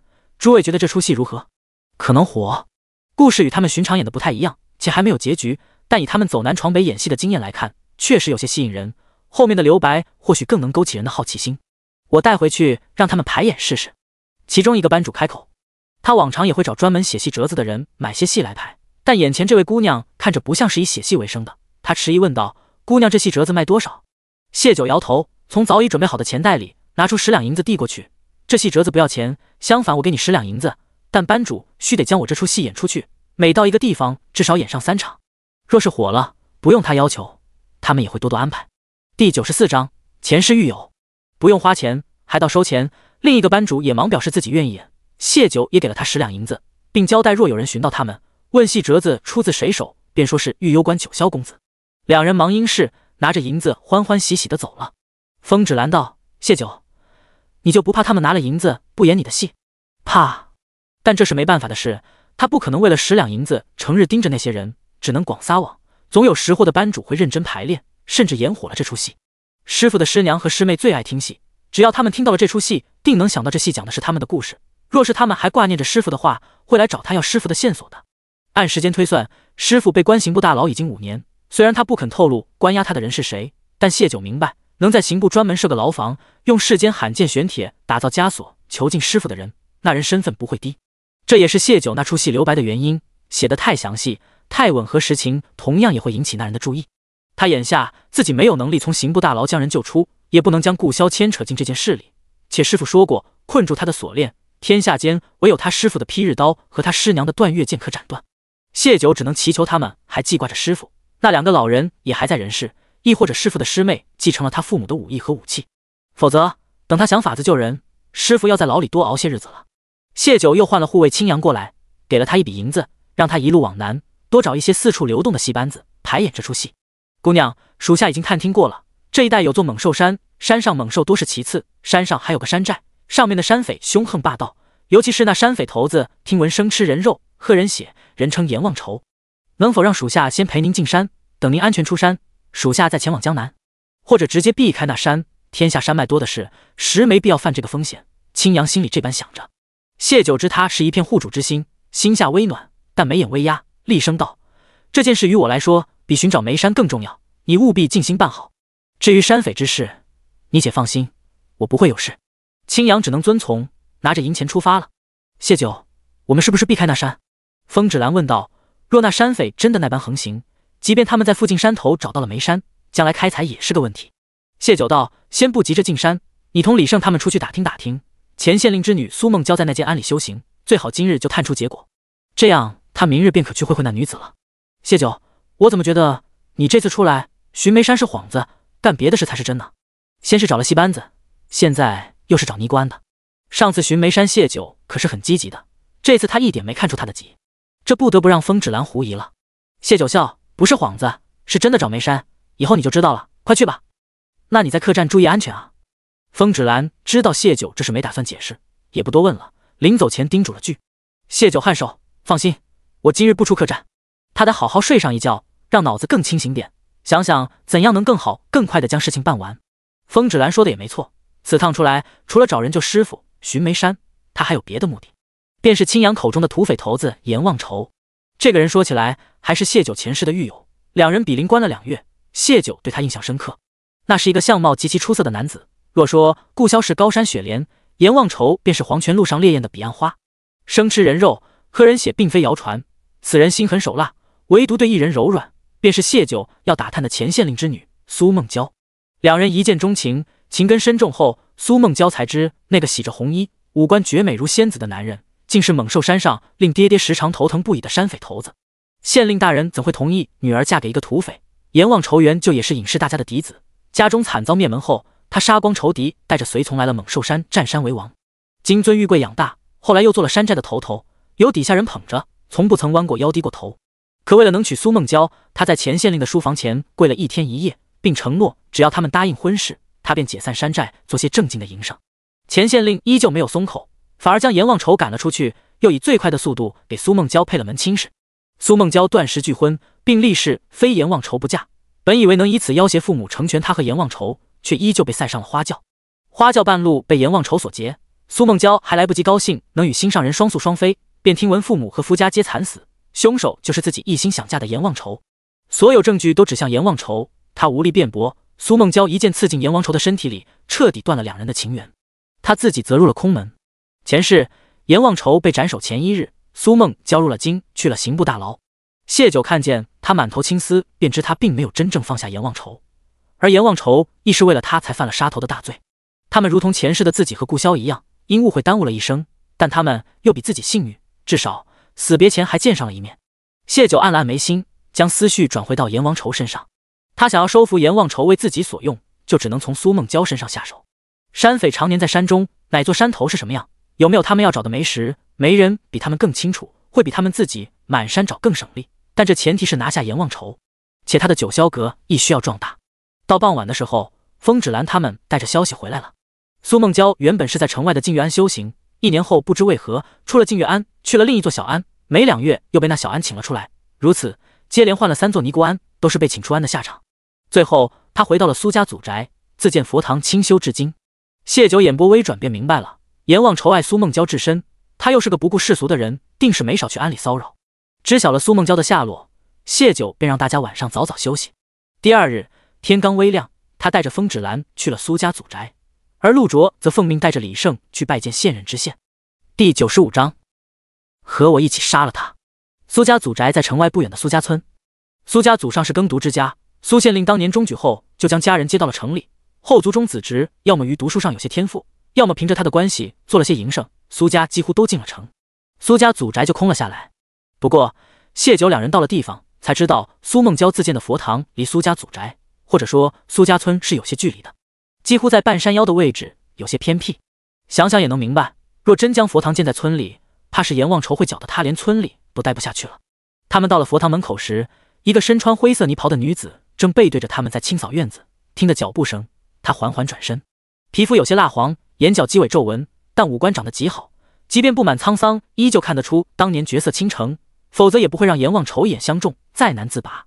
谢九信了那句话，极致的痛苦能让人容颜一夜不在。这个容貌看着30多的女子，其实也不过22岁。但即便如此，阎王仇的情深一点不减少。谢九不其然走神，若是自己容颜逝去，顾萧还会爱自己吗？苏梦娇眸色平静地看着两人，何事？没有如寻常尼姑那般行佛礼，亦没有剃度，她只是在赎罪，并没真正看透红尘。会的，谢九在心里给了自己一个肯定的答复，顾萧定不会只是爱他的皮囊。他对着苏梦娇浅笑，我和朋友路过此地，可否讨杯水喝？他亦不知如何称呼她，是苏姑娘还是她的法号。苏梦娇打量他片刻，退开了身子，指了指身后的一口井，自辩讨水喝只是借口，双方都心知肚明，谁会特意路过这半山腰？苏梦娇没有拆穿他，却也没打算招待他。既他无意与自己寒暄，谢九也不墨迹。他语出惊人，想不想杀了阎王仇为你父母报仇？苏梦娇无悲无喜的眸光有了丝波动，他的手下一时握紧了扫把。你是谁？谢九脸上狠厉，想和你一起杀了阎王仇报仇的人。他今日和风芷兰做了男子打扮，脸上略略掩去了些原本容貌，但并未刻意掩盖女子特征。他继续道，那个恶人说心悦我，要娶我为妻，我满心欢喜，等着嫁他为妻，转而他便杀了我的家人。听闻当年他也是这样对你的，这种人就不配活在世上。你可愿与我一起杀了他？姑娘请回吧。苏梦娇沉了脸，做出送客的手势。谢九一步步朝他走近，声音陡沉如铁，他作恶多端，不仅嗜杀，还无耻骗人感情。你为何不愿同我一起杀了他？杀了他就能替死去的家人报仇了。他不会欺骗人的感情。苏梦娇神色又恢复平静，一种笃定的平静。谢九对他生出一丝怜悯，之前苏梦娇有多爱阎王仇，父母惨死后他就有多恨他，可蚀骨的恨依旧磨灭不了他对他的爱。在他说出要杀了阎王仇时，他的情绪会波动，甚至他依旧坚信他对感情的忠贞，控制不了自己的心，每日在爱恨中拉扯才是最痛苦的。谢九压下心中不忍，继续道，你日日守在这佛堂，如何知道他不会骗人感情？你就这么信他？当初他可是一面说着爱你，却转身杀了你父母和夫家的。苏梦娇瞳孔倏地一缩，手上动作不停，一下又一下，缓缓扫着那没什么落叶的庭院。他当然知道，那人隔三差五过来，时常在院外一站便是一宿。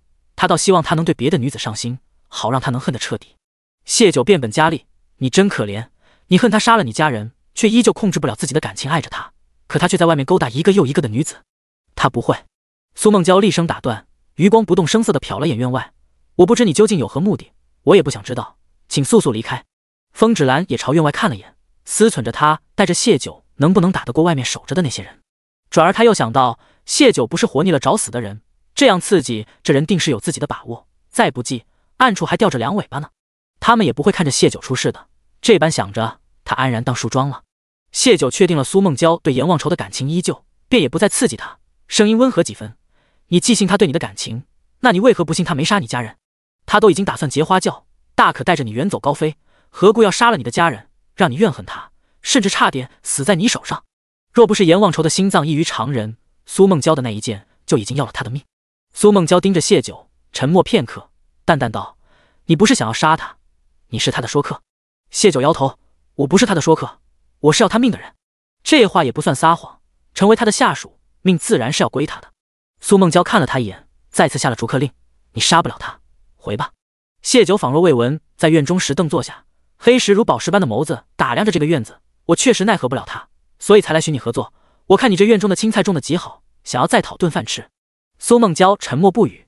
如果他对这两人态度恶劣些，强行驱赶，院外守着的那些人必定会要了这两人的命。他不是什么善人，只是不想徒增杀孽，因他死的人够多，他手里的人命也够多。想要他命的人很多，能取他命的人少之又少。这两个姑娘不是他的对手。这时又听得谢九道，他对你不设防，只要你愿意配合我，作为回报我可以给你算一卦，算算杀你父母的真凶是谁。苏梦娇猛然转头，丢了手中扫把，坐到谢九面前。你什么意思？你知道些什么？我帮你找出真凶，你帮我拿下阎王仇，如何？谢九不答反问，你是说凶手不是他？苏梦娇的脸色顿时灰败。谢九凝望着他，你心里其实有过怀疑的不是吗？他若真杀了你爹这个朝廷命官，为何知府大人没有上奏朝廷，派兵清剿他？他那样一个混世魔王，怎会在意你父母是否同意你们成婚？他能跪在你父亲书房前，皆是因为他在意你的感受。既如此，他怎会蠢到杀你父母，彻底断了你们的可能？凶手是谁？苏梦娇的脸白了一寸，又青了一寸。谢九说的这些，他不是没想过，可他给不了他一个没有杀人的解释。谢九微笑：“你还未答应我的条件，你究竟是要帮他，还是杀他？”苏梦娇看不懂谢九，他究竟是谁，有什么目的？为何一边帮阎王仇开脱，一边却要他配合他，要了他的命？谢九笑容深邃了些：“我最终的目的是要他的命，总归我要吃你一顿午饭再离开，你慢慢考虑。”苏梦娇好似看到地上分出两条路，一条是真凶，一条是阎王仇的命。若按眼前人所说，真凶另有其人，那他有何理由要阎王仇的命？可若不配合他对阎王仇下手，自己或许一辈子都无法知道真相。当年在父母和阎王仇之间，他以断食要挟父母，选择了阎王仇。今日他还要为了这男人的命，放弃找出杀死父母的真凶吗？不，他不会再做选择。苏梦娇缓缓摇头，眼底有杀意一闪而过。第96章永坠阿鼻地狱。苏梦娇没有立即给谢九答复，但是他留了两人用饭。他让谢九帮他一起去菜园子里摘茶，试图再问些话，谢九都是笑笑搪塞过去。他无奈，最后道了句：“我真是个废物。”谢九懂他这话的意思，恨不了想恨的人，报不了该报的仇。他嫌弃厌恶自己。他和风芷兰一起帮着把菜洗好了，苏梦娇便提着菜进了屋。风芷兰碰碰谢九的胳膊：“你这样逼他，他不会最后是选择杀了我们吧？舍不得杀心爱的人，就只能是反过来要他们的命了。”谢九颔首：“不过这顿饭你放心吃，没得到真相前，他不会对我们下手的。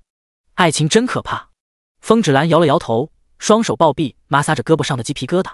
能让一个念佛的人动了杀念，但也能让人立地成佛。风芷兰还是个未动情的小姑娘。谢九没再与她继续这个话题，他眸光幽深地看着屋里。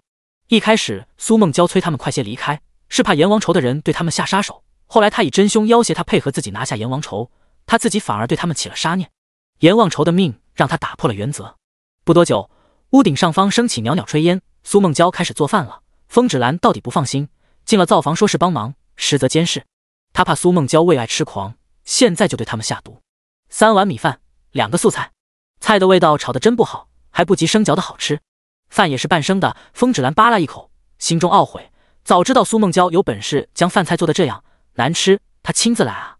不过他是吃过苦的人，家里没东西吃时，树根他都啃过，不能因为跟着谢九过了几天好日子，就矫情上了。他看了眼自己的东家，见他慢条斯理的一口一口将那夹生的米饭往嘴里送，细细咀嚼，神色如常。他想了想，终是从他碗里扒拉了一半米饭到自己碗里。你胃口小，吃不完分我点。他出发前可是答应了萧王和林叔他们，要照顾好谢九的，别把他胃吃坏了。谢九无奈笑了笑，能把饭食做成这样，他也有些意外。想来苏梦娇从前也是父母掌心宠着长大的，十指不沾阳春水，不曾学过厨艺。家中惨遭变故，和心爱之人变成仇敌，这些年他怕是也没什么心思精进厨艺了。谢九想起前一世阎王仇被押往刑场时，对他道：“谢九丫头，若这世间真有神佛，若你有幸出了这牢房，就替我去佛前许个愿，愿我永堕阿鼻地狱，只换来生娇娇他别再遇见我，那样他就不必经这些苦了。”他没机会替他许愿，但他幸得重生，有机会改变他们的结局。谢九又送了一口饭进嘴里，细细咀嚼着。苏梦娇抬眸看了两人一眼，神情略有变化，最终什么都没说，低头吃着碗里的饭。半碗饭吃完，谢九放下手中筷子，苏梦娇的一碗饭只吃了1/3不到，他也停了筷子，看向谢九：“我答应你帮你，你现在可否告诉我，杀我父母的真凶究竟是谁？”谢九扬眉，淡笑道：“下回吧，我把证据一并给你带上，不会让你等太久。”到了院门口时，他转身说了句：“报仇也需要力气，好好吃顿饭吧。”苏梦娇一愣，旋即有泪水滑落，她手指发颤摸向自己的脸。片刻后，她朝佛堂方向重重跪下，瘦弱的身子抖成一团。星号星号。谢九刚离开苏家村，便被阎王仇掐着脖子带走了。风芷兰尽管提前得了谢九的叮嘱，依旧担心不已，跺了跺脚，一扭身，还是跟了上去。阎王仇将他带到了苏梦娇佛堂的那个山顶，他提着谢九的衣领，将他悬在悬崖边，声音冰冷：“你去佛堂做什么？”那间佛堂有他的人护着，几年都不曾有人踏入过。今日他收到底下人的传信，有2个男不男、女不女的人来找苏梦娇，他便立即赶来了。谢九脖子被勒得有些喘不过气，他努力缓了缓，道：“去吃饭。你吃过苏梦娇做的饭吗？”他当然吃过，偷吃过，所以他命人每日做好了斋饭送到佛堂，他便索性绝食不吃，饿得气息奄奄，他再也不敢干涉。他的人没敢靠佛堂太近，所以不知他们说的什么，摸不准娇娇对这人的态度，他没有贸然下杀手。娇娇不喜他胡乱杀人，他不知谢九那话是何用意，问道：“什么意思？”谢九道：“苏梦娇做的饭不仅难吃，还是生的。好好的人常年吃这样的食物，再好的身体也活不长久。你找死！敢嫌弃他的娇娇做饭不好吃，还诅咒他。”阎望愁幽冷的目光里有浓郁的杀意，他将谢九又往悬崖外提了提。谢九掩饰心中恐惧，抛出杀手锏：“你想不想让她做回正常人，甚至嫁给你？”阎望愁动作一致，冰冷的眼眸微微波动了下。谢九趁热打铁：“我能帮你，你放我到安全位置，我们好好说话。”男人不语，将人提了上来，抓着他衣领的力道也松了些。谢九呼吸顺畅许多：“他父母不是你杀的，我知道真正的凶手是谁。你这些年解释不清，是因为他出嫁那日，他父母派了人去刺杀你，那些刺客都被你杀了。你无法证明自己没有杀他父母，更没一点线索找到真凶。活人斗不过死人，若你再告诉他你没有杀他父母，反而是被他父母刺杀，不管他信还是不信，他都不会再和你在一起，因为他父母至死都不同意你们在一起，甚至不惜杀你。他会觉得你和他父母之间的冤仇都因他而起，他不配得到幸福，他没了家人，又与你无望，不如去死。所以你宁愿他恨着你，这股恨意至少能让他活着。”阎望愁冷冷地注视着谢九，真凶是谁？他怕孟娇寻死，所以宁愿被他误会，但不代表他会放过真正的凶手。若没有那个凶手，他不会和孟娇走到这一步，凶手罪该万死。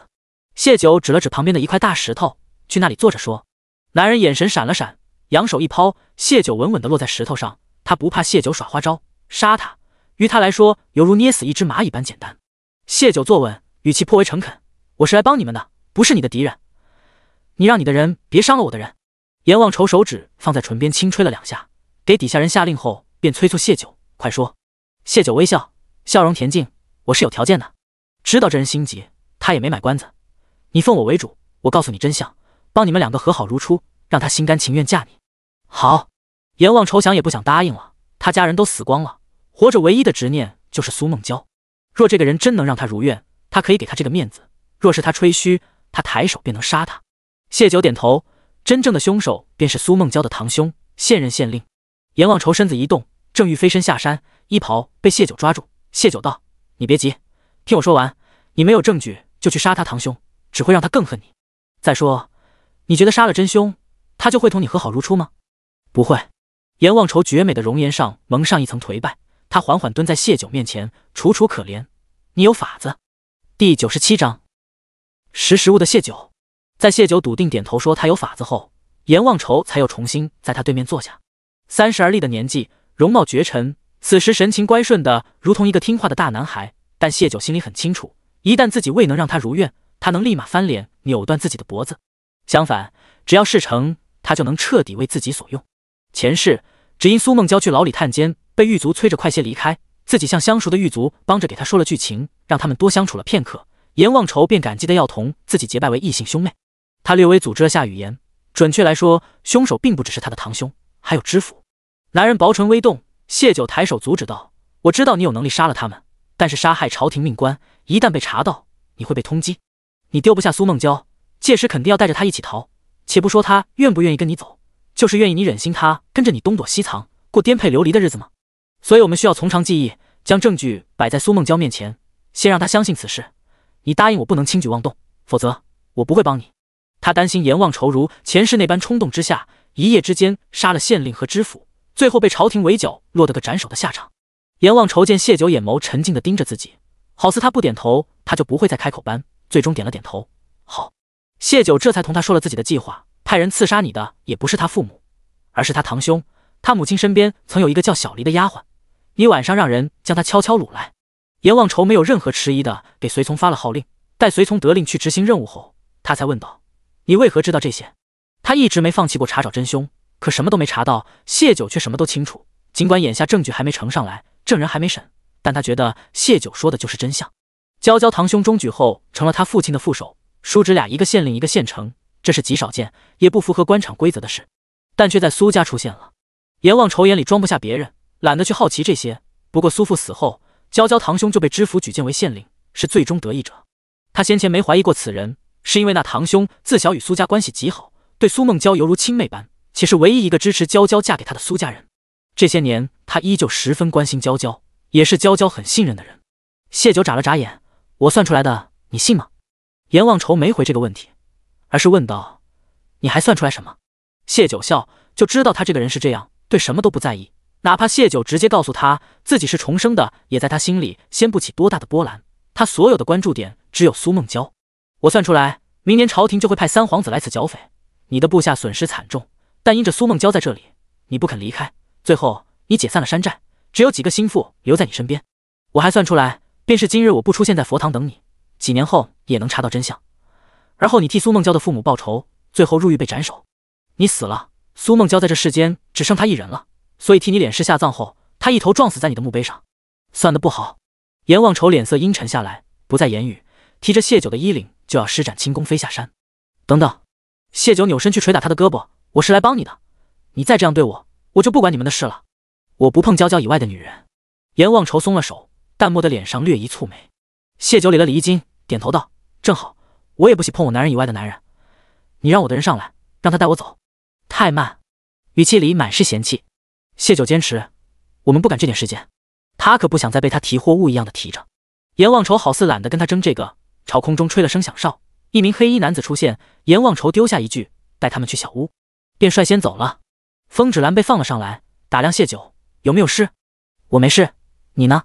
风芷兰有些挫败，看了眼不远处的黑衣男子，低声道：我倒是没事，但是我打不过他们。谢九，你有把握吗？那土匪头子的功夫高深莫测，他和李胜他们加起来都不是他的对手。自从跟了谢九后，他先前对自己身手的那点自信荡然无存。谢九拍了拍他的手安抚，眼底波澜不惊。我没事，你告诉那两人，若是已经给王爷传了信，就再传一封，告诉他我与阎王愁不会发生冲突。他们出发时，李胜就告诉了他，顾萧派了暗卫跟着。刚刚他被阎王愁掳走时，那两人欲上前阻拦，被他眼神制止了，但他们肯定会给顾萧去信的。他不想顾萧平白担心。风芷兰离开片刻再回来，带着谢九跟着那黑衣男子下了山。所谓小屋其实并不小，是个两进的院子，距离苏家村不远，大概是阎王愁来佛堂看苏梦娇时的落脚点。小屋里没有佣人，只有那个带他们来的黑衣男子，冷冰冰的处在院中，犹如镇宅般，也不同他们说话。他们今晚要在这里过夜，谢九便带着风芷兰去了灶房。好在灶房该有的用具都有，风芷兰还在柜子里寻到了面粉和腊肉，还有一小把干豆角。风芷兰笑道：虽然有点少，但泡发了也能和腊肉一起炒了，做个浇头。晚饭我们下面条吃。实在是中午那家生饭磨得他胃现在都不舒服，吃碗面条会舒服些。谢九则道：干豆角放回去，切点腊肉吧。这豆角有问题？风芷兰不解。谢九一时也说不上来，直觉最好别动那东西。东家发话，风芷兰只得将东西放回去。这边刚将炉子点燃，黑衣男子便进了灶房，直奔放干粮的柜子，将那干豆角拿走了。什么意思？真有问题？风芷兰问谢九，一点干豆角也不是什么稀罕东西，那人却很在意的样子。谢九此时则想通了，这里的百姓虽然比流放区日子好些，但家里菜多的做成干菜卖的可能性不大。谢九前世在江南富庶之地，百姓们情况好时，种的粮食蔬菜也只够家里温饱，情况差些的甚至都填不饱肚子，很难有剩菜，更遑论是不及江南富庶的中间地带。且那干豆角的分量实在有些少，若是底下人买来做的阎王愁吃的，没必要余下这么一点点，又不够下一餐的。所以那豆角干极有可能是苏梦娇佛堂那个院子里种的，至于怎么到了这里，谢九就不知道了。以阎王愁对苏梦娇那变态的执拗劲，他们今日要是吃了，怕侍卫都要被他给切出来。但这样的话没必要说出来吓风芷兰。他笑了笑，东西没问题，但是我们不能吃。风芷兰也不深究，烧开了水便开始和面。面条煮好，谢九和风芷兰一人端着一碗面条吸溜时，阎王愁冷着一张脸进了灶房。第98章，你太凶残了。尽管已经得了底下人的回禀，他还是看了眼两人碗里的浇头。谢九精致的眉眼微弯，弯出一个淡淡的弧度。他道：那豆角我们可没动。他猜阎王愁比他们早下山，现在才回小屋，定是去了佛堂了。阎王愁微愣，谢九这话的意思是他知道那豆角的来处，所以才不动。这个女人有些聪明，还有点识时务。他脸上的寒冰散了些。谢九咽下嘴里的面条，指了指灶上，锅里还有，要吃自己盛。这是山主的房子。黑衣男子终于开腔说了他出现后的第一句话，并拿了碗去装面。豆角是苏梦娇晒干菜时，他们山主偷拿了些，上回吃了一半，留下一半一直不舍得吃。几个月前的事，他一时也忘了橱柜里的豆角，看到灶房冒烟，他才想起来，忙将东西拿走了。听了谢九的话才知他是刻意留下的，那豆角真要被他们吃了，且不说他们会如何，自己肯定是少不了要挨罚的。故而他对谢九是有一丝丝好感的。再听他不客气的指使山主自己去呈面，那点感激化为乌有。这个反客为主的女人，阎王愁倒是不介意，只要没动娇娇的东西便好。几人吃了面，风止兰挑了间屋子整理床铺，谢九在院中散步，黑衣男子不知所踪，换成阎王愁处在院门口望着佛堂方向走神。天色彻底暗下来后，他的随从扛着那个叫小黎的丫鬟进了院子。这人如今是苏梦娇堂兄小苏县令的妾室，谢九记得前世阎王愁说过此事有这个丫鬟的参与，具体细节阎王愁一句带过，所以谢九也不知，还得审讯才能挖出更多的东西。你同我一起去。阎王愁走到谢九身边，勾着他的衣领往里屋走。他个子高，谢九本就娇小，这样一勾，他整个人就被提了起来。他大怒：楼奇，我最后一次警告你，不许这样提我。不知为何，他觉得这个男人似乎有刻意逗弄他的感觉。阎王愁和他的随从脸色均有变化，这个名字随着他家人和仇人的死去，已经许多年没人叫了。阎王愁眼眸冰冷，缓缓起唇：你。不等他问出来，谢九冷哼：算出来的，你若再不尊重我，我连你亲手为苏梦娇缝制的嫁衣藏在哪里都能给你算出来。说罢，也不管两人什么反应，率先进了屋。阎王愁脸上露出些许震惊，看向随从：真能算出来？这件事只有他一人知晓，从没告诉过任何人。随从一脸茫然，他完全听不懂谢九什么意思，什么山主亲手缝制嫁衣。转而他心念一闪，想起先前山主掳了个绣娘上山，两人天天关在屋里，莫非是学刺绣？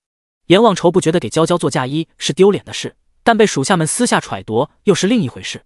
他冷睨了随从一眼，大步跟在了谢九身后进了屋。这个神棍好像有点本事，没准真能帮到他和娇娇。屋里有个随从守在一个衣柜前，见他们进来便打开了衣柜门，门内是一条通道。谢九驻足让风止兰留下，自己跟着阎王愁他们下了地下室。那小黎已经被冷水泼醒，绑在了木桩上，嘴里塞着布团，不知是有意还是忘记了，他眼睛上的黑条依旧未解。阎王愁什么都不问，接过随从手中的匕首，随意挥动两下，那丫鬟的衣袖就碎成了片，整条胳膊露了出来。他将匕首轻划在他的右臂上，他刀工极好，双手都不曾碰到小黎的皮肉，便将他整条手臂上的皮完整的剥了下来。谢九想起自己前世被剥脸皮的痛，下意识咬紧了内唇，面上却神情淡淡，不露出一丝惬意。阎王愁转身看他，见他眉眼深邃，一双如墨的眸子沉静幽深，令人看不出他此刻的情绪，甚至他唇角还挂着一抹若有似无的笑意。他一双手杀过不少女人，没有一个女人能如眼前人这样，面对他的残暴手段平静到没有任何反应。他突然开口问：你叫什么？谢九眼也不转，继续盯着那丫鬟，淡淡道：谢九。他明白了，这帮土匪是故意用黑布蒙住小黎的眼睛，人在看不见时，别的感官会异常敏感，疼痛感也会加倍，这是他们逼供的手段。小黎已经痛得晕了过去。阎王愁跟着念了句他的名字，微微颔首不语。谢九眼波悠悠，含笑道：或许下次我也该试试将对方的眼睛蒙上。对了，你那剥皮的手法可否传授一二？阎王愁凝望他片刻，嫌弃道：你太凶残了，还是他的娇娇好。他没有吓到谢九，觉得无意思，丢了匕首，示意随从去审小黎。谁凶残的过阎王都愁得他。谢九扯了扯嘴角，不动声色地松了牙齿。随从一盆冷水泼下，扯掉小黎脸上的黑布。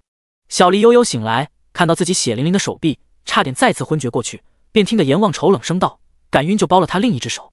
丫鬟恢复视力，再看清阎王愁的脸，吓得本就惨白的脸瞬间成了青灰色。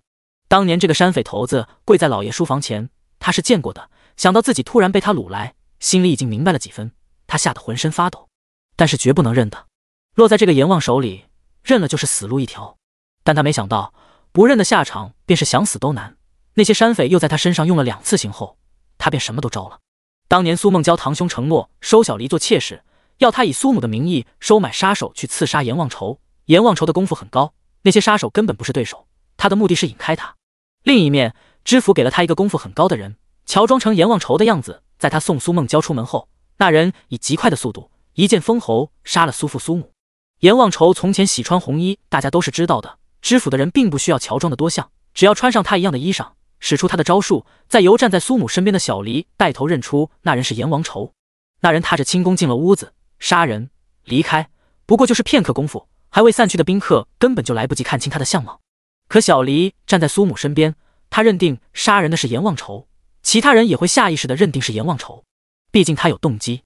尤其是阎王愁果真在半路结了花轿，阎王愁无法证明自己没有杀人，而所有在场的人都指定是他杀了苏县令夫妇，杀人抢亲这个罪名就彻底落实在他头上了。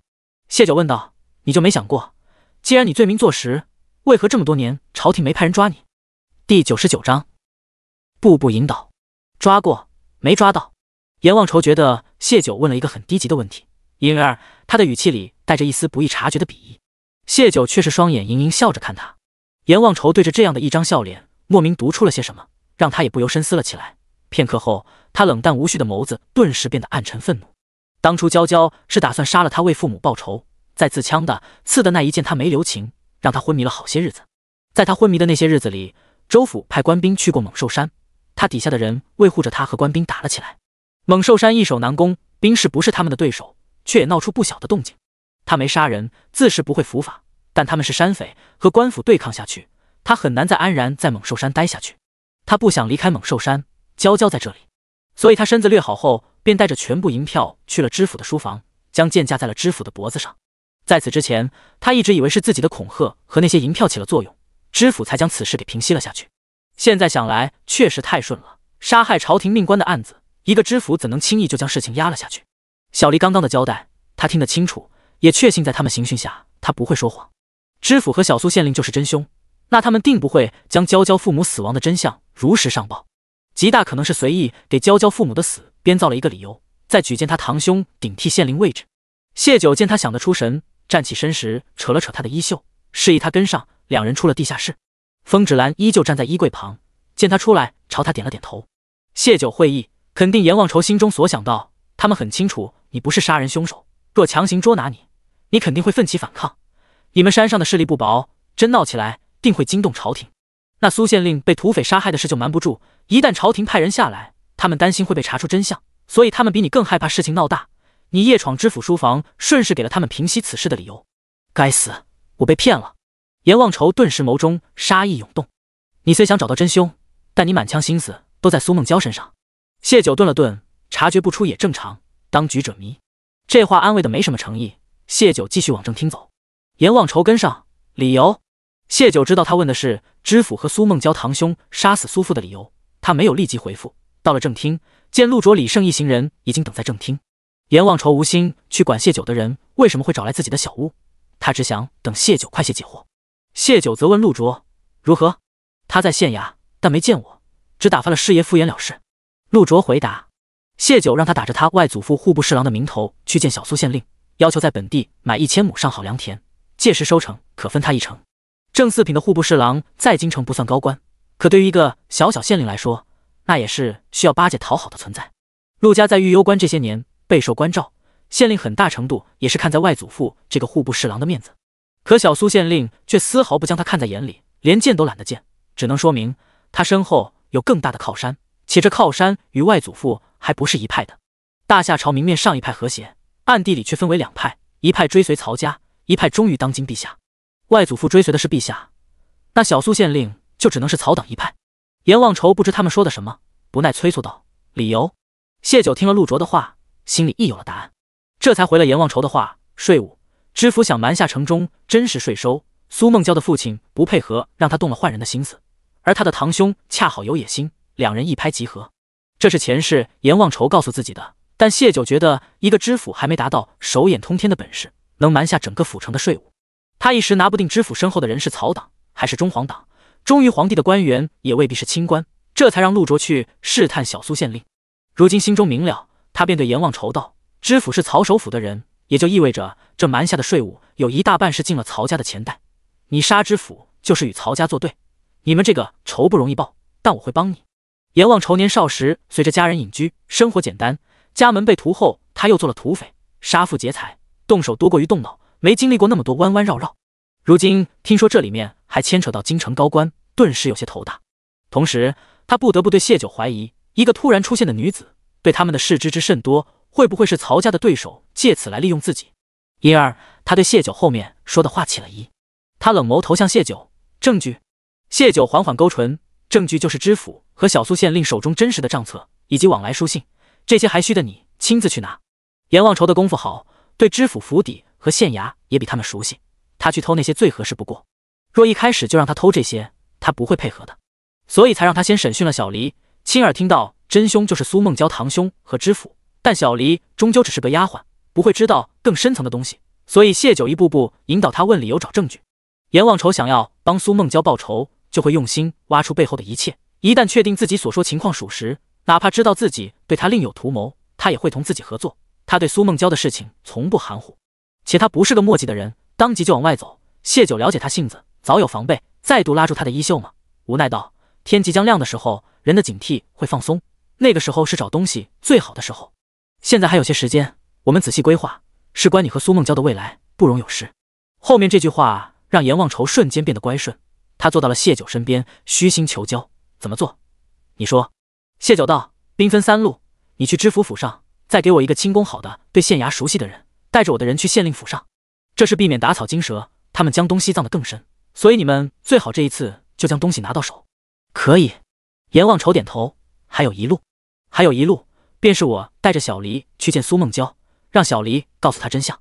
你等我一同去。阎王仇眉宇间有些担忧，他会难受。当初他痛苦自己杀了他父母的场景还历历在目，若让他知晓真正杀他父母的是他一直信任的堂兄，他一样会受不了的。他想在他身边。谢九看穿他心思，但想到自己后面的计划，他眉眼冷冽。若你们不想有未来，你尽管打乱我的计划。谢九戳中他的软肋，他舍不得他难受，同样他更盼着他们有未来。他指了一个人给谢九，2路人马很快就离开小屋，往各自目的地所去。第100章，你想做什么？谢九他们的出现让苏梦娇一夜未睡，天还没亮，他便穿衣起身，跪在了佛像前。沐浴声中，谢九和风芷兰扛着一个布袋进了佛堂的院子里。苏梦娇听到动静便跑了出去，见到是2人，反倒是有些怯步，不敢上前。风芷兰没给他多想的时间，直接将小黎放了出来。你自己交代。小黎受了刑，来之前又被风芷兰交代过，见了苏梦娇不敢再隐瞒，就哭着1五1十把知道的全都说了。他求饶道：小姐，我错了，求你饶了我。夫人要将我嫁给种地的农夫，我不愿啊。我家就是种地的，每年赋税一交，家里就得饿肚子。父母养不活我，才将我卖了。我好不容易入了苏府，做了夫人身边的大丫鬟，怎甘心又被嫁回农家，这才做下了糊涂事。小姐，我错了，求您饶了我。苏梦娇惊得一个劲往后退，不敢相信自己所听到的，脚步踉跄，险些摔倒，被谢九及时扶住。他呆愣了好半晌，泪脸满面着走回小黎身边，缓缓蹲下。我父亲便是耕读出身，母亲真心喜欢你，才费心为你找了个耕读之家的读书人，家有良田几亩，一边耕种一边读书，如何就是农夫了？你不愿，你可曾跟母亲说过？你说了母亲不会逼你，她本是一片好心为你，没想到换来的却是你的背叛。他话音顿住，死死盯着小黎，你们真是该死。不是的，老爷告诉我，那人虽是耕读之家，但是品行不好，读书也没天赋，是没有出息的。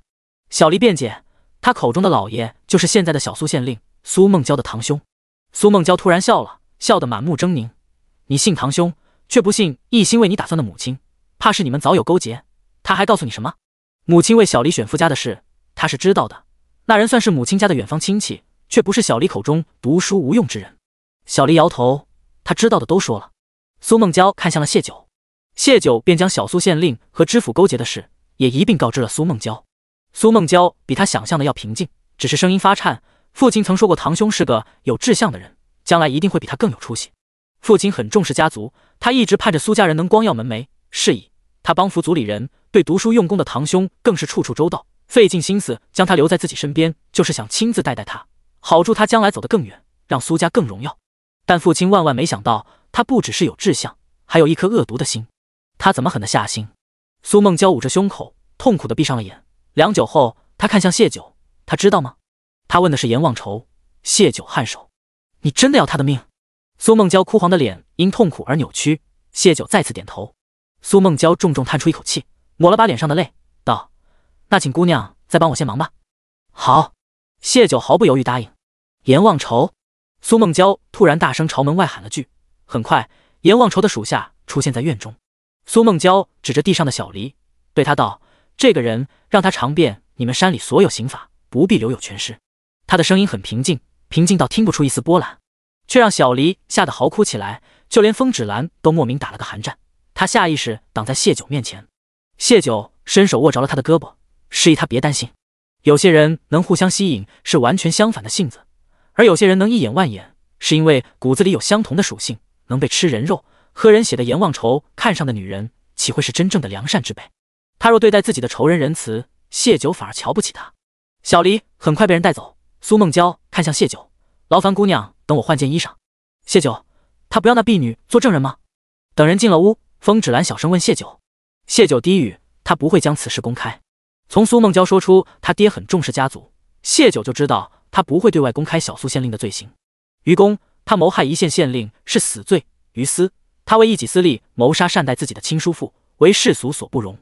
他的行为会让整个苏家受到影响。苏家的读书人再难有前程，苏梦娇不想毁了他父亲用心拉扯起来的苏家。况且小苏县令与知府勾结，他们身后还有京城的人脉。他如今只是个孤女，便是告到了皇城，也未必能为父报仇。但他要怎么对小苏县令，谢九暂未可知。两人在院中等了许久。苏梦娇在出屋时，身上不再是呢袍，而是做了寻常女子打扮，衣裙用料不凡，看着有些年头，原本被呢帽遮掩了的青丝简单挽了个妇人髻，上面插着一根碧绿簪子。谢九视线在她发髻上略作停留，若有所思。苏梦娇将一封信递给谢九，可否请姑娘的人帮忙把这信送到我苏家族长手中？可以。谢九将信拿给风芷兰，风芷兰接过，一个纵跃就出了院子。之前打听苏梦娇的事时，他们就将苏家的情况摸了个七八，眼下李胜他们就在附近，这信很快就能送到。姑娘若不嫌弃，这串佛珠便送与你吧。苏梦娇将手腕上戴了多年的佛珠推到了谢九的手腕上，佛珠很凉，苏梦娇的手更是冰凉入骨。她没有这风场，衣裙也不是那么厚实。谢九笑了笑，谢谢。而后将手中的暖炉放在苏梦娇手中，暖暖吧。那暖炉是早上出门时暗喂给风芷兰的，定是得了顾萧的吩咐，他们才这般细心。顾萧温暖了他，他便想把自己的暖分一点点给苏梦娇。苏梦娇垂眸摩挲着手中的暖炉，没有拒绝，扯了扯嘴角道谢，领着他往外走。等谢九出了院子，他才顿足缓缓将院门关上，仔细扣好门环。送信的风芷兰很快又回到谢九身边，三人到了苏家祖宅。苏家祖宅许多年未有人住过，有股发霉的味道。苏梦娇打开了门，在门外驻足，等着味道散去。姑娘应该猜到我请你来此的用意吧？苏梦娇忽然开口，族长魏族中利益着想，怕是会站在堂兄那边，所以我在信中要挟，若他敢私下通知堂兄，有人会将堂兄的罪证公布出去，他必定会先来看看我所言是否属实。有姑娘在，他们才不会当我孤立无援。谢九颔首，既如此，你为何还这般为他们思虑周全？我不是什么善人，这几年也没正经修过佛法，但也不会牵连族中无辜之人，否则父亲会怪我的。他唇角挂起一抹苦涩的笑意，父亲时常说家族利益高于一切，他做梦都想看到苏家繁荣。我以前忤逆了他许多事，这次便遂了他的心愿吧。有仇报仇，该死的是杀他的人。谢九没再接他的话，默了默，他问了一个不相干的问题：你这衣裳可是阎王仇送你的？苏梦娇一愣，继而脸色微变，很快便恢复正常。但这一切还是没逃过谢九的眼，他冷了声音：你想做什么？第101章质问。苏家村，一辆马车匆匆到了苏家祖宅，车停，从马车上下来三个老人，三人脸上神情都很沉重。苏梦娇迎上前，挨个唤道：族长、三叔公、五叔公。一进屋，三叔公迫不及待开口：孟丫头，你信中所说可是真的？不等苏梦娇开口，苏家族长忙咳嗽阻断他的话，而后看了眼立在屋里的谢九以及他身后的风芷兰和李胜，问道：他们是？苏梦娇顺着他的视线看了眼谢九，垂首道：爹爹旧友家的孩子从京城而来，苏父为官10几载，有些发达的旧友很正常。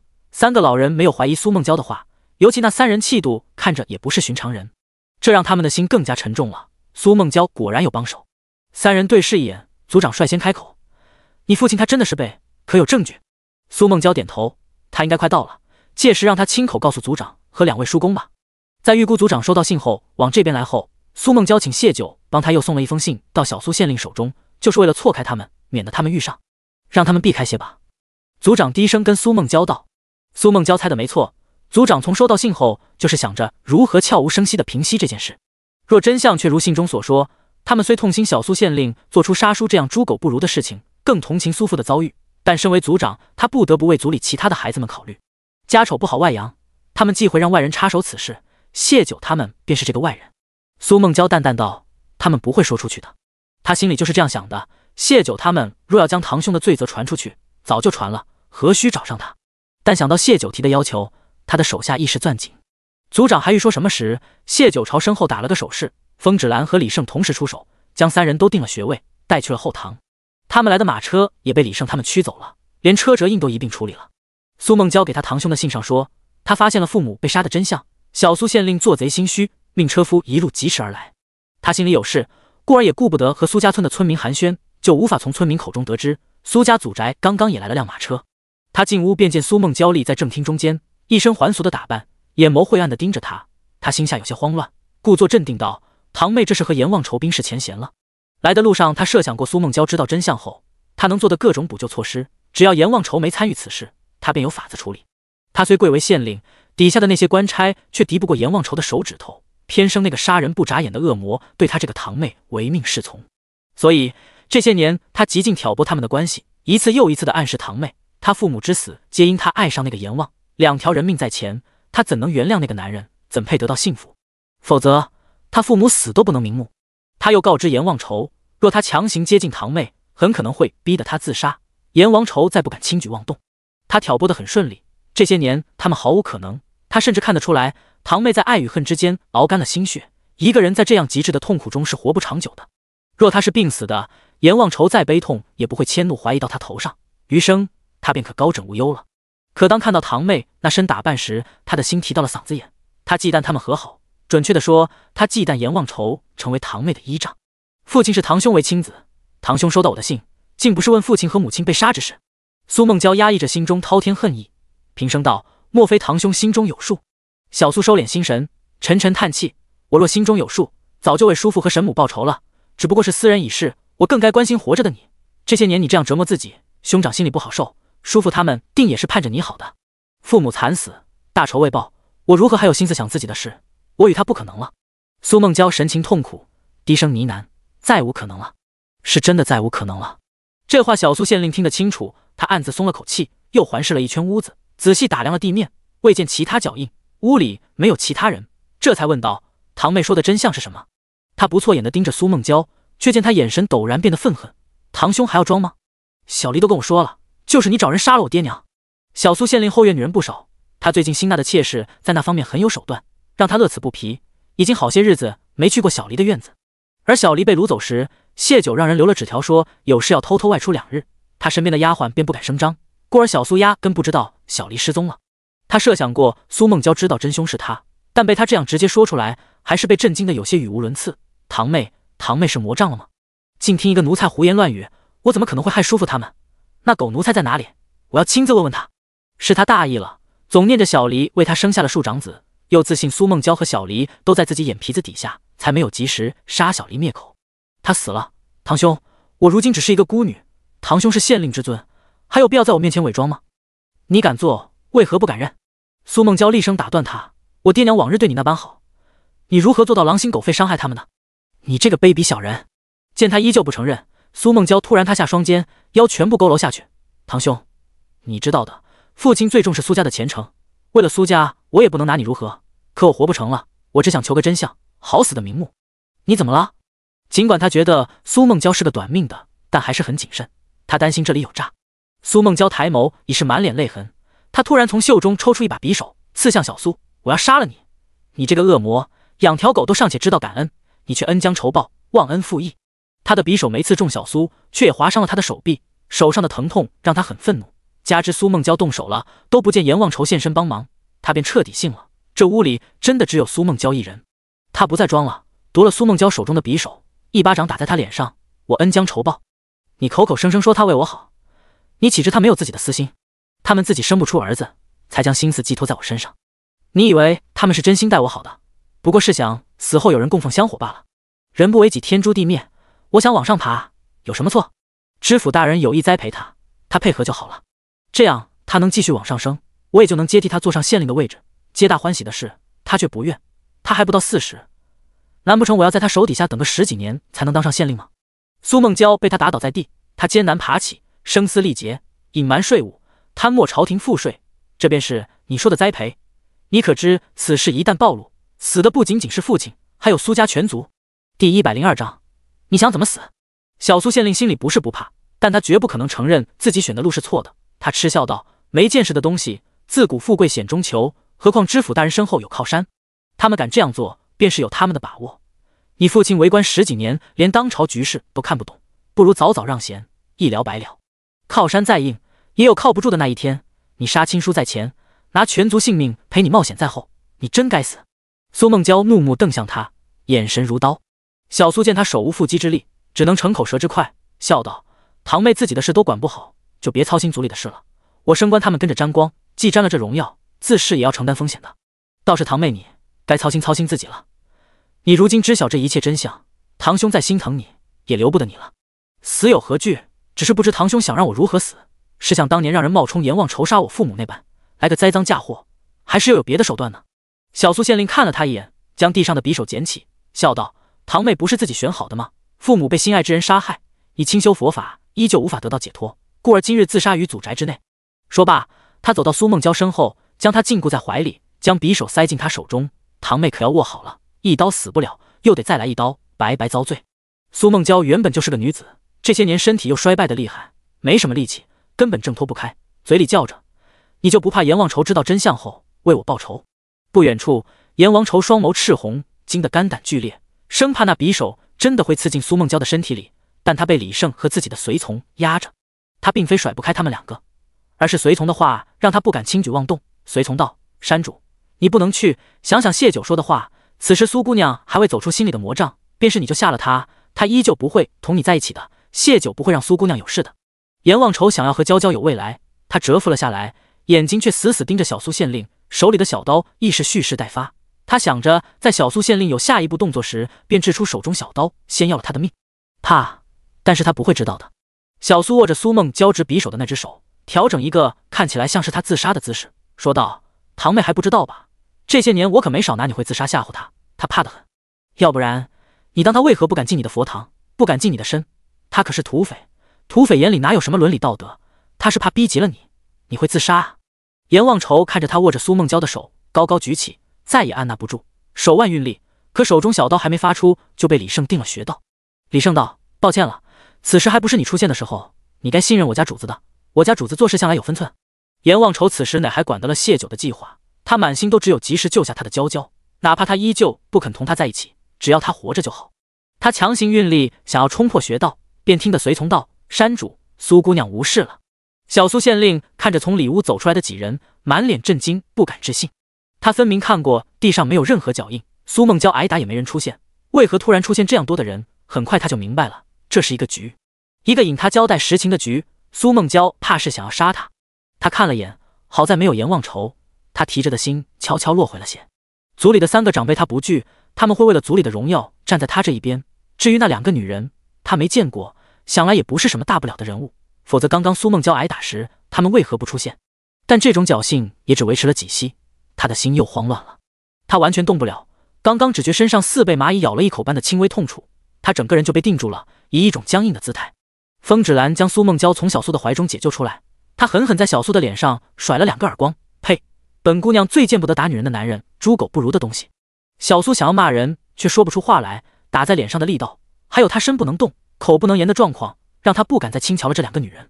他将眸光转向苏家族长，将解救自己的希望寄托在他身上，却见族长别过脸，不再看他。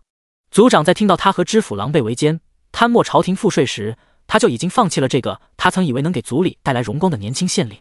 还是那句话，他是族长，凡事他都得以族人为重。他确实盼着他能光耀苏家门楣，可不是以这样激进冒险的方式。歪门邪道走不长远，苏家哪怕是回到村里来种地，也比将来全族覆灭来的强。百姓交上去的赋税，那可是要入皇上口袋里的钱，他们苏家是吃了雄心豹子胆，才敢惦记皇上的钱财。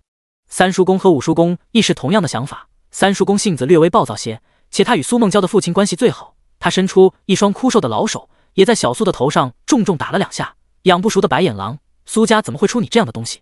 往日赞赏再不复存在。3人的反应在苏梦娇意料之中，也是他想要的结果。他太清楚他们会如何取舍。他冷声问族长和2位叔公，可还要护着他？3人沉默良久，族长开口：“你想怎么做？”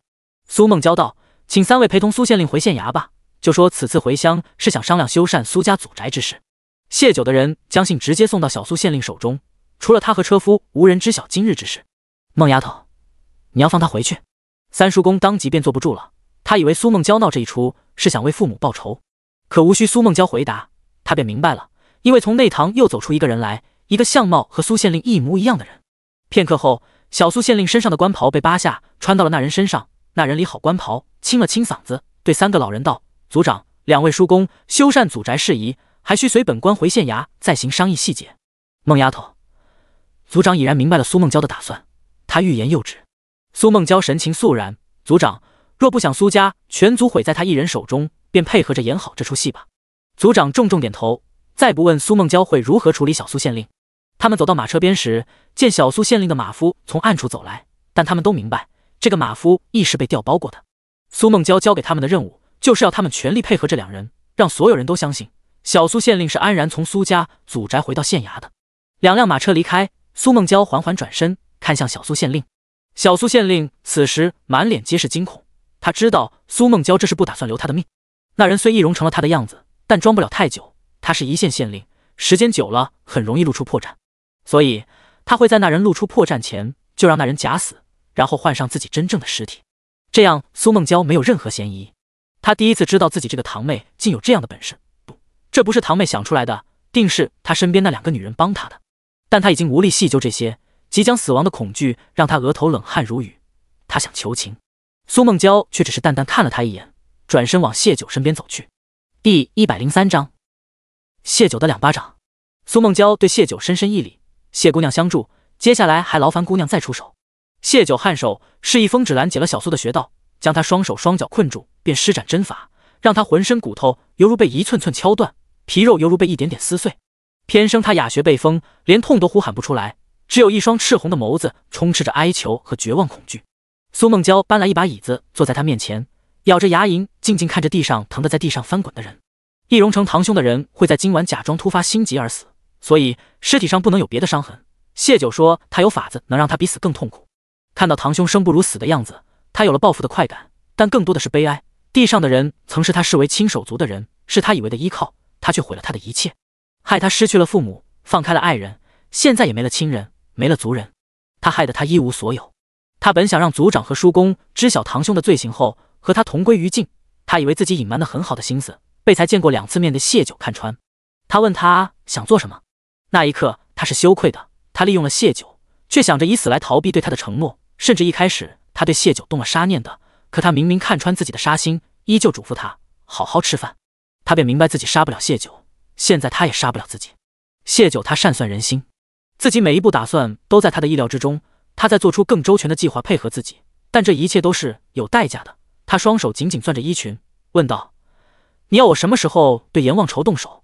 谢九看了眼地上的人：“你若不想再看见他，便先回佛堂吧，须得我的人假装出事实，我才能要了他的命，否则仵作能看出死亡时间的差别。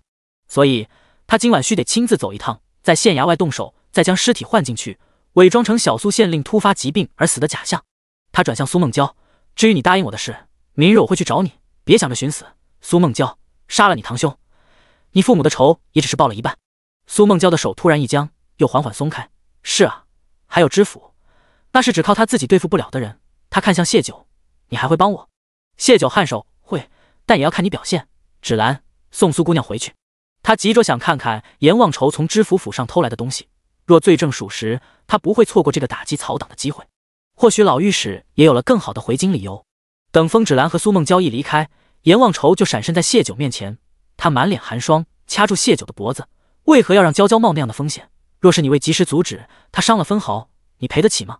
谢九眼风一厉，抬手就是一巴掌打在阎王仇脸上：“楼齐，我说过，请你学会尊重我。”阎王仇有些发愣，从来没有人敢这样打他。他以为谢九这一巴掌已经是极限时，另一边脸又挨了一巴掌。谢九看了眼嘴角淤血的李胜，眼里掠过一片锋芒，对阎王仇道：“若你再敢对我的人动手，我便让你和苏梦娇此生再无可能。松手！”阎王仇还在震惊谢九胆大包天的功夫，胳膊一疼，他掐着谢九脖子的手就软塌塌的垂了下去，再也使不上一点力气。“你对我做了什么？”谢九眼底光芒一片冰凉，嘲讽道：“你和苏梦娇还真是天生一对，都是一样的无耻。我前脚帮了你们，你们就反过来对付我。”阎王仇怒到想杀人的心思瞬间散了。谢九说他和娇娇是天生一对，这句话取悦了他，让他连谢九的巴掌都不介意了。谢九睨了他一眼：“你们别忘了，是谁帮你们找出的真凶？没有我，你现在还是他的杀父杀母仇人。你只看到他堂兄用匕首对着他，却不知他本是打算和他堂兄玉石俱焚。再说，那是他的仇人，他自己的选择，我亦有自己的把握。你们这些年被他堂兄玩弄于股掌之间，不是没有道理的，冲动、愚蠢。你必须向我的人道歉，我才会帮你们继续后面的计划。他怒意很足。阎王仇刚一解开穴道，就打了李胜一掌。他的随从虽觉得山主这样做不好，但是让山主给谢九的下属道歉，他觉得过了，便解释道：“我家山主实在是担心苏姑娘，一时气恼才。”谢九冷眼扫去，既如此，那是我们多管闲事了。李胜，我们走。等等，那这个人怎么办？随从急了，他们弄死一个人死的法子有千万种，却做不到让人看不出来啊！万一被仵作看出小苏县令死因是他杀，难保不牵扯到苏姑娘头上。阎王仇此时也从谢九那句天生一对中回过神来，他倒也不扭捏，走到李胜面前，用另一只健康的手运转内力帮李胜疗伤。抱歉，刚刚是我过分了。又看向谢九，往后我不对你动手。谢九这才缓了神情，道：“把你守在佛堂的人都撤回来。现在知道阎王仇担心什么，他多说一句，今晚芷兰会留在佛堂，既是护着，也是监视，免得他寻死。”这次随从没有迟疑，忙转身去了。等阎王仇的手从李胜背后放下，谢九便让人带着小苏县令一起去了他的小屋。东西给你。一到小屋，阎王仇便将自己偷来的东西一股脑统统给了谢九。李胜也拿出一包东西，主子，这是我们的人从县令书房找来的。阎王仇打那一掌时并没完全丧失理智，所以他伤的并不重，但谢九的维护让他动容。谢九吩咐他去休息，当即查看起来。阎王仇之前担心苏梦娇，东西到手看也不看，交给了属下，自己就赶去了苏家祖宅，此时也在旁边一起看着。谢九将一封书信递到他面前，淡声道：“看看事情是否如我所说。”阎王仇点头，小苏县令说的那些话他听得清楚，早就信了，但还是将信看完了。信是知府同京城往来的，确实和谢九所说的那般，他身后有京城的后台。他将信交还给谢九，见谢九将信仔细折好，夹在一本账册中。他问：“你要用这些账册对付知府他们？”谢九不瞒他：“对，但没有你们江湖人那般快意恩仇，名正言顺扳倒知府，让他伏法需要点时间。不过你以后要同苏梦娇好好过日子，就不能只会打打杀杀。”这个未来的设想让阎王仇心头震动，他想起谢九提的要求，那时并没当回事，此时却认真想了起来。你说奉你为主，是要我做什么？谢九停了手中动作，抬眸看他，等晚上把县令的事处理好了，我们再说这个话题。好。阎王仇点头，靠在椅子上不再打扰谢九。谢九继续翻看着那些账册书信，只当自己是忘了阎王仇的胳膊还耷拉着。等他将所有有用的东西全部整理好时，已经到了晚上。阎王仇靠在椅子上闭目养神，那条胳膊垂在一旁。谢九走过去，他便睁开了眸。胳膊给我。谢九微笑道。阎王仇用另一只手将胳膊举到谢九面前，谢九快速扎了几下。好了。这是什么功法？阎王仇甩了甩胳膊，有些好奇。这世间身手比他好的没几个，谢九能对他动手，那是他对他没有防备。厉害的是他竟然能让那条胳膊如同废了般，他试过运功都无济于事。谢九笑了笑，独门秘诀。恰好此时胭脂过来，主子，饭好了。谢九便对阎王仇道：“用饭吧，稍后还有的忙。”阎王仇便也不再追问，跟着谢九去了膳厅，好似他真的就是来谢九家蹭饭，俨然不在意自己才是这里的主人。这一点上倒是个好相处的，谢九心道。第104章，谢九大忽悠。用过晚饭，谢九又在小屋歇了会，临近午夜时，他们才出发前往县令府。阎王仇得了谢九的吩咐，命人提前在县令府邸附近找了个宅子，他们便是去的那宅子。谢九用银针了结了小苏的性命，便让阎王仇避开所有人，用这尸体将自己的人换出来。阎王仇提着完全没了呼吸的人，眼眸闪了闪，他能杀人于无形。一炷香后，阎王仇带着伪装成县令的护卫出现，护卫回禀：“主子，属下照您的吩咐，和3个老人在县衙待了1个时辰后，便去了小黎的院子。贾谊发现小黎失踪，发了一通脾气后，捂着心口说有些不舒服。晚饭时管事回禀说发现车夫也不见了，我便怒骂他们私奔，砸了不少东西。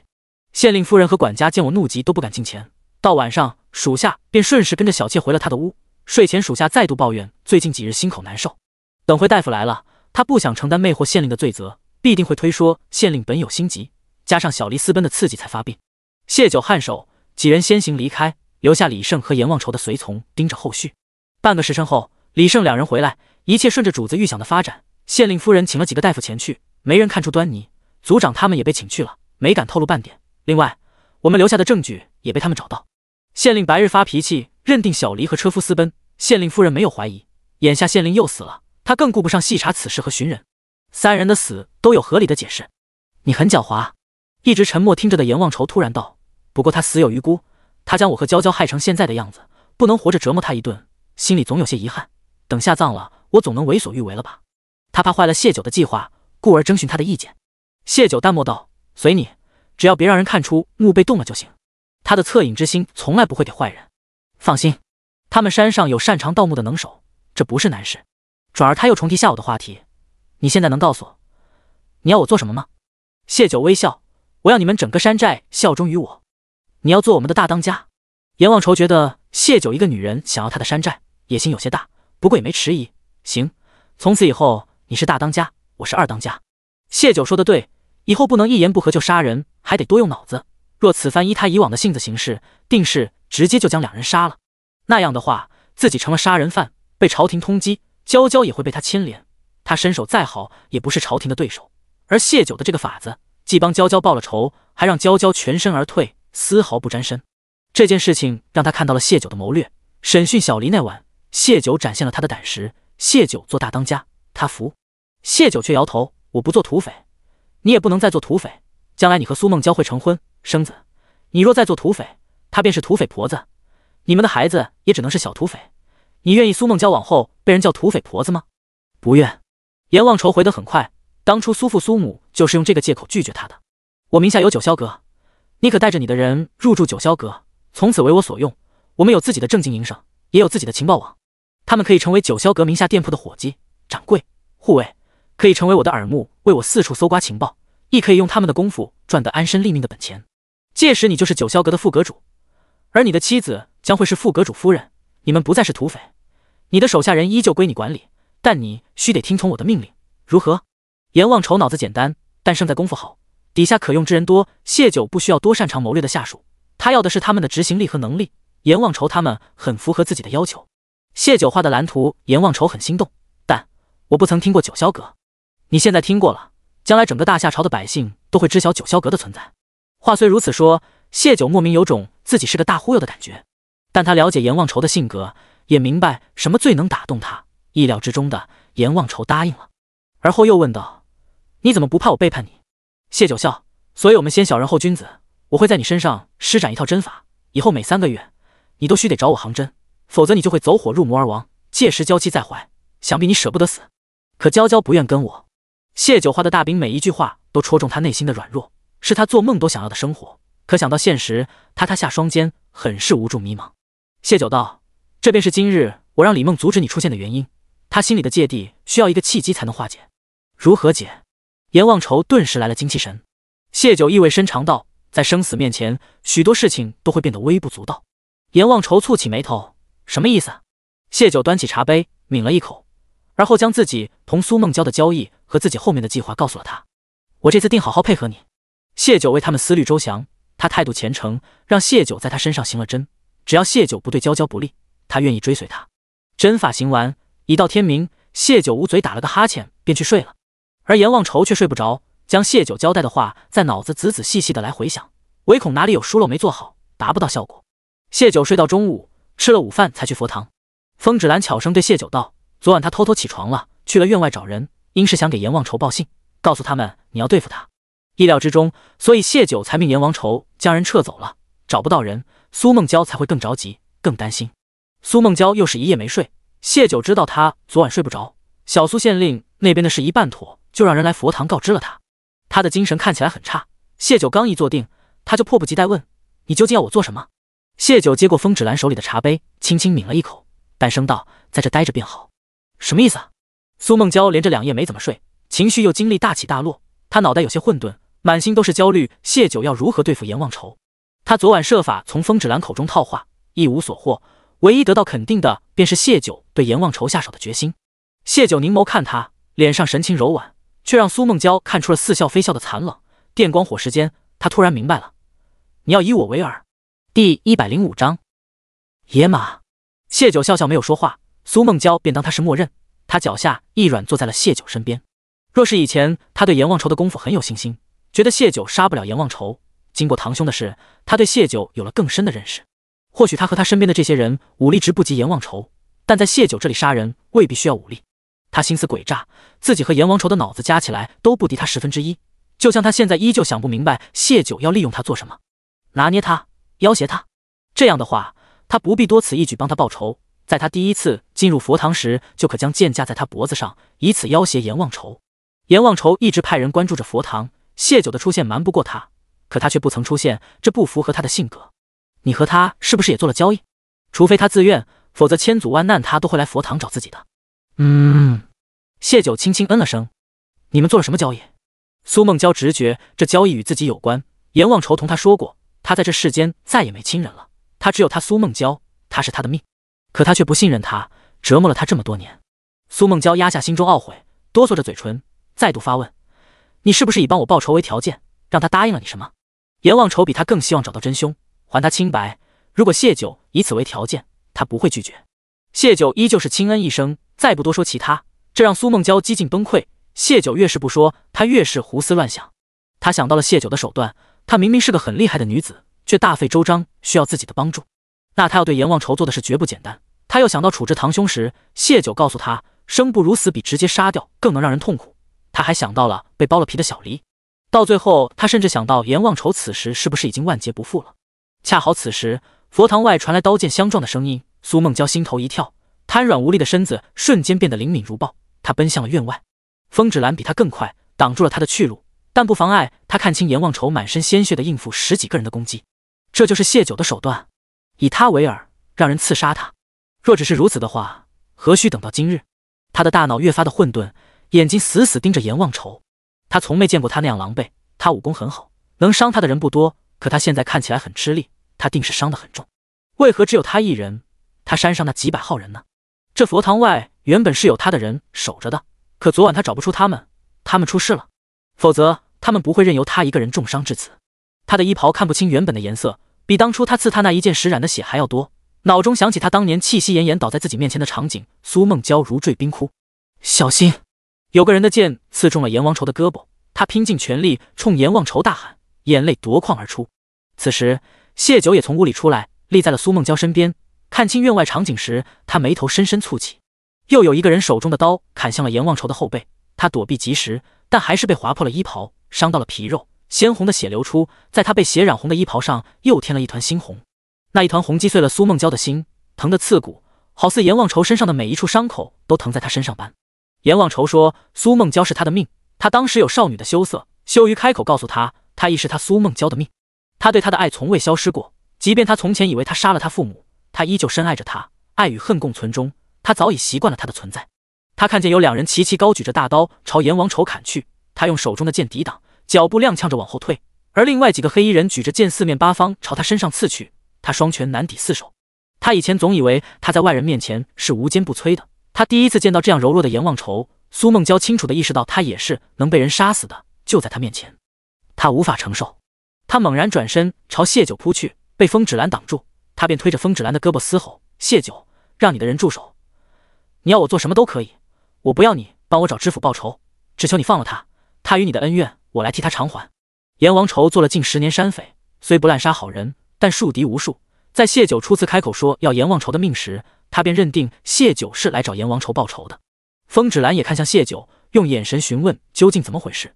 这不是他们的人，那些人对阎王仇可是一点没留情，根本不是演的。谢九此时眉宇间凝了一层寒霜，视线落在阎王仇身上。阎王仇这匹野马前一刻说着要好好配合自己，转头便自作主张，是他大意了，这个人我行我素惯了，也自己做主惯了，突然让他听从指使并不是那么容易的事。谢九，让他们住手，让他们住手。苏梦娇哀求的声音拉回他的神思。谢九转头看向苏梦娇，我跟你提出条件时就明确告诉了你，阎王仇不是真凶，你依旧选择和我合作，那时你就放弃了他，我后悔了，谢九，我后悔了，求你放过他。苏梦娇满眼哀痛，你要我做什么都可以。谢九眼眸轻转，看到了匆匆赶来的李胜等人，他道，伤他的不是我的人，不过我可以帮你救他。阎王仇的孤行己见让他原本的计划变了味，谢九决定终止，给阎王仇一点教训。苏梦娇哭声顿住，他混沌中意识到不对劲，但阎王仇如今面临的处境不是假的，他顾不得多想，帮我救他，你想要怎样都行，你已经失信过我一次。谢九笑了笑，谁知道等会我帮你救了人，你会不会又想着杀我呢？说罢，他神情冷漠地转向满身是血的阎王愁。你根本就不想杀阎王愁是不是？苏梦娇已经明白过来了，否则谢九不会说出帮他救人的话。是他一直误解了他的意思，亦或者说是谢九有意让他误解。你让我误以为你要杀阎王愁，又帮我报仇，定是有你的目的。只要你帮我救他，我帮你完成你的目的。他举起手指做发誓状，我以我父母的名义起誓，我绝不再失信于你，我此生都效忠于你。谢九凝眸看他，此生任凭我驱使。是，任你驱使。苏梦娇眼睛死死盯着又添新伤的阎王愁，语速加快，但却坚定道：谢九，我苏梦娇不是背信弃义之人，上次是我唯一一次失信，皆因我无法看着他死，以后绝不会再有，求你。谢九抿了抿唇，好。他朝李胜打了个手势，吩咐道：去救阎王愁。李胜领命，带着几人加入了战局。对敌中的阎王愁看着突然加入的李胜几人，他有些发懵，询问的眼神看向谢九，却见谢九正与苏梦娇说着什么，他心头有些不好的预感，却无暇脱身。第106章，我男人。又有10几个黑衣人追来，李胜几人的加入依旧没有多少胜算。该死！谢九心头低咒了一句，阎王愁从哪里招惹了这么多身手好的刺客？谢九看向风芷兰，芷兰，你和暗卫去帮忙，否则阎王愁不死也得重伤。风芷兰也有些焦心，场面似乎失控了，但谢九安危更重要，我护着你，让他们去。容不得谢九拒绝，已有黑衣人朝他们杀来。谢九抽出靴中匕首，横在胸前防备着。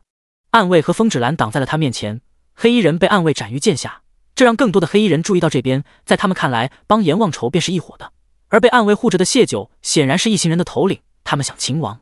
李胜几人见此，也顾不得阎王愁了，一路往谢九这边赶来。阎王愁也没想到会引来这么多人，忙朝空中放了个讯号。混乱中，有黑衣人进了苏梦娇的身，谢九一把将人拉到身后，手中匕首刺向黑衣人，黑衣人吃痛，长剑一挥就要去削谢九的脑袋。他矮身要躲，那黑衣人突然被他身后伸出来的一只脚踢出去老远。谢九还来不及转头看看身后之人，便闻到了熟悉的清冽气息，继而整个人落入男人的怀中，被抱着退出了厮杀的范围。怎么这般让人不放心？面具下的顾萧沉着脸，宽厚手掌高高扬起，最终还是轻轻落在他臀上。若不是要在外人面前顾及他的面子，他真想好好打他几下，胆大包天的家伙。顾萧的风场很大，谢九整个人被包住，他环住他的腰，仰着头，面露欢喜。阿萧，你怎么来了？谢九的笑发自内心，裹着蜜一般，很甜，像早春的花，明媚璀璨，在顾萧眼中一层层绽放。心里的那点怒意，对上这样的笑脸，再也发不出。他无奈道：招揽山匪，挑衅知府，九儿，你的胆子是长毛了吗？本王如何还坐得住？提到这个，谢九敛了笑，这些人是知府派来的。知府家里进了贼，如今满城搜捕。顾萧心中微沉，一城知府手中竟豢养了这么多死士。虽心中有猜测，但得到证实，谢九的脸也沉了下去。阎王愁闹出这样大的动静，很难不被人查到他们身上，甚至还会牵连到顾萧。我让默契带着人去善后了，不会怀疑到你们身上。顾萧轻捏了捏他的脸，终是没舍得让他担心，但他身上的匪性不是一时半会能改得掉的。你要用他，往后就得更费些心思。阿萧，有你真好。谢九喟叹，他是他最坚实的后盾，有他在，任何问题都能迎刃而解。谢九转过身望向场中，顾萧带来的人穿的皆是便服，和他一样戴着面具，但是他还是一眼看出护在阎王愁身边的莫离。顾萧即便对阎王愁有意见，但因他谢九要用这个人，所以他辩护着这个人。很快，阎王愁的随从们也急急赶来，知府派来的那些黑衣杀手再无生路。谢九从顾萧风场中走出来，执着他的手，十指相扣。他走向瘫坐在地的苏梦娇，伸出另一只手，你说此生效忠于我。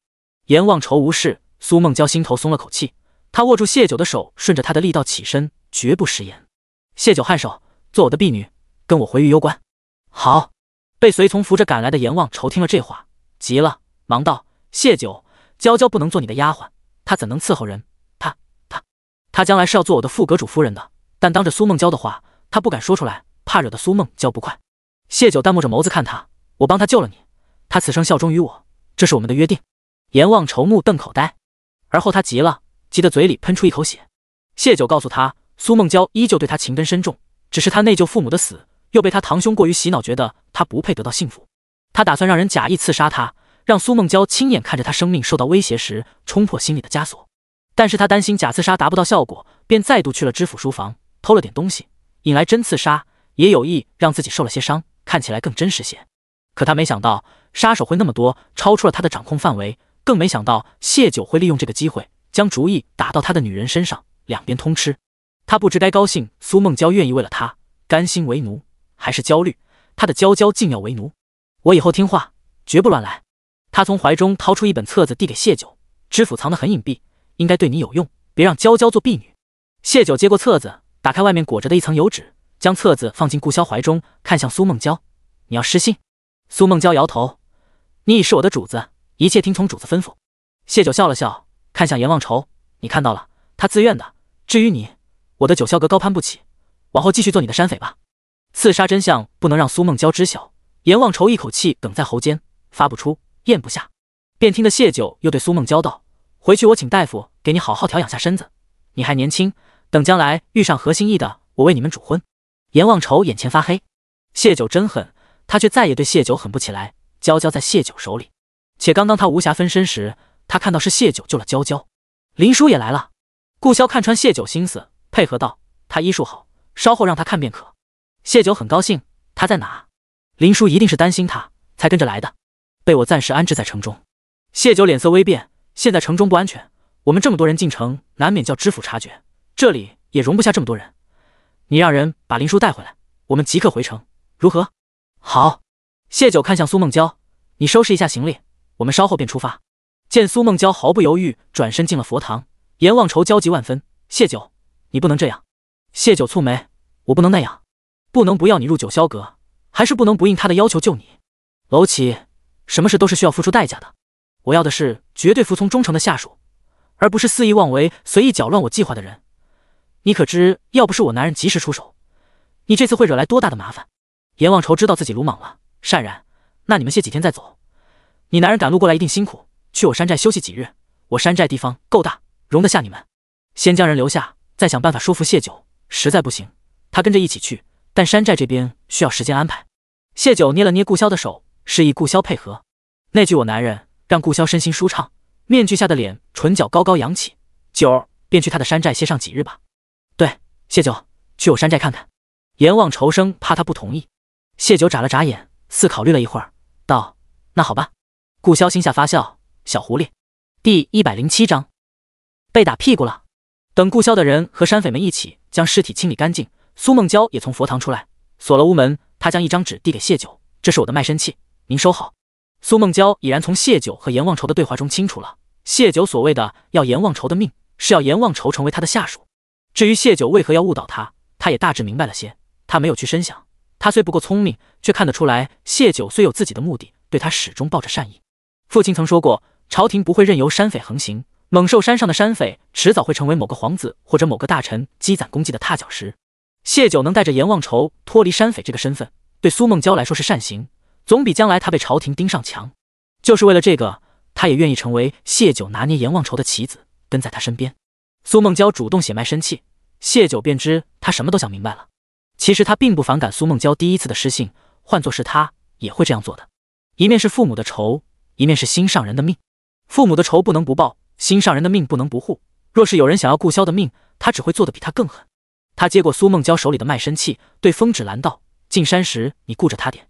苏梦娇的身体太孱弱了，本想说什么的阎王愁听了这话抿紧了唇。娇娇是个执拗的性子，他既写了卖身契，就是铁了心要跟谢九。唯一欣慰的是谢九对他不错。他带着众人抄近路，到了猛兽山脚下，高高的悬崖上错落地垂着一根根铁索。阎王愁对顾潇道：从这上去能省不少时间，你们跟着我的脚步走。说罢，他挣脱随从的搀扶，一把抱过苏梦娇，踏着轻功借力铁索率先攀了上去。苏梦娇看着他满身的伤，丝毫不敢挣扎，心里顿顿的痛。谢九抿唇微笑，环住顾潇的腰，顾潇顺势揽着他的腰，也运着轻功往上而行。跃上悬崖，便见一排排的房子，所有房屋皆是用石头建成，看着非常牢固且大气。连排的房屋显示他们山寨的人数不少。谢九记得前世阎王愁很自豪地说，他底下有近1000的兄弟姐妹。房屋后面是一个巨大的演武场，是山匪们平日操练的地方。因是提前得了信，山匪分别站成两派，男子们大多精壮，油头粉面的不多，女人们大多也是利落干练的短打，长发高束，还有些娃娃和几个老人，大家精气神都很好，未曾看到穷凶极恶、面目可憎的相貌。对此谢九很满意，他一高兴就喜欢捏顾潇的手。顾潇轻扬嘴角，来之前让人打探了猛兽山的情况，现在看来，外人谣传的山匪凶横不是他们够恶，应是他们武力值够强，人够团结。谢九能收服这样一群人，他为他高兴。看到阎王愁满身的血，一群人围上来关心，有个白须老者开口：“山主，您受伤了，让小老儿给您处理伤口吧。”阎王愁摆了摆手：“小伤，先安顿贵客，稍后再说。”老者眼露担忧，顺从退下。谢九笑了笑，指着阎王愁身边的随从道：“让他安顿我们便可。”听了谢九的话，苏梦娇便对阎王愁道：“去处理伤口吧。”他语气里掩饰不住的担忧：“等会就去。”阎王愁揉了眉眼，他曾想过无数次娇娇入山的场景，从没想过是这样的。他挺了挺脊背，让自己显得不那么狼狈。谢九和顾萧被安置在一个单独的小院，阎王愁道：“阁主，你和你家相公便住这个院子。”谢九说：“顾萧是他的男人，且两人举止亲密，他便以为两人是夫妻。至于那句阁主，他是打算死赖着谢九的，娇娇都跟着谢九了，他是一定要进谢九说的那个什么九霄阁的。”他的心思谢九看在眼里，关于顾萧的身份他也没解释。余光看了眼顾萧，他在外人面前一贯清冷的眸中情绪莫名。谢九笑了笑，让阎王愁下去处理伤口，有事他们找随从便可。阎王愁便看向苏梦娇，眼神小心翼翼中带着点讨好：“娇娇，我带你去你的屋子。”苏梦娇忙垂手避开他的视线，她如今是谢九的婢女，理应伺候在谢九的院子里，行动不由自己。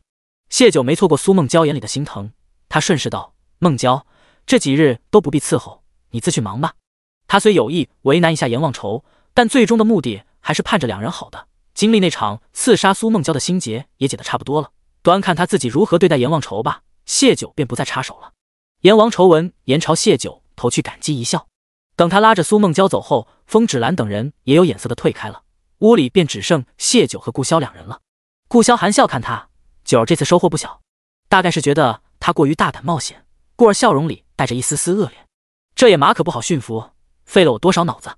谢九下意识卖乖：“阿萧，幸好你来了，否则此时我可能要带着芷兰他们四处逃命了。”这话可不是假的。阎王愁为了演得逼真，硬是不让随从们跟着，等他发出信号，山匪们赶过去也需要时间。他本意是夸赞顾萧，顾萧听了这话，却想起自己赶来时看到的那幕，即便谢九矮身躲了过去，黑衣人后面的攻击他也未必能全身而退。原本压下去的怒意窜上来，扳过他的腰身，在他屁股上啪啪就是两下。小骗子，是谁答应过以后不以身犯险的？倒是一次比一次出息，一次比一次不让人放心了。谢九众生以来在顾萧身上费了那么多心思，要的不就是让他放心不下自己，牵肠挂肚的吗？是以屁股上挨了不轻不重的两下，心里反而有些欢喜。不过该做的样子还是要做。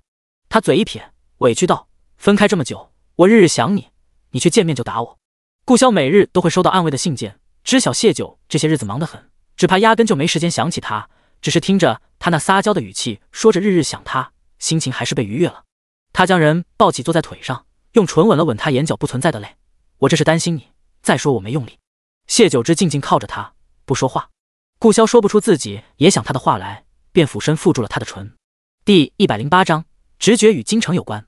这个吻没有持续多久，顾萧眼底的青涩太明显，他定是知晓他做的事，不放心他，才不眠不休地赶来。再者，门未关，这里是阎王愁的山寨，而他将是他们的新主子，谢九竟可能维护好自己的形象。他换了胭脂点翠打水来给顾萧洗漱，洗去一身灰尘。谢九问：“阿萧，你要不先眯会？稍后我们再一起去用晚膳。”晚霞刚起，现在是傍晚时分。谢九估摸着阎王愁会设宴招待他们，现在就睡下是不可能的了。顾萧确实疲倦，自从收到暗卫的信件，他忙了一个通宵，将手头上的紧要公务处理了。天一亮便策马赶来，已经2、3日未曾好好合眼。解衣时，他摸出谢九色到他怀里的册子：“这个给你。”他没看。谢九接过翻了翻，是本普通的民间怪谈，但被知府藏得极为隐蔽的，绝不可能只是普通的一本书。谢九一页一页仔细查看，并放在火上烤着都没察觉异样。最后在后封面的夹层里找到一张薄薄的纸，上面写的香脂、烈酒、大碗各多少，鸡鸭猪又各多少只，时辰朝什么方位拜之类的。另一面则是个一个药方。谢九小声嘀咕，怎么看着像是道士做法祭坛要用的东西，和药方写在同一张纸上，是一起配合着用的吗？结合整本书看看，没准能发现点什么。能藏东西的书很多，为何偏偏是这本？合谋休息的顾萧突然出声道。谢九放下书，走到床边坐下：“睡不着吗？”顾萧抬手揉了揉额头。谢九体验过这种滋味，身体很倦，脑子却因着绝过了而无法入睡。通常太阳穴会疼得厉害，感觉有些糟糕。他调整坐姿，将手放在顾萧太阳穴处位置，轻轻按着，可有舒服些。没2下，手被捉住，顾萧一把将他拉过来，揽进怀中，亲了亲他的额头。别按了，手会酸，陪我睡会儿。谢九乖顺地窝在他怀里，任由他的胳膊将自己圈住。片刻后，顾萧便发出均匀绵长的呼吸声。谢九想抬眸看看他，又知他睡觉警觉，担心自己一动就惊醒了他，便贴着他的胸膛，听着他沉稳的心跳声，也跟着迷迷糊糊睡着了。最后反倒是顾萧唤醒了他。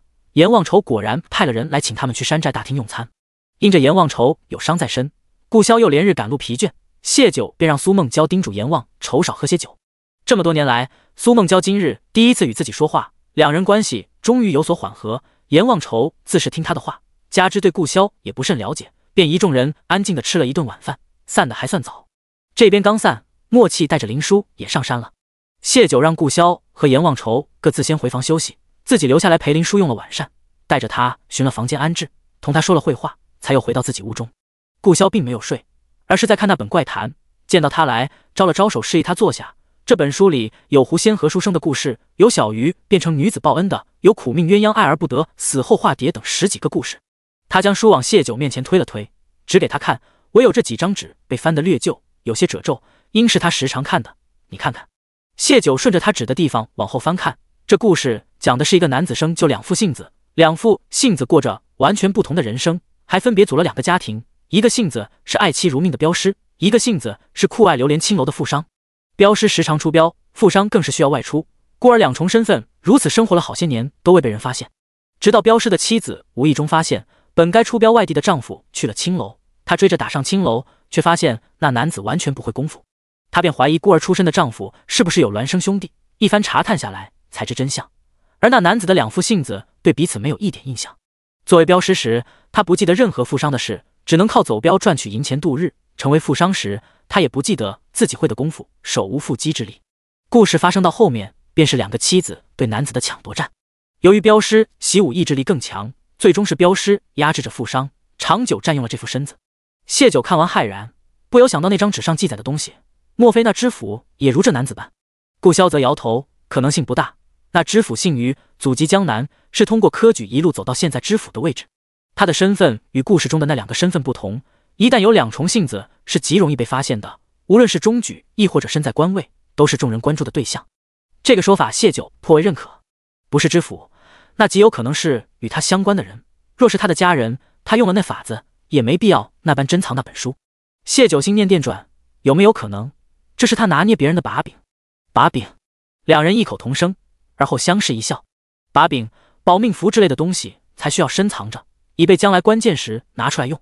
能关键时救他命的，必定是地位或者能力比他更强的。谢九第一直觉就想到了京城，这个猜测让谢九心头有些兴奋。他道：“我拿方子给林叔看看。”他刚从林叔屋里过来，他硬是还没睡的。我随你一起去。顾萧跟着起身，2人往林叔房间去。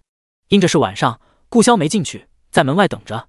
谢九进屋便将方子摊在林叔面前：“小叔，可能看出这药方是什么功效的？”林叔也没多问，接过纸仔细看了一遍，沉吟道：“这个药方我不曾见过，但其中几味药材能令人神志不清，身子疲乏困顿。你若需要，我可试着将药配出来看看。”对上了，谢九心里莫名一跳，他吸了口气道：“大概多久？得明年夏季方可。”他指了指一处道：“这个药材须得刚长出来时摘了入药，才能有效果。”谢九略微有些失望，想到林叔也是跟着一路赶来，忙道：“你若不急好奇事情来由，我便明日解释给你听，你先早些睡。”“我不急。”林叔笑着将人送出了屋。他对事情没什么好奇心，对那药方倒是有兴趣。这边谢九与顾萧2人直着手往屋里走。顾萧道：“明日我派人细查一下于知府，着重查他与京城的联系。”谢九补充：“好。”顾萧应着，2人进了屋，他顺势关了门，一把将人揽着怀里，扣着他的后脑勺就要吻下去，却被谢九用力推开。第109章，乖，不动你。谢九将人推开，脸微红道：“我没洗漱，先去洗下。昨晚一夜未睡，清晨也只是简单洗漱下，便睡了一上午。”话一出口，听到男人低低笑出声，谢九意识到什么，脸唰的一下红了耳根。顾萧只是吻他，他却想到了下一步，显得急不可耐。谢九觉得顾潇笑得有点可恶，逆反的心理一起，便直接咬在了他的唇上，送上门的吻。顾潇怎会错过？扣开他的牙关，开始攻城略地，一吻缠绵许久。顾潇用额头抵着他的额头喘气，低语：“很香。”谢九脸上不擦香粉，但有一种独属于他的味道，像是孩子的乳香，又像是女儿家的体香。他情动时那种味道愈发浓郁，更能激发他的欲念。只是他不自知，顾潇也没告诉他的打算，这是独属于他一个人的味道。等怀中人气息稍平稳些，他抱着他去了隔间，那里早有他命人打好的热水。谢九见他没有离开的意思，索性厚着脸皮摆出老夫老妻的心态，任由他代劳了。他坐在浴桶里打着水花，同他有一句没一句的聊着天。顾潇认真替他清洗着身子和头发，洗完再抱着他回到里屋，让谢九坐在床上。他用不经一点点擦去他头发上的水分，满头青丝擦干。他从后面亲吻他雪白细腻的脖颈、耳垂，而后从他头顶附身下来，亲吻着他的唇。谢九被迫后仰着迎合他，心里不期然想着，顾潇越来越会了。最后，谢九几乎承受不住，死死咬住嘴唇，不让自己发出声音。在他差点将嘴唇咬破时，顾潇的唇附了上来，也缓了动作。谢九第二日才不用带着破损的嘴唇见人。事后，他很想去洗漱，但是他担心空了太久的顾潇会因为帮他洗澡再次起兴致，只能躺在那里不甚舒服的合谋不语。顾潇好似知道他的心思，起身去隔间打了水来，他搅了毛巾准备给他擦拭。谢九明白他的意图后，眼中略有惊慌地接过他手中的毛巾，自己擦了起来。毛巾给我。顾潇无奈发笑，同时从谢九手中拿过毛巾，放在盆里搓了搓，再度拧干，伸出一只手在他额头上顺了顺，乖，躺好，不动你。谢九悠悠叹了口气，为自己以前的不知死活。次日早饭后，谢九将怪谈那本书的事告知了林叔。原本对事情没多少好奇的林叔，听完眼眸晶亮。他平日除了医书，极少看别的书，故而第一次听闻一个人的体内还有可能有两种性子，就像是两个魂魄一般，这引起了他极大的兴致，心里又默默把谢九昨日给他看的药方背诵了一遍，等夏季来临，务必要将那药配出来看看。谢九又给他说了自己要跟顾潇进山寻找梅山，他若不想跑的话，就留在山寨给苏梦娇调理身子，我留下给他看病吧。林叔道，昨日和谢九聊天，已知晓了谢九对阎王愁的打算，也见过苏梦娇的样子，身子确实破败的厉害，须得及时调理。他此番跟来是担心谢九受伤，如今谢九无碍，他闲着也是闲着。谢九颔首将风芷兰和胭脂点翠三个姑娘家留下给他。另一头，顾潇让默契带着几人下山，细细探查于知府的事。两人将各自事情安排好，就去找了阎王愁，借说想去山里转转，怕遇到猛兽什么的，让他给找个熟悉山里情况的人领着他们。这满山寨的山匪没几个不熟悉这片山脉的，但阎王愁还是将自己的贴身随从，就是护着豆角干的那个黑衣男子给了他们。谢九这才知晓，这位沉默寡言的随从名唤木庄，是自小就跟着阎王愁一起长大的人之一。阎王愁本就有意讨好谢九，又听说谢九真的请了女大夫为苏梦娇调养身子，对谢九的要求更是上心，只恨不得自己亲自带着他们去。但他想留在山寨和娇娇有更多接触的机会，便叮嘱木庄好生听从谢九的吩咐。木庄得了阎王愁的令，对谢九的态度十分恭敬，也是一口一个阁主的叫着。谢九听出他态度的真诚，不由好奇，你不介意你们山主屈于我之下，做山匪自由，去了我的九霄阁就免不了许多管束了。木庄大概往常是不太爱笑的人，此时努力挤出一个笑，阁主，我们山主不是生来就当土匪的。这话倒是真。阎王愁是为家族报仇后，为躲避官府追查，才带着几个随从跨了几座城池，选了这处落脚。当年苏县令就是因为山主的身份，反对苏姑娘和我家山主的婚事。木庄道，其实山上许多人都是我们四处救来的，有些是一些没落门派的头城，也有些是别的山头的土匪，被官府围剿后逃到了我们这里，还有一些被权贵附身欺压的百姓，若有更好出路，相信大多数都不愿再做山匪。谢九明白，他试图帮阎王愁说情，他便问起山里这些人的情况。木庄也老老实实答着。正说着话，就见一只彪壮的老虎拦住了去路。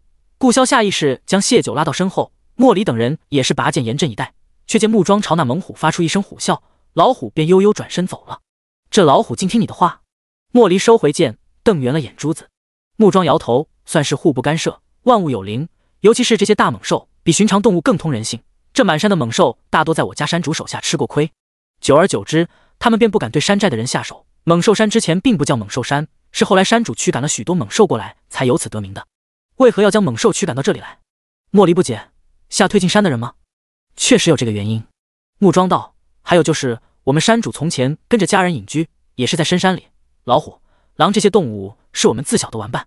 后来遇到猛兽被猎杀围捕时，我们心下不忍，便出手将他们送来猛兽山。多年下来，山里的猛兽便越来越多，他们也知感恩，从不乱咬山寨里的人。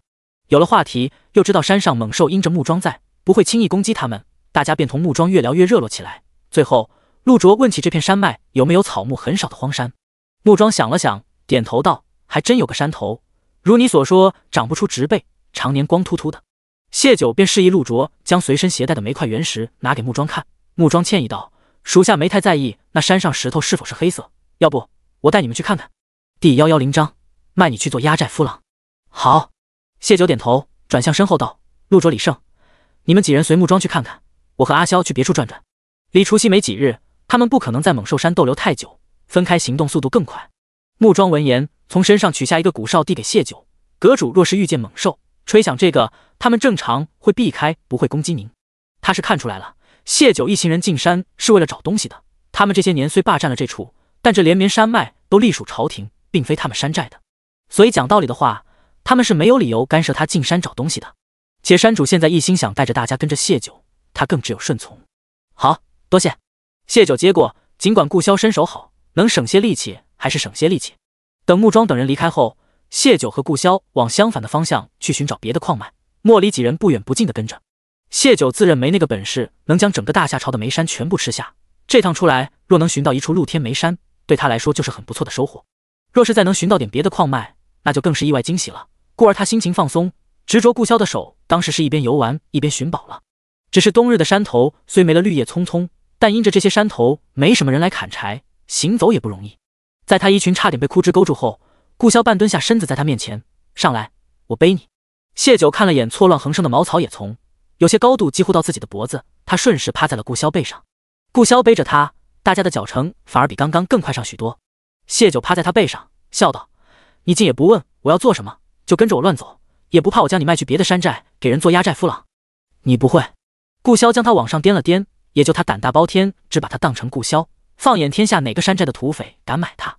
谢九在他耳边低语：“我舍不得。”顾萧唇角勾了勾，便听得谢九恢复正经：“我曾看过一本古书，上面记载，山上有葱，下有银；山上有蟹，下有金；山上有姜，下有铜锡；山有宝玉，木旁之阶下垂。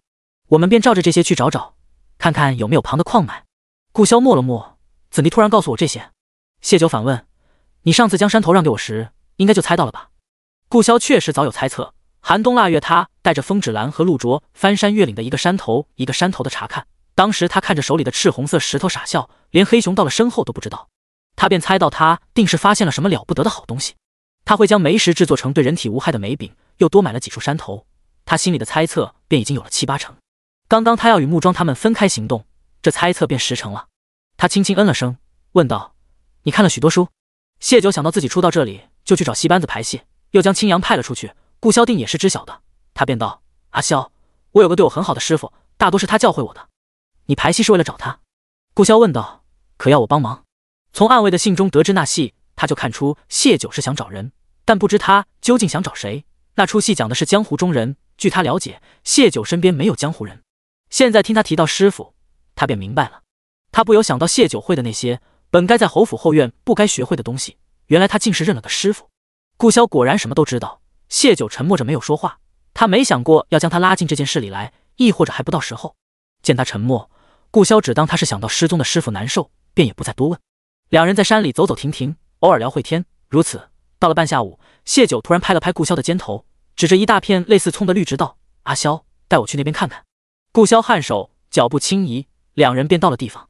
谢九从他身上下来，蹲下身从地上扯出一把，对顾萧道：“这个叫头，像葱但不是葱，眼下是冬季休眠期，但是依旧会翠绿，等到了它的生长季节，则会开出紫色的花。”他看了眼顾萧，这个也是古书中提到的蟹。顾萧神情微讶，意思是这底下可能有金。谢九唇角往两边扬起，朝他点了点头：“我们再去找找这山上有没有忍冬、石竹花之类的。”说完，他又拍了下脑门：“眼下是冬季，不是花开的季节，我只认得花，不认得它们的根茎，这如何找？花花草草之类的，顾萧也不会。莫离那几个大老粗更不懂。”顾萧沉吟道：“明日带林叔来，他时常进山采药，定是认的。”谢九认同，便拉着他将整个山头走了一遍，发现整座山长了许多的蟹，心里把握又大了几分。但明日还是得让林叔来一趟。师傅说过，石竹花下有黄金，忍冬花变生的地方非金即银。若林叔找到这2种花，那基本就能确定了。这不是顾萧的地盘，私自开采金矿是朝廷不允许的，他须得确认加谨慎，将来才好行动。谢九回去后和林叔刚说完，让他次日一起进山的事，陆卓他们也回来了。陆卓将背上的背篓放在谢九面前，满眼兴奋。姑娘，整座山都是，比陆家村的那座还大。他想象不出这是多么大的一笔财富，只觉离三叔说的商业帝国又近了一大步。只是，姑娘，这山的事怕是瞒不住了。自是瞒不了山大王的，不过也无妨。谢九又问了一些细节，便让他们下去休息了。他提着那矿子去了阎望愁的院子。阎望愁这头也刚听完木庄的回禀，他拧着眉头道：“那黑疙瘩能做什么？”木庄摇头，肯定是好东西。那陆卓看见这黑石头，简直跟看到宝贝盘。阎望愁略作沉思，便道：“谢九不说，我们就当不知。真是大宝贝，山寨未必护得住。再者，他们已决定追随他，他好，他们也会跟着好。且谢九的男人绝非平庸之辈，身边带的那些人身手不凡，暗处还有不少暗卫。不说谢九身后有这样的依仗，就是他那脑子他也斗不过。”木庄亦是这般想的，正欲拱手退下，谢九就带着东西出现了。他开门见山，将煤石的用处和自己正在做的买卖同阎望愁说了。阎望愁虽没惦记这东西，但听了谢九的话，心里还是有了丝波动。转念一想，谢九提着东西来找他，便是要用他，忙坐正了身子。阁主可是有用得上我的。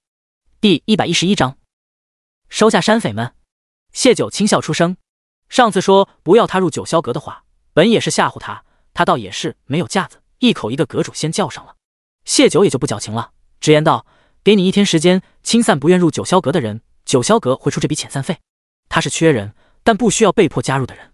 将来难以管理不说，还极有可能内讧甚至背叛。山匪做久了，这些年又有阎望愁护着，难免有些人生出了懒蛊和贪念。银子最能试探人心。行，我本也不会强迫他们。”阎望愁点头附和道：“1天之内，我必将此事办妥。”谢九点头。第2件事，挑出200精明忠心的人，男女皆可，派往各地做暗役，用于打探和传递消息。与此同时，九霄阁会在半年之内，在相应地点开办店铺、茶寮，届时他们可此呼彼应，互相配合。阎望愁瞳孔微缩，200人分不下去，就是200个点。谢九言辞凿凿说，半年之内可在200处开设店铺，这需得极大的财力，他有些不敢相信。半年？谢九语气肯定，只要把网点铺开，银子到位，这并不难办到。陆老三早已跃跃欲试。阎望愁喉咙滚了滚，突然道：“我信了你说的，九霄阁将来会在大夏朝家喻户晓。”心里同时也安定了些。谢九是需要他和他底下这些人的。第3件事，谢九正色道：“我会尽快派人过来，配合你将那座煤山开采运往玉幽关，速度要快，且不能被人察觉。你可能做到？”他原也不想弄得这样麻烦，但上次陆卓以他外祖父的名义去试探小苏县令，小苏县令并未将他外祖父看在眼里，小县令尚且如此，何况是知府？谢九便清楚认识到，在这块地界，陆卓外祖父的名头起不了任何作用。一旦他在曹党的地盘上制作煤饼，那所谓的配方就很难再保密下去，迟早会落入曹党之手，这无疑是往曹党手里送财富。若真如此，谢九会呕死。所以他宁愿费些功夫将煤石运离曹党地界，那份所谓的配方越晚暴露，他独揽这庄营生的时间就越久，赚的就越多，九霄阁就壮大的更快。阎望愁也没想到他竟是要将整座山都搬走，沉吟道：“能是能，只是需要些时间。”可以。谢九爽快答应，而后道：“你暂且留在此处督促这事，苏梦娇先行跟我回玉幽关。苏梦娇是他的婢女，自是要跟随他的。”阎望愁为了早些与苏梦娇日日相见，也会想尽办法将这座煤山尽快搬去玉幽关的。他今日从木庄口中探出，他们山上奇工巧匠多，临悬崖而建的石头房子和悬崖上的铁索，都证实木庄所言非虚。加之阎望愁及木庄几个还能驱使猛兽，这对于谢九来说更是意外助力。猛兽可直接从山间行走，比人走官道快多了。至于如何利用这些猛兽搬运，熟知猛兽的阎望愁或许有法子。果然，听得他道：“我来想法子，尽量早些完成。”他试图谈条件，若此事办妥，你让娇娇嫁给我；此事办妥，你就是九霄阁的副阁主。谢九顿了顿，苏梦娇如今是我的婢女，她的婚事确实由我做主，但我不会强迫她嫁给任何人，一切看她自己心意。我家阿萧身边有不少好郎，若是她看中别人，我不会反对。同样，她愿意跟你，我一样不会反对。阎望愁急眼：“谢九，别这样，我好生办事还不成吗？”他今日与娇娇见面，虽说他会关心自己的伤势，会同自己说话，但总透着一种疏离、冷漠。若他真的跟着谢九去了玉幽关，时间长了，难保他不会想忘记前尘，重新开始新的生活。他攥紧了拳头，不行，他不能给娇娇爱上别人的机会。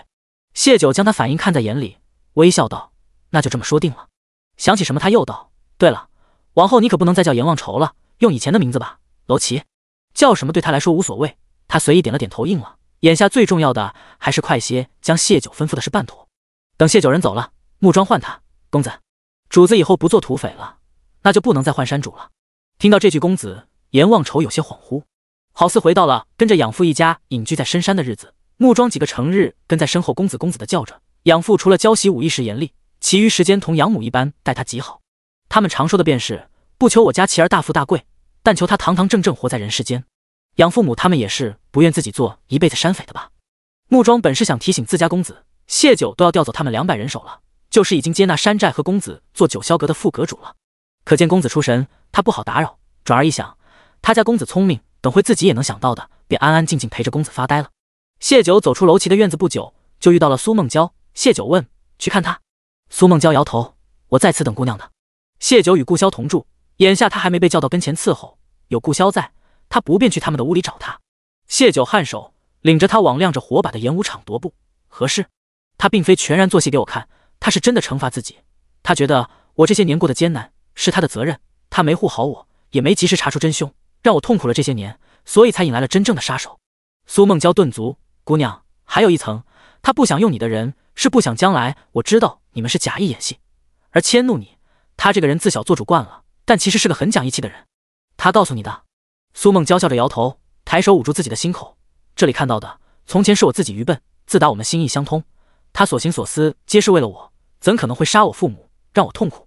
是姑娘让我蒙尘的心再度清醒，让我从死胡同走出来。姑娘，我会报答您的。”谢九知道苏梦娇心里的芥蒂彻底没有了，他深爱楼奇，楼奇的担忧是多余的，但他没打算告诉他。而且他看出来了，苏梦娇抱着和他一样的想法，他在配合自己拿捏楼奇。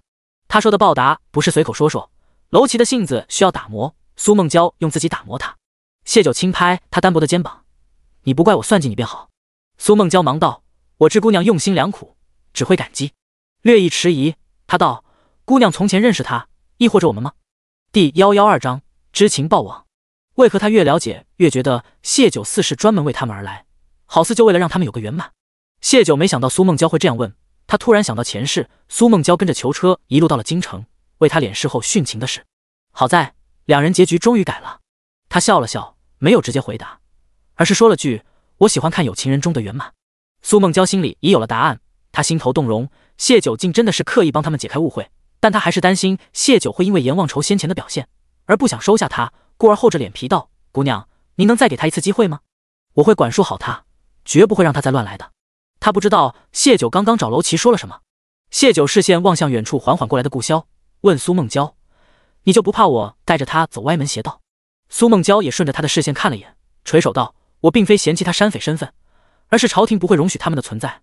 我不想他将来亡命天涯，跟着姑娘总比这个结局好。况且姑娘不是坏人，坏人不会给他暖炉，提醒他好好吃饭，帮他报仇，坏人更不会盼着有情人终成眷属。”看着越走越近的顾萧，谢九也不跟他卖乖子，将自己安排楼奇的事情跟他说了。末了，他道：“往后他便是楼奇了。”苏梦娇脸上掩饰不住的欢喜，感激道：“那我先退下了。”说罢，又朝顾萧的方向扶了扶礼，转身离开。再说什么？顾萧走近，牵住谢九的手，随口问道。谢九握紧他的手，跟着他往院子走去。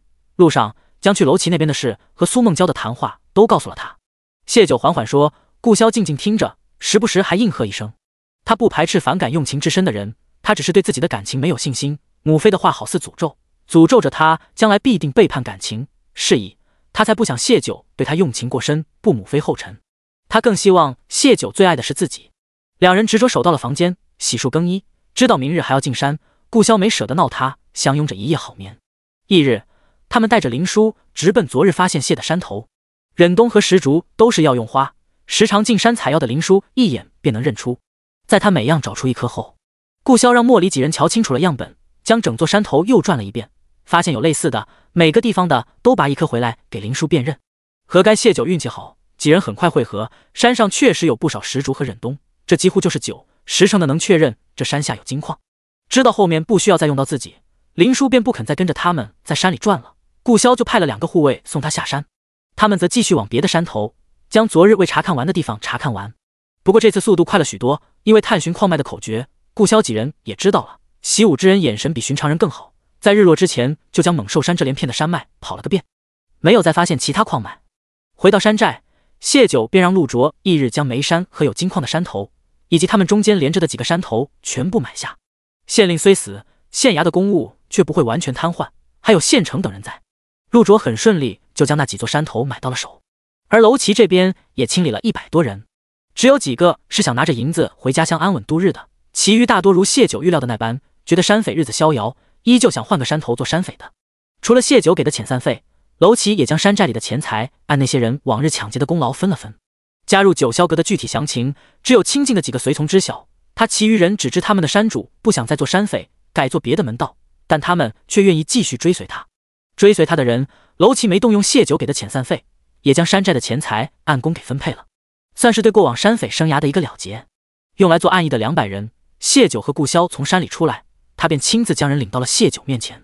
谢九当即找顾萧要了大夏朝舆图，又让楼骑将木桩借给他，根据木桩说的那些人的习性、偏好等，连夜在舆图上画出了200个点，每3个点接近，便于他们互相照应联络，也是彼此监督。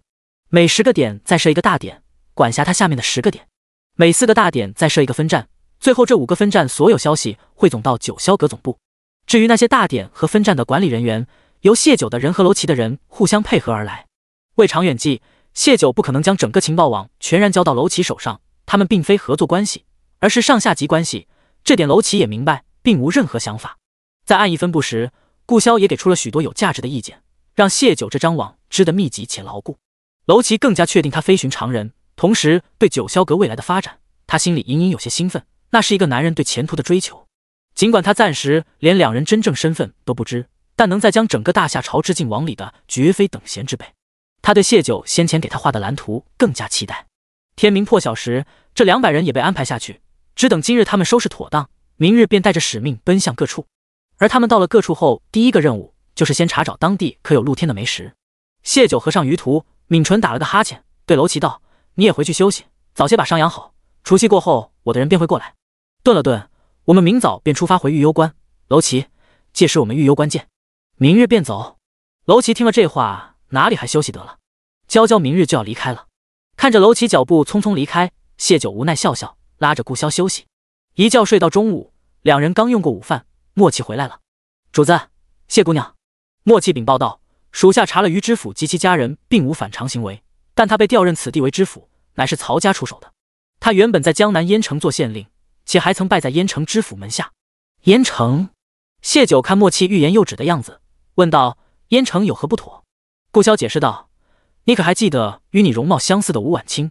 他的外祖便是江南燕城知府，这个于知府曾是他的门生。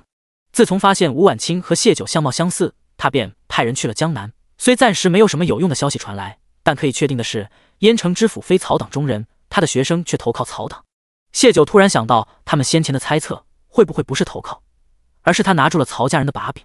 那本怪谈和纸上的秘密是曹家人。第113章，阁主的哭声不能传出去。可曹家只手遮天这么多年，会被一个地方知府所要挟吗？至少曹首府本人是绝无可能的。他问顾萧：“曹家其他人有本事插手朝廷官员的调任吗？”很难说。顾萧道：“宰相门前七品官，更何况是曹家的主子。曹家族里在朝廷任职的就不少，又有错综复杂的姻亲关系。”顿了顿，他又道：“还有宫里头的关系，甚至皇子公主们。”谢九肩头微踏，这可就范围太广了。若是他们直接插手还好查点，若是求到曹首府面前，由曹首府亲自调任的，那我们就更难查到是谁求了曹首府了。曹家走到今日这个地步，家族内部的事可不是那么好查的。不过谢九眼眸一转，我们可以盯死知府，等老大人带着从知府书房搜来的那些账册回京，贪没朝廷税收的罪名一落下，他便只有满门抄斩的死罪。届时他定会找那个受他威胁的人。顾萧则拧了眉：“老大人要回京？”谢九猛然惊觉，这事还没来得及跟顾萧提及，他坦诚道：“是我如此建议的。”顾萧唇角抿成了一条直线，深沉的眸中带着探究之意。原因？顾萧的声音很冷，心里却冒了火。老大人先前一直鼓动他参与夺嫡，他怀疑是不是在他这里走不通，就将路子想到了谢九身上，而谢九这个傻东西和他达成了某种协议。若真是如此，他将要对谢九的许多行为产生怀疑，包括他创立九霄阁的真正目的。他可以对谢九好，宠着他，惯着他，但绝不会允许他参与到皇权争斗的事情中来。他有几个脑袋够他们砍的。莫奇知晓王爷这是不悦的神情，忙朝谢九打了个眼色，就躬身退了出去，将空间留给了两人。顾萧满脸阴沉的样子让谢九心中一凛，他本是想等这趟回去再找个恰当的机会提一提此事，或者由老御史自己提出来。他刚刚心里都是于知府和曹家的事，反把这事疏忽了。眼下话已出口，就不能退缩，牙齿和舌头上有打架的时候，他们两个也有避免不了的矛盾，总归他们是爱着彼此的。谢九想尽量用温和的方式去调和这个矛盾。他坐到顾萧腿上，抱着他的脖子，迎上他的视线，流光熠熠的眸中满是顾萧的影子。你身上的那些伤疤让我明白，你从前经历过什么，也让我明白，若将来登上那个位置的是三皇子他们会怎样对你。我害怕你出事，没有你护着，我会很艰难。若不是你，我一个人杀不了杨家的下人，此时或许已经成了暗娼。若没有你，我会被柳氏算计，被那两个男人凌辱致死。若没有你，我不会有李胜他们做帮手。兴许杨老二那恶心的想法已经实行了。就算那次侥幸逃过，我一个流犯也使唤不动官差配合，那我就会被杨修泼一身脏水，走到哪里都被人指指点点唾弃。这些话让顾萧想到他经历的那些，对他生出许多心疼和柔情，很想将他紧紧抱在怀里，但他没动。他等着他说下去。谢九抱着他脖子的手紧了紧，眼眸悠悠地看着他，脸上失去了往日的光彩，只有不安和恍然。继续解释，事情不是你担心的那样，老大人他们也泄了心思，己所不欲勿施于人。你不想要的，我们不会强迫你，更不会背着你去帮你争那个位置。老大人留在这里埋没了，他回到京城就能多产出几个像于知府那样的贪官。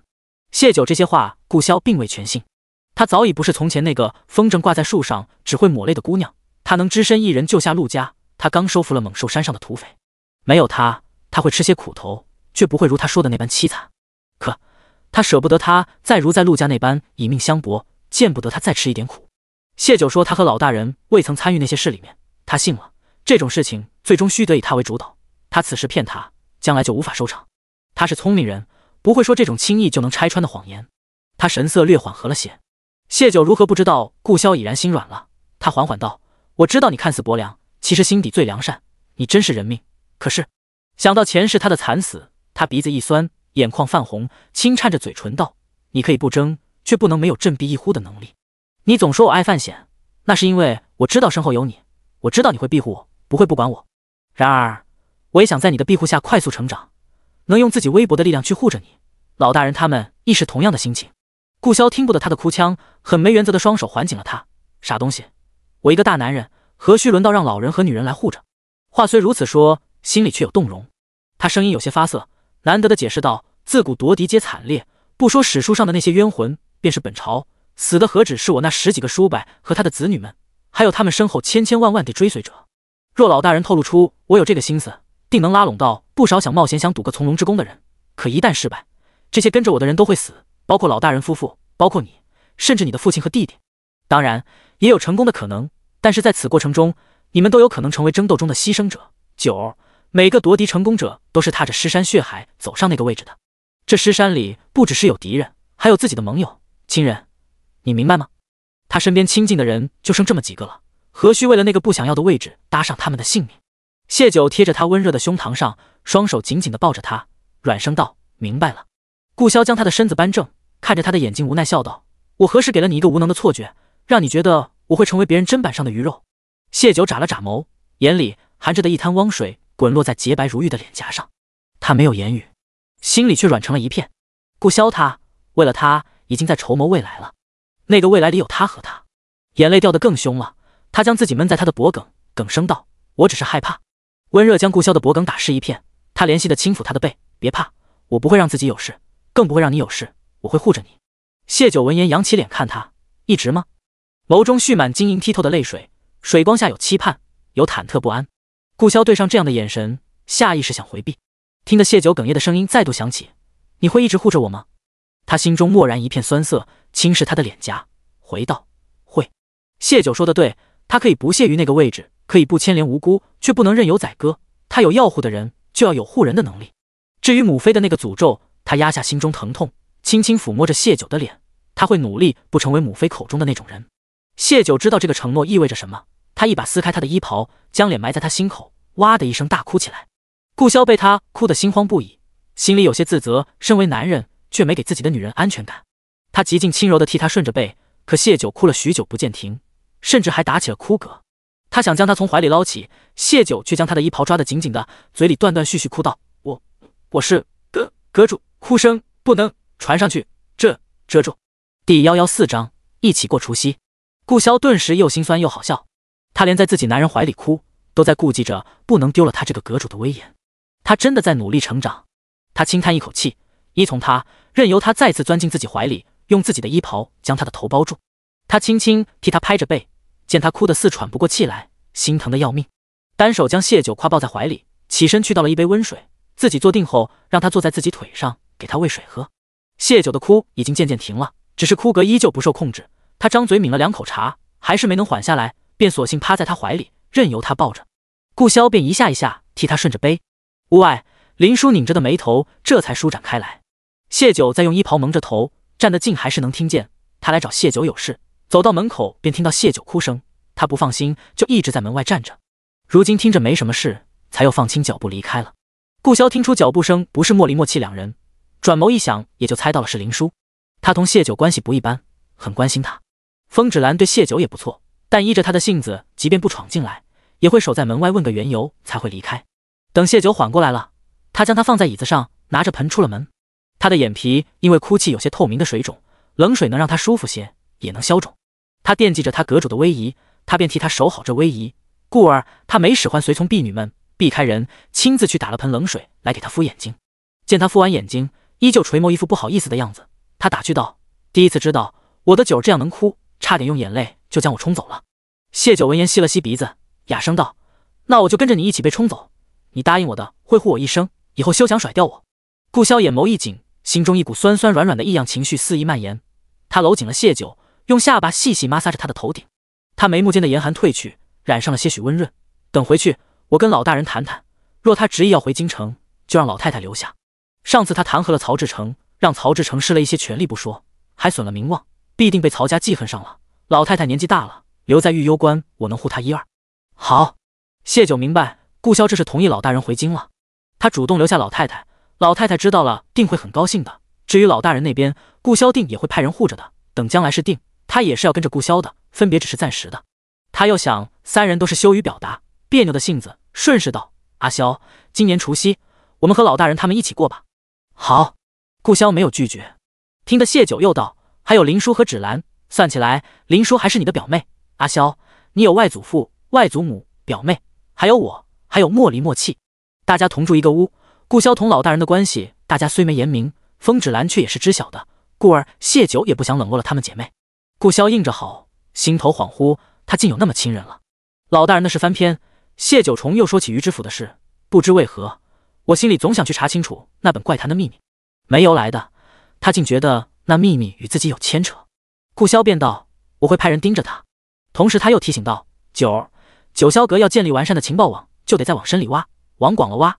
当你想知道一个人时，九霄阁的情报网最好是能连他祖宗18代的情况都呈到你面前。”谢九点头，他知道顾潇说的是对的。稍后我叮嘱燕城那边的暗探多查查于知府和燕城老知府的事。顾潇的人已经在燕城查询了，只是年头久远，一时还没查到真正有用的消息。他没打算搅乱谢九的规划，故而此事便没提。两人又聊了会眉山和除夕的事，谢九渐渐困意上来，在他怀里睡了过去。等晚饭时，林叔看见谢九，见他和顾潇神色都可，不像闹别扭的样子，便也没多问。谢九不知林叔心思，同他说了明日出发回家，让他收拾好行李的事，便去找楼齐了，同他又交代了一番。翌日一大早，送走了那200人，谢九一行人也离开猛兽山，往御幽关赶去。来时策马快行，只用了3日。回去时因着苏梦娇体弱，加之顾潇听说他来时骑马磨破了大腿内侧，便让默契准备了马车，用他们带来的快马拉着。虽不及骑马快，也比寻常马车快了不少。终于在除夕前1日下午赶回了御幽关。在入城后，顾潇带着人从密道回到了营地。他这些日子离开御幽关，都是打着在营地集训的名头，营地里也只有几个亲信知道他的离开。身为2城之主，他的行踪受人关注，一旦让人察觉他的离开，容易引起不必要的麻烦。谢九也明白这点，心头才更温暖。他回了流放区，让胭脂和点翠带着苏梦娇去了他们落脚的院子，他则和林叔、风芷兰回了林叔家。老大人和老太太原本见雪灾过去是要回自己的土屋的，被林叔挽留，加之想到他们年后就要离开这里，也打搅不了林叔几日，便继续住下了。如谢九预想的一般，听说除夕要同顾潇一起过，两个老人都很高兴。老太太嘴里一直嘀咕着，明日我得亲自下厨给他做几个家常好菜。等知晓顾潇留下他时，老太太眼眶立即红了，问谢九，有生之年我是不是能听到他唤我一句外祖母？谢九心有触动，点头道，会的。老太太立即笑了，她捶了一拳老大人，老头子，往后你要自己照顾好自己了，我得陪着我的外孙儿。老大人也跟着笑，好。转而他看向谢九，好孩子，谢谢你。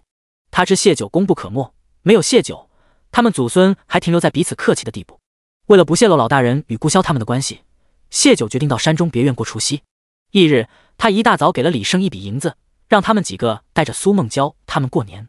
他领着老大人他们从密道直接去了别院。风芷兰知轻重，知道自家妹妹情况，担心她将来泄露什么，便提前用黑布蒙了她的眼。别院早就放了莫离带来的许多食材。顾潇除夕最忙，除了公务还得去一趟营地，得傍晚才能带着默契过来。老大人拿出昨晚他们准备好的对联窗花贴上，莫离将王爷让买的红灯笼挂满了整个院落，过年的感觉立即来了。女人们则在灶房煎炸烹煮，好一顿忙碌。天色刚刚擦黑时，莫离便将所有的红灯笼全部点亮，又在院子里燃了一堆篝火，众人脸上都洋溢着笑意。顾潇便在这片喜气中走进了别院。开宴时，他走到老大人和老太太面前，抬手示意，外祖父、外祖母，请上座。语气自然，连谢九都意外顾潇就这样认了他们。转而他又想，或许顾潇一直是渴望亲情的。两个老人忍着眼泪，一人抓着他一只手，欢欢喜喜地坐好。顾潇又示意大家都坐，他身边的位置自是留给谢九。谢九落座，顾潇在桌下握住他的手，低语道，辛苦了。在唤出外祖父、外祖母时，他真真切切地感受到了亲人的存在。谢九很为他高兴，莫妻莫离他们议事。风芷兰起身提议道，今日是除夕，又有令人高兴的事，我们大家共饮一杯好不好？好，大家应和。老大人和谢九的声音最积极。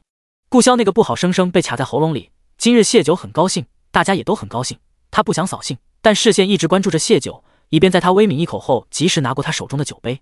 但谢九今日实在太高兴了，张嘴便一杯酒全然下了肚。顾潇紧张的喉结滚动，同他一样的紧张的还有斜对面的默契，亦是眼眸灼灼地盯着谢九。第115章，谢九醉酒。大侠纵马归家，发现妻儿失踪，只有一封信用匕首钉在房柱上。他将信展开念道，你妻儿在我手上，若要他们平安，3天后我在星号城星号镇星号驿馆等你。大侠怒火中烧，一把将信碾得粉碎，仰天嘶吼，大胆贼人，竟敢如此嚣张！3天后我必将你碎尸万段。地址是哪里来着？嘻嘻，你们说他好不好笑？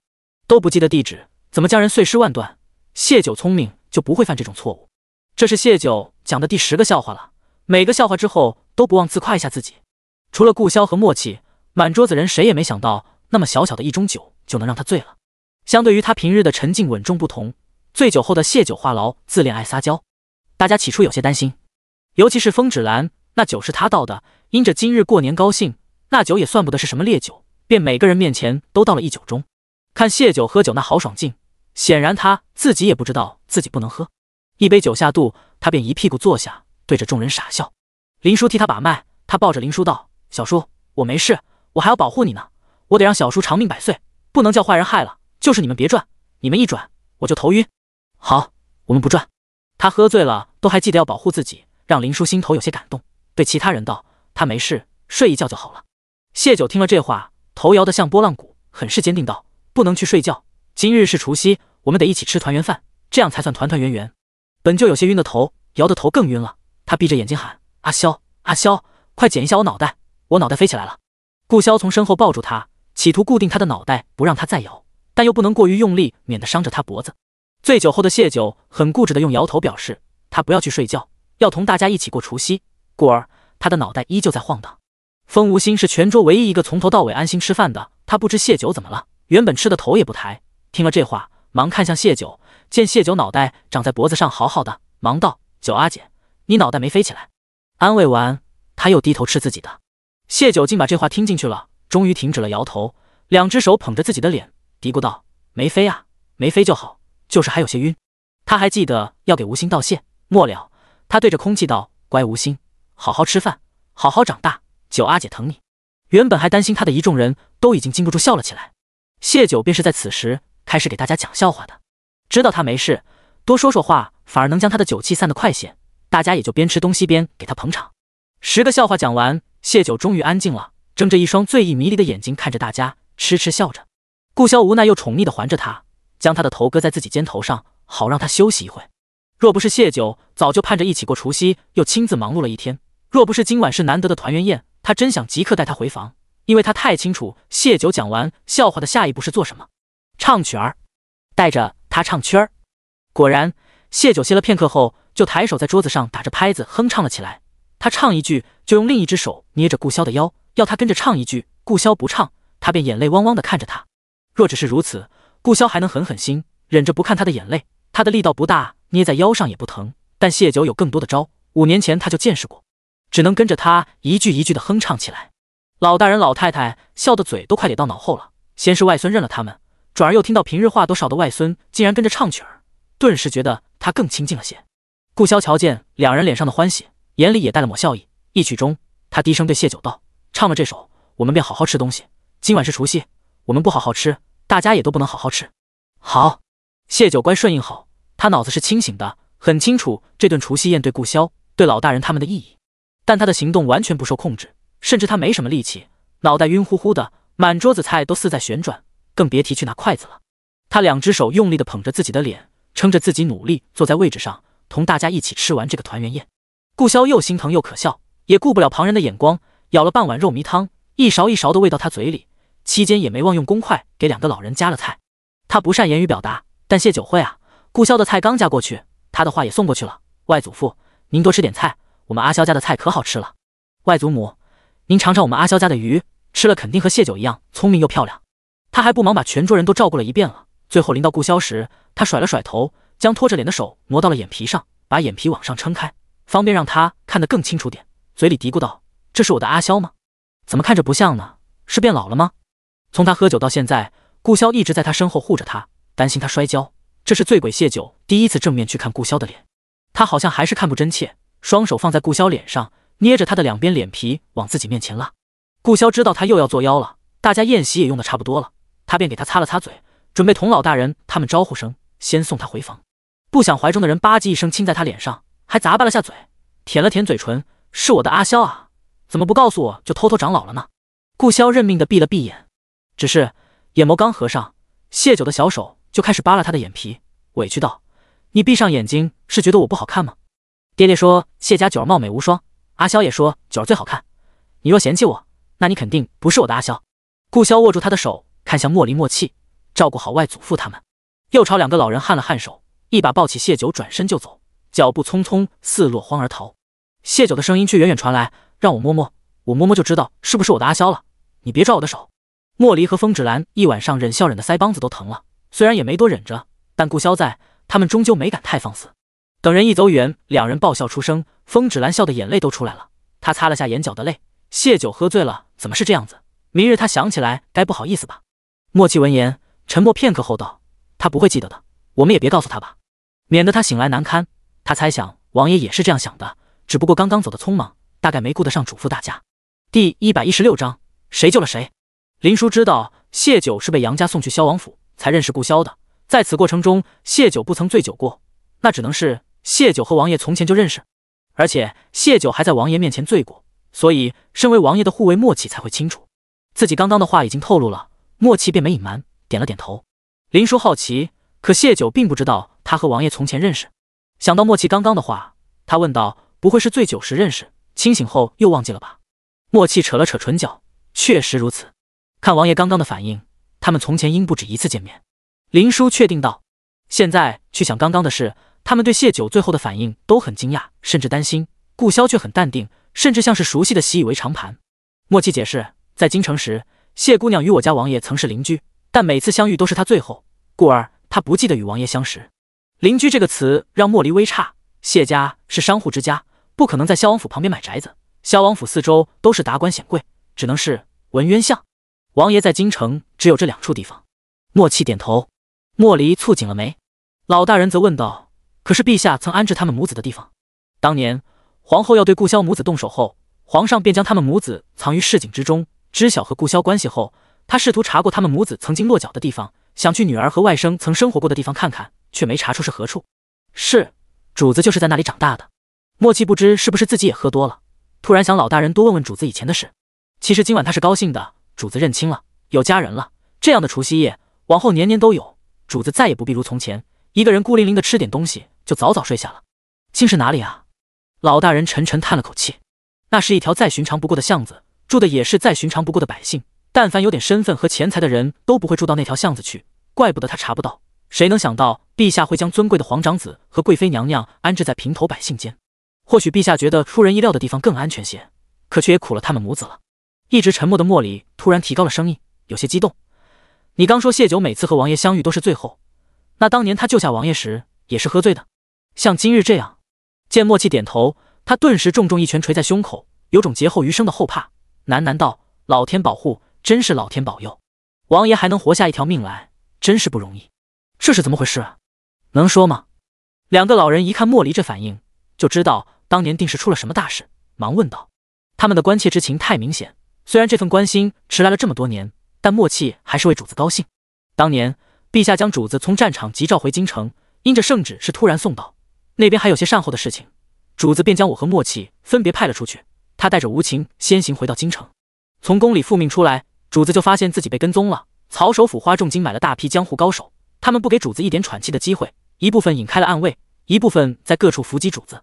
那些人不但功夫高，手段还毒辣。无情才13岁，他们先是砍了他的手，而后当着主子的面割破了他的衣裳。他们想用这种法子乱主子的心神。主子功夫再好，也一人难敌众多江湖高手，更何况他们这样羞辱无情，主子为救无情被伤得很重。莫契端起桌上的酒壶，灌了一大口。谢姑娘醉得稀里糊涂的从家里跑了出来，遇到伤重倒地的王爷，恰好有个刺客也追了过来。也不知谢姑娘是哪里来的胆子，捡起地上的石头就朝那个刺客砸去，边砸边喊着让王爷快跑。王爷本没有昏迷，他只是太累了。无情是自己将脖子往刺客剑上抹的，他不想连累王爷。他们在京城天子脚下，从黄昏打到了半夜，竟无官兵出现，宫里头更是没有反应。被急召回来也无重要之事，好似就是为了召他回来被刺杀般，亲生父亲冷漠至此，无情无忧，还有无数暗卫的惨死。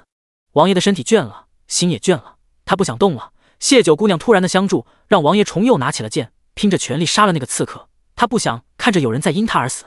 屋里，顾萧拧了热毛巾，正在给谢九擦脸。谢九对他上下其手一通乱摸后，终于露出一个满意的笑容：“是我的阿萧。”“是你的阿萧。”顾萧有种时光错乱的感觉，以前觉得他这喝醉了爱动手动脚的行为十分讨厌，如今再看，竟觉得这样的他分外可爱。他解了他的腰带，帮他脱去裙长，以便给他擦拭，好让他睡觉。谢九却不肯躺下，趴在他怀里要去解他的腰带。他眼皮此时已经很沉重了，在濒临睡着的边缘，根本看不清顾萧的腰带要怎么解，弄了几次都弄不开。他有些烦躁：“你自己来，你脱了我的，我也得脱你的。”顾萧轻笑出声，他喝醉后凡事要求公平，他也不迟疑，自己将腰带解了，并将外袍也给脱了。谢九这才满意了，乖乖躺下，任由他擦拭。当年他重伤，莫契带着暗卫赶来，将他送去了他和母妃曾经住过的院子。谢九醉得迷迷糊糊，还知道跟去照顾他。他脱了他染血的衣裳，他让他离开，他便以为是自己不满他脱他衣裳，也要脱了自己的衣裳，以示公平。他让莫契将他打晕，可他不知这个突然冒出来的姑娘是谁，该送往何处，只得先留在家里，等到次日早上，再让莫契将他悄悄放在院门口。没想到莫契来禀，他醒来后竟是从狗洞爬回了隔壁院子。莫契顺带查了下他们才知晓，原来他父亲有事要离京，担心那些惦记他容貌的人欺负他，便让几个中仆带着他藏到了文渊巷的小院里。他被关在家里无聊，半夜睡不着，偷偷喝了他父亲留下来的酒，一个人跑了出来。屋外，莫契同样在讲述这段。风止兰听完不由感叹，都不知究竟该说是谢九救了王爷，还是王爷救了谢九。他那姿色半夜喝醉了跑出去，不敢想象。莫契坚持道：“是谢九姑娘救了我家王爷，救了王爷的心。”老太太泪盈于睫，双手朝天拜了拜，和该他们有缘分，救了彼此。那后来呢？林叔不由问道，实在好奇他们后续的发展。第117章，当年往事。谢九发现自己第二天凌晨在院外醒来，也吓了一跳，但摸了摸身上，一切安好，连荷包都在，他松了口气，只当自己是最后在院子外面睡了一觉。第二日晚上，他将丫鬟打发下去睡觉，因着有心事谁不这，又偷偷喝了酒。这一次他担心自己喝多了再跑出去，就用绸带将自己的一只手绑在了床架上，可一口酒下肚，他醉得将刚刚绑好的绸带解开了，又从狗洞里面钻了出去。莫七念在他救了王爷的份上，怕他晚上乱跑，就将他带去了他们的院子。没想到谢九清醒后不记得最后的事，醉了之后却还有前一晚醉酒的记忆。他记得顾潇伤重流了不少血，坚持要给他做红豆糕，说听他家老厨娘说红豆最补血。莫七道：大夫开了调理身子的药，且王爷不喜欢吃糕点。谢九便叉着腰，十分傲娇的样子道：那是他没吃过我做的红豆糕。可顾潇居住的院子没有他需要的食材，谢九便要爬回狗洞偷自家的食材。他最近无聊，跟着厨娘学做糕点打发时间，豆子都是泡好的。莫七担心他一个醉鬼回去惊醒了谢家的下人，便让暗卫过去拿了些来，又去买了些新的给谢家抛上，免得被厨娘瞧出端倪。只是不知他原本厨艺就是那样，还是醉酒了才那样，糖像是不要钱一样的放。顾潇重伤在床，被他逼着吃那酷死人的糕点，咳得差点就归了西。莫七见此知道定是不好吃，想帮王爷分担点。谢九气鼓鼓要去捶他，你们怎么好意思跟一个伤重的人抢吃的？又语重心长对顾潇道：乖，这是我特意为你做的，吃了你就能好了，你不想好吗？和醉鬼是没有道理可讲的。顾潇直接让默契将谢九打晕，送回了他的房间。没想第二日晚上，他又坚持要做红豆糕，前一晚上的事情景再现。这次默契试着叮嘱他少放点糖，他跳起来一个暴栗子砸在他脑袋上，理直气壮道：他都伤成那样了，心里肯定很苦。你看他眉头都能夹死苍蝇了，得吃甜，甜食能让他心情变好，心情好了，身体就好了。这话让默契动容，一个醉酒的12岁小姑娘竟还留意到主子不开心。主子已经很多年没被人关心过了，她妥协了。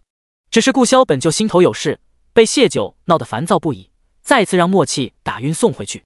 第3日、第4日依旧如此，直到第5日，醉鬼居然看出顾潇给默契的暗示，哇的一声哭出来，将双手往顾潇面前一摊：为了做糕点，我手都疼了，你不吃就算了，还天天让人打我。他竟是知道的。那时的顾潇和默契他们也不过是17、18岁的大男孩，谁也不懂要如何哄一个大半夜哭得惊天动地的醉丫头。毕竟无情从前很少哭的，被他那样一哭，他们也没好意思再对他下手。顾潇只得端起那糕点往嘴里塞。谢酒的号哭卡在嗓子眼，脸上泪迹还没干呢，就去给顾潇倒水，怕他噎着。认识顾潇在铁石心肠，也对他再发不起脾气来。好在醉鬼将那红豆糕当成了灵丹妙药，以为吃一次血就补上了，后面也没这桩事了。不知是做糕点累了，还是哭累了，他得寸进尺爬到他床上，怕碰到他伤处，便隔着距离将自己团成一个团，躺在他旁边，睁着水汪汪的大眼睛委屈道：你吃了我的糕点，还没告诉我你叫什么？顾潇长这么大也没和女子共过一张床，他想让人将他拎下去，想到他那哭嚎声，忍下了，便道：你先睡，睡着了我告诉你。谢酒已经困极了，脑子没转过弯来，听话的闭上眼睛，没多久就传来了轻微的鼾声。顾潇看着，竟是忍不住笑出了声。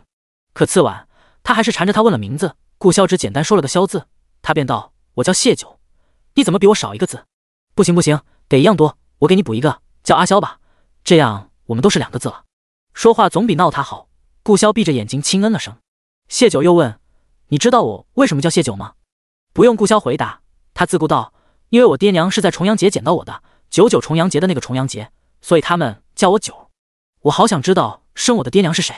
谢家九这么漂亮可爱，他们怎么就不要我了呢？伤感不过几息，谢九又笑了。我不能难受了，爹说人活着要乐呵呵的，笑着笑着日子就美了。我给你讲笑话吧。爹说我讲的笑话可好笑了。依旧不需要人回答，笑话自顾自讲起来。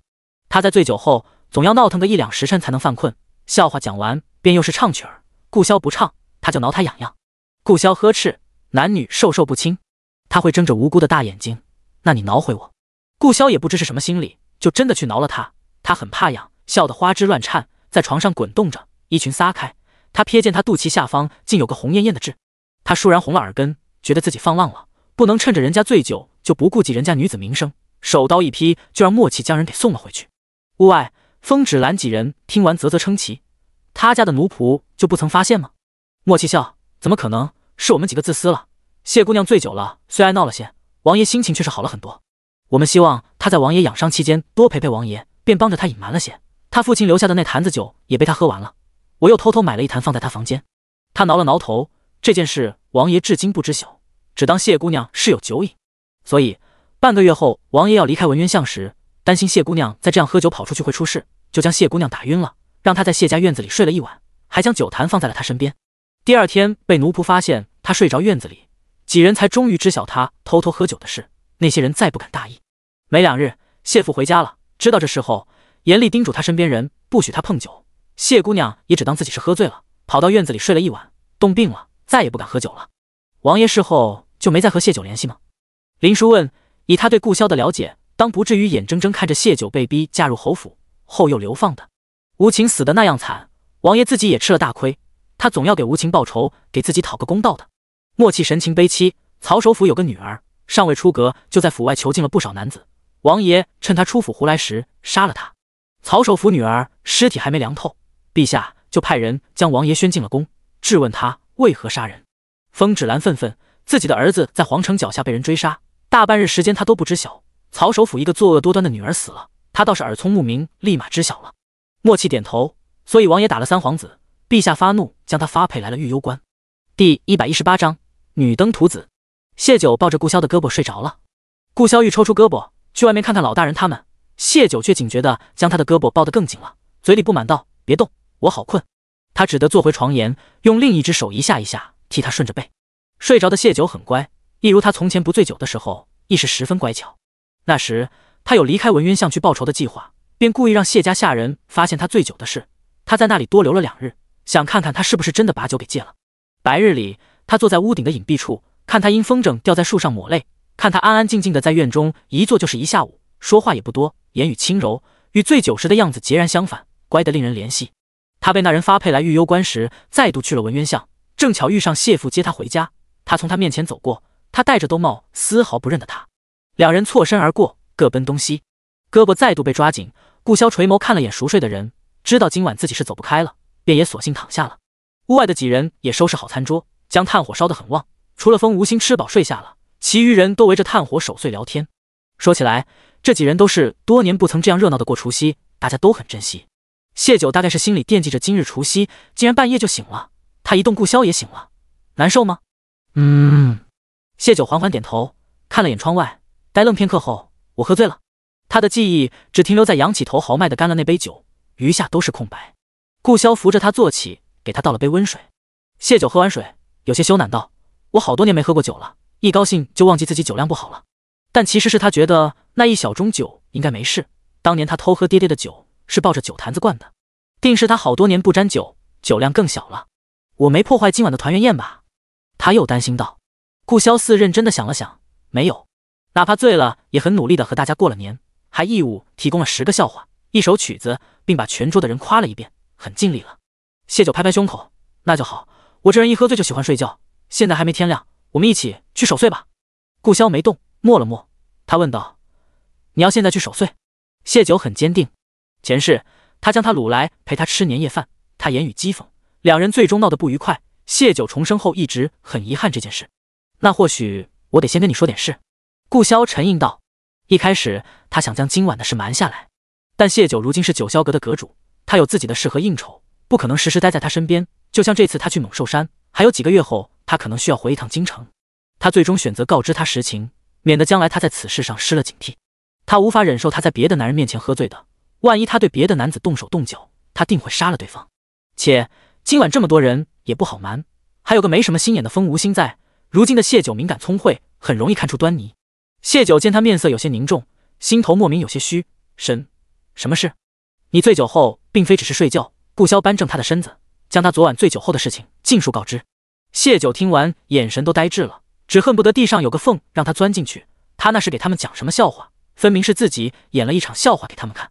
地上没有缝给他钻，他羞愧地钻进了顾萧的怀里。顾萧揉了揉怀里人的细软的发，又将当年他喝酒的事也说了。谢九已经惊得从他怀里出来，眼睛瞪得溜圆。红豆糕我给你做的，我还脱了你衣服摸了你，还要逼着你唱曲儿。他浑身血液都似往脸上涌，觉着这张脸真的没法要了。他曾怀疑过顾萧身边出现过一个女人，没想到竟是自己，还是以那样没脸没皮的方式。他努力回想，一丝记忆都没有。可顾潇没有骗他的必要，他连番发问也只是不敢置信，抱着微薄的侥幸而已。顾潇却很肯定告诉他，所以往后没有我在你身边，你不许再沾一滴酒。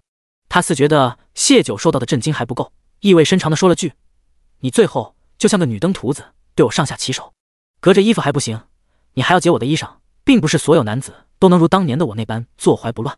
顿了顿，他放下了最后一根稻草，在他耳边轻语，你还脱自己的衣裳，所以5年前我就知道你腹部有克制。谢九大脑嗡的一声，一片空白。顾潇见效果已达到，谢九怕是往后再也不敢轻易喝酒了，便用略带笑意的语气道，你曾问我为何从不怀疑你，这就是原因，5年前和5年后都是你，只是性格略有变化而已。谢九确实不再是从前的那个谢九，他历经2世，很快从羞难窘迫中抽离出来。他想起了另一桩事，寻常人最后再忘记也能寻到一点片段，而我竟是一点印象都没有。我会不会也如怪谈里那个男人一般有2种性子，只是喝酒才会显出来？他突然有些担心自己是那种情况，在他看来那不是2个性子，而是2个不同的人。不是。顾潇见他神色紧张，也收了打趣他的心思，忙安抚道，你只是没有最后记忆，但你喝醉时是有平时的记忆的。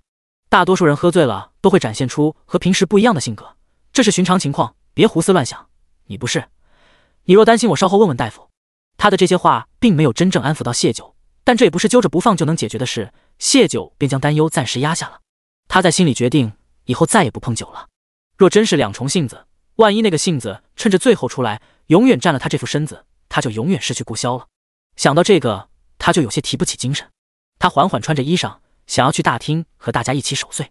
顾潇知他心思，见他心事重重的样子，便打算用自己的愧疚去转移谢九的注意力。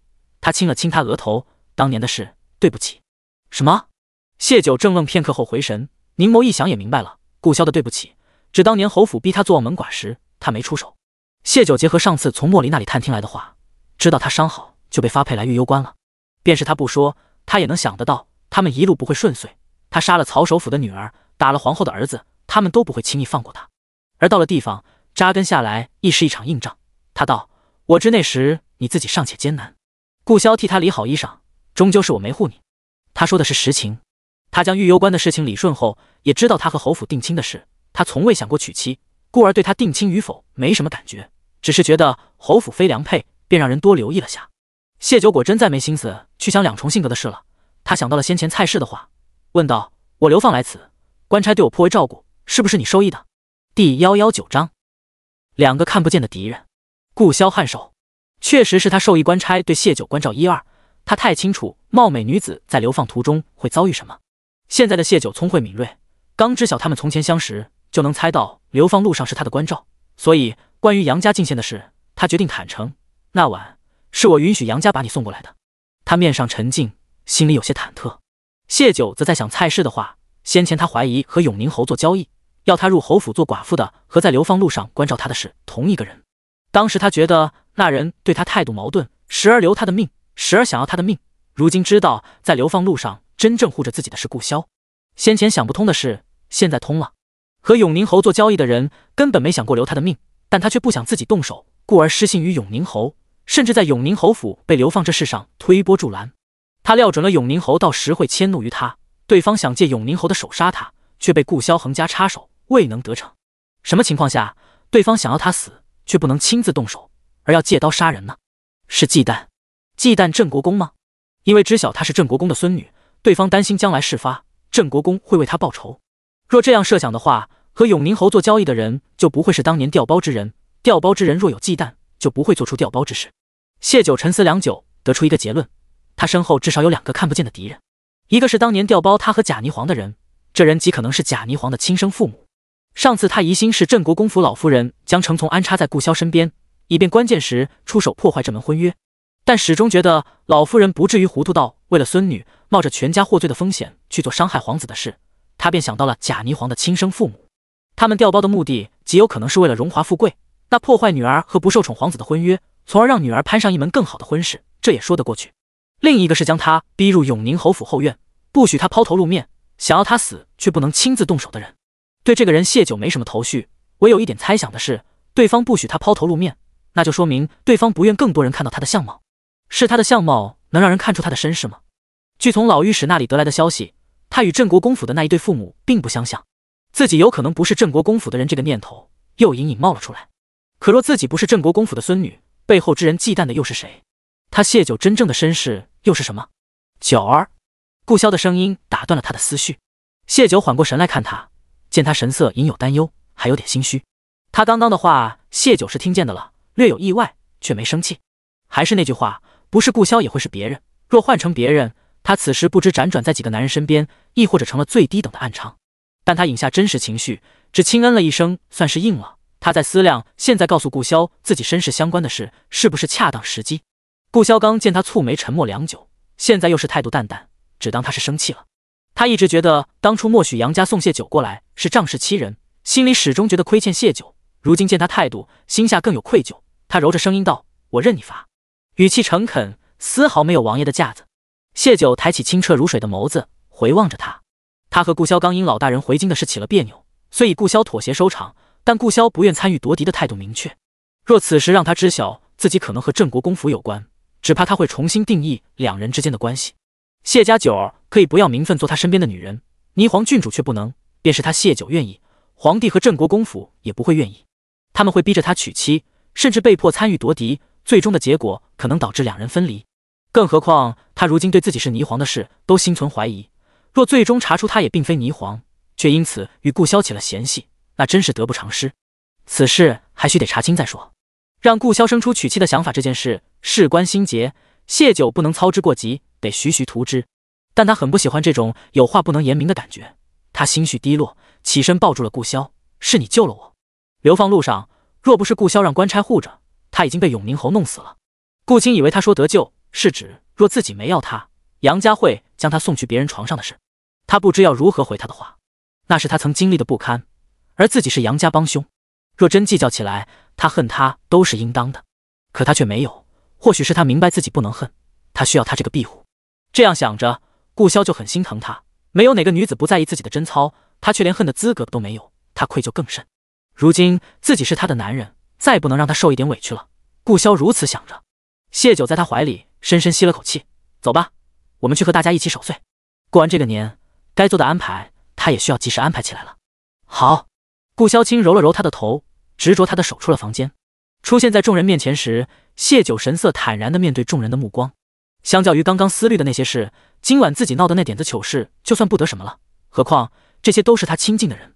他表现得如此坦荡，加之大家又听了默契讲的那些往事，无人提及他刚刚醉酒之事。哎呀，你们醒了，快来外祖母这里坐。老太太忙招呼着。他们正围着炉火边包饺子，除夕和初一吃饺子有吉祥团圆之意。老大人也是脸上挂着笑意，往一边挪了挪，给他们让出位置。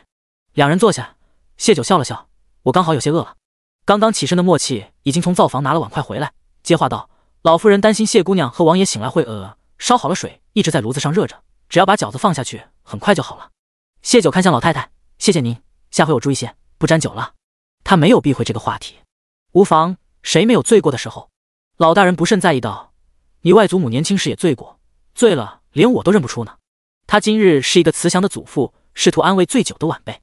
就你记性好。”老太太瞪了他一眼，做事要打他，手却拐了个弯，将包好的饺子放进炉火上烧开的水里，给谢九他们煮饺子吃。他合上锅盖，笑道：“不过你外祖父说的也不是假话，我年轻时醉过几回，没少闹他。不过这偶尔醉一回啊，感觉还真不赖。”风芷兰先前还打算笑话谢九，真见着人了，却担心谢九会尴尬，忙附和道：“听我爹说，我以前醉了爱打醉拳、爬树。”林叔嘴巴动了动，他没醉酒过，没法拿自己的经历去安慰谢九，便递给他一杯水。谢九接过，唇角高高翘起，心里沁入融融暖意。第120章，觉得怪怪的。饺子煮得很多，人手一碗。吃完，老太太给每个人都发了一个压岁红封，大家也都给他们准备了。热闹中，一众人继续围着炉火守岁。顾萧和老大人在下棋，莫离莫气围观，几个女人吃着零嘴闲聊着。天光亮时，大家又一起吃了顿饺子，这个年算是过完了。因着他们都没有可以走的亲戚，顾萧便让大家初一继续留在别院，等初二再回去。老两口也贪恋着热闹，就同意了。顾萧上午要回萧王府，地方官员会在初一去给他拜年，他须得出现。他将默契留下，带着莫离走了。谢九也带着风芷兰进了密道。大年初一，他也得去一趟杨家，看看蔡氏这个婆母，免得落人口舌。从密道出来，先让李胜快马去了陆家，以他对陆家的了解，今日怕是会过来拜年。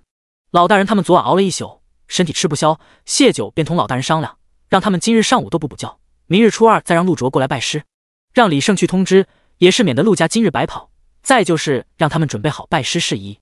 李胜领命而去。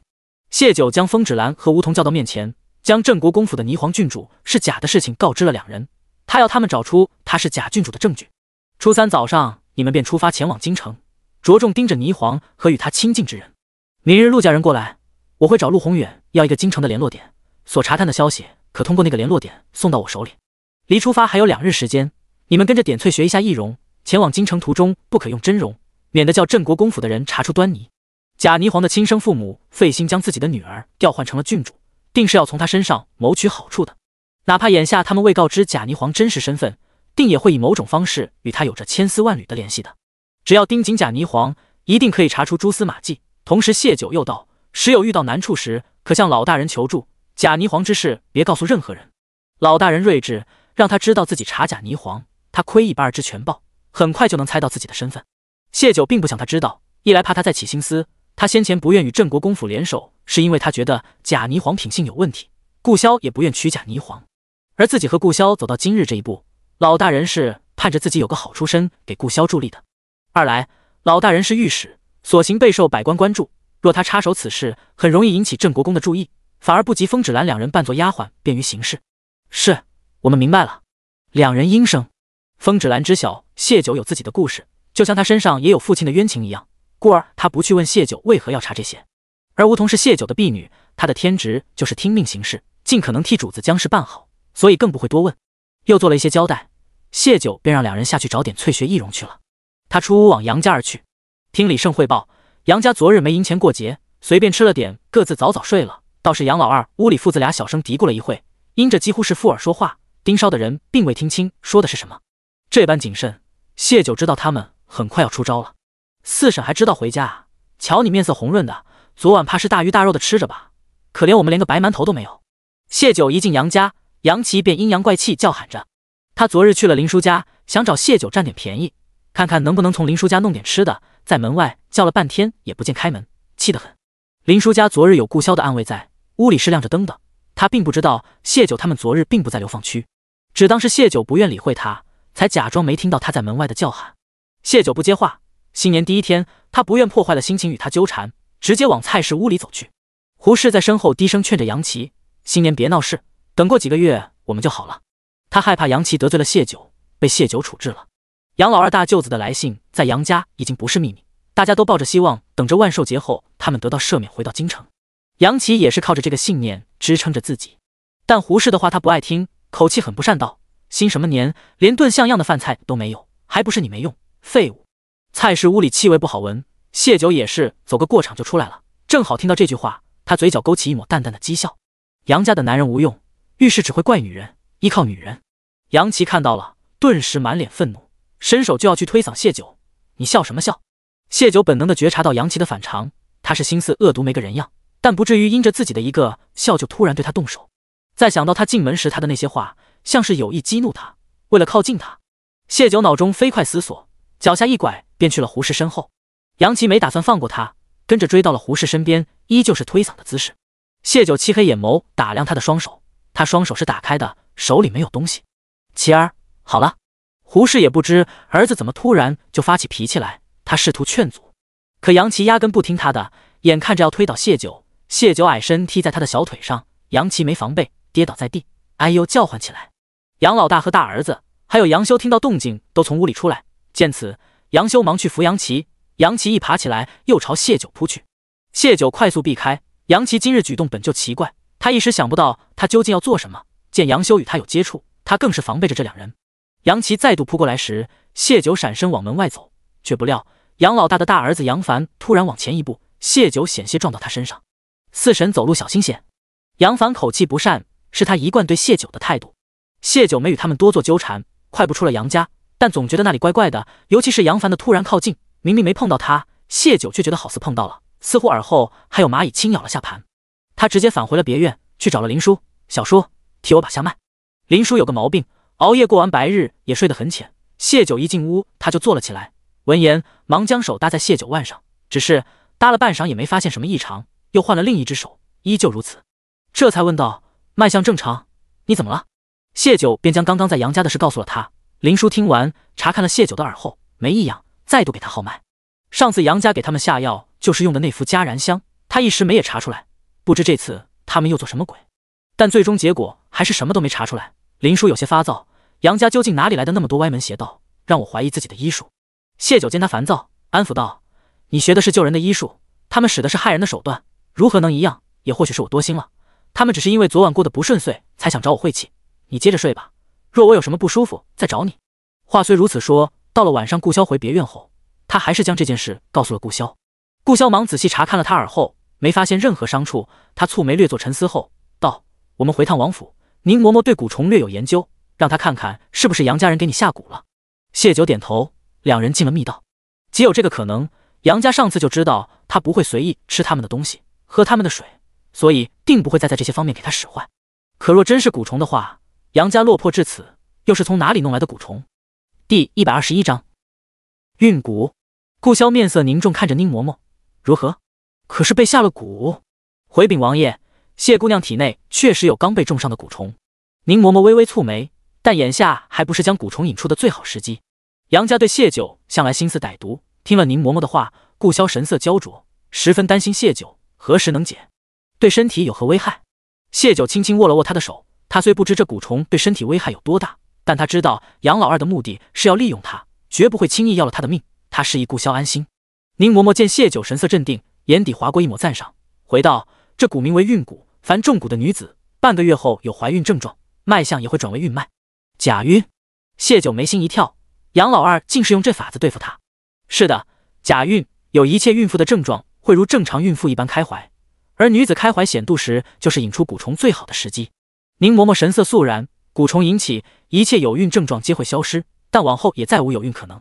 谢九骤然大惊，脸上瞬间结了一层寒霜。嬷嬷可有法子？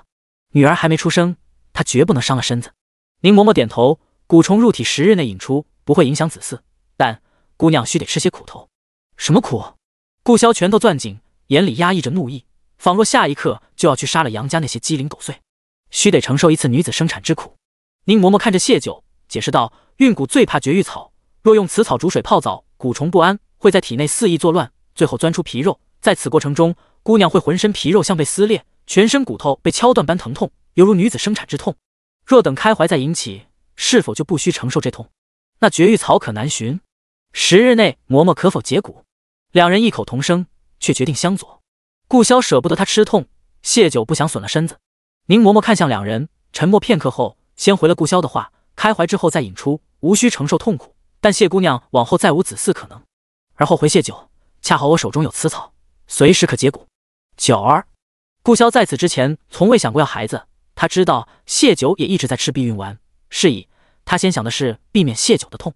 谢九闭了闭眼，顾潇的心思他如何不知道？但在他心里，女儿和顾潇一样重要。谢九不惧痛，只惧此生再无做母亲的机会。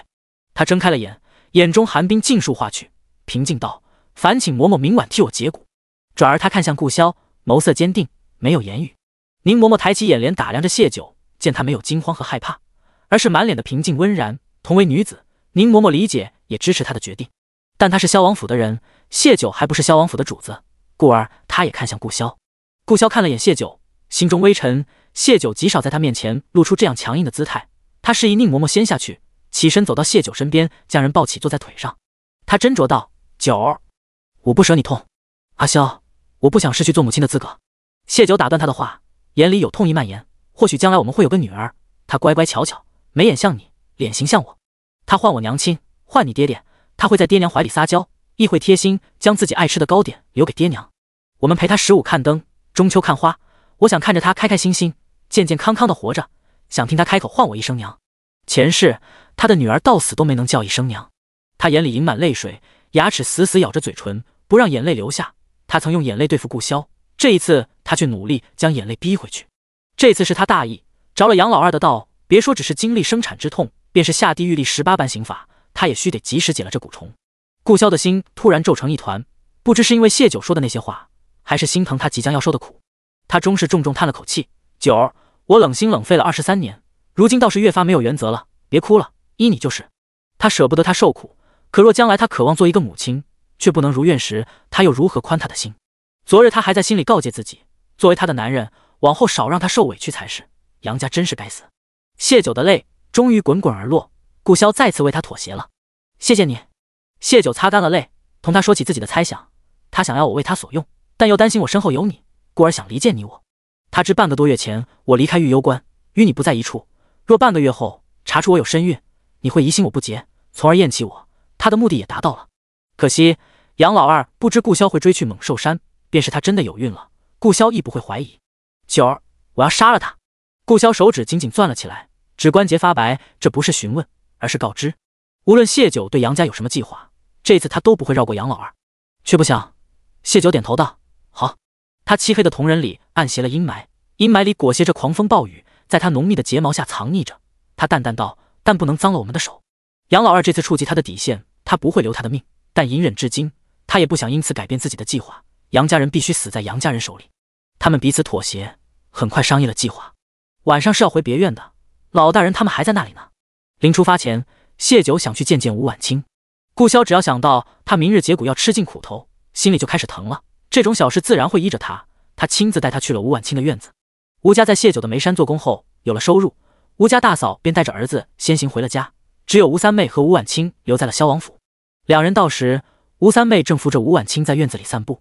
谢九原本只想远远瞧上一眼，看看究竟有多相似，可在看清吴婉清的那一瞬间，他心里升起一种异样的感觉，说不清道不明，让他想再走近一点，仔细看看他。吴婉清看不见，说不了，嗅觉听觉却灵敏，他察觉到有人靠近，听脚步声和闻着味道，不是宁嬷嬷和那些丫鬟婆子。他对着吴三妹打手势，问是谁来了。吴三妹已经从家人口中知道了谢九，真正见到还是震惊两人容貌的相似，尤其吴婉清这段时间在萧王府养好了些，身上穿的也是和谢九一般的素色，让两人看起来更像了几分。看到吴婉清的手势，他忙回道：姐姐，是王爷和谢九，就是那个帮了我们家的谢九。吴三妹和他的家人一样，感激谢九和萧王给他们家男人差事，帮他们度过这次难过，故而在吴婉清面前念叨过。吴婉清闻言便知是谁，他又打了几个手势。吴三妹帮他传话对谢九道：我姐姐说谢谢你，她还想问能不能摸摸你的脸。他怕谢九不悦，解释了句：姐姐眼睛看不见，都是靠手去触碰。谢九心里那种异样的感觉更甚了，他点了点头。第122章，很亲切的感觉。回别院的路上，谢九问顾潇：吴婉清的眼睛和嗓子是天生的吗？听说是出生时难产导致。顾潇执着他的手往前走，问道：你很关心他？谢九道：我看见他感觉很亲切，他的手摸在我脸上时，我很想他的眼睛是能看得见的，嗓子也是能说得出话来的。重生归来，谢九自认自己不是仁慈的性子。吴婉清的情况他早就知道，天下可怜之人多不胜数，他心无波澜，可今日见到了，就莫名心疼他。他不清楚这种感觉缘何而来，余下的话未说出口，但顾潇懂他的意思。他道：过2日我请大夫给他看看。武侯先前肯定也给他请过大夫，可问问他们。谢九听闻武侯一大家是极其疼爱吴婉清的，顾潇颇有些无奈。老武侯凭军功封侯，祖上没根基，没有擅长做营生的人，一大家子吃的就是朝廷封赏和俸禄，钱财不去打理就是死的，会越用越少，人却越来越多，时间久了，日子就越发的穷了。到了武侯这一代，有个吴二爷略微擅长管理钱财，却又英年早逝，便是没有这次流放。他们在京城的日子也属于饿不死，未必有多少银钱给他请好的大夫。先前让吴婉清住在王府，只是不想武侯一家被皇后利用，并没在他身上费过心思。如今谢九盼着他好，他便也关照1、2。谢九颔首，回头我请林叔也帮忙看看。总觉得这样做心里踏实些。旁的女子的事，顾潇不甚关心，决定为他请大夫已经是仁至义尽。他半蹲下身在谢九面前，上来，明日还要结骨，能少了一点是一点。让他愿意操心的女子只有谢九，除了林叔，其余人都不知谢九他们回王府做什么。谢九也不想让他们担心，便笑着含糊过去了。吃过晚饭，顾潇和老御史去了书房。谢九知道他们是要谈关于老御史去京城的事，他被林叔拉到了房间。林叔关切道：可看出有什么问题？谢九便将自己中蛊的事告知了他。王八蛋，杨家真是一群祸害。林叔气得骂了粗话。谢九安抚了他几句，又说了请他给吴婉清看诊的事。林叔便道：你结骨时我陪你一起去，顺道给他看看。他将谢九视为亲人，听说要承受女子生产之痛，心里就有些慌，总得在旁边守着才安心些。谢九想说不必，见他满脸忧色，便同意了。从林书屋里出来，他回房间拿上从于知府家里搜来的账册和信件，去了书房。顾萧亲自来开的门，老御史见到他来，就笑道：“萧儿会暗中派人护送我回京城，你外祖母就劳烦你们多看顾一二了。”他笑得满脸褶皱漾开，着重咬字萧儿和外祖母，颇有炫耀的意思。谢九娃儿刚吃饭时，他都是唤王爷，这是他的尊卑观念，如今改口定是顾萧示意的，这是外孙与他的亲近，老大人怎能不高兴？您放心，我们会照看好他老人家，您也万事小心。谢九笑着应道，将包裹递到他面前。于知府的事，他先前同老御史说过了。老御史知晓东西的重要性，双手接过，敛了笑意，肃然着一张脸，沉沉开口：“百姓吃不饱，国库空虚，却将这帮子蛀虫喂了个滚圆。”谢九觉得，不论老御史此去京城有没有私心，至少他为老百姓的那颗心是真的。三人又在书房说了会话，便各自歇下了。翌日一大早，谢九一行人从密道返回了林叔家。大家刚到不久，陆宏远夫妇带着陆卓也到了，双方你情我愿，陆家更是诚意满满，拜师礼行得很顺利。陆卓3个头磕完，正式拜领老御史为师，初8随他一同回京城。因着今日拜师，谢九留了陆家3人在家吃午饭。陆母帮着老太太他们下厨时，谢九将陆宏远叫到了一旁。他让陆宏远夫妇这次一同回京，名为跟随儿子，实则将九霄阁的营生和情报网在京城提前铺开来。陆宏远闻言，心下有了大胆猜疑，姑娘是要回京城？谢九颔首，大概3月底我便会出发回京城，所以得劳烦先生辛苦些，将相关事宜妥善处理。他的肯定态度让陆宏远心中大喜。谢九是流犯，他能回京城意味着是被赦免，几个月之后的事，他能这样坚定，说明他心有千秋。再想到连耿直的老御史夫妇都对他态度十分和善，甚至是宠溺，他更觉谢九有本事，或许自己隐隐期盼的事真能成。他眼底隐着亮色，拱手道：“陆某必不负姑娘所托。”谢九虚虚服了下。陆宏远的心思他能猜到一二，陆家明面上绝不会参与党派之争，只会忠于大夏天子。但三皇子图他满门之仇梗在心里，他们自是不愿这样的人坐上皇位，他将希望寄托在了顾萧身上，而他觉得谢九会是助顾萧成事的人。谢九只当不知他所想，又交代了让陆老二亲自带人去一趟猛兽山与楼骑接洽，将那边的煤石运回玉攸关，以及到了京城跟风芷兰他们联络的相关事宜，便让他自便。他进了灶间帮忙。午饭结束，陆家3人离开后，李胜来了。年前他根据李胜他们整理的信息，在流放区挑选了30人出来，这30人都是从祖辈流放来此，往上3代犯官去世，他们也从流犯册上除名，成为了寻常百姓。他们大多过得苦，却又不甘心世世代代留在这里。谢九让李胜接触了这些人，他们愿意卖身九霄阁，而他们的家人依旧留在玉攸关，随时能成为谢九的人质。李胜是来请谢九亲自去看看那些人，签卖身契的。谢九跟着李胜刚进屋子，便见30个男男女女恭敬站成2排，视线落到其中一个人身上时，他眼眸亮了亮。第123章解骨。男子20左右的年纪，相貌普通，身穿粗布短打，袖口和领口都有破损，脚上是一双破旧的单布鞋，身姿却很挺拔，手中剑柄干净锃亮，可见时常擦拭。武器对于爱武之人来说是财富。谢九问他：“你叫什么？”“我叫吕康。”男子应道。这30人是谢九根据九霄阁的情报信息亲自挑选出来的。男子一说出名字，他脑子里就有了吕康的情况。吕家太祖父原是工部的官员，因牵扯进修建河堤偷工减料的案子里，被做了替罪羊，而全家流放。吕康机缘巧合跟着一个流放的武将习武，后又结识一位江湖游侠，得他指导2年。家里如今只有2个未嫁的姐姐，还有一个生病的叔叔，以及他的2个孩子。吕康是吕家的顶梁柱。谢九问：“你身手如何？”吕康朗声答：“尚可。”这句不是虚言。前世他化名剑三，靠接江湖上杀手阁的任务赚钱养家，传闻从无败绩。仇家想报仇，却连他的身都摸不到。但他有软肋，仇家查到他有家人，趁他出任务时杀了他全家。吕康为报仇屠仇家，满门被入狱。按时间推算，他入杀手阁应是2年后，想必是日子艰难才走了这条路。当时他上刑场从谢九牢房前经过，神色淡然，丝毫不惧生死，让谢九印象深刻，所以一眼就认出了他。他眼睛转了下：“往后你便跟在我身边，做我的护卫。”今生这柄利剑是他谢九的，他复仇的力量在一点点增大。吕康忙行礼：“是。”李胜告知他们可能是要离开玉攸关的，他虽放心不下家里，但卖身九霄阁有一笔不低的卖身钱，每月还有工钱，能解家里困境。银钱照旧，被留在玉攸关，还能偶尔回家看看，他自是愿意。谢九颔首，又看了另外29个，不是所有人都会功夫，但多少都有自己的长处。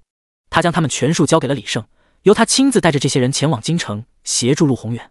所有人卖身契签好，领了银子各自回去。先前让陆家买个宅子作为九霄阁的落脚点，宅子已修缮好，李胜明日会带着他们过去，互相磨合了解，等初8时跟在老御史他们身后一起进京。这边交代好，他刚回到林叔家，顾萧便来了，他来接他去萧王府解骨。林叔忙提着药箱跟上，对2个老人说是去给吴婉清看诊，晚饭就在萧王府吃了。2人未有起疑。到萧王府时，下人早已按顾萧的吩咐做了一桌子谢九爱吃的饭菜。谢九知道痛起来也需要力气去承受，故而他吃得很用心。顾萧和林叔则没什么胃口，味同嚼蜡。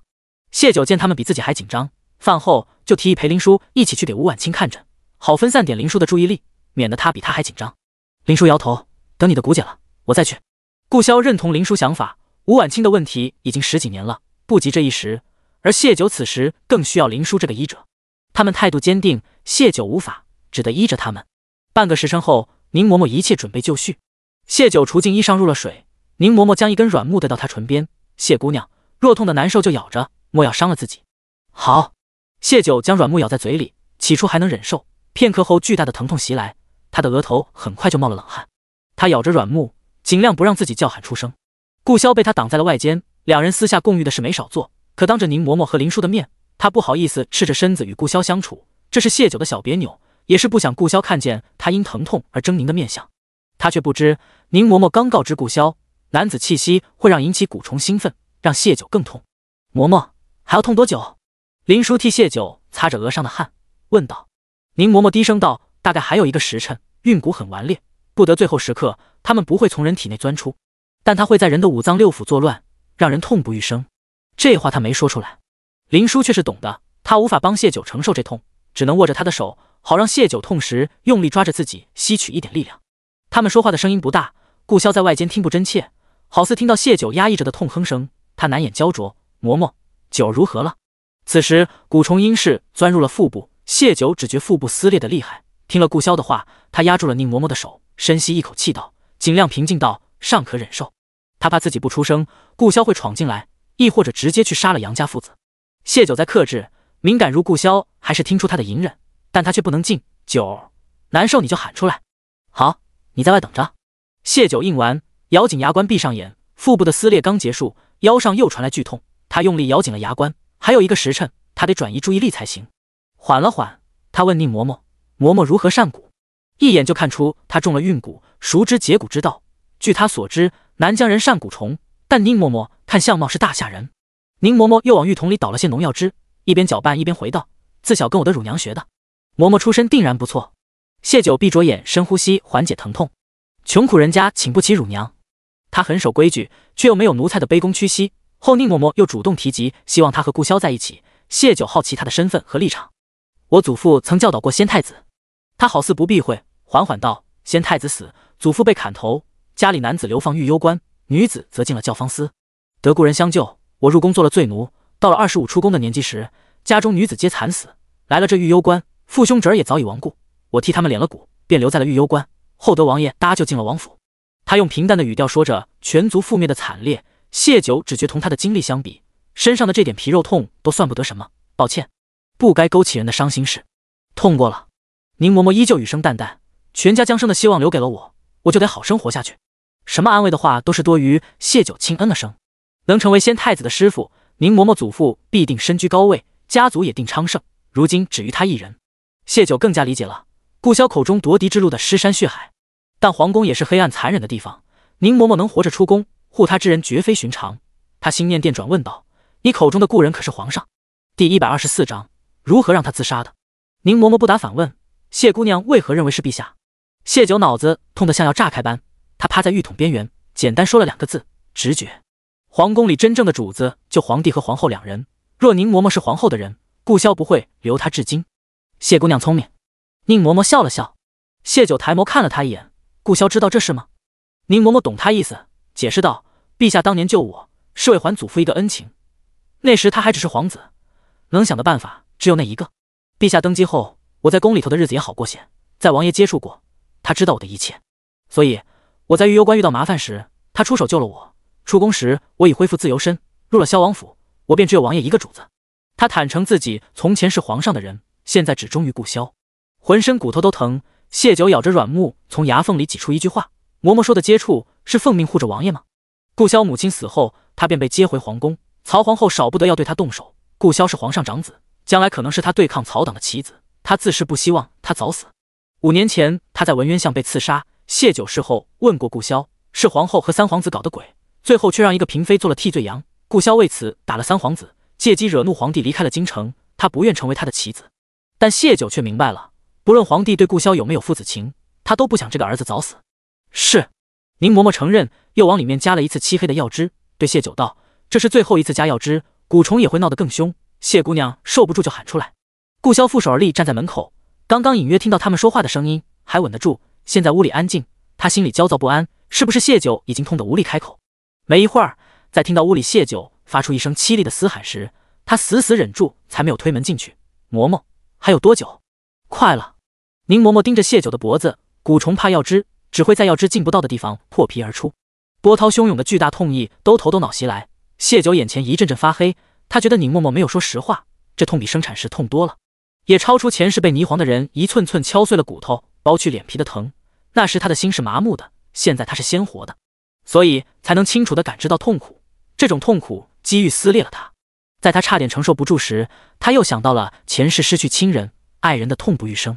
这是他爱的男人在门外等着他，父亲和弟弟也还活着，将来女儿也会出生，比起他们都好好的，这点痛算什么？这般想着，谢九咬紧了软木。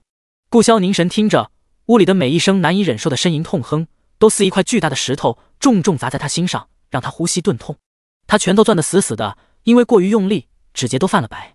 屋里传来林叔哽咽的声音：“谢九，你抓我的手，你这样会弄断指甲的。”顾萧心中猛地刺痛，脑中好似浮现谢九双手用力抓着浴桶，脸色惨白，痛苦难耐的模样。他下颌线绷得紧紧的，一只脚已成抬起的姿势，随时准备进屋。这一刻，他恨极了自己，为何上次没杀了杨老二？为何要让他独自一人去杨家？啊！又一声凄厉悠长的叫声，伴随着宁嬷嬷一句：“好了。”顾萧抬脚冲了进去，浴桶里的人已经痛得晕死过去。顾萧将人抱进旁边另一个装着热水的浴桶，替他洗去身上的药汁。谢九已无事，只要好生睡一觉便可。宁嬷嬷拉着林叔出去了，王爷会照顾好谢姑娘。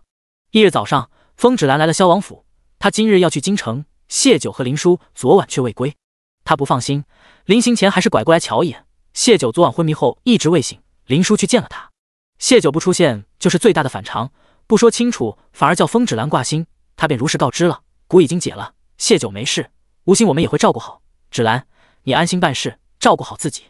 我能否杀了姓杨的再走？风芷兰怒极，她做梦都想不到杨家大过年的会用这样阴毒的招数，也后悔当时想着学易容的事没跟着去。林叔安抚他，谁也想不到落魄至此的杨家可以弄来蛊虫这种东西。王爷昨晚已经出手了，你别耽搁时间了，快走吧，万事小心。风芷兰也知谢九交代的事更重要，她背起包袱跨出门槛时，还是忍不住问了句：“王爷如何处置他的？若是轻了，难解他心头之恨。”林叔摇头，具体不知，但王爷绝不会让他好过，你放心吧。凌晨时分，王爷叫他去照顾谢九，他有事要离开片刻，能让他在谢九还未醒时就离开，只能是给他报仇这件事了。风芷兰想想也是，这才大步而去。林叔直到他背影消失不见，才转身回了屋。他得去给谢九配些药调理一下，心下也好奇萧王究竟如何处置杨老二。等他的药熬好，也知道了答案。杨老二的儿子杨修今日一大早在杨家院外，当着过往行人的面，拿着菜刀抹了脖子，自杀了。对于已经无男性功能又残了双腿的杨老二来说，杨修这个儿子就是他唯一的希望，是他全部野心的寄托。他的死比直接要了杨老二的命更让他痛苦。杨修上次害谢九的情景还历历在目，那样一个自私狠毒的人怎么会自杀？他想到了昨晚出去的顾萧，就带上药去了谢九的屋子。谢九刚刚醒来，亦是在听莫离汇报这件事。他和林叔的想法一致，杨修那人绝不会自杀的。他眼波微转，将视线落在了顾萧脸上。你如何做到让他自杀的？第125章又一个谜团。关于杀杨老二的事，昨天谢九和顾萧有过商议。杨老二一个摊子弄不来蛊虫，他还有别的帮手。他猜到自己被谢九盯着，所以他们父子交谈都是用气音，避免被谢九的人听到。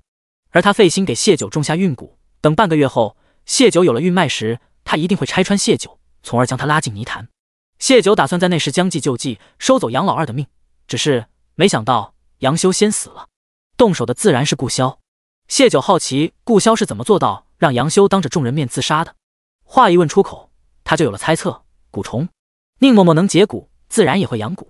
师傅曾说过，有些蛊虫能操控人的意识，或许顾潇用的就是这种，要不就是胭脂的迷幻术，但他学的只是皮毛，想要迷惑一个人去自杀，可能性不大。顾潇看着谢九依旧惨白的脸，微微点头。想了想，他又道：直接杀他太便宜了，让他先尝尝心痛和绝望的滋味。他再向谢九解释，他为何没有按照他们先前商议的计划走。谢九解蛊承受了千刀万剐般的疼痛，他站在门外，亦是跟着剜心般难受。他就想让杨老2000百倍的体会下心痛的滋味。况且杨修小年纪心思不正，留着迟早是祸患。林叔目睹谢九昨晚受通的全过程，他一下就理解了顾潇的心情，恨声道：还有杨凡兄弟也该死，他们合起伙来给你下蛊。谢九仔细回想过当时的情况，那几人没一个人接触过他。一开始他怀疑是杨凡，可他问过宁嬷嬷，运蛊不好养，杨老二父子往常装的憨厚，心里却是自傲瞧不上大房的，会将这么重要的东西交给杨凡吗？他看向了顾潇，顾潇既能让杨修自杀，肯定会盘问他的。杨修的死依旧没能平息顾潇心中的怒意，他的脸还是冷沉的。是杨修，当时杨琪扑向你，你刚避开他，杨凡又突然上前，你下意识会提防杨凡，注意力便转移到他身上。杨修趁此机会用竹筒将蛊虫吹到了你耳后，所以大房那两个受他挑唆，只是想寻我晦气，压根不知道蛊虫的存在。谢九略一沉思，杨修挑唆他们的目的，一是便于对我下手，二来让我误以为是大房害我，从而报复大房，届时我名声扫地，又被你厌弃，他们二房接纳我，我就会对他们感恩戴德，为他们卖命。顾潇微微点头，杨修确实是这样交代的。想到他们这样算计谢九，他呼吸有点不顺，很心疼谢九以前在杨家的日子，懊悔当初知道他定亲永宁侯府，没有插手破坏这桩婚事，任由他进了狼窝。蛊虫是谁给的？他们打算半个月后如何对付我？谢九问。顾潇便将自己审问出来的话都告知了他。真恶心。在一旁听着的林叔瞪圆了眼睛，幸好谢九敏锐有所察觉，也幸好宁嬷嬷懂蛊。他有些后怕的拍了拍心口。谢九也觉有些生理不适，他闭了闭眼，吐出一口浊气，才对顾潇道：后面的就顺着先前的计划来吧，别脏了你的手。顾潇揉了揉他的头，你无需顾忌太多，杨家被赦免之事交给我。他知谢九一直没对杨家痛下杀手，有一部分原因是担心赦免之事发生变故，他做此保证是想谢九报仇的时候能肆一些。好。谢九有些乏力的感觉。林叔听完了想听的，也不想再打扰他们两个，将一个木匣子递给谢九，固本培元的，知道你不喜喝药，我配了蜂蜜制成了药丸，你记得吃。早上芷兰来过了，昨晚我们不在家，他不放心就找到这里来了，你还睡着，我便将事情告知了，让他先走了，我现在去给吴婉清看看。谢谢。谢九握了握他的手，心里微微发热。他身边不只是有杨家那样的恶毒心肠，更有林叔、风芷兰他们这些真心待他的朋友，实不该让那些人影响了心情。顾潇很高兴林叔能为谢九思虑周到，他吩咐莫离陪林叔一同过去，莫离便帮着拧着林叔的药箱离开了。躺久了不舒服，谢九起床吃了些东西，便在榻上坐着。半个时辰后，林叔回来了，他对谢九道：我不太有把握，但是我可以试试。许是因为吴婉清和自己的好友相似的缘故，他语气里不自觉带了点怜悯。若是一点治疗的希望都没有，林叔会直接告诉谢九的，事实就意味着还有一点希望。谢九心里有些高兴。这边刚说完，吴三妹在院外求见，莫离将人带了进来，她上来就给谢九跪下磕头，听林大夫说是您让他去给我姐姐治病的，我无以为报，先给您磕个头。谢九忙让他起来，不必如此，他也只是遵从本心。谢姑娘，虽不知您为何帮我们，但我们吴家人向来有恩必报的。他停顿了下，我脑子不太好使，只有一把子力气，往后您要用得上我，您尽管开口。我姐姐很聪明，将来她要是治好了眼睛和嗓子，定也能报答您。莫离一把将他拉起来，你这是来道谢的，还是来逼人的？你姐姐那是娘胎里带来的，万一治不了，你这不是给谢姑娘和林大夫压力吗？吴三妹忙解释，谢姑娘，林大夫，我没有逼你们的意思。知道了。谢九浅笑道，林大夫会尽力的，但确实不能保证治好。我知道的，以前家里也给姐姐请过大夫，都说治不好，只有林玉一说她有5成把握，可还没开始治，林玉一就出事了。林大夫是林玉一的女儿，她的医术是跟林玉一学的，我就忍不住抱了些希望。我父亲也给你姐姐看过。林叔不知这件事，他之所以说可以试试，也是想到父亲留下的手札里有关类似病情的记载。吴三妹点头，看过的，听说还是受人所托，所以没收我们家诊金。他们家日子不富裕，父亲他们一直想方设法给姐姐找大夫，御医的医术好，但不便宜。林御医有50%把握，还不要钱，这是天大的好事。他当时很为姐姐高兴，所以记得很清楚。有了之前的猜想，谢九现在对有些事很敏感。他问道：“那你可知是受何人所托？”吴三妹摇头。林大夫说：“对方不让说。”第126章，谢九到底是谁的女儿？请林大夫给吴婉清看病是好事，对方却遮遮掩掩，很是蹊跷。因着谢九好奇，顾潇当即便让莫离去采石场将武侯请了来。武侯听说是问当年林大夫之事，他挠了挠头，他不说我就没问，只要他是给我家婉清治病就行了。谢九理解了为何每次提到武侯一家，顾潇都是无奈的神情。他问武侯：“您就不怕对方是有所图谋？”“不会吧，老夫乔林玉一向好人啊。”武侯一脸茫然。再说我家婉清最乖了，又没得罪人，不会有人害她的，定是有人联系她，才让林玉一给她看看。那你女儿是因何进的萧王府？顾潇语声淡淡，却堵得武侯哑口无言。因为他打了4皇子，皇后他们想报复在婉清身上，也想将婉清作为拿捏他们家的人质。武侯面色讪讪，当时光想着有人给免费治病是好事，就没想别的。可是发生了什么事啊？要不我回去问问夫人。顾潇朝莫离使了个眼色，莫离又去吴家请武侯夫人。等待期间，武侯听说了谢九请林叔给吴婉清看病的事，他当即跟谢九道谢，长得与我家婉清相似，连善良都一样，老夫真心感谢姑娘，此恩来日必报。又对林叔道：“早想找林大夫给我家婉清看看，手上一直不宽裕，往后劳烦林大夫，这个恩情老夫记下了，来日定当报答。”一连2个来日必报。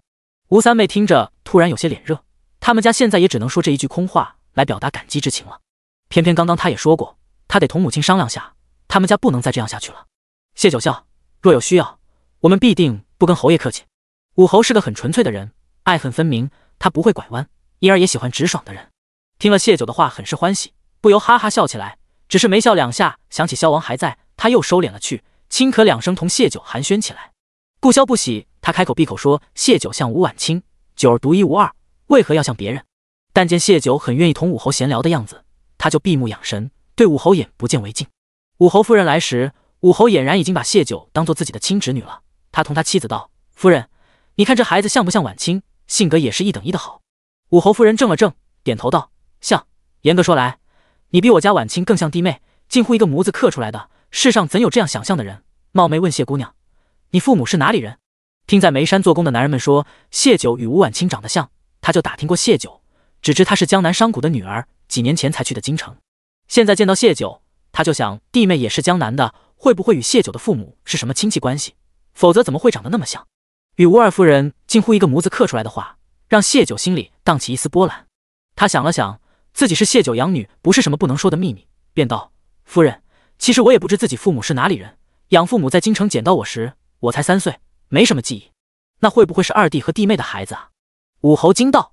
谢九笑：“我与吴婉清同岁，吴二夫人可不能一年生出2个孩子，不是弟妹的孩子。”武侯夫人摇头，弟妹嫁给二弟时还是姑娘家，一成亲就怀了婉清。武侯也想到了这些，竟还生出一种可惜的感觉。他问武侯夫人：“你从前与弟妹关系好，可知他家还有什么人？谢丫头不会是弟妹娘家那边的孩子吧？”老知府是家中独子，膝下只有2个女儿。武侯夫人像是回忆般，知府夫人那边好似也没什么亲戚，当初弟妹去世，那边都是没什么亲戚来的。吴二夫人与她姐姐长得都像他们的祖母，并不像他们的母亲。一直沉默的顾潇开口：“这是他的人查来的消息，排除了谢九是吴二夫人外祖家孩子的可能。”谢九微讶，顾潇在帮他查身世，吴二夫人祖母家中可还有人？顾潇摇头：“没有，吴二夫人的祖母是独女，嫁出去后就相当于断了香火，所以谢九也不可能是吴二夫人祖母娘家的孩子。而吴二夫人姐姐未出阁便病逝，吴二夫人也只生了吴婉清一个孩子，所以谢九与他们并没关系，长得相似真的是巧合。”他昨日收到这个消息，还没来得及告诉谢九，就知道他中蛊的事。他握住了谢九的手，以示安慰。谢九谈不上失落，他只是好奇，林御医准备给吴婉清治病时就被流放，他的流放有永宁侯的手笔，而自己被迫入侯府也是永宁侯与人做的交易，很大原因是因为他的相貌。吴婉清与他有相似容貌，那有没有可能林御医被流放，并不单单是永宁侯与他的私怨，真实原因是有人并不想林御医为吴婉清治病，可托林御医治病的又是谁？所以谢九将话题拉了回来，他问武侯夫人：“夫人可知当年是谁托了林御医给吴婉清看诊？”林大夫不肯说，但我有些不放心天上掉馅饼的事，便暗地跟踪了林御医。他有些歉意地看了眼林叔：“我发现林御医从我们家出来，去了一家酒楼，和一个管事模样的人接触。我跟着那管事一路到了曹府。曹府？曹志成那个曹府？武侯瞪大了眼睛，不敢置信。武侯夫人点头。曹家能有什么好东西，会想着给我的婉清看着？你咋不早告诉我？武侯夫人瞪了他一眼，压抑着不让自己在外人面前发怒。告诉你，然后找曹首府打架吗？家里当时还拿得出多少银钱来给你们做医药费？林御医还没开始治就出事了，更没告诉他的必要。他太了解自家男人了，他看不惯曹首府，又疼爱婉清。若让他知道此事，必是认定曹家不安好心，不分青红皂白，先带着家里人去曹府打上一场。谢九看向顾潇，顾潇也恰好看向他，两人同时都想到了那本怪谈。怎么会那么巧，又与曹府有关？第127章，谢九是曹家的孩子。武侯夫人只跟到了曹府门口，所以他也不知道那管事究竟是曹家哪个主子的人。治病的事因林御医被流放没了后续，他也没再关注此事。没有更多有用的信息，顾潇便打发他们去看看吴婉清。临走前，武侯对谢九道：“丫头啊，要是不嫌弃我们家，要不你认我做义父如何？我瞧着你实在喜欢。你看我们家人多，往后没人敢欺负你。”他心里有些同情谢九，跟他们家婉清一样可怜啊，都是小小年纪就没了爹娘。不等谢九开口，顾潇一个冷眼斜了过去。谢九无需武侯这个自身难保的人来怜悯，他更不想谢九往后还要替他们收拾烂摊子，保持适当距离，恩情才是情，一旦真结了一亲，谢九再想管他们就不容易了。武侯一家子是没什么边界感的，武侯夫人和吴三妹都羞得没眼看，他们家除了人多还有啥？现在还是靠在谢九眉山做工，一家人才没饿死呢。侯爷父亲是怎么好意思开这个口的？谢九倒不是怕武侯一家麻烦，反而挺喜欢他这有什么说什么的性格，只是他不需要同情，他有亲人，并不缺亲情，父亲和弟弟都在盼着他回家。他笑得真诚，多谢侯爷好意。武侯不介意谢九的拒绝，看顾潇板着脸也不敢再提了，摆了摆手，跟着夫人和女儿出了屋。林叔依旧有些傻眼，他起先是震惊谢九是谢家养女，后又震惊父亲竟与曹家有牵扯。他对谢九道：“我爹曾说过，曹家不是什么正派人，迟早会败落，让我若遇上了千万远着点。可或许他有自己的原因。”谢九觉得能教出林叔这样女儿的父亲不会是什么坏人。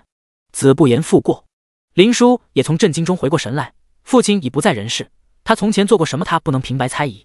他起身往外走，我回去看看父亲留下的医案手札。他本就打算给吴婉清治病，现在知道父亲也曾准备接手这个病患，他更想接着治父亲未来的急治的病。谢九和顾潇都对林御医不了解，没再讨论这个人，倒是又提起了于知府。他是吴二夫人父亲的学生，被曹家提拔成了曹党一派。吴婉清是吴二夫人的女儿，曹家有人安排林御医给她看诊，他们都与吴二夫人有关系，准确说与吴二夫人娘家有关系，一定有那么一件事，或者一个人将他们与曹家牵连起来了。顾潇沉吟道：“我的人查到吴二夫人的姐姐是突然暴毙，会不会其实没死，而是死遁到了曹家？”谢九顺着他的话大胆猜测，想着想着手心就不由冒了汗。若真是如此，那自己会不会有可能是吴二夫人姐姐的女儿，是他与曹家人的女儿？这绝不是谢九想要的结果。他可以不是郑国公府的孩子，却绝不能是曹家的孩子，那是他和顾潇的仇家。阿潇，我想做一件损阴德的事情。这个大胆的猜想让他心里有些不安，他迫切想要证明自己的猜测是错的，吴二夫人的姐姐真的死了。顾潇明白他的想法，执着他的手往书房走去。我给燕城去信，让他们暗地查看一下坟冢里有没有尸体。同时他又安慰谢九，长得像未必就有血亲关系，你莫要多想。他也不希望谢九是曹家的孩子，若曹家知道自家的孩子和他是这样亲密的关系，必定会想尽办法利用谢九对付自己。无论谢九愿不愿意，他们都会搅得他余生不得安宁。谢九觉得自己的思路像是被石头牛拉着般，拼命往死胡同里钻。顾潇说吴二夫人姐妹长得都像他们的祖母，意思是吴二夫人姐妹相貌相似，那自己既是像吴二夫人，也像她姐姐。若自己是吴二夫人姐姐的女儿，那她第一次见到吴婉清时的心理异样，或许就是表姐妹间血脉相连的感觉。若吴二夫人的姐姐没死，就在曹家，她请林御医给自己的外甥女看诊，说得过去。还有于知府藏起来的那本怪谈，她是吴二夫人父亲的学生，对她们姐妹肯定熟悉。若有双重性格的是吴二夫人的姐姐，她发现了这个秘密，因此拿捏了她的这个把柄，要挟她帮忙调个官职，也说得过去。和永宁侯做交易，将他关在侯府后院，如果对方是曹家的话，更说得通。曹家确实有本事让永宁侯府更上一层。可若他真的有这样大的本事，那他在曹家的地位必定不低，避免不了要出来参加各种交际宴会。永宁侯府蔡氏胡氏他们时常参加京城各种宴会，甚至老太太被流放前也是不得不参加一些宴会的。可从他们的反应看，他们都不曾看到过与自己容貌相似的人。这说明吴二夫人的姐姐要么身居曹家内宅极少露面，要么遮掩了原本面目。谢九觉得后者的可能性不大，若他已经换了面目示人，就不必害怕谢九的相貌被人发现，就不会有和永宁侯的那个交易。若是前者，他极有可能是曹府后院的宠妾，依靠男人成事，而那个男人表面答应他，背后却又在使坏。表面让林御医给吴婉清看诊，背后却对林御医动手脚。表面让他入侯府，不许侯府苛待他，却失信于侯府，想借侯府之手杀了自己。这些都是谢九的猜想，但谢九越想越觉得可能。可又有不通的地方，若他是曹家的孩子，为何他们要丢弃他，甚至要他死呢？曹家孩子那么多，不至于多他一个。顾萧已经写完信，让人飞鸽传书发往江南，半月左右就能有消息了。抬眸见谢九心事重重的样子，再想到他刚刚手心里的汗湿，他明白了他的担忧，很心疼他。他抬手将人拉到怀里，抱坐着腿上，正色道：“不要胡思乱想，这只是我们的大胆猜测。即便猜想是真的，在我这里你依旧只是谢九，除非你自己愿意去做旁的人。”谢九愕然，顾萧和曹家是仇敌，他却能说出这样的话来，哪怕他真的是曹家的孩子，他依旧接受他。谢九闷重的心突然轻松了，温暖了。他拍了拍自己的额头，是我魔怔了，想那些没影的事，我本也只想做谢九。他释然了。养父母他们给了他许多爱，他不缺亲情，无论他是不是曹家的孩子，曹家依旧是他的仇敌。他们抛弃他在先，又借永宁侯之手杀他，或许期间还有许多他不知的龌龊事。想到这个，谢九突然有些不安，背后的人会不会对我爹和弟弟下手？第128章，阴谋开始了。老御史回到京城就会弹劾于知府，于知府走投无路会求救。他们盯着于知府，能知道曹家与他有联系的是谁，但这也可能会惊动那人。他能自保，还有顾萧护着，那人极有可能将坏心思打到他亲人身上。九霄阁如今在以迅雷不及掩耳之势茁壮成长，能给爹和弟弟很好的庇护，加上这是顾萧的地盘，更让他放心。先前与顾萧关系未定，他又得在杨家面前扮软弱，怕父亲他们担心，才想着让他们先行回老家。如今顾萧虽还没开口说娶她，但他深爱她，他感觉得到杨家那边也不必再理会，他就想早些和父亲他们团聚。顾萧先前答应过要护着谢家父子，所以派了2个人在他们身边，那2人偶尔会传信回来。他知道谢家父子也是时常记挂着谢九，对谢九的这个想法，他点头支持。谢九欢喜从他身上下来，那我现在就去给父亲去信，让他们早些出发。我来研磨。顾萧见他心情变好，也跟着开心。2人很快写好了书信，用顾萧的渠道送了出去。晚饭刚用，顾萧便按着谢九回床上休息了。他气色依旧不好，趁着你父亲他们来之前，赶紧养好，别叫他们担心。这句话让谢九瞬间乖顺，但他撒娇着将顾萧也拉到了床上，陪着他一起早睡。虽才是正月初3，但顾萧的公务从没少过，他心疼谢九，故而将那些事情往后挪了挪，安心抱着他沉沉睡去。天刚微亮，他轻手轻脚起床，去了书房忙碌。上午时，林叔又来了萧王府给吴婉清看诊。从吴婉清那边回来后，他同谢九道：“我最近对着骨骼图将医术和你教的针法相融合，研究了一套针灸术，我想给吴婉清试试。他们家如何说？”谢九问，他想知道武侯家的态度。吴婉清自己想试试，他家里人尊重他的决定，患者和家属都同意，那就没问题的。谢九支持林叔的决定。等林叔回去时，他跟着一道回了林家。杨修的尸体还摆在杨家，杨老二始终不开口给儿子下葬。大房的2个孩子害怕，杨老大便提议将杨修给葬了，惹来的是杨老二的狂怒。他坚信自己的儿子不会自杀，但杨修又是当着大家的面自己抹了脖子，他拿不出他被害的证据。杨老二疑心谢九，他不肯给杨修下葬，就是等着谢九过去，好从他身上找到点蛛丝马迹。谢九没打算过去，这次他连戏都不闭眼了。他对外宣称身体不适，有人找林叔看诊时，见到的谢九确实是脸色惨白，也无人疑心他。况且上次杨修逼着谢九拿银子给杨老二治病，又给谢九泼脏水的事，大家都知道。这世间有几个人能做到以德报怨的？杨修上次可没给谢九留活路。他如今自杀了，曾被他害过的婶婶生着病还必须去悼念他吗？谁也没法开这个口。倒是胡氏来了，是你做的吗？他下意识觉得是谢九，但又觉得谢九本事没大到那个份上。他是来探听消息的。初一那日，他的2个儿子也为难了谢九，他担心如果杨修的死是谢九做的话，他的2个儿子也难逃报复。谢九淡淡看他，我若有这叫人自杀的本事，杨家还有人在吗？胡氏一梗，同时也松了口气，不是谢九的报复就好。那你能去跟老二说说，把杨修葬了吗？放在家里实在瘆得慌。你们几个手上那个是干净的，现在倒怕起鬼来了。谢九道：“回去吧，往后别来了。”这颗棋子已经没用了。杨家人都知道胡氏投向了他，什么都会防着胡氏，而他还不自知，一边想依仗谢九，一边又盼着杨老二事成。胡氏还没明白谢九话里的意思，期期艾艾道：“谢九，你就帮个忙，去说说吧，老二听你的。”谢九淡然的面容微微一沉，他眼神冰冷，投向胡氏。胡氏说这样的话，说明他也看出杨老二对谢九的心思。那这次杨老二父子害谢九的事，他或许不知全貌，却也是心里有数的。可他没有提醒谢九，他今日前来，或许也是杨老二授意的。他想两边讨好。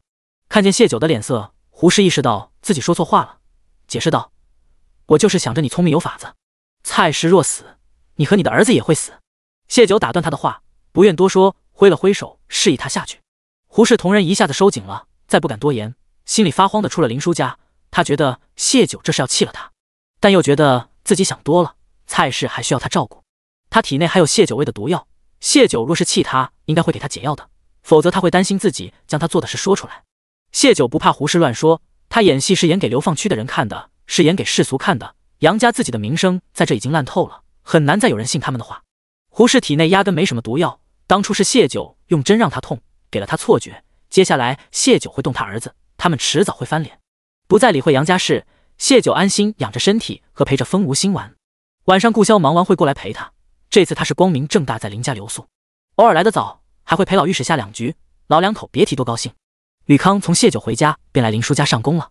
谢九在家不出门，他便在流放区四处溜达，打探消息，故而谢九也就知道了杨老二在初六那日给杨修下葬了。谢九一直不出现，杨修的尸体等不起，哪怕是冬季也不可能一直摆在家里。听完吕康汇报，谢九沉默片刻后吩咐吕康在林叔家旁边找出屋子，不必太大，容纳2-3人便可。吕康领命而去。到了初8这日，老御史他们要回京了，顾潇带着谢九从暗道直接到了城外10里长亭相送。莫七会亲自带着暗卫护送老大人到京城，陆家夫妇也带了不少人，还有李胜一行人跟在身后，算是多重保障了。送完老大人，谢九直接去了陆家。陆家3兄弟，如今老大回了京城，老二去了猛兽山，只剩陆老三，既管着家里这边，又跑着外边，很是忙碌。谢九身体恢复如常，便过来亲自盯着1、2。如此忙碌，转眼就到了元宵节，杨老二的计划终于开始了。第129章，阴谋进行中。谢九这个元宵节注定是不能和顾潇他们过了，杨家的姑奶奶来玉攸关探亲了，实则他是杨老二搬来收拾谢九的帮手。姑侄俩准备了一出大戏，企图用这场戏让谢九跌入烂泥，再难翻身。大夏律法规定，流放人员不得擅离玉攸关，却不会阻止亲友探望，可人走茶凉，真正愿意来流放地看望的寥寥无几。是以当大家知道杨家的姑奶奶从年前就从发不远千里从京城来到玉攸关时，大家都不由高看了他一眼。谁不想落魄之后还有人惦记，谁不盼着有人雪中送炭？他们得不到的这份期盼，杨家人得到了。有羡慕的，也有嫉妒的，正好元宵无事，便都去了杨家看热闹。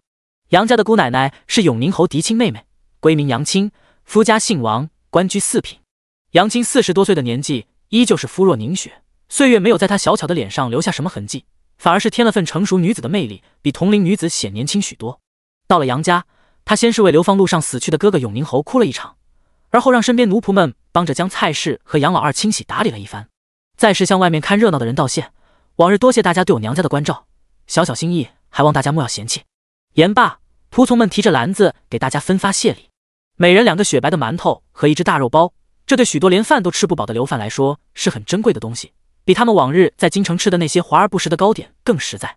有认识他的人开口道：“王夫人有心了，大家都是邻里邻居，互相照顾是应该的，有情有义的是你才是。寒冬腊月大过年的，还惦记着这边，对我们这些人也这般客气。”这话说得略有心虚，杨家风评不好，他并未与他们亲近，但如今得了人家的包子馒头，被那香味熏着，总得客套1、2。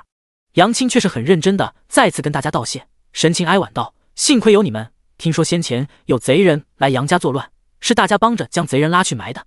杨家这些日子出事太多，先是哥哥病逝，嫂子中风，后又是孩子们，我听了这些事，片刻都坐不住。”他眼里泪水打着转，用帕子点压着眼睛，声音悲切：“许多事情我是想破脑袋都想不明白，哥哥嫂嫂他们身体一向好，却死的死，中风的中风。2个侄媳妇，胡氏自小也是世家大族里长大的姑娘，是万万不会做越轨之事，还是一个什么都没有的无赖，他图他什么？柳氏既是有求于郡守夫人，又怎会杀了郡守夫人，平白丢了自己一条命？还有我那侄女心儿，她最是孝顺，母亲卧病在床，她怎会舍得抛下家人自己逃命？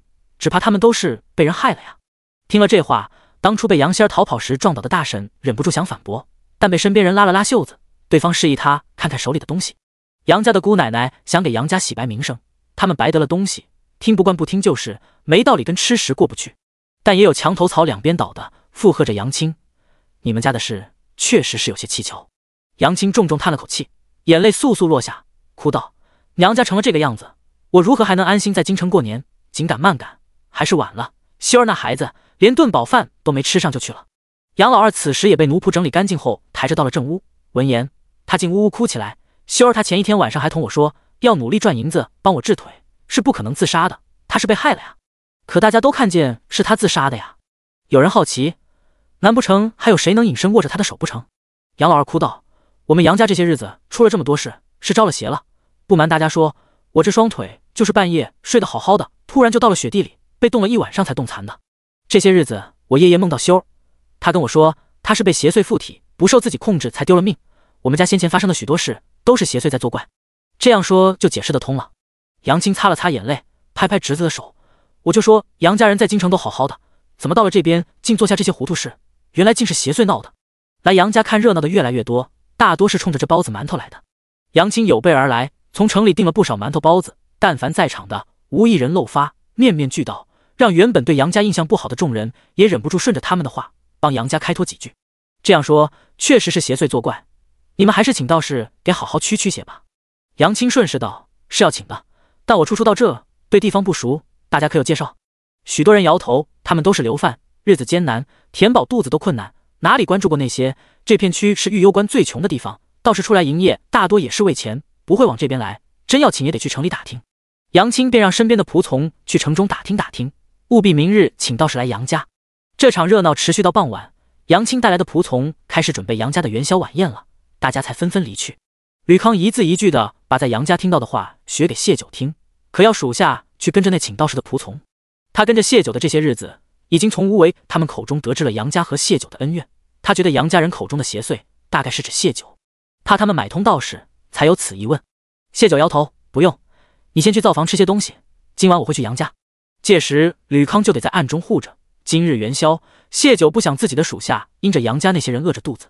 他能猜到杨家扯出邪祟的目的，既是想为以前的丑事找个遮羞布，也是迷惑他的障眼法，并不是害他的最终目的。是。吕康道：“那人带的仆从里有几个有身手的，您多加小心。”谢九颔首：“杨青大老远跑来，必定做足安排的，他也不惧。”吕康退下没多久，胡氏果然带着一个姓吴的婆子来了林叔家，请谢九回去过元宵。杨青是长辈，谢九不想担上不孝的名声，就不能不去。知晓了，你们先行过去，我稍后就回去。谢九淡声打发着两人：“四少奶奶，我家夫人是您的姑母，她远道而来，已经大半天，您不曾去拜见，夫人不跟您计较，命老奴来请您。您这态度未免过于敷衍。”那婆子是杨家的家生子，做了杨青的陪嫁，跟着去了王家，是杨青的心腹，对谢九没有及时去见杨青很是不满。谢九抬起眼帘，泛着冷意的眼神凝视着他。那婆子被这眼神看得莫名有些发怵，还要再说些什么，被胡氏拉着下去了。谢九等着吕康填饱了肚子，天色泛了黑，才不紧不慢地去了杨家。第130章，将谢九留下，要他摇尾乞怜。流放到玉攸关至今，杨家第一次能有满桌美味珍馐，别说是杨凡兄弟两个，就是杨老大夫妇都忍不住咽口水。可谢九未到，杨青不开席，因此见到迟迟才来的谢九，杨老大冷嘲：“弟妹如今真是在林家过上好日子了，姑母派人去请，都推三阻四。”谢九笑了笑：“姑母见谅，最近身子不适，若不是知晓姑母来了玉攸关，今晚我是打算喝碗粥应付一顿的。”杨青满面慈善：“身子怎么了？可有叫大夫瞧过？”他对谢九印象不深，当初谢九抱着牌位嫁入侯府后，极少在亲戚间走动，今日一看，虽是容貌上乘，但并未老二信中所说的精明难以对付，没什么礼数倒是真的，因此他对谢九十分不喜，但面上还是一派长者的慈和。请林大夫给瞧了，没什么大事，就是乏力得很。谢九道，眼神略有闪烁，可能是着了寒了，过几日便好了。没事就好，如今杨家就剩你们几个了，可得好好注意身子。杨青脸有痛色，又很快扯出一抹笑，瞧我说这些伤心是做什么？今日元宵，我们大家好好吃顿饭，开席吧。话音一落， 2双筷子就伸到了杨青面前的红烧肘子上，他下意识蹙了蹙眉。是杨凡兄弟俩，他们已经许久没有好好吃过肉了，早已迫不及待。倒是谢九对着满桌子的鱼肉提不起多大的兴趣。杨青道：“谢九，别太拘谨，都是一家人，来尝尝这鱼。”他身后的吴嬷嬷会意，忙将一条清蒸鱼挪到了谢九面前。谢九脸色顿时变得难看，像是极力隐忍着什么。好一会儿，他才抿紧了唇，将鱼挪到了杨琪面前。谢谢姑母好意，我不太爱吃鱼，还是给杨琪他们吃吧。大房4口吃的头也不抬，鱼一到杨琪面前，几双筷子都伸了过去。谢九端起桌上的一杯水，灌了一大口，抬眸时见杨青看着他，他笑了笑，筷子随意在面前的碟子里夹了一片笋送进嘴里。笋是酸的，又加了点辣味素炒，很合谢九的胃口。他又夹了一筷子，胃口突然变得很好的样子。杨青和杨老二对视一眼，好似都确认了什么。谢九面前的酸笋几乎被他一个人吃了大半，又有下人端了汤圆上来，汤圆是甜的，加了苹果丁一起煮，有种酸酸甜甜的味道。吴嬷嬷给谢九舀了2个，谢九尝了一口，眼眸微亮，咬下一大口。杨老二突然看向他：“谢九，你可梦到过休？”谢九摇头，将嘴里的汤圆咽下，喝了一口汤，才道：“孩子们都不太瞧得上我这个四婶，往日杨修与我关系也不亲近，大抵是不会入我的梦的。”他站起身，又舀了几个汤圆进碗里，像是吃货般。汤圆到唇边时，他好像才想起什么，对杨老二道：“二哥节哀。”杨老二没从他脸上看到一丝慌张或者愧疚，但他不死心：“我梦到了。”他说他是被邪祟迷惑了才自杀的。谢九略显诧异：“世间真有邪祟吗？那他有没有告诉二哥，邪祟为何让他自杀？”杨老二表情顿住，不再言语。谢九细嚼慢咽地吃着汤圆和酸笋，其余的荤菜他没动。误导杨老二他们是一方面，另一方面，所有的荤菜都被大房那几个抢过。厌恶一些人时，谢九是不愿与他们共食的。早些演完这场戏，没准回去还能和顾潇他们再吃点。晚饭一结束，谢九就打算回去。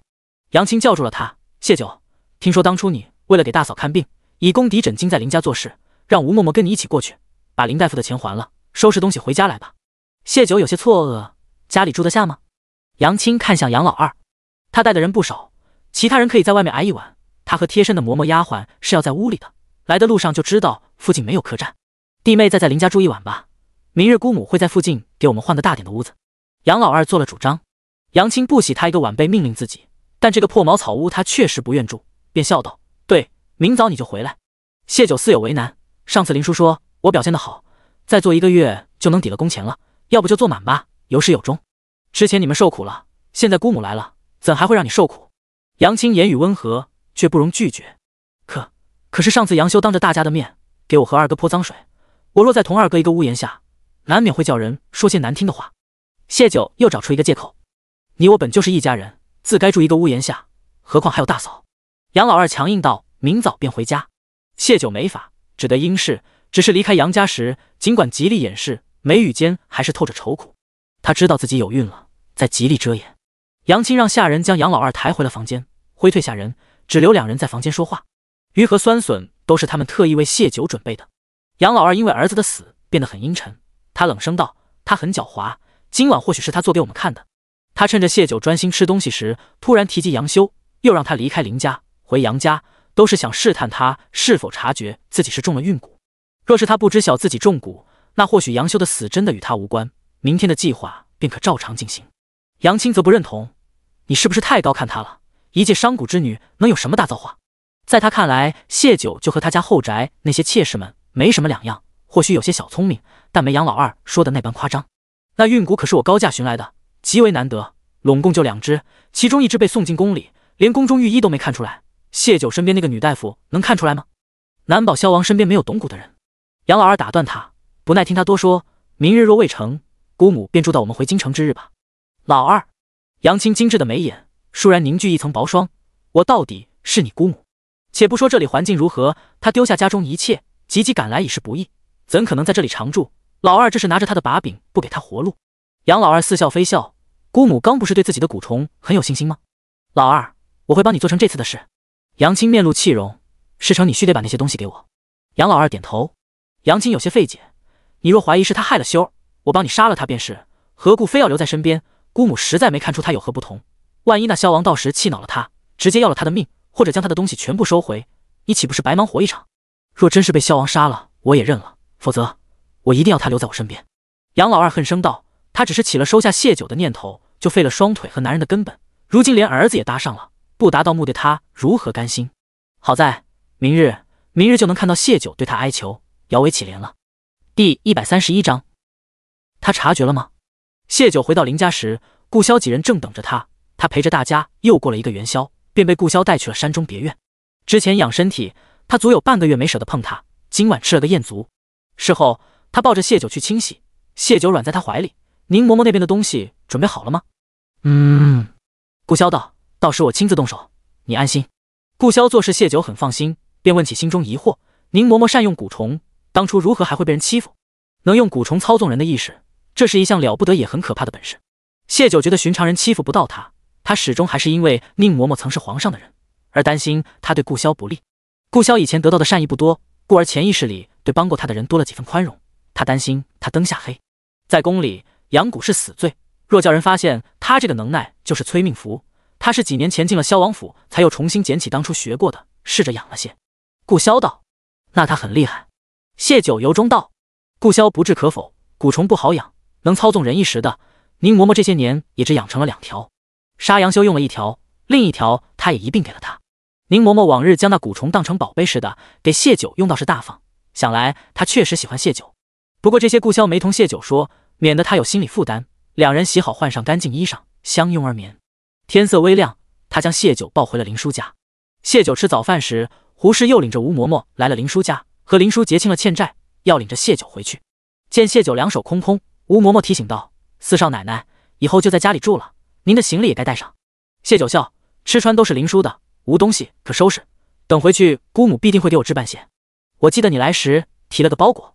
胡氏突然道，姑母花在他们身上的银钱有定数，谢酒什么都要重新置办，花在他们大房的便少了。谢酒淡淡道，来时确实带了身衣裳，在山里采药时破得不成样子便丢了，我瞧着你这些时日穿的都是好的，也可带回来。胡氏略有不满，他见谢酒被杨青长辈身份压制，顿觉谢酒本事再大，终究要在意世俗，就没那么怕他了。等回了京城，婆母身子未必能好，侯府内宅便是他管着，谢酒还得看他脸色行事，到时谢酒还不是任由他搓圆揉扁，不愁他不给解药。杨青的到来给了他底气，让他将一切都想得过于美好。谢酒半抬眼，悠悠地看了胡氏一眼，胡氏的心思他看在眼里，丢下一句，那便劳烦吴嬷嬷找林大夫，将我往日穿的用的买下，带回杨家吧。便率先出了林叔家。胡氏只是想占便宜，自是不舍得花银子，悻悻跟在谢酒身后出了林家。吴嬷嬷是杨青的心腹，知道杨青来此的目的，谢酒的好日子很快到头，他更是不将谢酒放在眼里。谢酒没带任何行李回到杨家，让杨青眼眸掠过一丝狐惑。他问杨老二，他是不是在想什么招数？回到林家，杨老二眯了眯眼，我说了他很狡猾，什么都不做才奇怪。他既知道自己有孕，怎可能留在杨家被大家发现？杨青迫不及待道，那我下午便将人叫来。不急。杨老二摇头。谢酒什么都不带，他才安心，说明他很重视自己的身孕，没打算留下。但谢酒的心机他领略过，他不敢大意，须得确定谢酒确实不知道自己的身孕是蛊虫所致，下一步才有意义。他附耳跟杨青叮嘱了几句，杨青有把柄在杨老二手上，只得事事依着他。不过谨慎点也没错，若不确定就贸然行动，到时没能毁了谢酒的声誉，他就要被迫留在御幽关，以长辈的身份压着谢酒留在杨家，这是他绝不愿意的。他立即叫来了身边的丫鬟，将事情吩咐下去。杨青带了不少仆从过来，家务事有他们，谢酒索性躲在蔡氏屋中。蔡氏如今说不得动不得，谢酒刚又将他的听觉都给封闭了，他现在像个活死人，只能恨恨地斜着眼看谢酒。谢酒闭目养神，不去理会。杨青带着吴嬷嬷推门进来，昨晚大家吃了不少荤腥和汤圆，不好消化，下人们煮了点消食的茶水，我给大嫂喂点，谢酒你也喝点。好。谢酒接过吴嬷嬷手里的汤盅，用勺子搅拌着，他轻轻吸了下鼻子，问吴嬷嬷，这茶水是什么熬煮的？吴嬷嬷道，山楂，山楂助消化。谢酒的手顿住，将汤盅放回吴嬷嬷手中端着的托盘上，对杨青歉意笑道，姑母见谅，我实不爱喝山楂。看来四少奶奶确实没吃什么苦头，流放几个月依旧是这般挑食。吴嬷嬷口气不善道，我家夫人的好心屡次被四少奶奶拒绝，昨日来到这里，听闻四少奶奶最是对长辈孝顺，现在看来只怕外人也是对你有什么误解，回头我可得跟左邻右舍说道，四少奶奶莫不是对我家夫人有什么意见不成？住嘴，哪有下人这样说主子的？杨青柔柔婉婉地喝止吴嬷嬷，酒不爱喝而已，你说那些做什么？谢九微微抿唇，谢姑母体恤，这屋里闷得慌，我去外面走走。他不肯喝。杨青等谢九离开后，也跟着出了蔡氏的屋子，去了杨老二房中，将刚刚的事情一五一十告诉了他。我很确定他不知道自己是假孕，山楂水对孕妇不利，易造成胎儿流产。吴嬷嬷话说的那般重，都没能让谢九喝上一口，说明他很害怕山楂对身孕不利。若他知晓自己是假孕，就无需这样顾虑。下午便叫人过来吧。杨青催促道。他的下人在附近寻了一圈，也没找到像样的屋子。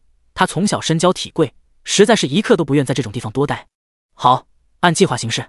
杨老二终于点头。午饭过后，谢九又窝在了蔡氏的屋里打盹，外面却是热闹起来了。杨青过来喊他：“谢九，你怎地这么爱睡？驱邪的道长来了，快随我去院子里。”第132章，谢九有孕了。大家昨日在杨家得了好处，今日没去上工的都围了过来，顿时将杨家的茅草屋围了个里3层外3层。谢九眼尖的发现，武侯家的人也都来了。据说他们家平日除了留下带孩子的，其余全都是出去找工作的，极少有闲工夫看别家的热闹。只因他们家人多，且都胃口大，不努力赚钱是养不活家人的。他们应该是为了我来的。谢九心里这样想着，就见武侯夫人对着他做出一个口型：“别怕。”他们果真是来护着他的。谢九弯了眉眼，无声回了他一个好。清楚他和杨家内情的，都当杨家请道士来是为了害他；不清楚他们内情的，只当杨家是借着怪力乱神洗白从前的丑事。也有些真的迷信，相信杨家是真的招了邪，带着猎奇的心看热闹。杨家请来的道士，头戴青巾，身披绛紫色道袍，白眉白须，一派得道高人的模样。一进杨家院子，他蹙着眉，将杨家打量一番，手指飞快掐算后道：“屋主何在？”杨老大按规矩去上工了，杨老二在瘫在床上，能做主的就是杨青。他扶了扶身：“我便是，有何事道长可直言。”“你非屋主？”那道士两指夹着白须摇头：“这屋内有大凶之物，长久住在此处者，轻者被邪祟迷惑了头脑，做出违背本心之事，重则丢了性命。贫道冠夫人印堂清明，未曾受到一丝邪祟侵扰，夫人定不是久居于此的人。道长所言甚是，这是我侄儿家，我是来此探亲的。”杨青道：“不瞒道长，我侄儿家近些日子确实发生许多事，还请道长援手。”道士捋着胡须继续道：“驱邪拿妖乃是贫道分内之事，只是这屋子要不得了，邪祟当初便是在这屋中惨死，怨念颇深，故而时常附在人身上，搅动事端。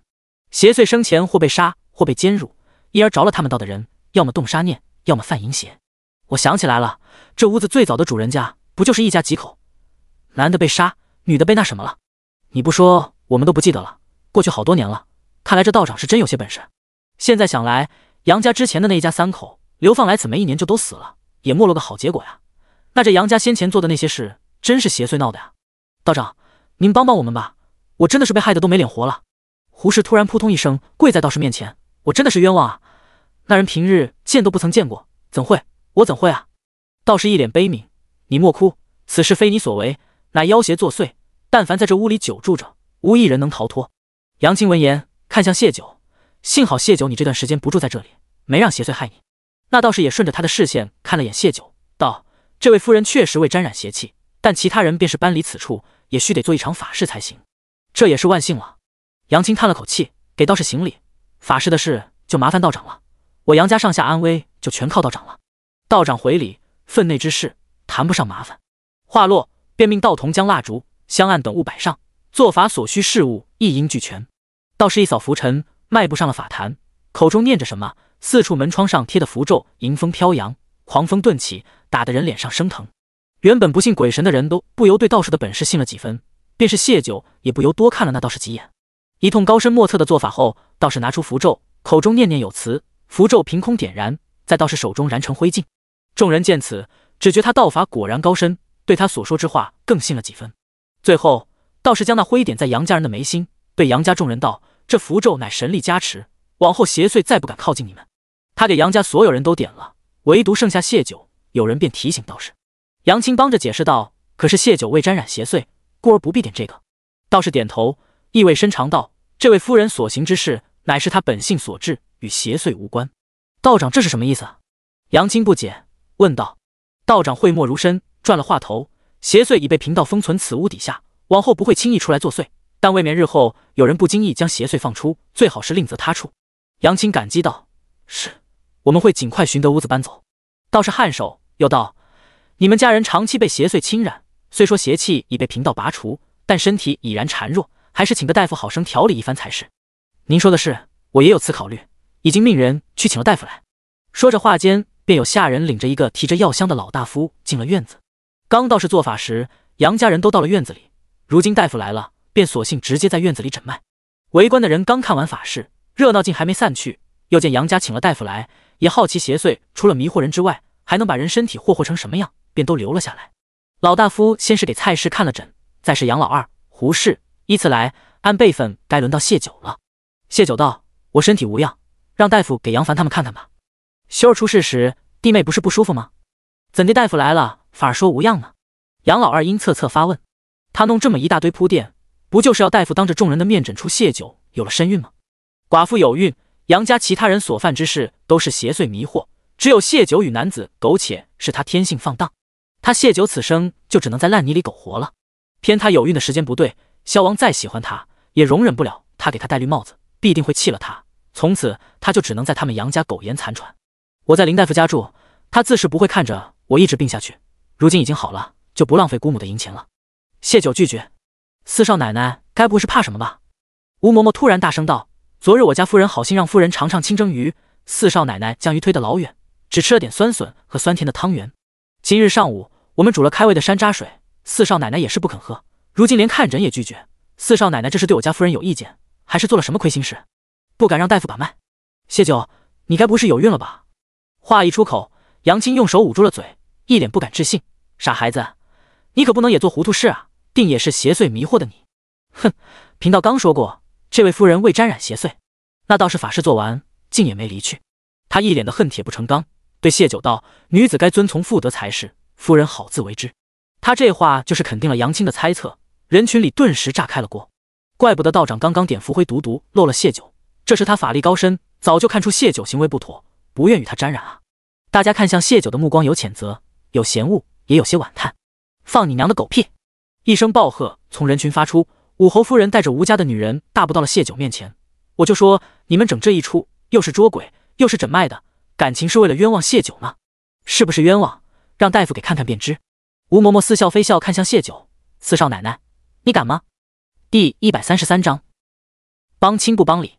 武侯夫人知道谢九和萧王关系不一般，年轻人在一起难免情难自禁，她也不确定谢九是不是真的怀孕了。但谢九先是让他们家男人有事做，后又请林叔给吴婉清治病，是他们吴家的大恩人。今日之事无需论个青红皂白，他们吴家向来帮亲不帮理。何况谢九未进门，男人就死了，跟了萧王又如何？难不成要一辈子老死在杨家吗？故而他挡在谢九面前，对着吴嬷嬷他们怒目一瞪：“谁知道这大夫是不是你们的人？还有这倒是胡说八道，什么邪祟作怪？你们杨家自己做的缺的事，赖在邪祟头上，邪祟同意了吗？这是我们杨家的事，何时轮到你多管闲事？”吴嬷嬷是认识武侯夫人的，知道她是不太讲理且爱动手的，心里有些发怵。但和人拌嘴争辩的是有爹身份，主子向来不屑做，只能他代替主子发声。我们吴家素来爱打抱不平，你今日才知道吗？武侯夫人依旧挡在谢九面前不挪半分，面露嘲讽：“杨家对谢九如何？今日在场的诸位，谁心里没数呢？往日不见你们对谢九一点好，现在突然让人吃这个喝那个，谁知道安的什么心呢？谢九不吃，你们就诬陷人家有孕，你们这分明就是不给谢九活路啊！”杨老二和杨青只当吴家人就是谢九想的招数，越发认定谢九是一心想护着自己的身孕不被发现，不知自己是假孕。吴家这群悍妇，无论是在京城还是来到流放区，都是很难对付的，也不知谢九是如何和他们勾连上的。但是到这个份上，他们无论如何都要压着谢九给把个脉，不能功亏一篑。两人对视一眼，杨青会意，朝身后的护卫使了个眼色，那几人猛地朝武侯夫人出手，意图拿下他身后的谢九。和吴家这群破落户无赖费口舌，犹如秀才遇到兵，是没有任何意义的。武侯夫人怎会看不出他们的意图？她双腿迈开，下盘一压成站桩的姿势，稳稳拦在谢九面前，接下护卫的攻击。吴家的其他女人们也以极快的速度将谢九围在他们的保护圈内，防守着谢九被那些护卫抓走。这一圈人中，最小的女孩不过7、8岁的样子，头上竖着2个冲天辫，手持木剑往眉目里一横，眼睛警惕地看着四周。大家知道吴家不论男孩女孩都是自小习武，但一个拿着木剑的小丫头再能耐也有限，护卫们便试图从她这个薄弱点攻破吴家的人肉圈，抓回谢九。小心！谢九见2个人高马大的护卫持剑往小丫头攻来时，往前一步欲拉开那丫头。却见小丫头对着谢九羞赧一笑：“姐姐别怕，六丫会护你。”话毕，她脚下一蹬，冲天起，木剑高举，谢九都没看清她是怎么动的，双腿已经夹住一个护卫手中的剑，手中木剑则架在另一个护卫的脖子上，她整个身子横斜于两人中间。只听哐当扑通两声，小丫头双腿用力，身子旋转，那护卫手中的剑掉落在地，而另一个护卫被他用木剑重敲了后颈脖，晕倒在地。小丫头收拾下地，她脸上带着点羞涩，看了眼谢九，见他完好，手中木剑再度抬起，横于胸前，站在了谢九面前。谢九眼眶微热，他摸了摸六丫的脑袋，朝杨青冷喝：“住手！”杨青没想到吴家妇孺的战斗力这么强，再打下去，只怕他的护卫也不是对手，到时谢九被吴家人带走，就再难找到机会揭露谢九有孕的事了。听了谢九的话，他也顺势让护卫们停了手，一派对谢九失望的模样，苦笑道：“这怎么成了这样子？我本是好心请了大夫给大家调理身子，怎地就闹到这动手的地步呢？谢九啊，你若真有难言之隐，你同姑母说，何须叫来外人在家里打打闹闹？你这是不打算要杨家了吗？吴家这样上赶着帮四少奶奶，只怕四少奶奶那肚子的孩子是吴家的吧？”吴嬷嬷冷嘲开口。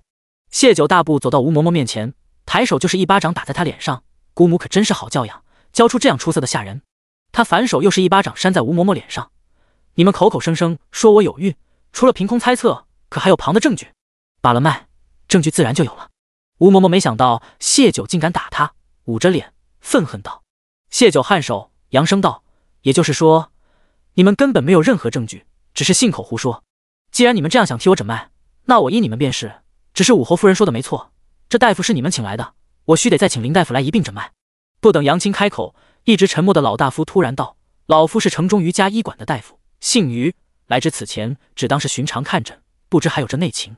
行医几十载，老夫自负问心无愧，诸位可以质疑老夫的医术，却不能质疑老夫的医德。老夫不是多事之人，可既然有人将老夫无故牵扯进来，老夫为了自己的名声，也得应下这位夫人的说法，同其他大夫一起为他看诊。”谢九对着余大夫微微轻身：“老大夫磊落，先前有言语不当之处，还望见谅。”又对着人群道：“还得劳烦哪位替我跑一趟林家，请一下林大夫。”佯装看客的胭脂闻言，忙应道：“我去叫。”杨青没有阻拦，他认定谢九是有孕的。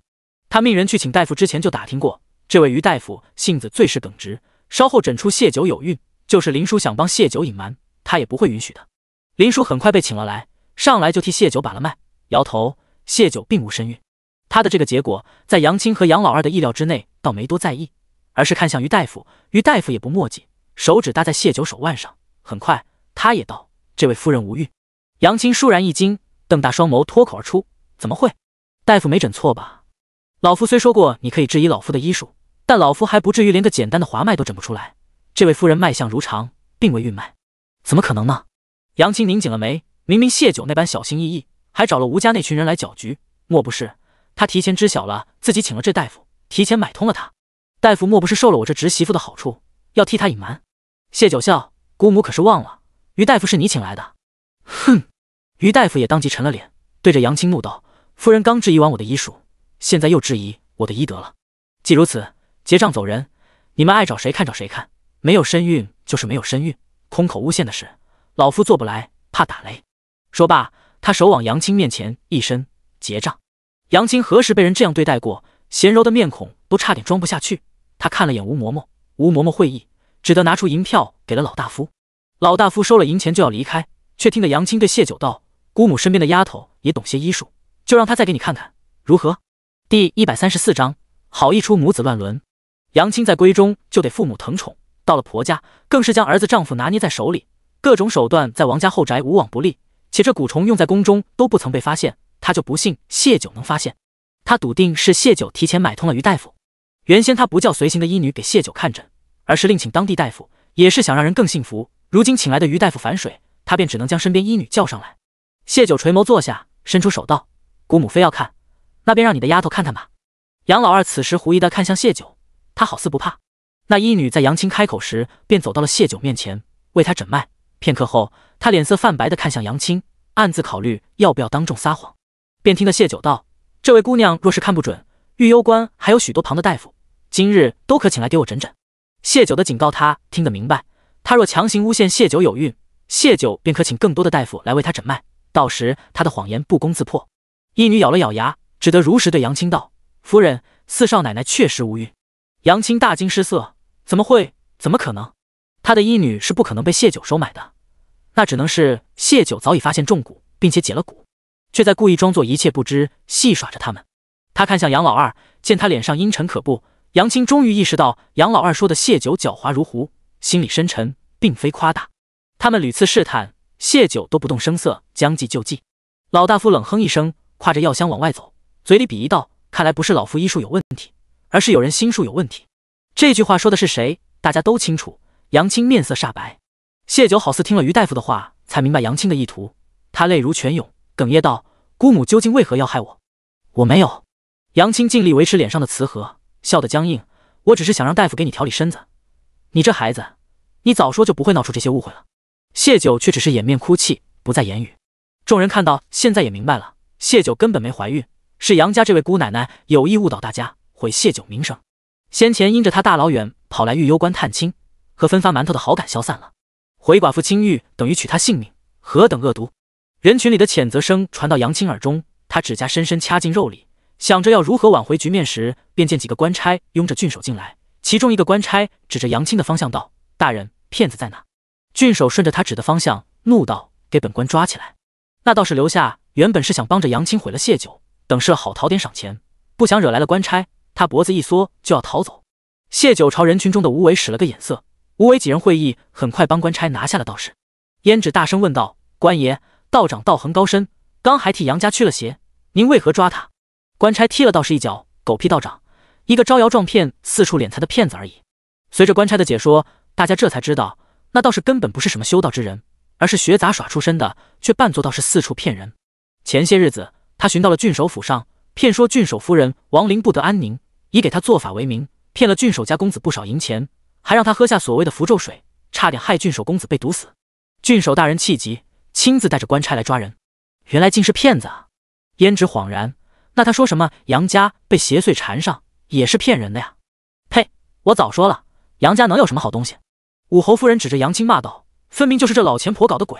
谢九一个女人家，究竟与你有什么冤仇？你要这样害她？”杨青羞怒解释：“你胡说，我没有，我出来这里哪知道道士是什么骗子？我本是好心。”“不，你不是好心！”杨琪突然跑到了郡守面前，扑通跪下：“大人，救命！求您救救草民！有何冤屈？你起来说话！”杨琪哭道：“大人，求您救救草民，救救我杨家！”他指着杨青：“姑祖母她要杀了我们，我偷听到他们说话。他此番来玉攸关并非探亲，而是要杀了我们全家，弄个道士来做法，也是想等我们死后，将我们的死因推到邪祟身上。大人，救命啊！”胡氏见儿子哭得眼泪一把鼻涕一把，心里咯噔，忙问道：“这是怎么回事？”“胡说八道！”杨青厉声打断他：“根本没有的事，我没有胡说，大人，求您救命！”杨琪好似吓坏了，语无伦次道：“休得知道了他的秘密，想以此胁迫姑祖母帮我们家，给二叔治好腿。可姑祖母根本没想过要帮我们，她只想杀我们。她要杀我们，兄弟就是被他们逼着自杀的。”他眼睛慌张四张张望，指着杨青身边的一个护卫道：“是他早就来了玉攸关，大人一查便知他带来了一个什么孕蛊，说是下在四婶身上，四婶就会有怀孕的症状，到时就能以四婶不洁为名处理了他。兄弟不想害四婶，他就逼着他自杀了。你疯了不成？在这胡言乱语做什么？”杨青急了，杨琪说的话一半真一半假，他无法辩驳，只得看向杨老二：“老二，你管管他。”杨老二却眼神呆滞，许久才缓缓道：“你和你长子乱伦，他画下你们在一起时不堪的画面，被我无意中拿到。我双腿残废，日子艰难，去信以此要求你助我们杨家，你却想杀我们，疯了！你们都疯了！”杨老二当众说出杨青的丑事，让他大脑一片空白，只能极力狡辩：“你们都被邪祟缠上，疯了，说些风言风语。我没有疯，我有证据。兄弟死之前将那些画册藏于何处告知了我。”杨琪说着，从怀里掏出2本册子，递给郡守：“兄弟死后，我将东西取了来，大人请看。”郡守接过，看完，嫌恶地递给了身边的官差，有大胆的百姓也伸长脖子围着看。画册上一男一女赤身裸体，做着各种不堪不目的姿势。那女子相貌清晰，俨然就是杨青，实证如山。杨青竟然同自己的儿子苟且，杨家人知道他这样的秘密，可不就得被灭口？郡守威严开口：“王夫人，你可还有何话要说？”杨青从大家的表情就知道，那些画册正是长子丢失的那2本。他脑袋嗡嗡作响，他知道再多说也无用，眼下最要紧的是先离开这里，快速回京。他强装镇定道：“无稽之谈，说我害人毫无根据。那些画册更不知是何人要害我。我好心探亲，你们却狼心狗肺，我离开便是。”官差要党。杨青怒道：“你们没有任何证据说我害人，无权干涉我离开。”郡守凝眸看他，杨修是自杀，杨家其他人也都活着。杨琦说他害人确实没有证据，那些画册也只能是道德层面的谴责。她丈夫官居四品，她的确不好随意捉拿他，可也不会轻易放他离开。正想着法子时，杨老二阴沉冰冷的声音缓缓响起：“我有证据。”第135章自相残杀。严格说来，杨老二所谓的证据也算不上实证，他只是当众说出一件事：杨青曾给宫里一位婕妤送过孕蛊，那婕妤早年滑胎伤了身子，很难再有孕。他瞒下身子受损的事情，私下用了孕蛊让御医诊出孕脉后，在显怀后设计了一场自己被杨昭仪谋害而小产的戏码，谋害皇家子嗣。皇帝震怒，赐死了杨昭仪，又将其父亲连降2级。而那位婕妤娘娘不但除掉了自己的对手杨昭仪，还因此被晋升为良妃。杨老二依旧是很僵硬缓慢的语调，故事说的也很简单，甚至没有详细细节。但事关皇家子嗣，事关后宫，哪怕是没有证据，郡守也不敢大意。他当即请杨青跟他回府衙，明日一早由官差带着他禀明此事的奏章，护送杨青回京。说是护送，实为押送。至于后宫的证据，自有皇帝去查。杨青气得双手哆嗦，一张脸灰败无比。他怎么都想不到杨老二和杨琦会接他的短，他们是疯了不成？他不该心慈手软的，在接到杨老二的威胁信后，他就该第一时间命人杀了杨老二他们，而不是配合他去算计谢九。送运蛊入宫的事，一旦查实他死无葬身之地，甚至还有可能整个王家都跟着陪葬。好在这是距离京城千里之外的御幽关，好在运蛊之事杨老二只是空口白牙，没有证据。他抱着一丝侥幸，维持声音的镇定：“郡守大人，我侄儿刚经历丧子之痛，又沾染邪祟，才这般胡言乱语。我与夫君间谍情深，满京城谁人不知，怎会与自己的儿子有那荒唐之事？定是有人画了这样的东西，恶意害我，请郡守大人明察。至于运蛊之事，更是滑稽。我一介后宅妇人，且不说接触不到蛊虫，更是难与宫中嫔妃有瓜葛。陛下英明，岂会被女人蒙骗？你大张旗鼓，将莫须有的事情闹大，损的是陛下和皇家的颜面，也会得罪良妃娘娘和王家，与你有何好处？”他只要吓退郡守不参与此事，立马赶回京城，联系良妃，将当年运蛊之事的痕迹抹除干净，再留人在此将杨老二和杨琦处理了。没有物证，更没人证，一切就都有转圜的余地。王家只要不想被运蛊之事牵连，必定会配合他咬定他和长子之事乃杨老二疯癫后的胡言乱语。如此，杨老二说的话就没什么可信度，而杨琦所有的话都是听杨修说的。杨修的一切消息来源于杨老二。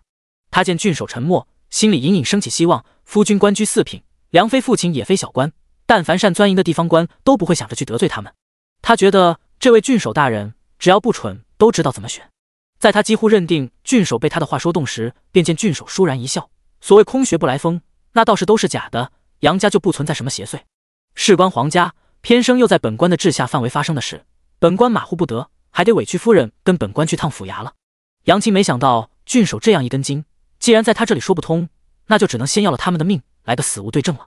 他朝身后护卫使了个眼色，那护卫会意，手中暗器往杨老二射去。杨青的动作被谢九尽收眼底，他拉了拉武侯夫人的袖子，武侯夫人反应极快地挡住了那护卫的暗器。大人，您看我说的没错吧？姑祖母就是要杀我们的。杨琦大声叫嚷道。杨青被抓了个现行，依旧维持镇定的姿态，只要动手的不是他，他就有开脱的借口。他对护卫呵斥道：“胡闹！即便老二疯癫了，你也不能对他动手。”他将责任推到了护卫头上。众人都被他的厚脸皮震惊到了。武侯夫人笑道：“真不愧是能违背伦理道德，和儿子做出那种下流事的人。”杨青脸上神情再难维持住，他压低声音对郡守道：“郡守大人，做人留一线，日后好相见，我不让你难做。你放我回京，此后良妃娘娘必会感激你。她身后可是皇后娘娘和曹首府，她不能再在这里浪费时间了。”大人，杨老二突然道：“运蛊之事是我亲耳听见，我以性命起誓，绝无半句虚言。陛下英明，定能查到证据。我自知知情不报，实在该死。今日我便以死谢罪，还请大人将此事如实禀告圣上。”言罢，他突然从袖中抽出一把短刃，极快地抹了脖子。无人阻拦，鲜血喷涌而出，洒在杨青的裙摆上。他尖叫出声，与他一同尖叫的还有胡氏。杨老大刚下工回家，还未到家门口，就见家里四周围满了人。他知道今天姑母会请道士，他和杨老二想密谋什么，他心里隐有猜测。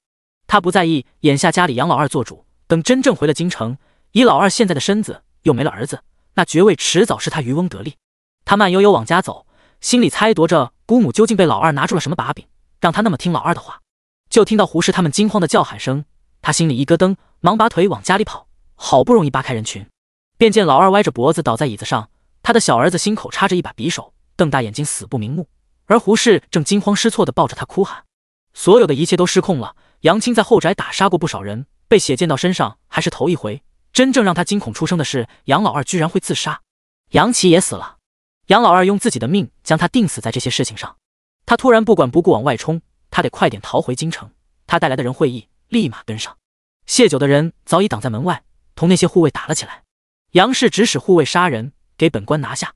郡守厉声道，态度一改先前的模糊，变得十分强硬。吴家的女人们发扬助人为乐的精神，配合着官差把杨青带来的人尽数拿下。在打斗中，杨青有2个护卫死在官差刀下。用郡守的话说，那2人死有余辜，其中1人是想用暗器杀杨老二的，另一个则是杀了杨琦的。但真正杨琦是谁杀的，除了郡守和谢酒几人知晓外，其余没人看清楚，只觉一把匕首从人群中横空出现，直直插进杨琦的心口。郡守大人说是杨青的护卫杀的，众人便认定是那护卫杀的。毕竟先前就有护卫要杀杨老二，被武侯夫人拦下了。杨琦也是说出杨青秘密的人之一，有杀人动机。杨青如今是杀人犯，被捆绑着押往府衙。谢酒看着一众人离开的背影，眼中寒芒乍现。第136章撕破脸。杨家又连死2人，还死在众人和郡守眼皮子底下，毫无悬念。杨老大不知道小儿子什么时候竟和老二掺和在一起，更没想到姑母的把柄竟是母子乱伦，与宫妃勾结。而他的弟弟和儿子当众将这些事情说了出来，他首先想到的便是杨家会不会被梁妃和王家他们报复，会不会被陛下迁怒。杨家被赦免的事还有没有可能？他觉得杨家可能真是招了什么邪祟，否则老二和杨琦怎么会那么鲁莽，做出今日这等愚蠢之事？他们完全可以借着这个把柄拿捏姑母，让她助杨家度过这段艰难的日子，再让姑母给姑父吹吹枕边风，让姑父在杨家被赦免之事上也使使力。为何要将精力放在算计谢酒身上？为何要窝里斗，弄得两败俱伤？陛下的万寿节将至，他们的希望就在眼前，却被这2个蠢东西毁了。杨老大闭了闭眼，想请还未离开的众人帮着将杨老二和杨琦葬了。胡氏大哭阻止，他想要给杨琦停灵3日再葬。杨老大不愿落得一个对儿子和弟弟无情的名声，便依了他。2具尸体摆在屋中，杨老大在杨青仆从的包裹里搜到了几两银子，买了香烛，将灵堂布置了起来。围观的人也纷纷散了。杨家这2日的事让众人唏嘘不已，热闹也看足了。杨老二和杨琦一个自杀，一个被杀，都不是什么好东西。加上杨老二知晓宫里密事，隐而不报，不知陛下会如何处罚杨家，大家不想沾染麻烦，故而无人祭拜。林叔的银子还清，谢酒没有离开杨家的理由。胡氏对着杨琦的尸体痛哭时，他也在灵堂。人死恩怨灭，谢酒静静地给2人烧纸，非他心慈，他只是想将心里的沉重释放一些，死了的仇人该从心里丢开了。杨老二是中了蛊虫，被操控意识说出那些话，最后自杀于众人面前。杨琦则是被隐在暗处的顾萧亲手所杀，无人知晓。杨琦昨晚被顾萧的人带走，他们对他用了刑，虽未伤及表皮，但让杨琦吃尽了苦头。他今日才那般听话，只认杨青。他以为自己听话就能有活路，顾萧却根本没打算留他的命。他屡次冒犯自己，这次杨修下蛊，杨琦虽不知具体，但他很清楚杨修对谢酒怀有恶意，定是要做伤害他的事，他依旧配合了。解蛊时，他所受的痛让顾萧心疼，他无法容忍这2人还活着，但他依了谢酒，不脏自己的手。只要想到高贵如他，为了自己这般隐忍，谢酒便觉心里暖融融的。胡氏哭累了，靠着墙痴痴愣神。杨老大和杨凡守了半夜就回屋了。谢酒再次见识到了杨家人的冷漠，他一起身去了蔡氏的屋中。外面的火烧起来时，顾萧从窗口翻进来，将谢酒接了出去，又去提了蔡氏出来。他抱了抱谢酒，万事小心，我就在附近，有事我会过来，别怕。谢酒原本安排的是吕康接应他，没想顾萧会亲自来。他回报了下他，我没事，你先回去休息，有吕康他们呢。顾萧揉了揉他的头，帮他将蔡氏往前提了提，才闪身引到一旁。他尚且在这，他怎可能放心去睡？胡氏沉浸在儿子去世的痛苦中，浑浑噩噩间又担忧自己的未来，他累极昏睡了过去。等被杨老大踢醒时，整个灵堂全部都烧了起来。杨家是茅草屋，遇火便燃。他昏昏沉沉的脑袋陡然惊醒过来，他看向杨琦的尸体，见他身上的衣裳都已经烧了起来。滚滚浓烟中，他看见杨老大拉着杨凡逃了出去，他也只犹豫片刻，便咬了咬牙，跟着跑了出去。流放区房屋建得密集，唯恐被波及自家，大家都起来帮忙灭火。等将火扑灭时，杨家烧得再无法住人了。杨老大是在被窝里被烟呛醒，只匆匆穿了件外套，其余东西尽数被烧掉，包括杨青带来的那些。他昨日找到的几两银子，也不知是逃出来时掉了，还是何时掉了，竟也找不到了。他们如今一无所有。他猛地一巴掌打在胡适脸上，贱人！若不是他坚持要给杨琪弄什么灵堂，怎么会起火？若是他不睡着，家里怎么会被烧？他用的力道极大，直接将胡适扇晕了过去。杨凡自打知道母亲和弟弟的事后，对他们厌恶至极，但碍于人前，他不想落个不孝的名头，还是将胡适扶了起来。杨青来时带了几辆马车来，郡守将人抓走时，连带着将马车也一并驱走了，以便明日他们直接回京城，只余下一辆奴仆坐的小马车。当时嫌累赘，将马牵走，车轿给弃了。杨凡便将胡适扶到了那车轿里。杨老大满脸阴沉地盯着被烧毁的屋子，似在狂怒边缘。等有人问起谢九在哪时，谢九正半背半拖着菜市从院外进来。他道：“我带着婆母从窗口爬出来的，家都烧没了，你现在如何是好啊？”武侯夫人叹了口气，他们也跟着来灭火了，其实还是不放心谢九。他对谢九道：“要不跟我去我们家挤挤吧？”多谢夫人好意。谢九道：“还有婆母呢，不好打搅你们。你为什么不守着灵堂？”杨老大怒吼的声音响起，他急步到了谢九跟前，扬手就要打他，被武侯一把捏住手腕，将他狠狠推开。孬种，自己儿子的灵堂自己不守，是为无情，逃命连老娘都丢下，还是谢九一个女子将人带出来，是为不孝。谢九救了你老娘，你不感激，还敢找他麻烦，是为不义。你个畜生不如的东西，还敢对他动手！杨老大被他推得一个踉跄。今日发生的事让他处于极怒和绝望的状态，他不管不顾，再度朝谢九打去。这次被谢九踢中小腿，摔倒在地。谢九冷声道：“我入侯府多年，谨言慎行，自问没有任何对不起杨家的地方，可杨家却屡次要置我于死地。今日我便当着众人的面同大哥说清楚，往后你们大房过你们大房的，我过我的，婆母我会带着，但你们若再欺负我，我绝不会手软。”胡适已不能再用，他得另寻个地方安置了蔡氏，免得他提前死了。你敢同我分家？杨老大怒吼：“你算什么东西，也敢跟我叫嚣？”谢九却嫌恶的不愿再同他多说一句，带着蔡氏离开了杨家。第137章，你后悔吗？谢九几人刚出了众人视线，便见顾潇等着那里。吕康忙现身将蔡氏带走了。谢九先前让他在林叔家附近找了间小屋子，就是用来安置蔡氏的。谢九对武侯几人道：“今日之事，多谢诸位。屋子是他让吕康他们烧的，未免武侯夫人不知情跑来救他。他命人告知了他，但武侯他们还是过来了。”谢丫头说这话就见外了。武侯摆了摆手：“都快天亮了，快些去休息吧，我们也回了。”他从采石场下工后，听说了白日杨家要害谢九的事，拳头就有些痒痒了。可能是因为和婉清容貌相似的脸，总觉得被欺负的像是自家闺女。要不是夫人拉着不准他坏谢九的事，他真想将杨家人全部揍一顿，无论男的、女的、死的、活的，没有娘家撑腰的孩子就是容易受欺负。他叹了口气，带着家里人离开。顾潇弯腰抱起谢九，运着轻功往林叔家去。谢九顺势搂着他的脖子：“武侯夫人是你通知的吧？”“那于大夫也是你的人？”“你今日一直在？”“你对我真好。”顾潇眼中情绪微动，很想狠狠亲吻他，但想到还有人在等着他们，还是忍下了。谢九跟顾潇到了林家时，林叔正一人独站在院中，见到谢九来，他上前握住他的手：“梁妃会死吗？”当初父亲被流放，就是牵扯进杨昭仪陷害梁妃小产的事件中，父亲明明什么都没做，却成了杨昭仪的帮凶。父亲临死都以为梁妃是借他小产之事陷害于他，今日听了杨老二的话，才知原来小产都是假的。就因当初蔡氏看中他们家的铺子，想要买下送给梁妃，母亲不肯，永宁侯夫妇便在梁妃面前给爹娘上眼药，让梁妃记恨上他们，算计杨昭仪的同时，还不忘将他们林家算计了进去。谢九回握住他，他手上冰凉，也不知一人在这院中站了多久。他搓了搓林叔的手：“他迟早会死的，我们先进屋说。”三人进了屋，老太太正坐在炉火边打盹，见他们回来，忙将炉火拨旺了些，将炉火上温着的汤给几人一人盛了一碗。顾潇喝了一口汤，对林叔道：“梁妃假孕之事，我已去信京城，会直接送到龙案之上。稍后郡守那边安排人押送杨青回京时，会将这些事情沿路传开，梁妃必死。我也给外祖去了信，他会上奏还你父亲清白。龙椅上那位始终不愿承认，当初放弃母妃是错，如今他将他后宫里那些女人的龌龊揭露在他眼前，他为了面子定会严查严惩。谢谢王爷。林殊感激，但又想到谢九的事，他忧心道：陛下会不会迁怒杨家？他知道谢九盼着杨家被赦免，早先拿到放妻书。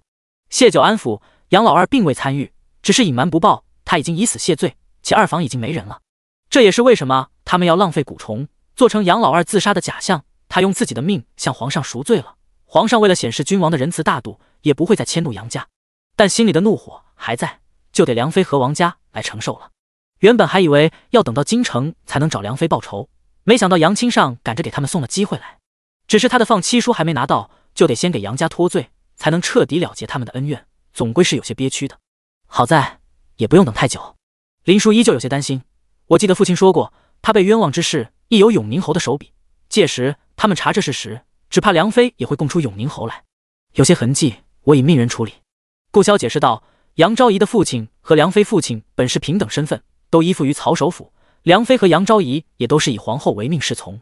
事情传回京城，皇后知道梁妃在她眼皮子底下对自己人下手，必不会轻饶了她。为了维持曹党内部团结，她不会允许梁妃将更多人牵扯进来。杨父当年因教女无方被连降2级，养母则上吊自尽，才保住杨家。杨父一直以为是女儿犯糊涂做下错事，这些年对梁妃父亲颇为讨好。老太太接话道，等清楚自己女儿是无辜的，他们杨家是被梁妃算计，既丢了前程，也丢了2条人命。杨家这些年受的委屈定会触底反弹，和梁妃娘家不死不休。谢九眼眸微亮，事关家族利益和前途，哪怕曹党内部原先在团结，在一条心，经历此事，至少也能插出2条心来。杨昭仪娘家和梁妃娘家再难和睦。顾萧颔首，他们内部斗起来，曹志成必要做取舍，少不了要寒一些人的心。若此时三皇子提出将诸如永宁侯父这样的追随者调回京城，曹志成会全力促成此事。梁妃娘家和杨昭仪娘家的恩怨无法调解，他便会想着从旁的事，让追随者看到他对下面人的维护，免得他们散了心思。他这话的意思，其他3人都明白，他在三皇子身边安插了人，且是能说得上话的人。杨老二想联合杨清陷害谢九不成，一个丢了命，一个丢了名声，命也即将不保，还给他们送来这样好的机会，分化了曹党内部。谢九也趁机和杨老大撕破脸，从杨家搬了出来。这一局他们大胜。3人喝完汤，又说了会话，老太太便赶着他们各自回房休息。门刚关上，顾萧便将谢九抵在了墙上，亲吻了他。他看见他在杨家被人为难，被围观人群谴责，被那假道士不敬，甚至被杨氏的护卫围攻。他心疼愤怒，也明白了他为何要用这样隐忍的手段对付杨家。他在意名声，也不能不在意。有些言论比刀子更伤人。他活得比他想象中更加艰难，而他从未跟他抱怨。若今日他真的被诊出有孕，他将会被世人诟病唾弃。他以前从不在意旁人的言论，可今日听到人群中有人骂谢九放荡之类的话，他意识到自己做了一件怎样的错事。你后悔吗？他低声问谢九，后悔这样跟着他了吗？第138章，你会不要我吗？谢九从他怀里抬起头来，清澈灵动的眸中带着诚恳，从未后悔，亦不会后悔。他知道他问的是什么。静静看了他片刻，他反问，你会不要我吗？不会。顾萧没有迟疑，又补充道，不会不要你。这是他心里真实想法。从他意识到自己对谢九有强烈的占有欲后，他便从未想过要放他离开。但今日之事也让他明白自己有多自私。他又想到谢九的父亲即将到御幽关，他会允许自己的女儿这样没有名分的跟着自己吗？谢九了解顾萧比自己更甚，他明白他此时在想什么。只要他不生出分开的念头，偶尔的为他们的关系苦恼自责，谢九略带促狭的乐见其成。只要他们在一起，顾萧迟早有一天要面对这个问题，他最终会给自己一个圆满的。谢九笃定，他已经在自责没有给他好的名分，好的体面，离他打破心结不远了。眼看着即将天亮，顾萧已然陷在自己的思绪里，谢九便抱着他的胳膊沉沉睡去。顾萧终于回过神来，他想问点什么的时候，谢九已经传来均匀的呼吸，且他嘴角挂着浅浅的笑，让顾萧心里莫名一软。他侧身抵着他的额头，鼻尖对着鼻尖，彼此呼吸缠绵。他想，他们得这样相拥一辈子。一觉醒来已经是中午，顾萧不知何时离开的。谢九吃了午饭后，去了安置蔡氏的小屋子。武侯夫人是个做事效率很高的人，她对外宣传林书见谢九做事用心，依旧想雇他为他做事，但不同意蔡氏住进林家，便借了银钱给谢九在林家旁边买了个小屋子，婆媳俩在这安置下来。白日里谢九去林家做事，晚上回来照顾婆母。而谢九上次帮过武侯夫人，故而吴家人也会在谢九顾不过来时帮忙搭把手照顾下蔡氏。具体谢九是怎么帮过武侯夫人，武侯夫人则没说，也无人敢追着武侯夫人细问。吴家人多，这2日来杨家看热闹的更多，这个消息一个上午几乎就传遍了整个流放区。杨老大他们则将那个车轿买了，换了点银钱，请人补了2间屋子出来，勉强藏身。家里的2具尸体昨晚也给下葬了，他们未来接回蔡氏。刚刚洗白的那点名声彻底烂到了泥里，大家便觉得谢九离开杨家才是最对的选择，否则指不定会被他们害成什么样。这些话里亦有武侯夫人他们的功劳。在谢九刚到小屋没多久，武侯夫人带着他的2媳妇也来了。这是谢九同他说好的，想从吴家请一个人来看顾蔡氏，所以才有了吴家会给谢九搭把手的传言。将来吴二嫂即便时常在这里，大家也不会想到是谢九花了银子雇的人，只当是来帮忙的。吴家向来义气，大家也是知晓的。吴家的女子大多不会女工活计，来了流放区后，要么跟着男人去采石场背石头赚钱，要么去庄子上做苦力，且赚得很少。谢九虽不会让蔡氏好过，却也不能丢在那里不管不问。他给了比寻常差事略高，但也没有高出很多的工价。吴二嫂娘家是走镖的，年纪比谢九大不了几岁，却是很能吃得苦的。谢九为谨慎起见，又封了蔡氏的视觉。如今蔡氏看不见听不见说不得，俨然真正的活死人，照顾起来能省不少事。吴二嫂很乐意这份差事，毕竟谢九的要求实在不高，只需蔡氏活着便可。夫人，我身边有个吴心，最近因着他姐姐的外出，情绪有些低落，还想请您家里的六丫在林叔家住几日，陪陪他。六丫便是昨日拿着木剑护着谢九的丫头，是吴四爷的女儿。谢九知道吴家并未分家，武侯夫人能做这个主，武侯夫人怎么会不明白谢九真正的用意？他感激吴家帮忙，所以才想回报一二，将那丫头接到林家养着呢。他也心疼六丫跟着他们吃了不少苦，故而没忍心拒绝，只道姑娘好意，我先替六丫谢谢你，不过也不可多打扰，便去住2日吧，2日后我去接她，多住他们是不好意思的。谢九抿唇莞尔，吴心这些日子确实无聊得很，有个半定事舍不得他离开。他始终记得小孩同护在他身前，叫他别怕的场景。傍晚谢九便将六丫带去了林叔家。这件事谢九事先跟林叔说过，林叔没有不同意的。自打谢九住进林家后，起先是给银子，后来关系越来越好，林叔不肯再要，谢九便直接承包了家里所有的开支。谢九养了这屋子里的所有人，包括林叔他自己。林叔先前和谢九合伙做药材生意赚了不少，后来药材铺子被扩张，交由陆老三打理，依旧保留了林叔的分成。他亦不缺银钱，也早已把谢九当成这个家里的一份子，故而他嗔了谢九一眼，这里就是你家，你想带谁来住便带来，将来你的家也有我一席之地。谢九展颜笑道，我家也是你家。林叔便佯装哆嗦了下，肉麻。转而他又想到风芷兰，不知芷兰到京城了没有。谢九心里估算了下，他们2个快马前行，应是快了，只是不知他能否顺利混进镇国公府，怕是要吃些苦头了。想到这个，2人都沉默起来。到了晚饭时，风无心和六丫已经相熟的手拉手了，家里多一个孩子，热闹了许多，尤其还是个爱好习武的丫头。风无心力大无比，六丫小年纪便有了极好的身手。2人吃过晚饭，便在院子里比试。谢九担心他们小，打起来没分寸，便留下吕康看着他们。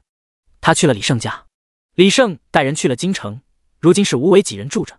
谢九刚到不久，萧王府的暗卫也到了，同他道：谢姑娘，吴嬷嬷身体不适，王爷前去看望她了，让属下给您带话，大概得3、4日才能回来。可知是什么病吗？谢九微微怔愣了下，问道。吴嬷嬷身子一向康健，且前世没有犯病这出。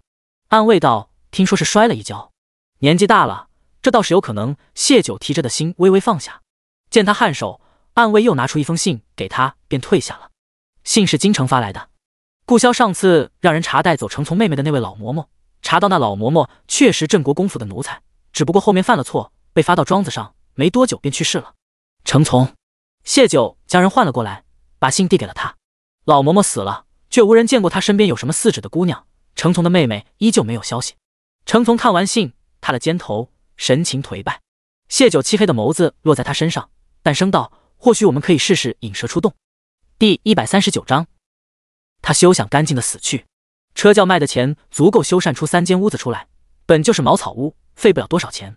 但杨老大只修缮了2间，杨凡一间，胡适想当然的以为另一间是他们夫妻的，然而他却被杨老大打出了房间。杨老大满心的怒火和绝望，这次他什么都没做，却被连累落得这样的下场。可老二死了，姑母被抓，谢九离开了杨家，还有吴家那群莽夫撑腰，他的所有情绪都只能宣泄在胡适身上，恨不得打死了他。杨凡厌恶胡氏，却也不愿看着他被杨老大打死，为他求了情。杨老大看在儿子面上留了胡氏一命，却将他赶出了杨家。胡氏走投无路，寻到了谢九面前，我无处可去，你得帮我。绝无可能。谢九冷漠。胡氏哭道：谢九，我被他们赶出来了，连儿子都不肯留我，我只能来找你了。我能帮着你照顾婆母，以前也是我帮你照顾的，我是你的人。谢九静静打量他，脑子里想着从前在侯府的胡氏，她是长房长媳，未来的侯夫人，每日身后奴仆成群。他瞧不上自己这个商贾之女，每次看自己时眼神都带着鄙夷，成日一副高高在上的做派。他同样也瞧不上庶女出身的三嫂。流放路上，三哥刚去世，他便提出让三嫂委身官差，换取吃食。三嫂不堪受辱，一头撞死在石头上，他没有丝毫悔意，反而在蔡氏面前挑唆，让蔡氏认定三嫂是故意自杀，惹怒官差，想害杨家。蔡氏本就不喜庶出的三哥夫妇，又心肠歹毒，便将这怒气发在了三嫂唯一的女儿身上。那孩子终究没能撑到御幽关，便是撑到了御幽关，只怕也是落得一个被卖的下场吧。没了官差的维护，自己到了御幽关，不就是被他们火急火燎迷晕了，送到了萧王府吗？胡氏见谢九不语，哭得更凶了。谢九，其实你我并没什么恩怨，我是做过对不起你的事，可最终是我尝了恶果。若不是那件事，我今日也不会被赶出来。从那之后，我便反思了，再没做过一点伤害你的事，是不是？反而将杨家的情况事无巨细告诉你，你不能不管我啊！求您了。她是因为被谢九报复，才毁了名声，被丈夫和儿子厌恶。这也是为什么在杨青出现后，她心思出现了摇摆，内心始终不甘心，不能找谢九报仇。杨青给了她报仇的希望，可杨青他们不济事，败得惨烈，她只有再度回到谢九身边。谢九看着她如今老态邋遢的样子，冷笑道：你从来都不是我的人，你我也并非没有恩怨。若非自己重生，依照上一世的轨迹，胡氏他们会在自己逃亡江南后杀了父亲和弟弟，先是三嫂母女的命，而后是父亲和弟弟的命。他们是仇人，他也没打算留他的命。胡氏正主见谢九不为所动，他最终只能威胁道：谢九，你就不怕我将你所做的事告诉夫君他们吗？谢九沉静的眼眸似在看傻子般，你当他还不知是我所为吗？就算知道又能如何？如今他还能做什么？胡氏比谢九更了解杨老大，他知道谢九说的是实情。杨老大就算以前不知道谢九真实面目，经过这次也知道了。可杨家的男人欺软怕恶，他不敢找谢九麻烦，才往自己身上下死手。他又想到这次杨家给谢九下蛊的是瞒着自己，只怕也早已察觉，他投靠了谢九，会给他偷偷报信。那今日将他赶出来，未必没有让他投靠谢九的意思。只要谢九接纳了他，他过上了好日子，他们便能要求他接济他们父子。他还盼着杨家恢复爵位，还想着做永宁侯府的夫人就会顺从他们。可他的威胁对谢九根本没有任何用处。眼看着谢九离开，他要去拦，一把剑突然出现，横在了他的脖子上。他吓得扑通一声跪下：谢九，那你把解药给我。他知道谢九这条路走不通了，他只当是自己倒靠杨青的心思被谢九看出来了，不会再接纳他，所以他退而求其次，先活命。谢九没有回头，只淡淡道：我并未真正给你下毒。他想给胡氏一点希望，让他自己把自己作死。果然，晚上谢九坐在灯下看书，窗户被敲响，吕康的声音传来：姑娘，胡氏进了一个官夫家。知道了。谢九得了消息，便吹灭了蜡烛，躺到了床上准备睡觉。胡氏只有知道自己没有中毒，而杨家父子不会再管他的情况下，才会想办法寻找活路。而他能想的也不过是靠自己那副身子。他曾自诩高贵，嫌弃三嫂死的肮脏，如今他为了求生，也只能自己走进泥潭，再也别想干净的死去了。这一晚，谢九睡得还算安稳。翌日上午，他在家看账册。账册是青秋送来的，陆家给买的4个婢女会依数的跟着风止兰去了京城，擅长管账的青秋被他留在了陆家。年前他和顾萧合作，在狄戎雪灾时将梅饼以翻倍的价格卖去狄戎，盈利匪浅。他看的便是这个账册。青秋，吴家的男人最近表现如何？谢九合上账册，问道。回姑娘起初有些不好控制脾气，但三爷说吴家的男人做事很卖力，一人几乎能做寻常3个人的活。青秋道：最近他们表现都很好，同做工的人也都处得不错，三爷想给他们提点工钱，让奴婢问问您是否可行。吴家的男人谢九当初是给了1个月试用期的，如今也到了。他颔首道：让三爷试着加一点，但不可加太多，他怕加多了，吴家一下子摆脱了穷途困境，冲动鲁莽又压制不住了，性子还得慢慢磨。是。九霄阁的生意越做越大，陆三爷的名头也越来越响亮，去的地方接触的人也会越来越多，安全也须得考虑上。谢九便道：你带话给三爷，吴家男子身手不错，让他选2个带在身边。谢九又交代了青丘一些事，便让他继续回陆家帮忙。中午吃过午饭没多久，苏梦娇又来了。第140章传奇女子叶小景。苏梦娇来到玉幽关后，一直同胭脂他们住在一起，这是第一次来见谢九。谢九示意他坐下，笑道：“你看这妻子好多了。林大夫医术好，您又一直让我养着，不许我做事，要是再不好，都对不住你们的心意。”苏梦娇也笑，她是到了玉幽关才知道，原来帮助他们的谢九竟是流犯身份，且还是寡妇，有个德行，声望都败光，还时常算计搓磨她的婆家。同时，她也知道了谢九的许多事，诸如收服陆家、算计曹首府，还有昨日杨家的那些事，谢九的反击。她心绪很复杂。谢九身处那样的境地，还能活成现在的样子，创立九霄阁，解救他和楼琪，他觉得谢九很了不起，也觉得往日只会逃避的自己过于怯懦无能。他荒废了许多时间。他道：“我已经养了半个月，身子也大好，想请姑娘吩咐些事情。”卖身契已签，她是婢女，若成日闲着，总归心里不踏实，也不愿再闲着。谢九看他眼中有了神采，很盼着能有所作为的样子。婉儿，本打算让你多养些日子，你既想早些做事，那便依你吧。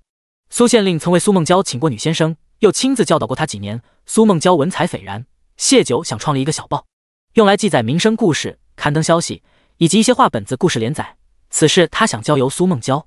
这小报还是从师傅口中得知的。当年师傅为情所困，离开大夏后，跟着远行的船只渡海去了一个叫大圣朝的国家。那个国家的男子女子皆可求学为官，于读书上无天赋的，则可以进入朝廷开办的学堂，学一些技能，诸如厨艺、木匠等手艺，学成后可以此为生。朝廷还在每个城市开设了巨大的图书馆，里面所有的书籍皆可借阅，百姓通过读书开智明事理，也通过读书学会了如何让粮食增产，如何更好提升自己的生活。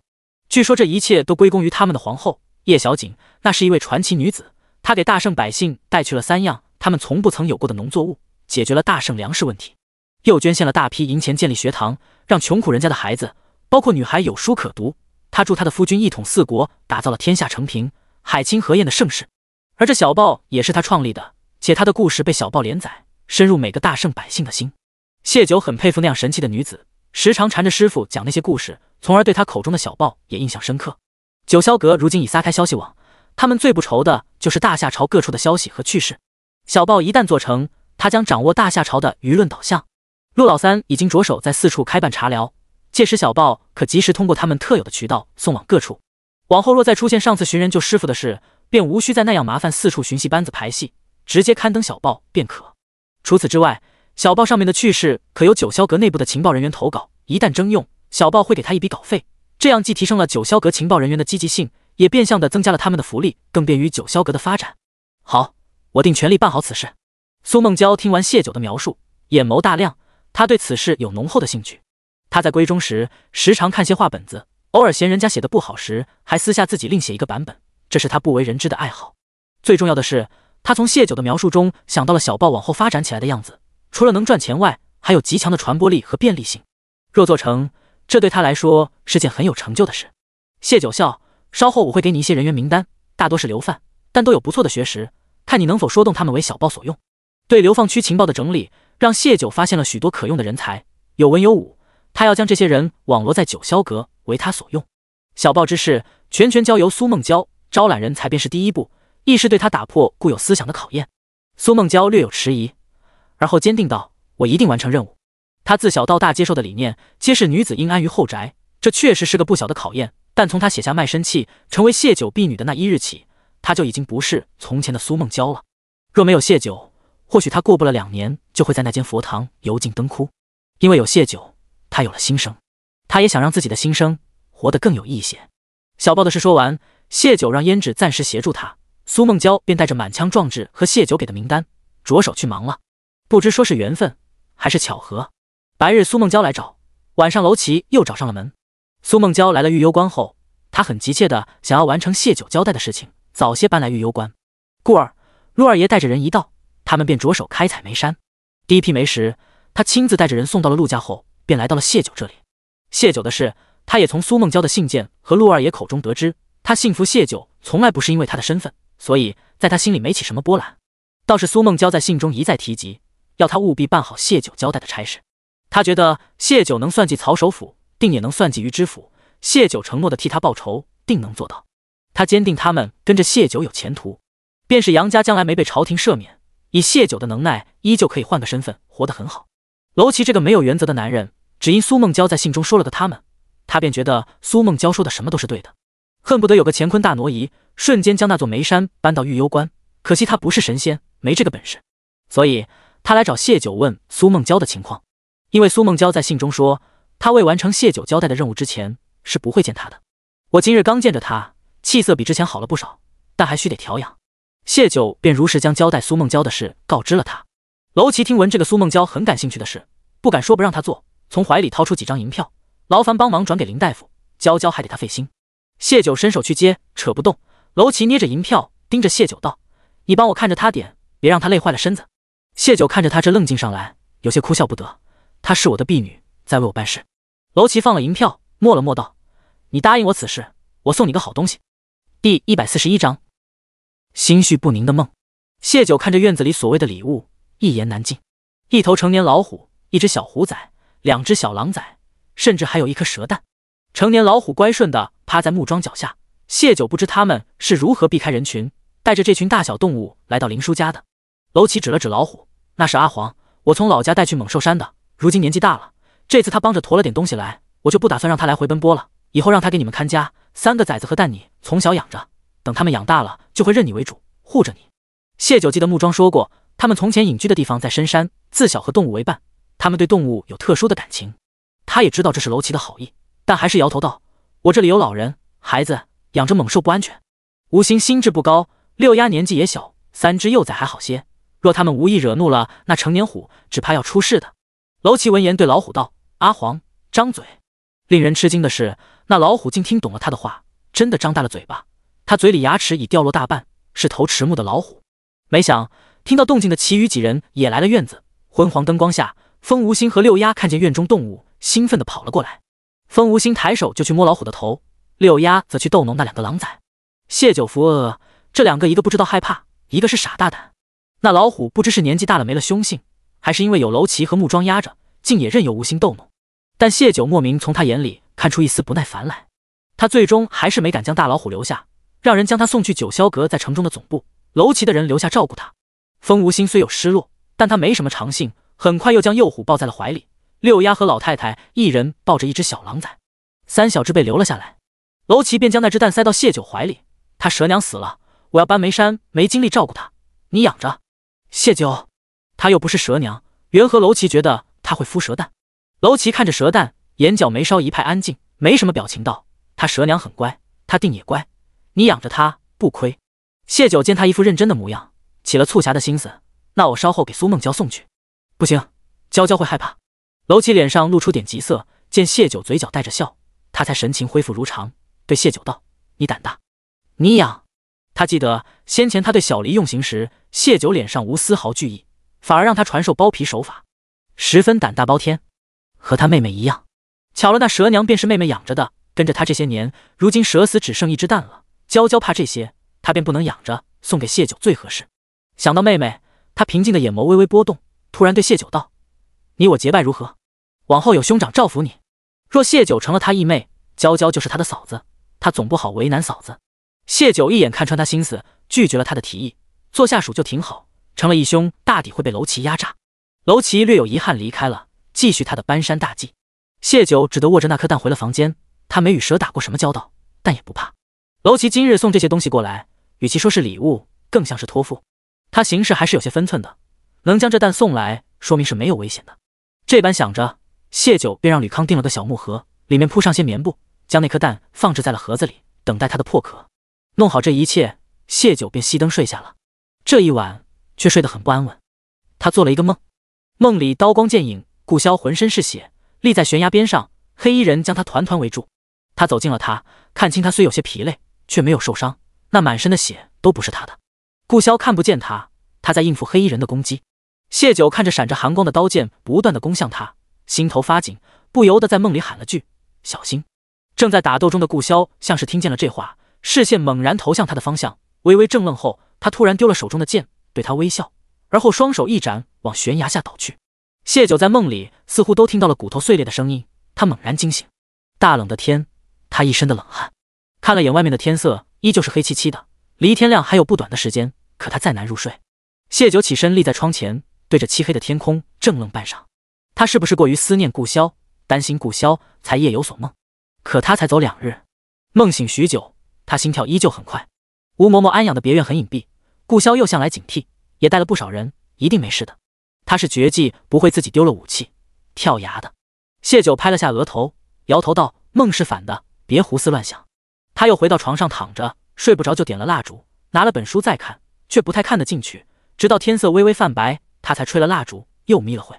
再醒来时，外面传来叮叮当当敲东西的声音，是老太太带着2个孩子在给3小只搭窝棚。谢九阿姐快来！风无心朝他招手，他另一只手依旧抱着那只小老虎。谢九应了声，简单洗漱后便加入了他们的队伍。没多久，吕康也拿了几块牢固的木板过来帮忙。窝棚搭好，谢九去找了吴为，让他找一下萧王府的暗卫，问问他们可否知道王爷的消息。谢九知道顾萧一定留了暗卫在这边的。他刚用完早饭，吴为便来了。吴嬷嬷腿伤得很严重，王爷在那边陪他几日，等他稍好些便回城。顾萧安好，谢九想去找他的念头就打消了。吴嬷嬷对顾萧很好，对顾萧来说似半个母亲，可吴嬷嬷不喜他，他受伤时若他追着去，定会让他不舒服，届时让顾萧左右为难。他上午依旧打算留在家里看账册。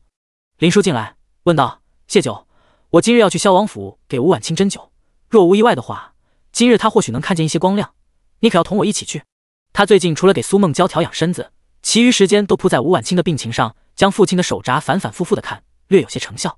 去的。谢九虽知晓顾萧无恙，但那个梦时不时的从脑子里冒出来，让他很难看进去账册。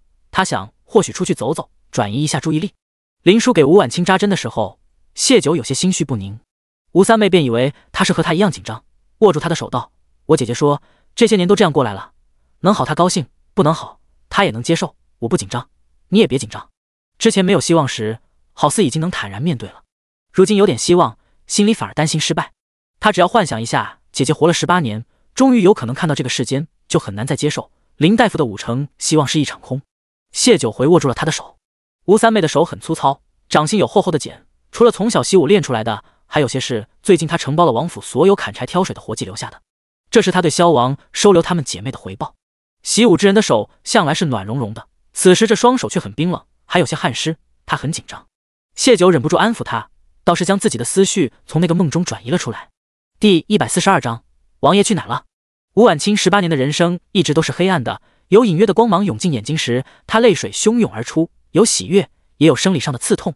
对于从未见过光亮的同人来说，哪怕一丁点微弱的光芒，也如爆炸般的火球在眼里炸开。他因为激动而嘴唇颤抖，眼泪大颗大颗滚出来，却没有发出声音，哭得很克制。许是平日里不想家人为他担心，他养成了内敛隐忍的性子，让人看着很是心疼。闭上眼睛会让你更舒服点。林叔轻轻拍了拍他的肩头，拿出一条包裹了药泥的黑布绑在他眼睛上。你忍耐下，这个药会让眼底略感刺疼，等会儿会舒缓一些，明日我再来给你换药。吴婉清猛然抓住了他，比划了一阵后，吴三妹解释道：“姐姐说她看到光了，她的眼睛是不是有机会痊愈？从林叔给她诊治以来，她一直安慰大家，哪怕没治好也没关系的，这是她第一次问自己的病情。”林叔给出了肯定答复，再坚持针灸和药敷一些时日，能看见的。吴三妹抱着吴婉清哇的一下哭出了声。林叔和谢九安抚好一会儿，才让姐妹俩停止哭泣。回去的路上，谢九一直沉默。你怎么了？林叔察觉他今日的异常，可是有什么事？谢九摇头，没事，就是昨晚没睡好。梦里顾萧跌落悬崖的场景，总是不期然的在脑中闪现，让谢九有些失魂落魄。他为何会做那样的梦？顾萧虽不愿牵连无辜性命，可他也从未有过寻死的念头。被刺客追杀、弃剑、跳崖这样懦弱的行为，绝不是他会做的。更何况他现在还有了他。谢九一直都是沉静稳重的，林叔很少见他魂不守舍的样子。他很快就想到了原因，是不是担心王爷？这2日顾萧都没出现在林家，应是外出了。动了情的人总是容易患得患失，他虽未有经历，但也是明白这个道理的。谢九见他猜到，点了点头，将自己的梦告诉了他。是不是因为我心底担心吴嬷嬷犯糊涂，亦或者觉得他这次伤得蹊跷，才会臆想出那个梦境？你若担心，便带人过去看看。林叔建议他，吴嬷嬷终究只是下人，他若真心盼着王爷好，就应该遵从王爷的选择。王爷能为了你将他送去别院静养，已经说明了一切，只要他不傻，就不会再抵触你，做出让王爷为难的事。谢九本就有去找顾萧的念头，被林叔这样一说，当即便决定连夜出发。他一到家，便吩咐吕康去准备马匹，吴为去找王府的暗卫打听吴嬷嬷休养的地方在哪里。顾萧为了避免京城的人拿吴嬷嬷要挟自己，给他找的地方很隐蔽，寻常人不知晓。但他身边的暗卫是知道的，见吴为来问，又听说谢九让准备马匹，知道谢九是要去找王爷。暗卫想到王爷对谢九的态度，就没隐瞒，告诉了吴为地址。谢九简单收拾了行李，跟老太太他们打了招呼，带着吕康、吴为两人出发了。他们是下午动身，一路不停歇的策马到别院时，已经是子夜。有护卫听到马蹄声，提着灯笼出来，认出了吴为，忙将人迎进了院子。顾萧和莫离都不在，吴嬷嬷睡着了。护卫没见过谢九，但知道吴为几人被王爷送给了谢九，便猜到他的身份，只是对他的到来有些诧异，不过很快便隐了去，笑道：“谢姑娘，王爷有事出去了，您先住下。”早上让吴为问暗卫，暗卫还说王爷在陪吴嬷嬷，谢九就以为他在别院。是顾萧隐瞒了自己的真实动向，还是暗卫撒了谎？想到自己的梦，他心里有些慌，忙打断了护卫的话：“何时出去的？可知是去哪里？是否有威胁？”护卫微愣，继而道：“王爷昨日出去的，说是去接个人。”想到谢九这样关心王爷，护卫笑着补充道：“带了不少暗卫，不会有危险的，您别担心。”接人？什么人？顾萧会亲自去接？谢九微微拧眉，可知王爷什么时候会回来？护卫摇头：“王爷没说，不过属下听得王爷同吴嬷嬷讲，办完事会再来看他。要不您先住下，兴许王爷没2日就回来了。”已经是后半夜，谢九再担心也只得先留下来。护卫叫许山，原先也是跟在顾萧身边的，后来受了伤，顾萧将吴嬷嬷送来这里休养时，便让他带着妻儿一并过来了。一来是护着吴嬷嬷，二来也是想给他换个轻省些的差事。这别院拢共有10名护卫，许山是队长，也是别院管事，往常都是他与萧王府联系，是顾萧的亲信之一，故而清楚谢九和王爷的关系。他直接将谢九领去了顾萧的院子，这是王爷的院子，谢姑娘，您先歇会，我让人给您准备晚膳和热水，您一路辛苦，吃完好生休息一下。态度很是恭敬。谢九便知顾萧在他底下人面前，从未掩饰他对他的在意，他手底下的人才跟着在意他。他因着自己的一个梦，大半夜追来，已是搅扰了别院众人的安宁，略有尴尬道：“不用麻烦，你们也都去休息吧。”尽管如此，许山还是以极快的速度送来了膳食和洗漱用的热水。谢九吃了几口，简单洗漱便躺到了床上。从护卫的反应看，他是知道顾萧去做什么的，只是不便透露，同时他也表明顾萧是安全的。谢九便不好再继续追问，顾萧是去办正事的，他不能说便有不能说的理由，他贸然再追去，只怕会坏了他的事。这边的动静不小，吴嬷嬷年纪大了，本就绝浅，很快就知道谢九大晚上的来找王爷。他可有说什么事？吴嬷嬷问许山。许山笑道：“我看谢姑娘神情，应该是很担心王爷。”吴嬷嬷脸上神情莫测。那你知道王爷究竟做什么去了吗？许山确实知道，但他口风紧，摇头道：“不知，等王爷回来，嬷嬷可以问问王爷。”吴嬷嬷一梗，王爷若是愿意告诉他，他还需要问许山吗？知道从许山这里问不出什么，他便不愿再同他多说，将人打发了下去。他好不容易等到天亮，便让人抬着去了谢九落脚的地方。第143章，他想回王府。谢九虽然得了许山的暗示，说顾萧无事，心里总归还是不踏实的。屋外一有动静，他就先被起身了。吴嬷嬷被两人搀扶着，抬眸看他，可愿同老身一起吃顿早饭。谢九打量了一下他的脚，被木板固定着，确实是伤了。他微微颔首，进来吧。吴嬷嬷拖着伤脚来寻他，自不是为了简单吃个早饭，他们关系美好到能一起用膳的地步。若不允，少不得给吴嬷嬷拿了把柄，去顾萧面前哭诉，平白给顾萧添堵。这也不是他的家，他没有拒绝的理由，只能见招拆招。意识到自己好似在思虑婆媳问题后，谢九的心微微酥了一下。他接过丫鬟手里的湿帕子，按在了脸上。谢姑娘，匆忙赶来，可是有什么事？吴嬷嬷一坐定便问。谢九微讶，他不再故意唤他杨夫人羞辱他了。吴嬷嬷脸上依旧是一副刻板的神情，眼眸中却没了上次的戾气和嫌恶。谢九不相信一个人对另一个人的态度能改变如此之快，他含糊道：“路过，听说王爷在这边，便过来看看。”他视线转向吴嬷嬷的脚，嬷嬷的脚可好些了？好些了。吴嬷嬷道：“年纪大了，不中用，本想拿点腌菜出来让人给王爷送去，没注意地上的湿滑，摔了一跤不说，还将那缸给打破了，白费了我那一缸子酸水。”他竟同谢九唠起家常，王爷时常胃口不好，就爱吃我做的腌菜，可惜过来这边，我拢共就做成了一缸子，如今见了天日，久存不得，你也尝尝吧。谢九洗漱完，丫鬟已经将带来的早饭摆在了桌上，除了米粥、包子、饺子之外，还有2碟子腌制的小菜。谢九在王府和顾萧一起用膳时，也是瞧见过的。顾萧确实会时不时加上一筷子，原来竟是吴嬷嬷亲手做的。她端起面前的粥，喝了一口，加了点小菜送进嘴里，酸酸脆脆，很开胃。长得好看的人做什么都觉好看。她吃饭并不是如大家闺秀那般袖口微开，动作缓慢，相反，她吃的有些急，像是赶时间般，但动作依旧是优雅的。这是谢九前世生下女儿后养成的习惯。一个人照顾病弱的孩子，总是没有那么多的时间留给自己，故而他吃得很快。但自小也是谢家娇养出来的，再怎么加快速度，深入骨子里的素养还是在的。吴嬷嬷始终打量着他，似是想看明白些什么。谢九将面前的粥喝完，放下碗勺，看向他，嬷嬷有何事可直说。他忧心顾萧，没心思去猜吴嬷嬷的来意。吴嬷嬷也看出来了，重重叹了口气道：王爷刚出生，我便到了他身边，20多年，照顾他已经成了我的习惯，就像吃饭睡觉一样，成了生命里的一部分。到了这边，老身总担心他吃不吃得好，睡不睡得好，那些畜生有没有在害他，他是否开心。听到这里，谢九有些明白了吴嬷嬷的意思，他静静听着不言语。吴嬷嬷又道：听说你帮王爷报了仇，让曹狗父子吃了不少苦，雪灾时你出力不少，帮王爷解了困境，末期那孩子也是你拉了把，老身感谢你。他很认真的亲身给谢九行礼。谢九略有诧异，阻止了他。吴嬷嬷顺势抓住了他的手：谢姑娘，其实我对你并无恶意，但我先前确实对你态度不善，甚至恶劣。便是到现在，我依旧觉得你不是陪在王爷身边最合适的人选。但这次王爷来看我，他竟笑了2次。他红了眼眶，试了试眼角的潮湿，老身都不记得他有多少年没露出那样自然的笑意。他眼神里的神采告诉我，他这些日子过得很好。说句大不敬的话，老身把他当成自己的孩子，盼着他好，不容许有一点不好沾染上他。但现实却给了老身一巴掌。你说的对，老身自以为的好，于他来说并不一定是真的好。从前对姑娘所谓，老身不后悔，亦不会跟姑娘道歉，那是我对我家王爷的维护。但往后我家王爷还请姑娘多多费心。谢九垂眸听着，不言语。吴嬷嬷始终看不太透谢九的性子，寻常女子听他将话说到这份上，定会顺势说些和解的话，毕竟她是王爷的乳娘，并非在王爷心里完全没有分量。只有谢九接话了，他才好往下说。可他好似入定了般，吴嬷嬷无法，只得直接说出自己的目的：姑娘可否跟王爷说说，让老身回到王府。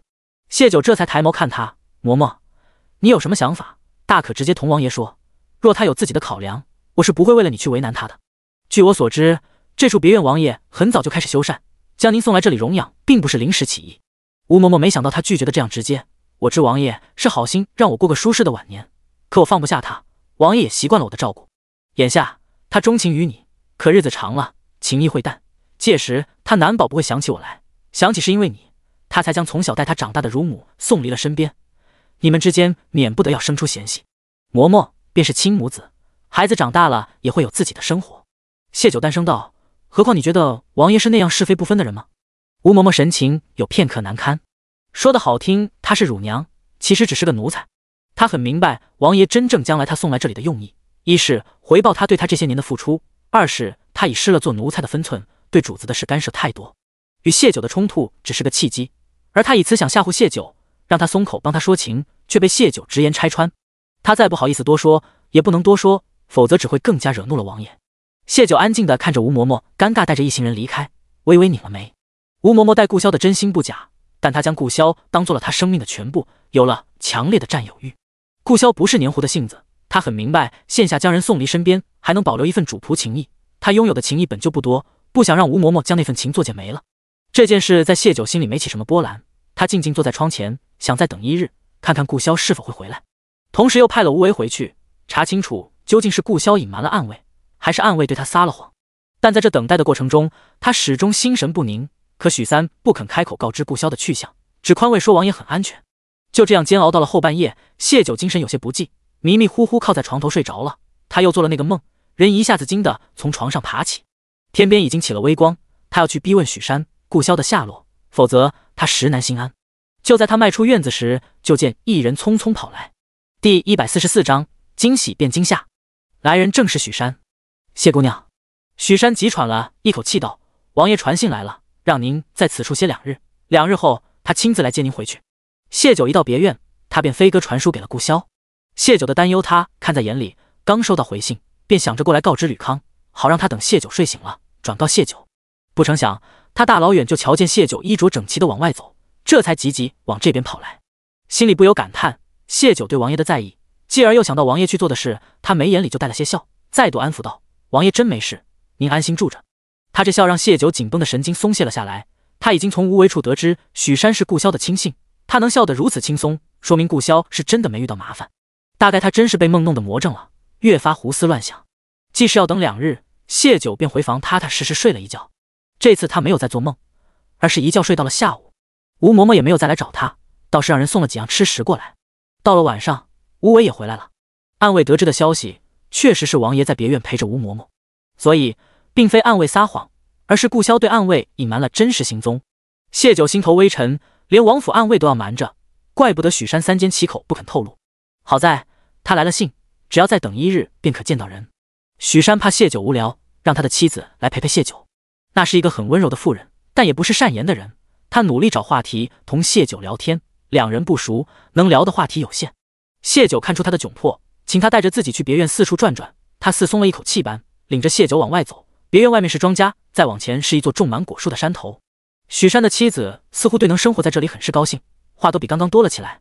我是个没什么见识的妇人，但我感激王爷，若不是有王爷的安排，阿山他受了伤，大概就得回家种地了。如今能有这样的日子，我很满足。谢九跟着他看了周围的环境，远离喧嚣，却又不是十分偏僻，可见顾萧为吴嬷嬷是花了心思的。若将来世了，他能和顾萧生活在这样的环境里，日出而作，日落而息，他也会满足。他笑，确实很好。许山妻子被确定，笑得柔婉又知足。两人又逛了会，见日头越来越烈，便又领着谢九回去了。吃过午饭，谢九在顾萧房间寻了本书看，打发了一下午时间。翌日，谢九吃过早饭，便将行李收拾好，等着顾萧过来接他。可一等便是1天。晚上，许山亲自送了晚膳过来，顾萧没在约定的时间出现，让谢九的心再度不安起来。王爷接的这个人是公事还是私事？他压下心中情绪，问道。许山心里也有些犯嘀咕，不会真遇到什么事了吧？但面上不显，回道：私事。谢九眼波轻闪，默了默，他直言道：我有些担心他，你告诉我他的位置。这许山很为难，谢姑娘，此事王爷不许我们透露，你再耐心等等，我这就传信过去问问情况，您看行吗？许山遵从主子的命令，这没有错，他不能只凭一个梦就证明顾萧有事，让许山违背主子命令。谢九微微颔首，也只能如此了。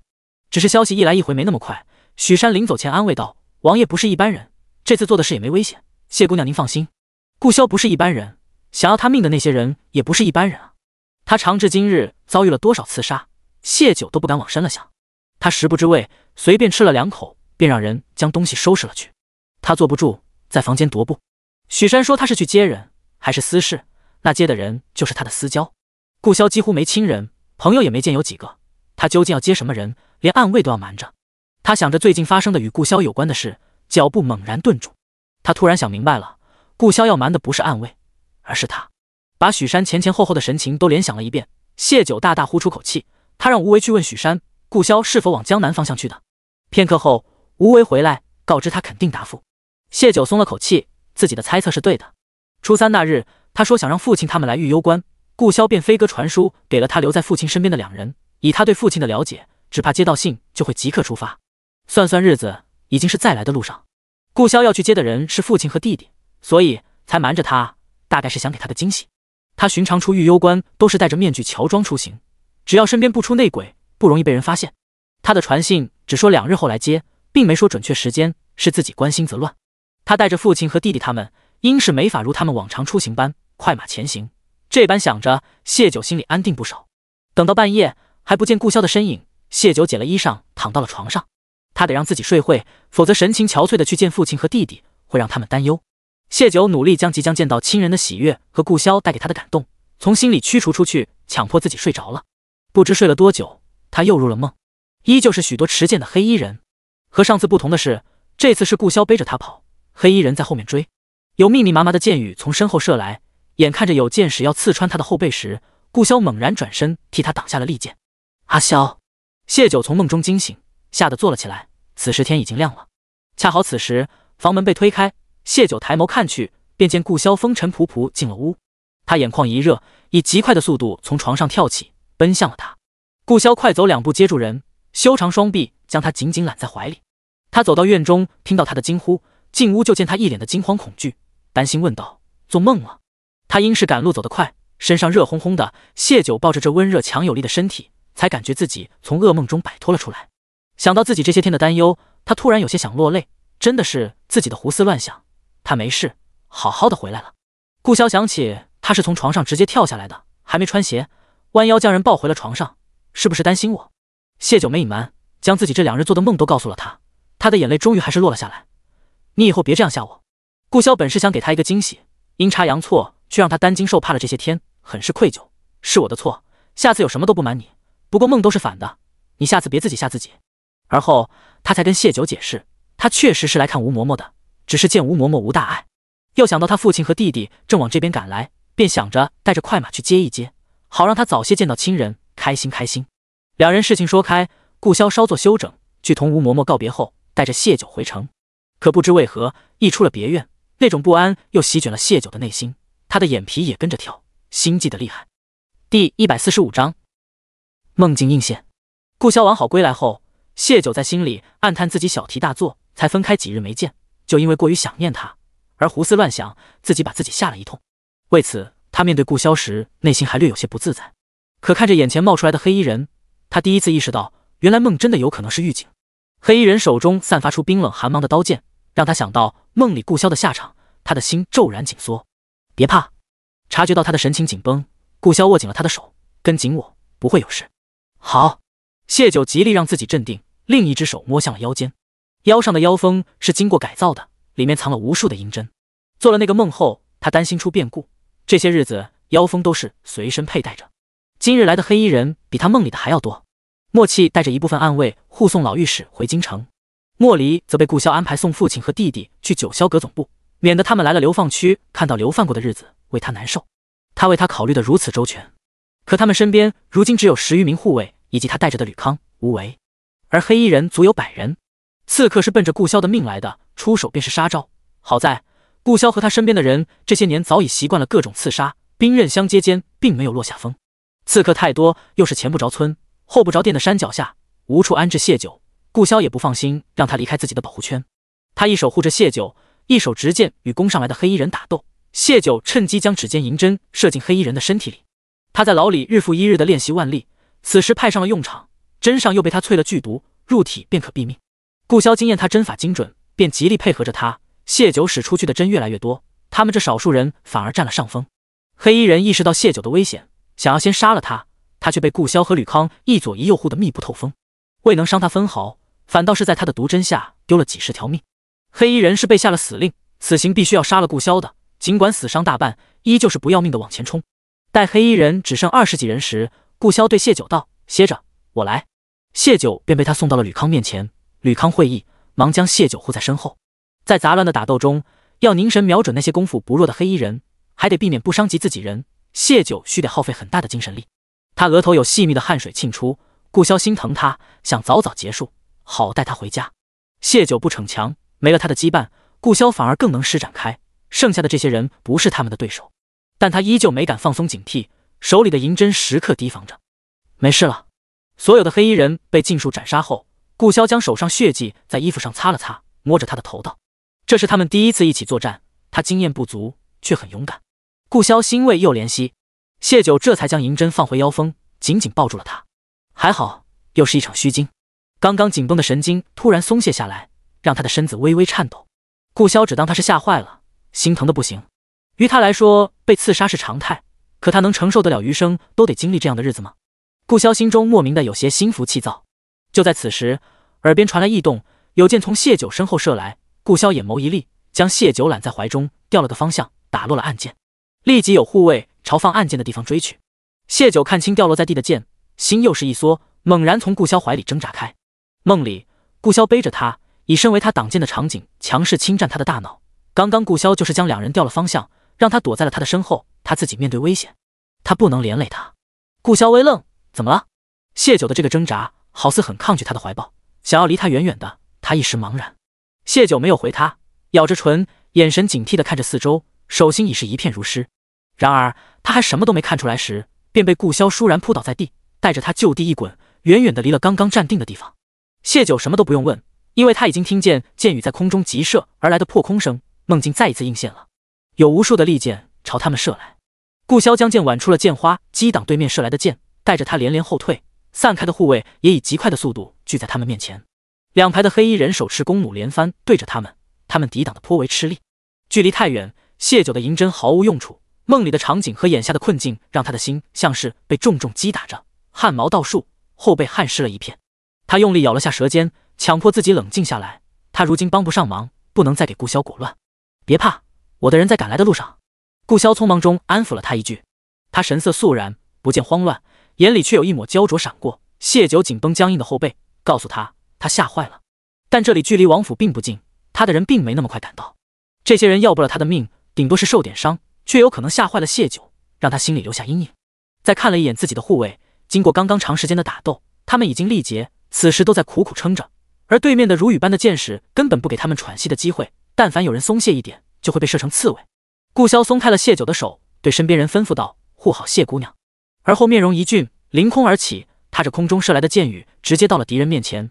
左手催动掌力，击翻了几个刺客，右腕一抬，手中宝剑一挥，化作剑气，在两名刺客喉间带出血痕，两人倒地，血痕处鲜血喷涌而出。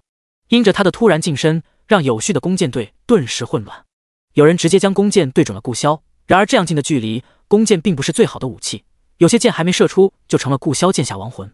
一部分刺客只得弃了弓，拔出佩剑与顾萧缠斗了起来，另一部分依旧是弓箭对准了谢九他们。但这一变化已经是给萧王府的护卫们一些喘气的机会。谢九被吴为和吕康护着，他的眸子追随着顾萧身影。他纵跃于杀手间，锦袍随着他的动作翻飞，剑气如狂，浑身散发着杀伐霸气。可双拳难敌四手，杀手人数很多，且武功高强，出手狠厉。谢九看得出他并不轻松。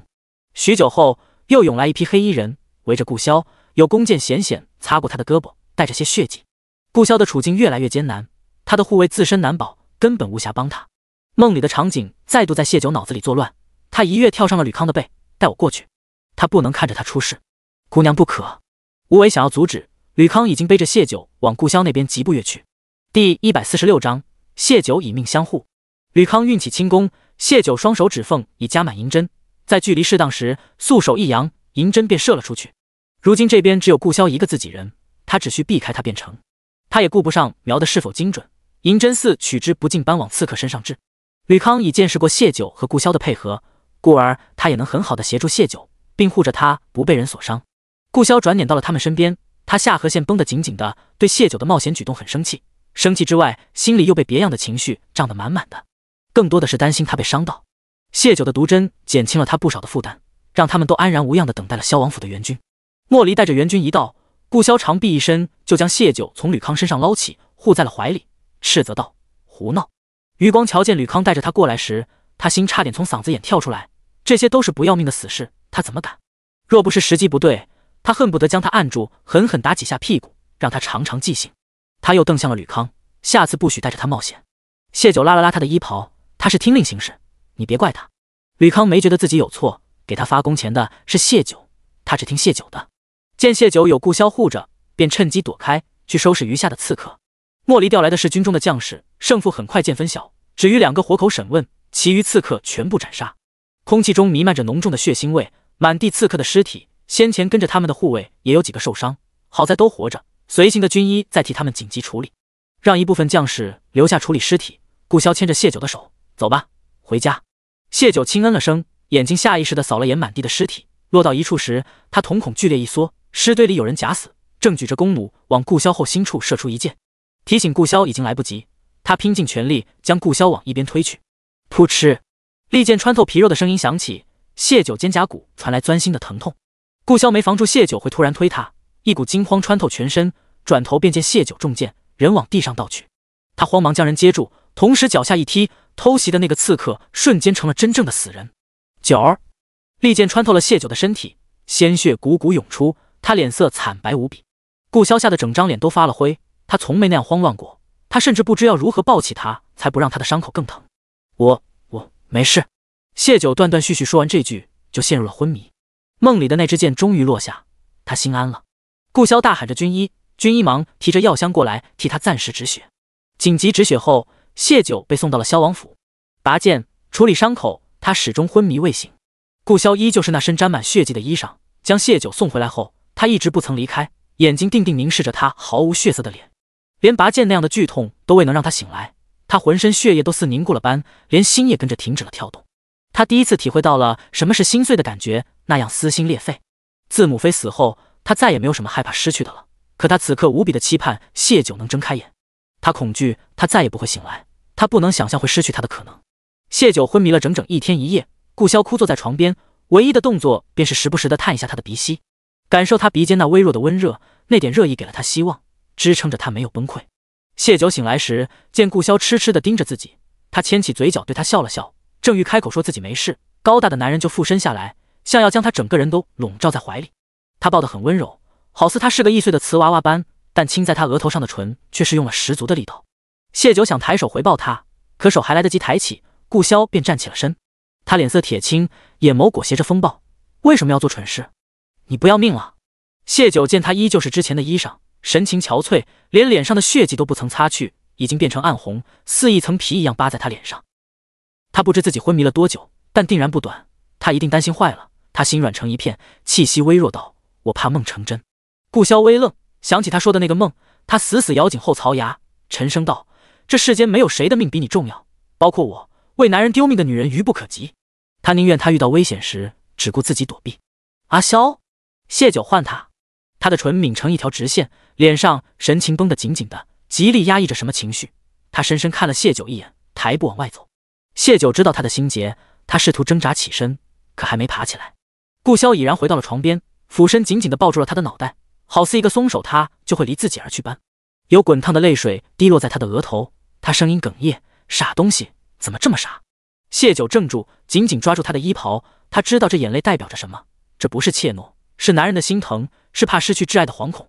顾潇比他想象的还要爱他，他一想让他明白自己的心，在我心里，你的命一样重要，我没想要丢命，我还要和你在一起一辈子，你答应过我的。九儿，不要学我母亲，你一向聪明，聪明的女人就该知道关键时刻为自己而活。想到他无声无息晕倒在自己怀里，他的心像被一只手攥住，疼得他喘不过气来，眼泪更加汹涌。谢九的额头被打湿，他的心也潮湿了一片。顾潇的心结在作祟，他爱他，却害怕他的付出伤了他自己，他怕他步他母亲后尘。谢九忍住伤口的疼痛，攥住他的衣襟，用力将他往下拉。他凝眸看着他，问道：阿萧，若我身处险境，你会以身护我吗？顾潇沉默，他当然会。谢九并不需要他的回答，他的答案早已用行动告诉了他，若重来一次，我依旧会那样做，我不能看着你出事。谢九喘了口气，乘胜追击：我和你母亲不一样，你也不会是皇上。他定定地看着他，一字一句道：阿萧，我爱你，你心里也有我，我们不会是他们，你信我好不好？顾潇一直觉得谢九对他是寻求庇护，而他对谢九是如喜欢一件武器一样的占有，直到这次谢九受伤，他才明白自己早已深爱着他。同样，他也明白了谢九对他的感情。他先前一直盼着他能聪明点，自私点，只爱自己，可此时他又要自私了。谢九等不到他的回答，软了声音：阿萧，我好疼，你别让我等太久。果然，顾潇暗哑的声音响起：这样时常被刺杀的日子，你怕不怕？做我的妻子很难避免这些。第147章，我说我是你男人。变化来得太突然。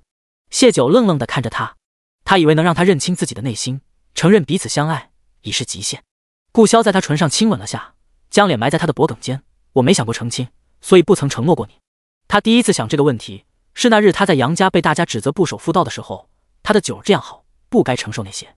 而这一切的根源在他，他愧疚道：从前是我太自私，太混账了，将你置于世俗所不容的境地。可我只怕要继续自私下去了。九儿，你说的对，我心里有你，也欢喜你心悦于我，所以我不会放开你，哪怕做我的妻子会被那些人盯上，哪怕前路尸山血海，也只能委屈你在我身边陪我走下去了。但我会竭力护你安乐，不再让这样的事发生。你也答应我，别再做傻事，我承受不住的。我不怕。谢九突然眼底发涩，他不怕做他的妻子，那是他2辈子的心愿，终于等到他开口的一天。他想要抱他，但身体累极，他暗哑了声音：你抱抱我。男人伟岸的身影笼罩下来，将他的手搭在自己的脖颈上，他俯身鼻尖抵着他的。谢九抬头便能亲到他的唇，他的唇许是许久都不曾沾过水，也许是着急，很是干裂，甚至嘴角处起了水泡，但丝毫不影响他的俊容。谢九在他的唇上落下一吻，语气微弱却很坚定道：“我愿意做你的妻子，我愿意，那是我心之所愿，不会委屈。”他的语气里充满着欢喜，刺痛了顾潇的心。他一直盼着的，而他先前竟不曾去考虑过他的感受。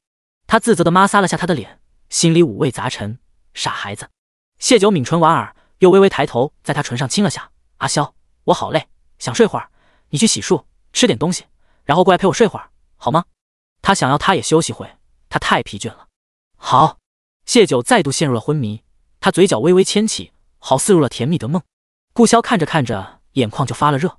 他替他掖好被子，吩咐宁嬷嬷在床边看顾着，起身出了屋，到底没能如谢九所愿，好生休息。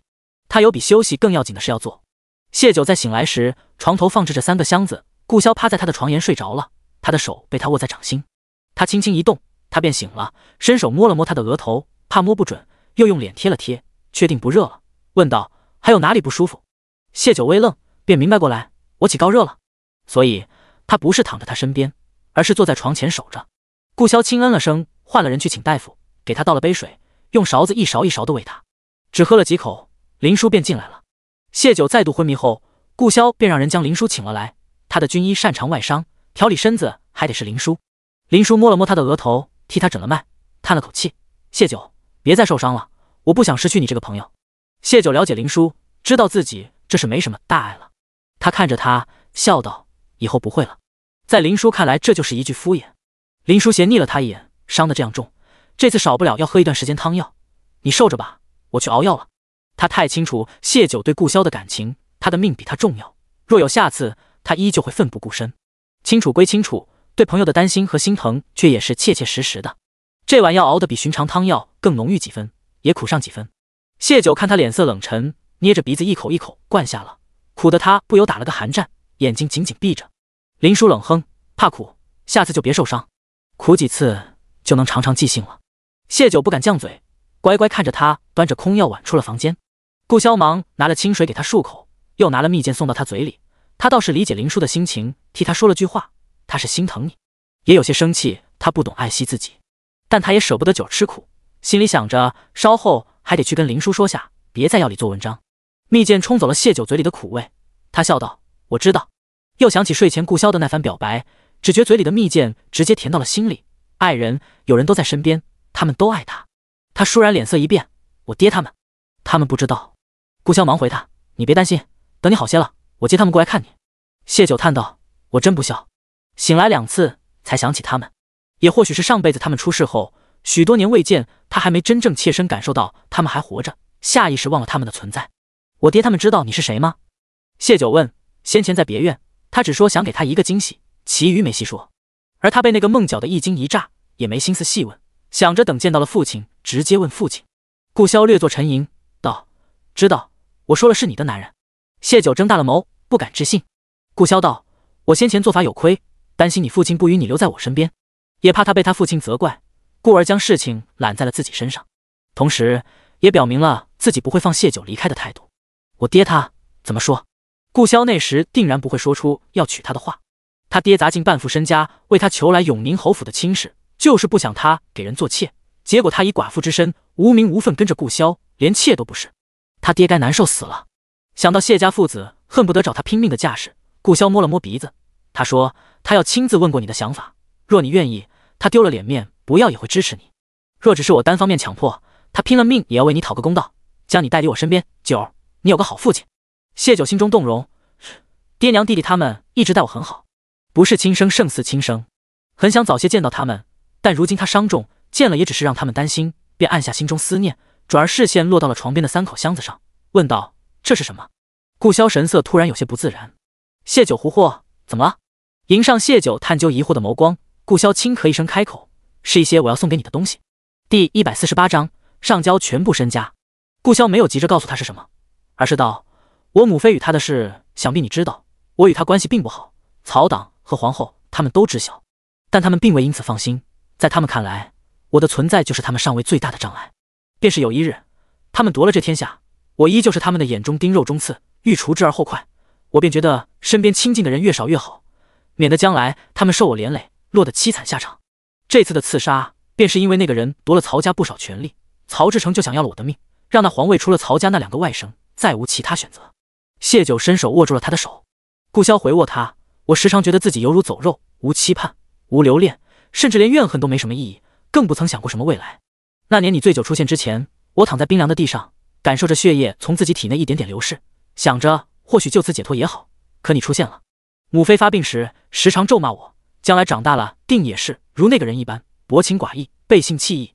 她说像我这样的人是不配拥有妻儿的，免得祸害女子。九儿，你笑话我怯懦也罢，矫情也好，母妃的话如同魔咒一般禁锢了我的心，让我不敢奢望。来于攸关前，我去见了你，你没能认出我来，我虽失落，但更有轻松。我想也好，与其将来被我祸害，不如嫁个寻常人家，过些平淡日子。每个人都有心结，阿萧，这不是懦弱。这世间没有几个人能在被父亲抛弃，家庭破裂后又被自己的亲生母亲诅咒，还能不在心里留下一点痕迹。何况那时他才是几岁的孩童，童年阴影通常会根深蒂固，许多人一辈子都未能走出来，或者走向另一个极端。而他依旧长成顶天立地的男人，没有丢弃良善，也没性格扭曲，已是极为不易。谢九眼里的心疼几乎要溢出来，他用手细细描摹他的眉眼，你有我。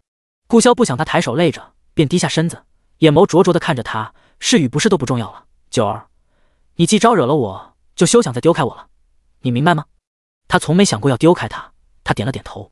顾萧亲了下他的脸，满眼缱绻柔情。他起身打开一个箱子，将箱子侧起，让谢九看得清楚，这些是我名下的各种契书，有房屋、店铺、山地，包括府中所有人的卖身契。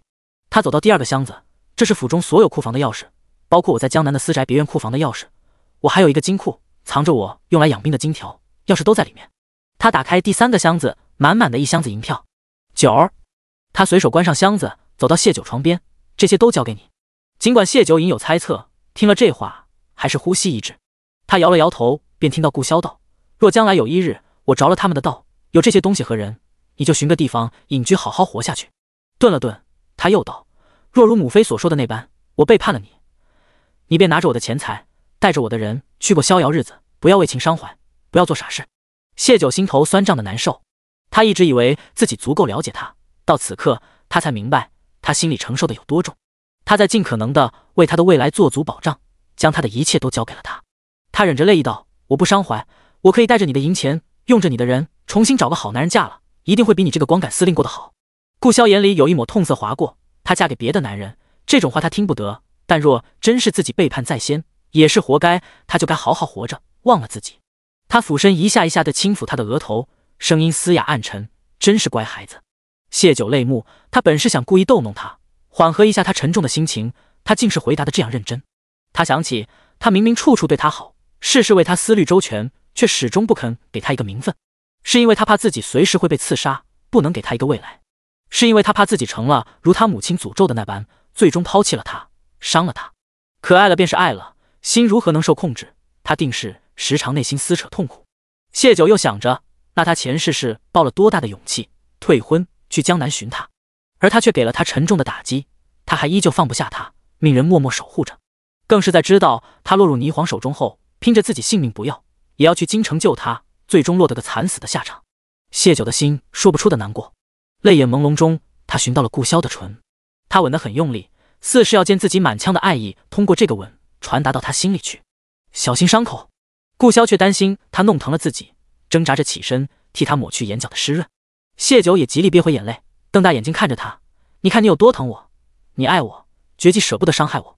你母妃那是病了，病人的话做不得数，你重情重义，绝不是他口中所说的那种人，我也不会允许你成为那样的人。阿萧，你也甩不掉我的，做人做鬼我都要缠着你的。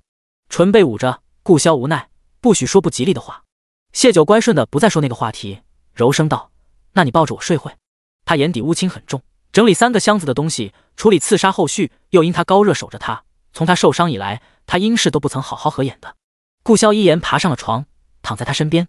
谢九平躺着不能翻身，就想握着他的手，却见他散了自己的头发，从他肩头揽过一缕发丝，同他自己的缠绕在一起，而后与他手指相扣，沉沉睡去。青丝结发两不疑。谢九定定地看他良久，而后也跟着迷迷糊糊地睡着了。醒来后四目相对，谢九灿然一笑，这一笑晃了顾萧的眼，他微微愣住，便听得谢九道：我渴了。他的九儿想喝水，顾萧下意识坐起身，浑然忘记了他睡前将他们的青丝缠绕编织。他起得太猛，把头皮扯痛了，忙去看谢九有没有弄疼你。他的视线比划更快，已经看到谢九握住自己发丝的另一端，他的拉扯力度被他化解在掌心中，丝毫传不到他头皮上。作怪的谢九笑得促狭又狡猾，我一点不疼。顾潇还有什么不明白的？他那是想喝什么水，分明是想逗弄他。他低低笑了，谢九也笑了，他不敢大笑，怕牵动伤口，只嘴角扬起，满目温柔地看着他。顾潇的低笑变成朗声大笑，心里晴朗一片，十分高兴。笑罢，他轻易地捏了捏他的鼻子，坏东西。而后解了两人的发，起身给他倒了杯水，坚持要用勺子一口一口地喂着他。好甜！谢九咽下一口水，说道：“我没放糖。”他顿住，明白了谢九的意思，又笑了起来。谢九也跟着眉眼含笑。两个人笑得跟二傻子似的时候，茉莉慌慌张张跑了进来：“不好了，主子！”第149章，亲人相见。谢家父子来到玉幽关几日，都未等到谢九，心里很是不安。顾潇的人推说谢九近日不便，过些时日再去见他们。在谢父看来，他女儿最是孝顺，知道他们来，定是要第一时间就去看他们的。他没出现，肯定是出事了，便借说要去街上四处逛逛，甩脱了顾潇的人，请楼骑留下的人带着他们去找谢九。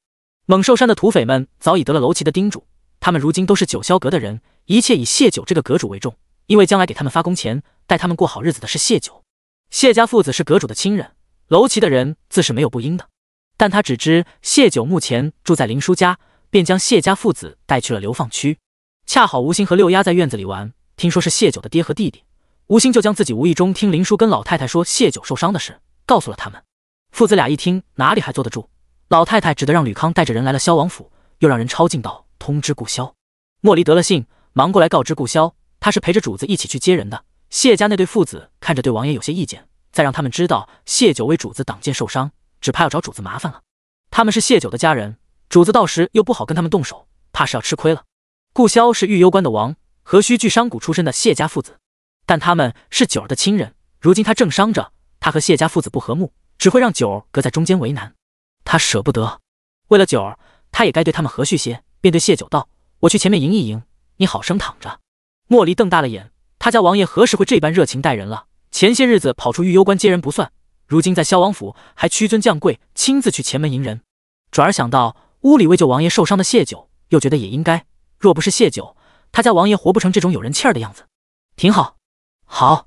谢九满眼欢喜地应了声顾潇。父亲，弟弟，也不知他们现在是什么样子了。于父亲和弟弟来说，他们只分开大半年，可谢九是从上一世重生而来，已经许多年未见到他们了。阿潇，我脸色是不是很难看？你让宁嬷嬷来帮我上点胭脂。谢九突然有些近乡情怯。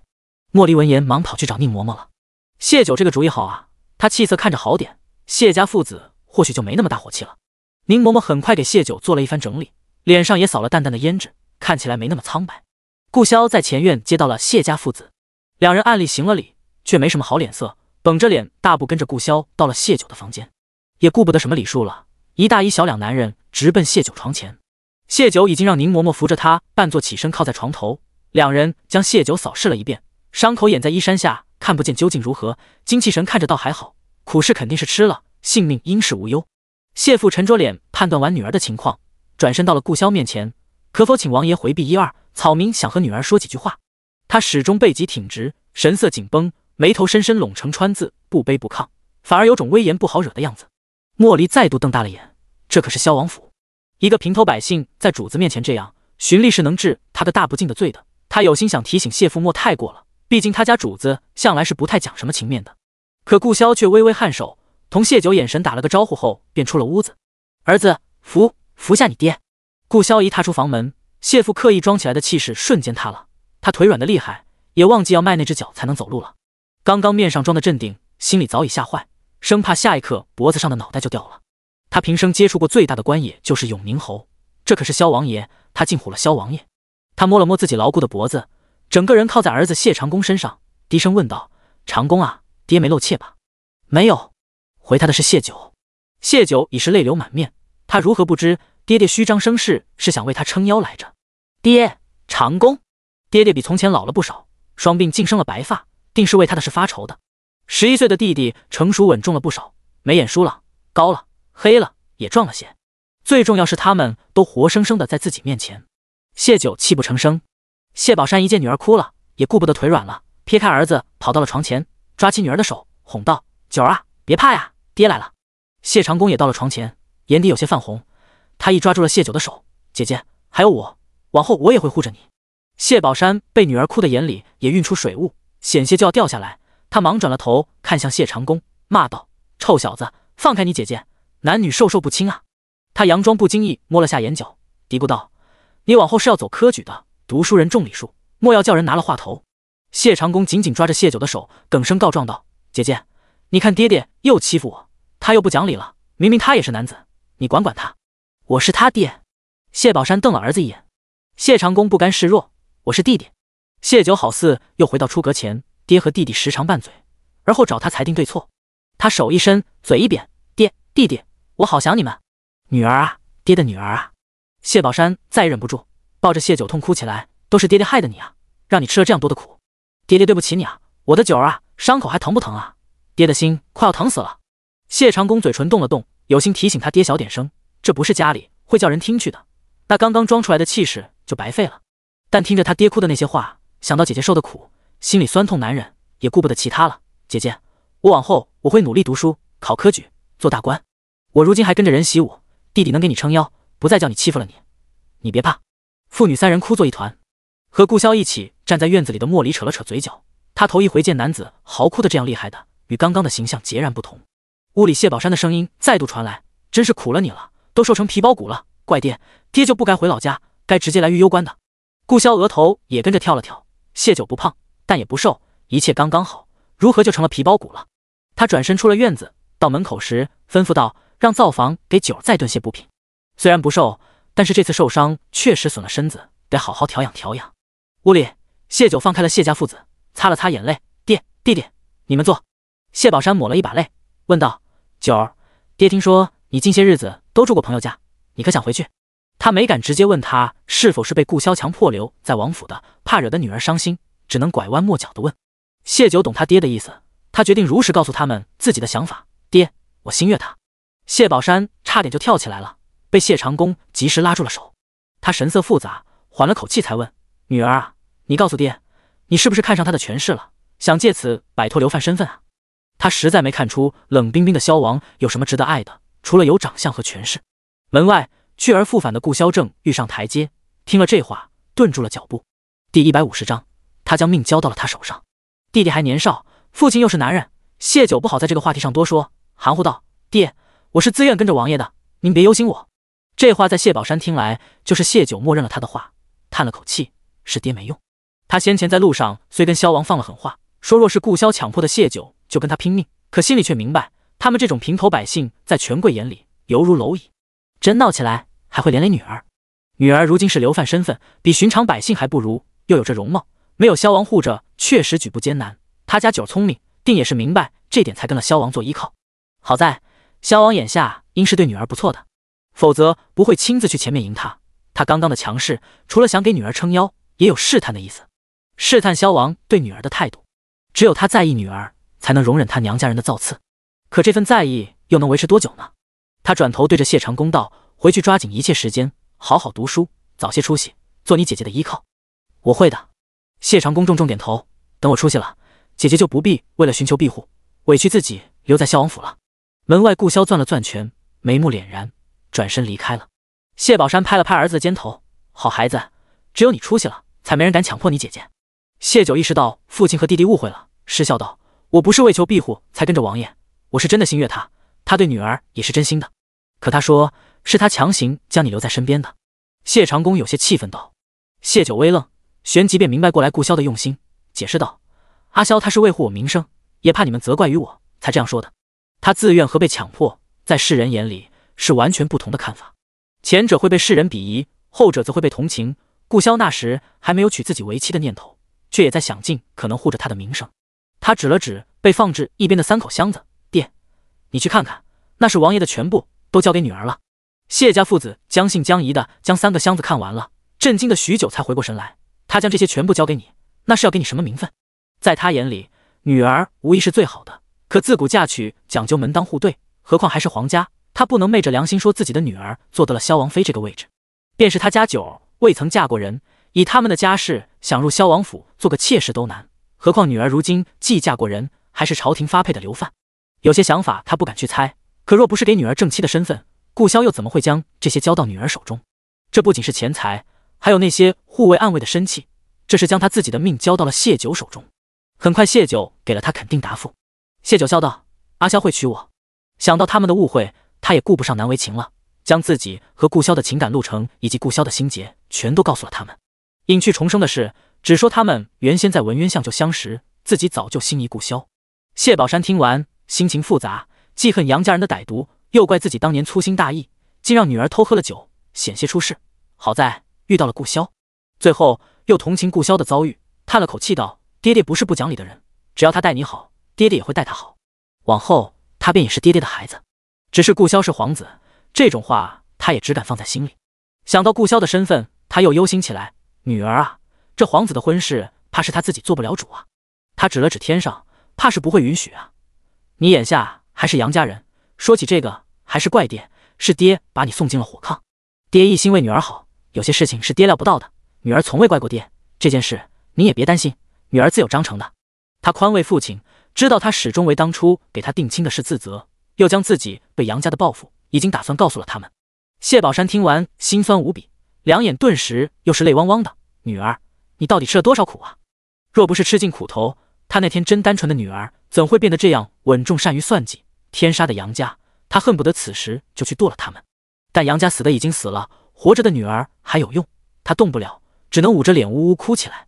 谢九有些无奈，他爹什么都好，就是在他面前爱哭了些。他眼神投向谢长公，向弟弟求助。谢长公虽也心疼姐姐吃了很多苦，但他觉得姐姐现在这样子很好，甚至他还有些崇拜她。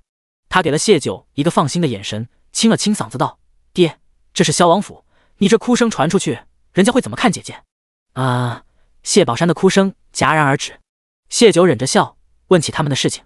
谢宝山便告诉他，当初他被流放后，他就开始结束手里的营生，将产业全部变现，打算来玉攸关找他。后来收到谢九的信，只得带着儿子去了老家，但不敢再置办任何东西。这次来也是将全部身家揣在身上，如果女儿实在过得不好，就打算将儿子留在大夏读书，他带着女儿躲到狄戎去，等将来儿子出息了，再找机会带女儿回来。爹，是我连累了你和弟弟，往后你们就在玉攸关定下来吧。长公要读书，就不能再四处奔波，回头我给他找个学堂。谢九歉意道。谢长公不想谢九难受，忙道：姐姐，我在路上没耽误学业。谢九戳了戳他额头，懂事了。这是他们从前惯有的动作，姐弟俩都笑了。三人又说了许久的话。当晚父子俩没有回去，顾萧命人给他们安排了院子。两人清楚了事情的始末，对顾萧的态度好了许多，但总归还是有身份上的差距。谢家父子一时也没办法同他熟络起来。顾萧也因着身份高贵和经历，性格里自带疏离感，至今为止，所有的热情和熟络也都只给了谢九一人。晚上，两人并躺在床上，谢九因着见到了家人，很是高兴，看向顾萧时眉眼里都是笑意。他絮絮叨叨同他说父亲和弟弟的事，最后笑道：谢谢你。顾萧漆黑的眼眸凝视着他，忽而附身吻住了他的唇。他吻得用力又霸道，谢九险些有些喘不过气来。聪明如他很快察觉顾萧情绪不对。你怎么了？出什么事了？第151章，你相信重生吗？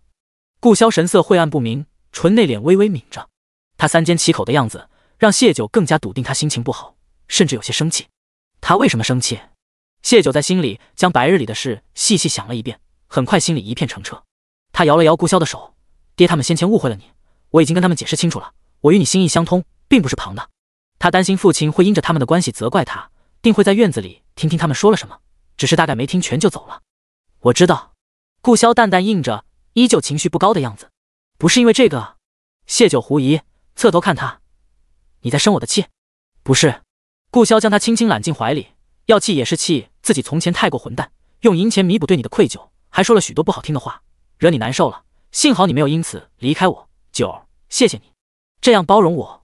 谢家父子的话让他想起自己曾对谢九所做的事。你那时是不是很生气我那样作践你？没有。谢九摇头，你对我一直都很好。顾萧却不觉得自己对他有多好，反倒是他一直对他倾心付出。下次我再做出混账的事情，九儿，你打我。顾潇将他的手贴在自己脸上，下意识还是担心将来会如那个人抛弃母妃一样抛弃谢九，甚至做出伤害他的事情来。尽管他将自己的所有交给了他，可一旦伤害造成，那些外在的东西是远远弥补不了他内心的疼痛的。这让他有些惶然。谢九沉静幽深的眸子凝望着他，眼波流转间，他决定下一剂猛药，让他彻底摆脱童年阴影。阿萧，你相信重生吗？问题来得太突然，顾潇一时怔住。不等他回答，谢九直接道：我死过一回的，又活了。就在杨家将我送到萧王府那晚，我又重新活了过来。顾潇揽着他的手一紧。我知道雪灾的事，默契的事，曹首府的事，甚至好些事情，聪明如你，都是有过怀疑的。我能预知这些，只因我曾经历过。前世也是杨家人将我送到你这里，不过那时他们欺骗我说是你逼着他们这样做的，所以我恨你。但你对我实在太好，我恨着你，又不自控地对你动了情。寂静的夜里，谢九缓缓地说着前世的一切，顾潇揽着他的手越来越紧，心里早已惊涛骇浪。他是信的，他一直知道谢九有自己的秘密，可没想到是重生这样玄而又玄的事。他也相信前世他深爱着他，为了救他而丢命，因为他值得，他重过他的命，今生亦然。只是他没想到前生他那样凄惨，光听着就觉得心脏疼得难以呼吸。也理通了许多事情，他杀那个伙计是因为他害死了他们的孩子，他创立九霄阁要老御史回京，是因为他的仇人是老三和霓凰郡主，不准确说那不算他一个人的仇，他是在为前世的他报仇。他一人背了这样沉重的包袱，怨不得他会为了收服陆家连命都不要，怨不得他会屡次冒险，因为他的敌人足够强大，他需要很努力的强大自己，而他什么都不知道，真是该死。他的手无意识的越拥越紧，好似生怕一个不留神就错失了他。谢九轻轻拍着他的背，阿萧，你抱疼我了。顾潇神智突然回归，忙松了手，对不起。他要起身掌灯查看他的伤口，他刚刚抱他失了分寸，却被谢九拉住了。而他执意要看他的伤口，谢九没再阻止。重生的事在他心里掀起惊涛骇浪，他或许需要做点什么来缓缓。屋里被照亮，谢九看见他神情冰冷，没有任何表情。他用这副假面掩藏了所有情绪，只是他的唇色泛白，毫无血色。他始终垂着眸，确定他的伤口没事。他替他整理衣裳，手却在微微颤抖。谢九一把抓住他的手，阿萧，我告诉你这些，不是让你沉浸在我们前世的痛苦里，我是想让你知道，你不是你母妃口中那样的人，前世你为了我连命都不要的，你已经证明了自己不是他说的那种人。很疼是不是？顾潇坚毅的面容上终于露出痛色，他呼吸粗重。谢九的心猛然收紧，他明白他问的是什么。他问他前世被剥皮被折磨很疼是不是？谢九将自己最大的秘密告诉他，不是为了让他心疼他。他静静望着他，他亦是沉默着，神情痛苦再难掩饰。他不敢问被剥的是哪半边脸，手指轻柔地摩挲着他的脸颊。独自产子，失去孩子，下狱，被剥皮，挖眼，敲碎脊梁。他猛地闭上了眼，光想想浑身的血液就已经在奔腾，要刺破他的血管奔涌而出，将那些伤害他的人碎尸万段。良久，他开口，阿萧。他的声音低沉，似暴风雨来临前的乌云，压抑阴沉，令人透不过气来。不会发生的事，你总担心它会发生，从而做出错误的决定，最终可能导致我们今生再度分开。前世我们会落得那样的下场，最大的原因不是霓凰他们，是我们自己。阿萧，我已经在改了，你还想重蹈覆辙吗？顾潇心中一凛，不，他不要重蹈覆辙，光是想一想就肝胆俱裂，被无边的痛楚淹没。他翻身，以手撑着自己的身子，将他全副笼罩在自己的羽翼之下。他低头亲在他的唇上，吻得温柔缠绵。他温热滑嫩的唇瓣能驱散他内心那些疼痛和恐惧，给他慰藉，亦能让他更加清醒。他不能沉沦在母亲的诅咒中做无谓的担忧，他应该珍惜和九儿在一起的每一刻，爱他，护他，再不让他受一点委屈和伤害，这才是他余生活着的唯一使命和意义。谢九仰头回应着他，将前世之事告知于他，虽会让他痛苦，但痛苦是短暂的。他信他定然能做正确的决定。而他即将回到京城，他与三皇子他们的恩怨是瞒不住他的，他们心意相通，他的命都已交到了他的手里，他不该再对他有秘密。这个吻比他们以往任何时候的吻都要轻柔绵长，却带给了两人极大的力量。他们将满腹柔肠温情通过这个吻传达给彼此。这一刻，两颗心渐渐融合，长成一颗，供养着他们彼此的生命。结束后，顾潇翻身躺在他身边，将他重又揽进怀里。女儿她长得像我。他想起他中蛊后宁愿承受蚀骨的疼痛，也不愿损了身子。他不愿断了女儿再度来到他们身边的机会。他亲了亲她的唇，九儿，我们有一辈子余生，我护着你们娘俩。像你说的，我们陪他15看灯，中秋看花，这一世我们会幸福的。这是他给他的承诺。好。谢九拥紧了他，他知道他彻底走出童年阴影了。两人不再说话，他们彼此需要时间去消化一些事情。良久，顾潇突然道：“遇到黑熊的那座山下是不是有铁矿？”第152章顾潇的改变。谢九点头，他果然什么都知道。顾潇撑起身子看他：“九儿，把那铁矿给我吧。”好。谢九不迟疑，有铁矿就能锻造兵器，他在保障他们的未来。但阿萧，仇要报，但我们更要好好活着。你知道的，离了你，我过不好的。他时刻提醒他，他需要他，他才会更清醒周全地规划他们的将来。顾潇亲了亲他：“我明白，你放心。”谢九真的放心了。顾潇不是鲁莽的性子，他安然地在他怀里睡着了。顾潇一下一下轻抚他的头，心里盘算着后面要做的事。他从前将生死看得淡，可如今不同了，他有了九，将来还有他们的女儿，不能再容自己有一点损失，否则他的九和孩子就无人护着。可仇不能不报。翌日，他寻了个由头，将程从从萧王府除名了。先前将程从他们几人交给谢九的事，只有身边亲信才知道，对外他们仍是萧王府的人。这次对外公开，所有人都会知道程从被萧王厌弃，再难得他信任。这是谢九的主意，他想以此引出监视程从的人。背后之人费尽心思将程从安插在他身边，不会轻易放弃了他，定是会想办法联络他，再度设法回到王府。依他的想法，程从上一世背叛，害得他与九儿分离，惨死，他绝不容他还活着，哪怕那是上一世的事。但谢九想要给他一次机会，看在前世他对女儿不错的份上，也是为还没出生的孩子积德。他依了他，却也安排了人监视程从，但凡他有背叛之心，杀无赦。接下来的几日，顾潇都是天刚微亮便出去了，忙到深夜才回。他请谢宝山和谢长恭留在王府多住几日，陪陪谢九。谢家父子也舍不得和谢九刚见面就分开，就应下了。又去找了林叔，让他尽可能的将汤汁熬制成蜜丸。他如今明白了谢九不愿喝汤药的原因，是不舍他再难受的。宁嬷嬷也得了顾潇的吩咐，将库房里上好的药材和补品全部拿到林叔面前，请他查看，但凡对谢九有用的，全拿去灶房，让他们给谢九做上。谢九每日被各种汤汤水水补着，才几日的光景，脸颊都丰盈了些。晚上顾潇回来时，他跟他抱怨，让宁嬷嬷他们停吧，再这样下去，我都要被养成球了。顾潇掐了掐他的腰，又在他脸上亲了亲，肉多点好，是球我也喜欢。他已经从那些事情中缓过神来，反而因着和谢九的互表心意后，性子更活泛了些，偶尔还会同他开些玩笑。面对他时，眉眼里总是聚着一抹笑。谢九捏了捏他的脸，那先把你养成球，往后也别走路了，要去那里，2只球滚上，一滚就到了。想着那样的场景，顾潇将头埋在他颈脖间，低低笑着。这几日，他感到前所未有的幸福和踏实。谢九知道他最近忙铁矿的事，十分疲累，也不再同他嬉闹，静静拥着他，两人沉沉睡去。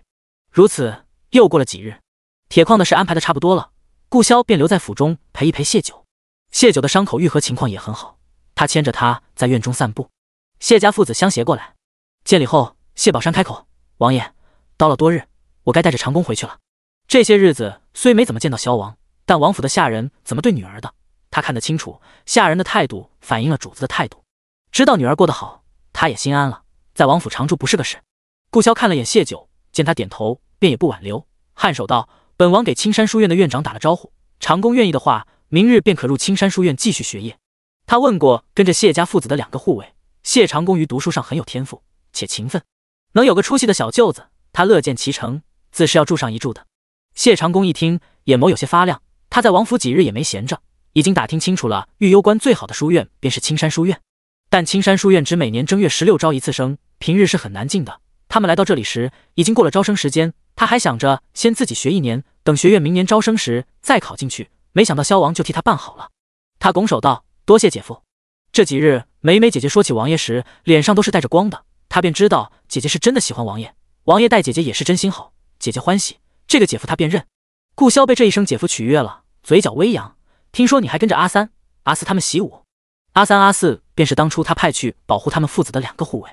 谢长恭点头：“是，想要保护姐姐，就不能只做手无缚鸡之力的文弱书生。”顾潇明白他心思，问道：“你可想好将来要做文臣，还是武将？”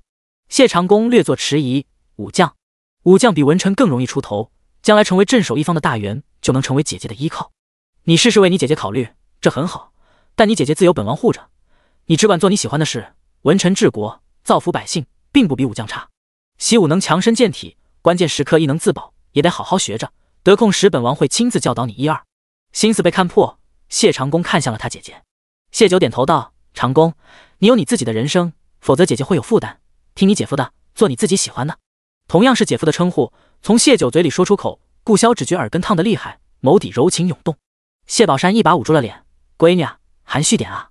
谢长恭心底最真实的想法是想走文臣的路子，但对没有任何背景的他来说，走文臣想要在朝堂有一席之地太难了。如今心思被姐姐他们摆出来说，他一时有些为难。谢九便笑道：不管如何，先进学院好好读书为先。谢长恭读书的事便这样定下了。谢九想要谢宝山和陆老三一起帮着打理九霄阁的营生，谢宝山拒绝，九霄阁是你一人的，爹爹不能去占你的便宜，爹爹自己也能做些营生，将来无论赚得多少，你与长恭都是要一人一半的。谢长恭一时认同父亲的话，谢九便不再勉强。因着刚来宅子还没买，便暂时先住在九霄阁总部，护卫阿三阿四依旧跟着他们。次日，谢九本想亲自送父亲和弟弟，被3个男人阻止了，担心他在马车颠簸弄疼了伤口，顾潇亲自去送的谢家父子。回来时带来了燕城那边关于吴二夫人姐姐坟墓的消息。第153章一夜7次郎。燕城那边传来的消息，吴二夫人姐姐的坟是空的。尽管顾潇和谢九两人都猜测过吴二夫人的姐姐有可能没死，但得到切实的消息，还是让谢九错愕了好一阵。如果依照他们先前的猜测，她没死的话，那自己真有可能是他的孩子。谢九茫然问道：他叫什么？总觉得那只是凭空猜想，所以以前都不曾关注过他的名字。顾潇将人抱坐在腿上，把知道的消息告诉他：王淑妍比吴二夫人大1岁，两人相貌极其相似。顿了顿，他看向谢九：九儿，我的人找到了王家的一个老妈妈，据他透露，王淑妍疑似与人私奔，王知府便寻不到，才给办了丧事，对外宣传暴毙。谢九惊得差点从他身上站起来：什么？那老嬷嬷也是无意中撞见王知府和管家的谈话，据说连吴二夫人都不知晓实情，可见王知府将此事做得隐蔽。我的人也找去了那管家的家里，管家已经过世多年，知晓内情的怕是除了王淑妍和带他离开的那个男人，再无其他人了。不，还有一个。谢九摇头。顾潇也立即反应过来，还有于知府。但这一切的前提是，王淑妍就是那个被于知府拿住把柄的人，且死遁到了曹家。可曹家的男子要娶地方知府之女，大可名正言顺，两人何须偷偷摸摸私奔？既想不通，谢九便不愿再去想了，问道：老大人是不是快到京城了？快了。等老御史将于知府的贪墨赋税的事情上奏，于知府就会向那个受他要挟之人求助，他们就能寻到蛛丝马迹。程从那边呢？有没有消息？谢九问道。为了让他好好养伤，顾潇将程从的事情接了过去。顾潇摇头：还不曾，再耐心等等。谢九颔首：是鱼儿总会上钩的，不管你是谁，都是我的九。顾潇在他额头亲了下，弯唇笑着，满目温情。只是霓凰认定你才是真正的霓凰郡主，定也是有缘由的。九，等杨家赦免，我同你一起去京城，好好查清这些事情。若谢九真是镇国公府的霓凰郡主，正好借此婚约与他成亲；若他是旁的身份，那就先把他和霓凰的婚约解除了。谢九想了想，前世杨家赦免圣旨来时，确实也有太监来了萧王府，没多久顾潇便回京城退婚了。好，只是这边你不在没问题吗？顾潇捏了捏他的鼻子，跟着我这么多年，若时时要我坐镇，他们岂不是吃干饭？顿了顿，他揉了神情，此后在我这里，除你之外，再无大事。谢九的心被酥了一下，他捏他的脸，嗔道：今日嘴抹了蜜吗？你尝尝。话落，他的唇便附了上来，他的吻技越发娴熟了。良久，谢九瘫软在他怀里，偏偏他还不放过他，问道：甜不甜？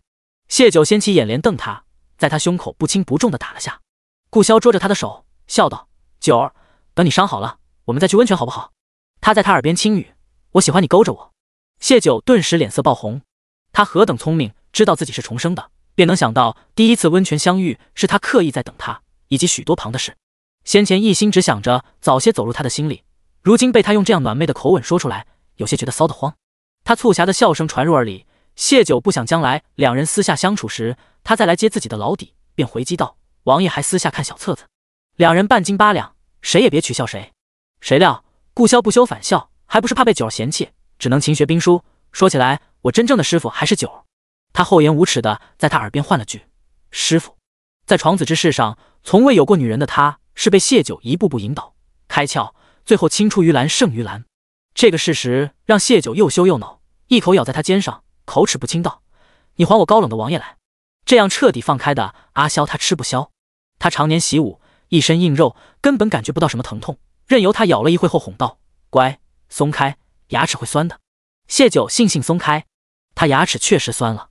顾萧捧着他的脸又亲了亲，道：“我听军中的将士说，等闲他们回家都是一晚7次打底，他们管这个叫一夜7次郎。”他语气委屈中带着遗憾：“我都从未有过，等你伤好可否补偿我？你时常不允我吃饱。”谢九一口气卡在喉咙里，差点昏死过去。除了他身体不适时，他那次没将他折腾得浑身散架。他重重打了下他：“不正经！你注定是我的妻，我们是世间最亲密的人，如何不正经了？我还不是你的妻！”这句话险些脱口出，谢九死死咬住了唇。在顾萧心里已经将他当成妻子，只是他们还有许多事情要去解决，放妻书、退婚。但谢九不想扫兴，往后的问题他们会共同面对，没必要挂在嘴上。顾萧见他不语，眉眼疑惑：“不是吗？我以为我们亲密如一人，是可以互相提一提诉求的。你若不喜，那我往后不说了。男人嘛，其实憋一憋也没什么的。但如果你有什么需求的话，可直接说的，我会尽一切能力去满足你的。”他满脸诚恳。谢九的心一软，便应下了他这个荒唐的要求。他没什么与人亲近的经验，相爱后，他在他面前坦诚的有些单纯，丝毫无隐瞒，包括这些令人脸红心跳的想法。谢九不排斥，甚至愿意维护他的这份坦诚，这是他们亲密融洽的象征。只是他下意识地扶了扶自己的腰，希望届时他还能健在。顾萧一把将人拥入怀中，下巴搁在他的头发，缓缓绽放一个大大的微笑。这些爱人之间的私密话，偶尔说说是闺房之乐，但眼下谢九还在养伤，顾萧舍不得动他，说多了便是折磨。谢九坐在他怀里，切实地感受到他身下的炙热如铁，忙转了话头：“阿萧，吴家的女人武艺都很好，要不要让他们组建一个女子护卫队？”提及正事，顾萧也正了神色：“你说说看。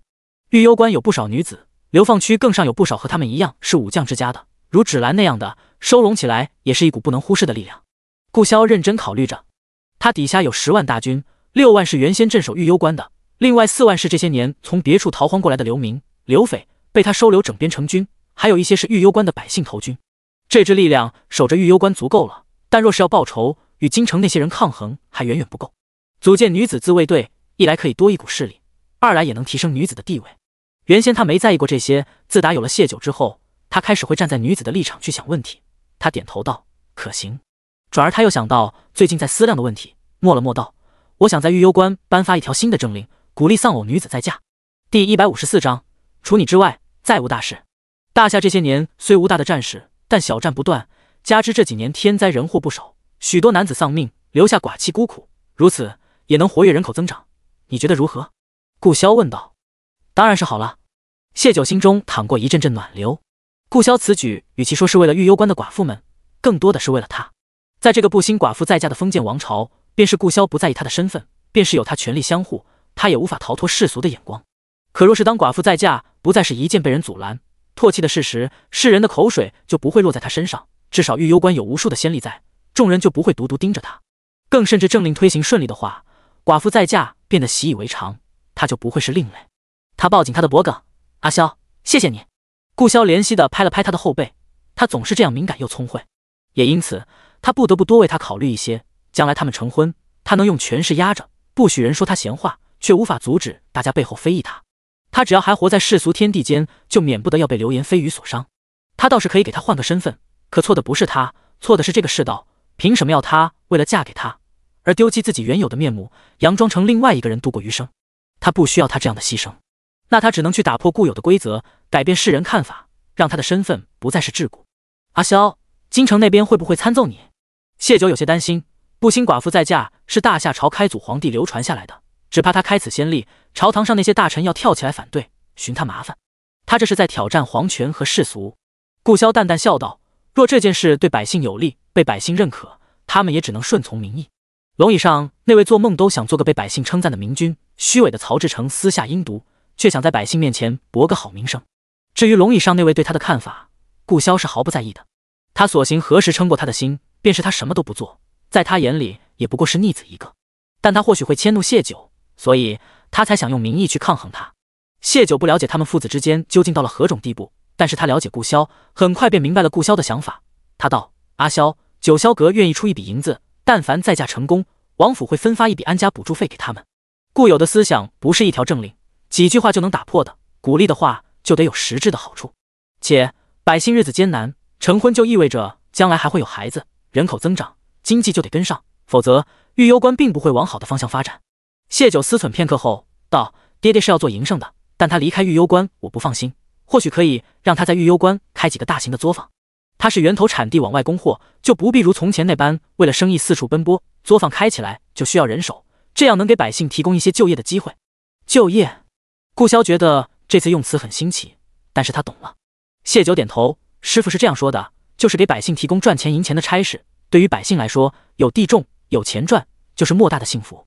若是这就业机会优先给那些在家的妇人，或许能更好的推行这条政令。”顾潇眼眸微亮，好主意。他原本也有些自己的想法，两人就此问题讨论了起来，不知不觉就到了深夜。谢九毫无睡意，许是这些日子睡多了，也许是和顾潇商议玉攸关的发展，让他有种两人共同建设家园的幸福感。他眼眸灼灼，精神奕奕。顾潇亦然，但他想到什么，倏然打横将人抱到了床上。太晚了，快睡觉，好好休息，好生休息，身子才能恢复得快，否则九儿便是允他一夜10次，也终究只能是幻想啊。谢九不知他心思，但他确实睡不着，依偎在顾潇怀里，低声细语继续说着自己的想法。顾潇无奈，只得用唇封住了他的唇。谢九被吻得差点窒息后，沉沉睡去。顾潇则起身去了书房，将今晚两人商议之事一条条记下并完善。次日天刚微亮，他便让莫离召集了地方官员和幕僚，将这条政令和昨晚所写的实施条例发到他们手中。众人看完，大多赞成，但也有几个觉得他们此时保守最好，少做少错，就不会叫京城那边拿了把柄。此事本王已经决定，你们要想的是如何将此事做得更完善，真正让百姓受益。顾潇丢下这句便出了门。少数服从多数，且玉攸关这些年在萧王的带领下发展的越来越好，大家有目共睹。这次的政令确实对玉攸关的发展有好处，反对的那几人便也噤了声。顾潇去了营地，营地最不缺的就是光棍，自己尝到了媳妇热炕头的滋味，他就想为自己的将士谋福利。两人都是执行力极强的人，谢九也让吕康一大早接了谢宝山过来，他将事情原原本本告诉了谢宝山。谢宝山听完，眼里就蓄满了一眶泪，这孩子真是个好孩子，爹以后待他态度再好点。只是九儿，关于开作坊的事，你可有什么建议吗？他先前做的是倒买倒卖的营生，自己生产还是头一回，一时间也没什么思路。但顾潇能为了女儿思虑这样周全，他这个做爹的是绝技不能拉后腿的。谢九笑道：“爹跟我去灶房看看。”师傅曾无数次跟他描述过一种面饼，说是将做好的面条缠叠在一起，放在油中炸，便可作为干粮长久保存。待吃的时候可直接干嚼，也可加点热水泡上一泡，就是一碗美味的面条。他没见过，更没吃过，但牢里的日子难熬，吃食更是差。师傅便一遍又一遍地回味那面饼以及他的做法。谢九对做法烂熟于心，宁嬷嬷可不敢让他亲自动手，便选了个擅长做面条的大厨，让他听谢九的令行事。起初几次不是蒸散了，就是炸焦了，试了10几次，面粉也费了不少，终于做成了。谢宝山先前走南闯北，见过不少好东西，宁嬷嬷在宫里出来更是如此。两人试吃后都觉得这样营生可行。谢九莞尔，意料之中，能让师傅在牢里都念念不忘的东西，自是差不了。顾潇回府时，听说谢九在灶房忙了1日，便也寻到了灶房，跟着尝了尝。他首先想到的便是军需，这个面若是供应军中是极好的。大夏朝的军队目前的干粮主要是一种窝头，放个几日硬的像石头，不但难咬动，还拉嗓子，他没跟着少吃。这面饼就比那干粮好多了。王爷想供应军中？谢宝山问道。顾潇点头，可以换上这个，不过想要赚钱，还需得找庞的驻军。辽东王手底下15万大军，他当初搬走了半个国库后，养兵的费用朝廷就不再出了，底下10万大军一直是他自己养着的。他的家底也是九儿的，谢宝山不会赚自己女儿的银钱。辽东王虽是朝廷拨款，但买什么做干粮，他一军主帅是做得了主的，谈成了便是一笔大订单。谢九则蹙了眉，王爷与辽东王相熟？第155章，和他私奔的男人是谁？顾潇点头，我年少入军营，去的便是辽东军，辽东王算是我的半个师傅。怎么了？谢九又拧了拧眉，摇头，没事。顾潇见他不说，便也不再问，同谢宝山说起开作坊的事。辽东王那边他会去联系，谢宝山则需要尽快将场地准备好。那个跟着谢九学会炸面饼的大厨被送给了谢宝山，由他负责培训做工人员。为防止炸面技术被人偷学，谢九建议采取流水作业的方式，每个组负责不同的工序，且每道工序一个屋子。最后下锅炸的那道关键工艺，则让谢宝山买一批签了死契的奴仆来操作。作坊真开起来，面饼不可能只靠供应军中这条销路，但若顾潇能将辽东王那个大单子拿到手，这作坊指定赔不了，规模也小不了。到时就可对外招纳不少在嫁妇人入作坊做工，这就更有力政令推行。事关女儿，谢宝山对此事很上心，他同顾潇道谢后，便带着大厨离开了。他得以极快的速度将作坊开办起来，配合政令的实施。谢九在造房1日，脸上有些倦色，还没开口，便被顾潇弯腰抱回了屋里。两人坐定喝了些茶水后，顾潇问道：“可是辽东王有何不妥？”他刚刚的神情分明是有事。谢九面色凝重，点头。上一世，他与曹家站到了一起，拥护了三皇子登基，那便是站在了顾潇的对立面。而从顾潇的态度看，他似乎很认可此人，与他关系匪浅。会不会是误传？顾潇道：“辽东王府世代镇守大夏东面，从不涉足夺嫡和党派之争。辽东王很憎恶曹志成。按时间推算，那个时间谢九被关在刑部大牢，一切消息来源都是狱卒和其他囚犯。”谢九不认同，不可能是误传。辽东王公开支持三皇子，天下皆知。师傅当时还叹息，一代枭雄临了瞎了眼，要落个晚节不保的下场。若是如此的话，往后我便提防这些，但生意还是可以做的。顾潇抚了抚谢九的眉心，别皱眉，你提醒了我，我心里会有数的。谢九应了声后，便陷入沉思。辽东对面是特立族，这个种族的人力大如牛，野心勃勃。从大夏开国至今，特立族时常对大夏朝发动侵略战争。最大的一场战事便是10几年前，老辽东王连带西夏五子全部战死，才堪堪保住辽东边境。辽东军损失惨重，辽东王府更是只剩六公子温明渊一个成年男子。温明渊是老辽东王的幼子，因着前头5个哥哥个个出息，他便安心当起了风流纨绔，不学无术。直到父兄战死，他才一夜成长，撑起谢家门庭，成为新一任的辽东王。虎父无犬子，便是六公子昔日再怎么纨绔不务正业，将门的风骨和强悍是刻在骨子里，透在血液中的。他接手辽东军后，卧薪尝胆1年，在特立再次发动战事时，温明渊于千军马万中取了特立皇的首级，重创了特立，才保了辽东边境几年的安稳。前些年顾潇入辽东军时，特立再度发起战事，被辽东军连夺2城后，又安静了几年。但特立倾下之心从未停歇，而放眼大夏朝，没人比世代镇守东面的辽东王府更适合抵御特立族。朝廷很明白这一点，故而从不敢轻视辽东王府。无论新帝是谁，都动摇不了辽东王府的地位。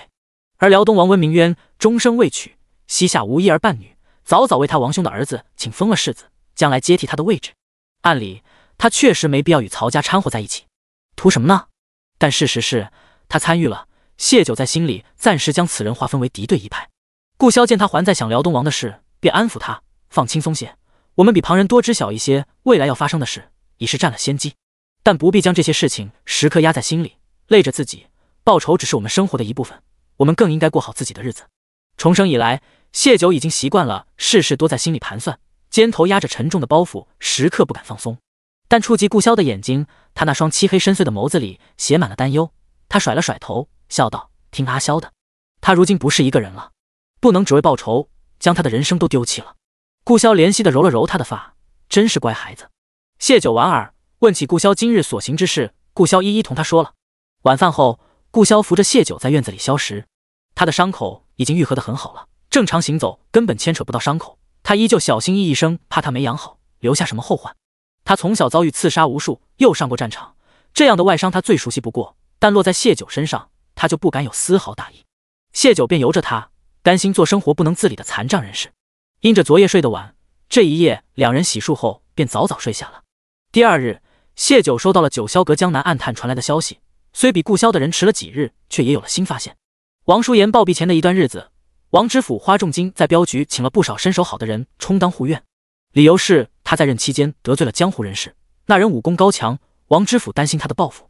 谢九看完消息，想到王叔言是与人私奔，只怕王知府请那些镖师的真实目的是防着王叔言被那个男人带走。那个男子身手不凡，曹家男子是文臣，不会武功，也不排除他带着有武功的护从。但谢九更倾向于和王叔言私奔的并非曹家人，那时皇帝刚登基，一切仰仗曹家，曹家如日中天，王知府即便是不愿与曹家一派，也不会轻易得罪了他，除非对方隐瞒身份，假装江湖人，以曹家这些年强取豪夺的行事作风，曹家男子看重地方知府之女，何须隐瞒身份与他上演苦命鸳鸯私奔的戏码？谢九莫名想到了镇国公长子赵怀安，他是武将出身，武功高强，会不会当年与王淑妍私奔的男子是他？这个想法也只片刻就被他否定了。据他得到的情报，赵怀安与妻子关系极好，因他妻子是江湖出身，镇国公老夫人抵死不肯同意他进门。赵怀安为此请辞了自己的镇国公世子身份，大有老夫人不同意，他便带着妻子浪迹江湖的架势，老夫人才终于认了这个儿媳。他能为妻子做到这种份上，就不可能是那个与王淑妍私奔的人。谢九想不透这些，但有些事却在他心里越发清晰了。前世贾霓凰认定谢九就是镇国公真正的孙女，那定是他曾以镇国公孙女的身份在国公府生活过。爹娘捡到他那日，他穿的衣裙被保存了下来，谢九看过，用料极好，不是寻常商户和普通官员家的孩子能用得起的。只不知他们为何又弃了他。第156章唤醒。鼓励寡妇再嫁的政令一颁布，整个御幽关都炸开了。但找媒婆说亲的并不多，长久的思想禁锢，大家都不敢轻易去做那个冒头的，尽管那笔补助金很诱人。在大家还在讨论寡妇是否应该改嫁时，有一群乞儿穿梭在御幽关的大街小巷，他们手里扬着纸，嘴里喊着御幽小报，御幽小报，谁说女子不如男？花木兰女扮男装替父从军，保家卫国。御幽小报，御幽小报，谢记面饼作坊招女工了，工价不低，包1日3餐，在家妇人优先。有好奇的拦住乞儿，什么御幽小报？花木兰又是谁啊？乞儿咧嘴一笑，将手中的纸举在众人面前，各位老爷夫人，这就是御幽小报，是专门写天下趣闻故事，记录御幽关最新消息，也是刊登作坊招人、店铺开业等消息的报纸。花木兰替父从军就是小报今日的故事，十分精彩。往后咱御幽关有个店铺优惠，或是哪里有什么大事要办什么活动，甚至萧王殿下有何新政令，也是会发在这上头的。2文钱一份，按年订阅更优惠，可准时送报上门，让您坐在家里也可知天下事。老爷，您来一份吗？殿下也用这报纸，莫不是蒙我吧？男子怀疑。乞儿指了指报纸的一个方块，您瞧，鼓励寡妇再嫁这条政令就写在最前头，可惜我娘去岁过世了，不然啊，我娘就能赶上这好政策了。有个妇人吃道，你这小乞丐昏了头了，哪有盼着你娘改嫁的？乞儿却道，我爹去世又不是我娘的错，她堂堂正正清清白白，为何不能有新的生活？若她改嫁，娘有丈夫帮衬，我和弟弟也有爹，娘不会累死，我和弟弟也不会成为无父无母的乞丐，那也丢人啊。好人家的女子一生只侍奉一个男子，只有那等地方的女人才。妇人的话没有继续说下去，但大家都明白，只有勾栏瓦舍的女人才会历经男人无数。有个书生打扮的男子出声道，大娘还是慎言，这政令是萧王殿下颁布的，殿下来御幽关这些年所行之事，哪一桩不是有利于百姓的？他这般做，只怕是想为丧偶的妇人们谋条生路。大娘您也是女子，万不可看轻了自己。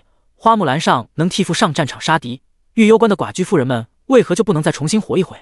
妇人沉默，书生言尽于此，也不再多说，递给小乞丐2个铜板，给我来一份。乞儿高兴接过钱，抽出一张报纸送到他面前。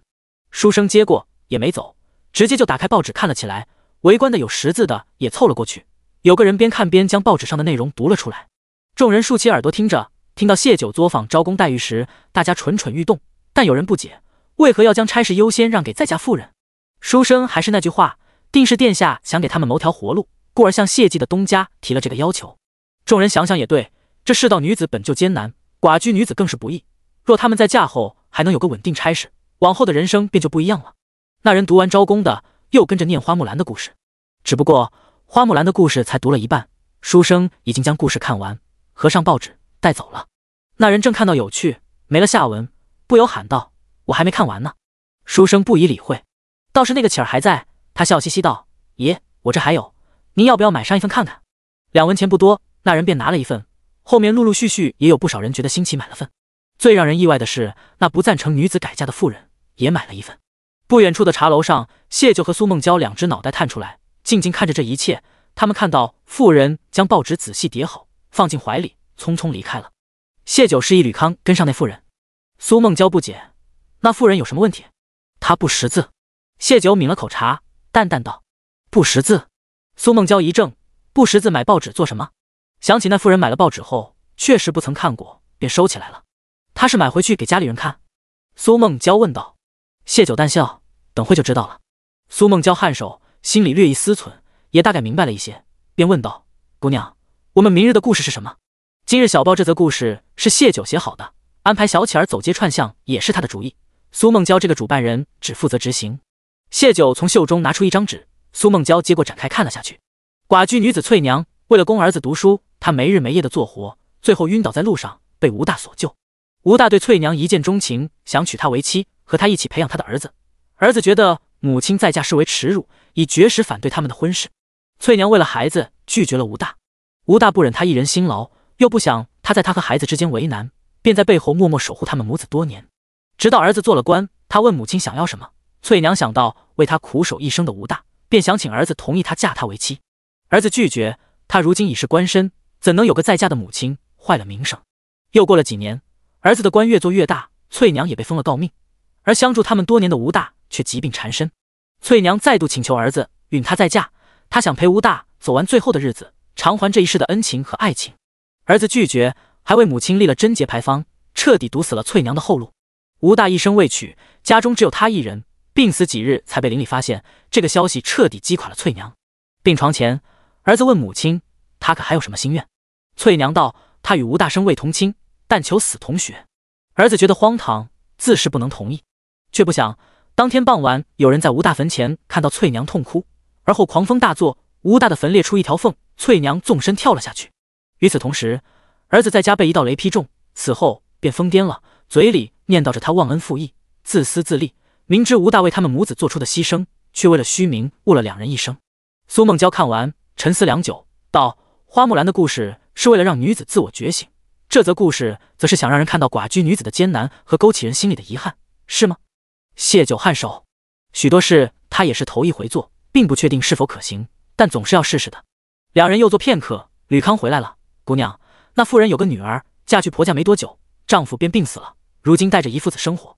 妇人的女儿曾在大户人家做过丫鬟，识得几个字，那报纸便是买给她女儿的。妇人想让女儿入作坊做工，但入作坊的前提是先迈出第一步，改嫁。谢九手指敲击着桌面，片刻后请官媒去王府。第157章促进婚事。那日，顾萧将新政令在军中一通知下去，家将李大勇便去找了他。李大勇今年30好几，家里就剩他一人，如今御幽关无战事，眼看着日子越来越好了，就想娶个妻子成个家。但他一个大老粗，往日不是在军营操练，就是出任务，哪有时间寻思个人的事？顾萧的这个政令来得及时。李大勇龇牙：王爷，趁此机会让属下也讨个媳妇呗。他跟着萧王多年，知道他既然发了这个政令，就会有所行动。顾萧抬眸看他：你不介意女子是寡居？虽然他未觉得寡居女子与寻常女子有何不同，但话得说清楚，免得将来李大勇后悔坑害了女子。李大勇不甚在意，属下一个糙汉能有女人要就不错了，怎敢挑剔？只要对方品性没问题，属下就没问题。顿了顿，他傻笑道：若是能贴心点，温柔些，那就更好的。顾萧便让军中文书将李大勇的情况、性格以及要求记在了册子上。有了李大勇在前，后面又有不少想成亲又不介意女子是寡居的将士前去登记。顾萧命莫离何时，若是在家乡已经娶妻，还想冒充光棍再娶的，则严惩不贷。他治军向来严明，自是没人敢冒充，但就是这样，册子上还是登记了100多个名额。谢九觉得，若那买报妇人的女儿自愿改嫁，顾萧手中的那份名单是个不错的选择。女人成婚就像是投胎，他们先前都经历过丧偶，再嫁算是一次新的投胎，更得谨慎。名单上那些人算是知根知底，品性上没什么大问题，且他们都受顾萧管束。官媒到后，有宁嬷嬷出面接待了他们。论婚嫁之事，谁家有未出阁的姑娘，谁家有寡居的妇人，情况几何，没人比官媒更清楚。宁嬷嬷刚提了那妇人的女儿，几个媒婆便将他们的情况当豆子似的说了出来。那妇人叫苗大花，女儿叫细柳，相貌身段都是1等1的好，性格也温和，今年不到20。王夫是个读书人，细柳嫁过去不到1年，她一场风寒丢了命，细柳如今守寡2年。公婆算不上好，也谈不上坏，膝下4个儿子，死了1个，还有3个，便索性都分了家。如今细柳带着女儿靠做些绣活生存。娘家日子倒是殷实些，可娘家有兄弟嫂子，爹娘也不敢过多贴补，因而细柳母女也就是饿不死，但也吃不饱的境地。一旦有点头疼脑热或者旁的事，就能给他们母女带来灭顶之灾。身为亲娘的苗大花一听到新政令，就起了让女儿改嫁的心思，当着众人的面问小乞儿的那些话，是想试探世人对改嫁之事的看法。书生的话让他想法更加坚定，他才买了报纸去女儿家，说服女儿。可细柳如今想再嫁须得得到公婆允许，这就需要媒婆的3寸不烂之舌。谢九和宁嬷嬷私下核对名额，觉得李大勇挺不错。他年纪虽大了些，但在军中有官职，人品是在顾潇这里过了关的。细柳曾在大户人家做过丫头，见识什么的比寻常妇人要好上许多，也不会委屈了李大勇。顾潇便命暗卫将细柳的情况告知李大勇，若他愿意，媒婆才能继续后续的事。当然，两人最终不一定能成，但先问问彼此的意愿是起码的。人不坏，愿意好好过日子，这是李大勇的要求。细柳的条件远远超出了他的预期，他当然同意，甚至让媒婆带话，细柳的女儿他也是愿意接纳的。得了他的肯定答复，御幽关最有名的王媒婆咧着红唇，扭着粗壮的腰支进了细柳的家。事情没那么顺利，是意料之中，细柳的公婆不同意。王媒婆没放弃，她看出来了，萧王殿下是铁了心想将这政令实施下去。一旦他将细柳和李大勇的事情办成，后面找他的人会越来越多，他能不少赚。这些事情谢九不便出面，顾潇全权交给了宁嬷嬷。谢九去了趟谢宝山新开的作坊，临时建厂房要费不少时间，谢九让谢宝山将九霄阁旁边的大宅子买下来，做了一番调整后充当起了作坊。楼旗上次留了10几人在这里给谢九调遣。为了便于行事，谢九又让苏梦娇带着他的小报团队住了九霄阁，再加上还有时不时在这里落脚的陆三爷。九霄阁的宅子里如今住了不少人，作坊开在这里是很有安全保障的。爹，你手头的银子可够？谢九在作坊转了一圈后问道。作坊前期投入不少，他不知他爹手里究竟还剩多少银子。谢宝山笑道，办作坊是够的，只是买宅子的事就往后挪挪，爹和长工就暂时借住你的九霄阁了。谢九心酸，父亲擅长做营生，在老家当地算得上数一数二的富贵人家，却为了他散尽家业，如今连自己的宅子都买不起了。他从袖中拿出1叠银票，爹，这些您收着，宅子先别买，你们住在九霄阁我更放心，等我从京城回来之后，女儿再陪您好好挑选。他和顾潇去了京城，父亲和弟弟单独住他也不安心。爹怎能要你的银子？谢宝山推拒，爹不穷，有银子花。谢九将银子放在他手里，女儿的也是您的，您不收，女儿心中愧疚。谢宝山见不得他红眼眶，只得将银票收下，总归将来赚的也是他们姐弟的。做生意的事，父亲比他更擅长，加之又有顾潇给府衙那边打了招呼，谢九便不再多说，问了些谢长工入学的事，就回了流放区。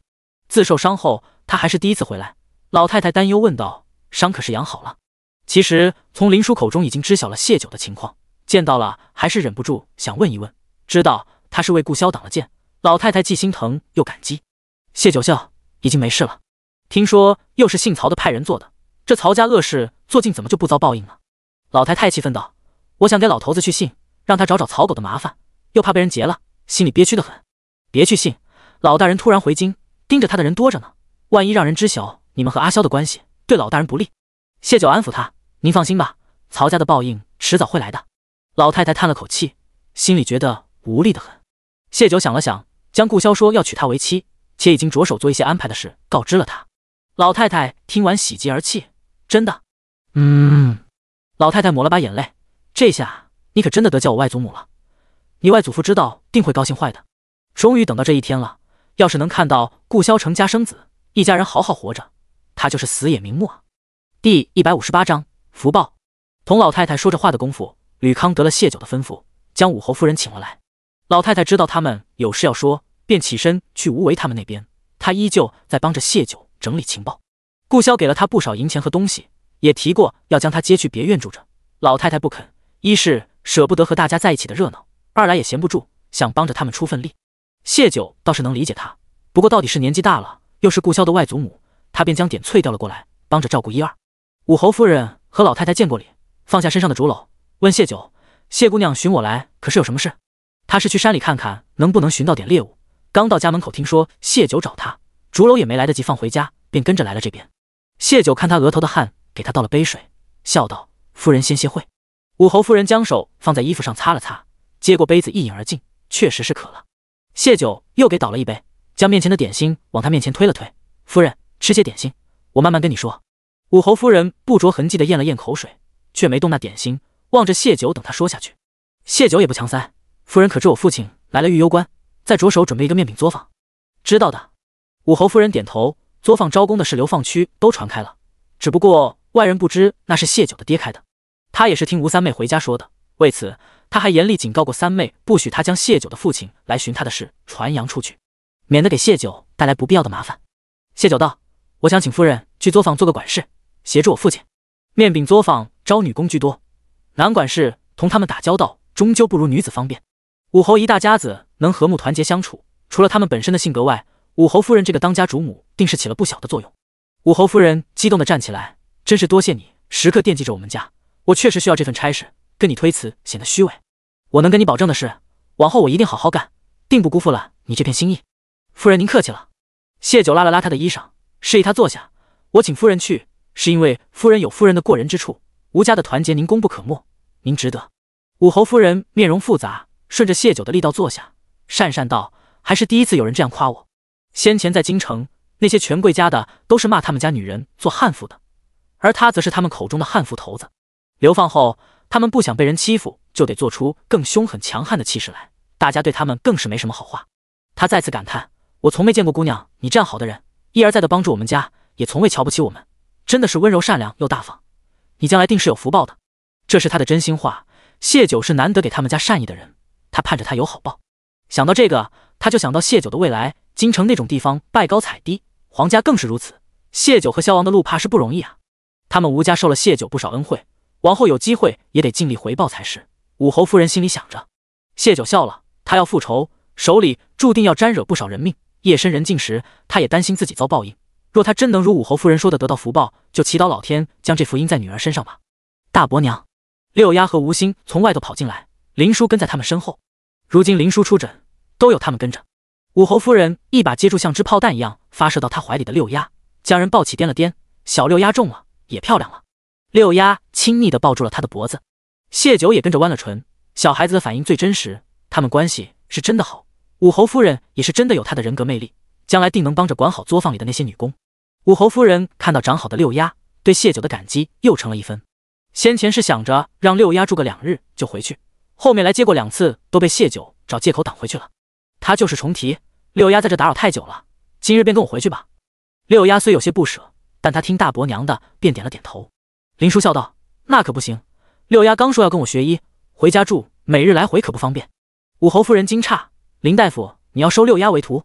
林叔点头，他对医术很有天赋，也很刻苦，短短10日已经能辨别不少药草了。那日六丫小声隐护在谢九面前的情景触动了他，有了好感，他就对六丫更亲近些。没想到这丫头跟在他身边，不声不响就认识了不少草药，且他自小习武，对穴位也有些了解，他便起了收徒的心思。六丫自己也有兴趣，正想着同吴家大人说说这事。武侯夫人很高兴：“林大夫，我不跟您谦虚，我家六丫确实很勤奋，她刚学会走路就跟着大人扎马步练基本功，从没听她叫过一声苦，就冲这一点，她胜出许多孩子。您愿意收她为徒是她的福气，但这事我还得跟她父母说说。”他这话林书信，几岁的丫头武功已经不凡，没有刻苦的练习是做不到的。他笑道：“应该的，明日我便登门同他父母说说，六丫就先继续住着吧。”风无心也跟着六丫喊了句“武侯夫人、大伯娘”后道：“六丫不走，我们一起玩。”武侯夫人摸了摸吴心的头：“好孩子。”同林叔道：“怎敢劳烦你上门，我今晚便带四弟他们过来。若真是要跟你学医，该行的拜师礼我们要行的，六丫长久留下的话，生活费我们也是要给的。老占人便宜不是他们吴家的作风，眼下家里虽然困难，但他们如今许多人都有了差事，全家人力气往一处使，总能养得起孩子们的。”林叔看向谢九，目前养着六丫的不是他，是谢九。谢九笑道：“行，具体等吴四爷和吴四婶来了再说。真拜了师，就是一辈子的师徒情分，相处起来的双方都舒适才是最好的。”当晚，武侯夫妇带着吴四爷夫妇来了，两人听说了这消息，没有不同意的。他们吴家的女儿向来不好嫁，如今又是流放，若六丫学了医，说不定将来能有番好造化。最难得是孩子不怕苦，自己喜欢啊。不过六丫现在年纪还小，帮不了林叔什么忙。吴四爷就提出给六丫交生活费，直到他能给林叔打下手为止。吴家人硬气是好事，林叔没什么意见，六丫学医的事就这样定下了。双方相谈甚欢时，顾潇缓缓踱步进了屋。吴家几人见到他来，就想告退离开。顾潇淡声道：“等等，本王有事要同你们说。”第159章，要不你自己解决。顾潇说的是组建女子护卫队的事。谢九提出这个建议后，他便盘算着如何将这件事操作下去。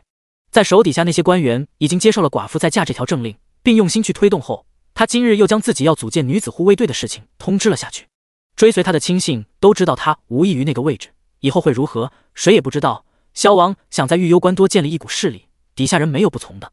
御幽关的任何力量将来都有可能成为他们的护身符。既是护卫御幽关，自是也要拿俸禄的。顾萧暂将他们定为府衙的边外力量，由府衙发放俸禄。自卫队的队长暂由莫离为正，吴三妹为副。此事今日也同吴三妹说过了。吴三妹自从上次成了谢九的恩，只能说句来日报答的空话后，一直想做点什么，改变吴家目前的处境。听了顾萧的安排，他欣喜答应了。此事他还没来得及回去告知家人，所以武侯几人从顾萧口中得知此事后，很是震惊。虽说自卫队是府衙边外人员，那也是吃府衙俸禄的，做的是保卫百姓的差事。三妹是女子，王爷愿意用她，让他们很感动，但也有些担忧。武侯问道：“三妹能做得好吗？”他家三妹武艺虽不错，但不曾学过领兵的本事。若是他家夫人或许还能行，可夫人已经应了谢九，要去谢记作坊做管事，这是谢九帮助他们家的善意，他们不能出尔反尔。武侯夫人则有不同的看法，王爷既选中三妹，定是有原因的，我们要相信王爷的眼光。三妹敢答应，我们也该相信三妹。吴家女子众多，三妹不是武功最高的，上头还有几个婶婶在，可王爷却选了她，说明三妹有旁人所没有的。顾萧点头，确实如此，且莫离会带她。吴三妹在王府住的那些日子，没有一日闲过，总是尽可能的去找事做，她是个懂得感恩的人。且顾萧察觉，她是吴家除了武侯夫人外，唯一愿意去思考的女子，而她比武侯夫人更年轻，年轻人更有闯劲。武侯见萧王赏识自己的女儿，心里还是高兴的，忙道：“那就试试，不行还有我们呢。老夫别的不行，领兵打仗还是有点心得的，回头就传授给那丫头去。”吴四爷也忙附和道：“对，回头我也把老爹教给我的那点兵法教了她去。”一直沉默的吴四夫人突然道：“还有婉清，这丫头像二哥一样聪明，三妹最是喜欢找她讨主意。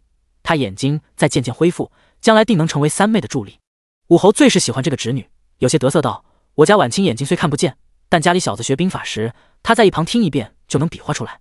她是我们家最聪明的孩子，说不定等她眼睛好了，还真能给三妹做个军师，出谋划策什么的。哈哈，她是真高兴啊！最近家里好事一件接着一件。”他们不提，顾萧都差点忘了还有吴婉清这号人，倒是有些意外吴家人对他的称赞。不过辽东王曾不止一次感叹过，吴婉清的父亲吴二爷是个极其聪明的人，或许他像他父亲也未可知。他对武侯道：“若他真有那个能力，本王也不吝给他个差事。”继而他又肃然警告道：“你们吴家经历此遭，昔日那些不好的毛病该彻底改改，便是为了家里孩子们的前程，也莫要再重蹈覆辙，不是每一次都能有好运气再爬起来。”是，多谢王爷提点，往后我们必会三思而行。武侯夫人忙应道：“这次真的是多谢王爷和谢九姑娘的帮助，否则他们吴家是很难全然度过这场劫难的。”武侯也讪讪道：“老夫知道了。雪灾那段时间，孩儿们饿得皮包骨，险些丢了命，还有几个染了寒疫的，一只脚都跨进鬼门关了。他们夫妇更是不要脸的算计王爷，将婉清赖在了萧王府。那段记忆触目惊心，他心里也是反思过、懊恼过的。”顾萧见他意识到自己的问题，便放他们先回去了。之后他又去了老太太那里，祖孙俩说了许久的话，才带着谢九回了萧王府。谢九嘟囔：“我今晚打算住林叔家的，明日还想去陆家那边看看，没想却被顾萧接了回来。明日我送你过去便是。”顾萧替他解着发髻，说道：“你身子还未完全好，药膳补汤还是要继续吃的，送去林叔家不方便。”谢九似笑非笑看他，真的是这个原因？看破不说破，你还是我的好酒。顾萧眼里情绪涌动，吻了吻他的青丝：“你不在我身边，我夜里睡不好。你身子还未养好，但有些事情却是能做的，比如亲吻。”谢九啐他，手高高扬起，轻轻落下，不要脸，唇便被堵住了。良久，顾萧喘着粗气，将头埋在他如绸缎般的青丝里。谢九无奈：“何苦呢？最后遭罪的还是你。”两人浓情蜜意过后，他却不能得到真正的疏解。谢九听他呼吸，便知他定是不好受的。想到曾在小册子上看过的内容，他清了清嗓子，略有尴尬地说：“要不你去盥洗室自己解决下。”什么？顾萧抬头，一脸茫然。很快他便反应过来，军中将士寻常婚话时也是提过的，长久未有女人时，靠手疏解一二。这个他懂，但未做过。从前他心肺都是冷的，又忙于公务，极少有身体反应，一个人时都不曾做过的事。如今有了爱人，他更是不可能自己来的。谢九没想到自己的好心建议，最后却是坑了自己，他欲哭无泪。就在他的手几乎累断时，顾萧才终于在他耳边发出一声轻微的喟叹。他用帕子替他仔细擦手，又在水里洗过后，再一下一下替他按揉着辛苦劳作的手。谢九嘟着嘴不语，顾潇见他那副神情，轻笑出声：“委屈了？倒算不上是委屈，自己的男人自己也心疼，就是到底有些不自在，还有手酸的厉害。”顾潇见他不语，亲了亲他的脸颊，在他耳边轻语：“那可是觉得不公平。”谢九还没去想他这话的意思，顾潇就吻住了他的唇，大手滑进他的衣裙，一路向下。谢九身子站立间，也明白了他说的公平是何意思。第160章促成。翌日到底是没去成陆家，不是因着两人贪欢误事，而是王府来了个6岁的孩童。孩童叫青叔，他一大早就到了萧王府门口，想请萧王给他的寡母和二叔保媒。青叔所求之事与王爷在推行的政令有关，王府护卫不敢耽搁，忙去禀报了顾潇。顾潇便命人将青叔带了进来。顾潇看着明明有些害怕却装作镇定的孩子，问道：“你为何要本王替你母亲和二叔保媒？”他在外人面前总是神情寡淡，尽管声音不大，青叔还是被他身上的气势吓得瑟缩了下。但想到自己来的目的，他紧紧攥了下拳，像是给自己打了气般，说道：“我二叔说萧王爷是心怀百姓的好官，我找不到人帮忙，就想到了您。”事情未说，先给顾潇戴了顶高帽，真是个聪明的孩子。谢九莞尔拉了拉顾潇的衣袖，示意他别吓着孩子。顾潇也牵了牵嘴角：“那你说说是怎么回事？”青叔见两人神情都没有不耐，这才舒了口气，从怀里掏出一张纸来，指着一处地方道：“我不想娘和二叔变成他们那样的下场。”莫离将报纸送到顾潇手上，顾潇展开，是育有小报，青叔指的地方写的是翠娘和吴大的故事。这则故事他知道，当时谢九还是在他面前编写的，他由此也明白了青叔的意思。你娘与你二叔情投意合？青叔点头：“我出生不足周岁，爹上山打猎被猛兽袭击死了，二叔放弃读书，从书院回家帮着娘一起养大了我。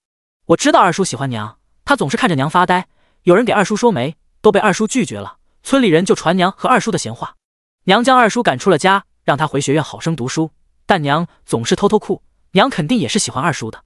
村长爷爷在村里说，您鼓励女子改嫁，我想劝娘改嫁二叔，娘不肯，说会累了我和二叔的名声和前程，但我不想娘变成翠娘一样，不开心一辈子。小小年纪，条理清晰，屋里几人不由对他多了几分好感。顾潇问道：“你会识字？”“会。”青叔点头：“二叔教我的。”“你不怕将来影响前程？”莫离插嘴问了句：“嫂嫂嫁小叔子可是违背纲常的？”青叔突然挺直了胸膛：“二叔说我是男子汉大丈夫，大丈夫就是要保护女子的，我不惧这些，我的前程等我长大了，我自己去赚。”突然他又垂下了肩：“但是娘担心别人的闲话会伤害到我，她还不许二叔请媒人提亲，否则就要带我离家去别的地方。我娘胆小，最怕官，您是御幽关最大的官，您的话我娘不敢不听，有您给他们保媒，村里人也不敢说他们闲话，可以吗？”他灰沉沉的脸上，双眸亮晶晶的，装满了期盼。顾潇点头：“可以，但本王也不能强迫你娘，一切还得他出自本心。”他顿了顿，道：“这样，你先在王府等着，本王派人去接你娘和二叔过来，当面问问他们的意思，可好？”青叔扑通一声跪下：“谢谢王爷。”莫离忙将他拉了起来，看着青叔，他突然想到了当年的王爷，那时他也是小小人儿，就懂事的很。只不过王爷不及青叔幸运，有疼他的娘，还有为了他牺牲自己前途的二叔。他问了下青叔家里的住址，拱手道：“主子，属下去请他的爹娘。”顾潇颔首，吩咐道：“带他下去吃些东西。”莫离牵着青叔下去没多久，又折回来了：“主子，青叔的娘和二叔寻来了王府。”原来青叔是趁着他娘睡着，半夜刘叔从家里跑出来的，他小短腿走到天亮到了城里，一路打听才到了萧王府。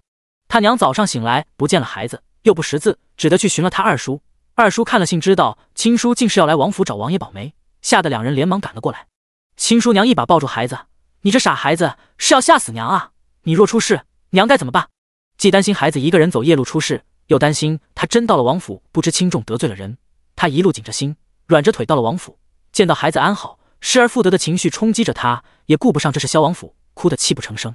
与他同来的男子看到青叔好好的，大大松了口气，忙对顾潇行礼道：“学生邵一凡拜见王爷，我家侄儿若有鲁莽之处，皆是学生的问题，学生愿替他受罚。”顾潇点头，冷声道：“青叔擅闯王府，理应杖毙，既你愿意替他承担，便下去受罚吧。”青叔和他娘都猛地抬头看向顾潇，青叔一张小脸吓得惨白，下意识要求饶，却见谢九轻轻朝他眨了眨眼。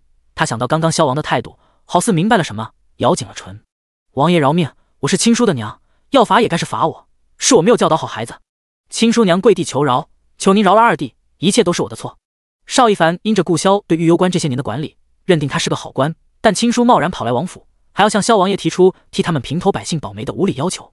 他担心亲叔会惹得王爷不快，才说出替他受罪的话。听到杖毙，他也是狠狠惊了一下，却见亲叔沉默着，他察觉出不对劲来。亲叔与他情同父子，若他要死，亲叔定会为他求情。且他想起来，他们进来时，亲叔是被护卫牵着手的，那态度绝不是带着他去受罚的。是他关心则乱，没有注意到这细节。再看萧王眼里并没有杀意，他一下子就明白过来，萧王是想吓唬大嫂的。见大嫂被吓得不轻，他心有不忍，但想到亲叔为了他们半夜求来王府，想到大嫂的执拗，想到他们的将来，他闭了闭眼，狠心道：“大嫂和亲叔保重。”说罢，便跟着护卫往外走。顾萧与谢九对望一眼，两人都从彼此的眼中看出对邵一凡的赞赏，能在生死关头保持理智，分辨出他们是做戏，是个聪明的。不要！亲叔娘急得从地上爬起，一把抓住他的袖子：“不该你来承受，你为我们付出的已经够多了，你若再丢命，我也活不了。你既心里没他，也不愿与他有个未来，又何须管他死活？没了他的纠缠，再无人非议你的闲话，岂不是更好？”顾萧淡声道：“带下去。”不是的。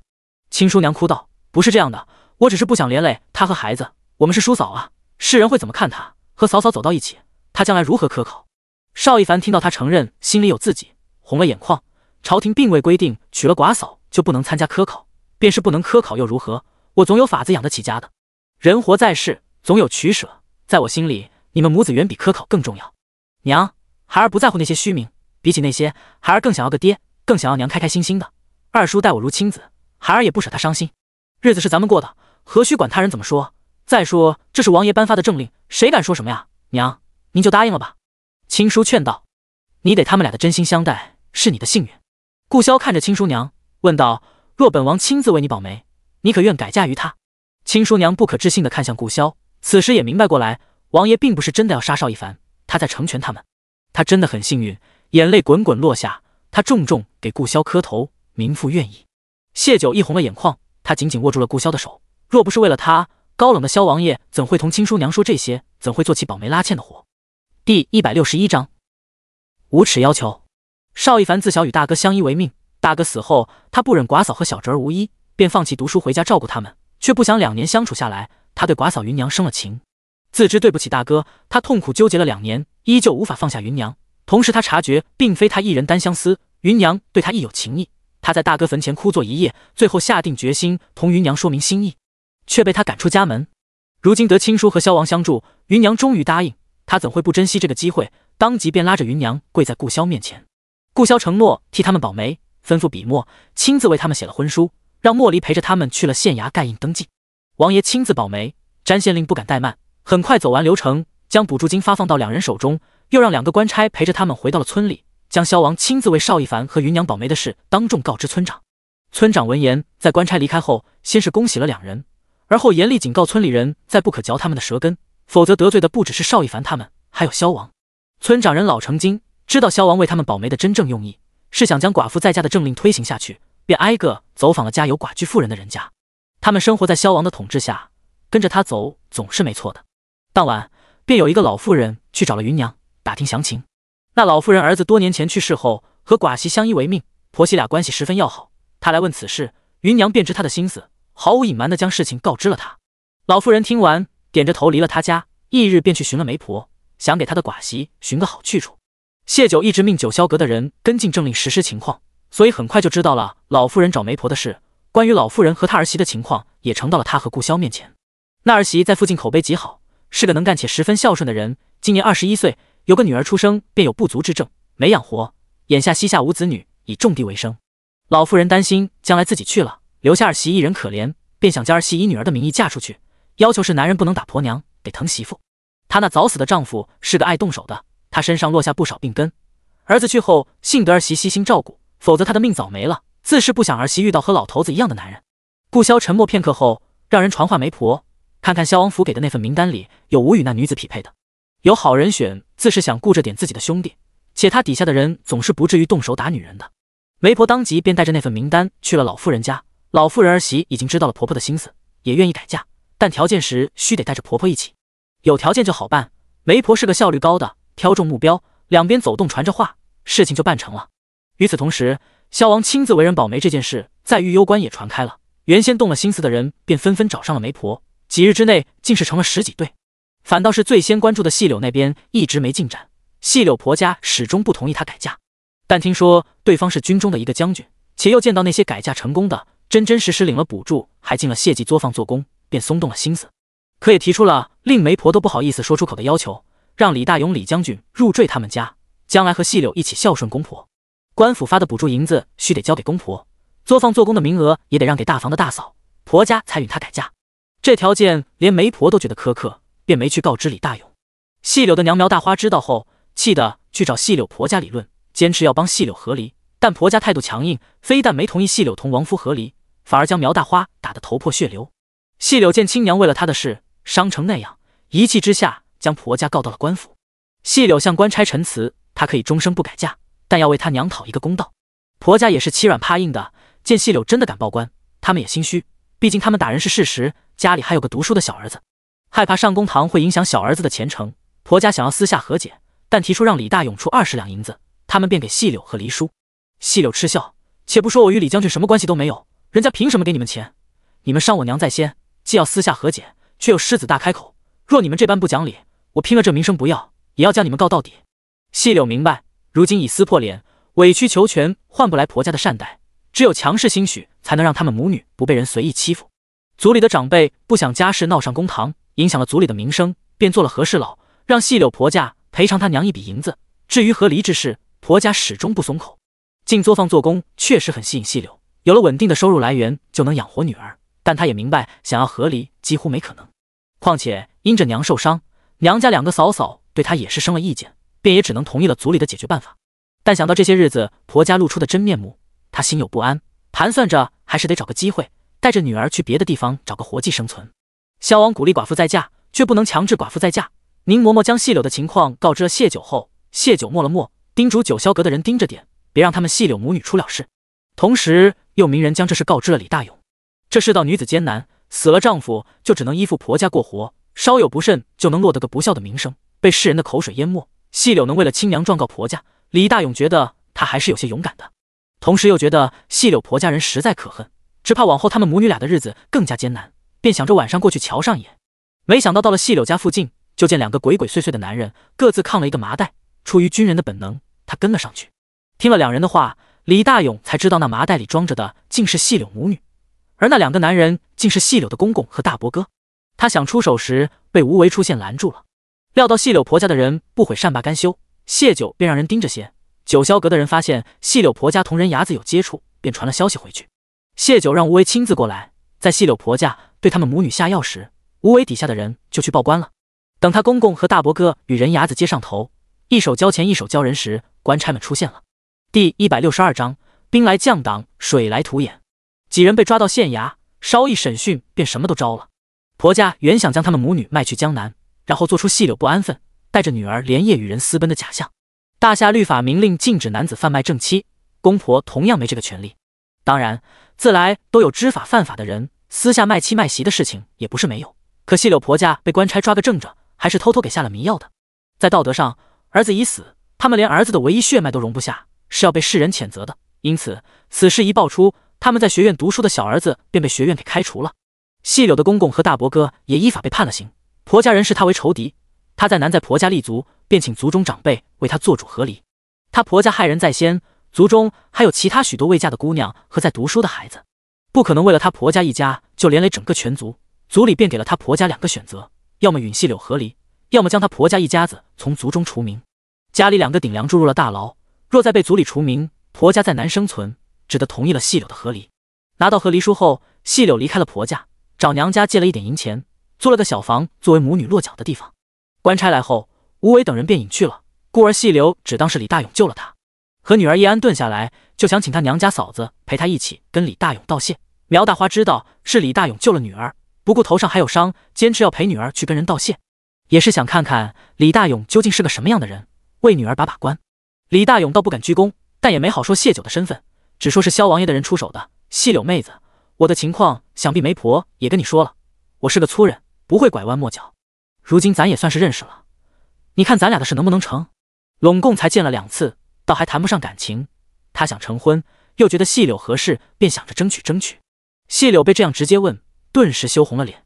王夫是个读书人，做什么都喜欢讲究个排面，说话也是说3分，留7分，那7分得靠他猜，公婆更是表里不一。若是从前，他定会觉得李大勇这样的直性子过于粗糙，可有了前面的那些经历，他如今倒是觉得有什么说什么的更好，至少他是坦诚的，不会在背后对你捅刀子。故而他害羞归害羞，还是拧着帕子大着胆子道：我女儿是要跟着我的。李大勇愿意接纳他女儿的话，媒婆先前也说过，但总要亲耳听一听的。她再嫁不就是为了能给女儿更好的生活吗？李大勇笑道：不瞒你说，我家当年在一场洪涝中死绝了，只剩我一人，就喜欢家里能热闹些。我男子汉大丈夫，一个唾沫一个钉，承诺对孩子好，定是会将他视如己出的。当然，若将来你能再生个，那我老李家也算是有了香火传承了。说完，他意识到这样和一个女人说这些，实在是登徒子的嫌疑，忙拱手道歉：实在对不住，我无意冒犯，实在是心直口快惯了，往后改，往后改。这样挺好，实在。苗大花见面就将李大勇打量了个仔细，如今是越看越喜欢，自家的2个儿媳势利眼，儿子又是耳朵软的，细柳指望娘家是指望不上的。李大勇有官位在身，性子看着也是个好的，若细柳与他成了，他这女儿他也算是放下心了。他悄悄拉了拉女儿的衣袖，细柳明白他娘的意思，这是满意李大勇了，他也是满意的，但到底还是脸皮薄，憋了半天，他才说了句：李将军若不嫌弃，便请媒人上门吧。将来成了婚，孩子肯定是要生的，这种话他说不出口，但心里已然有了主意。只要李大勇对他们娘俩好，他定也会掏心掏肺同他好好过日子。两人的事就这样敲定了。李大勇大把年纪，终于讨到媳妇，请了要好的兄弟们，大大的热闹了一番，抱着细柳的女儿跟大家炫耀：这是我家的大丫头，瞧着多可爱。其中有不少和他一样找顾潇登记过的光棍，媳妇依旧没有着落，不由羡慕的想要抢孩子抱抱。李大勇一一避过：你们这些糙汉，别吓着孩子。细柳便在一旁笑得眉眼细长，他能看得出来，李大勇说那话是真心的。顾潇也命宁嬷嬷给李大勇送了份贺礼，他被李大勇热情留下吃了杯喜酒，那些光棍们便缠着他，把他们的事也放在心上。宁嬷嬷就喜欢看这样欢欢喜喜的场面，将此事记在了心上，同媒婆往来更密切了些。接下来的日子里，断断续续有不少寡居妇人改嫁，顾潇的新政令算是彻彻底底的在御幽关落实了下去。当然，这是后话。解说萧王府，顾潇将谢九包干净了，放进浴桶里，细细替他清洗着身子的每一个部位。谢九无奈扶额，只因他提了句李大勇今日是新郎官，他便跑去问府医，他的身体是否好全了。得了府医的肯定答复，便有了现下这番场景。他一想春宵一刻，酒的男人惹不起，谢九乖顺的任由他折腾，到底他还是顾念着他受过伤，只要了一次。九儿，随着这个政令的推行，有心之人便会察觉你的存在，你怕不怕？他双手掐着他的腰，将他举了起来，让他趴在他身上，两人面对面。刚刚承欢过的眼睛，眼尾还带着一丝媚意。谢九双手合在他心口，将下巴立在手背上，对他嫣然一笑：兵来将挡，水来土掩。这一日迟早要来的，他的准备进行得很顺利，比他原本规划的还要充分。他这一笑，眉眼妩媚到了极致，自信到了极致，有种勾魂夺魄的潋滟，亦有种飞扬的气度，让顾潇心生无限怜惜和柔情。他轻轻捏了捏他的脸：别怕，有我在。谢九歪着头看他，傻傻笑着。他现在总是时不时的给他承诺，让他的心里安定无比。顾潇今夜心情也很好，铁矿核心政令都算进展的顺利，女子自卫队那边吴三妹也做得很用心，队伍已经发展到了30人，且功夫个个不弱，或许将来能将他们交给九儿。九儿的身体恢复大好，想必京城那边也会很快有好消息传来。刚这样想着，门便被敲响了。顾潇忙坐起身，若不是要事，莫离不会在这个时候打搅他。第163章，赏你一颗美人痣。此时已是夜半3更，莫离不便进屋，便在门口垂手等着。等顾潇起身到了门外，他从怀里掏出一封信呈给顾潇：主子，京城来信，杨家被赦免了。算算时间也差不多。顾潇接过信，没多少意外。莫离又道：程从那边刚刚也传了消息过来，对方约了他1个时辰后在城南客栈见面，是否要属下带人过去？顾潇颔首：小心些，务必抓活口。是。莫离转身退下。顾潇回到了床边，他坐在床沿上撕了信封封口，将里面有些厚度的信拿了出来，示意谢九一起看。谢九刚也听到了莫离的话，想知道具体细节，便凑了过去。三皇子果然在皇帝的万寿节上为一些被流放的官员求情，包括杨家。顾潇的人提及了杨清的事，杨清与子乱伦，欲杀娘家人灭口，勾结宫妃祸乱后宫的事传到曹首府耳中时，皇上已经看完了顾潇的信，他气得当即下令将杨清凌迟于回京的路上，罢免她丈夫的官职，全家驱逐出京，这就等于坐实了杨清的罪名。曹首府再派人刺杀杨清，已经毫无意义，只能眼看着这件事从玉攸关连路传开，传得天下皆知。杨清是永宁侯府的姑奶奶，她所行之事未必没有永宁侯这个兄长的参与。顾萧的人以此为借口劝阻皇上不要赦免永宁侯府。顾萧太了解三皇子，他自小骄纵惯了，凡事都要合他心意，越是有人阻止，他越是不达目的不罢休。曹首府忙因和三皇子极力促成此事。这些年，梁妃父亲被曹首府重用，参与了不少他们内部要事，而杨昭仪的父亲被皇上连降2级，渐渐被挤出了曹党的中心圈。在梁妃父亲和杨昭仪父亲之间，曹首府偏向了前者，这让杨昭仪的父亲很是不满。梁妃乃是皇上亲自审讯，已经供认杨昭仪是被他陷害的，皇上也赐了梁妃鸩酒，他的父亲却因有曹首府的求情，并未受牵连。杨父对曹首府起了怨怼之心。皇上见缝插针，不但让杨昭仪的父亲官复原职，还让其长子入了翰林，隐隐有拉拢杨家的意思。曹首府看得出来，杨父心里已有动摇，难免其他人不跟着动心思。如顾萧所预料的般，曹首府只能借此调回一批流放官员，赢回追随者的心。刚回京复职的老御史添了把火，向皇上阐述萧王殿下将玉攸关治理得很好，那些流犯也大多在他的调教下洗心革面。三皇子和曹首府听了这话，更担心那些人被顾萧策反为他所用，费尽心思想要办成此事。皇上想打压甚至倾覆曹家，但也知此事不是一蹴而就的，用力过猛反而会狗急跳墙，便顺势应了三皇子所求。老御史见此，也奏求皇上还林御医一个清白。林御医当时被判流放的罪名是与杨昭仪勾结，陷害梁妃流产，如今真相大白，杨昭仪都是被冤枉的，林御医这个帮凶的罪名就更不成立，皇上便一同赦免了林家。谢九看完信，高兴道：传旨的人没那么快到，先派人把这个消息告诉林叔吧，让他高兴高兴。说完，他又摇头，算了，明日我亲自告诉他。大概相对于高兴，林叔更多的是悲伤吧。冤情已被洗刷，可林御医和林夫人再也活不过来了。顾萧颔首，知道他与林叔关系好，定是想在他心里难受时陪着他，还要等着程从那边的消息，暂时没法睡，也睡不着了。谢九便索性起身：阿萧，去书房吧，我想写个类似镇国公府孙女被调包的故事。今晚程从那边极大可能挖不到直接的幕后之人，调包霓凰、安插程从这些事，对方都做得极为谨慎，未曾让人查出一点蛛丝马迹。以对方那样小心的行事作风，负责盯梢程从的人不会是能给他们作为证人的关键人物。而圣旨一到，他们就要出发回京城。届时他没有证据证明他就是镇国公府的孩子，同样也没证据证明京城那个霓凰郡主是假的，不如索性登载在小报上，等小报传往京城，他再让九霄阁的人将这则故事传开，调包他和假霓凰的人做贼心虚，定会有所动作的。如若对方过于沉得住气，那便当是小报为人查后闲话，提供了个新故事罢了，也能提升一下玉攸小报在京城的知名度。但谢九直觉这则故事写出去不会一点动静都没有。顾萧明白他的想法，执着他的手一同去了书房，铺好纸，用镇纸镇着，替他将椅子拉开，看他坐好，再往砚台里倒了点水，拿起墨条立在一旁轻轻研磨起来，俨然一副书童的模样。谢九看着他这样，不由轻笑出声，谁能想到萧王爷还能有这样贤惠的一面。顾萧眼帘轻抬，唇角微翘，家当都在九儿手中握着，我如今可是仰仗九儿养活的，怎能不好好表现？说的在理。谢九眨了眨靠皮道：那便好生保持，表现的好，九爷可劲儿赏你。九爷要赏什么？顾萧附身靠近他，眼里有浓浓的笑意。上回说好的7次，回京前可能兑现。屋里气氛因着他这话顿时变得旖旎。谢九睨了他一眼，抬笔在他眼尾下方处点了一下，嗔道：赏你一颗美人痣。他是来做正事的，再被他带偏下去，又该胡闹了。提笔沾墨，不再看他，静下心来写故事。顾萧也不去擦那墨点，满脸宠溺地将他因伏案而垂下的发丝拔到耳后。谢九心里缱绻情意蔓延，不敢抬头看他，怕自己会禁不住丢了笔，投进他怀里。他的怀抱对他有种魔力。这则故事既要写得让人一看就能联想到镇国公府，又不能让镇国公府抓到把柄，认定他写的就是他们府中事，是需要费些心神的。谢九不再分心，凝神专注地在脑中构思，而后倾注于笔。他认真的神情落在顾萧眼中，别样的吸引人。顾萧替他研好墨，便坐在他旁边出神地看着。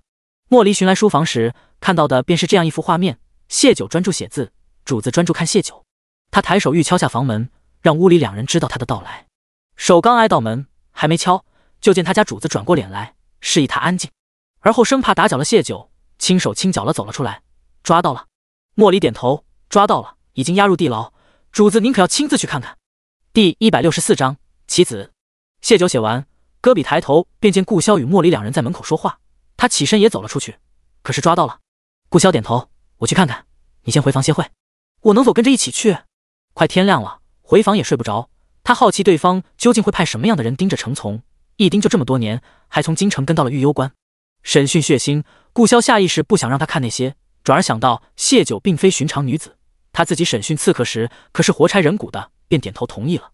两人到了王府地牢，程从同另一个人一起守在地牢门口，见他们来，行礼之后跟着他们一同进了地牢。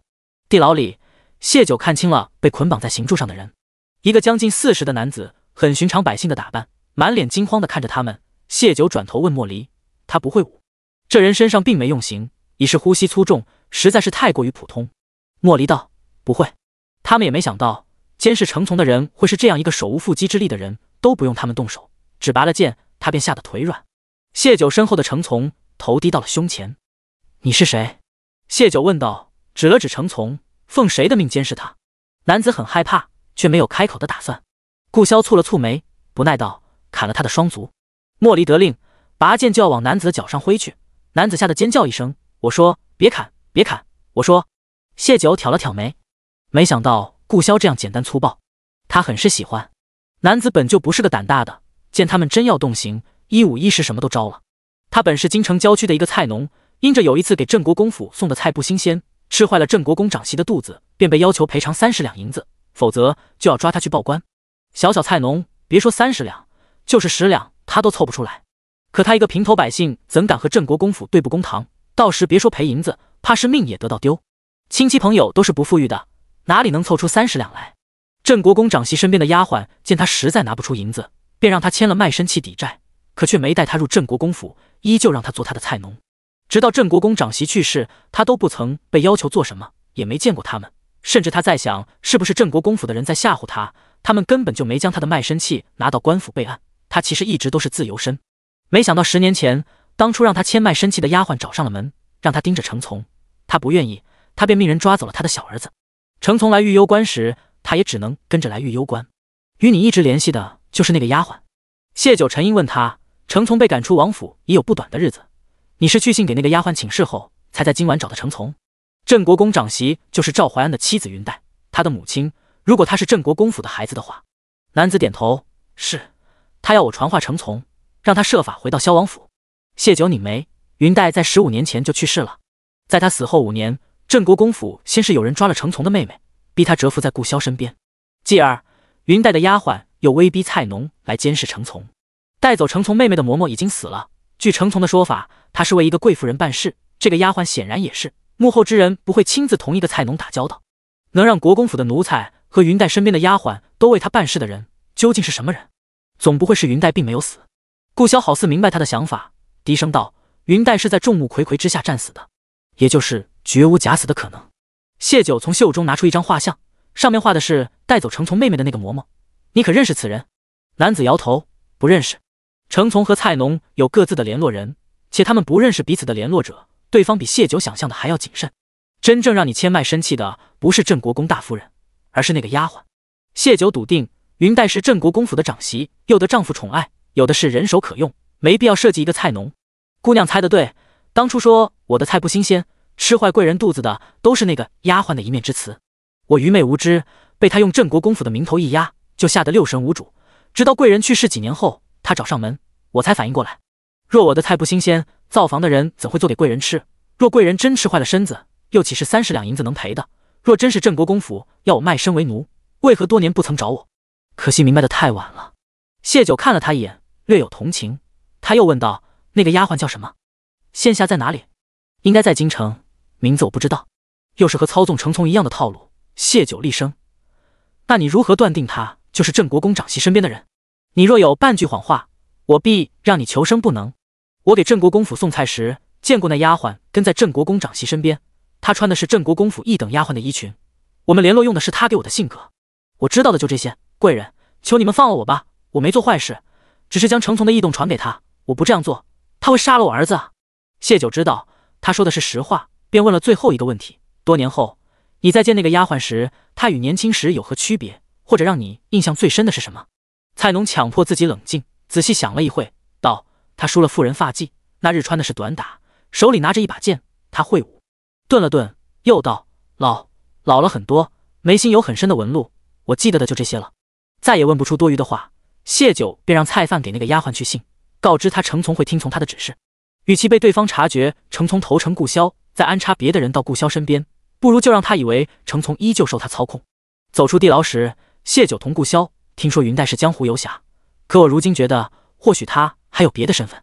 这些事情不是他做的，却又与他有千丝万缕的联系。简单的江湖女子怎会扯上这样复杂的事，还与顾萧这个皇家子有牵扯？她确实是一位剑客的女儿，剑客死后，他便带着一仆一婢浪迹江湖。赵怀安被困，他带人前去援救，那两仆从也是跟着的，仆从死了，婢女下落不明。知道程从是别人安插在身边的棋子后，顾萧便命人将镇国公府的几个女人都查了查。能让人过度苍老的，极有可能是经历了大磨难。阿萧，我得好好查查那婢女，她身后定是真正幕后之人，或许也能查出当年调包之事。顾萧点头，你的人查京城，我派人去他们当年参战的地方查查。京城那边他的人已经查过，没查出什么端倪，或许换一批人有不同的发现。第165章，疑团重重。谢九不置可否，这事就定下了。这次抓到蔡农，虽然依旧疑团重重，但让谢九确定了一件事：将程从安插在顾萧身边的那个人身份不高，手里头并无多少人可用，所以才屡次用要挟的招数算计寻常百姓为他所用。他与云黛一定有什么关系，才能让云黛的丫鬟为他所用，才能利用云黛的名头接触到镇国公府的人。甚至他很清楚云黛的情况，在云黛死后趁机调包了他的孩子，又在几年后利用镇国公府的老嬷嬷带走了程从的妹妹，说明对方这些年一直与镇国公府有联系。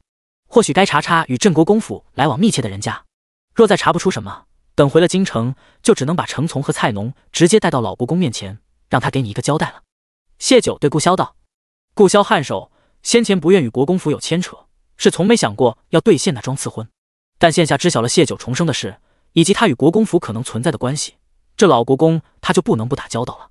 不过事情交给别人查，总归过于被动，所以这是最后没有办法的办法。眼下他们还得自己想办法查。两人回到房中，各自提笔给自己的人写信。事情过去太多年，许多痕迹都随着时间的流逝被抹除，背后之人又藏得深，查起来确实没那么容易，只得信中交代仔细些。等信写好，外面也已是大亮，谢九洗了把脸，吃了早饭，便出了萧王府去找林殊。顾萧陪同。他如今出入王府，虽戴着兜帽，但不像从前那样避开人群了。武侯对外宣传自己的女儿成了萧王的妾室，做戏做全套，总得让人看着他的女儿与萧王有互动，才能真正打消皇后那些人的心思。这是武侯夫妇的意思，他们宁愿吴婉清有个做妾的名声，也不愿他被皇后母子拿捏在手里丢了命。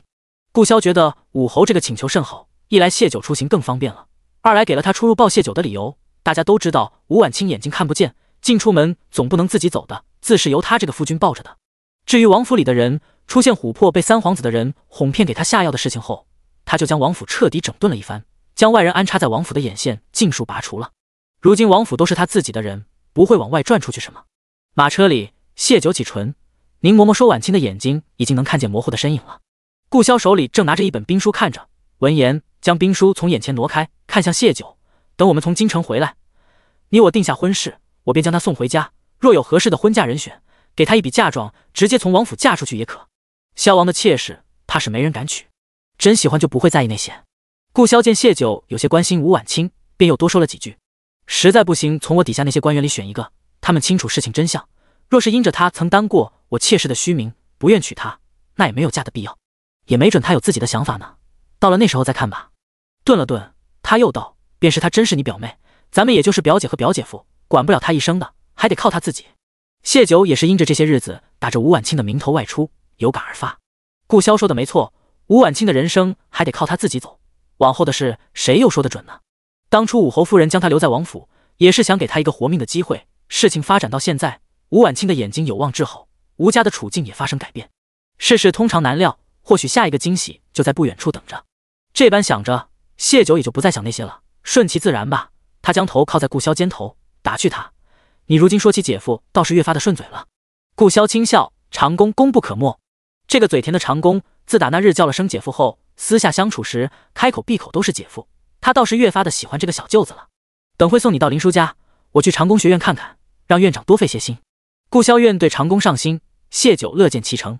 青山书院大多是有家世背景的学子，有萧王这个后台，夫子们才不会轻视长工这个平头百姓。长工虽然勤奋聪慧，但也只是11岁的学生，夫子的用心教导对他来说十分重要。谢九不会迂腐的，明明有捷径可走，却为了所谓志气，要长工吃更多的苦头。他捏了捏顾潇的手，谢谢你。顾潇没在看书，两人一路说着话，就到了林叔家。顾潇进屋见了老太太后，便去了书院。林叔正带着六丫和吴兴在捣鼓药材，谢九喊了他去自己的房间，将事情同他说了。不出所料的，林叔红了眼眶，我爹如果能多熬几年就好了，我娘她。世间事本就没如果这一说，再多劝慰的话都是苍白的。谢九抱了抱他，道：我陪你去看看伯父伯母吧，你把事情同他们说说，好告慰他们的在天之灵。好。林叔点头，准备了些香烛点心，两人就出了门。林夫人是死在流放途中的，林御医不舍留她一人在人生地不熟的地方，便将她火化，带着她的骨灰到了玉幽关，葬在了林叔家对面的山脚下。林御医死后，林叔将两人合葬在一处，每日走出院子就能远远的看到他们的坟墓，也算是变相的陪伴。到了两人坟前，谢九拜过之后，往外走了几步，将空间留给林叔。林叔平日里性子寡淡，情绪起伏都不大，此时却哭得像个孩子。谢九鼻子有些发酸，他又往外走了几步，此时任何安慰都是多余，他只需默默陪伴便好。却不想这一走动就看到了鬼鬼祟祟的胡适，谢九下意识的闪身藏在树后。胡适显然也听了林叔的哭声，他顿住脚步听了听，又四下看了看，见林叔低头哭泣，并没有注意到他，附近也无其他人，便继续往山里去了。谢九略一犹豫，便跟了上去。自打上次杨家被烧，胡适被杨老大赶出家后，他便靠出卖自己的身体寻得一个容身之地，此后变成了流放区的暗娼。杨老大气得要揍他，反被胡适的相好给打了一顿，气得杨老大当即就撕了衣服内衬，咬破手指写了一封休书。大家都是流犯身份，这休书并不被朝廷认可，可杨老大如今也只能找这样一块遮羞布了。被当众写了休书的胡适，好似破罐子破摔，行事更加没了顾忌。可今日他却这样躲躲藏藏，似做贼般，不由让谢九起了警惕。第166章，是谁伤的他？谢九跟着胡适到了一个山洞处，胡适四处瞧了瞧，钻了进去。没多久，山洞里就传来他的声音：昨日下午是我救了你，将你拖到这山洞里，给你包扎，否则你不是失血过多死了，就是被野兽吃了。谢九小心靠近洞口，却听不见对方说了什么。就听胡适又道：救命之恩，你确实该谢。这是馒头，这是我托别人帮忙买的伤药，只要你承诺以后为我卖命，这些都给你。胡适冷哼：你都快死了，竟然还敢嫌弃我，你信不信我现在就能杀了你？长久的沉默过后，胡适不耐道：你这个人真是个犟种。这样吧，你既不愿做我的奴才，那你便答应我做3件事，我把这些东西都给你。我虽不是什么好人，对你也有图，但昨日我救你是真，罪不记，将来我有难时，你也救我一命，总降了吧？对方许是答应了。山洞里便传来男子的闷哼声，应是胡适在给他上药。没多久又传来胡适的声音：你究竟是得罪了什么人，把你伤得这样重？要伤你的人不会还在追杀你吧？喂，你醒醒，药上完了，馒头和水在这里，你自己吃吧，我该回去了。你别忘记你答应我的事。脚步声传来，谢九忙闪身躲开。胡适从洞口钻了出来，嘴里嘀咕道：我也是病急乱投医，脑子犯病了，怎么会认为这么严重的伤就靠那点药就能活过来呢？白费了银子。就算他真活过来了，这种刀口舔血的人也不一定会遵守承诺，真是鬼迷了头了。转而他又拍了拍自己的额头，算了算了，这辈子没做过善事，就当是为自己积德了。他嘀嘀咕咕走远了。吕康现身到了谢九面前：姑娘，属下进去看看。谢九点头：一起吧。山洞有些深，走到里面光线不好，看不清地上人的相貌，只隐约看出头发杂乱，衣衫破烂，身材高大是个男子，他身上散发着腐臭味，应是伤口腐烂了。两人进去，那人都未能醒过来，看来伤得极重。火折子，谢九对吕康道。吕康歉意道：火折子刚给林大夫了。谢九想起来，刚刚他们准备香烛时，家里的火折子被吴兴贪玩弄没了，是吕康将身上携带的给了林叔。背出去吧。胡适那人无力不起走，若这人一点用处没有，他不会好心救他的。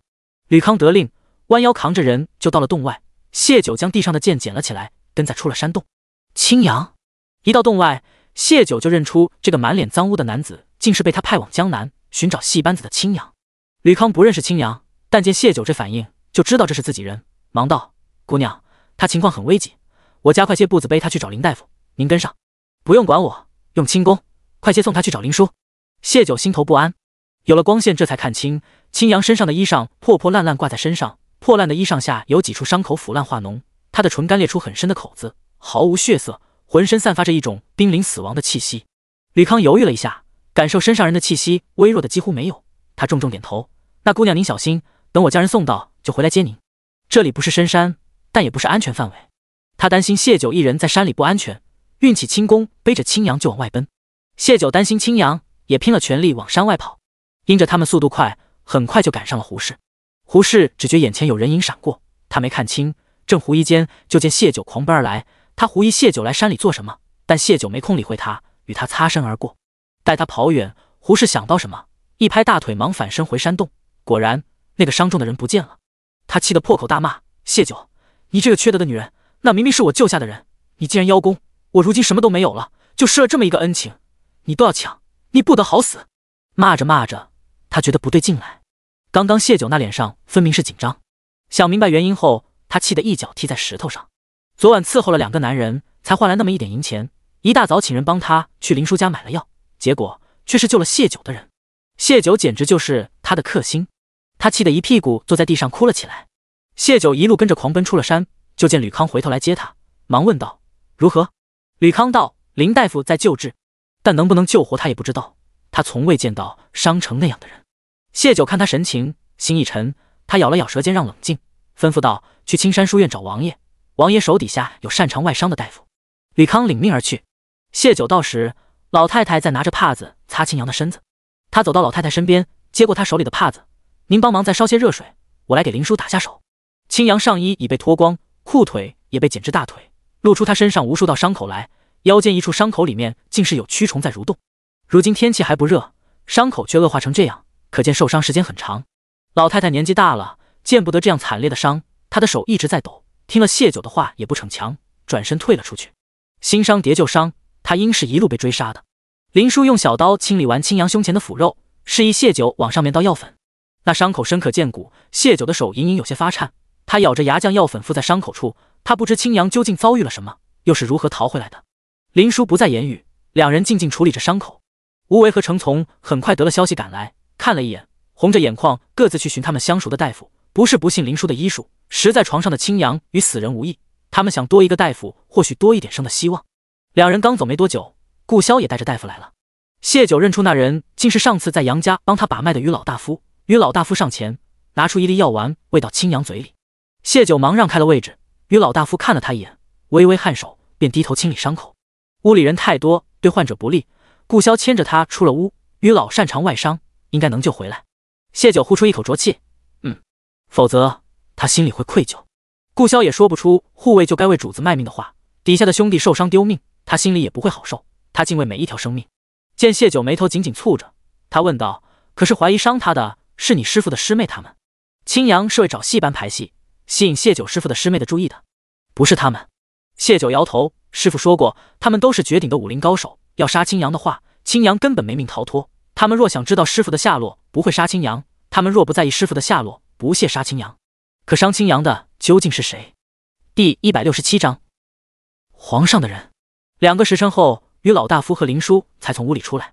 于老大夫走到顾潇面前，拱手道：“王爷，续命丸都给用上了，人还没醒，能不能熬得过去，就看他的意志力了。浑身上下没一处好的，腰部那处连着肠子都烂了，能活到现在已经是阎王爷开恩了。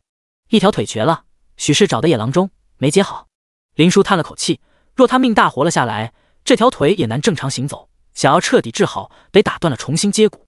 断骨之痛，痛彻心扉，但大家都宁愿他能有机会承受一次这样的痛，那至少说明他还活着。顾潇颔首看了眼林叔，对于老大夫道：“劳烦于老今晚一起留下。”林叔对此没意见，于老的医术他刚刚见识过了，在处理外伤和紧急救治方面确实强过他许多。万一晚上青阳有突发状况，有他在就多了一重保障。他附和道：“我让点翠给您收拾个地方出来，您先吃点东西，再好生休息一下。”萧王开口，于老自会留下。林叔也出声挽留，让于老不由多看了他一眼，见他神情诚恳，没有任何不悦，心下对他有了几分赞赏。不是所有医者都能这般大度。他捋了捋胡须道：“也不假客气，那老夫先歇会，稍后我来换林大夫。年纪大了，长时间的救治确实很费心神，他有些受不住，跟着点翠下去休息了。”谢九看了眼林叔，他在父母坟前痛哭过，眼睛还是带着水肿的。谢九道：“你也去洗把脸，吃点东西。青阳那边吕康他们会守着，有事再喊你。”林书刚心思都在救人上，现在也觉得脸上因流过泪而紧绷的难受，便点了点头，回屋去了。谢九看向顾潇：“我去见一见胡氏。”言罢，他攥紧了拳头，走出了院子。胡氏跟着他们到了林叔家后，就一直在院外转悠。他救了谢九的人，就不能一点好处都没有？你在哪里发现的他？谢九问。胡氏见谢九脸沉如水，有些惧意，如实道：“就在那山洞附近。可还看到其他人？当时是什么情况？”就他一个人靠着树昏迷了。猛然见到那样一个人，他也是吓了一跳，以为是死人，吓得跑出去很远。想到他手里握着的那把剑，兴许能换些银子，就大着胆子又回去了，却怎么都拔不开他的手，才发现人还没断气，便起了救下他，或许能为自己所用的念头。他如今身后无人可依靠，又做的那样的营生，什么时候被人害了都不知道，才时刻想着给自己找个依靠。没有其他人。谢九不错眼地盯着他，胡氏一个女人怎么会突然去那里？他的眼神太锋利，如刀般刮着胡氏，让胡氏害怕的同时也明白，他救下的那个人对谢九很重要，他能找谢九要个不错的报酬，便也顾不得难为情，说出自己的心思：“我是跟在武冲身后进山的，我想和他凑一对，这样他就不用再做暗娼了。武冲走路太快，我跟丢了，打算回家时就看到了那人，我把带的水喂给了他，又怕他被野兽吃了，就将他安置在了山洞里。谢九，他刚刚醒来时承诺过我一些事，关键时刻救你一命。”谢九打断了他的话。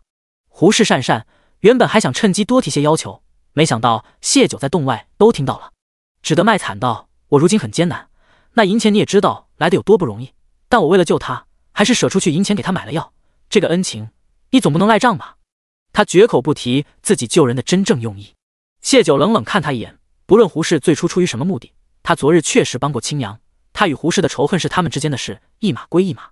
他从袖中拿出5两银子给他，这些算是买了你的药和水。他承诺你的事，若他能活下来，自会遵守诺言。你不能这样算啊，反正我是救过他的，就算他没活下来，那也是他的命不好。他是你的人，他的承诺你就得替他遵守。谢九没有心思与他纠缠，朝暗处使了个眼色，便径直进了院子。身后无为的剑架在胡氏脖子上，再敢胡说，老子杀了你！他眼眸赤红，一起长大的兄弟生死不明，胡氏开口闭口说他命不好，若不是看他确实救过青阳，他恨不得一剑解决了他。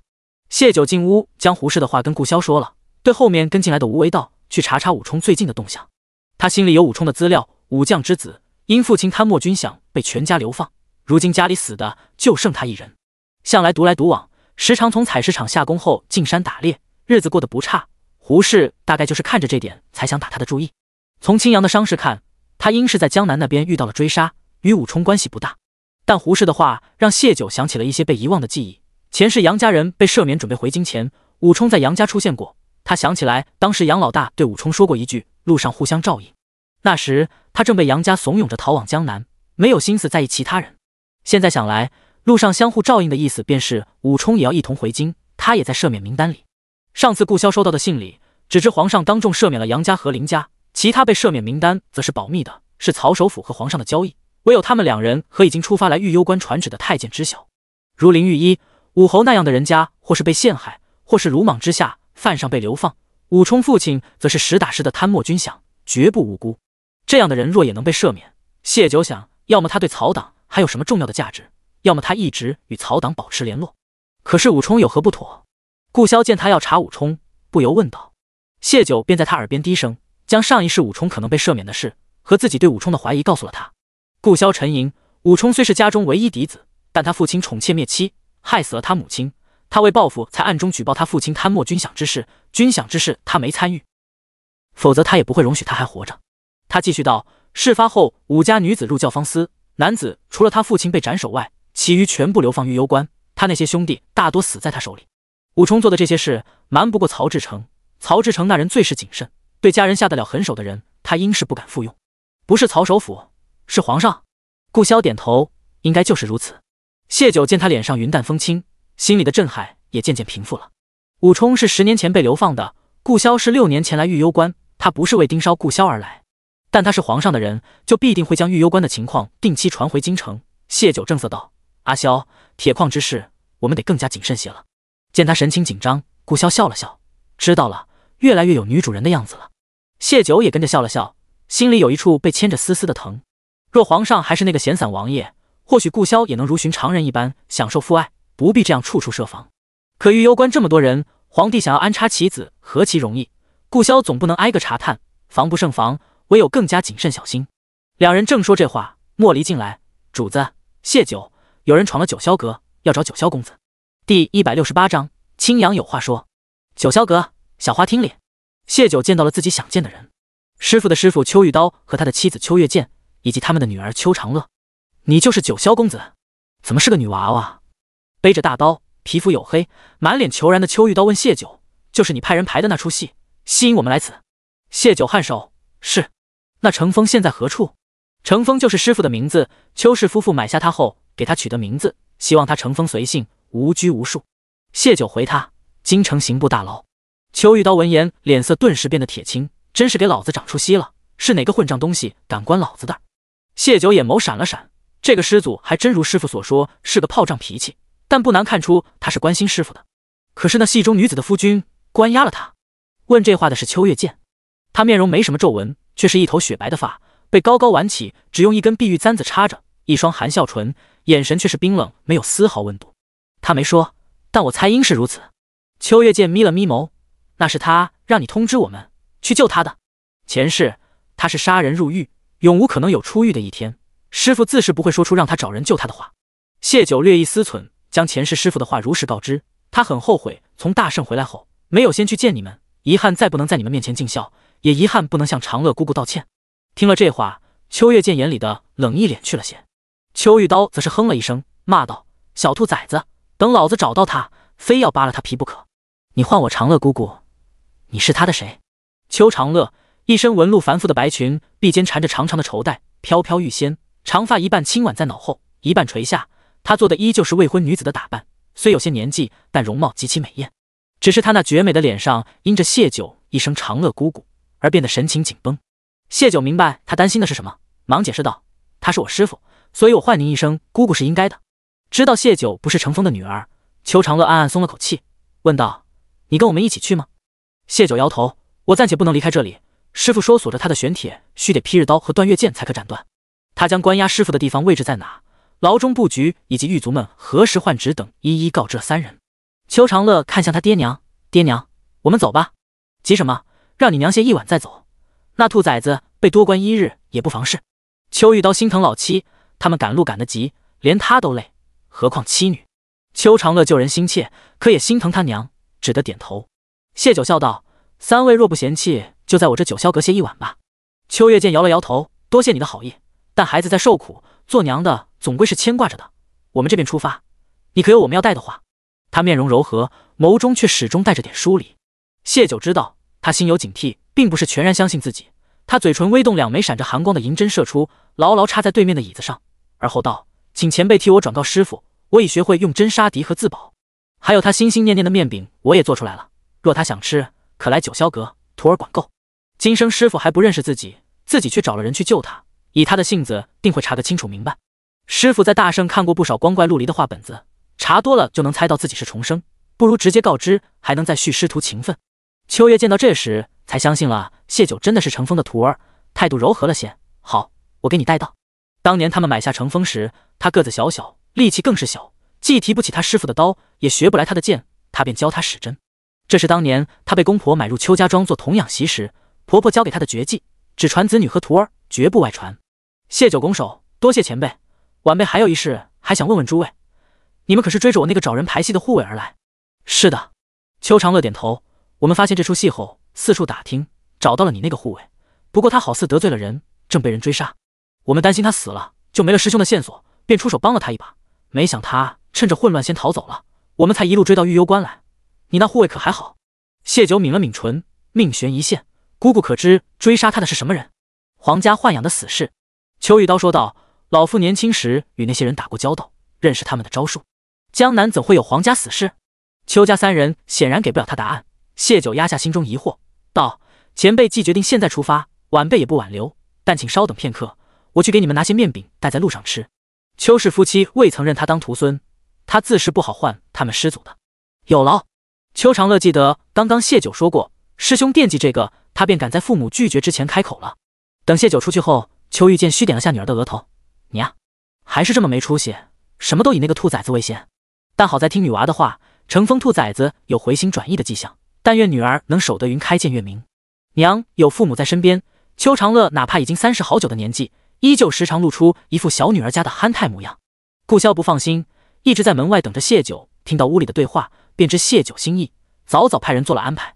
是以，谢九很快又进屋，我们给前辈准备了一辆马车，吃食干粮已经放在马车里了。秋月见马车宽大，铺了厚厚的垫子，心头欲贴，你有心了。他们便是轻功极好，连日奔波也会累，谢九的马车可以让他们轮流休息，他很领这个情。再想到那护卫是为了给他们传信才去的江南，便从袖中拿出一个瓶子还礼，这是回阳丹，可与阎王争命，拿去给你那护卫服下，只要他没咽气，他那命就丢不了。多谢前辈。救命丹药谢九不跟他客气，在三人离开后，他和顾潇快马加鞭赶回了林叔家，将丹药给青阳服下。翌日天还未彻底亮透时，青阳便醒了过来，守着他的无为急急到了顾潇和谢九跟前：“王爷，姑娘，青阳有话说。”第169章，杨仙儿还活着。杨仙儿还活着，这个消息让谢九有些发愣。当初杨家将林叔卖给了凌虐女人成瘾的江南富商，听闻女人到了他手里熬不过3个月，杨家就是奔着林叔的命去的。谢九以牙还牙，将杨仙儿打晕，代替林叔卖去了江南。不想他非但没死，还勾搭上了去江南游玩的老公王，成了他的宠妾，如今正跟着老公王回京。老公王是先帝一母同胞的弟弟，当今陛下的皇叔。青阳之前是萧王府安插在流放区的眼线，很清楚杨仙儿是为何到的江南，更清楚杨仙儿对谢九的仇恨，他便想趁着他还没来找谢九麻烦前，先杀了他。可他低估了老公王对杨仙儿的疼爱，老公王在他身边放了不少人护着，青阳杀人不成，反被追杀。他一路逃了回来，担心被老公王知晓他的身份，连累顾潇和谢九，到了御幽关也不敢暴露身份，直接去联络萧王府的人，这才进了山，打算从山里回到流放区，却不想伤势过重，晕倒在山里。姑娘，青阳说完自己在江南的经历，已是很疲倦，他气息微弱道：“属下想活，所以应了胡氏。”他已经从吴伟口中知道是谢九跟踪胡氏才带回了他，他担心谢九责怪他和胡氏交易。你做的没错，没什么比活着更重要，你的承诺想遵守便遵守。谢九安抚他，那些追杀你的刺客都被杀了，你没有暴露身份，不必担心，好生休息。青阳既说出来，说明他是个重承诺的人，谢九认为这没什么不好，但也无需有什么心理负担，大不了就一次再杀一次便是。见青阳依旧努力睁着眼睛想说什么，他又道：“便是暴露了也无妨，我与杨仙儿早已在不死不休的关系，便是没有你这一出，他也迟早会找上我，反而你给我提了醒，让我心有防备，别想了。你眼下最重要是养好身体。”顾潇也道：“萧王府上下一心，何须惧一个杨仙儿？有了秋月剑给的回阳丹，青阳这条命算是彻底保下来了，接下来就是调养。他伤得重，暂时还离不得大夫，但林叔终究是女子，顾潇便命人将青阳送回了萧王府，让府医照看着他。老公王是不是很有势力？否则青阳不会那样忌惮他。”顾潇点头，他是先帝一母同胞的弟弟，比先帝小了将近20岁。抿了抿唇，他在谢九耳边低语：“传闻他是先帝与心爱女子的私生子，被养在了先太后膝下。先帝担心自己死后儿子们不能善待公王这个小叔叔，便给了他一只黑羽为保命，还有很富庶的封地。不过先帝也怕他生出不该有的心思，便绝了他有子嗣的可能。自那之后，公王每日只饮酒作乐。我又是无意中得知一个秘密，公王是有一个孩子的，但被先帝命人带走了。”谢九惊呆，皇家还有这样的秘辛？他的阿萧原来也会讲八卦，那样子竟有些可爱。谢九任由自己花痴了片刻，又重新回到正事上。他觉得这个传闻并非传闻，天界向来无情，兄弟之间为争夺储君之位，通常斗得你死我活。先帝的那几个儿子就是最好的证明。先帝对老公王完全超出了皇家兄弟感情，更像是父亲对儿子的安排。但他们又身在皇家，中间还隔着江山社稷，所以他让他绝了后，一是避免公王生出不该有的心思，二也是变相的保护公王，新帝不会对一个没有子嗣且不参政的王爷下毒手。那公王现在是什么情况？谢九前世真不知道这号人物。顾潇摇头，公王一生未娶妃，但后院妾室男宠过百，都是他游玩各处寻来的，男女不戒。谢九震撼，继而想到杨仙儿要同一些男人在公王面前争宠，他徒弟有些反胃，不许胡思乱想。顾潇如今真的是了解他，一下子便知他在想什么。他竟想到别人床上那点子时，他忍不住敲了敲他脑门。谢九也觉得自己想歪了，甩了甩头，想刚刚脑子里那点子恶心的想法甩开。便听得顾萧又道：“有时所见并非是真，他极有可能是以此作为保护色。若不是一个贪玩好乐的名声，朝廷只怕不会放心他时常出京四处游玩。”谢九倏然睁大眼，他不会是想借此寻找那个孩子吧？或许吧。顾萧淡淡道。提及父子情，顾萧总会下意识避开。谢九不再说话，他在想杨希儿会怎么报复他呢？他应该已经猜到自己身后有人，亦或者已经派了人来调查自己，败坏自己的名声，要他的命，还是彻底将他锁牢在杨家？谢九思及此，便想给楼骑去信，命他加速那边的速度。刚起身，莫离敲门。他进门行礼道：“主子，于知府偷偷将妻儿送走，我们的人准备拿下他们时，楼骑动手了。”他看了眼谢九，现在于知府的妻儿都在楼骑手中，我们可要将人带回来。谢九沉吟道：“就让楼骑将人带去山里藏着吧。”楼骑对山里熟，更懂得怎么藏人，不会轻易被找到。先前他与老御史商量的，便是等杨家的事被赦免后，再将于知府贪墨赋税的事爆出来。想必于知府已经得到了老御史参他的消息，才想着将妻儿提前送走。没有了妻儿的牵绊，他为了不牵扯出曹首府，应该会选择自杀，亦或者被曹首府的人提前灭口。顾萧也想到了这点，同谢九道：“让楼骑将抓了他妻儿的事透露点信给他。”又同莫离道：“去信让人盯牢了他，别让他死了。我和谢九现在出发。”谢九也有此想法，两人半个时辰后便轻装出行了。一路快马，3日后便到了目的地。楼骑早已得到信，知道他们要来，在城中租了个寻常的院子，作为他们的落脚点。阁主，狗贼的妻儿我已经送进深山了，派了几个人盯着，有2个不听话的被我喂了老虎。此事，谢九他们在来的路上已经接到顾萧底下人传的信，一个嚣张的喊着要让他爹杀了楼骑的公子哥，一个企图色诱楼骑的庶女，死得不冤。谢九颔首，示意他知晓了，问道：“眉山那边还需要多久时间？我很快就要回京城，你须得同我一起去。”为何？楼骑神色微变。谢九察觉他的异样，微一挑眉：“你不愿？”第170章楼骑的身世。楼骑略作沉默，倒不是不愿，只是我养父养母自小便告诫我，不到生死关头，切不可去京城。这是何缘由？谢九问道。楼骑笑了笑，许是有什么仇敌在吧？不过阁主既有此安排，我自是要遵从的。不听阁主的话，就娶不到娇娇，没有娇娇她会死，这也算生死关头吧，不算逆了父母的意。谢九记得楼骑一家是在大山隐居，后被仇家灭门，他又灭了仇家满门，地点都不是京城，那就可能是隐居之前与京城有牵扯。楼骑，你知道你养父母为何要带着你隐居吗？楼骑有些奇怪地看了他一眼，怎么突然问起这个？不过也没什么不能说的，养父临终前告诉我，我家得罪了大人物，被人害了，只留下我这一棵独苗，所以只能带着我躲进深山。我猜他们不想我进京的原因，就是因为我家得罪的那个大人物在京城吧？你就没问过呀？楼骑有些不解，为什么要问？他们不说，肯定有不能说的理由，否则就告诉我了。我还在襁褓中就到了养父母身边，对亲生父母既没感情，也无法为过去的事做些什么。养父母他们一家子为了我，躲进山里过起了野人的生活，我若还追着自己的过去不放，岂不是辜负他们的一片好心？谢九不知该说他是通透还是心大。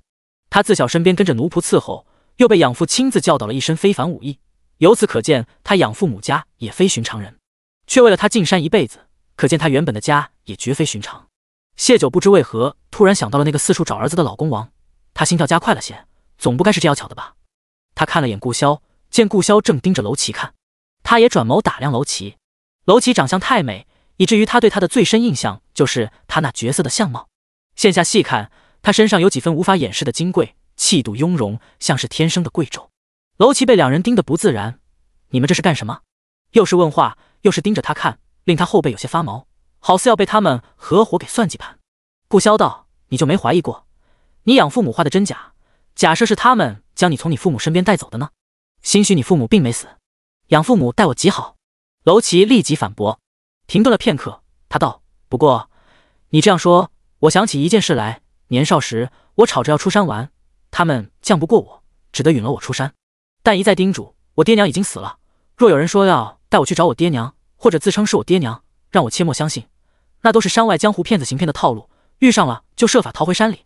长大了才知道，江湖上根本没有那样的套路，不过他也没当回事。”谢九敏感捕捉到了什么，问道：“你爹娘很听你的话？”楼骑想都没想就道：“除了不许我出山，还有练武严格些，其他什么都依着我，甚至让我做主的。”谢九和顾萧对望一眼，彼此眼中多了一抹确认。寻常父母再疼爱孩子，也会有父母的权威，只有下人才会事事以主子为尊。楼骑狐疑地看向两人，你们今天怎么关心起我的事来？不会是知晓我身世吧？顾潇笑了笑，随便问问。他又看向谢九，见谢九也是一副不打算告知的模样，也懒得问了，转而说起他关心的，说起这个，阁主，你看我老大不小了，又是家里唯一的香火，你何时让娇娇嫁给我？谢九眨了眨眼，你早些把这边的事办完，你不就能天天见到苏梦娇了？楼琪没得个准信，只得回去催着木庄他们再设法找些人手去帮忙挖煤，早些回玉幽关。他如今心里想的已经是回了，苏梦娇在的地方就是他家，所以去玉幽关便是回家。至于谢九他们刚刚说的话，他心里不是一点波澜都没有的。养父母他们与其说对他好，不如说尊敬更准确些，他心里并非没有猜测，但他已经习惯了眼下的生活，也早已过了寻求身世的年纪。他和娇娇好不容易才解除误会，若再因着他的身世起点波折，那是他无法接受的。养父一家死后的那几年，他活在世间犹如孤魂野鬼，遇上娇娇后，他才终于又有了家人，这是旁人代替不了的。这头谢九和顾潇洗漱后用了晚饭，在灯下看书，等着暗卫来报于知府那边的情况。谢九问道：我还是觉得事情过于巧合了，会不会是他们之前谈论过恭王，所以就将楼琪带入了？顾潇沉吟道：楼琪相貌偏女相，我先前未正经看，也有许多年没见到恭王，便没想到那上头去。今日仔细回想起来，他与恭王的眉眼唇形是很像的，年纪也对得上，偏生他养父母又不许他去京城，先帝当年便是派了自己的心腹照料那个孩子。你如何知道的这样清楚？谢九好奇，过去几十年的事，仿若他亲耳所听一样。顾潇将手中的书放下，我又是跟着进宫，贪玩躲在了一个宫殿里，听到了恭王质问先帝究竟把孩子藏在了哪里。先帝驾崩那年，顾潇才5岁，5岁之前的事，他居然都记得。谢九佩服，不过他们竟没发现你。发现了，不过我及时装睡了。他年纪小，皇祖父他们便只当他听到了，也记不住。顾潇看向谢九，九，若楼琪就是恭王的孩子，恭王想认回儿子，就不可能与你为敌。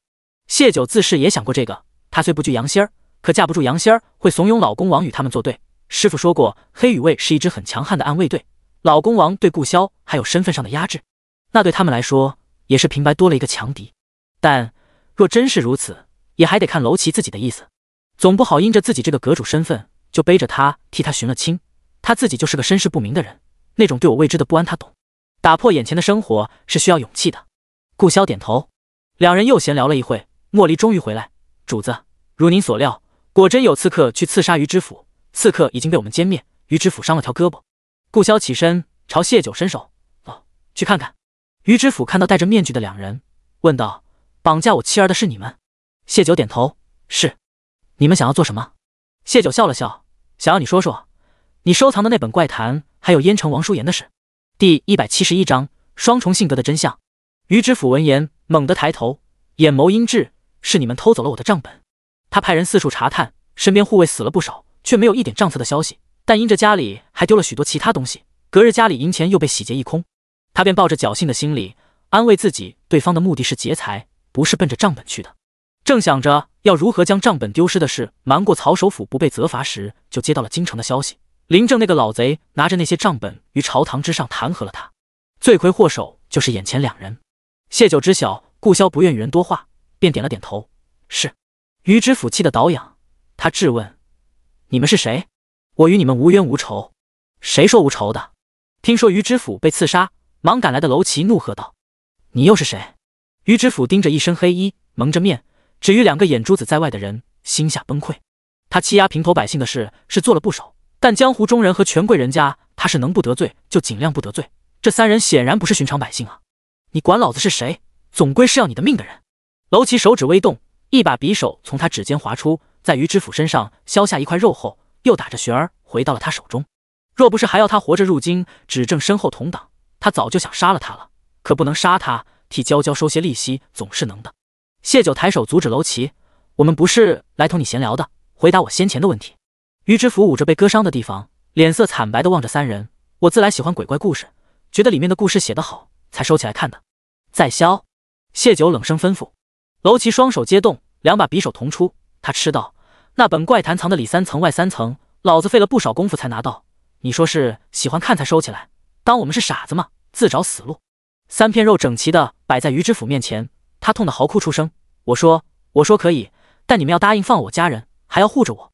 他没想到曹首府会这么快就派人来刺杀他，他连向人求助都来不及。他们这次杀他不成，一定会再派人来。这些人今日能救他，一定也能护他。可以。谢九爽快答应。楼启想要说些什么，被顾潇一个眼神阻止了。他想到什么，用眼神向顾潇确认。见顾潇微微颔首，他唇角勾起一抹邪似的笑。他刚刚急个什么劲？谢九这婆娘又不是个新词的，放没说一定要活着放，护着又没承诺一定要护住。于知府不知几人的眉眼官司，只当他们是真答应了，抹了一把额头的冷汗，道：我科考之前被老师收留，在王家住了一段时间，无意中发现老师的大女儿王淑妍时常换了丫鬟的衣裳偷跑出去。我一时好奇跟了几回，最后都被她甩脱了，这激起了我的好奇心，对她有了更多关注。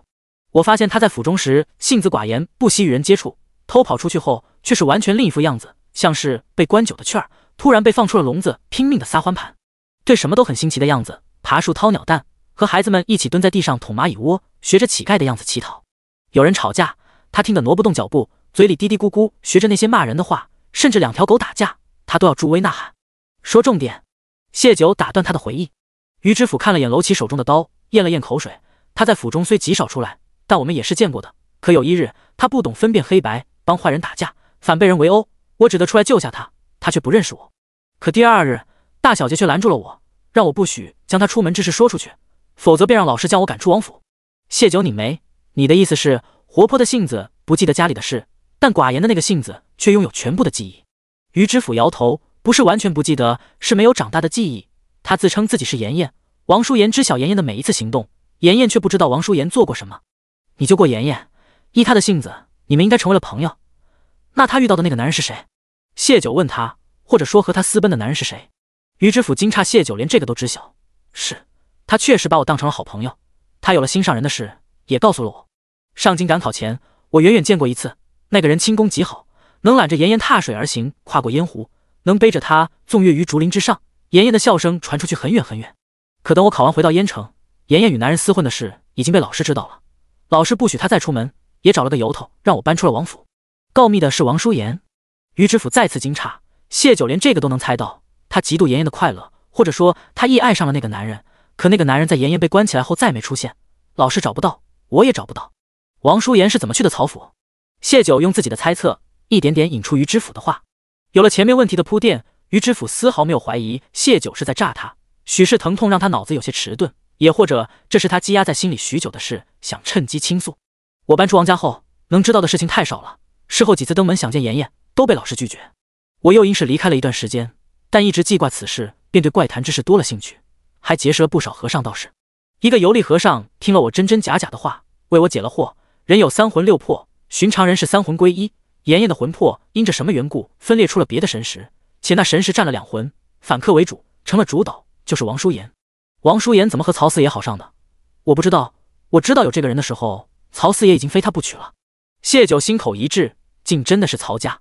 曹四爷是曹首府最小的弟弟，曹家老太太最疼爱的小儿子，他想要让一个县令升为知府是能办到的，便是曹首府不肯听这个弟弟的。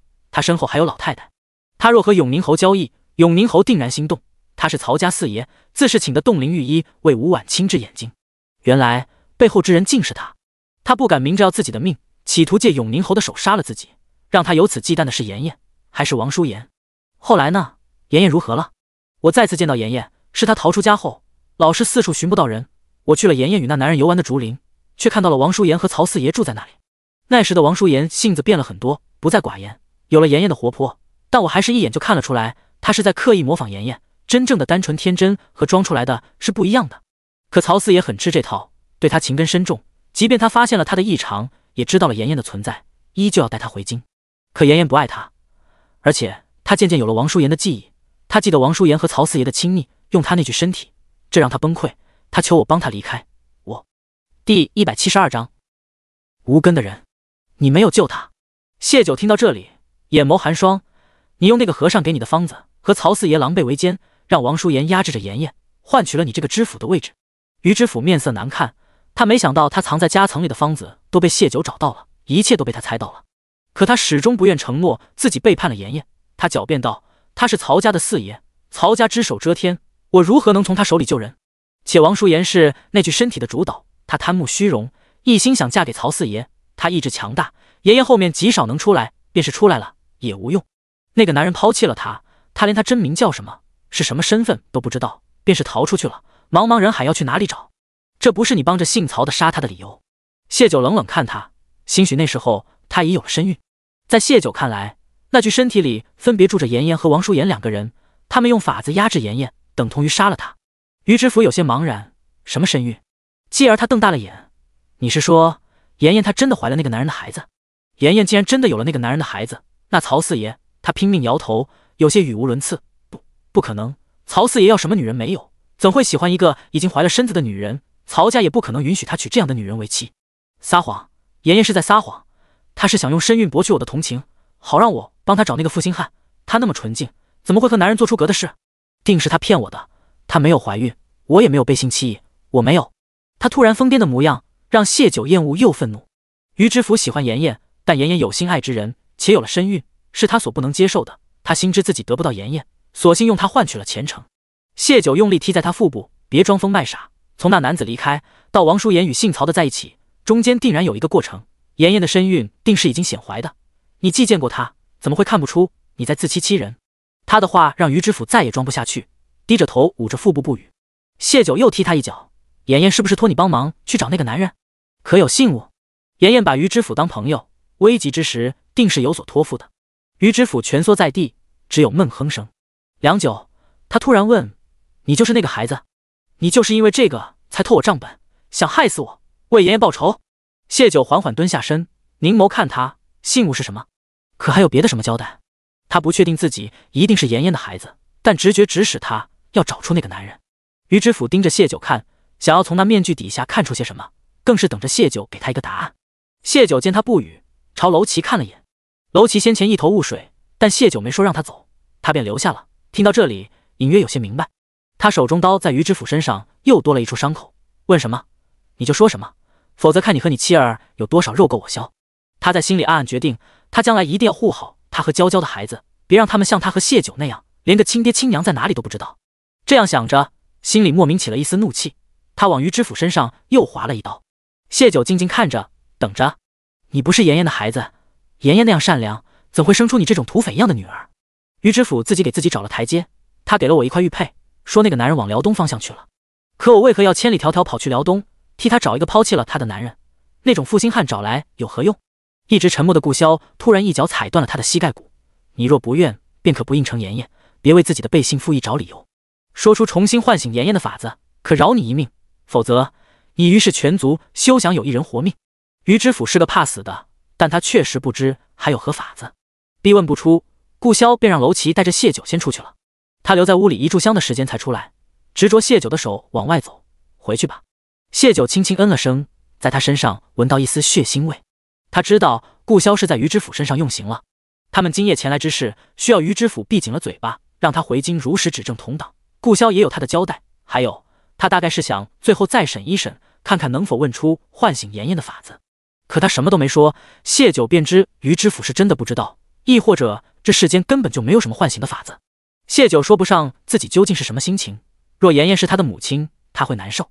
他心底深处也几乎认定自己就是妍妍的孩子，可没有任何证据证明他就是自己的母亲。他想为他难过都没有资格。他第一次觉得自己是个无根没有自己的面目的人，始终浮在半空。手被顾潇紧紧握着，他弯腰将他整个抱在怀中，一路无话。到了落脚点，两人洗漱后，顾潇才说起曹四爷的事。曹家四兄弟前面三个都娶的是高门贵女，唯有曹老四的妻子是尹氏大族家的女儿。传闻他为救曹老四毁了容貌，是以极少出来见人。曹老四没有妾室，原来他是以这样的理由藏在曹家后院。谢九不解，他既是曹四爷明媒正娶，为何宁愿被家人宣称暴毙，也不与他们联系呢？他有孩子吗？这不是什么秘密。顾潇如实道，一儿一女。谢九淡淡嗯了声，没再说话。他脑子有些昏昏的，浑身很是疲倦，靠在顾潇怀里就迷迷糊糊的睡着了。醒来时，顾潇坐在床边，眼下有淤青。谢九揉了揉自己的额头，我昨晚发热了。他从于府回来时就觉得浑身沉重，烧得迷糊时，知道有双手是不是探着他的额头，替他擦着眼睛，要被喂进嘴里，苦得他想吐，好似都没有力气。顾潇又摸了摸他的额头，可好些了？好多了。他挣扎着起来，骨头都酸了，想坐会。顾潇忙扶着他起身，拿了个软枕垫在他腰间。茉莉他们熬了粥，我去拿下来，你喝点。谢九点头。顾潇刚出去，楼琪又进来了。他拉个凳子坐在谢九床前，语重心长，心里难受，找个由头发泄一通就好了，何苦将自己给憋病了？谢九欲张嘴，但见楼琪一副看穿一切的神情，他抿了抿唇。昨日心里突然涌进一股难以言说的沉重，压得他透不过气来。他也不知这病与那情绪有没有关，但很快楼琪给了他答案：你昨晚呜咽了许久，喊了好多句娘，怎么叫都不醒，把他急得也差点跟着你落泪。他看了眼谢九，听说你养父母对你很好，其实我有些理解你，养父母再好，心里终究还是想知道自己的根在何处，又是因为什么原因离开了他们。但我又害怕真相是自己不愿承受的，所以我昨日没跟你说实话。你比我坚强，往后你若想继续查，我帮你。顿了顿，他意味深长的道：不过我觉得你们眼下可能有更麻烦的事。我刚看到莫离跟你男人咬耳朵了。寻常莫离禀告什么，顾潇从不避开他，这事不想让谢九知道，只怕不会是小事，没准还与谢九有关。他问：要不要我帮你打探打探？第173章两个男人的交易。谢九原打算再去眉山看看，因着这一病耽搁了2天，只得直接回玉幽关，依旧是快马前行。不过谢九被窝在顾潇怀中，两人共乘一起。楼琪打着不放心阁主要一路护送的旗号，策马跟在两人身侧。于知府倒台这么重要的事情，他怎么能不亲口跟娇娇说呢？这可是难得见娇娇的机会。停马歇息的时候，楼琪问两人：萧弟，阁主，你们说将来我和娇娇的孩子叫什么好？楼梦、楼娇、楼苏，哎，都不太好听。被问的两人相视无语。谢九生病期间，楼琪也一直留在小院里，和顾潇相处2日，关系一下亲近起来了。他自己是个宠女人的，对同样宠女人的顾潇很有好感。第1日还称呼王爷，第2日便是阿萧长阿萧短了。在顾潇看来，阿萧是谢九对他的昵称。听一个男人这样喊自己，他恶寒得很，严厉警告楼琪不准这样叫自己。楼琪便顺杆爬，直接占上便宜，唤起萧弟来了。想到他极有可能是恭王的孩子，按辈分还是自己的皇叔，顾潇咬了咬后槽牙，忍了。只是他忍不了的是，先前杀人不眨眼，高冷惜字如今的阎王仇，突然变得这样自来熟，还这般的聒噪。萧弟，你说说看啊，到底叫什么好？要不苏楼、苏琪？顾潇被他烦得不行，都不好听，为何非得在你们俩的名字里挑？亲都没成，想这个是不是早了点？我们生的当然在我们名字里挑啊。那阁主监的九霄阁还用你们名字命名呢，我的孩子怎么就不能用我们的名字了？至于成亲，那不得阁主松口吗？我家娇娇肯定早就原谅我了，就等着阁主将她许配给我呢。喂，我还没说完呢，你们怎么就跑了？木庄眼神怪异地看着楼琪，公子，阿黄第1胎生的是男虎还是女虎？什么意思啊？你就说到底是男虎还是女虎？木庄很坚持，不错眼地盯着楼琪，他觉得这2日的主子变化太大了，以往他1年的话都没现在多，以至于他都生出荒唐的念头。他家公子不会是被脏东西附身了吧？楼琪白了他一眼，母的，我养的虎崽子我能不记得吗？木庄略略松了口气，但还是不太放心，问起只有他们2个人知道的事，我们第1次偷溜出山，带的是小姐的小绿还是小白啊？小绿和小白都是小姐养的蛇，他们时常听老爷和夫人说山外多么凶险，山外的人多么面目可憎，阿黄太大只不好带，就决定带条蛇防身。自小一起长大的人，楼琪一下子明白了他的想法，在他头上重重敲了个爆栗子，当然是小白啊，蠢蛋，没看出我在跟他们套近乎啊？为什么套近乎啊？木庄不解。楼琪叹了口气，我深思了下他们那天的话，极有可能是知晓我身世的。顾潇是什么身份？当朝王爷，他都允许我叫他弟了，说明我很可能也是皇室中人。他们不是第1次见我，这次却突然问及我的身世，我怀疑是有人在找我惊动了他们。顾潇他们能认出我来，别人也能。为免变故，我得早些娶到娇娇。娇娇现在的婚配是谢九做主啊。况且你公子，我以后不再是窝在猛兽山上的土匪，下山入世就得学会世间的人情世故。放眼我们认识的人里面，还有谁比顾潇这个人更值得相交的？最重要是他能帮忙吹枕边风，让你家公子早些抱得娇娇归啊。木庄听完，眼里有崇拜之色。公子，您太聪明了，那我们快去追赶他们吧。已经跑远的马上，顾潇紧紧拥住怀中人，唇角高高扬起。九霄竟真是将他们的名字合并而起的。他用下巴摩挲了几下谢九的头顶，先前他问，他还否认，跟他扯什么大鹏一日同风起，扶摇直上9万里的那个九霄。他笑道，口是心非的家伙。被拆穿，谢九也跟着莞尔，用头在他怀里蹭了蹭。自打莫离跟顾潇说了什么后，他看得出来，他如常的神色里隐隐藏着别的情绪，像愤怒，像焦灼。更是在他病好后，立马赶回玉幽关，谢九想到了某种可能，心也跟着压得沉甸甸的。线下见他笑，他的心情也跟着稍有明媚。兵来将挡，他们有彼此，不怕的。他笑道：“还不是怕你觉得我要缠上你，担心你拒我于千里之外。”顾潇放缓了马的速度，腾出一只手在他头上揉了揉：“委屈你了。”他不肯正视自己感情的那段日子，他爱得小心翼翼，爱得卑微，说过不会再让他受一丝委屈的，那便是谁都不能再给他一点委屈受。这般想着，他厉声扬鞭驾，马儿如离弦的箭般冲了出去。刚赶上他们的楼骑，被顾潇的马蹄扬了一脸尘土，他忙用宽袖抵挡，还是吃了一嘴土，胡乱擦了擦脸。楼骑咬牙切齿：“给我等着，我非得也让你们尝尝土的滋味。”一行人以你追我赶的速度，在中午时分回到了玉幽关。洗漱过后，吃了午饭，顾潇便道：“九儿，我有公务，须得外出几日，你留在王府，还是回林叔家？”谢九眼睫微不可察的颤了颤，他笑道：“回林叔家吧，热闹些。”好。顾潇亲自将他送回了林叔家，见过老太太后便离开了。谢九忙唤了吕康过来，叫上吴为他们，我们去九霄阁。苏梦娇如今办公生活都在九霄阁的宅子里，楼骑一到玉幽关就直接来了九霄阁。他刚把自己洗了个干净，换成了崭新的衣裳，要去见苏梦娇时，便听得木庄来报：“公子，阁主来了，在正厅，要见您。”阁主有什么事吩咐？楼骑略略犹豫，还是先来见了谢九。谢九在他一身大红的骚包衣裳上略停留了一会，旋即正色道：“我要你带着九霄阁身手最好的20人，即刻出发，暗中跟着顾潇。”第174章抢圣旨。夜风凛凛，山道上，顾潇眼眸冷厉，出来。四周除了他们一行人的呼吸声，没有任何动静。顾潇眼风一转，落在一丛杂草后，脚下用力，一个石子踢出去，一条黑影从草后飞身而出。楼骑眼神哀怨：“小弟，你这一脚可真没犀利。”他要不及时躲开，那石子只怕能洞穿他的皮肉。继而吕康、吴伟等人也相继出现。顾潇视线一一扫过：“你们怎么来了？”但其实心里已然有了答案。九儿总是那般聪慧。楼骑也不瞒他，阁主猜到你要去做什么，他担心你出事，这不让我把九霄阁里身手好的都带来了。你故意让我察觉你的存在。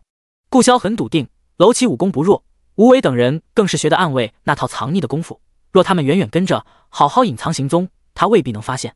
楼骑笑了笑：“被你看出来了，我是觉得吧，那是你出面不好，不如我来，我是江湖人，无人见过我的身手，他们便是怀疑你，也没证据不是？”“不必。”顾潇拒绝，此事关系重大，不容有失。他不放心别人。你信不过我？我们如今可是一条藤上的葫芦，一条船上的蚂蚱。谢九是我阁主，我和你一样重视他的。楼骑企图说服他，你若不放心，便远远跟着。条件？他那些话，顾潇只能信一半。楼骑勾唇邪笑：“帮忙跟阁主吹吹枕边风，让他早些定下我和娇娇的婚事。我最近老觉心里不踏实，我和娇娇已经蹉跎这么多年，若再来点波折，真要命。你我都是有挚爱的男人，应该懂我的心情。”“可以。”顾潇眼里锐芒微闪，很快被他引去。“这样爽快？”楼骑挑眉看他：“我怎么感觉你就在这等着我？”顾潇笑：“狐狸般的狡诈，可惜夜色太浓，楼骑未能看清，便听得顾潇道：‘你既拿我当兄弟，我确实不能看着你年纪大把还独守空房。这风我帮你吹了，定让你在回京前坐上新郎官，但你须得答应我一件事。’”楼骑将抢来的东西揣进怀里，撒腿逃跑时，脑中突然清明起来，他分明是来帮顾潇的，应该是顾潇感谢他，怎么到最后出力的是他，被追杀的是他，他反而欠了顾潇人情和承诺呢？身后刀剑相撞，木庄跃到他身边，提醒道：“小心，公子怎么能在被追杀时神游天外呢？”木庄的声音拉回了楼骑的神思，他手臂一扬，几枚暗器打出去，拉着木庄快速甩开了追兵。他暗自叹了口气，上当便上当吧，好歹顾潇应该是个守承诺的，会让他和娇娇早些成亲。星号半夜3更，谢九屋里依旧亮着灯。顾潇离开的这几日，他都睡得很晚。虽派了楼骑他们过去相助，人未回来前，他的心始终是提着的，睡不安稳，索性睡得晚些。他在灯下对着一张纸愣神，纸上写着镇国公府、赵怀安、云黛，他已看了几日。若他真是妍妍的孩子，那镇国公府那样的世家大族，最重血统，为什么会允许赵怀安和云黛领养别人的孩子？谢九这些日子想过无数种可能，他觉得最大可能便是赵怀安和云黛不能拥有自己的子嗣，且这个问题只能是在赵怀安身上，只有他不能生育子嗣，镇国公府的老夫人最后才不得不松口，允他娶毫无身家背景的云黛进门。也只有这样原因，镇国公才会允许自己精心培养的长子辞去世子之位。若自己这个大胆假设成立，那么当年与镇国公府往来，替赵怀安看诊，给云黛保胎的大夫、御医都是突破口。还有稳婆也该查一查，若赵怀安真的不能生育，云黛就不可能真孕，她须得提前准备好孩子，哪里有即将临盆的产妇，稳婆最清楚。另一条线上，依着于知府的说法，王淑妍孕后被曹老四带回了京城，那么她生产一定也是京城。或许大夫、御医、稳婆都有被灭口的可能，但掺杂其中的人和事太多，未必没有留下一丝痕迹。谢九想通这个关键后，便在顾潇离开的当晚就传信去了京城。天色隐隐要透出光亮时，他才吹灭蜡烛，将那张纸揉进了竹篓里，上床准备歇息。迷迷糊糊间，有温热的触感落在他的唇上，他睁开眼，便对上顾潇那双含笑的眸。谢九忙起身：“你回来了，可有受伤？”九儿心疼我，专门派了帮手给我，我如何还会受伤？东西是楼琪去拿的。他只远远看着，在谢九唇上亲了亲。顾潇从怀里掏出一卷明黄色的绢帛，递给谢九，打开看看。谢九看过之后，捂着唇落了泪。那日，楼琪告诉他，莫离在跟顾潇咬耳朵说悄悄话时，他心里便隐隐有些不安。他和顾潇心意互通后，两人再没有秘密，只有不想让他担心或者难受的事，顾潇才会避开他。他结合那些日子的发生的事情，思来想去，便想到了武冲身上。他是皇上的人，若皇上有意让他盯着顾潇的话，那他与顾潇的事，平常再谨慎，也防不住暗出一双有心的眼睛。武冲知晓了，就等于皇上知晓了。皇上当初命人给顾潇下药，让他尝尝女人的滋味，可不是让他和自己这个寡妇流犯纠缠在一起。他和顾潇关系虽然不好，但他儿子拢共就这3个，多少是了解顾潇的性子的。若他贸然杀了他，顾潇说不定会不管不顾找他报仇，所以他最大可能是设法断绝他与顾潇的可能。最有效的办法便是趁着赦免杨家时，再下个圣旨给他立个贞节牌坊，将他彻底钉死在杨家。被立了贞节牌坊的女子，一旦被发现有不洁行为，不用皇帝出手，她都只有一个死。顾潇则是在发现武冲是皇帝的人之后，就猜到皇帝可能对付谢九，传信给了前来传旨队伍中自己的眼线，让他想法子确认是否有这样一份圣旨。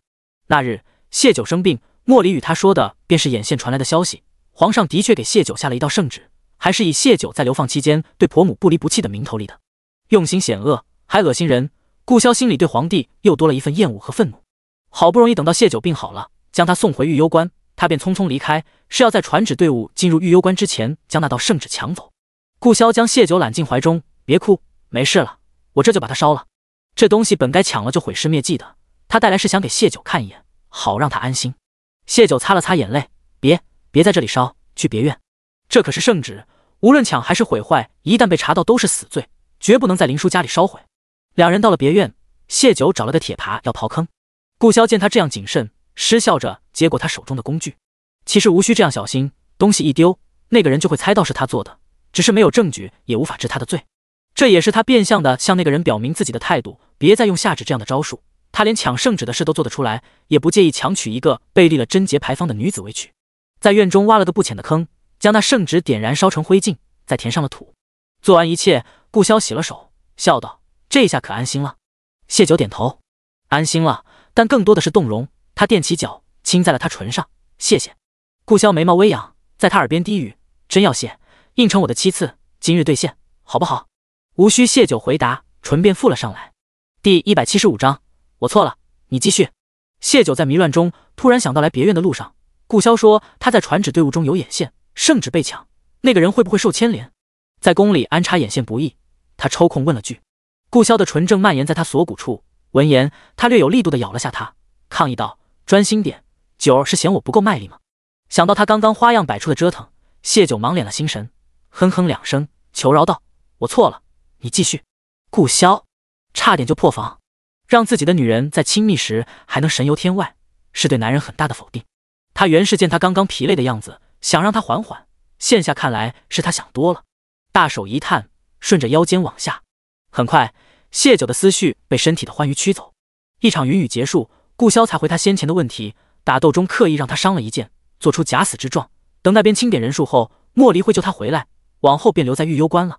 谢九闭着眼趴在他身上，软绵绵的嗯了一声，表示自己知道了。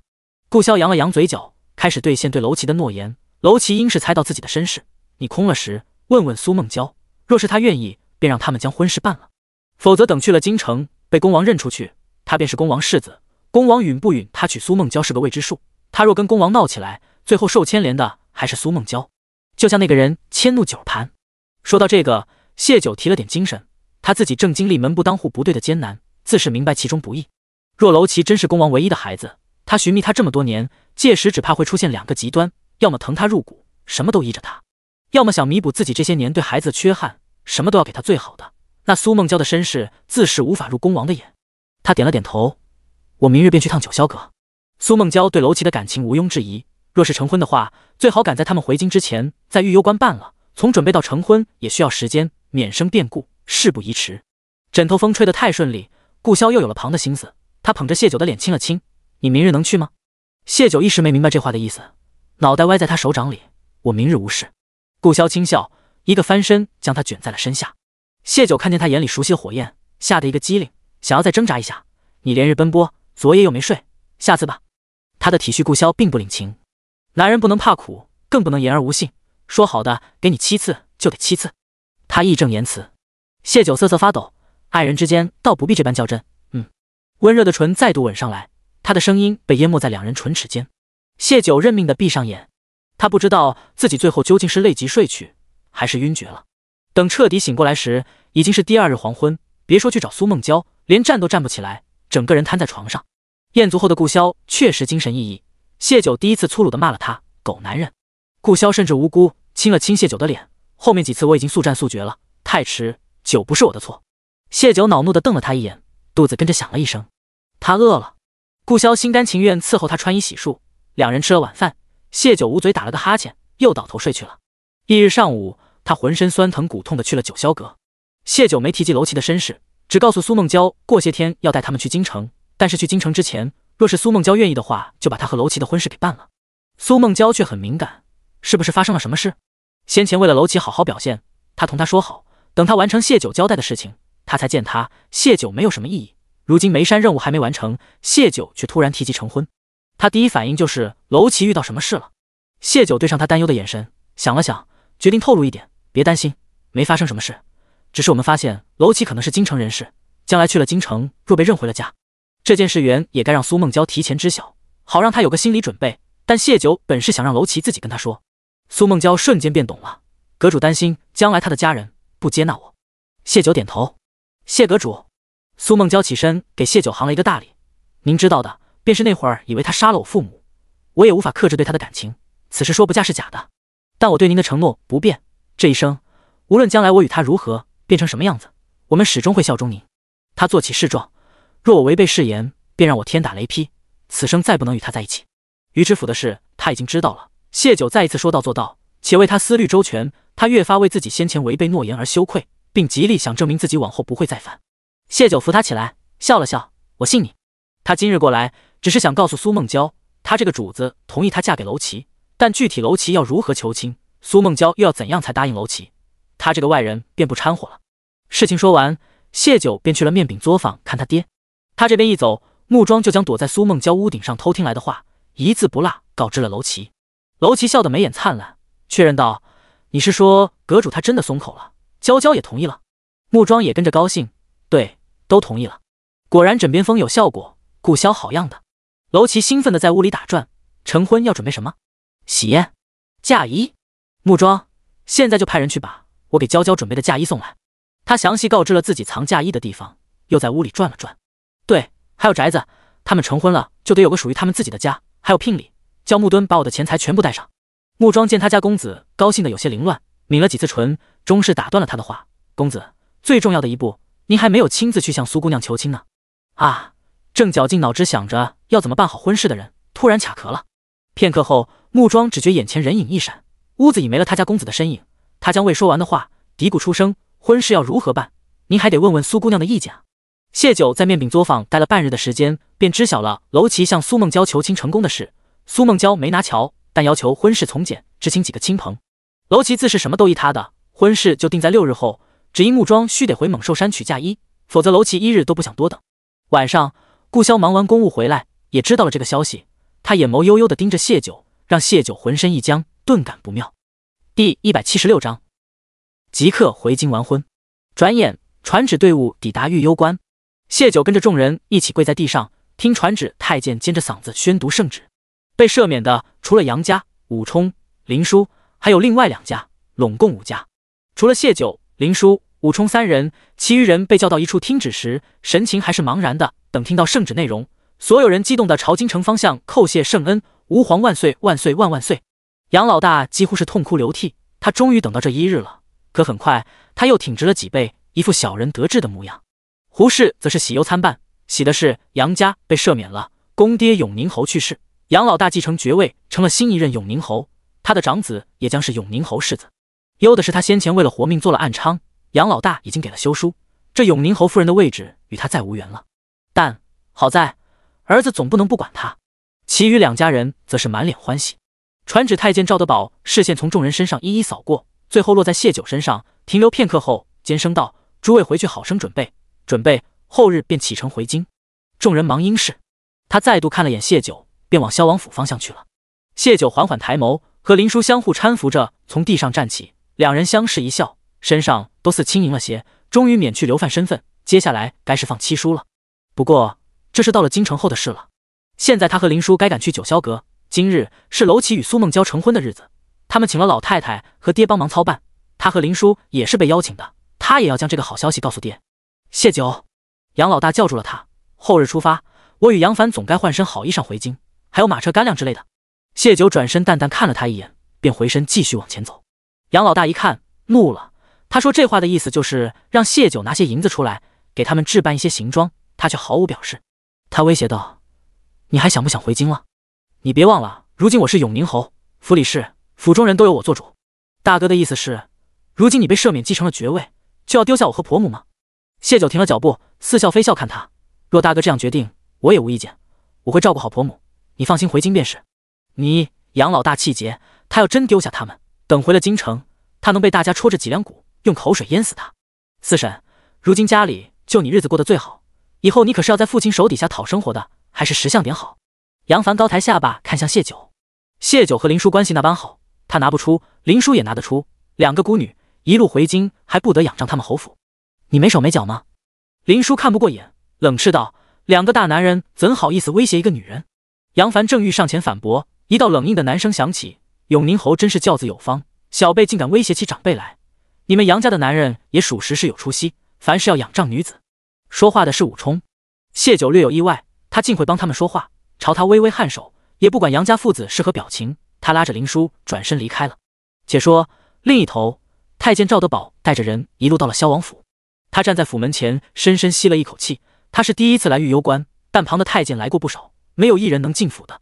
他今日是无论如何都要设法见到萧王，将陛下的口谕传到，否则他回京就没法跟陛下交代。赵公公，您怎么来了？莫离的声音从身后传来。赵德宝刚转身，还没来得及说话，胳膊就被莫离挽住，拽着他往门内走。快快快，进府歇歇。赵德宝端起手里的茶杯抿了一口，还觉得不真实，他就这样被热情地招呼进了萧王府。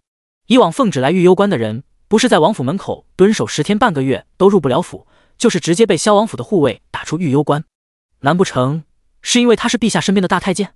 不可能，赵德宝很快在心里否认了这个想法。萧王和陛下的关系他最是清楚，王爷恨陛下，连带着他这个陛下跟前的也不待见。莫非是那莫离自作主张？王爷对此并不知情。刚这样想，便见萧王缓缓而来。赵公公态度不亲近，却也不冷淡，这对赵德宝来说已经是受宠若惊了。要知道这位对陛下都向来是冷着一张脸的。他忙站起身行礼。顾萧在主位坐定，示意他免礼。公公突然来此，有何事？赵德宝嘴角抽了抽，连圣旨都抢了，能想不到他来此的目的吗？好在陛下预测过有这个可能，否则弄丢圣旨可是杀头的大罪。想到萧王不顾他死活抢了圣旨，还趁机杀了几个皇后的人，他刚那点子受宠若惊瞬间散了，清了清嗓子，尖声道：“陛下有口谕给王爷，王爷未娶正妃，便先纳了妾，不合规矩。陛下很是震怒，命王爷此番与咱家一同前往京城，同霓凰郡主即刻完婚。”顾萧听完，沉默片刻，起身淡淡道：“本王会回京城的。”没有发怒，没有将他赶出王府。赵德宝看着萧王远去的背影，微微有些愣神。几年不变，是王爷变了，还是有别的谋算？想到御幽关暗线传回的消息，赵德宝觉得可能是后者。故而当莫离问他可否要收拾厢房给他落脚时，他忙拒绝，去了城中客栈。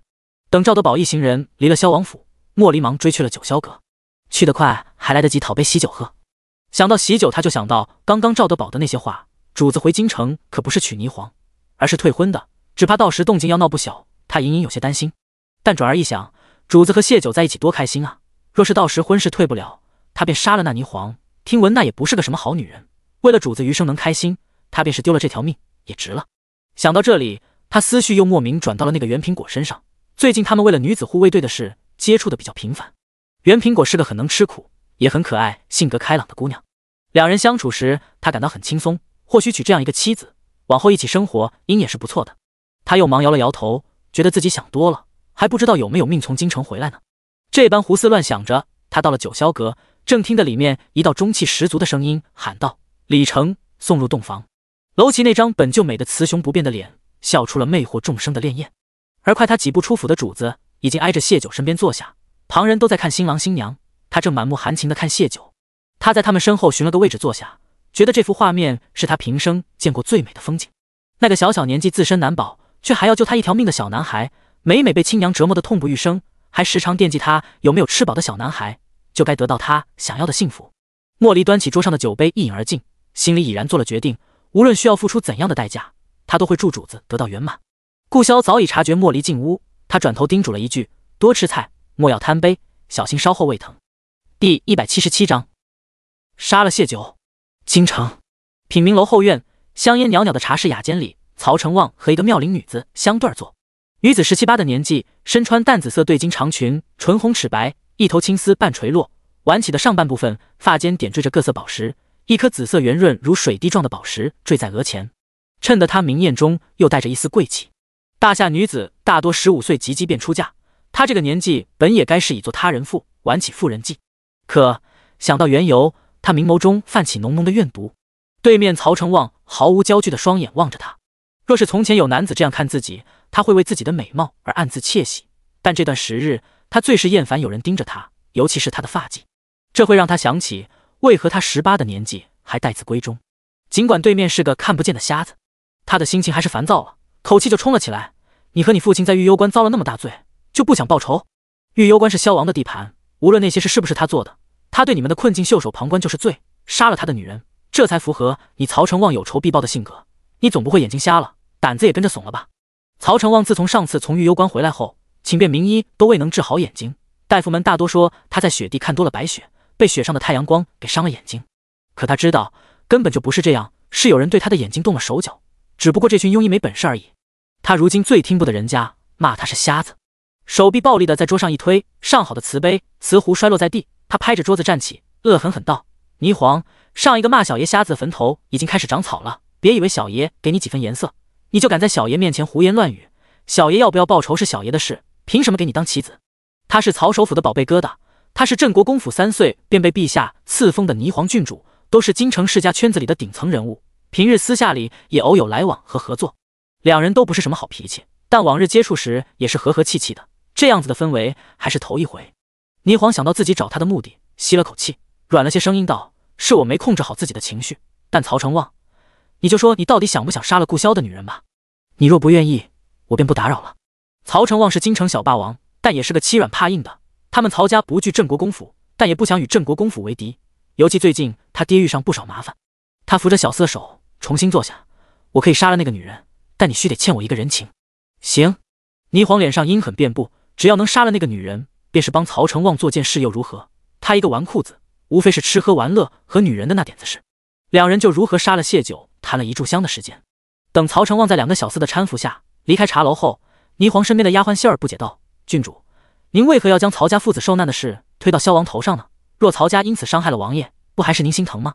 霓凰哼了一声，冷冷道：“我等他至今，他却背着我纳妾，还和一个寡妇纠缠，若不给他一点教训，他眼里如何还有本郡主？让他在曹家那里吃些苦头，他才会知道我镇国公府的助力有多重要。至于心疼，敢让他霓凰难堪的男人，他为何要心疼？可郡主，一个乞丐送来的信，万一是假的呢？若对方只是想离间您和王爷的关系，那您岂不是被人当枪使了？”霓凰流转的眸子落在希儿身上，眼底顿时充斥戾气：“你在心疼萧王？你不会以为将来跟着我陪嫁到萧王府，就能觊觎我的男人吧？”希儿吓得扑通一声跪地，连连磕头：“奴婢不敢，奴婢从来没有非分之想，奴婢一心只想伺候好郡主，请郡主相信奴婢。世家大族里的贵女出嫁，会选些得力的大丫鬟跟着陪嫁，在女主子身子不便时伺候姑爷，运气好得个一儿半女，将来能被提为妾室，从此不必再做伺候人的奴才。可他从不敢这样想，只因郡主绝容不了有人惦记他的东西。霓凰在谢儿额头刻出血印子后，才淡淡说了句：“记住你的话，否则别怪本郡主不顾多年主仆情谊。还有今日之事，不许对外透露半个字。”是。谢儿低垂的眉眼里划过一抹苦涩，他如何敢？主仆两人一路回了国公府，晚间伺候霓凰睡下，谢儿才回到下人住的偏房，处理自己的伤口。刚在铜镜前坐下，有人敲门。她是郡主身边的大丫鬟，有单独的房间，不知这么晚究竟是谁来寻自己，略一迟疑，她理了理衣衫，还是起身开了门。谢儿姐，夏赏见到你头上有伤，我偷偷配了点祛瘀消肿的药，您试试。新入府的丫头梧桐谨慎地看了眼四周，见无人，将药膏塞到她怀里，便跑开了。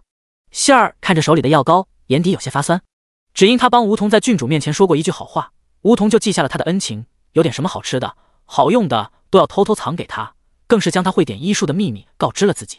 谢儿虫又坐回铜镜前，将梧桐送的膏药一点点抹在额间，没多久，伤口处便渗入一股清凉，不再那么疼了。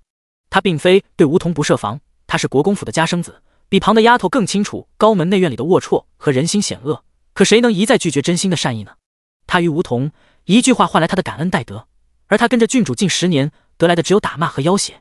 回京路上的一处驿站里，顾潇悄然潜入谢九和林叔的房间，三人坐于灯前，桌上放着2封信，一封是芷兰从京城传来的，她已成了镇国公夫人院中的粗使丫头，教好了一个府中多年的老嬷嬷。从他处探知，霓凰3岁前并不在镇国公府，而是被大夫人云黛带去了当年赵怀安驻军的沙城。另一封是前2日顾潇的人从沙城传来的，赵怀安身边有2个得力干将，一个是风芷兰的父亲风良平，另一个叫钱彪。最后那一战，赵怀安只带着风良平去了战场，而钱彪被他留在了云黛身边。赵怀安与风良平被敌军打散，受困于山中，云黛带人前往救夫，在此紧要关头，他却让善战的钱彪前往京城送家书。钱彪在回京途中遇刺，没多久，钱彪伤重而亡的消息便传回了沙城。2封信的内容读完，谢九眼尾浮起水光，若芷兰的消息属实，那家书便是我。云黛许是知道这一趟艰险，便命钱彪先行送他回镇国公府。且不说他是否是云黛亲生，但云黛对他的维护却是真。钱彪是赵怀安的左右手，如同莫离莫弃于顾潇，可在危急关头，他选择了将钱彪留给孩子。林叔握住他的手，提出自己的不解：为何要秘密护送你回京？谢九在出发回京的前一晚，告知了林叔自己那扑朔迷离的身世。如他所料，林叔是个面冷心热的人，当即表示等回京后，他以医术接近镇国公府和曹府，看能否帮他查到什么。谢九再不是重生时的单薄无力，如今他护得住林叔，故而没拒绝林叔的好意，看这些信时也没避开他。顾潇沉吟，从我们了解的情况看，外人并不知晓赵怀安的女儿没有养在京城，沙城那边只怕也只有夫妇俩身边亲近的人才知此事。他看向谢九，或许我们更该想一想，云黛为何要带着襁褓中的孩子远赴沙城？第178章，寡妇要什么名声？若谢九先前猜测赵怀安不能生育是真的，这个问题他或许知道答案。要么云黛见过他的亲生母亲，知晓他们容貌相似，担心将来被人认出；要么因着老妇人对云黛的不喜，担心她迁怒这个本就没有血缘关系的孙女，所以他宁愿带去常年风沙漫天的沙城。若推翻这一切猜测，她是云黛亲生，那大概率也是不被老夫人所喜这个原因吧。想到这里，谢九想到先前收买菜农的那个丫鬟，或许云黛知道他的丫鬟有异心，否则为何不让他的贴身婢女送他回京，而是将才3岁的他交给钱彪这个大男人？可结果还是没防住，他依旧被调包了。调包他的人是刺杀钱彪的人，还是钱彪自己，亦或者他身边亲近之人？顾潇替他解惑，钱彪父亲是老国公的部下，为救老国公而死，老国公为报前父相救之情，将钱彪养在了国公府，让他自小和赵怀安一起长大，他们感情亲如兄弟。钱彪的妻子也是国公老夫人替他做的媒，钱彪成亲后才又搬出了国公府，听闻他的妻子与国公府还有往来。谢九脑中突然想到抓走承从妹妹的那个贵夫人，若有人想从钱彪手里调换她，没人比钱彪的妻子更容易。思及此，他坐直了身子，眼底的光芒骤然转盛。若真是他，那许多谜团都能解开了。顾潇见他这副样子，便知他想的是什么，要说出来的话卡在喉咙口，他要让他失望了吧？迟疑也只几息，他握住谢九的手，钱彪的妻子确实在同一年生下了一个孩子，不过是男孩。男孩？谢九眼里的光慢慢暗了下去。那钱彪妻子调包他的可能性就不大，将别人的孩子调包到镇国公府享福，这种为他人做嫁衣的事，正常人都不会做。顾潇继续道：“不过那个孩子在钱彪去世当晚走丢了，钱彪的母亲受不住丧子又丢孙的痛苦，没几天也去世了。镇国公府怜惜钱彪妻子失去所有亲人，故而对他格外照拂些。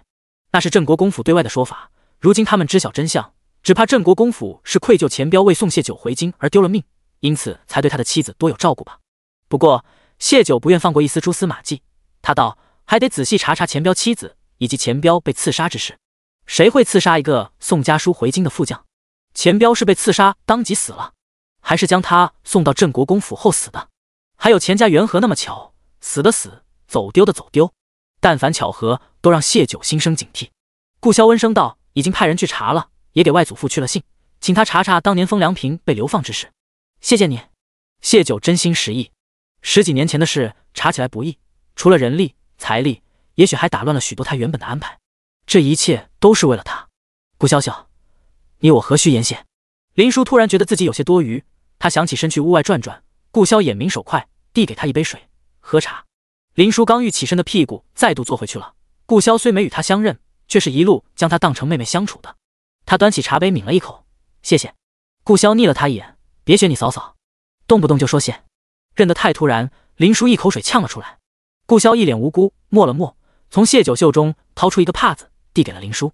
林叔僵硬的接过，将帕子按在下巴处。谢九看着表兄妹俩的互动，轻笑出声。他们是10日前出发的。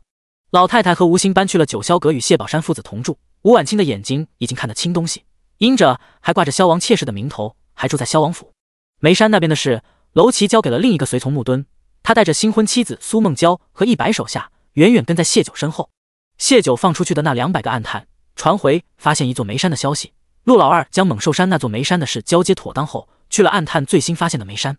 这次是一个贫瘠的偏远县城，陆老二打着陆卓外祖户部侍郎的名头，很快在当地开采起来。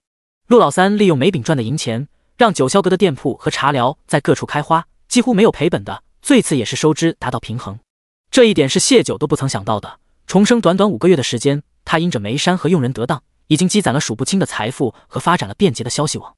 陆老大在京城发展的也很顺利，因着银钱不缺，他在京城暗地盘下几十间大小不一的铺子，掌柜管事大多不变，但这些铺子私下已经成为九霄阁的情报联络点。陆家3兄弟到此也算是各有分工了，九霄阁也越发走向正规。姑娘，吕康的出现打断了谢九的思绪。京城来信。谢九接过打开，看完同顾潇和林叔道：霓凰前2日见了曹成旺，乞丐最是便于盯梢。李胜一行人到了京城后，便收服了一批乞儿为他们所用。霓凰和曹家人都是他们盯梢的对象。他看向顾潇，有人让乞丐送信给霓凰，道明了我与你的关系。霓凰见曹成旺大概是想对付我。京城知晓他们关系的人不多，头号嫌疑人便是皇帝，圣旨被抢，告知霓凰他们的关系，这是他对付谢九的第2个招数。乞儿恰好就是李胜的人，李胜看完又恢复原样，命乞儿送给了霓凰。顾潇眼里浮出一抹厌恶，他同谢九道：此事我来处理，你们早些睡。翌日，一行人吃过早饭，便浩浩荡荡出发了。谢九和林叔1辆马车，蔡氏和胡氏1辆马车。是的，谢九把胡氏也带上了。胡氏高估了儿子的良知，他以为再不济杨凡也会带上他这个母亲，不想杨凡压根没那心思，他无法，只得再次求到谢九跟前。谢九佯装为难推拒了几次后，便应下了。胡氏回京，才能让他们一家人有机会自相残杀。谢九中途停歇的时候，杨老大再度找到谢九：我最后一次警告你，想办法把胡氏丢下。谢九淡笑不语，这话杨老大一路来跟他说了无数次。见他没反应，杨老大变了路数，语重心长劝诫他回家就是丢用永宁侯府的脸，你也是侯府一份子，丢的也是你的脸，你何苦哉？大嫂求到我头上，我总不能不管。谢九道：大哥若觉得不妥，便自己同大嫂说吧，亦或者你有别的更好的法子阻止他回京。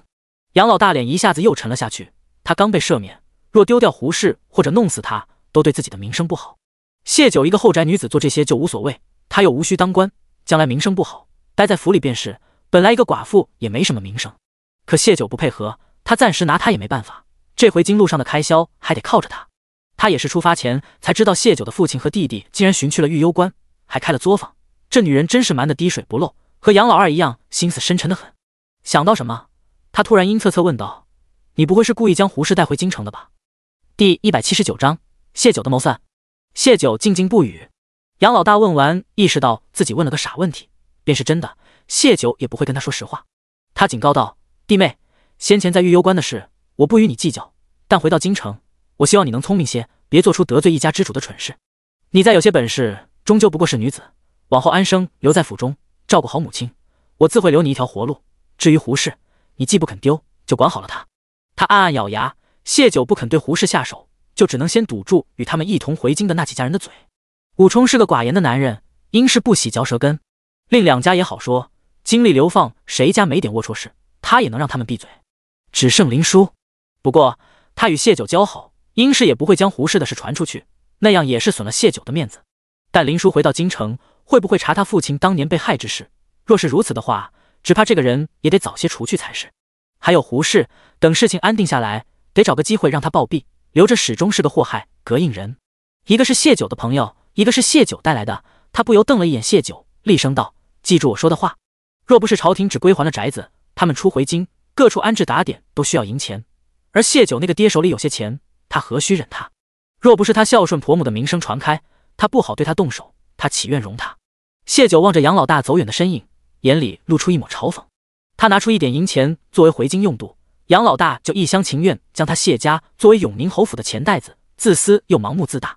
不过等他知晓杨仙儿还活着，且是恭王府受宠的妾室，他无需指望谢家的家底时，自己这条命大概就会被他惦记上吧。杨家人的恶毒从不缺席，谢九亦不敢轻视。闹吧，闹起来吧！谢九唇角微翘，闹起来他才好把余下这几人彻底收拾了。杨老大刚走，杨凡又过来抱怨：“你有钱给我和父亲买马匹，就不知道给我们也准备辆马车吗？这马都快把我颠散架了，既不喜骑马，那便不骑吧。”谢九淡笑，对身后的吕康道：“我看丁家那马车拥挤得很，把马送去给他们吧。流放过来的时候，一路走都走过来了，如今倒是矫情上了，连骑马都嫌累了。不过不给他们配马车，确实是他故意的。”吕康闻言，想也不想就去不远处的树底下，将杨凡的马解了，牵去送给了丁家大公子。丁家是这次和他们一起被赦免的其中一家，只筹备了2辆马车，一家10几口挤着。见谢九给他们送马，丁大公子忙接过缰绳，有匹马他便可以带着小弟骑马，马车里就能松散些，正是解了他们家燃眉之气。他又远远向谢九颔首道谢：“你个狗奴才，竟敢真的动本公子的马，本公子要扒了你的皮！”杨凡没想到他真的敢，且速度那么快。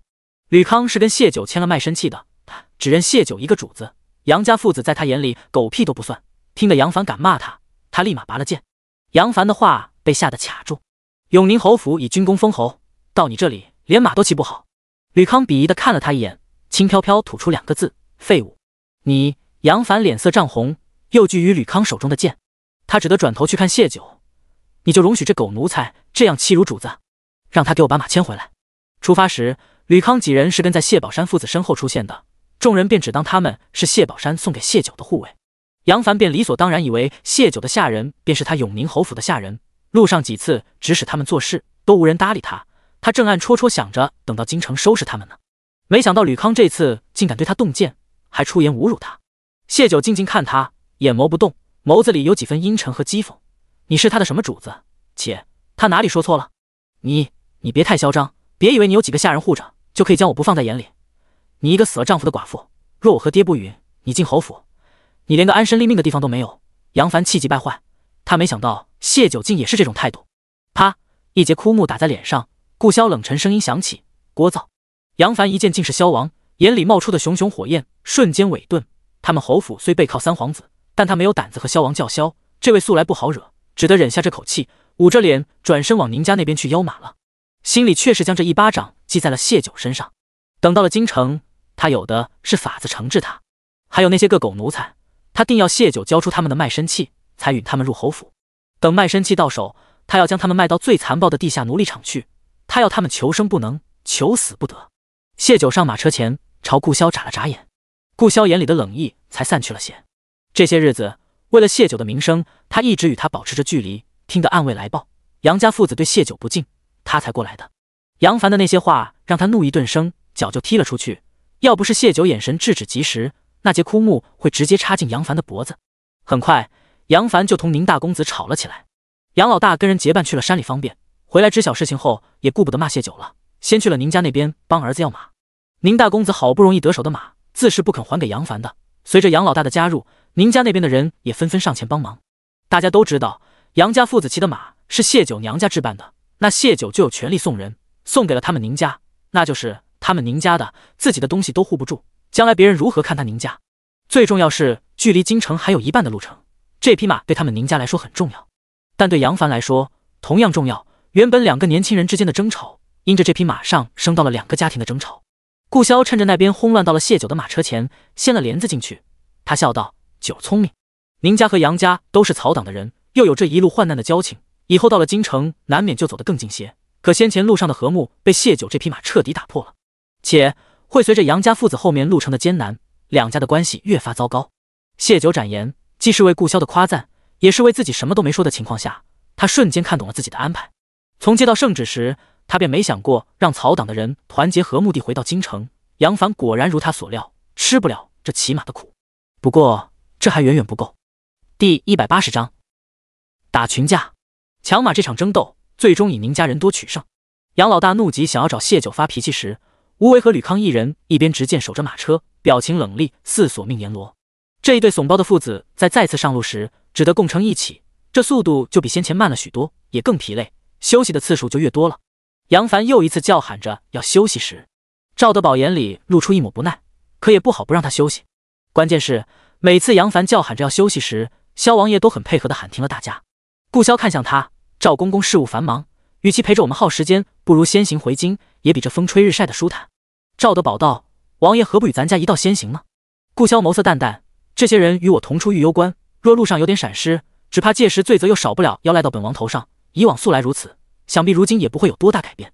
且本王多年未出过玉攸关，难得有机会欣赏这一路美景。”赵德宝知道萧王想留下的目的是为谢九，但他所言也没错。萧王在京城的那些年，但凡与他有一点关联的事出了岔子，皇后母子3人和曹家都会将责任推到这位爷身上，甚至有些毫无牵扯的也会捏造证据赖在这位头上。这几家人若在回京路上出点事，萧王被责怪是逃不掉的事，这便是后娘手底下讨生活的不易。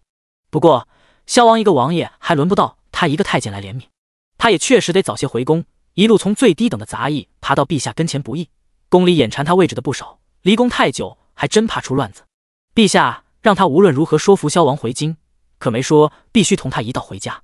萧王如今都走了大半路程，又有谢九在，他是不可能再回玉攸关的了，自己的任务也算完成了。他躬了躬身：“那咱家就先行回宫复命了，王爷您一路小心。”顾潇微微颔首。休整好，再次启程时，赵德宝就带着传旨队伍先走一步了。一行人又走了3日，顾潇留下几个护卫，也带着自己的人快马往京城去了。等马跑远后，杨凡不满抱怨：“王爷就留这么几个护卫，万一遇上土匪强盗什么的，能护得住我们吗？”宁大公子翻了白眼，真是好大的口气，还真把王爷当成自家护卫了。他恰好与大家一路同行回京，护到如今还留了几个护卫，已经是很关照了，也不看看究竟是谁一路喊着休想。2人这一路没少吵架，已经到了互看生厌的地步。杨凡一听这话就怒了，扬起手里的马鞭就要抽在宁大公子身上：“偷马贼！你管天管地，还管起我说话了？我要休息，还不是你偷了我的马？”宁大公子抱着幼弟附身一躲，避开了这一鞭，但马没避开，鞭子落在他身上，发出一道嘶鸣，马儿便冲了出去。宁大公子没防备，险些让幼弟从马上摔下，他忙抱紧了幼弟，手中的缰绳却松了。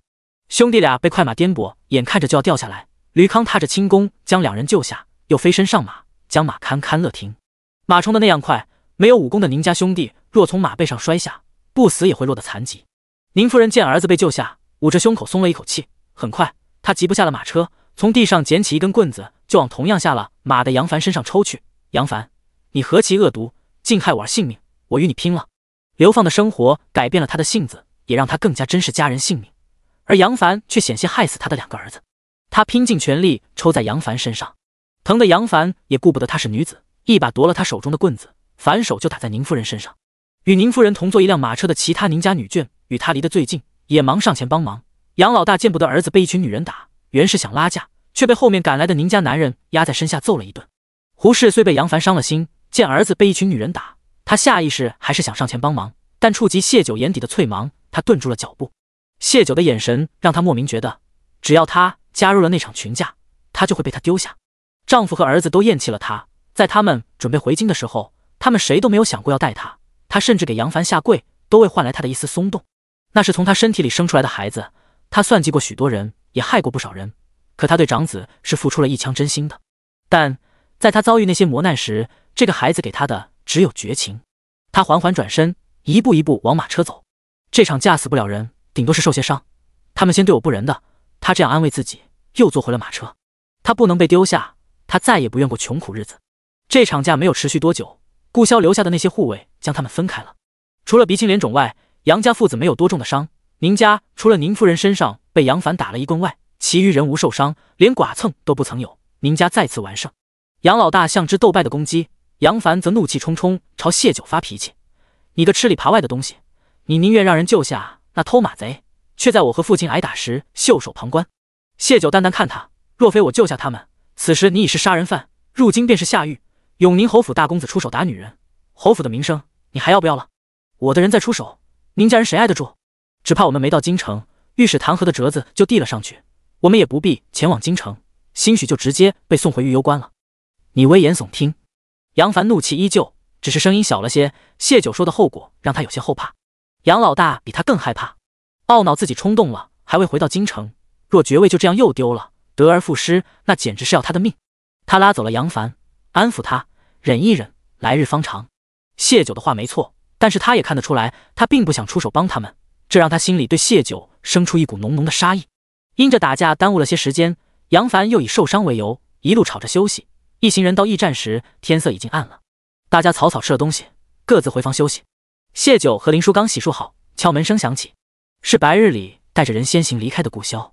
是他们来了吗？谢九倒了一杯水递给他。曹成旺派了不少刺客来杀他，顾潇佯装带人离开，便是给他们出手的机会。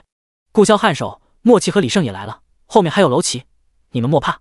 两人没说上几句话，外面已经传来打斗声。第181章，那女子是谁？曹成旺是下了血本的，除了派出手里的死士，还花钱雇佣了不少杀手，就是防着顾潇会留人护在谢九身边。他也想过顾潇或许会一路陪着他们到京，那样的话，他的刺杀计划便要在谢九回到永宁侯府后再实施。可那毕竟是在京城天子脚下，永宁侯府又是刚得赦免，府中就进了大批刺客，难免会引起过多关注和朝廷的追查。最好是顾潇能提前回京，一旦顾潇与他们分开，便可立即动手杀了谢九。刺客便是按照他的吩咐执行的，只是他们谁都没想到萧王会带着人去而复还。驿站很快血流成河，刺客的尸体倒了一地，只余几个活口被卸了下巴，捆了手脚。众人处于劫后余生的惶然中，有女眷下的呜咽出声，也有男子瑟瑟发抖，还有的几人抱成一团，无人说话。突然一道痛呼声响起，是杨老大发出的。他被人一拳打在脸上，这人出手太突然，杨老大被打的一个趔趄倒在了一名刺客身上，刺客死不瞑目的脸被放大在他眼前，他吓得差点晕死过去。可无过挨打的愤怒，让他强撑着从尸体上爬起，冲那人怒吼：“董德明，你有病吧？缘何打我？”董德明是另一个被赦免家族的长子，与杨老大年纪相仿，两人同在京城长大，原先虽不算特别亲密，却也时常一起吃喝玩乐。几年前董家获罪，两人关系才疏远了。准确说是杨老大单方面疏远了董德明，对此董德明心里是有些芥蒂的。在杨家流放来此后，他也没再与杨老大有联系。这次同被赦免，又一同回京，路上难免少不了交集。想到董家离京多年，这回去还不知是何光景，本着多一个朋友多一条路的原则，董德明没打算与任何一家交恶。故而杨家和宁家发生冲突时，董家始终离得远远的，谁也不得罪。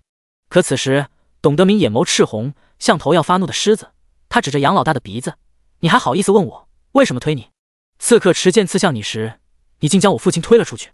姓杨的，你还是人吗？你原先也是叫我父亲一声伯父的，危难当头，你怎好意思让老人替你挡剑？父亲这些年做苦役损了身子，要不是萧王留下的护卫及时出手，那一剑即便没有刺中要害，父亲只怕也扛不住。”他这话一出，所有人的眼光都看向杨老大。杨老大脑袋嗡的一声，继而他脸色发热，他好像记起来确实有这么一回事。当时刺客汹涌而来，大家四处躲窜，他也没看清是谁，只是本能的将人往前面一拉。谁会想到是董家老爷子？但他是绝无可能承认的。你别冤枉人，我没有。你休要狡辩，我看得清清楚楚，就是你。董德明没想到他居然还不承认，怒气更盛。我儿没有冤枉你，确实是你将老夫拉到了刺客剑前。董老爷子也出声道，他本想息事宁人，没想长子气不过当众说了出来，更没想杨老大没有一丝悔意。宁家老二啐了一声道：“你们杨家就没个好东西，白日里你儿子还差点害了我2个侄儿。杨老大的思绪也渐渐清晰起来，宁老二的话让他想起，他当时是被人推到了刺客面前，一时躲不开，才拉了人挡在前面。他猛地看向宁家人站着的方向，指着宁大人道：“是他推了我。”当时他身边除了萧王府的护卫，就是宁大人和董家父子，定是宁大人。宁大人正在心疼因躲避刺客扭伤脚的宁夫人，没想到事情会牵扯到他身上。他本就对宁夫人被杨凡打了一棍的事火大，杨老大还诬陷他，气得他破口大骂：“放你娘的狗屁！我几时推过你？你自己做了龌龊事，要想要名声，就赖在旁人头上。”杨老大也急了：“不是你，难不成还是萧王府的护卫不成？分明就是有人推的我。”他看向曹德明：“你既说看见我拉你父亲，那你定也看见我是被人推到前面的，是不是？”曹德明没看见谁推了杨老大，不过他的确看到杨老大是突然往前冲的，确实像是不防备被人推着往前的。当时他们4个是被萧王府的护卫护在一处的，他和父亲没推，那应该就是宁大人。他们2家这些日子闹得不可开交，但我不曾看见，不管是不是有人推你，与你要害我父亲是2码事。心里却是对宁大人也起了责怪之心的。若刚刚父亲出事，宁大人也有不可推卸的责任。当时大家都只顾逃命，混乱一片，除了曹家父子，无人看到杨老大拉曹老爷子。杨老大自是不愿承认，他又将矛头指向宁家。3家吵作一团，谁都没去怀疑护着他们的萧王府护卫。远处阁楼上，一白衣男子问身边的顾潇：“你安排的？”他可是看得清楚，萧王府的护卫有意无意将那几个人聚到了一起，推人的分明就是萧王府的护卫。不过被推那人也属实不是什么好鸟，竟扯个老人家挡在身前。白衣男子正是辽东王府的七公子温七。顾潇斜了他一眼：“你不在辽东，跑这里来做什么？”宁家和杨家一路虽有纷争，但到了京城，事关前程和家族利益，若再加上曹首府的调停，他们很可能就化干戈为玉帛，一致成为曹家的走狗。唯有不断加深他们的矛盾，让他们再无和解的可能，便是为曹党所用，内部已然分化，这力道也会大打折扣。这是九儿的安排，不知该夸他谋算的精准，还是该说他对杨家人的恶毒过于了解。杨老大每一个举动都在他预料之内，只是他到底不够心狠。他原本的吩咐是让曹德明成为险些被杨老大挡箭的人，是他让护卫换了人选。曹德明最是孝顺，让他父亲涉险远比他自己涉险更能让他愤怒记恨，这些他没必要同温七讲。温七白了他一眼：“不是你给我六叔去的信，让他买那什么面饼？军营可不是小事，六叔能不派我来看他吗？面饼在狱攸关。”顾潇悠悠看他，温七笑道：“那面饼我也看过，确实是个好东西，已经让人送了一些回去给六叔定夺。你我多年未见，听说你要回京城，我可是快马追来的，嘻嘻。难得出一次公差，我不得好好出来玩一玩。没想到又遇到你被人刺杀，那些人怎么还没死心啊？从前他们想杀你都没成功，如今岂不是更难？还巴巴赶来送死，真是日子过舒坦了，脑子越发蠢了。”他指了指正吵得不可开交的一群人，他们又是什么人？你为何要挑起他们的矛盾？顾潇只觉多年前的噩梦又来了。温家七公子出了名的话痨，当年他们同时入军，同一个营帐，那几年他的耳朵没少被他荼毒。他淡淡回了句：“刚被赦免的流犯。”流犯？因为什么被流放？又是为了什么被赦免？温七好奇，这看着人不少啊，正吵着的起码就是3家阵营，还有旁边抱剑看热闹的和2个被护卫团团围住的女子。其中一名女子似是察觉他的目光，转头望向他。女子一张小脸在火把的照耀下似散发光芒的明珠，耀眼又夺目，宛如画中仙。温七瞳孔狠狠一震，他压抑心中翻涌情绪，问道：“那女子是谁？”第182章，给老祖宗传信，快！温七看向谢九的眼神，仿若狼盯着猎物般。顾潇很不喜旁的男子这样看谢九，他正色警告道：“她是我唯一会娶的女子，收起你那眼睛。”温七是他为数不多的朋友，他直接言明，免得他针对谢九生出不该有的心思，2人将来连朋友都做不成。他叫什么？哪里人士？温七依旧眼也不眨地看着谢九，问道。顾潇见此，猛然朝他出手。温七这才转眸看他，忙阻止道：“停，朋友妻不可欺的道理，我几岁时就懂了，我对他没旁的意思，就是长这么大没见过这样好看的女子，不由多看了2眼。如今知道是嫂子，我就更不会有别的想法。”温老七的人品，顾潇还是认可的，故而松了手，回了他一句：“谢九。”谢九，缘分呐，竟和我家取名的风格相似。温七惊讶，顾潇看向底下的女子，眸色温和，美酒的酒。温七哦了一声，好似有些失落，继而又道：“我先前一直以为你会孤独终老，如今见你心有所属，我心甚慰。能让你心悦的女子，定不是寻常女子。你跟我说说，嫂子究竟是何方神圣？”顾萧斜睨他，你打听这些做什么？温七摊摊手，我们家光棍哥哥那么多，嫂子长得这般好看，她若是有姐妹亲戚，定也长得不差啊。好东西都要往自己府里扒拉，这是我一向的宗旨，没准能解决1、2个光棍呢。没有姐妹。顾萧深邃的眸子沉了下去，老七，你心虚意或者要遮掩什么的时候，尤其话多。被顾萧看穿，温七一噎，打着哈哈道：“我心虚什么？是你小气，我直接问嫂子去。”话落，人便跃到了谢九面前。他扬了扬手中折扇，弯了眉眼笑道：“嗨，谢九，我是他的朋友温七。”温七看似没正形，却是个细心的。打斗时，顾萧没亲自护在谢九身边，而是派了人，便猜到两人的关系暂未公开。且他注意到谢九梳的是妇人发髻，不知两人究竟是何情况。但顾萧言之凿凿说要娶她，他就不能因着他梳了发就唤她一句夫人，叫嫂子，又恐旁人听见不好，便当成朋友般直接换了她名字。这一点让谢九对温七生出几分好感，同时他口中的那个他，让谢九明白温七知晓他与顾萧的关系。谢九了解顾萧的性子，若不是相熟之人，不会与他同在阁楼那么久，不会透露他们之间的关系，更不会任由他下来见自己。他微笑颔首，温公子幸会。温七摆摆手，叫我七哥便成。我瞧这姑娘好生眼熟，我们先前见过吗？不知这是这位自来熟的寒暄话，还是他真觉得自己眼熟。谢九笑了笑，想必是不曾见过的，前世今生都是头一回，他也是头一回知晓顾萧还有朋友。温七笑道：“没事，现在见过了，以后就相熟了。我是辽东王府的，你是哪个府上的？”辽东王府。谢九微诧。是了，顾萧曾在辽东军几年，且他与辽东王关系不差，这位应该就是辽东王众多侄子中的一位。想到辽东王前世是扶持三皇子的，谢九脸上的笑意敛去，寻常人家而已。温七察觉到他的疏离之意，心中思绪百转千回，他还欲说什么时，就见顾萧过来，对谢九低声道：“驿站一时不好清理，你们先行回马车休息。”他刚跃下阁楼，就被那吵架的三家拉着求个公道，故而耽搁了。谢九闻言，对温七微微颔首，拉着林叔上了马车，吕康、吴伟几人跟上。那三家还等着顾萧判决，顾萧便让温七跟着一道去了。听闻温七是辽东王府的人，几家人对他态度都很友好。温七正有事想打探，很乐意帮顾萧应付这事。他素来口才好，没多久就让三家停了争吵。就算今晚吵到天亮，也吵不出个所以然，不如抓紧时间好生休息，明早一大早还得赶路。今日的恩怨等回京慢慢算便是。不过驿站里刚死了那么多人，是不好再住了，大家各自生了火，身子弱的女人和老人则在马车休息。这边发生刺杀时，顾萧的人便去了府衙报案。县令听闻萧王在他的地盘被刺杀，连忙带着人赶来。顾萧便命人将那几个活口带出来，当着县令的面亲自审讯。这几个活口都是雇来的江湖杀手，要他们开口并不容易。他借用了谢九在陆家庄那套剥皮抽骨的法子，扛不住的两人松口了。顾萧只问他们是谁派来的，无需他们说更多，便送他们归了西。审讯是在众人眼皮子底下的，有些胆小的已经吓得抱头捂耳，不敢看不敢听，但大多数人还是清楚听到了刺客的供词，他们是曹家派来的。没人会想到今晚来这么多人是为杀谢九，下意识大家都觉得是为刺杀萧王而来，他们算是被牵连的。但宁大公子却问了句：“萧王爷白日便离开了，根本不在驿站，刺客会不知晓吗？”那些刺客对我们也没留情。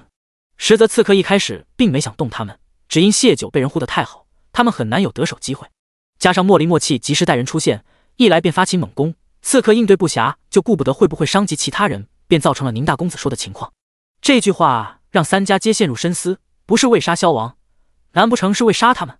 听闻是曹首府和三皇子请求赦免的他们，但却为何要杀他们？怀疑他们一路与萧王同行起了一心，还有旁的原因。没人再有心思和温七说话，好在他想了解的也知道了个七七八八。趁着无人注意时，他唤出跟在身边的暗卫，递给他一张纸条，现在就给老祖宗送去，用海东青，越快越好。暗卫领命而去。翌日天刚微微亮，大家便随意吃了点东西，灭了火堆便出发了。那些尸体也被一并带上了。县令不敢有异议，一边是皇子，一边是当朝首辅，不是他一个小小县令能处理的事情。他被叫来纯粹就是做个见证人，以及负责修缮驿站。那几家昨晚没休息，又有心事，一路都是蔫蔫的，谁也无心去想为什么辽东王七公子和萧王会骑马在谢九的马车旁。温七想找谢九套近乎，屡次被顾萧打搅。他眼珠一转，笑道：“萧兄，我从玉攸关一路过来，都在传你要同霓凰郡主完婚的事，具体日期是哪日啊？我也好讨杯喜酒喝。”他等着看顾萧吃瓜落，等着谢九生气，结果一个看傻子一样的看他，一个毫无反应。什么情况？温七看看这个，看看那个满脸狐疑。第183章铁树开花。单相思，萧王与霓凰郡主回京完婚的消息是顾萧授意传出的，为的是引出当年调包之人。能传播的这样快这样广，则是皇帝的人在推波助澜。大概他觉得将流言坐实，顾萧就不得不认这门亲事。但顾萧从未想过要娶假霓凰，那本就不就是他的亲事。谢九一知顾萧的心思，故而温妻的挑拨对两人毫无反应。温妻见谢九面色平静，往顾萧身边靠了靠，压着声音道：“女子若在意一个男子，是断不能容忍他与旁的女子有牵扯的。我看谢九好似一点不在意。”他眸光担忧：“萧兄，你不会是剃头挑子一头热吧？”先前玩笑归玩笑，他还是真心希望顾萧能有个心意相通的人的。顾萧不理他，眸光透过晃动的车帘看里面的人。他这副样子在温妻看来又是另一层意思。他叹气道：“难得你铁树开花，没想竟是单相思，要不要我教你几招？你有过心仪之人？”顾萧问他。暂时是没有，但大嫂教导了我不少同女子相处的技巧啊。温妻神情认真。他口中的大嫂是辽东王府世子妃。温妻这一辈堂兄弟8个，唯有老大辽东王世子一人娶妻。老辽东王和前面5个儿子战死，6儿子，也就是现任辽东王温明渊未娶。老王妃身体不好，世子妃便担起长嫂如母的职责，为底下的几个弟弟娶妻之事操碎了心，但收效甚微。从老2一路光棍到老8，可见那技巧并没什么用。且以顾萧对温妻的了解，只怕他往日连女子都极少有机会接触。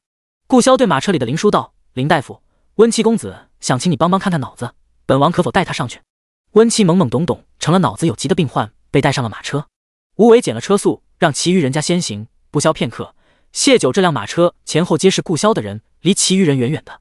顾萧上车便挨着谢九坐下，握着他的手：“累不累？”谢九笑着摇头。温妻还有什么不明白的？顾萧这是借着让林叔给他看病的名头见心上人呢，也是炫耀，他并非一厢情愿。幼稚！他瞪了眼顾萧，真损，你才脑子有疾，不能找个别的借口吗？没想林叔冷冷道：“挑拨人家感情，温公子确实该看看脑子。”林叔是谢九的朋友，且在流放时对他帮助良多，谢九亦很重视林叔，这是温妻和底下人打探到的消息。加之林叔又是女子，温妻向来不同女人计较，便笑道：“听闻林大夫未婚，嫁去我辽东王府如何？”林叔没想他会这样轻佻，一脚踩在他脚上，登徒子。不是，我怎么就登徒子了呀？温妻没防住他会真踩，还这么用力，抱着脚撕气。我家还有5个哥哥未婚，都是大好男儿。若是你嫌他们年纪大了，下头还有个比我小1岁的弟弟。我家小8不同于那几个糙汉，他生得面白肤净，就是吧，身子有些不好。不过你是大夫，你可以给他治啊。林叔这才知道自己误会他了。不过便是如此，他被踩的也不冤，哪有初次见面就问女子嫁不嫁的？他这副媒婆的样子简直没眼看。顾萧斜了他一眼：“你这是接你大嫂的衣钵了？”提及大嫂，温妻脸上突然布满愁云：“是啊，大嫂身体不好了，我这不是想给她分担些吗？”“怎么回事？”顾萧问道，语气关切。温妻摊摊手：“几个哥哥都不肯娶妻，大嫂又见不得老祖宗和祖母他们，为温家子嗣犯愁，就想着自己多生几个。女子生产犹如进鬼门关，大嫂她进了5次，这铁打的身子也遭不住啊。最后一次因着年纪大，险些丢了命。大哥吓得自己吃了药，往后再也不生了。但大嫂这身子还是愈发的差了。我这次来京城，一是为看你，2来想跟陛下求个擅长妇科的御医为我大嫂诊治，3来嘛，看看能不能帮哥哥们找个妻子，让大嫂宽心宽心。这么多年没娶成功一个，大嫂时常叹气，觉得挫败。辽东王世子妃是个很娴柔的女人，顾萧在辽东时得过她不少关照。他盼着她健康长寿，便看向林叔：“小叔，等你得空，可否去一趟辽东，替大嫂调理一下身子？”林叔瞧见他眼里的担忧，知晓顾萧在意那位世子妃，便点了点头道：“可以。”温妻不知林叔医术如何，但既然顾萧这般开口，肯定不差。他又想到自己给老祖宗传的信，眼珠一转道：“要不我请大嫂来京，这样看诊更方便些，也顺道让她散散心。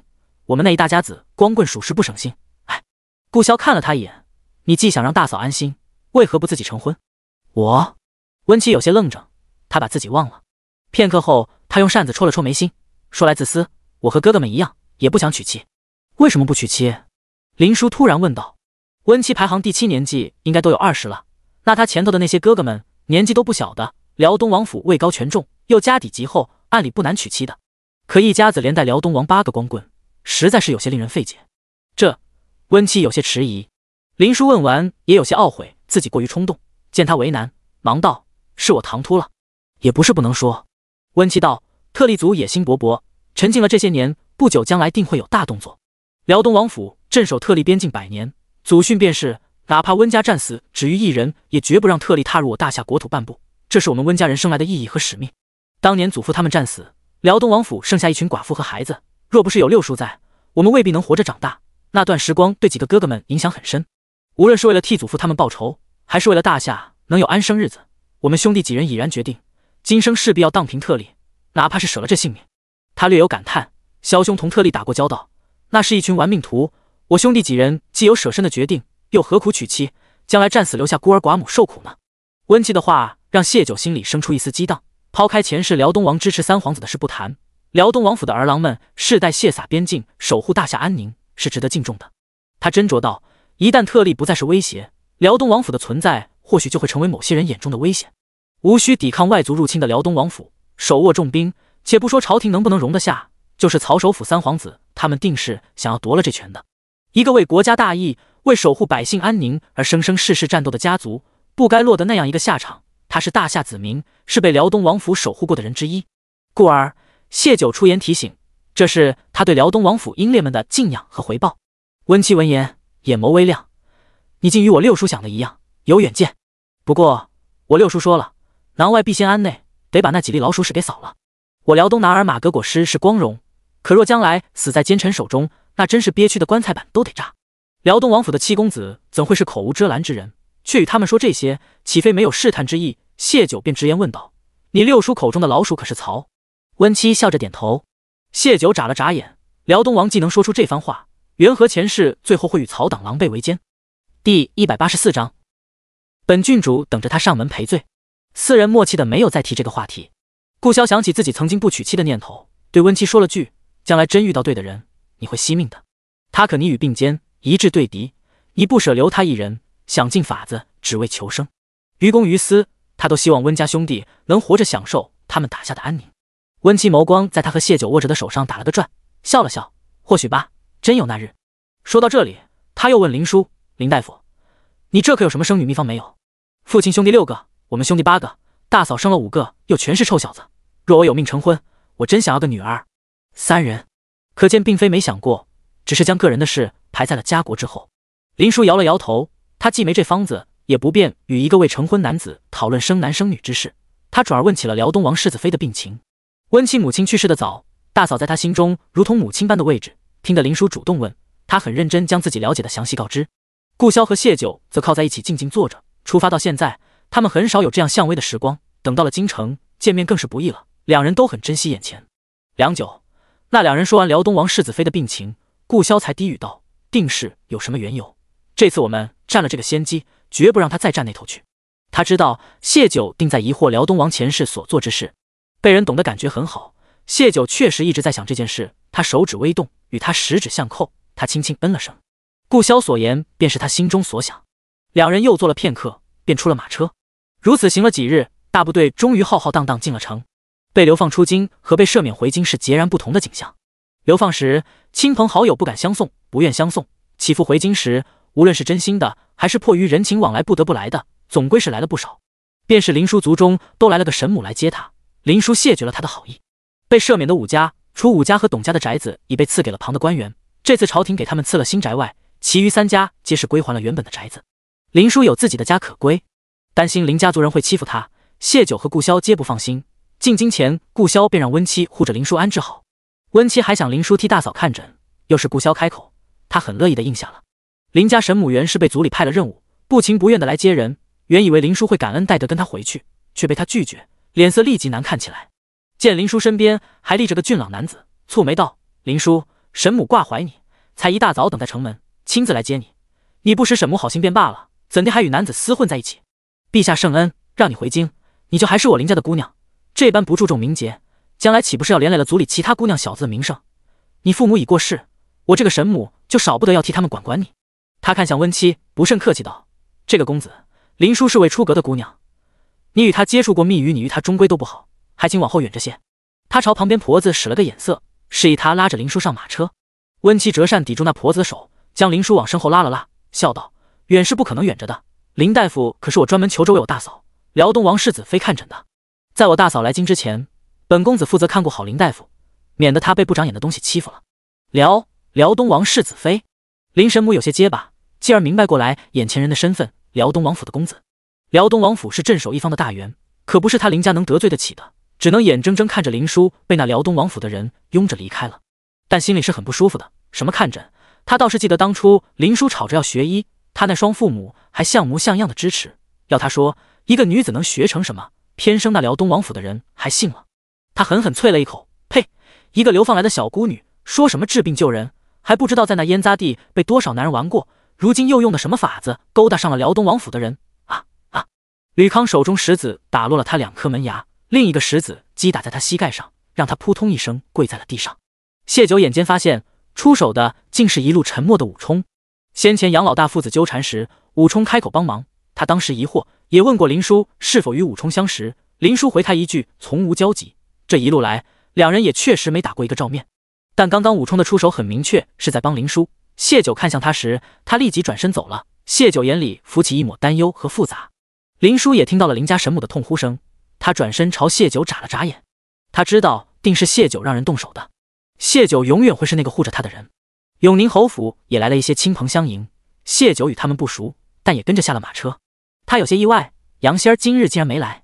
据他得到的消息，恭王并不限制他的自由，他往日时常外出用的也是永宁侯府杨仙儿的身份。依照他从前的性子，娘家回京，他又是恭王宠妾，该趁着今日这样的场景，在他面前耀武扬威才是。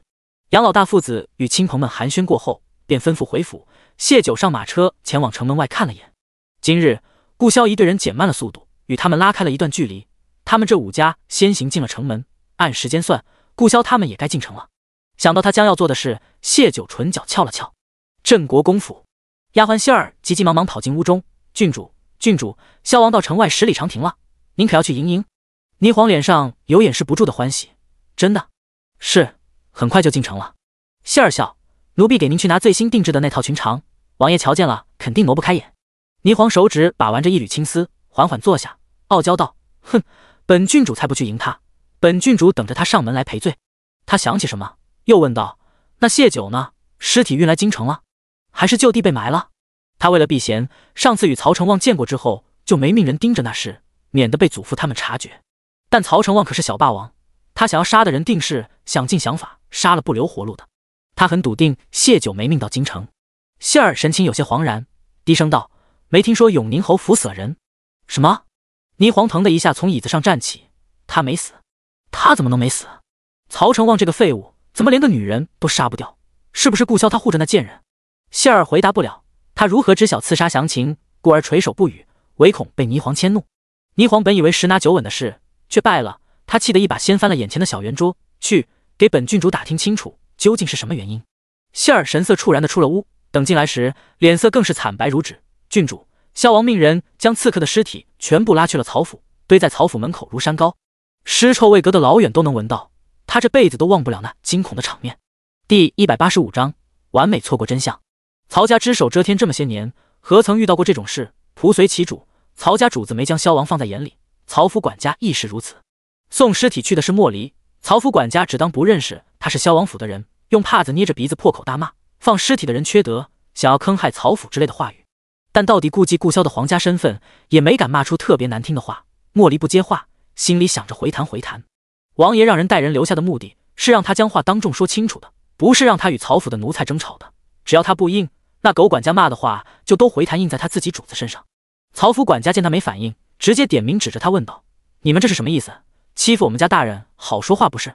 莫离暴剑而立：你们大人好不好说话我不知道，我只知道这些刺客都是你们曹家派出去刺杀我们王爷的。我们王爷心善，替你们将这些刺客的尸体给送回来了。曹管家心里一怔，面上却是理直气壮，无凭无证，你休要血口喷人。我家王爷途经溧县，在驿站落脚时，这些人提刀便砍。溧县县令亲眼所见，亲耳所听，刺客招供，他们受命于曹家，要取我们王爷的命。曹府素来有能耐，你可以现在就派人去杀了那溧县县令灭口，但审讯时，今日进城的那5家也在场，他们也都是证人，就看你们杀不杀得进了。曹家虽门第高，但府门被堆满尸体这样百年难遇的大事，少不得有许多胆大的跑来看热闹。听了莫离的话，纷纷低声议论起来。管家一时也没了主意，只盼着通知首府大人的小厮能跑快些。他身为曹府管家，又得首府信任，自是知道首府没少派人刺杀萧王。这次他虽不知情，心里却是明白，这些刺客与他们府上脱不了关系。但以往刺杀失败便失败了，萧王顶多是回击一下，像今日这样将尸体大张旗鼓还回来的，还是头一次。众目睽睽之下，他也没法让人将这些尸体偷偷拉去处理了。可任由这些腐烂的尸体堆在曹府大门外，他这个曹府管家回头定是没好果子吃的。正想着要如何是好时，曹家二爷率先从衙门回来，休要欺人太甚。他一脸的不怒自威，睥睨着莫离。萧王这又不知是得罪了何人，招来这些刺客，寻不到真主，便想借此欺我曹家，逼着我曹家认下这桩与我们无关的事不成？曹府有没有派人出去，让曹成旺出来一问便知。莫离丝毫不惧曹家人，甚至恨透了他们。听莫离提到曹成旺，曹二爷心里也是一咯噔。他那位侄子原就是无法无人的性子，如今眼睛不好，性情更是古怪。他的眼睛是在玉幽关瞎的，派人刺杀萧王的事还真做得出来。但愿萧王府所谓的证据并非什么实证，否则大哥少不得要费心思摆平此事。他板着脸，我家侄儿眼睛不便，一直在家中休养，岂是你一个奴才让他出来变出来的？这置我曹家于何地？莫离冷笑，曹成旺不愿出来也可，曹大人可敢当着众人的面发誓，此事与他无关？可敢发誓这些人不是他曹成旺派出去的？便是成旺做的也不能承认。曹二爷正欲张嘴，便听得莫离扬声道：曹大人可要想好了，举头三尺有神明，若曹大人说谎，曹成旺定是要受天打雷劈的。你个奴才敢诅咒我家侄儿？他确实不敢发这个誓，虽不信什么鬼神之说，可成旺是大哥的独苗，老夫人的宝贝疙瘩，若是他往后有点什么事，便是与这誓言无关，只怕也会被人牵扯到他这个誓言头上。何况这事十有八九就是成旺做的。莫离目露嘲讽，轻嗤一笑，转向围观众人：我家萧王殿下自小遭遇刺杀无数，每次报官都无疾而终。这次我家殿下当着立县县令和众人的面亲自审讯刺客，才知竟是曹府派人刺杀。我家爷离京多年，不知如今京城是何情况，是否还如当年一般，证人证物都不了了之，索性命我将这些尸体送回曹府，也是请诸位做个见证。他朝曹二爷拱了拱手：曹大人，我们萧王府等着曹府给我们王爷一个交代。言罢，他便带着人走了，留下一堆尸体和围观看热闹的百姓。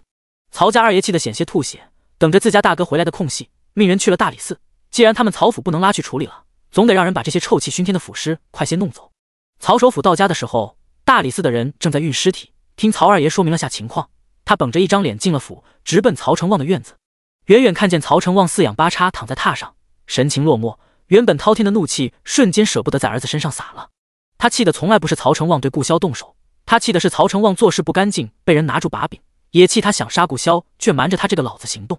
想到他因眼睛看不见受的罪，曹首府示意门口站着的小厮跟他出了院子，他面目威严地看向小厮：公子是否派了人出去？是。他先前一直在伺候公子，也是刚听说了府门口的事，正想着要如何告诉公子时，首府来了。曹首府咬了咬腮帮子，果真是成旺。他能理解儿子，别说儿子想杀顾萧，他也是做梦都想，可顾萧早已今非昔比，杀他并不容易，往后再不能这样鲁莽。他严厉道：今日府门之事不可告知公子，若他问起，便说失败了，他想做的老夫会替他做，最近少出门。成旺性子冲动，顾萧送来尸体是对成旺的挑衅，他本就因着眼睛之事生出颓败之感，若再被今日之事刺激，定会不管不顾，一旦落入顾萧圈套，后果不堪设想。小厮本想问公子派出那么多人，怎么还杀不了一个女子，被曹首府这番警告吓得不敢多言，忙应道：是。曹首府就这样错过了曹成旺派出杀手的真相。他回屋换了套衣裳，便进宫面圣了。越是知道此事是成旺做的，他就越要进宫喊冤，否则众人便当他是心虚，亦或者默认了此事乃成旺所为。至于萧王府所说的供词，他并没太放在心上，没有活口，就算是刺客当众供认出他们曹家，他也可以说那是萧王的屈打成招。那些人都是死士杀手，岂是那么容易开口的？定是萧王用了非人的手段，这便是突破口。朝堂上的嘴仗，他是不惧的。他下了马车，酝酿好情绪，一路到了御书房门口。赵德宝忙迎上来：首府大人，陛下此刻不便见您，劳您稍后。第186章，形同陌路的父子。御书房内，皇帝正襟危坐于案前，盯着跪在殿中的儿子。良久，他才缓缓说道：你瘦了，起身吧。顾萧沉默站起，退至一旁，没有接话。又是静默许久，皇帝等不到顾萧开口，便主动道：你我父子多年未见，就没有什么要同朕说的吗？甚至都不曾抬头看他一眼，他可是他的父亲。顾萧垂眸，平静道：自打我5岁后，我们便是时常几年不见，早已习惯了。无论是当初将他们母子丢在市井，还是将他丢去辽东军营，都是几年不闻不问，已经形同陌路，又何须问这一句？你还在怪朕？皇帝脸皮抽动，这么多年来，他始终不肯自称儿臣，更不曾叫过他一声父皇。顾萧抿唇，自是怪的，只是已不愿去怪了。皇帝知道大抵是从顾萧口中听不到一句想听的话了，便转了话头：你竟为了一个寡妇抢圣旨，真当朕不敢罚你吗？您是天子，没有您不敢做的事。顾萧终于抬眸看他，但我希望您别迁怒于他，是我强迫的他，这还多亏您当初命人给我下的药。我若迁怒，你当如何？皇帝眸光逼视着他。顾萧眸光沉静，一字一句道：男人就该拼死护着自己的女人，不被人欺负。这话还是幼时您教我的。他的话落在皇帝耳中，便是浓浓的讽刺。他教会孩子这句话，自己却没护好心爱之人。皇帝沉了脸，问起另一桩事：曹府门口那些尸体又是怎么回事？你知不知道你这样做，明早朝堂之上少不得又要弹劾你。你初回京便惹出这样一桩麻烦，如何得人心？我无需人心，只想要个公道。顾萧表情始终淡淡的，皇帝却突然笑了：你在怨朕给不了你公道？顾萧不语，他何时给过他公道，又何时能指望他给他公道？皇帝只当顾萧是在同他委屈，一个孩子向自己的父亲传达委屈，他心情瞬间好了些许。知晓顾萧惯来是个沉默的，他说出自己的想法：你年纪不小了，中秋之前和霓凰把婚事办了吧。若你真惦记那个寡妇，给她换个身份，那进府中做个妾室，往后莫要再出府了。终究是他长子，两人关系本就不好，他年纪大了，不愿再因着一个女人和儿子生出更多嫌隙。他一个父亲，一朝天子，为了儿子让步，容忍一个寡妇进他顾家的门，是为缓和他们父子关系给出的极大诚意。却不料顾萧眉眼沉着，正色道：他有名字叫谢九，若我要娶妻，对象只能是他。胡闹！皇帝见他一脸决然，气得抓起手边的虎头镇纸就要往他身上砸，想到什么，终究还是将镇纸重重丢在桌上。他冷哼道：你可知，你为了他这样忤逆朕，朕能要了他的命？您不是已经做过了吗？霓凰和曹承旺合谋的刺杀，不就是您在背后推动？顾萧走近了一步，语气冷酷：您别再动他，否则我只能鱼死网破了。混账！混账！皇帝气得站起来，双手撑着桌子，身子前倾，怒目看着顾萧：你可还记得我是你老子？你为了个女人，竟敢说出这番大逆不道的话来，信不信朕现在就刺死他？顾萧丝毫没有被威胁的恐惧，神色淡然，做一对鬼夫妻也未尝不可，兴许还能永生永世不分离。皇帝一噎，指着顾萧的手指隐隐发抖：你就不怕朕牵连他的家人，还有你身边那些人？他就不信他这老子还拿捏不了自己的儿子。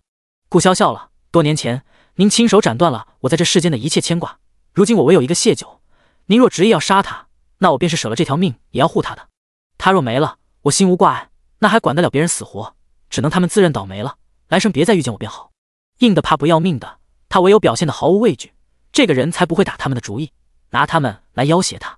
那个虎头镇纸终究还是被皇帝砸到了顾萧身上，掉落在地时发出一声沉闷的响，可见皇帝没吸力。顾萧不躲不闪，生生受了那一下，枝眉眼微微皱了一皱。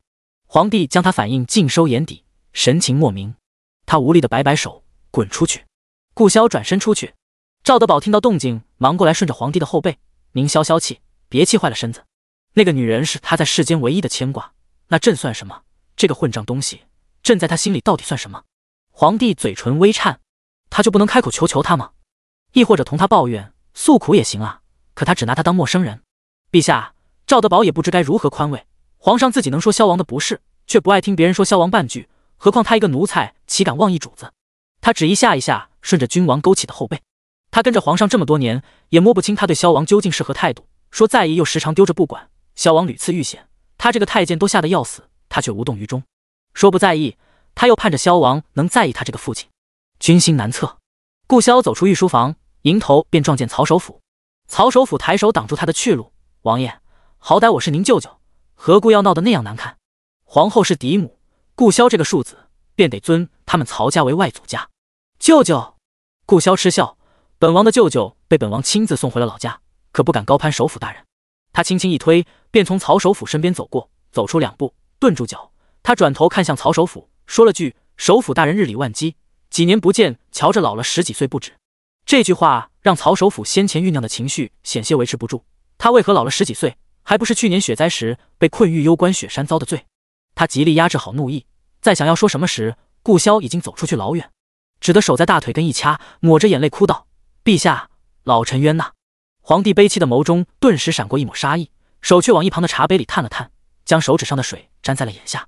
待曹首府进御书房时，他亦用手抹着眼角：“首府啊，朕如今是真明白了你上次说的家有不孝子是何感触啊？朕这混账东西还不及你家成旺啊！你家成旺是贪玩跑去狄戎，害得你被困雪山，好歹你活着回了京，朕这个是直接想气死朕啊！”他捶了捶心口：“哎呦，朕这心口难受得很。德宝啊，传太医，传太医呀！”赵德宝忙领命出去。皇帝想起什么，又叫住他：“今日之事都给朕嘴巴闭严实了，若传出去半点，天下人骂他不孝事小，朕得落下一个教子无方的无能之名。首府，你说是不是啊？”“哎呦，朕难受得很，太医怎的还没到？”曹首府，他想给萧王扣上不孝名声的念头，被皇帝彻底掐断。龙体有样是大事，他若在此时再跟皇帝哭诉，那便是不顾龙体安危，是大罪。曹首府白酝酿了一腔情绪，什么都没说，就又离开了御书房，去了皇后宫中。他本以为顾萧好歹要做表面功夫，给皇后这个嫡母请安，到了皇后宫中才知顾萧压根没来。而顾萧离宫后便直奔镇国公府。第187章，未来萧王妃。曹府门前发生的事让霓凰又气又慌，气的是顾萧为了谢酒将被刺杀之事揽在自己身上，慌的是不知顾萧究竟知道多少，曹成旺又会不会供出他来。听闻顾萧连王府都没入，就被召进了宫，霓凰心里乱成一团。刺杀谢酒顶多是被祖父斥责一顿，可牵扯进刺杀亲王之事，整个镇国公府都难逃罪责。还有顾萧会如何看他？他往日嘴上硬气说着不在乎，但哪个女子不希望在未来夫君面前留个好印象，将来夫妻恩爱和谐的？他派了人盯着曹府和宫门的动向，忐忑地在屋中来回踱步，直到丫鬟来报萧王来府上了，他那颗提着的心才落下。他的事情没有暴露，否则此时就该是宣他和祖父入宫问罪了，而不是萧王登门。很快他生出一丝得意，曹家在朝中占了半个朝堂，支持三皇子，萧王则无根基，他若想要更好的前程，就不敢轻易得罪他国公府。男人，尤其皇家的男人都是有野心的，萧王也不例外，他需要镇国公府的助力，所以他来了。他又想起祖母时常私下劝慰他的话，萧王并非不喜于你的婚事，他只是与陛下有些误会，这些年才不愿回京，但皇命不可违，他终是要娶你的。等将来成婚了，你们相处在一起，他知晓了你的好，定会欢喜你的。祖母说的是对的，他再不愿回京，如今不也回京了吗？霓凰呢喃，而后吩咐杏儿，快给本郡主梳妆打扮，他要去见他，让他知道高贵如他，比那什么劳什子寡妇好上千倍万倍。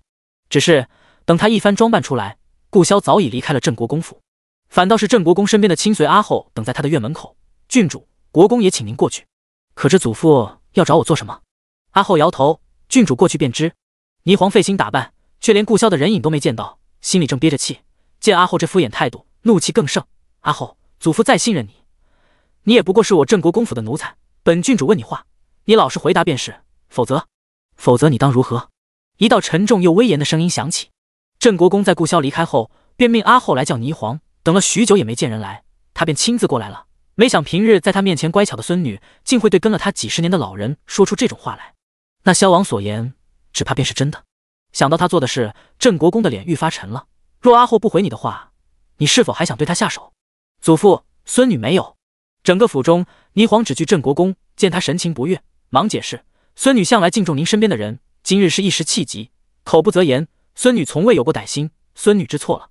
府中祖父最大，他身边的那些人，他寻常也时有打点，唯有那阿后油盐不进，今日他真是气糊涂了，说出那些话，偏还叫祖父听见了。镇国公神色没因他的解释松缓半分，但这里是后花园，不是说话的地方，他丢下一句跟上，便抬腿往自己的外书房去。杏儿一众丫鬟被挡在了院外，只有霓凰一人跟着镇国公进了屋。他还没揣测明白祖父的意思，一个茶杯摔在他脚下，耳边传来镇国公的厉喝：跪下！霓凰因着自小失了父母，全府对他都是宠着疼着的，祖父往日虽威严，却对他也不错，这样雷霆狂怒还是头一回。他心中一触，扑通一声跪了下来，嘴上倔强问道：孙女对祖父身边的人言语无状，是孙女的错，可您何须对孙女发这样大的脾气，好似孙女做了什么天怒人怨的事？镇国公满脸怒意，有片刻的僵硬，到了这个份上，他竟是都没想到叫他来的真正用意，还以为他是在气他对阿后的不敬。镇国公第一次意识到这个孙女有多蠢，且他还觉得旁人都同他一样蠢。他的神色反而平静了，朽木不可雕，便不雕，他眼底附着一片冷漠，怂恿曹成旺派人刺杀萧王。你可想过后果？霓凰脸色倏然惨白，他眼带惊恐地看着镇国公：祖父，您，我如何知晓的事吗？萧王今日登门，便是告知老夫这件事。镇国公背手走到一幅画像前，那画上是他的长子，他一直引以为傲的孩子。霓凰，刺杀亲王是诛九族的罪，你亦是九族之内，老夫从没想过我儿淮安那般聪慧，膝下会有你这样的孩子。他言语中满满的都是失望。霓凰在夸赞中长大，如何受得了镇国公这透着嫌弃的口吻？他辩驳道：祖父，萧王骗了你，那些刺客根本不是去杀他的，他们的目标是永宁侯府那个寡妇。我苦等萧王至今，他对我没有只言片语的交代，却纳了吴家的那个瞎子为妾，又同一个寡妇厮混在一处，孙女咽不下这口气。但孙女还不至于傻到要去刺杀一个亲王，孙女只是想惩治那个不守妇道的女人，她还觉得自己不傻。镇国公紧了紧拳：你是如何得知他与旁的女子有牵扯？有人给孙女送的信，所以就凭一封不知何人送的信，你就当真了，且还找了曹家人合谋。镇国公盯着他，眸光冷锐：你几时与曹家人走得这般近，近到可以一起杀人？霓凰被镇国公盯得头皮发麻，祖父素来不许他与旁的权贵往来密切，所以他都是私下往来。他轻声道：孙女与他并不亲近，只是无意中听到他想要对付萧王，萧王终究是我未来夫君，孙女便想着祸水东移。你就从未想过那信上所言是假的，被人当枪使了？霓凰不是没想过，但在他这里宁可错杀，绝不放过。这样的话不能如实告知祖父，他只得硬着头皮道：空穴不来风。好一个空穴不来风！镇国公冷笑：萧王若要将事情闹大，今日就不只是曹府门口堆尸体，他有你与曹成旺见面的证据。你除了那封不知出处的信，可有旁的证据证明那谢九与萧王有染？便是他们有关系，何时轮到你来处置他？镇国公府什么时候教过你视人命为草芥，可以随意刺杀？又是什么让你觉得你能凌驾于律法和世俗之上，去处置永宁侯府的人？霓凰不甘：我是未来的萧王妃，他勾搭的是我的男人。镇国公冷冷盯着他，缓缓道：未来是不是还未可知？霓凰看不懂，他却不能不看清。萧王今日来只说了几句霓凰怂恿曹成旺派刺客之事便离开了，半句没谈婚事。他是真的没想过娶霓凰，但有一句霓凰是说对了，空穴不来风。萧王将刺客引到自己身上，可见他对那女子的重视。这世间不想他与那女子有牵扯的，除了霓凰，便是宫里那位。宫里那位知晓内情，却不自己出手，而是借霓凰之手除了那女子。偏偏霓凰狠辣却又蠢笨，被人当了棋子还不自知。这样的脑子，若真的嫁入萧王府，还不知要被人家利用做出什么事来。萧王若不愿娶，不嫁也好。霓凰的脸都白透了：祖父您这是什么意思？心里莫名被一种恐惧笼罩。镇国公不欲与他多说，摆了摆手：出去吧，禁足1月，不可出府半步，否则别怪老夫不顾念祖孙之情。话落，阿后便开了门，将人请了出去。镇国公也后脚跟着出了书房，他得进宫一趟。萧王坐实这些刺客是为杀他，那便是杀他。若将来事情被别人翻出，他镇国公府就得被动接受一个与曹府勾结谋杀亲王的罪名。且皇帝对霓凰参与其中的事心知肚明，他前去请罪，是镇国公府在此事上对皇上和萧王的交代，也是向皇上表明他已知晓霓凰被他利用之事。皇帝若不想寒了臣子的心，便不会再利用霓凰行事。他镇国公府如今只求平顺。第188章铃铛里的秘密。霓凰恍恍惚惚被谢儿扶着回到自己院中，一进屋，他抬手一巴掌打在谢儿脸上：都是你，是你将那莫名其妙的信送到本郡主面前。若是没有那信，他不会挑唆曹成旺杀人，就没有今日之事。祖父刚刚的话让他心惊，是萧王起了退婚的心思，还是祖父不看好他们的婚事？他自小便知自己是未来的萧王妃。6年前，萧王从辽东回到京城，他偷偷见过他2回，那2回让他长在了他的心里。若他最后却嫁不成，想到这个可能，他眼中狠厉尽显，对谢儿道：贵词片，绝不可能，他们是皇上赐婚，谁都休想破坏他们的婚事，便是萧王自己也休想。谢儿白皙的小脸被打出一道清晰的五指印，他含着泪低头应是，从一个柜子底下拿出一个包裹，把包裹里的瓷片铺在地上后，而后将一个注满水的茶杯高举在头顶，咬着牙扑通一声跪在了瓷片上。那声响让门外站着的2个丫鬟身子颤了下，膝盖重重跪下便伤了皮肉，疼得谢儿脸瞬间发白，可却不得不用力。这一跪若是轻了，郡主会有更残酷的惩罚。但这一用力，手中的茶水便洒了些出来。霓凰见状，示意别的丫鬟取了他的鞭子来，扬手就是一鞭打在谢儿身上，犹不解气，他反手又是一鞭。谢儿痛得几乎晕过去，将唇咬出了血，才没让自己倒下。霓凰出了点气，便让人伺候用膳、沐浴，直到半夜一觉醒来，见谢儿还跪在床上，才施恩般道：“这次便这样罢了，下次再犯，本郡主便将你们全家发卖了去，滚下去，明日早些来伺候。”谢儿手撑的站起，将地上的瓷片收拾了，方才俯身出去。他一瘸一拐往自己房间去，走到半路，便见梧桐提着灯笼过来。梧桐看到他，忙上前扶着他回了房。“你怎的还没睡？”谢儿坐定，问梧桐。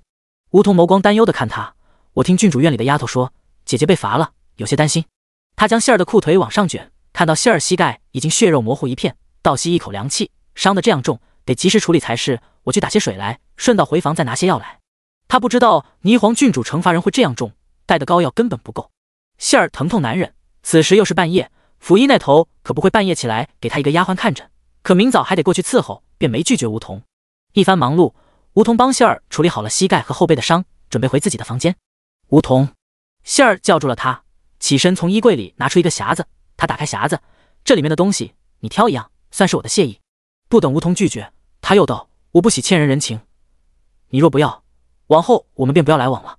人情是这世间最难还的东西，他宁愿舍出这身外之物，可若梧桐今日不要，往后他更不会同他再有接触。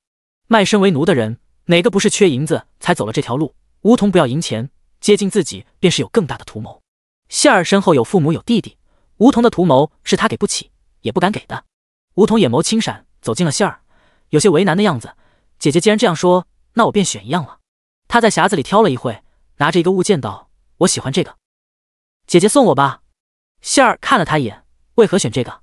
那是一个红色的三角包，三角包下头缀着3个银铃铛，和这匣子里头的东西比，是最不值钱的。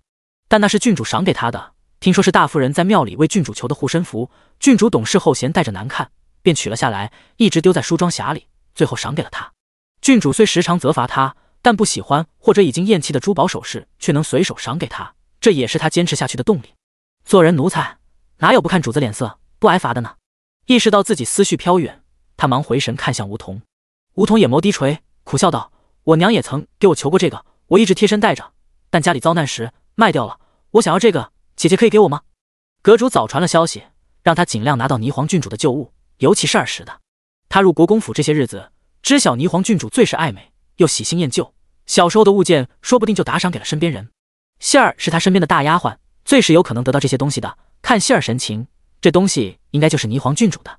略有迟疑，谢儿还是点头道：“你喜欢就拿去吧。郡主赏给他的东西，应是不会再要回的。”他没有任何怀疑。梧桐欢欢喜喜拿着东西回了屋。2日后，这个护身符便送到了谢九手中。回到京城后，因着侯府没有钱财入账，一家子吃喝交际都需要银钱，杨仙儿又始终没露面，杨老大便将管家之事强行丢给了谢九。永宁侯府存在不了几日，用不了他多少钱，利用管家之便，反倒是能安插不少自己人入府。谢九没推辞，胭脂和青丘便是以新买奴婢的身份到了他身边。谢九将护身符放在灯下细细查看。云黛救夫前是抱着可能战死的心，将他托付给了钱彪。一个有可能丢命的母亲，会不会给孩子留下些什么？若要留下些什么，最有可能的就是孩子的贴身之物上，护身符便是贴身佩戴的。他没看出什么端倪，便吩咐道：“青丘，拿剪子来。”青丘拿了剪刀过来：“阁主，我来吧。”女工上面，谢九自认不如青丘，便将东西给了青丘。没几下，青丘便将三角包给拆了，里面除了一张符纸，还有一些毛发。那毛发细软，应该是他幼时的。没什么发现，谢九让青丘将东西恢复原样。青丘缝着时，难免触动到那铃铛。谢九眼眸落在那3个铃铛上，眯了眯眼。青丘将铃铛撬开来看看，铃铛类似木鱼的形状，有个开口，里面有粒珠子。通常珠子滚动撞在铃铛内壁上，就会发出响声。这明明有3个铃铛，谢九却只听到了2个铃铛发出声音。青丘速度很快，用剪子一撬，铃铛里面的珠子便被取了出来。寻常铃铛为了声音清脆，里面的珠子通常是铜制，3粒珠子却有1粒是蜡制的，怪不得不会发出声音。两响一哑，若不是有心查探，寻常人很难发现异常。这粒蜡制珠子比另2颗略微大些，谢九小心一点点刮开，里面露出极小的纸团来。准确说，那并不是寻常纸张，只是类似纸张一样的材质。多年过去，上面的字迹依旧清晰。沙城、风巷、槐树下。第189章，许久未有的亲密。沙城风巷的某间宅子里的槐树底下，藏着云黛给他留的东西。谢九当即便命无为带人前往，将东西取回来。不知为何，谢九隐隐觉得云黛留给他的东西能解开他的身世之谜。无为一行人离开许久，他的心绪依旧不平静。顾萧出现时，瞧见的便是他对着帐幔愣神的样子。谢九听见脚步声，以为是青丘他们，没想却听到了顾萧的声音。他忙从床上坐起：“你怎么来了？这里可是永宁侯府。”顾萧拥着他，视线将屋里陈设一一扫过，很简陋，很陈旧。他的酒竟是在这里的环境下生存了几年。他心疼道：“明日我让人送些东西过来。”谢九明白他的意思，嗔道：“别败家，这里也住不了多久，何必浪费？倒是搬出去还麻烦。”这是他流放前在侯府住的院子，回京后他依旧住在了这里。顾萧这才想起自己的全部家当都交给了谢九，如今他是他的管家婆，一个败家，莫名让他体会到了被妻子管束的幸福。他亲了亲谢九的额头：“起码休息和膳食上不能将就，明日我让林叔送些床上用品来，再让人每日给你送些好吃的。”如今永宁侯府是他管着家，他不愿便宜了杨家人，势必自己也会跟着清苦。这是京城，到处都是眼睛。谢九警惕，叫人抓到错处，对顾萧名声不好，还会成为曹党针对他的把柄。无碍，我自有法子，你别担心。顾萧揉了揉他的发，问道：“听说无为他们出城了，可是出了什么事？”他不放心谢九安危，虽然知道他身边有不少人，还是派了人在暗处护着，故而很快知晓无为他们离开。他趁着夜色过来问问，谢九便将自己如何拿到那护身符，以及发现铃铛里的纸条告诉了他。听闻霓凰那般惩处身边丫鬟，他蹙了蹙眉，眉眼带着一抹嫌恶。调包之人已经有些眉目，何时对霓凰动手？不论是他前世残害谢九，还是这是怂恿曹成妄杀谢九，此人越快处理越好。回京2日，杨希儿始终未露面，我绝不相信他会放过我，指不定在憋着什么大招。谢九想了想，等解决了杨家，无为他们也回来了，届时就该轮到霓凰了。杨希儿交给我处理，你早些拿到放妻书，离开杨家。顾萧道：“公王虽指了人护着他，但要杀他并非没可能。与其等着他像一条毒蛇一样，不知什么时候咬九儿一口，不如他先将他除了。”谢九摇头：“后宅女人间的事，我自己来就行。你有你要应付的事。”先前顾萧将那些尸体丢在曹府门口，第2日早朝，曹党一派弹劾顾萧跋扈残暴，对刺客用包皮抽骨的极刑，将他们屈打成招，以此栽赃曹府。顾萧淡淡反问：“本王缘何要栽赃曹府？”一句话让曹党哑言许久。满朝文武这么多，萧王离京多年，为何一回来就要针对曹府？曹党做贼心虚，因为曹首府屡次想置萧王于死地，萧王与曹家私下早已不死不休，但这话怎能拿到明面上，且还是当着皇帝的面说出来？萧王再不得宠，那也是皇帝的儿子。更让曹党心虚的是，这些刺客本就是曹府派出去的，所以萧王才将尸体送回，但这些也是万万不能承认的，所以他们才先发制人。有反应快的将话丢回给顾萧：“王爷究竟为何要这样做？下官不敢猜测，但王爷自己心里肯定清楚。”他暗指顾萧有夺嫡之意，故而陷害拥护三皇子的曹首府，以打压三皇子的助力。老御史看不过去，肃然着一张脸与曹党扛了起来。萧王审讯手段虽极端了些，但刑部大牢和大理寺审讯时，遇到顽固罪犯时，也少不得要用些严酷刑法。何况那些是不要命的死士和杀手，自是只能用些非常人手段。若因此就说是屈打成招，那岂不是推翻了许多刑部和大理寺审理的案子？曹党最烦的就是老御史，他会出声，是意外之外，也是意外之内，但凡他觉得不对的，都得出来说一说。偏生皇上还十分看重他，倒也没人怀疑老御史是偏帮顾萧。最后，皇帝命大理寺严查此事，查事很难查出点什么。曹志成在得知此事是儿子做的后，定是第一时间就抹除了证据。且顾萧为了不让刺客供出刺杀的真正目标是谢九，提前灭了口。只靠着那些刺客尸体是撼动不了曹首府的，但却能将曹家屡次刺杀萧王的事搬到台面上。有一部分百姓相信，就能造成一定的舆论力量，以震慑曹府别再轻举妄动。但朝堂上的角力不会少，顾萧并不会清闲。自己能做到的是，谢九不想给他增加麻烦，说好要与他并肩而行，不能什么都仰仗他。真这样贸然杀了公王的宠妾，一旦被他起疑，他那些黑羽卫也是需要费心对付的。谢九那句话落在顾萧耳中，就成了另一层意思。他亲了亲他，宠溺道：“好，往后我主外，你主内，但你要记得，你有我，夫君永远是你的后盾。”谢九心头温暖，却也有些羞涩，做事捶了下他的胸口，越来越没个正形。亲都没成呢，称什么夫君？捶的正是顾萧被皇帝砸中的位置。他微不可察的蹙了下眉，还是被谢九察觉到了。怎么了？说着话就拉开了他的领口，露出一团肿胀的淤青来。没听说顾萧这2日有遇刺，那便只能是在宫里伤的了。顾萧是回京当日被传唤进宫的，已经过去2日，伤处还是这样乌青的颜色，可见当时得多疼。他轻抚伤处，咬了咬唇，是不是因为我？皇帝2次对他下手，都被顾萧破坏。他越是维护他，皇帝就会越生气。他想用你威胁我放手。顾萧没瞒他，将那天父子俩的对话一五一十告诉了谢九。末了，他还是解释了句：九，若真有那样一日，我会安顿好你的父亲和弟弟，但我会竭力护着你，不让他伤害你。那日他的态度已经足够明确，若他还要对谢九下手，他也只能行大逆不道之事。你做得对。谢九认同他，光脚的不怕穿鞋的。你一旦表现的事事在乎，人人在意，将来他就能用这些人和事掣肘你。阿萧，我不惧与你一同生死，我们也不会死的。顾萧拥紧了他，我就知道你能懂我，所以才如实告知，也是希望将来别人用他要挟九儿时，他别因此退却。谢九明白他意思，微微颔首，看向他伤处时，眸中心疼溢满。疼吗？顾萧笑，有些，但比起你上次挨的那一剑，这不值一提。看出他的自责，他捏了捏他的脸，打趣道：若是心疼便肉偿。好。顾萧反而愣住了，他本是想逗逗他，转移他的注意力，没想他应得那样干脆。不过正愣也只片刻，唇便贴上了他的。自出发后，他们再没有过单独相处的时光，已是许久未有过亲密之事。他很想他。两人眼下身份虽不被世俗所容，但在彼此眼中早已是夫妻。顾萧提要求，谢九不会拒绝，但他捉住了顾萧的手，等我离了杨家。他这院落虽是侯府最偏僻之处，院中也都是他九霄阁的人，但这当口还是谨慎为好。顾萧也没想过要在永宁侯府同他行亲密之事，他弯腰将人一抱，几个纵跃便到了隔壁的宅子，那是他来京前便命人暗地买下的。事后顾萧说道：九儿，我想修缮一下王府，回头让人将图纸送来，你照着你的喜好标注一下要如何修。谢九不解，为何要修王府？等事了，他们不是要回玉幽关吗？第190章，毛骨悚然的笑。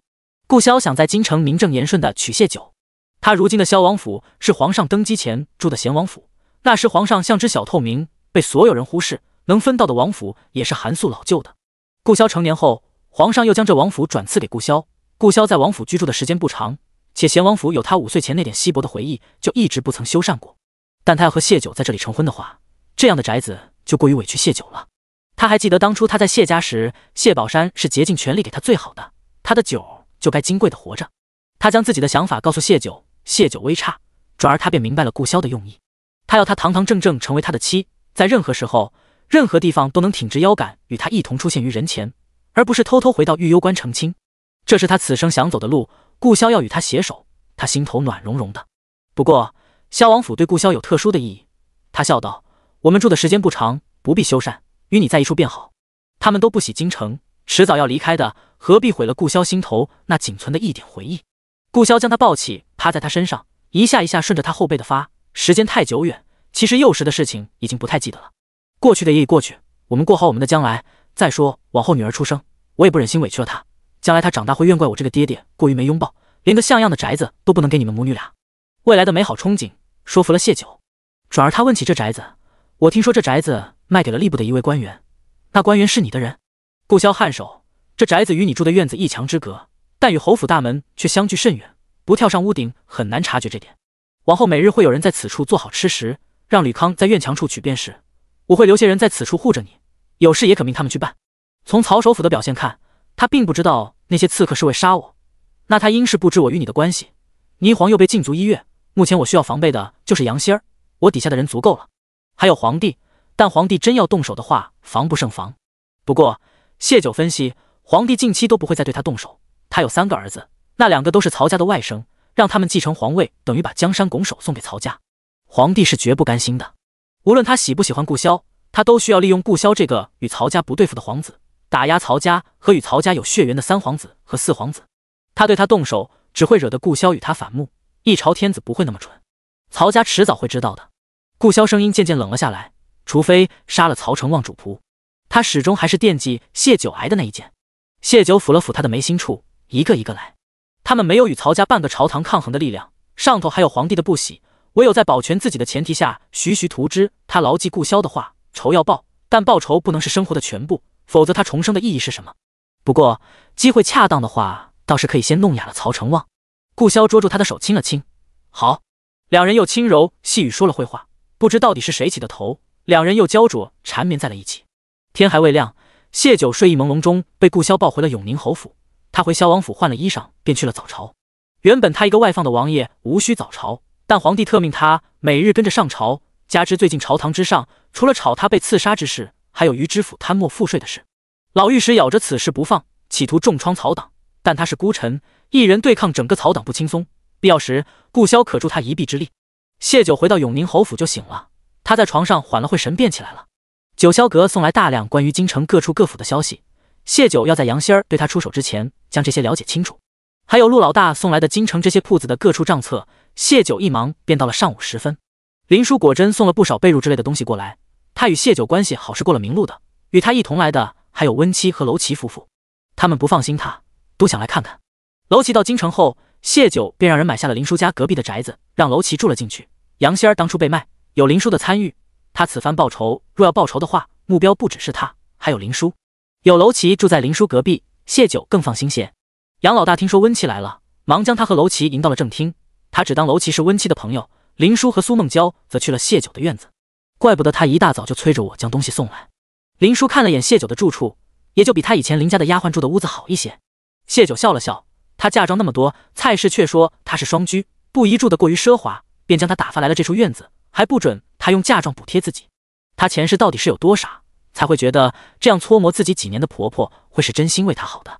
想到蔡氏，他同林叔道：“你继续来为蔡氏诊治吧，他该慢慢好起来了，好起来才能给他放七叔。”林叔有些担忧，蔡氏狡诈，到时会不会坏事？会。谢九道：“但我也有良计。”见他如此说，林叔便安心了，点头道：“那我明日便来。”谢九又叮嘱了苏梦娇关于玉幽小报的事，末了道：“晚上让楼琪过来一趟。”苏梦娇点头，知晓谢九是有事安排。等他们回去后，谢九便同杨老大说了请林叔继续给蔡氏看诊的事，不需要自己出银钱。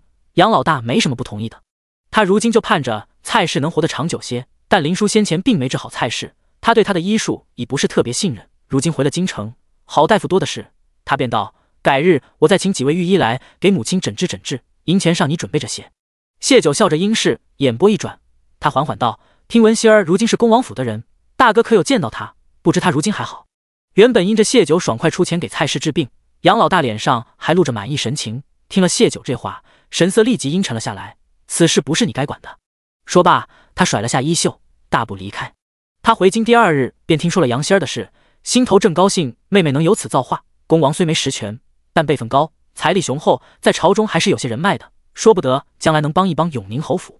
可他们回京这样大的事，杨仙儿竟然没有出现。后来他实在没忍住，让杨凡登门拜访，杨仙儿却以身子不舒服为由不见客，连娘家都不顾，忘恩负义的东西提来就让人生气。谢九见杨老大这副神情，便什么都明白了。杨仙儿连杨老大都没联络，一个妾室再受宠，也需要娘家作为依仗，何况永宁侯府已经得到赦免，回到京城，杨仙儿不可能不要娘家。难道是自己高估了杨仙儿？他并非暗藏什么阴谋，而是遇到了不能让他出事的事。若是这样的话，那他在恭王府的日子只怕没有他表露出来的那般舒坦。有了这个念头，谢九在3日后杨仙儿登门时，便对他多了几分打量。往日极度爱美的杨仙儿却始终覆着面纱，只留出一双眼睛。他看向谢九时，那双眼弯成了月牙状，轻昵道：“四嫂，终于盼到你们回来了。”只是眼底如淬了毒一般，让跟在谢九身边的青丘无端打了个寒战。第191章，让你节制些。杨仙儿笑得很甜，嘴巴更甜，一口一个四嫂的叫着。谢九也笑着应他，心里却是明镜般，杨仙儿比以前深沉了，更难对付了。四嫂，咱侯府蒙得圣恩，有幸回到京城，刚好月底是母亲的寿辰，我想大办一场，趁此机会亲友之间走动走动，也是给母亲冲冲喜，兴许她就好起来了呢。他笑盈盈看着谢九，听说侯府如今是四嫂管着家，想问问四嫂是否同意。银钱和人手方面，王爷已经同意全部由王府出，帮忙筹备此事的嬷嬷，我今日也已经带来了。说是问谢九的意见，却连人都带来了。杨老大先前对杨仙儿的不满，因着他的这话烟消云散。不等谢九开口，他忙道：“仙儿说的对，是该好好操办一场。王爷有心，都是一家人，我们也不好推辞。需要做什么，谢九你就配合着些。这样的宴席最是方便大家联络感情，笼络人脉。他初得爵位，又经历流放，迫切需要重新融入京城权贵圈子。兄妹俩都没给谢九拒绝的机会，谢九也没打算拒绝。杨仙儿对付他的招就在这场宴席里吧。”杨希儿的声音又响起：“刚刚去看母亲，她还是那样子。等回去，我便让王爷给母亲寻个医术好的御医来。四嫂，你看如何？”谢九笑：“自是好的。”他本想借林叔的手，一点点让蔡氏好起来。杨希儿要请御医来，倒是省得林叔跑了。我原还打算请林叔继续为婆母看诊，既如此，我便让他别来了，免得一并劳烦2个大夫，惹得御医不喜。杨希儿没从他脸上看出任何慌张。离家后，他细想母亲发病的突然，总觉得是谢九搞的鬼。后来从富商管家口中得知是谢九和林叔合力卖了他，更觉有问题。可谢九神色镇定，一点都不怕御医看出什么。杨希儿有些糊惑，难不成是自己想多了？不管是不是，他都要请御医看看母亲究竟是怎么回事。他已知晓了流放区发生的事，二哥一家已经没了，胡氏再难上台面，大哥和杨凡脑子不够聪明，唯有母亲好起来才是谢九的对手。以前的谢九在母亲的压制下乖顺如奴才，自打母亲病后，他才像变了个样，生出这样多的事，害得他跌入地狱，害了二哥一家，害了原本能给他们助力的姑母一家，他真是该被千刀万剐，生不如死。心里这般想着，面上却始终和煦。他早上来的王府，用了晚饭才回去。谢九用过晚饭，也回了自己的院子。刚坐下没多久，娄琦就来了。这2日晚上，他都会来谢九这里，跟着谢九练习穴位和刺针。谢九想要哑了曹成旺的嗓子，废了他一双手，就需要一息之间刺中他5个穴位，且不能留针在体内。对于功夫不弱的娄琦来说，学会这个不难。但曹成旺出门必定是明里暗里带着不少人，此举不容有失。谢九便让他多练几个晚上，白日里盯着曹成旺，好了解他的行踪。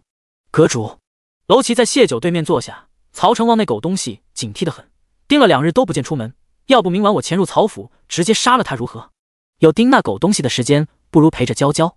谢九睨了他一眼：“你如今是有家室的人，但凡行事都要多为苏梦娇想想。曹府暗卫众多，万一失手，你当如何？”娄琦摸了摸鼻子：“我也就抱怨抱怨，你别当真，更别告诉娇娇。”谢九眼眸锋利如刀：“娄琦，你记住这是京城，你效命于我。”他前半生过的肆意，一时不习惯被管束。谢九可以给他一点纵容，但敌人不会对他心软。谢九想到他前世的死，不由再次提醒。娄琦一路跟着来京，也看明白了不少事，忙正了神色，属下知错了。他知谢九是为他好。谢九缓了神色，指了指灯下穿了衣裳的稻草人道：“去练吧。”娄琦点头，走到适当位置，扬手将手中的针刺了出去。谢九只教了他这几个穴位，他一次一次反反复复练习，除了力求事情万无一失，谢九也有磨他性子的意思。1个时辰后，他闭着眼睛换不同方位、不同距离都能准确无误的刺中后，谢九才让他停歇，递了杯水给他，将一个不小的包裹推到他面前道：“我准备了些滋补用品，你带回去给苏梦娇。”顿了顿，他才略有艰难开口道：“他身子虚了许多年，底子不是一时半刻能调理回来的，可不宜过早有孕，你让他再好好养一些时间。”前2日见到苏梦娇，见他神情有些憔悴，谢九是过来人，心下明白娄琦等了苏梦娇多年，终得如愿，新婚燕尔，床子之事上免不了要放纵的。这些话原本实不该他来提醒，但娄琦没有家人，唯一相熟的朋友大概就是顾潇，在这种事情上，顾潇与他同一路货色，自是不懂提醒他要节制，要顾惜苏梦娇的身子，只能他厚着脸皮说了。娄琦在有些事上单纯的可怕，他没听明白谢九话里的深意，欢喜道：“我替娇娇谢谢阁主。”谢九对苏梦娇好，比对他好还让他感动。想到谢九的叮嘱，他道：“娇娇想好好打理小豹，近期不打算要孩子，阁主放心。”谢九扶额，默了默，正打算豁出去，脸皮说的直白些，便听得顾潇道：“九儿的意思是让你节制些，免得你家女人亏了身子。”娄琦终于明白了，他略有一丝难为情，轻咳一声后，突然伸手摸了摸谢九的头：“先前我总觉得你像我妹妹，如今这样子倒像我姐姐。”顾潇一把将他的手推开：“你要点脸，比我家九儿大10几岁，都能做他爹了，还姐姐？”娄琦白了他一眼：“比喻懂不懂？活到30岁，还要一个小女娃提醒他那种事。”娄琦也觉在这屋里待得不自在，他将那包裹抱在怀里，对谢九说了句：“放心。”带着对谢九的感激和对苏梦娇的愧疚，他这夜色从顾潇那边的宅子走了。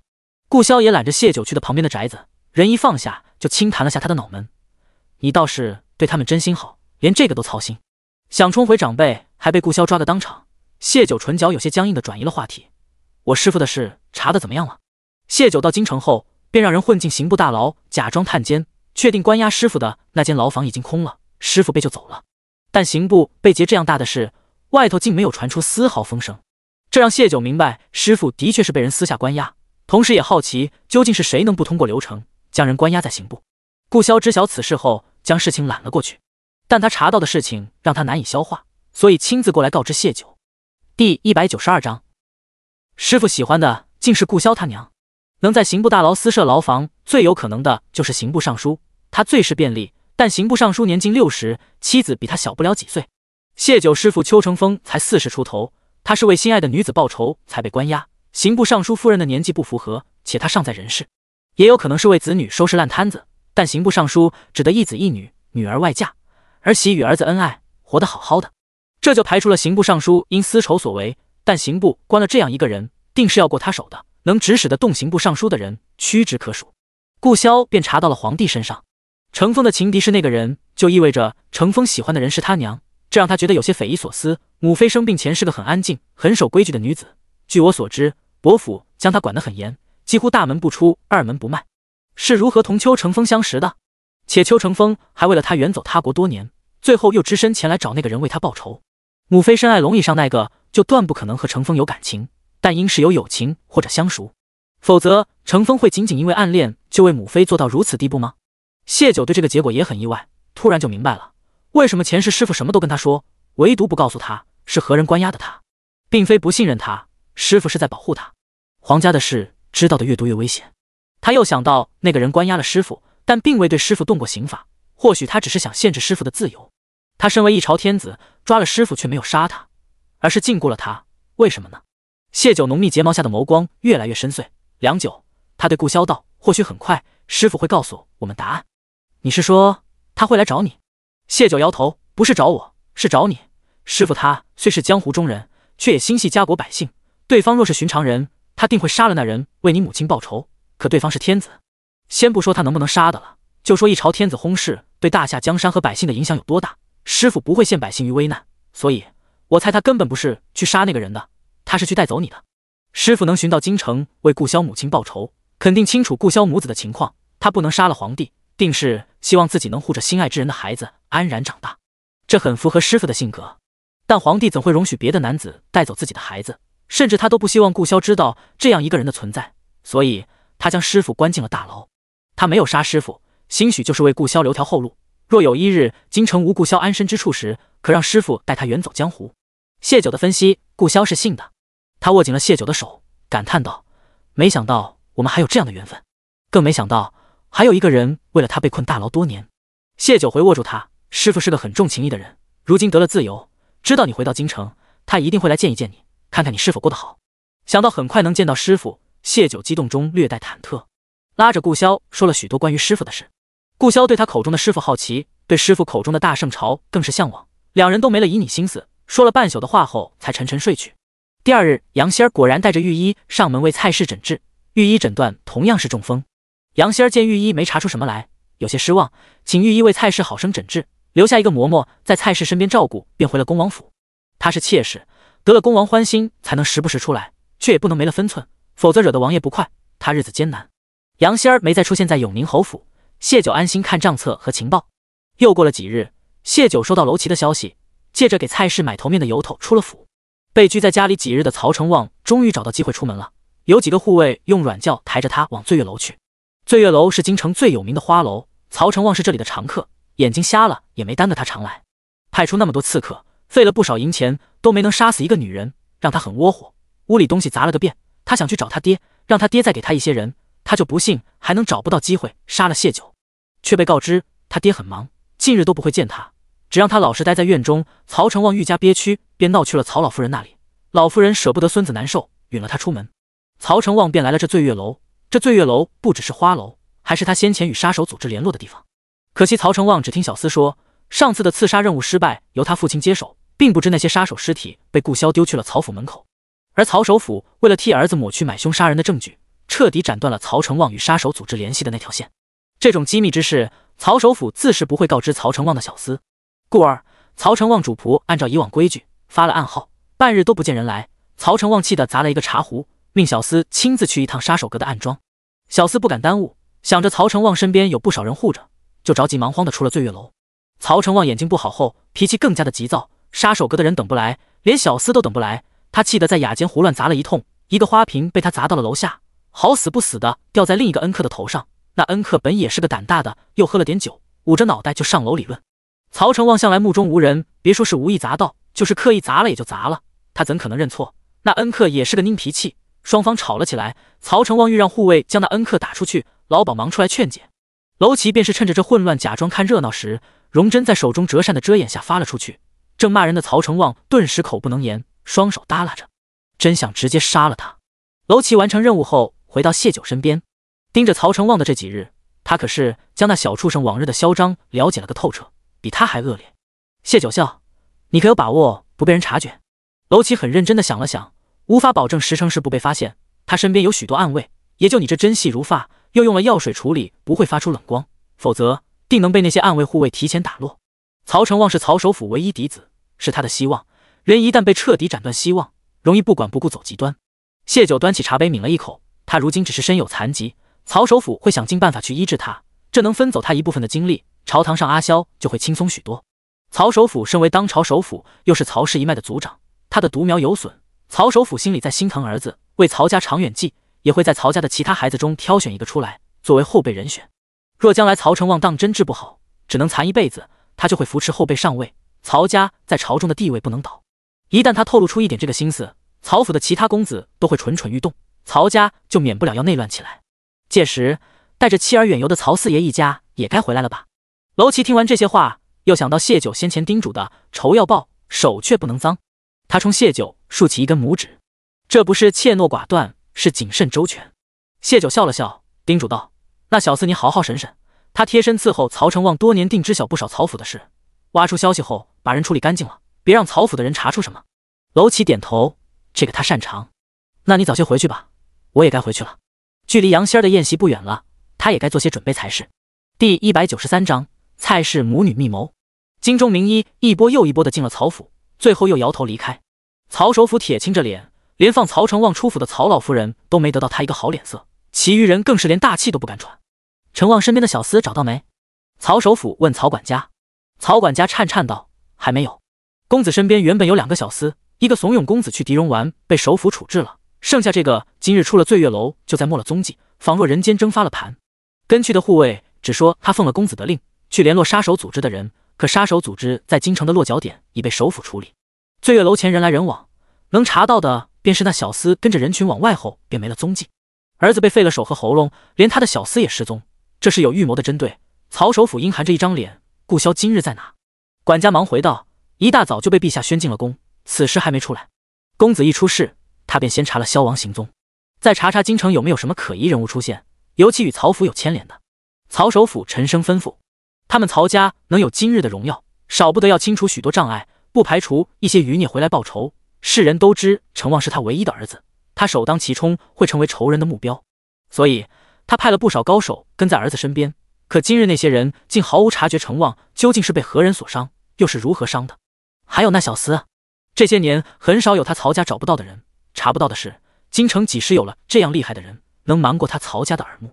会不会是先前在雪地悄无声息杀了阿三他们的人？皇帝？还是顾萧？想到顾萧，他又想到自己从御幽关回来后，派了不少刺客前去取他的命，都未能伤他分毫，反而所有刺客有去无回。这个人本事见长，行事越来越凌厉，想要他的命也愈发难了。如今他回了京城，若是再同皇上联手，父子俩一起对付曹家，那曹家会有不少麻烦。不行，他得做些什么，绝不能让他们父子有和好的一日。刚这般想着，曹老夫人被人拥着过来，威风的拐杖往地上一杵，面目霸道恶狠：老大，可查到究竟是何人害我腕？你若查不到，老身亲自去查，老身绝不容那凶手活着见到明日的太阳。曹老夫人年轻时就不是低调的性子，女儿成了皇后，儿子是当朝首辅，连皇帝都要尊称她一声岳母。看他们曹家的脸色，她越发活得横行。京城没有几个人在她眼中，曹成旺的嚣张跋扈有一大部分是被他惯的，所以他才敢无视曹首府的嘱咐，放了曹成旺出门。只因他压根没想过，在京城还有人敢伤他曹家的宝贝疙瘩。看着曹成旺因身体受损，却查不到原因，暴躁的在屋里乱踢乱踹，他心疼孙儿的同时，恨不能亲手将凶手给剐了。曹家威严何时被人这样挑衅过？曹首府很清楚他母亲的性子，强势惯了，往日为博他顺心，他定会事事依着他。可这几月他诸多不顺，被扣上与狄戎勾结的帽子，派人刺杀亲王，梁妃陷害杨昭仪一事被爆出，他底下的那些官员隐隐有内讧之事，还有余知府贪赋税的事也被捅了出来。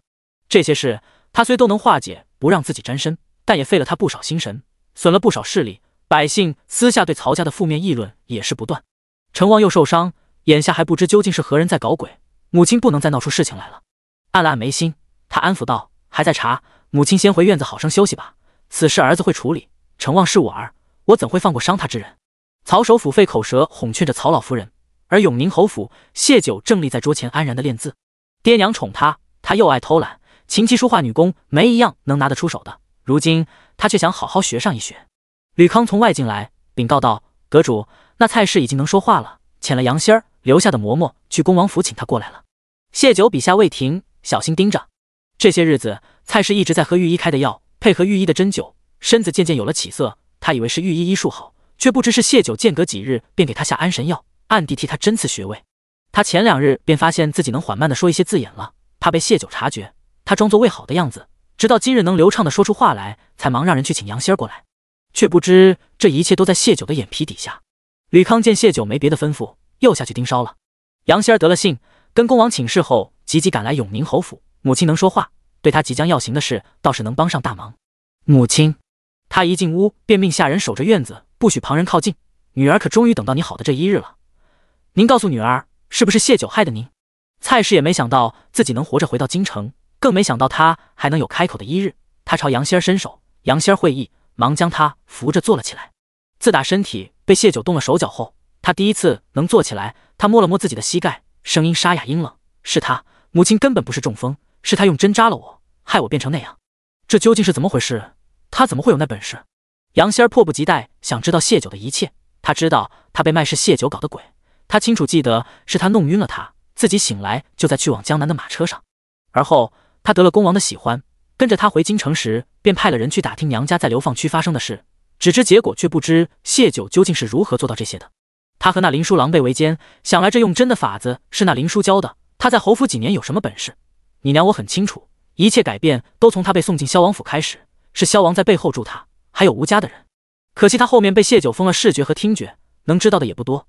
他想了想，胡氏那个贱人受他指使，定然知道不少事，你好好审审。胡氏一到京城，杨老大就想给他重新写封休书，但想到他做的那些事，万一惹急了他，他没脸没皮四处嚷嚷，反而毁了他们侯府名声，便将他禁足在了侯府后院。杨仙儿来过几次，都没去见过胡氏，听闻蔡氏的话，忙命人去带胡氏过来。蔡氏又将谢九当初是如何将计就计，让杨仙儿替了林叔被发卖江南，是如何害得杨老二一家，如何害得杨青等等事情，都告诉了杨仙儿。说完，母女俩眼里都是恨意滔天。杨仙儿握着蔡氏的手：“母亲，他猖狂不了几天，等您寿辰那日，女儿定要他求死不能。母亲您素来智慧，有您助我，那个贱人他离下地狱不远了。”第194章，一起逛青楼，共享小册子。醉月楼前，顾潇从马车里出来，楼启紧跟其后。只不过在下马车前，他从袖中掏出一副软皮面具，附在了脸上。不许戴！顾潇将楼启脸上的面具摘掉，丢给了一旁的莫启。楼启亲身去抢，给我！顾潇抬手拦住，促狭低语：“你可是阎王仇，怎地还有你怕的？”阎王仇前2日在醉月楼浑水摸鱼，伤了曹成旺。顾潇只当他是谨慎，怕被人认出。但醉月楼每日接待形形色色的人，楼启那日还做了易容，很难有人察觉到他头上。你不怕阁主知道你来这？楼启对了个白眼给他。若是让娇娇知道他跟着顾潇来逛青楼，搞不好今晚都不让他进屋。顾潇微怔，他来醉月楼前跟谢九说过的，回想当时谢九的反应，没有丝毫不悦，所以他没想过楼启顾忌的是这个，他有恃无恐，不怕。九儿最是信任他，他也有九儿那样好的女子，怎会将别的女子看在眼里？见楼启还要抢，他一把拦住他的肩头，往醉月楼里走，低语道：“别忘了你先前答应我的事，回头我再与你去我那挑2本册子。”楼启抢面具的手一顿，讨价道：“5本。”上次谢九提醒楼启要节制，楼启确实有所收敛，但空了30年的老男人，好不容易开了荤，就要克制，可见艰难。又一个睡不好的夜晚，他趁着娇妻入睡，便去了萧王府找同样独守空房的顾潇喝酒，顺便了解一些男女之事。顾潇一个大男人，怎会同他说那些，便直接送了他2本册子。楼启看了册子，才知原来还有许多旁的法子，既不累着娇娇，还能愉悦自己。他自小在深山长大，与动物为伍，还未来得及通晓男女之事，养父母就惨死。他先是报仇，后又占山为王。等年纪大了，初要接触那种事时，又一见钟情，喜欢上了苏梦娇，为他守身多年。别说碰女人，就是用五指都觉得是背叛了他的娇娇。那2本册子简直是打开了他的新世界大门。一一实践过后，想再找顾潇讨2本，顾潇却不给了。他倒是自己在市面上也淘了几本，内容粗俗不堪，哪能跟顾潇手里头的那些比？顾潇那些是当初皇帝命人送去的，好些都是宫中珍藏的古本。上回他送给楼琪的其中1本里，就有不少教男子如何取悦女子、呵护女子的法子。楼琪甚爱小册子，顾潇可是有1箱子的，且他都已看过了。对于楼琪的讨价还价，他大方的应了。楼琪如愿能拿到自己想要的，抬手也勾着顾潇的肩，2人相携进了醉月楼，看着关系别提多亲厚。途经一个雅间时，顾潇透过半开的门，瞧见恭王正在里头听琴，便带着楼琪进去打个招呼：“叔祖父。”恭王棉花素柳了一辈子，如今年纪大了，倒是越发放得开，时常门都不关，就行起那荒唐事。顾潇进去时，恭王正左拥右抱着，听得这一声叫，眯着眼睛打量了半晌，才淡淡回了句：“是萧王啊。”他指了指一边的位置：“坐呀，陪本王听听曲。听你父皇抱怨你身边连个人都没有，怎地如今还知道来这种地方玩乐了？”他与皇家这群孩子走的都不近，但也都有所了解。顾潇笑着坐下，朋友和妻子闹了点不愉快，陪他来此散散心。哦，恭王就着身边女子的手抿了口酒，笑道：“那让你朋友也一起坐坐吧。这女人啊，起来得快，散得也快。”他始终半眯着眸子，醉生梦死的样子，一会抿一口这边美人递的酒，一会咬一口那边美人吃的葡萄。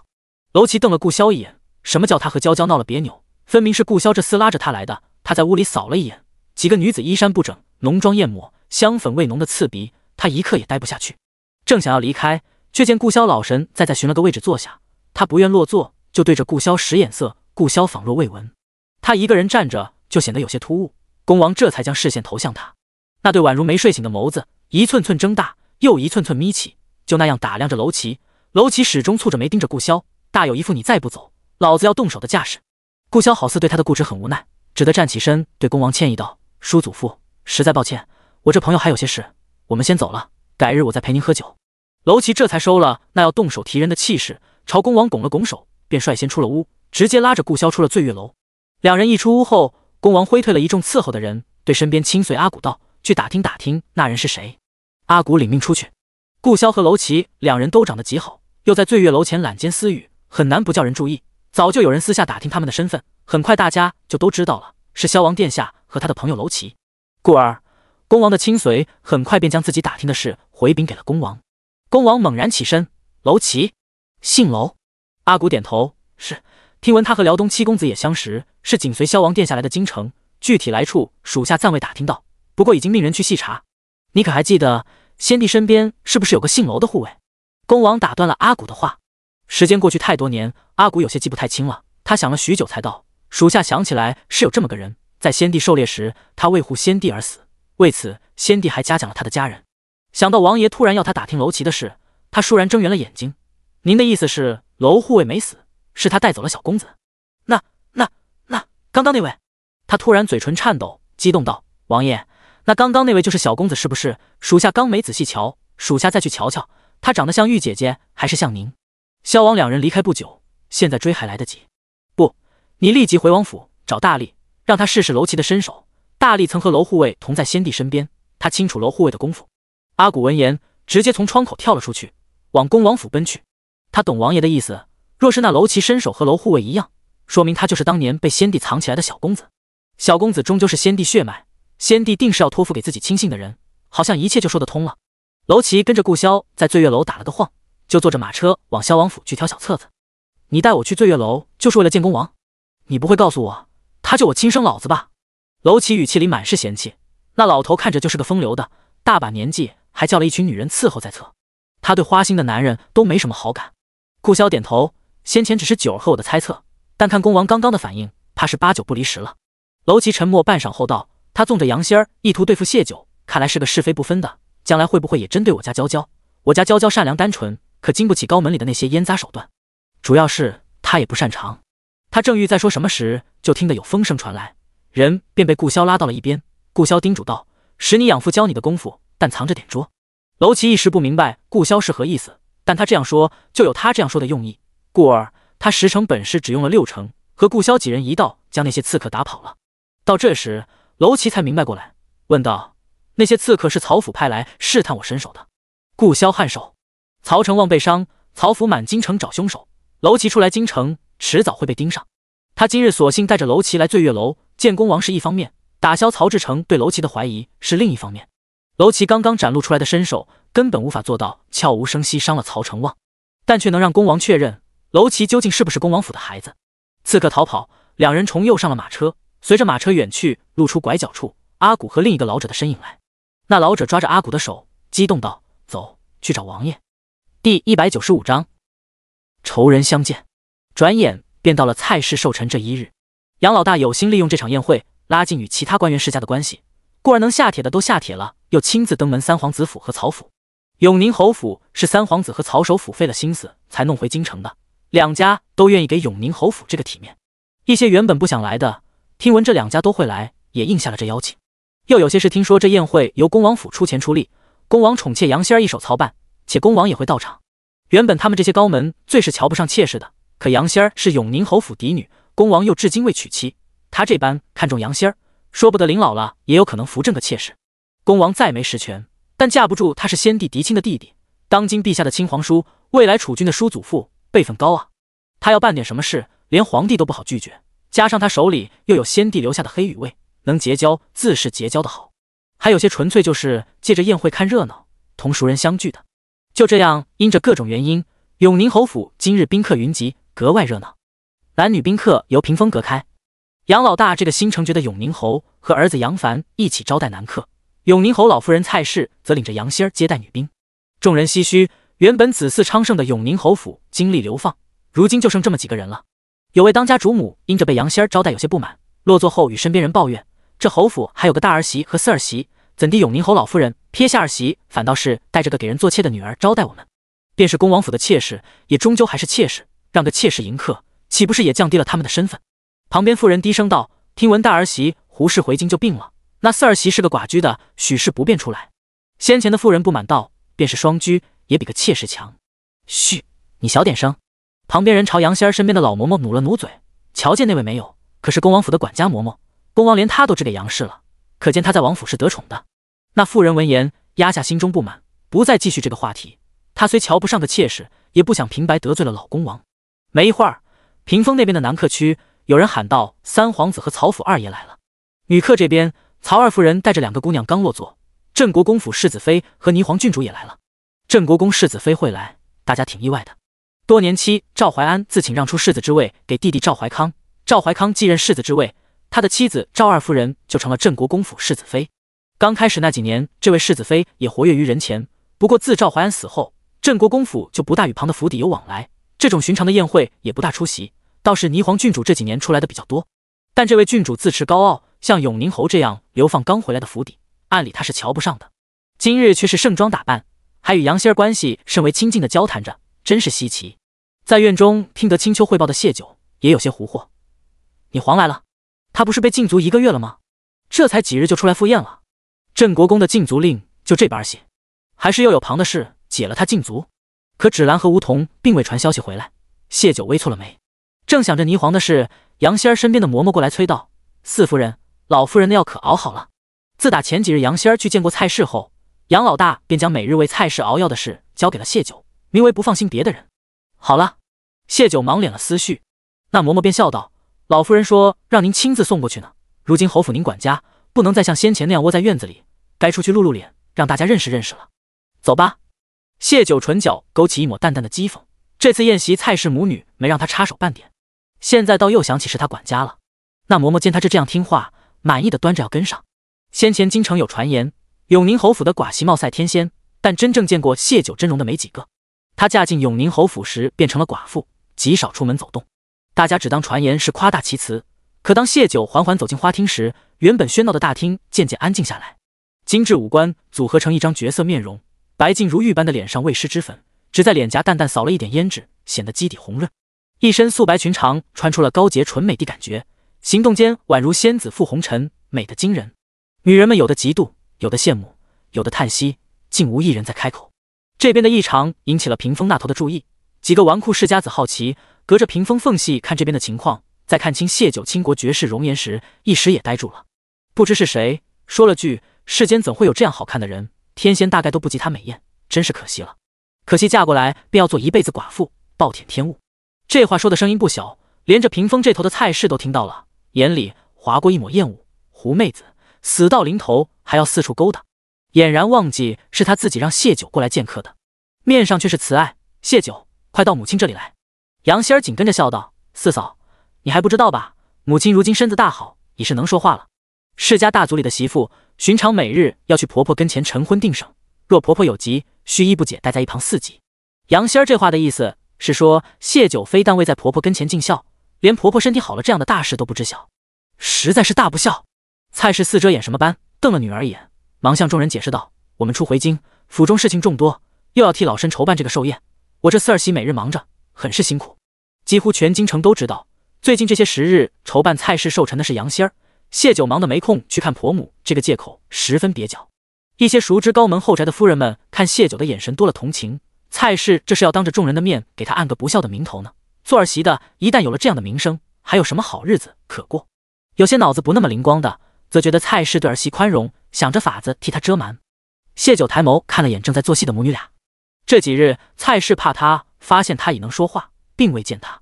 他熬的药，蔡氏也没敢喝，喝的都是杨仙儿留下的馍馍，在小厨房重新煎的。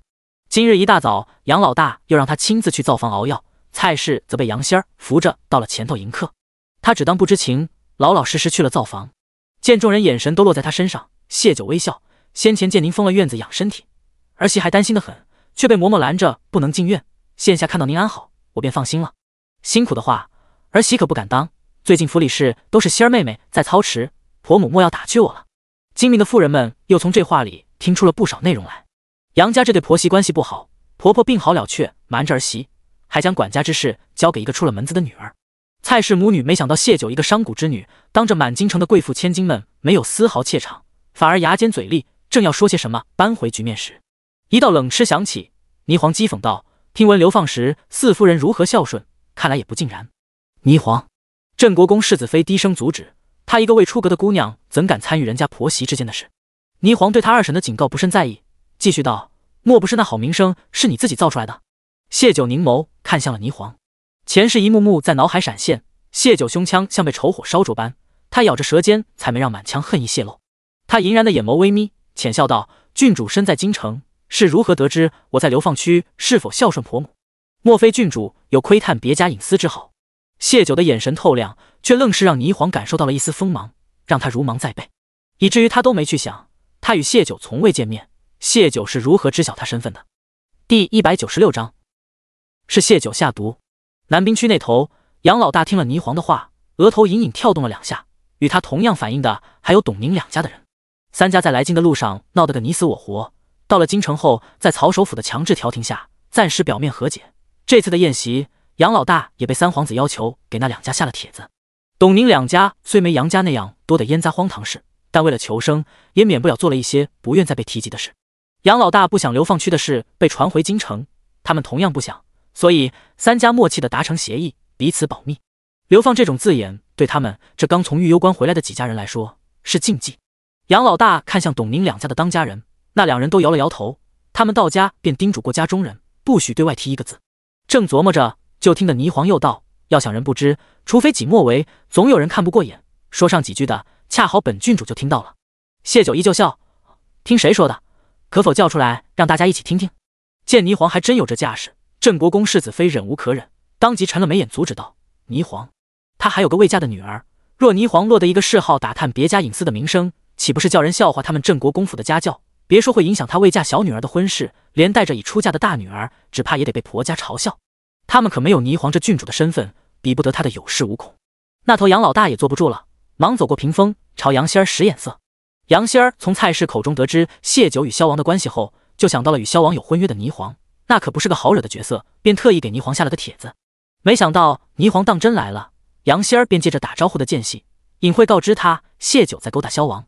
霓凰杀谢九不成，反被禁足，听了杨仙儿的话，恨得银牙咬碎。再看谢九那倾城相貌，极度怨恨交加，恨不能当即划化了他的脸，抹了他的脖子。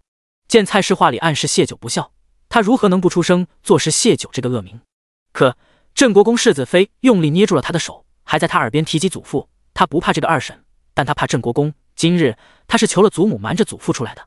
杨仙儿是想毁了谢九，但同样不想人提流放区的事，他忙出来打圆场，转移话题道：“母亲，是时候喝药了。”蔡氏点头，似有感叹道：“自打病了后，这苦药没少喝，身子却没见一点好。要说还是刘御医的医术好，短短10日就治好了我，回头可得好好谢谢他。只是今日是母亲寿辰，母亲想图个吉利，今日就歇1日，明日再喝吧。”有人点头赞同，今日这样宴客的日子，确实不好当着众人的面喝药。杨仙儿却道：“刘御医医术自是好，女儿也会好生感谢他。今日是大喜的日子，女儿也不想您碰这苦东西，只是您身体还未痊愈，刘御医叮嘱了，要得按时服用，否则对病情恢复不利。”蔡氏如今虽能坐着正常说话，腿脚却还是不便的。杨仙儿看了眼谢九，笑道：“再说这药可是四嫂一大早起来亲自为您熬的，您要不喝，岂不是白费了四嫂的辛苦？四嫂该伤心了，是不是啊？四嫂。”他的声音不小，满厅的人都能听见是谢九为蔡氏熬的药。霓凰甩开镇国公世子妃的手，嘴角勾起一抹残冷的笑，便是他不出手又如何？杨家这对母女也不会放过谢九。谢九脸眸微笑，杨仙儿等着他接枪，好继续他后面的话。谢九却再不言语。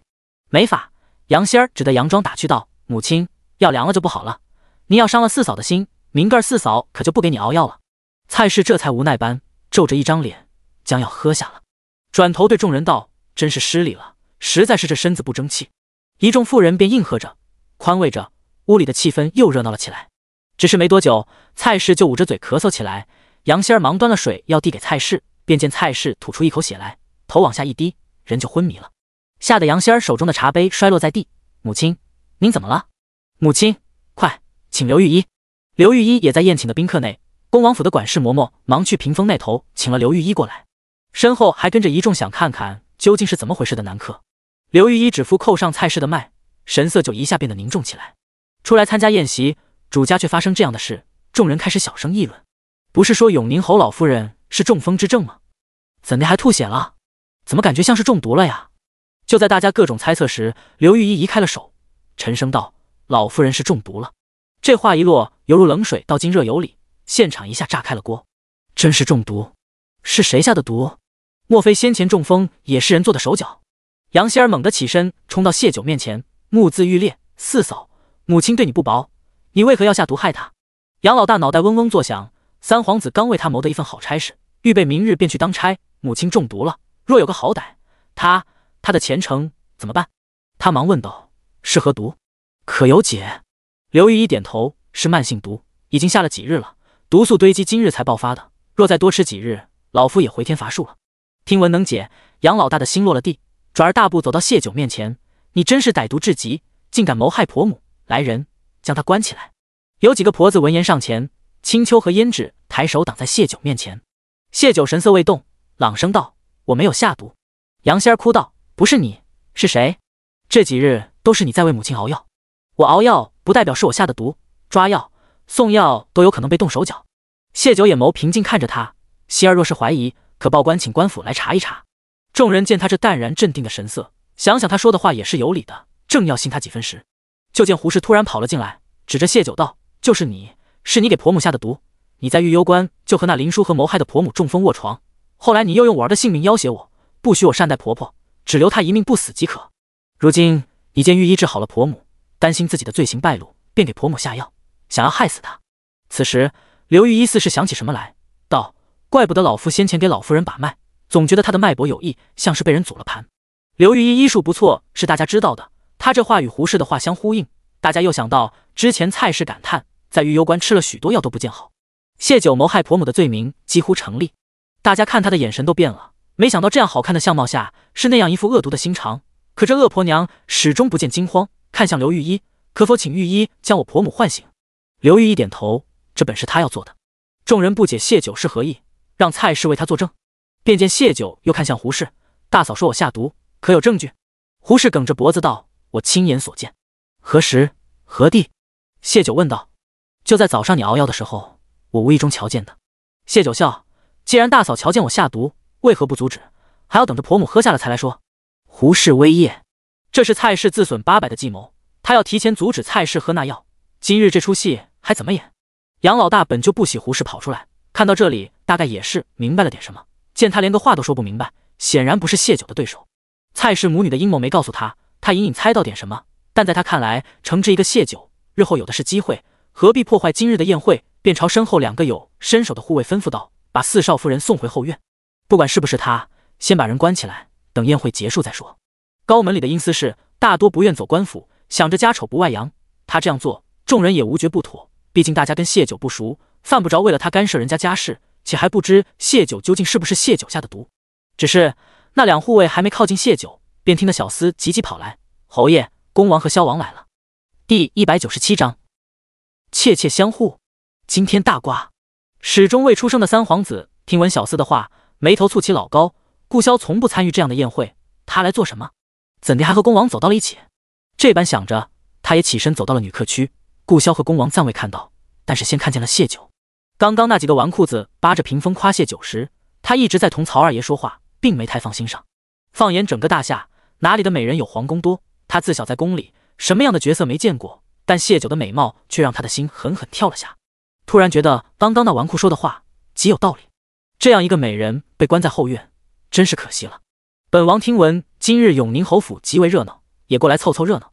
恭王的声音拉回了三皇子的思绪，他忙迎上前拱手见礼，叔祖父。又看向顾萧，大哥今日怎地也有空来赴宴会了？顾萧淡淡看了他一眼，没有同他说话的打算。三皇子恼怒他的无礼，却也好奇他来的目的，便看向了恭王。恭王笑道：“本王拉他来的，年轻人嘛，就该往热闹的地方凑，老一个人孤孤单单有什么意思？”话里的熟人让三皇子心里咯噔一下。恭王往日对他和四弟颇为疏离，竟对顾萧这般关照，莫不是恭王想扶持顾萧？恭王可不管三皇子怎么想，走进屋看向主位上的蔡氏，问还挂着泪的杨仙儿：“怎么了这是？”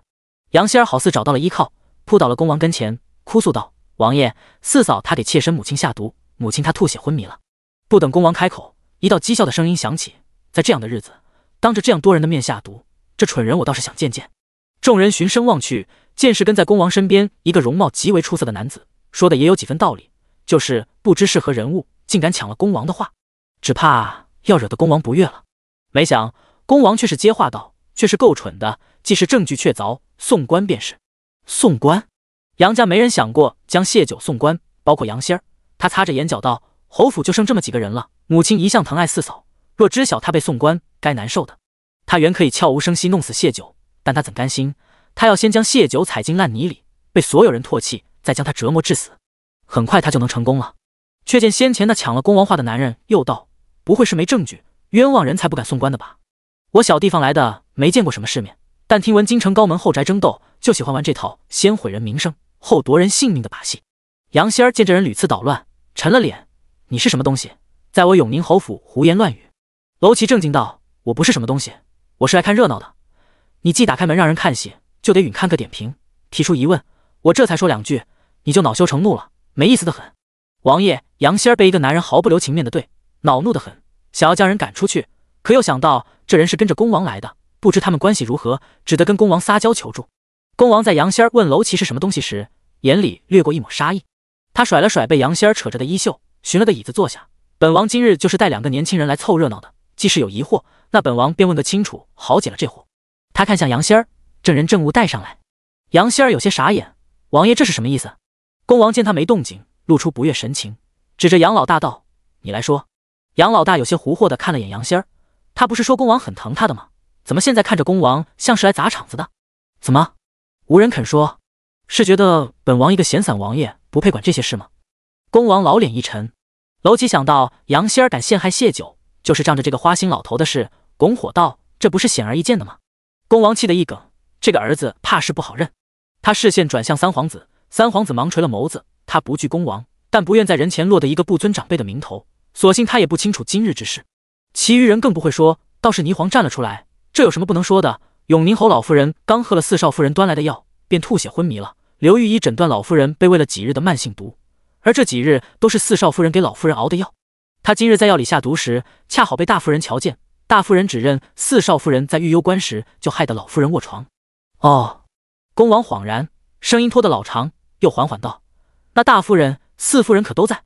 霓凰指了指胡氏和谢九，恭王便问谢九：“你为何给你婆母下毒？”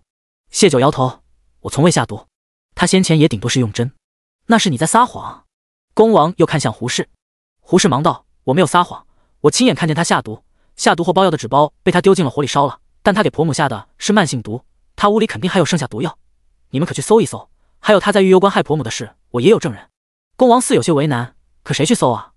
本王身边的人要避嫌不合适，男子又不便。他视线扫向全场的女子，你们可有谁愿意代劳啊？大家是爱看热闹，可谁会蠢的去搜永宁侯府4少夫人的院子？他们又不是什么领了朝廷俸禄的官差。可还真有蠢的。霓凰道：我愿前往陪同。娄启瞟了他一眼，问一边站着的顾萧：这谁呀？这么热心，不会是和那冤枉人的小妾一伙的吧？也是你们京城某个糟老头的小妾，所以妾妾相护。顾萧面无表情，声音不高不低：不认识，估计就是你猜的那样，不是什么好鸟。两人的话让恭王这个糟老头眉心狠狠跳了跳。霓凰却是被气红了眼，顾萧当众不认他，还说他是妾室。他强压着怒气走到顾萧面前：萧王殿下，我是镇国公府的霓凰，是等了你多年的未婚妻。哦。顾萧淡淡应了一声，没了然后。霓凰活到这样大，从未受过如此羞辱，脸顿时涨得通红。他还欲再说些什么，顾萧已经看向恭王：叔祖父还要多久？再这样磨叽下去，他酒都要站累了。恭王被催促，问胡氏：既然没人愿意去搜院子，那你说的证人是谁？带上来。霓凰险些吐出一口血来。顾萧眼里没他，连恭王也无视他。霓凰今日这人是丢大了，大家看他的眼神变得意味深长。往日看不惯他的人则捂嘴偷笑。镇国公世子妃管不住他，见他这样自丢脸面，也是气得不轻，索性不管了。恭王随意的态度让胡氏有些不安，但开弓没有回头箭。他这次得罪谢九，若不将谢九击倒，谢九定会弄死他。他忙应声道：是我姑母身边的老嬷嬷，他先前跟着姑母去过玉幽关，亲眼看见谢九折磨母亲，他就在外面。这自是谎言，那吴嬷嬷根本不曾见过谢九动手，但他恨谢九害了他主子杨青，连带他也被发卖，所以愿意配合杨仙儿报复谢九。谢九对杨家做的一切，除了昏迷的蔡氏亲眼见过，胡氏他们没有任何实证，一切只凭猜测。可京城的这些人并不清楚他的证人是真还是假，足够对付谢九了。却不料他话刚说完，萧王略有不耐道：杨青与亲生儿子做出那种事，他身边嬷嬷的话能有几分可信度？还有旁地有力证人，就快些带上来。完事了，本王好跟叔祖父去喝酒。想到什么，他突然看向杨老大：你这妻子与人苟且，被人当众发现，还让男人死在了他身上，后面又是做起了暗娼，你还能将他带回京城，可见你是个有情有义的，就是治家能力差了些，任由女人们胡来。杨老大脸色瞬间煞白，他防住了所有人，却从没想过那些不堪的事会从萧王嘴里说出来。还有他最后的评价，治家都没能力，如何能为国效力？他转眸看向三皇子，见他脸沉如水，杨老大腿软得险些没站稳。谢九忙垂手，不让人瞧见他压都压不下去的嘴角。他的阿萧太可爱了。第198章，贵圈太乱，要给谢九放七书。顾萧的话如同天雷滚滚，炸得全场所有人都险些灵魂出窍。堂堂萧王不至于说谎编排人，胡氏竟做出那样荒唐下流的事，这简直难以想象。三皇子听着众人私语，眸子冷冷盯着顾萧：事关女子清誉，大哥说话可要负责任。永宁侯是他的人，若侯府真出了这样的丑事，他也脸上无光。顾萧语带讽刺道：这些事整个流放区没有不知道的，随便问一人便知真假。他才不管胡氏是不是女子，谁让他又想害他九呢？在他眼里，人只分善恶，不分男女。三皇子看向了董宁两家人，那些人触及他的眸光都低了头。三皇子的心一点点往下沉，顾萧说的竟然是真的。他看向杨老大，眼里戾气顿生，这个蠢东西竟把这样一个女人带回京城，还放出来丢人现眼。胡氏则瘫软在地，先前在流放区为了生存，他丢了羞耻心，如今在一群贵妇千金朝臣公子面前，他好似被脱光了衣裳般无地自容。他求救似的看向杨仙儿，杨仙儿没想到事情会演变到这个地步，他企图拉回他的初衷：王爷，母亲还晕着，先查下毒之事吧。娄启点头，对，早些查完早些离开，京城贵圈太乱，我怕学坏。恭王若不是求着他认爹，真想敲他两个暴栗子，那有句句都暗讽老子的。顾萧给了娄启一个赞赏的眼神，娄启颇为得意的抬了抬下巴，不知为何次次这个花心老头他还蛮开心的，有种当年偷把养父胡子的欢乐。两人的眼神互动被恭王尽收眼底，他倏然体验到一种被自家孩子折腾的老父亲心情，眉眼里不由露出一抹笑意，转瞬即逝。他夸张地拍了拍额头，瞧本王这糊涂的竟把陈嬷嬷给忘记了，他这些日子都跟在永宁侯府，定是清楚这里面情况的。自打他过来后，一直站在他身边的陈嬷嬷闻言忙跪下。恭王问道：这下毒究竟是怎么回事？你如实说来。众人，所以先前绕那么一大圈，是为了让他们吃瓜。陈嬷嬷被指给杨仙儿这段时间，清楚她做的一切，但真的要说吗？毕竟先前可是王爷让她一切听杨仙儿的。她看向恭王略有迟疑，便听得恭王身边的阿古道：“陈嬷嬷，照实说。”杨仙儿顿感不妙，他已然确定王爷不是帮他，忙想阻止，恭王就抬手示意他安静。陈嬷嬷虽不知恭王为何改变了对杨仙儿的态度，但她懂了恭王和阿古的意思，便真的如实把事情说了出来。杨姨娘本想寻了男子当众毁四少夫人的名节，然后将他休出永宁侯府，再派人绑了慢慢折磨，但老夫人不想连累侯府名声，就想到了苦肉计，给四少夫人按上毒杀婆母的罪名。那毒是杨姨娘带进来的，吩咐王府留下照顾老夫人的嬷嬷，每日给老夫人用一些。如大家所见，老夫人会在寿宴上吐血昏迷，杨姨娘和胡氏便会指认四少夫人，余下的毒药被杨姨娘命人藏在了四少夫人的床底下，到时当众搜出，再加上提前编造好说辞的证人，四少夫人就有嘴说不清了。陈嬷嬷人老成精，见恭王对萧王的态度，便将蔡氏母女怀疑谢九与萧王有关系的事省去了没说。真相竟是这样的，苦肉计给亲生母亲下毒，太丧心病狂了。众人再次哗然，永宁侯府的人一个比一个疯狂。有人好奇，他们为什么要针对四少夫人？顾萧冷吃，恶毒心肠的人，害人要什么理由？杨仙儿流放御幽关期间，不顾朝廷律法，不顾是否连累家人，私自逃往江南，这样的人有什么做不出来的？流犯逃跑，众人个个眼眸睁得圆溜，又一个惊天大瓜。杨仙儿脸色灰败，他精心准备的搜院子和证人都没来得及实行，被萧王几人一通乱拳打散了。是的，他认定恭王态度的改变是被萧王蛊惑了，可现在恭王连个眼神都不给他，他被他气了。都是萧王，如果他今日不来，这一切就会很顺利，恭王一定会如从前一样依着他。是萧王毁了他安排的一切，那他就拉谢九一起下地狱。他要爆出谢九与顾萧的奸情，即便他没有证据，但只要说出来，总会有人信的。世人会习惯性将流言往坏的方面传。谢九这个寡妇勾搭男子，往后也休想落得个好。他指着谢九道：“我想杀他，是因为他聒噪。”楼起手中碎银弹出，拍了拍手，听他多说一句，我头皮都发麻。这样的毒妇留在身边，晚上睡觉怕是都不踏实。杨仙儿被点中哑穴，再也不能言，他眼神怨毒地盯着楼齐。恭王原本最喜欢他那双眼睛，有他故人的影子，所以他一直要求杨仙儿戴着面纱。可如今他喜欢的那双眼睛如毒蛇般盯着楼齐，与他记忆中故人的眸光没有丝毫相似。他沉沉开口：“本王不知他竟是私自逃离，本是瞧他有一片孝心，便允了他带人操办这场宴会，没想他却是包藏这样的祸心。既如此，当初我从那里带他回来的，便送回那里吧。”他朝阿古吩咐道：“让黑羽卫送他回去。”他将回字咬重了些，跟了他一辈子的阿古立即领会他真正的用意，送回江南是幌子，王爷是想送他入阴曹地府。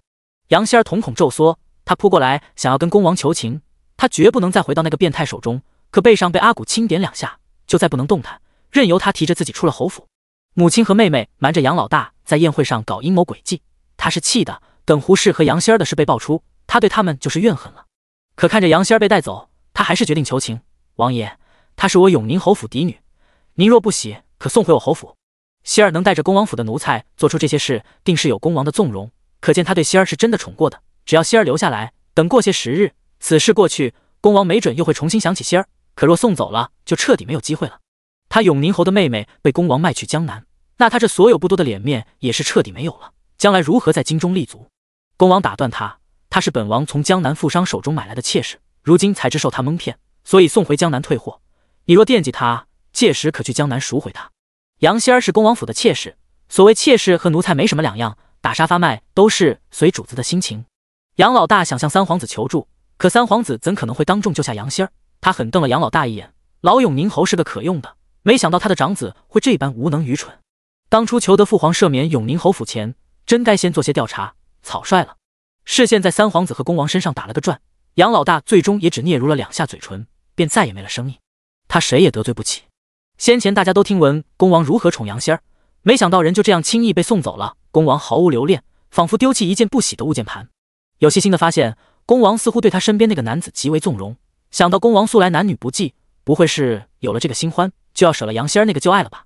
恭王不知道众人心思，他眼眸沉沉看向陈嬷嬷：“你们是非不分，配合杨氏作恶，参与此事之人一律发卖，往后与恭王府再无关系。”连跟了几十年的管家嬷嬷都发卖了，可见恭王对此事是真的恼了。众人以为今天的热闹也该到此结束了，却听得一道重重的咳嗽声响起。蔡氏不知何时醒了，谢九正在替他顺着背。许是咳的，蔡氏一张脸通红，他深深吸了口气，突然道：“是老身糊涂，希儿向来嫉妒他四嫂容貌，始终容不下他。可老身没想到他竟然会做出这种事。”他在陈嬷嬷说那些话时就醒了，可他绝不能认得恭王管得了希儿，却管不了他。至于名声，只要保住侯府，将来他总有法子挽救的。众人不知他这又是哪一出，但今日的戏真是一出比一出精彩，大家眼里带着奇异的八卦之光看向他。蔡氏的手紧紧抓着椅子扶手，好似用尽了力气，继续道：“老身刚刚走了一趟鬼门关，想通了许多事，老身要给谢九放七书，放他离开。”第199章，放七书遇阻拦。母亲，杨老大尖锐的声音响起，他不知道蔡氏想做什么，但他清楚蔡氏从不喜欢谢九，不会好心的放他离开。侯府今日让人看的笑话已经够多了，经不得母亲再折腾了。可蔡氏只看了他一眼，坚定道：“我心意已决，拿文房四宝来。”慢着，说话的是杨家的族长，老永宁侯的叔叔，杨老大的叔祖父。杨家族长对蔡氏道：“侄媳妇，我杨家从无有过放妻先例，你可否告知缘由？”杨家虽然越发不如从前了，可到底也是侯爵之家，100年间休妻倒是有过一例，断没有放妻的。放妻意味着是男方的过错，今日永宁侯府出了这样多的污糟事，若再出个放妻归家的事，他杨家的别的孩子还要不要前程，要不要嫁娶了？永宁侯府别的事他管不了，可他身为杨家族长，这种事不能不管。他瞧了眼满屋看热闹的人，提醒了一句：“或者此事稍后再议。”为何非要在这样多的人面前提放妻，将杨家的颜面放在地上踩？是嫌金钟茶余饭后的笑料不够多吗？可蔡氏就像着了魔般，摇头道：“不能等，现在就写放妻书。”杨老大像是想到什么，质问谢九：“是不是你对母亲做了什么？我杨家绝不可能给你放妻书，你若坚持，便只能给你休书。被夫家休弃的女子是没有活路的。”谢九淡然看向蔡氏，蔡氏心里一紧，朝杨老大暴喝：“你住嘴！当年你父亲诱骗谢宝山，让他用一半家产和我们侯府结亲，后来老四去世，谢宝山想要退亲，侯爷又以他一双儿女性命要挟，逼着谢九嫁入侯府做了望门寡。母亲，您糊涂了。侄媳妇，休要胡言！”杨老大和杨家族长同时出声阻止，脸色皆是大变。此事杨老大是知晓的，他并不觉得有什么。谢九一个商贾之女能嫁入侯府，是他高攀，母亲疯了，将这陈年就是翻出来，活人的名声丢没了，这是连死人的名声都不要了吗？杨家族长眼前眩晕得很，以权逼婚，这种事由老永宁侯发妻蔡氏亲口说出，老永宁侯身后名节不保，会连累他们整个杨氏家族的呀。我没有糊涂，也知道自己在说什么。儿啊，母亲刚刚走了一趟黄泉路，遇到你父亲了，他后悔当年这事做得不磊落，害得我们侯府落得如今下场，他让我替他更正错误，才能安息啊。蔡氏顿了顿，神情复杂，意有所指，对杨老大道：“谢九还年轻，未过门就没了丈夫，母亲也不忍他这样孤苦一辈子，放他离开吧，放他离开，我们也才能活得心安。”杨老大摇头：“母亲，当年可是谢家捧着银钱，求着与我们家结亲的，怎会是父亲逼迫？您别受人蒙骗，胡言乱语。”他不信母亲的说辞，父亲生前做过的事可不止这一桩，真要后悔也轮不到这样一件小事。更何况人生如灯灭，哪有什么鬼？定是有什么他想不到的事。总之他觉得很不对劲，只能阻止母亲的行动。本要去拿笔墨的下人得了他的眼色，又默默退回了蔡氏身后。父亲从未求过老侯爷。谢九出声反驳：“是老侯爷主动找的父亲，要为杨四爷提亲，承诺杨家会视我如己出，父亲才允诺拿出一半家产作为我的陪嫁。这一切只是口头约定，杨四爷去世，我爹同老侯爷商量婚事作罢，却被老侯爷要挟。爹娘宝贝似的养着他，极少让他接触外面的风浪。当年父亲只告诉他替了觅了一门好亲，可护他平安，不曾告知细节。后来父亲替他退婚不成，心里愧疚，更不愿提及结亲真相。他入侯府后被杨家人讥讽，是父亲用半副家产攀了他们侯府的高枝。他知父亲护他艰难，便信了他们的话。直到重生再见，他同父亲说起自己要找杨家拿放妻书的打算，父亲才告知这一切。然而我嫁进来后，便被圈禁在侯府最偏僻的小院，流水似的嫁妆带进来，却过着连下人都不如的生活。侯府除了三哥三嫂，无人将我当成家人，人人都可欺我。今日这样的陷害便是证明。谢九阳谋凝视着杨家族长，侯府骗婚逼嫁在先，誓言搓磨在后，我不愿再留在侯府，自请离开，还望族长莫要阻拦。杨家族长一时不知如何接话，若谢九所言属实，这确实是永宁侯府有愧，他怎好当着众人的面说个不？老侯爷已经过世，你自是想怎么说就怎么说。倪黄冷哼，转而看向蔡氏：“老夫人，本郡主最是见不得人颠倒黑白，你若受人胁迫，可说出来，大家都会帮你。他不能让谢九如意，谢九一旦拿到了放妻书，就是自由身，说不定真的会被萧王纳进王府。这样的狐妹子入了府，定是他这个未来正妃最大的阻碍。但也不会当众戳穿谢九与顾萧的事，丢脸是一方面，他怕事情闹到明面上，反而成全了他们。所以他见蔡氏正愣着不接他的话，快速找了个盟友，他朝三皇子投去一个求助的眼神。三皇子不知霓凰为何要阻拦谢九脱离永宁侯府，但与他的想法倒是一致。这谢九生的国色天香，等风头过去，寻个由头让永宁侯府将人送到他府上，也比荒在这后院强。若真叫他得了自由，他再想悄无声息收进后院就麻烦多了。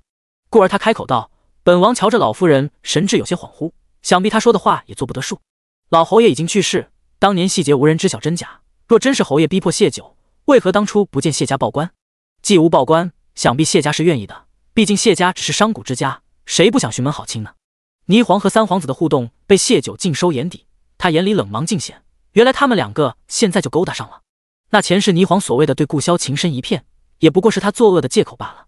他冷笑出声：“现在告也不迟，我正也好奇，我谢家与永宁侯府从无交集，为何老侯爷会找上我父亲，逼着我嫁入侯府做个寡妇，圈在这侯府后院？事情虽过去一些年头，但许多事做过就有痕迹，要查总是能查到些的，就不知有些事经不经得起查。”三皇子蹙了眉，他不喜被女人顶撞，看来以后得好生调教一番。但现下在人前，他温和笑道：“四夫人，本王可是一片好心，老侯爷和杨四都已不在人世，你踩着他们的身后名，便是得了自由，也无好的去处，大抵不过是落得一个剃发做姑子的下场。与其在庙里青灯古佛，何不在侯府安度后半生呢？有你什么事？”顾萧冷睨着三皇子，眼瞎了还是耳聋了？今日发生种种，哪里能看得出侯府会让他安度余生？况且谁说河里的女子只能剃发为尼？是你新制定的大夏朝律法。两根搅屎棍，楼齐的声音紧随其后，一根是霓凰，另一根自然就是三皇子了。恭王眉心跳了跳，他这些年保命的秘诀便是不参与皇家事，可如今怕是很难置身事外了。前面那几句话让三皇子怒的话，后面这句就是惊了。父皇还活得好好的，律法何时轮得到他来制定？他忙反驳：“大哥胡说什么？”只是他的声音被另一道中气十足、霸道粗狂的声音盖住：“是谁要逼我徒孙做尼姑？”第200章，谢九的靠山们。声音这样大，众人以为来人就在门外，却等了片刻，才见几人踏着轻功入了正厅，竟是千里传音，可见功夫之高。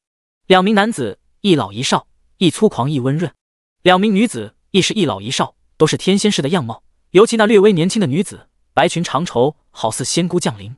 几人落地无声，众人不知他们是谁，视线纷纷打量着，唯有谢九的视线始终落在那个如玉男子身上，眼里渐渐浮起水光，朦胧了视线。师傅，他在心里唤着。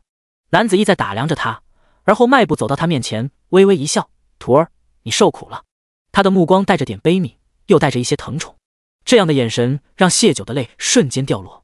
那悲悯是因为师傅猜到了他的重生，即便这是两人还是初次见面，师傅却认了他，将他当作徒弟。那宠溺的眼神便是前世他看他时的眼神。程风用衣袖包裹着手指，轻轻刮下谢九脸颊的泪，叹息道：“莫哭了。”许是他曾泡在大圣朝的图书馆多年，诗书气浸染进了骨子里，哪怕刚从牢狱出来不久，浑身上下也透着一股儒雅清隽。师傅，谢九哽咽出声，再也忍不住，扑进了他的怀里。这个男子是他的第二个父亲。程风又是一声轻叹，抬手轻拍他的后背，眼神却陡然凌厉，扫向厅中众人。顾萧下意识想上前，被楼齐拽住了手。楼齐朝他摇了摇头，人家那是见到师傅喜极而泣，不是被欺负哭了呀。另一边，恭王不可置信地看向邱玉刀和邱月剑。玉刀前辈，月姨。邱玉刀望着突然窜到自己跟前，有些发福的小老头：“你是？”他虎目陡然瞪大：“小包子。”虽被当众叫出小名有些难堪，但恭王还是欢喜点头：“是我。”他幼时跟在先帝身边，同他们相处过一段时间，月姨最是喜欢背着他上天遁地，那是很愉快的一段时光。后来先帝藏了他的孩子，他也想过找他们帮忙，可再也没寻到他们踪迹。没想到时隔几十年还能再见，他甚是激动。邱玉刀则蹙了眉，有些嫌弃道：“你这些年做什么了？才50来岁，怎地老成这鬼样子？当年那个白白胖胖的小豆包依旧是白胖，只是看着比他还老上一些。”恭王神情讪讪，他这些年纵情酒色，功夫也丢了，纵使有再好的底子，如今也已是老相了。不过见到了幼时的前辈，他好似又有了些年轻的心态。众人听得邱玉刀这样说恭王，不由道抽口凉气，这几个人究竟是什么来头？突然有个中年男子说道：“我想起来了，我祖父曾同我说过，先帝年轻时御驾亲征，得一对江湖游侠所铸。先帝感念恩情，下令皇室子孙须得对游侠夫妇以礼相待。陛下都40多了，先帝年轻时所结识的朋友，那这对游侠夫妻起码得70、80了吧？可那男人虽然皮肤黝黑，瞧着也就40、50的样子，还有那妇人满头雪发，面容却比蔡氏都年轻许多，应该不是吧？却不想有个五旬官员肯定道：“是他们。当年先帝设宴，我随父亲进宫，在宫宴上见过他们，先帝还当众赐了他们免死金牌。”众人震惊。邱家几人功夫好，这些人的议论皆听在他们耳中。不过江湖人不图那些虚名，他们今日前来是有正事要办。邱玉刀看向三皇子：“是你要送我徒孙做尼姑？”事关免死金牌，三皇子很小的时候就听过邱氏夫妇的故事，只不过他怎么都没想过谢九会是他们的徒孙。但转念一想，邱氏终究是江湖中人，没什么可惧的，便挺挺了胸膛。在大夏朝，女子和离之后能去的也就是庙庵了。谁说的？我辽东王府的义女有的是去处。跟在邱家几人身后出现的温妻呛声道。众人惊诧，怎么又跟辽东王府扯上关系了？温妻的话也让谢九惊讶，她何时成了辽东王府的义女？邱家4人轻功了得，温妻追他们艰难，还得等着比他轻功更差的林殊、顾儿才来迟了些。他打开折扇，扇了扇额头的薄汗，朝谢九眨了眨眼：“九妹，7哥来迟了，你想要做什么尽管做，京城不想待，咱还可以回辽东。”谢九已从程峰怀里退出，看了眼他，又看了眼满眼关切跟着他一同前来的林殊，明白了温妻是在给他撑腰，虽不知是何原因，他朝他感激一笑，而后眸光转向三皇子：“殿下说错了，谢九要的并非和离殊，而是放七叔。他都不曾与杨四拜过堂，是被强行娶进侯府的，何得哪门子里？”不等三皇子说什么，他又转向蔡氏：“婆母可愿给我放七叔？”蔡氏当然不愿给谢九放七叔，但他昏迷刚醒时，谢九在他耳边说的那几句话，逼得他不得不放谢九离开。霓凰郡主和三皇子的阻拦，他乐见其成。想到谢九先前说过，他才是真正的霓凰郡主，他便在一旁装愣看着他们斗，盼着三皇子和霓凰他们能赢了。届时谢九也怨不到他头上。可谁想，还没真正的斗起来，先是出现了对先帝有救命之恩的江湖游侠，后辽东王府又掺和进来。谢九这个贱人被关在后院几年，是如何与这些人有的牵扯？想到谢九的威胁，还有那些护着他的人，他暗暗咬了咬牙，而后满脸慈爱道：“母亲自是愿意的。”这次不用他说什么，已经有人将笔墨送到了他面前，是林殊。林殊将纸铺开，提笔沾了墨，送到蔡氏手中：“老夫人，请吧。”她如今是毫无身份的孤女，永宁侯府的宴会自是不会请她，但她一直关注这里头的情况，听说有人为难谢九，正在想怎么进永宁侯府，就遇到出京几日刚赶回城的温戚。那笔墨是顾萧命人准备的，被他截下送到了蔡氏面前。他知道自己此后会落个不好的名声，可他如今孤身一人，有什么惧的？霓凰眼见着蔡氏已经接了笔，尖叫道：“谢九，已经逼着自己婆婆给你放七叔，你这是不孝！”白色长绸打在他嘴上，看似绵软无力，却让霓凰的嘴瞬间红肿。邱长乐柔柔道：“小孩家怎么就聋了耳朵？那老妇人分明是自己愿意写的，何来我们家谢九逼迫一说？小小年纪不学好，竟干些挑拨之事，欺负我们家谢九身后无人吗？”先前不认谢九，是不确认他是否真是师兄的徒弟，救出师兄后，将谢九的事同他说了，师兄便说要去见谢九。如今见到了，师兄看谢九的眼神，分明就是看自己的孩子盘。师兄的孩子自也是他的孩子，肯定是要护着的。霓凰当众挨打，气得抽出腰间软鞭就往邱长乐抽去。我乃镇国公府霓凰郡主，你一个江湖贱婢，竟敢对我动手！只是鞭子甩出，眼前寒光闪烁。几息后，秋月渐渐刃回鞘，霓凰手中的软鞭碎了一地。秋月剑踩在破碎的软鞭上，冷视霓凰：“老身的女儿虽无高门出身，却也懂得起码的礼义廉耻。你一个未嫁的姑娘，在别家搅屎，在老身看来才是下贱。”他身子轻移，一把扯下正厅隔帘，挥手往霓凰缠去。镇国公世子妃在不愿上前，此时也不得不上前阻止：“女侠，手下留。”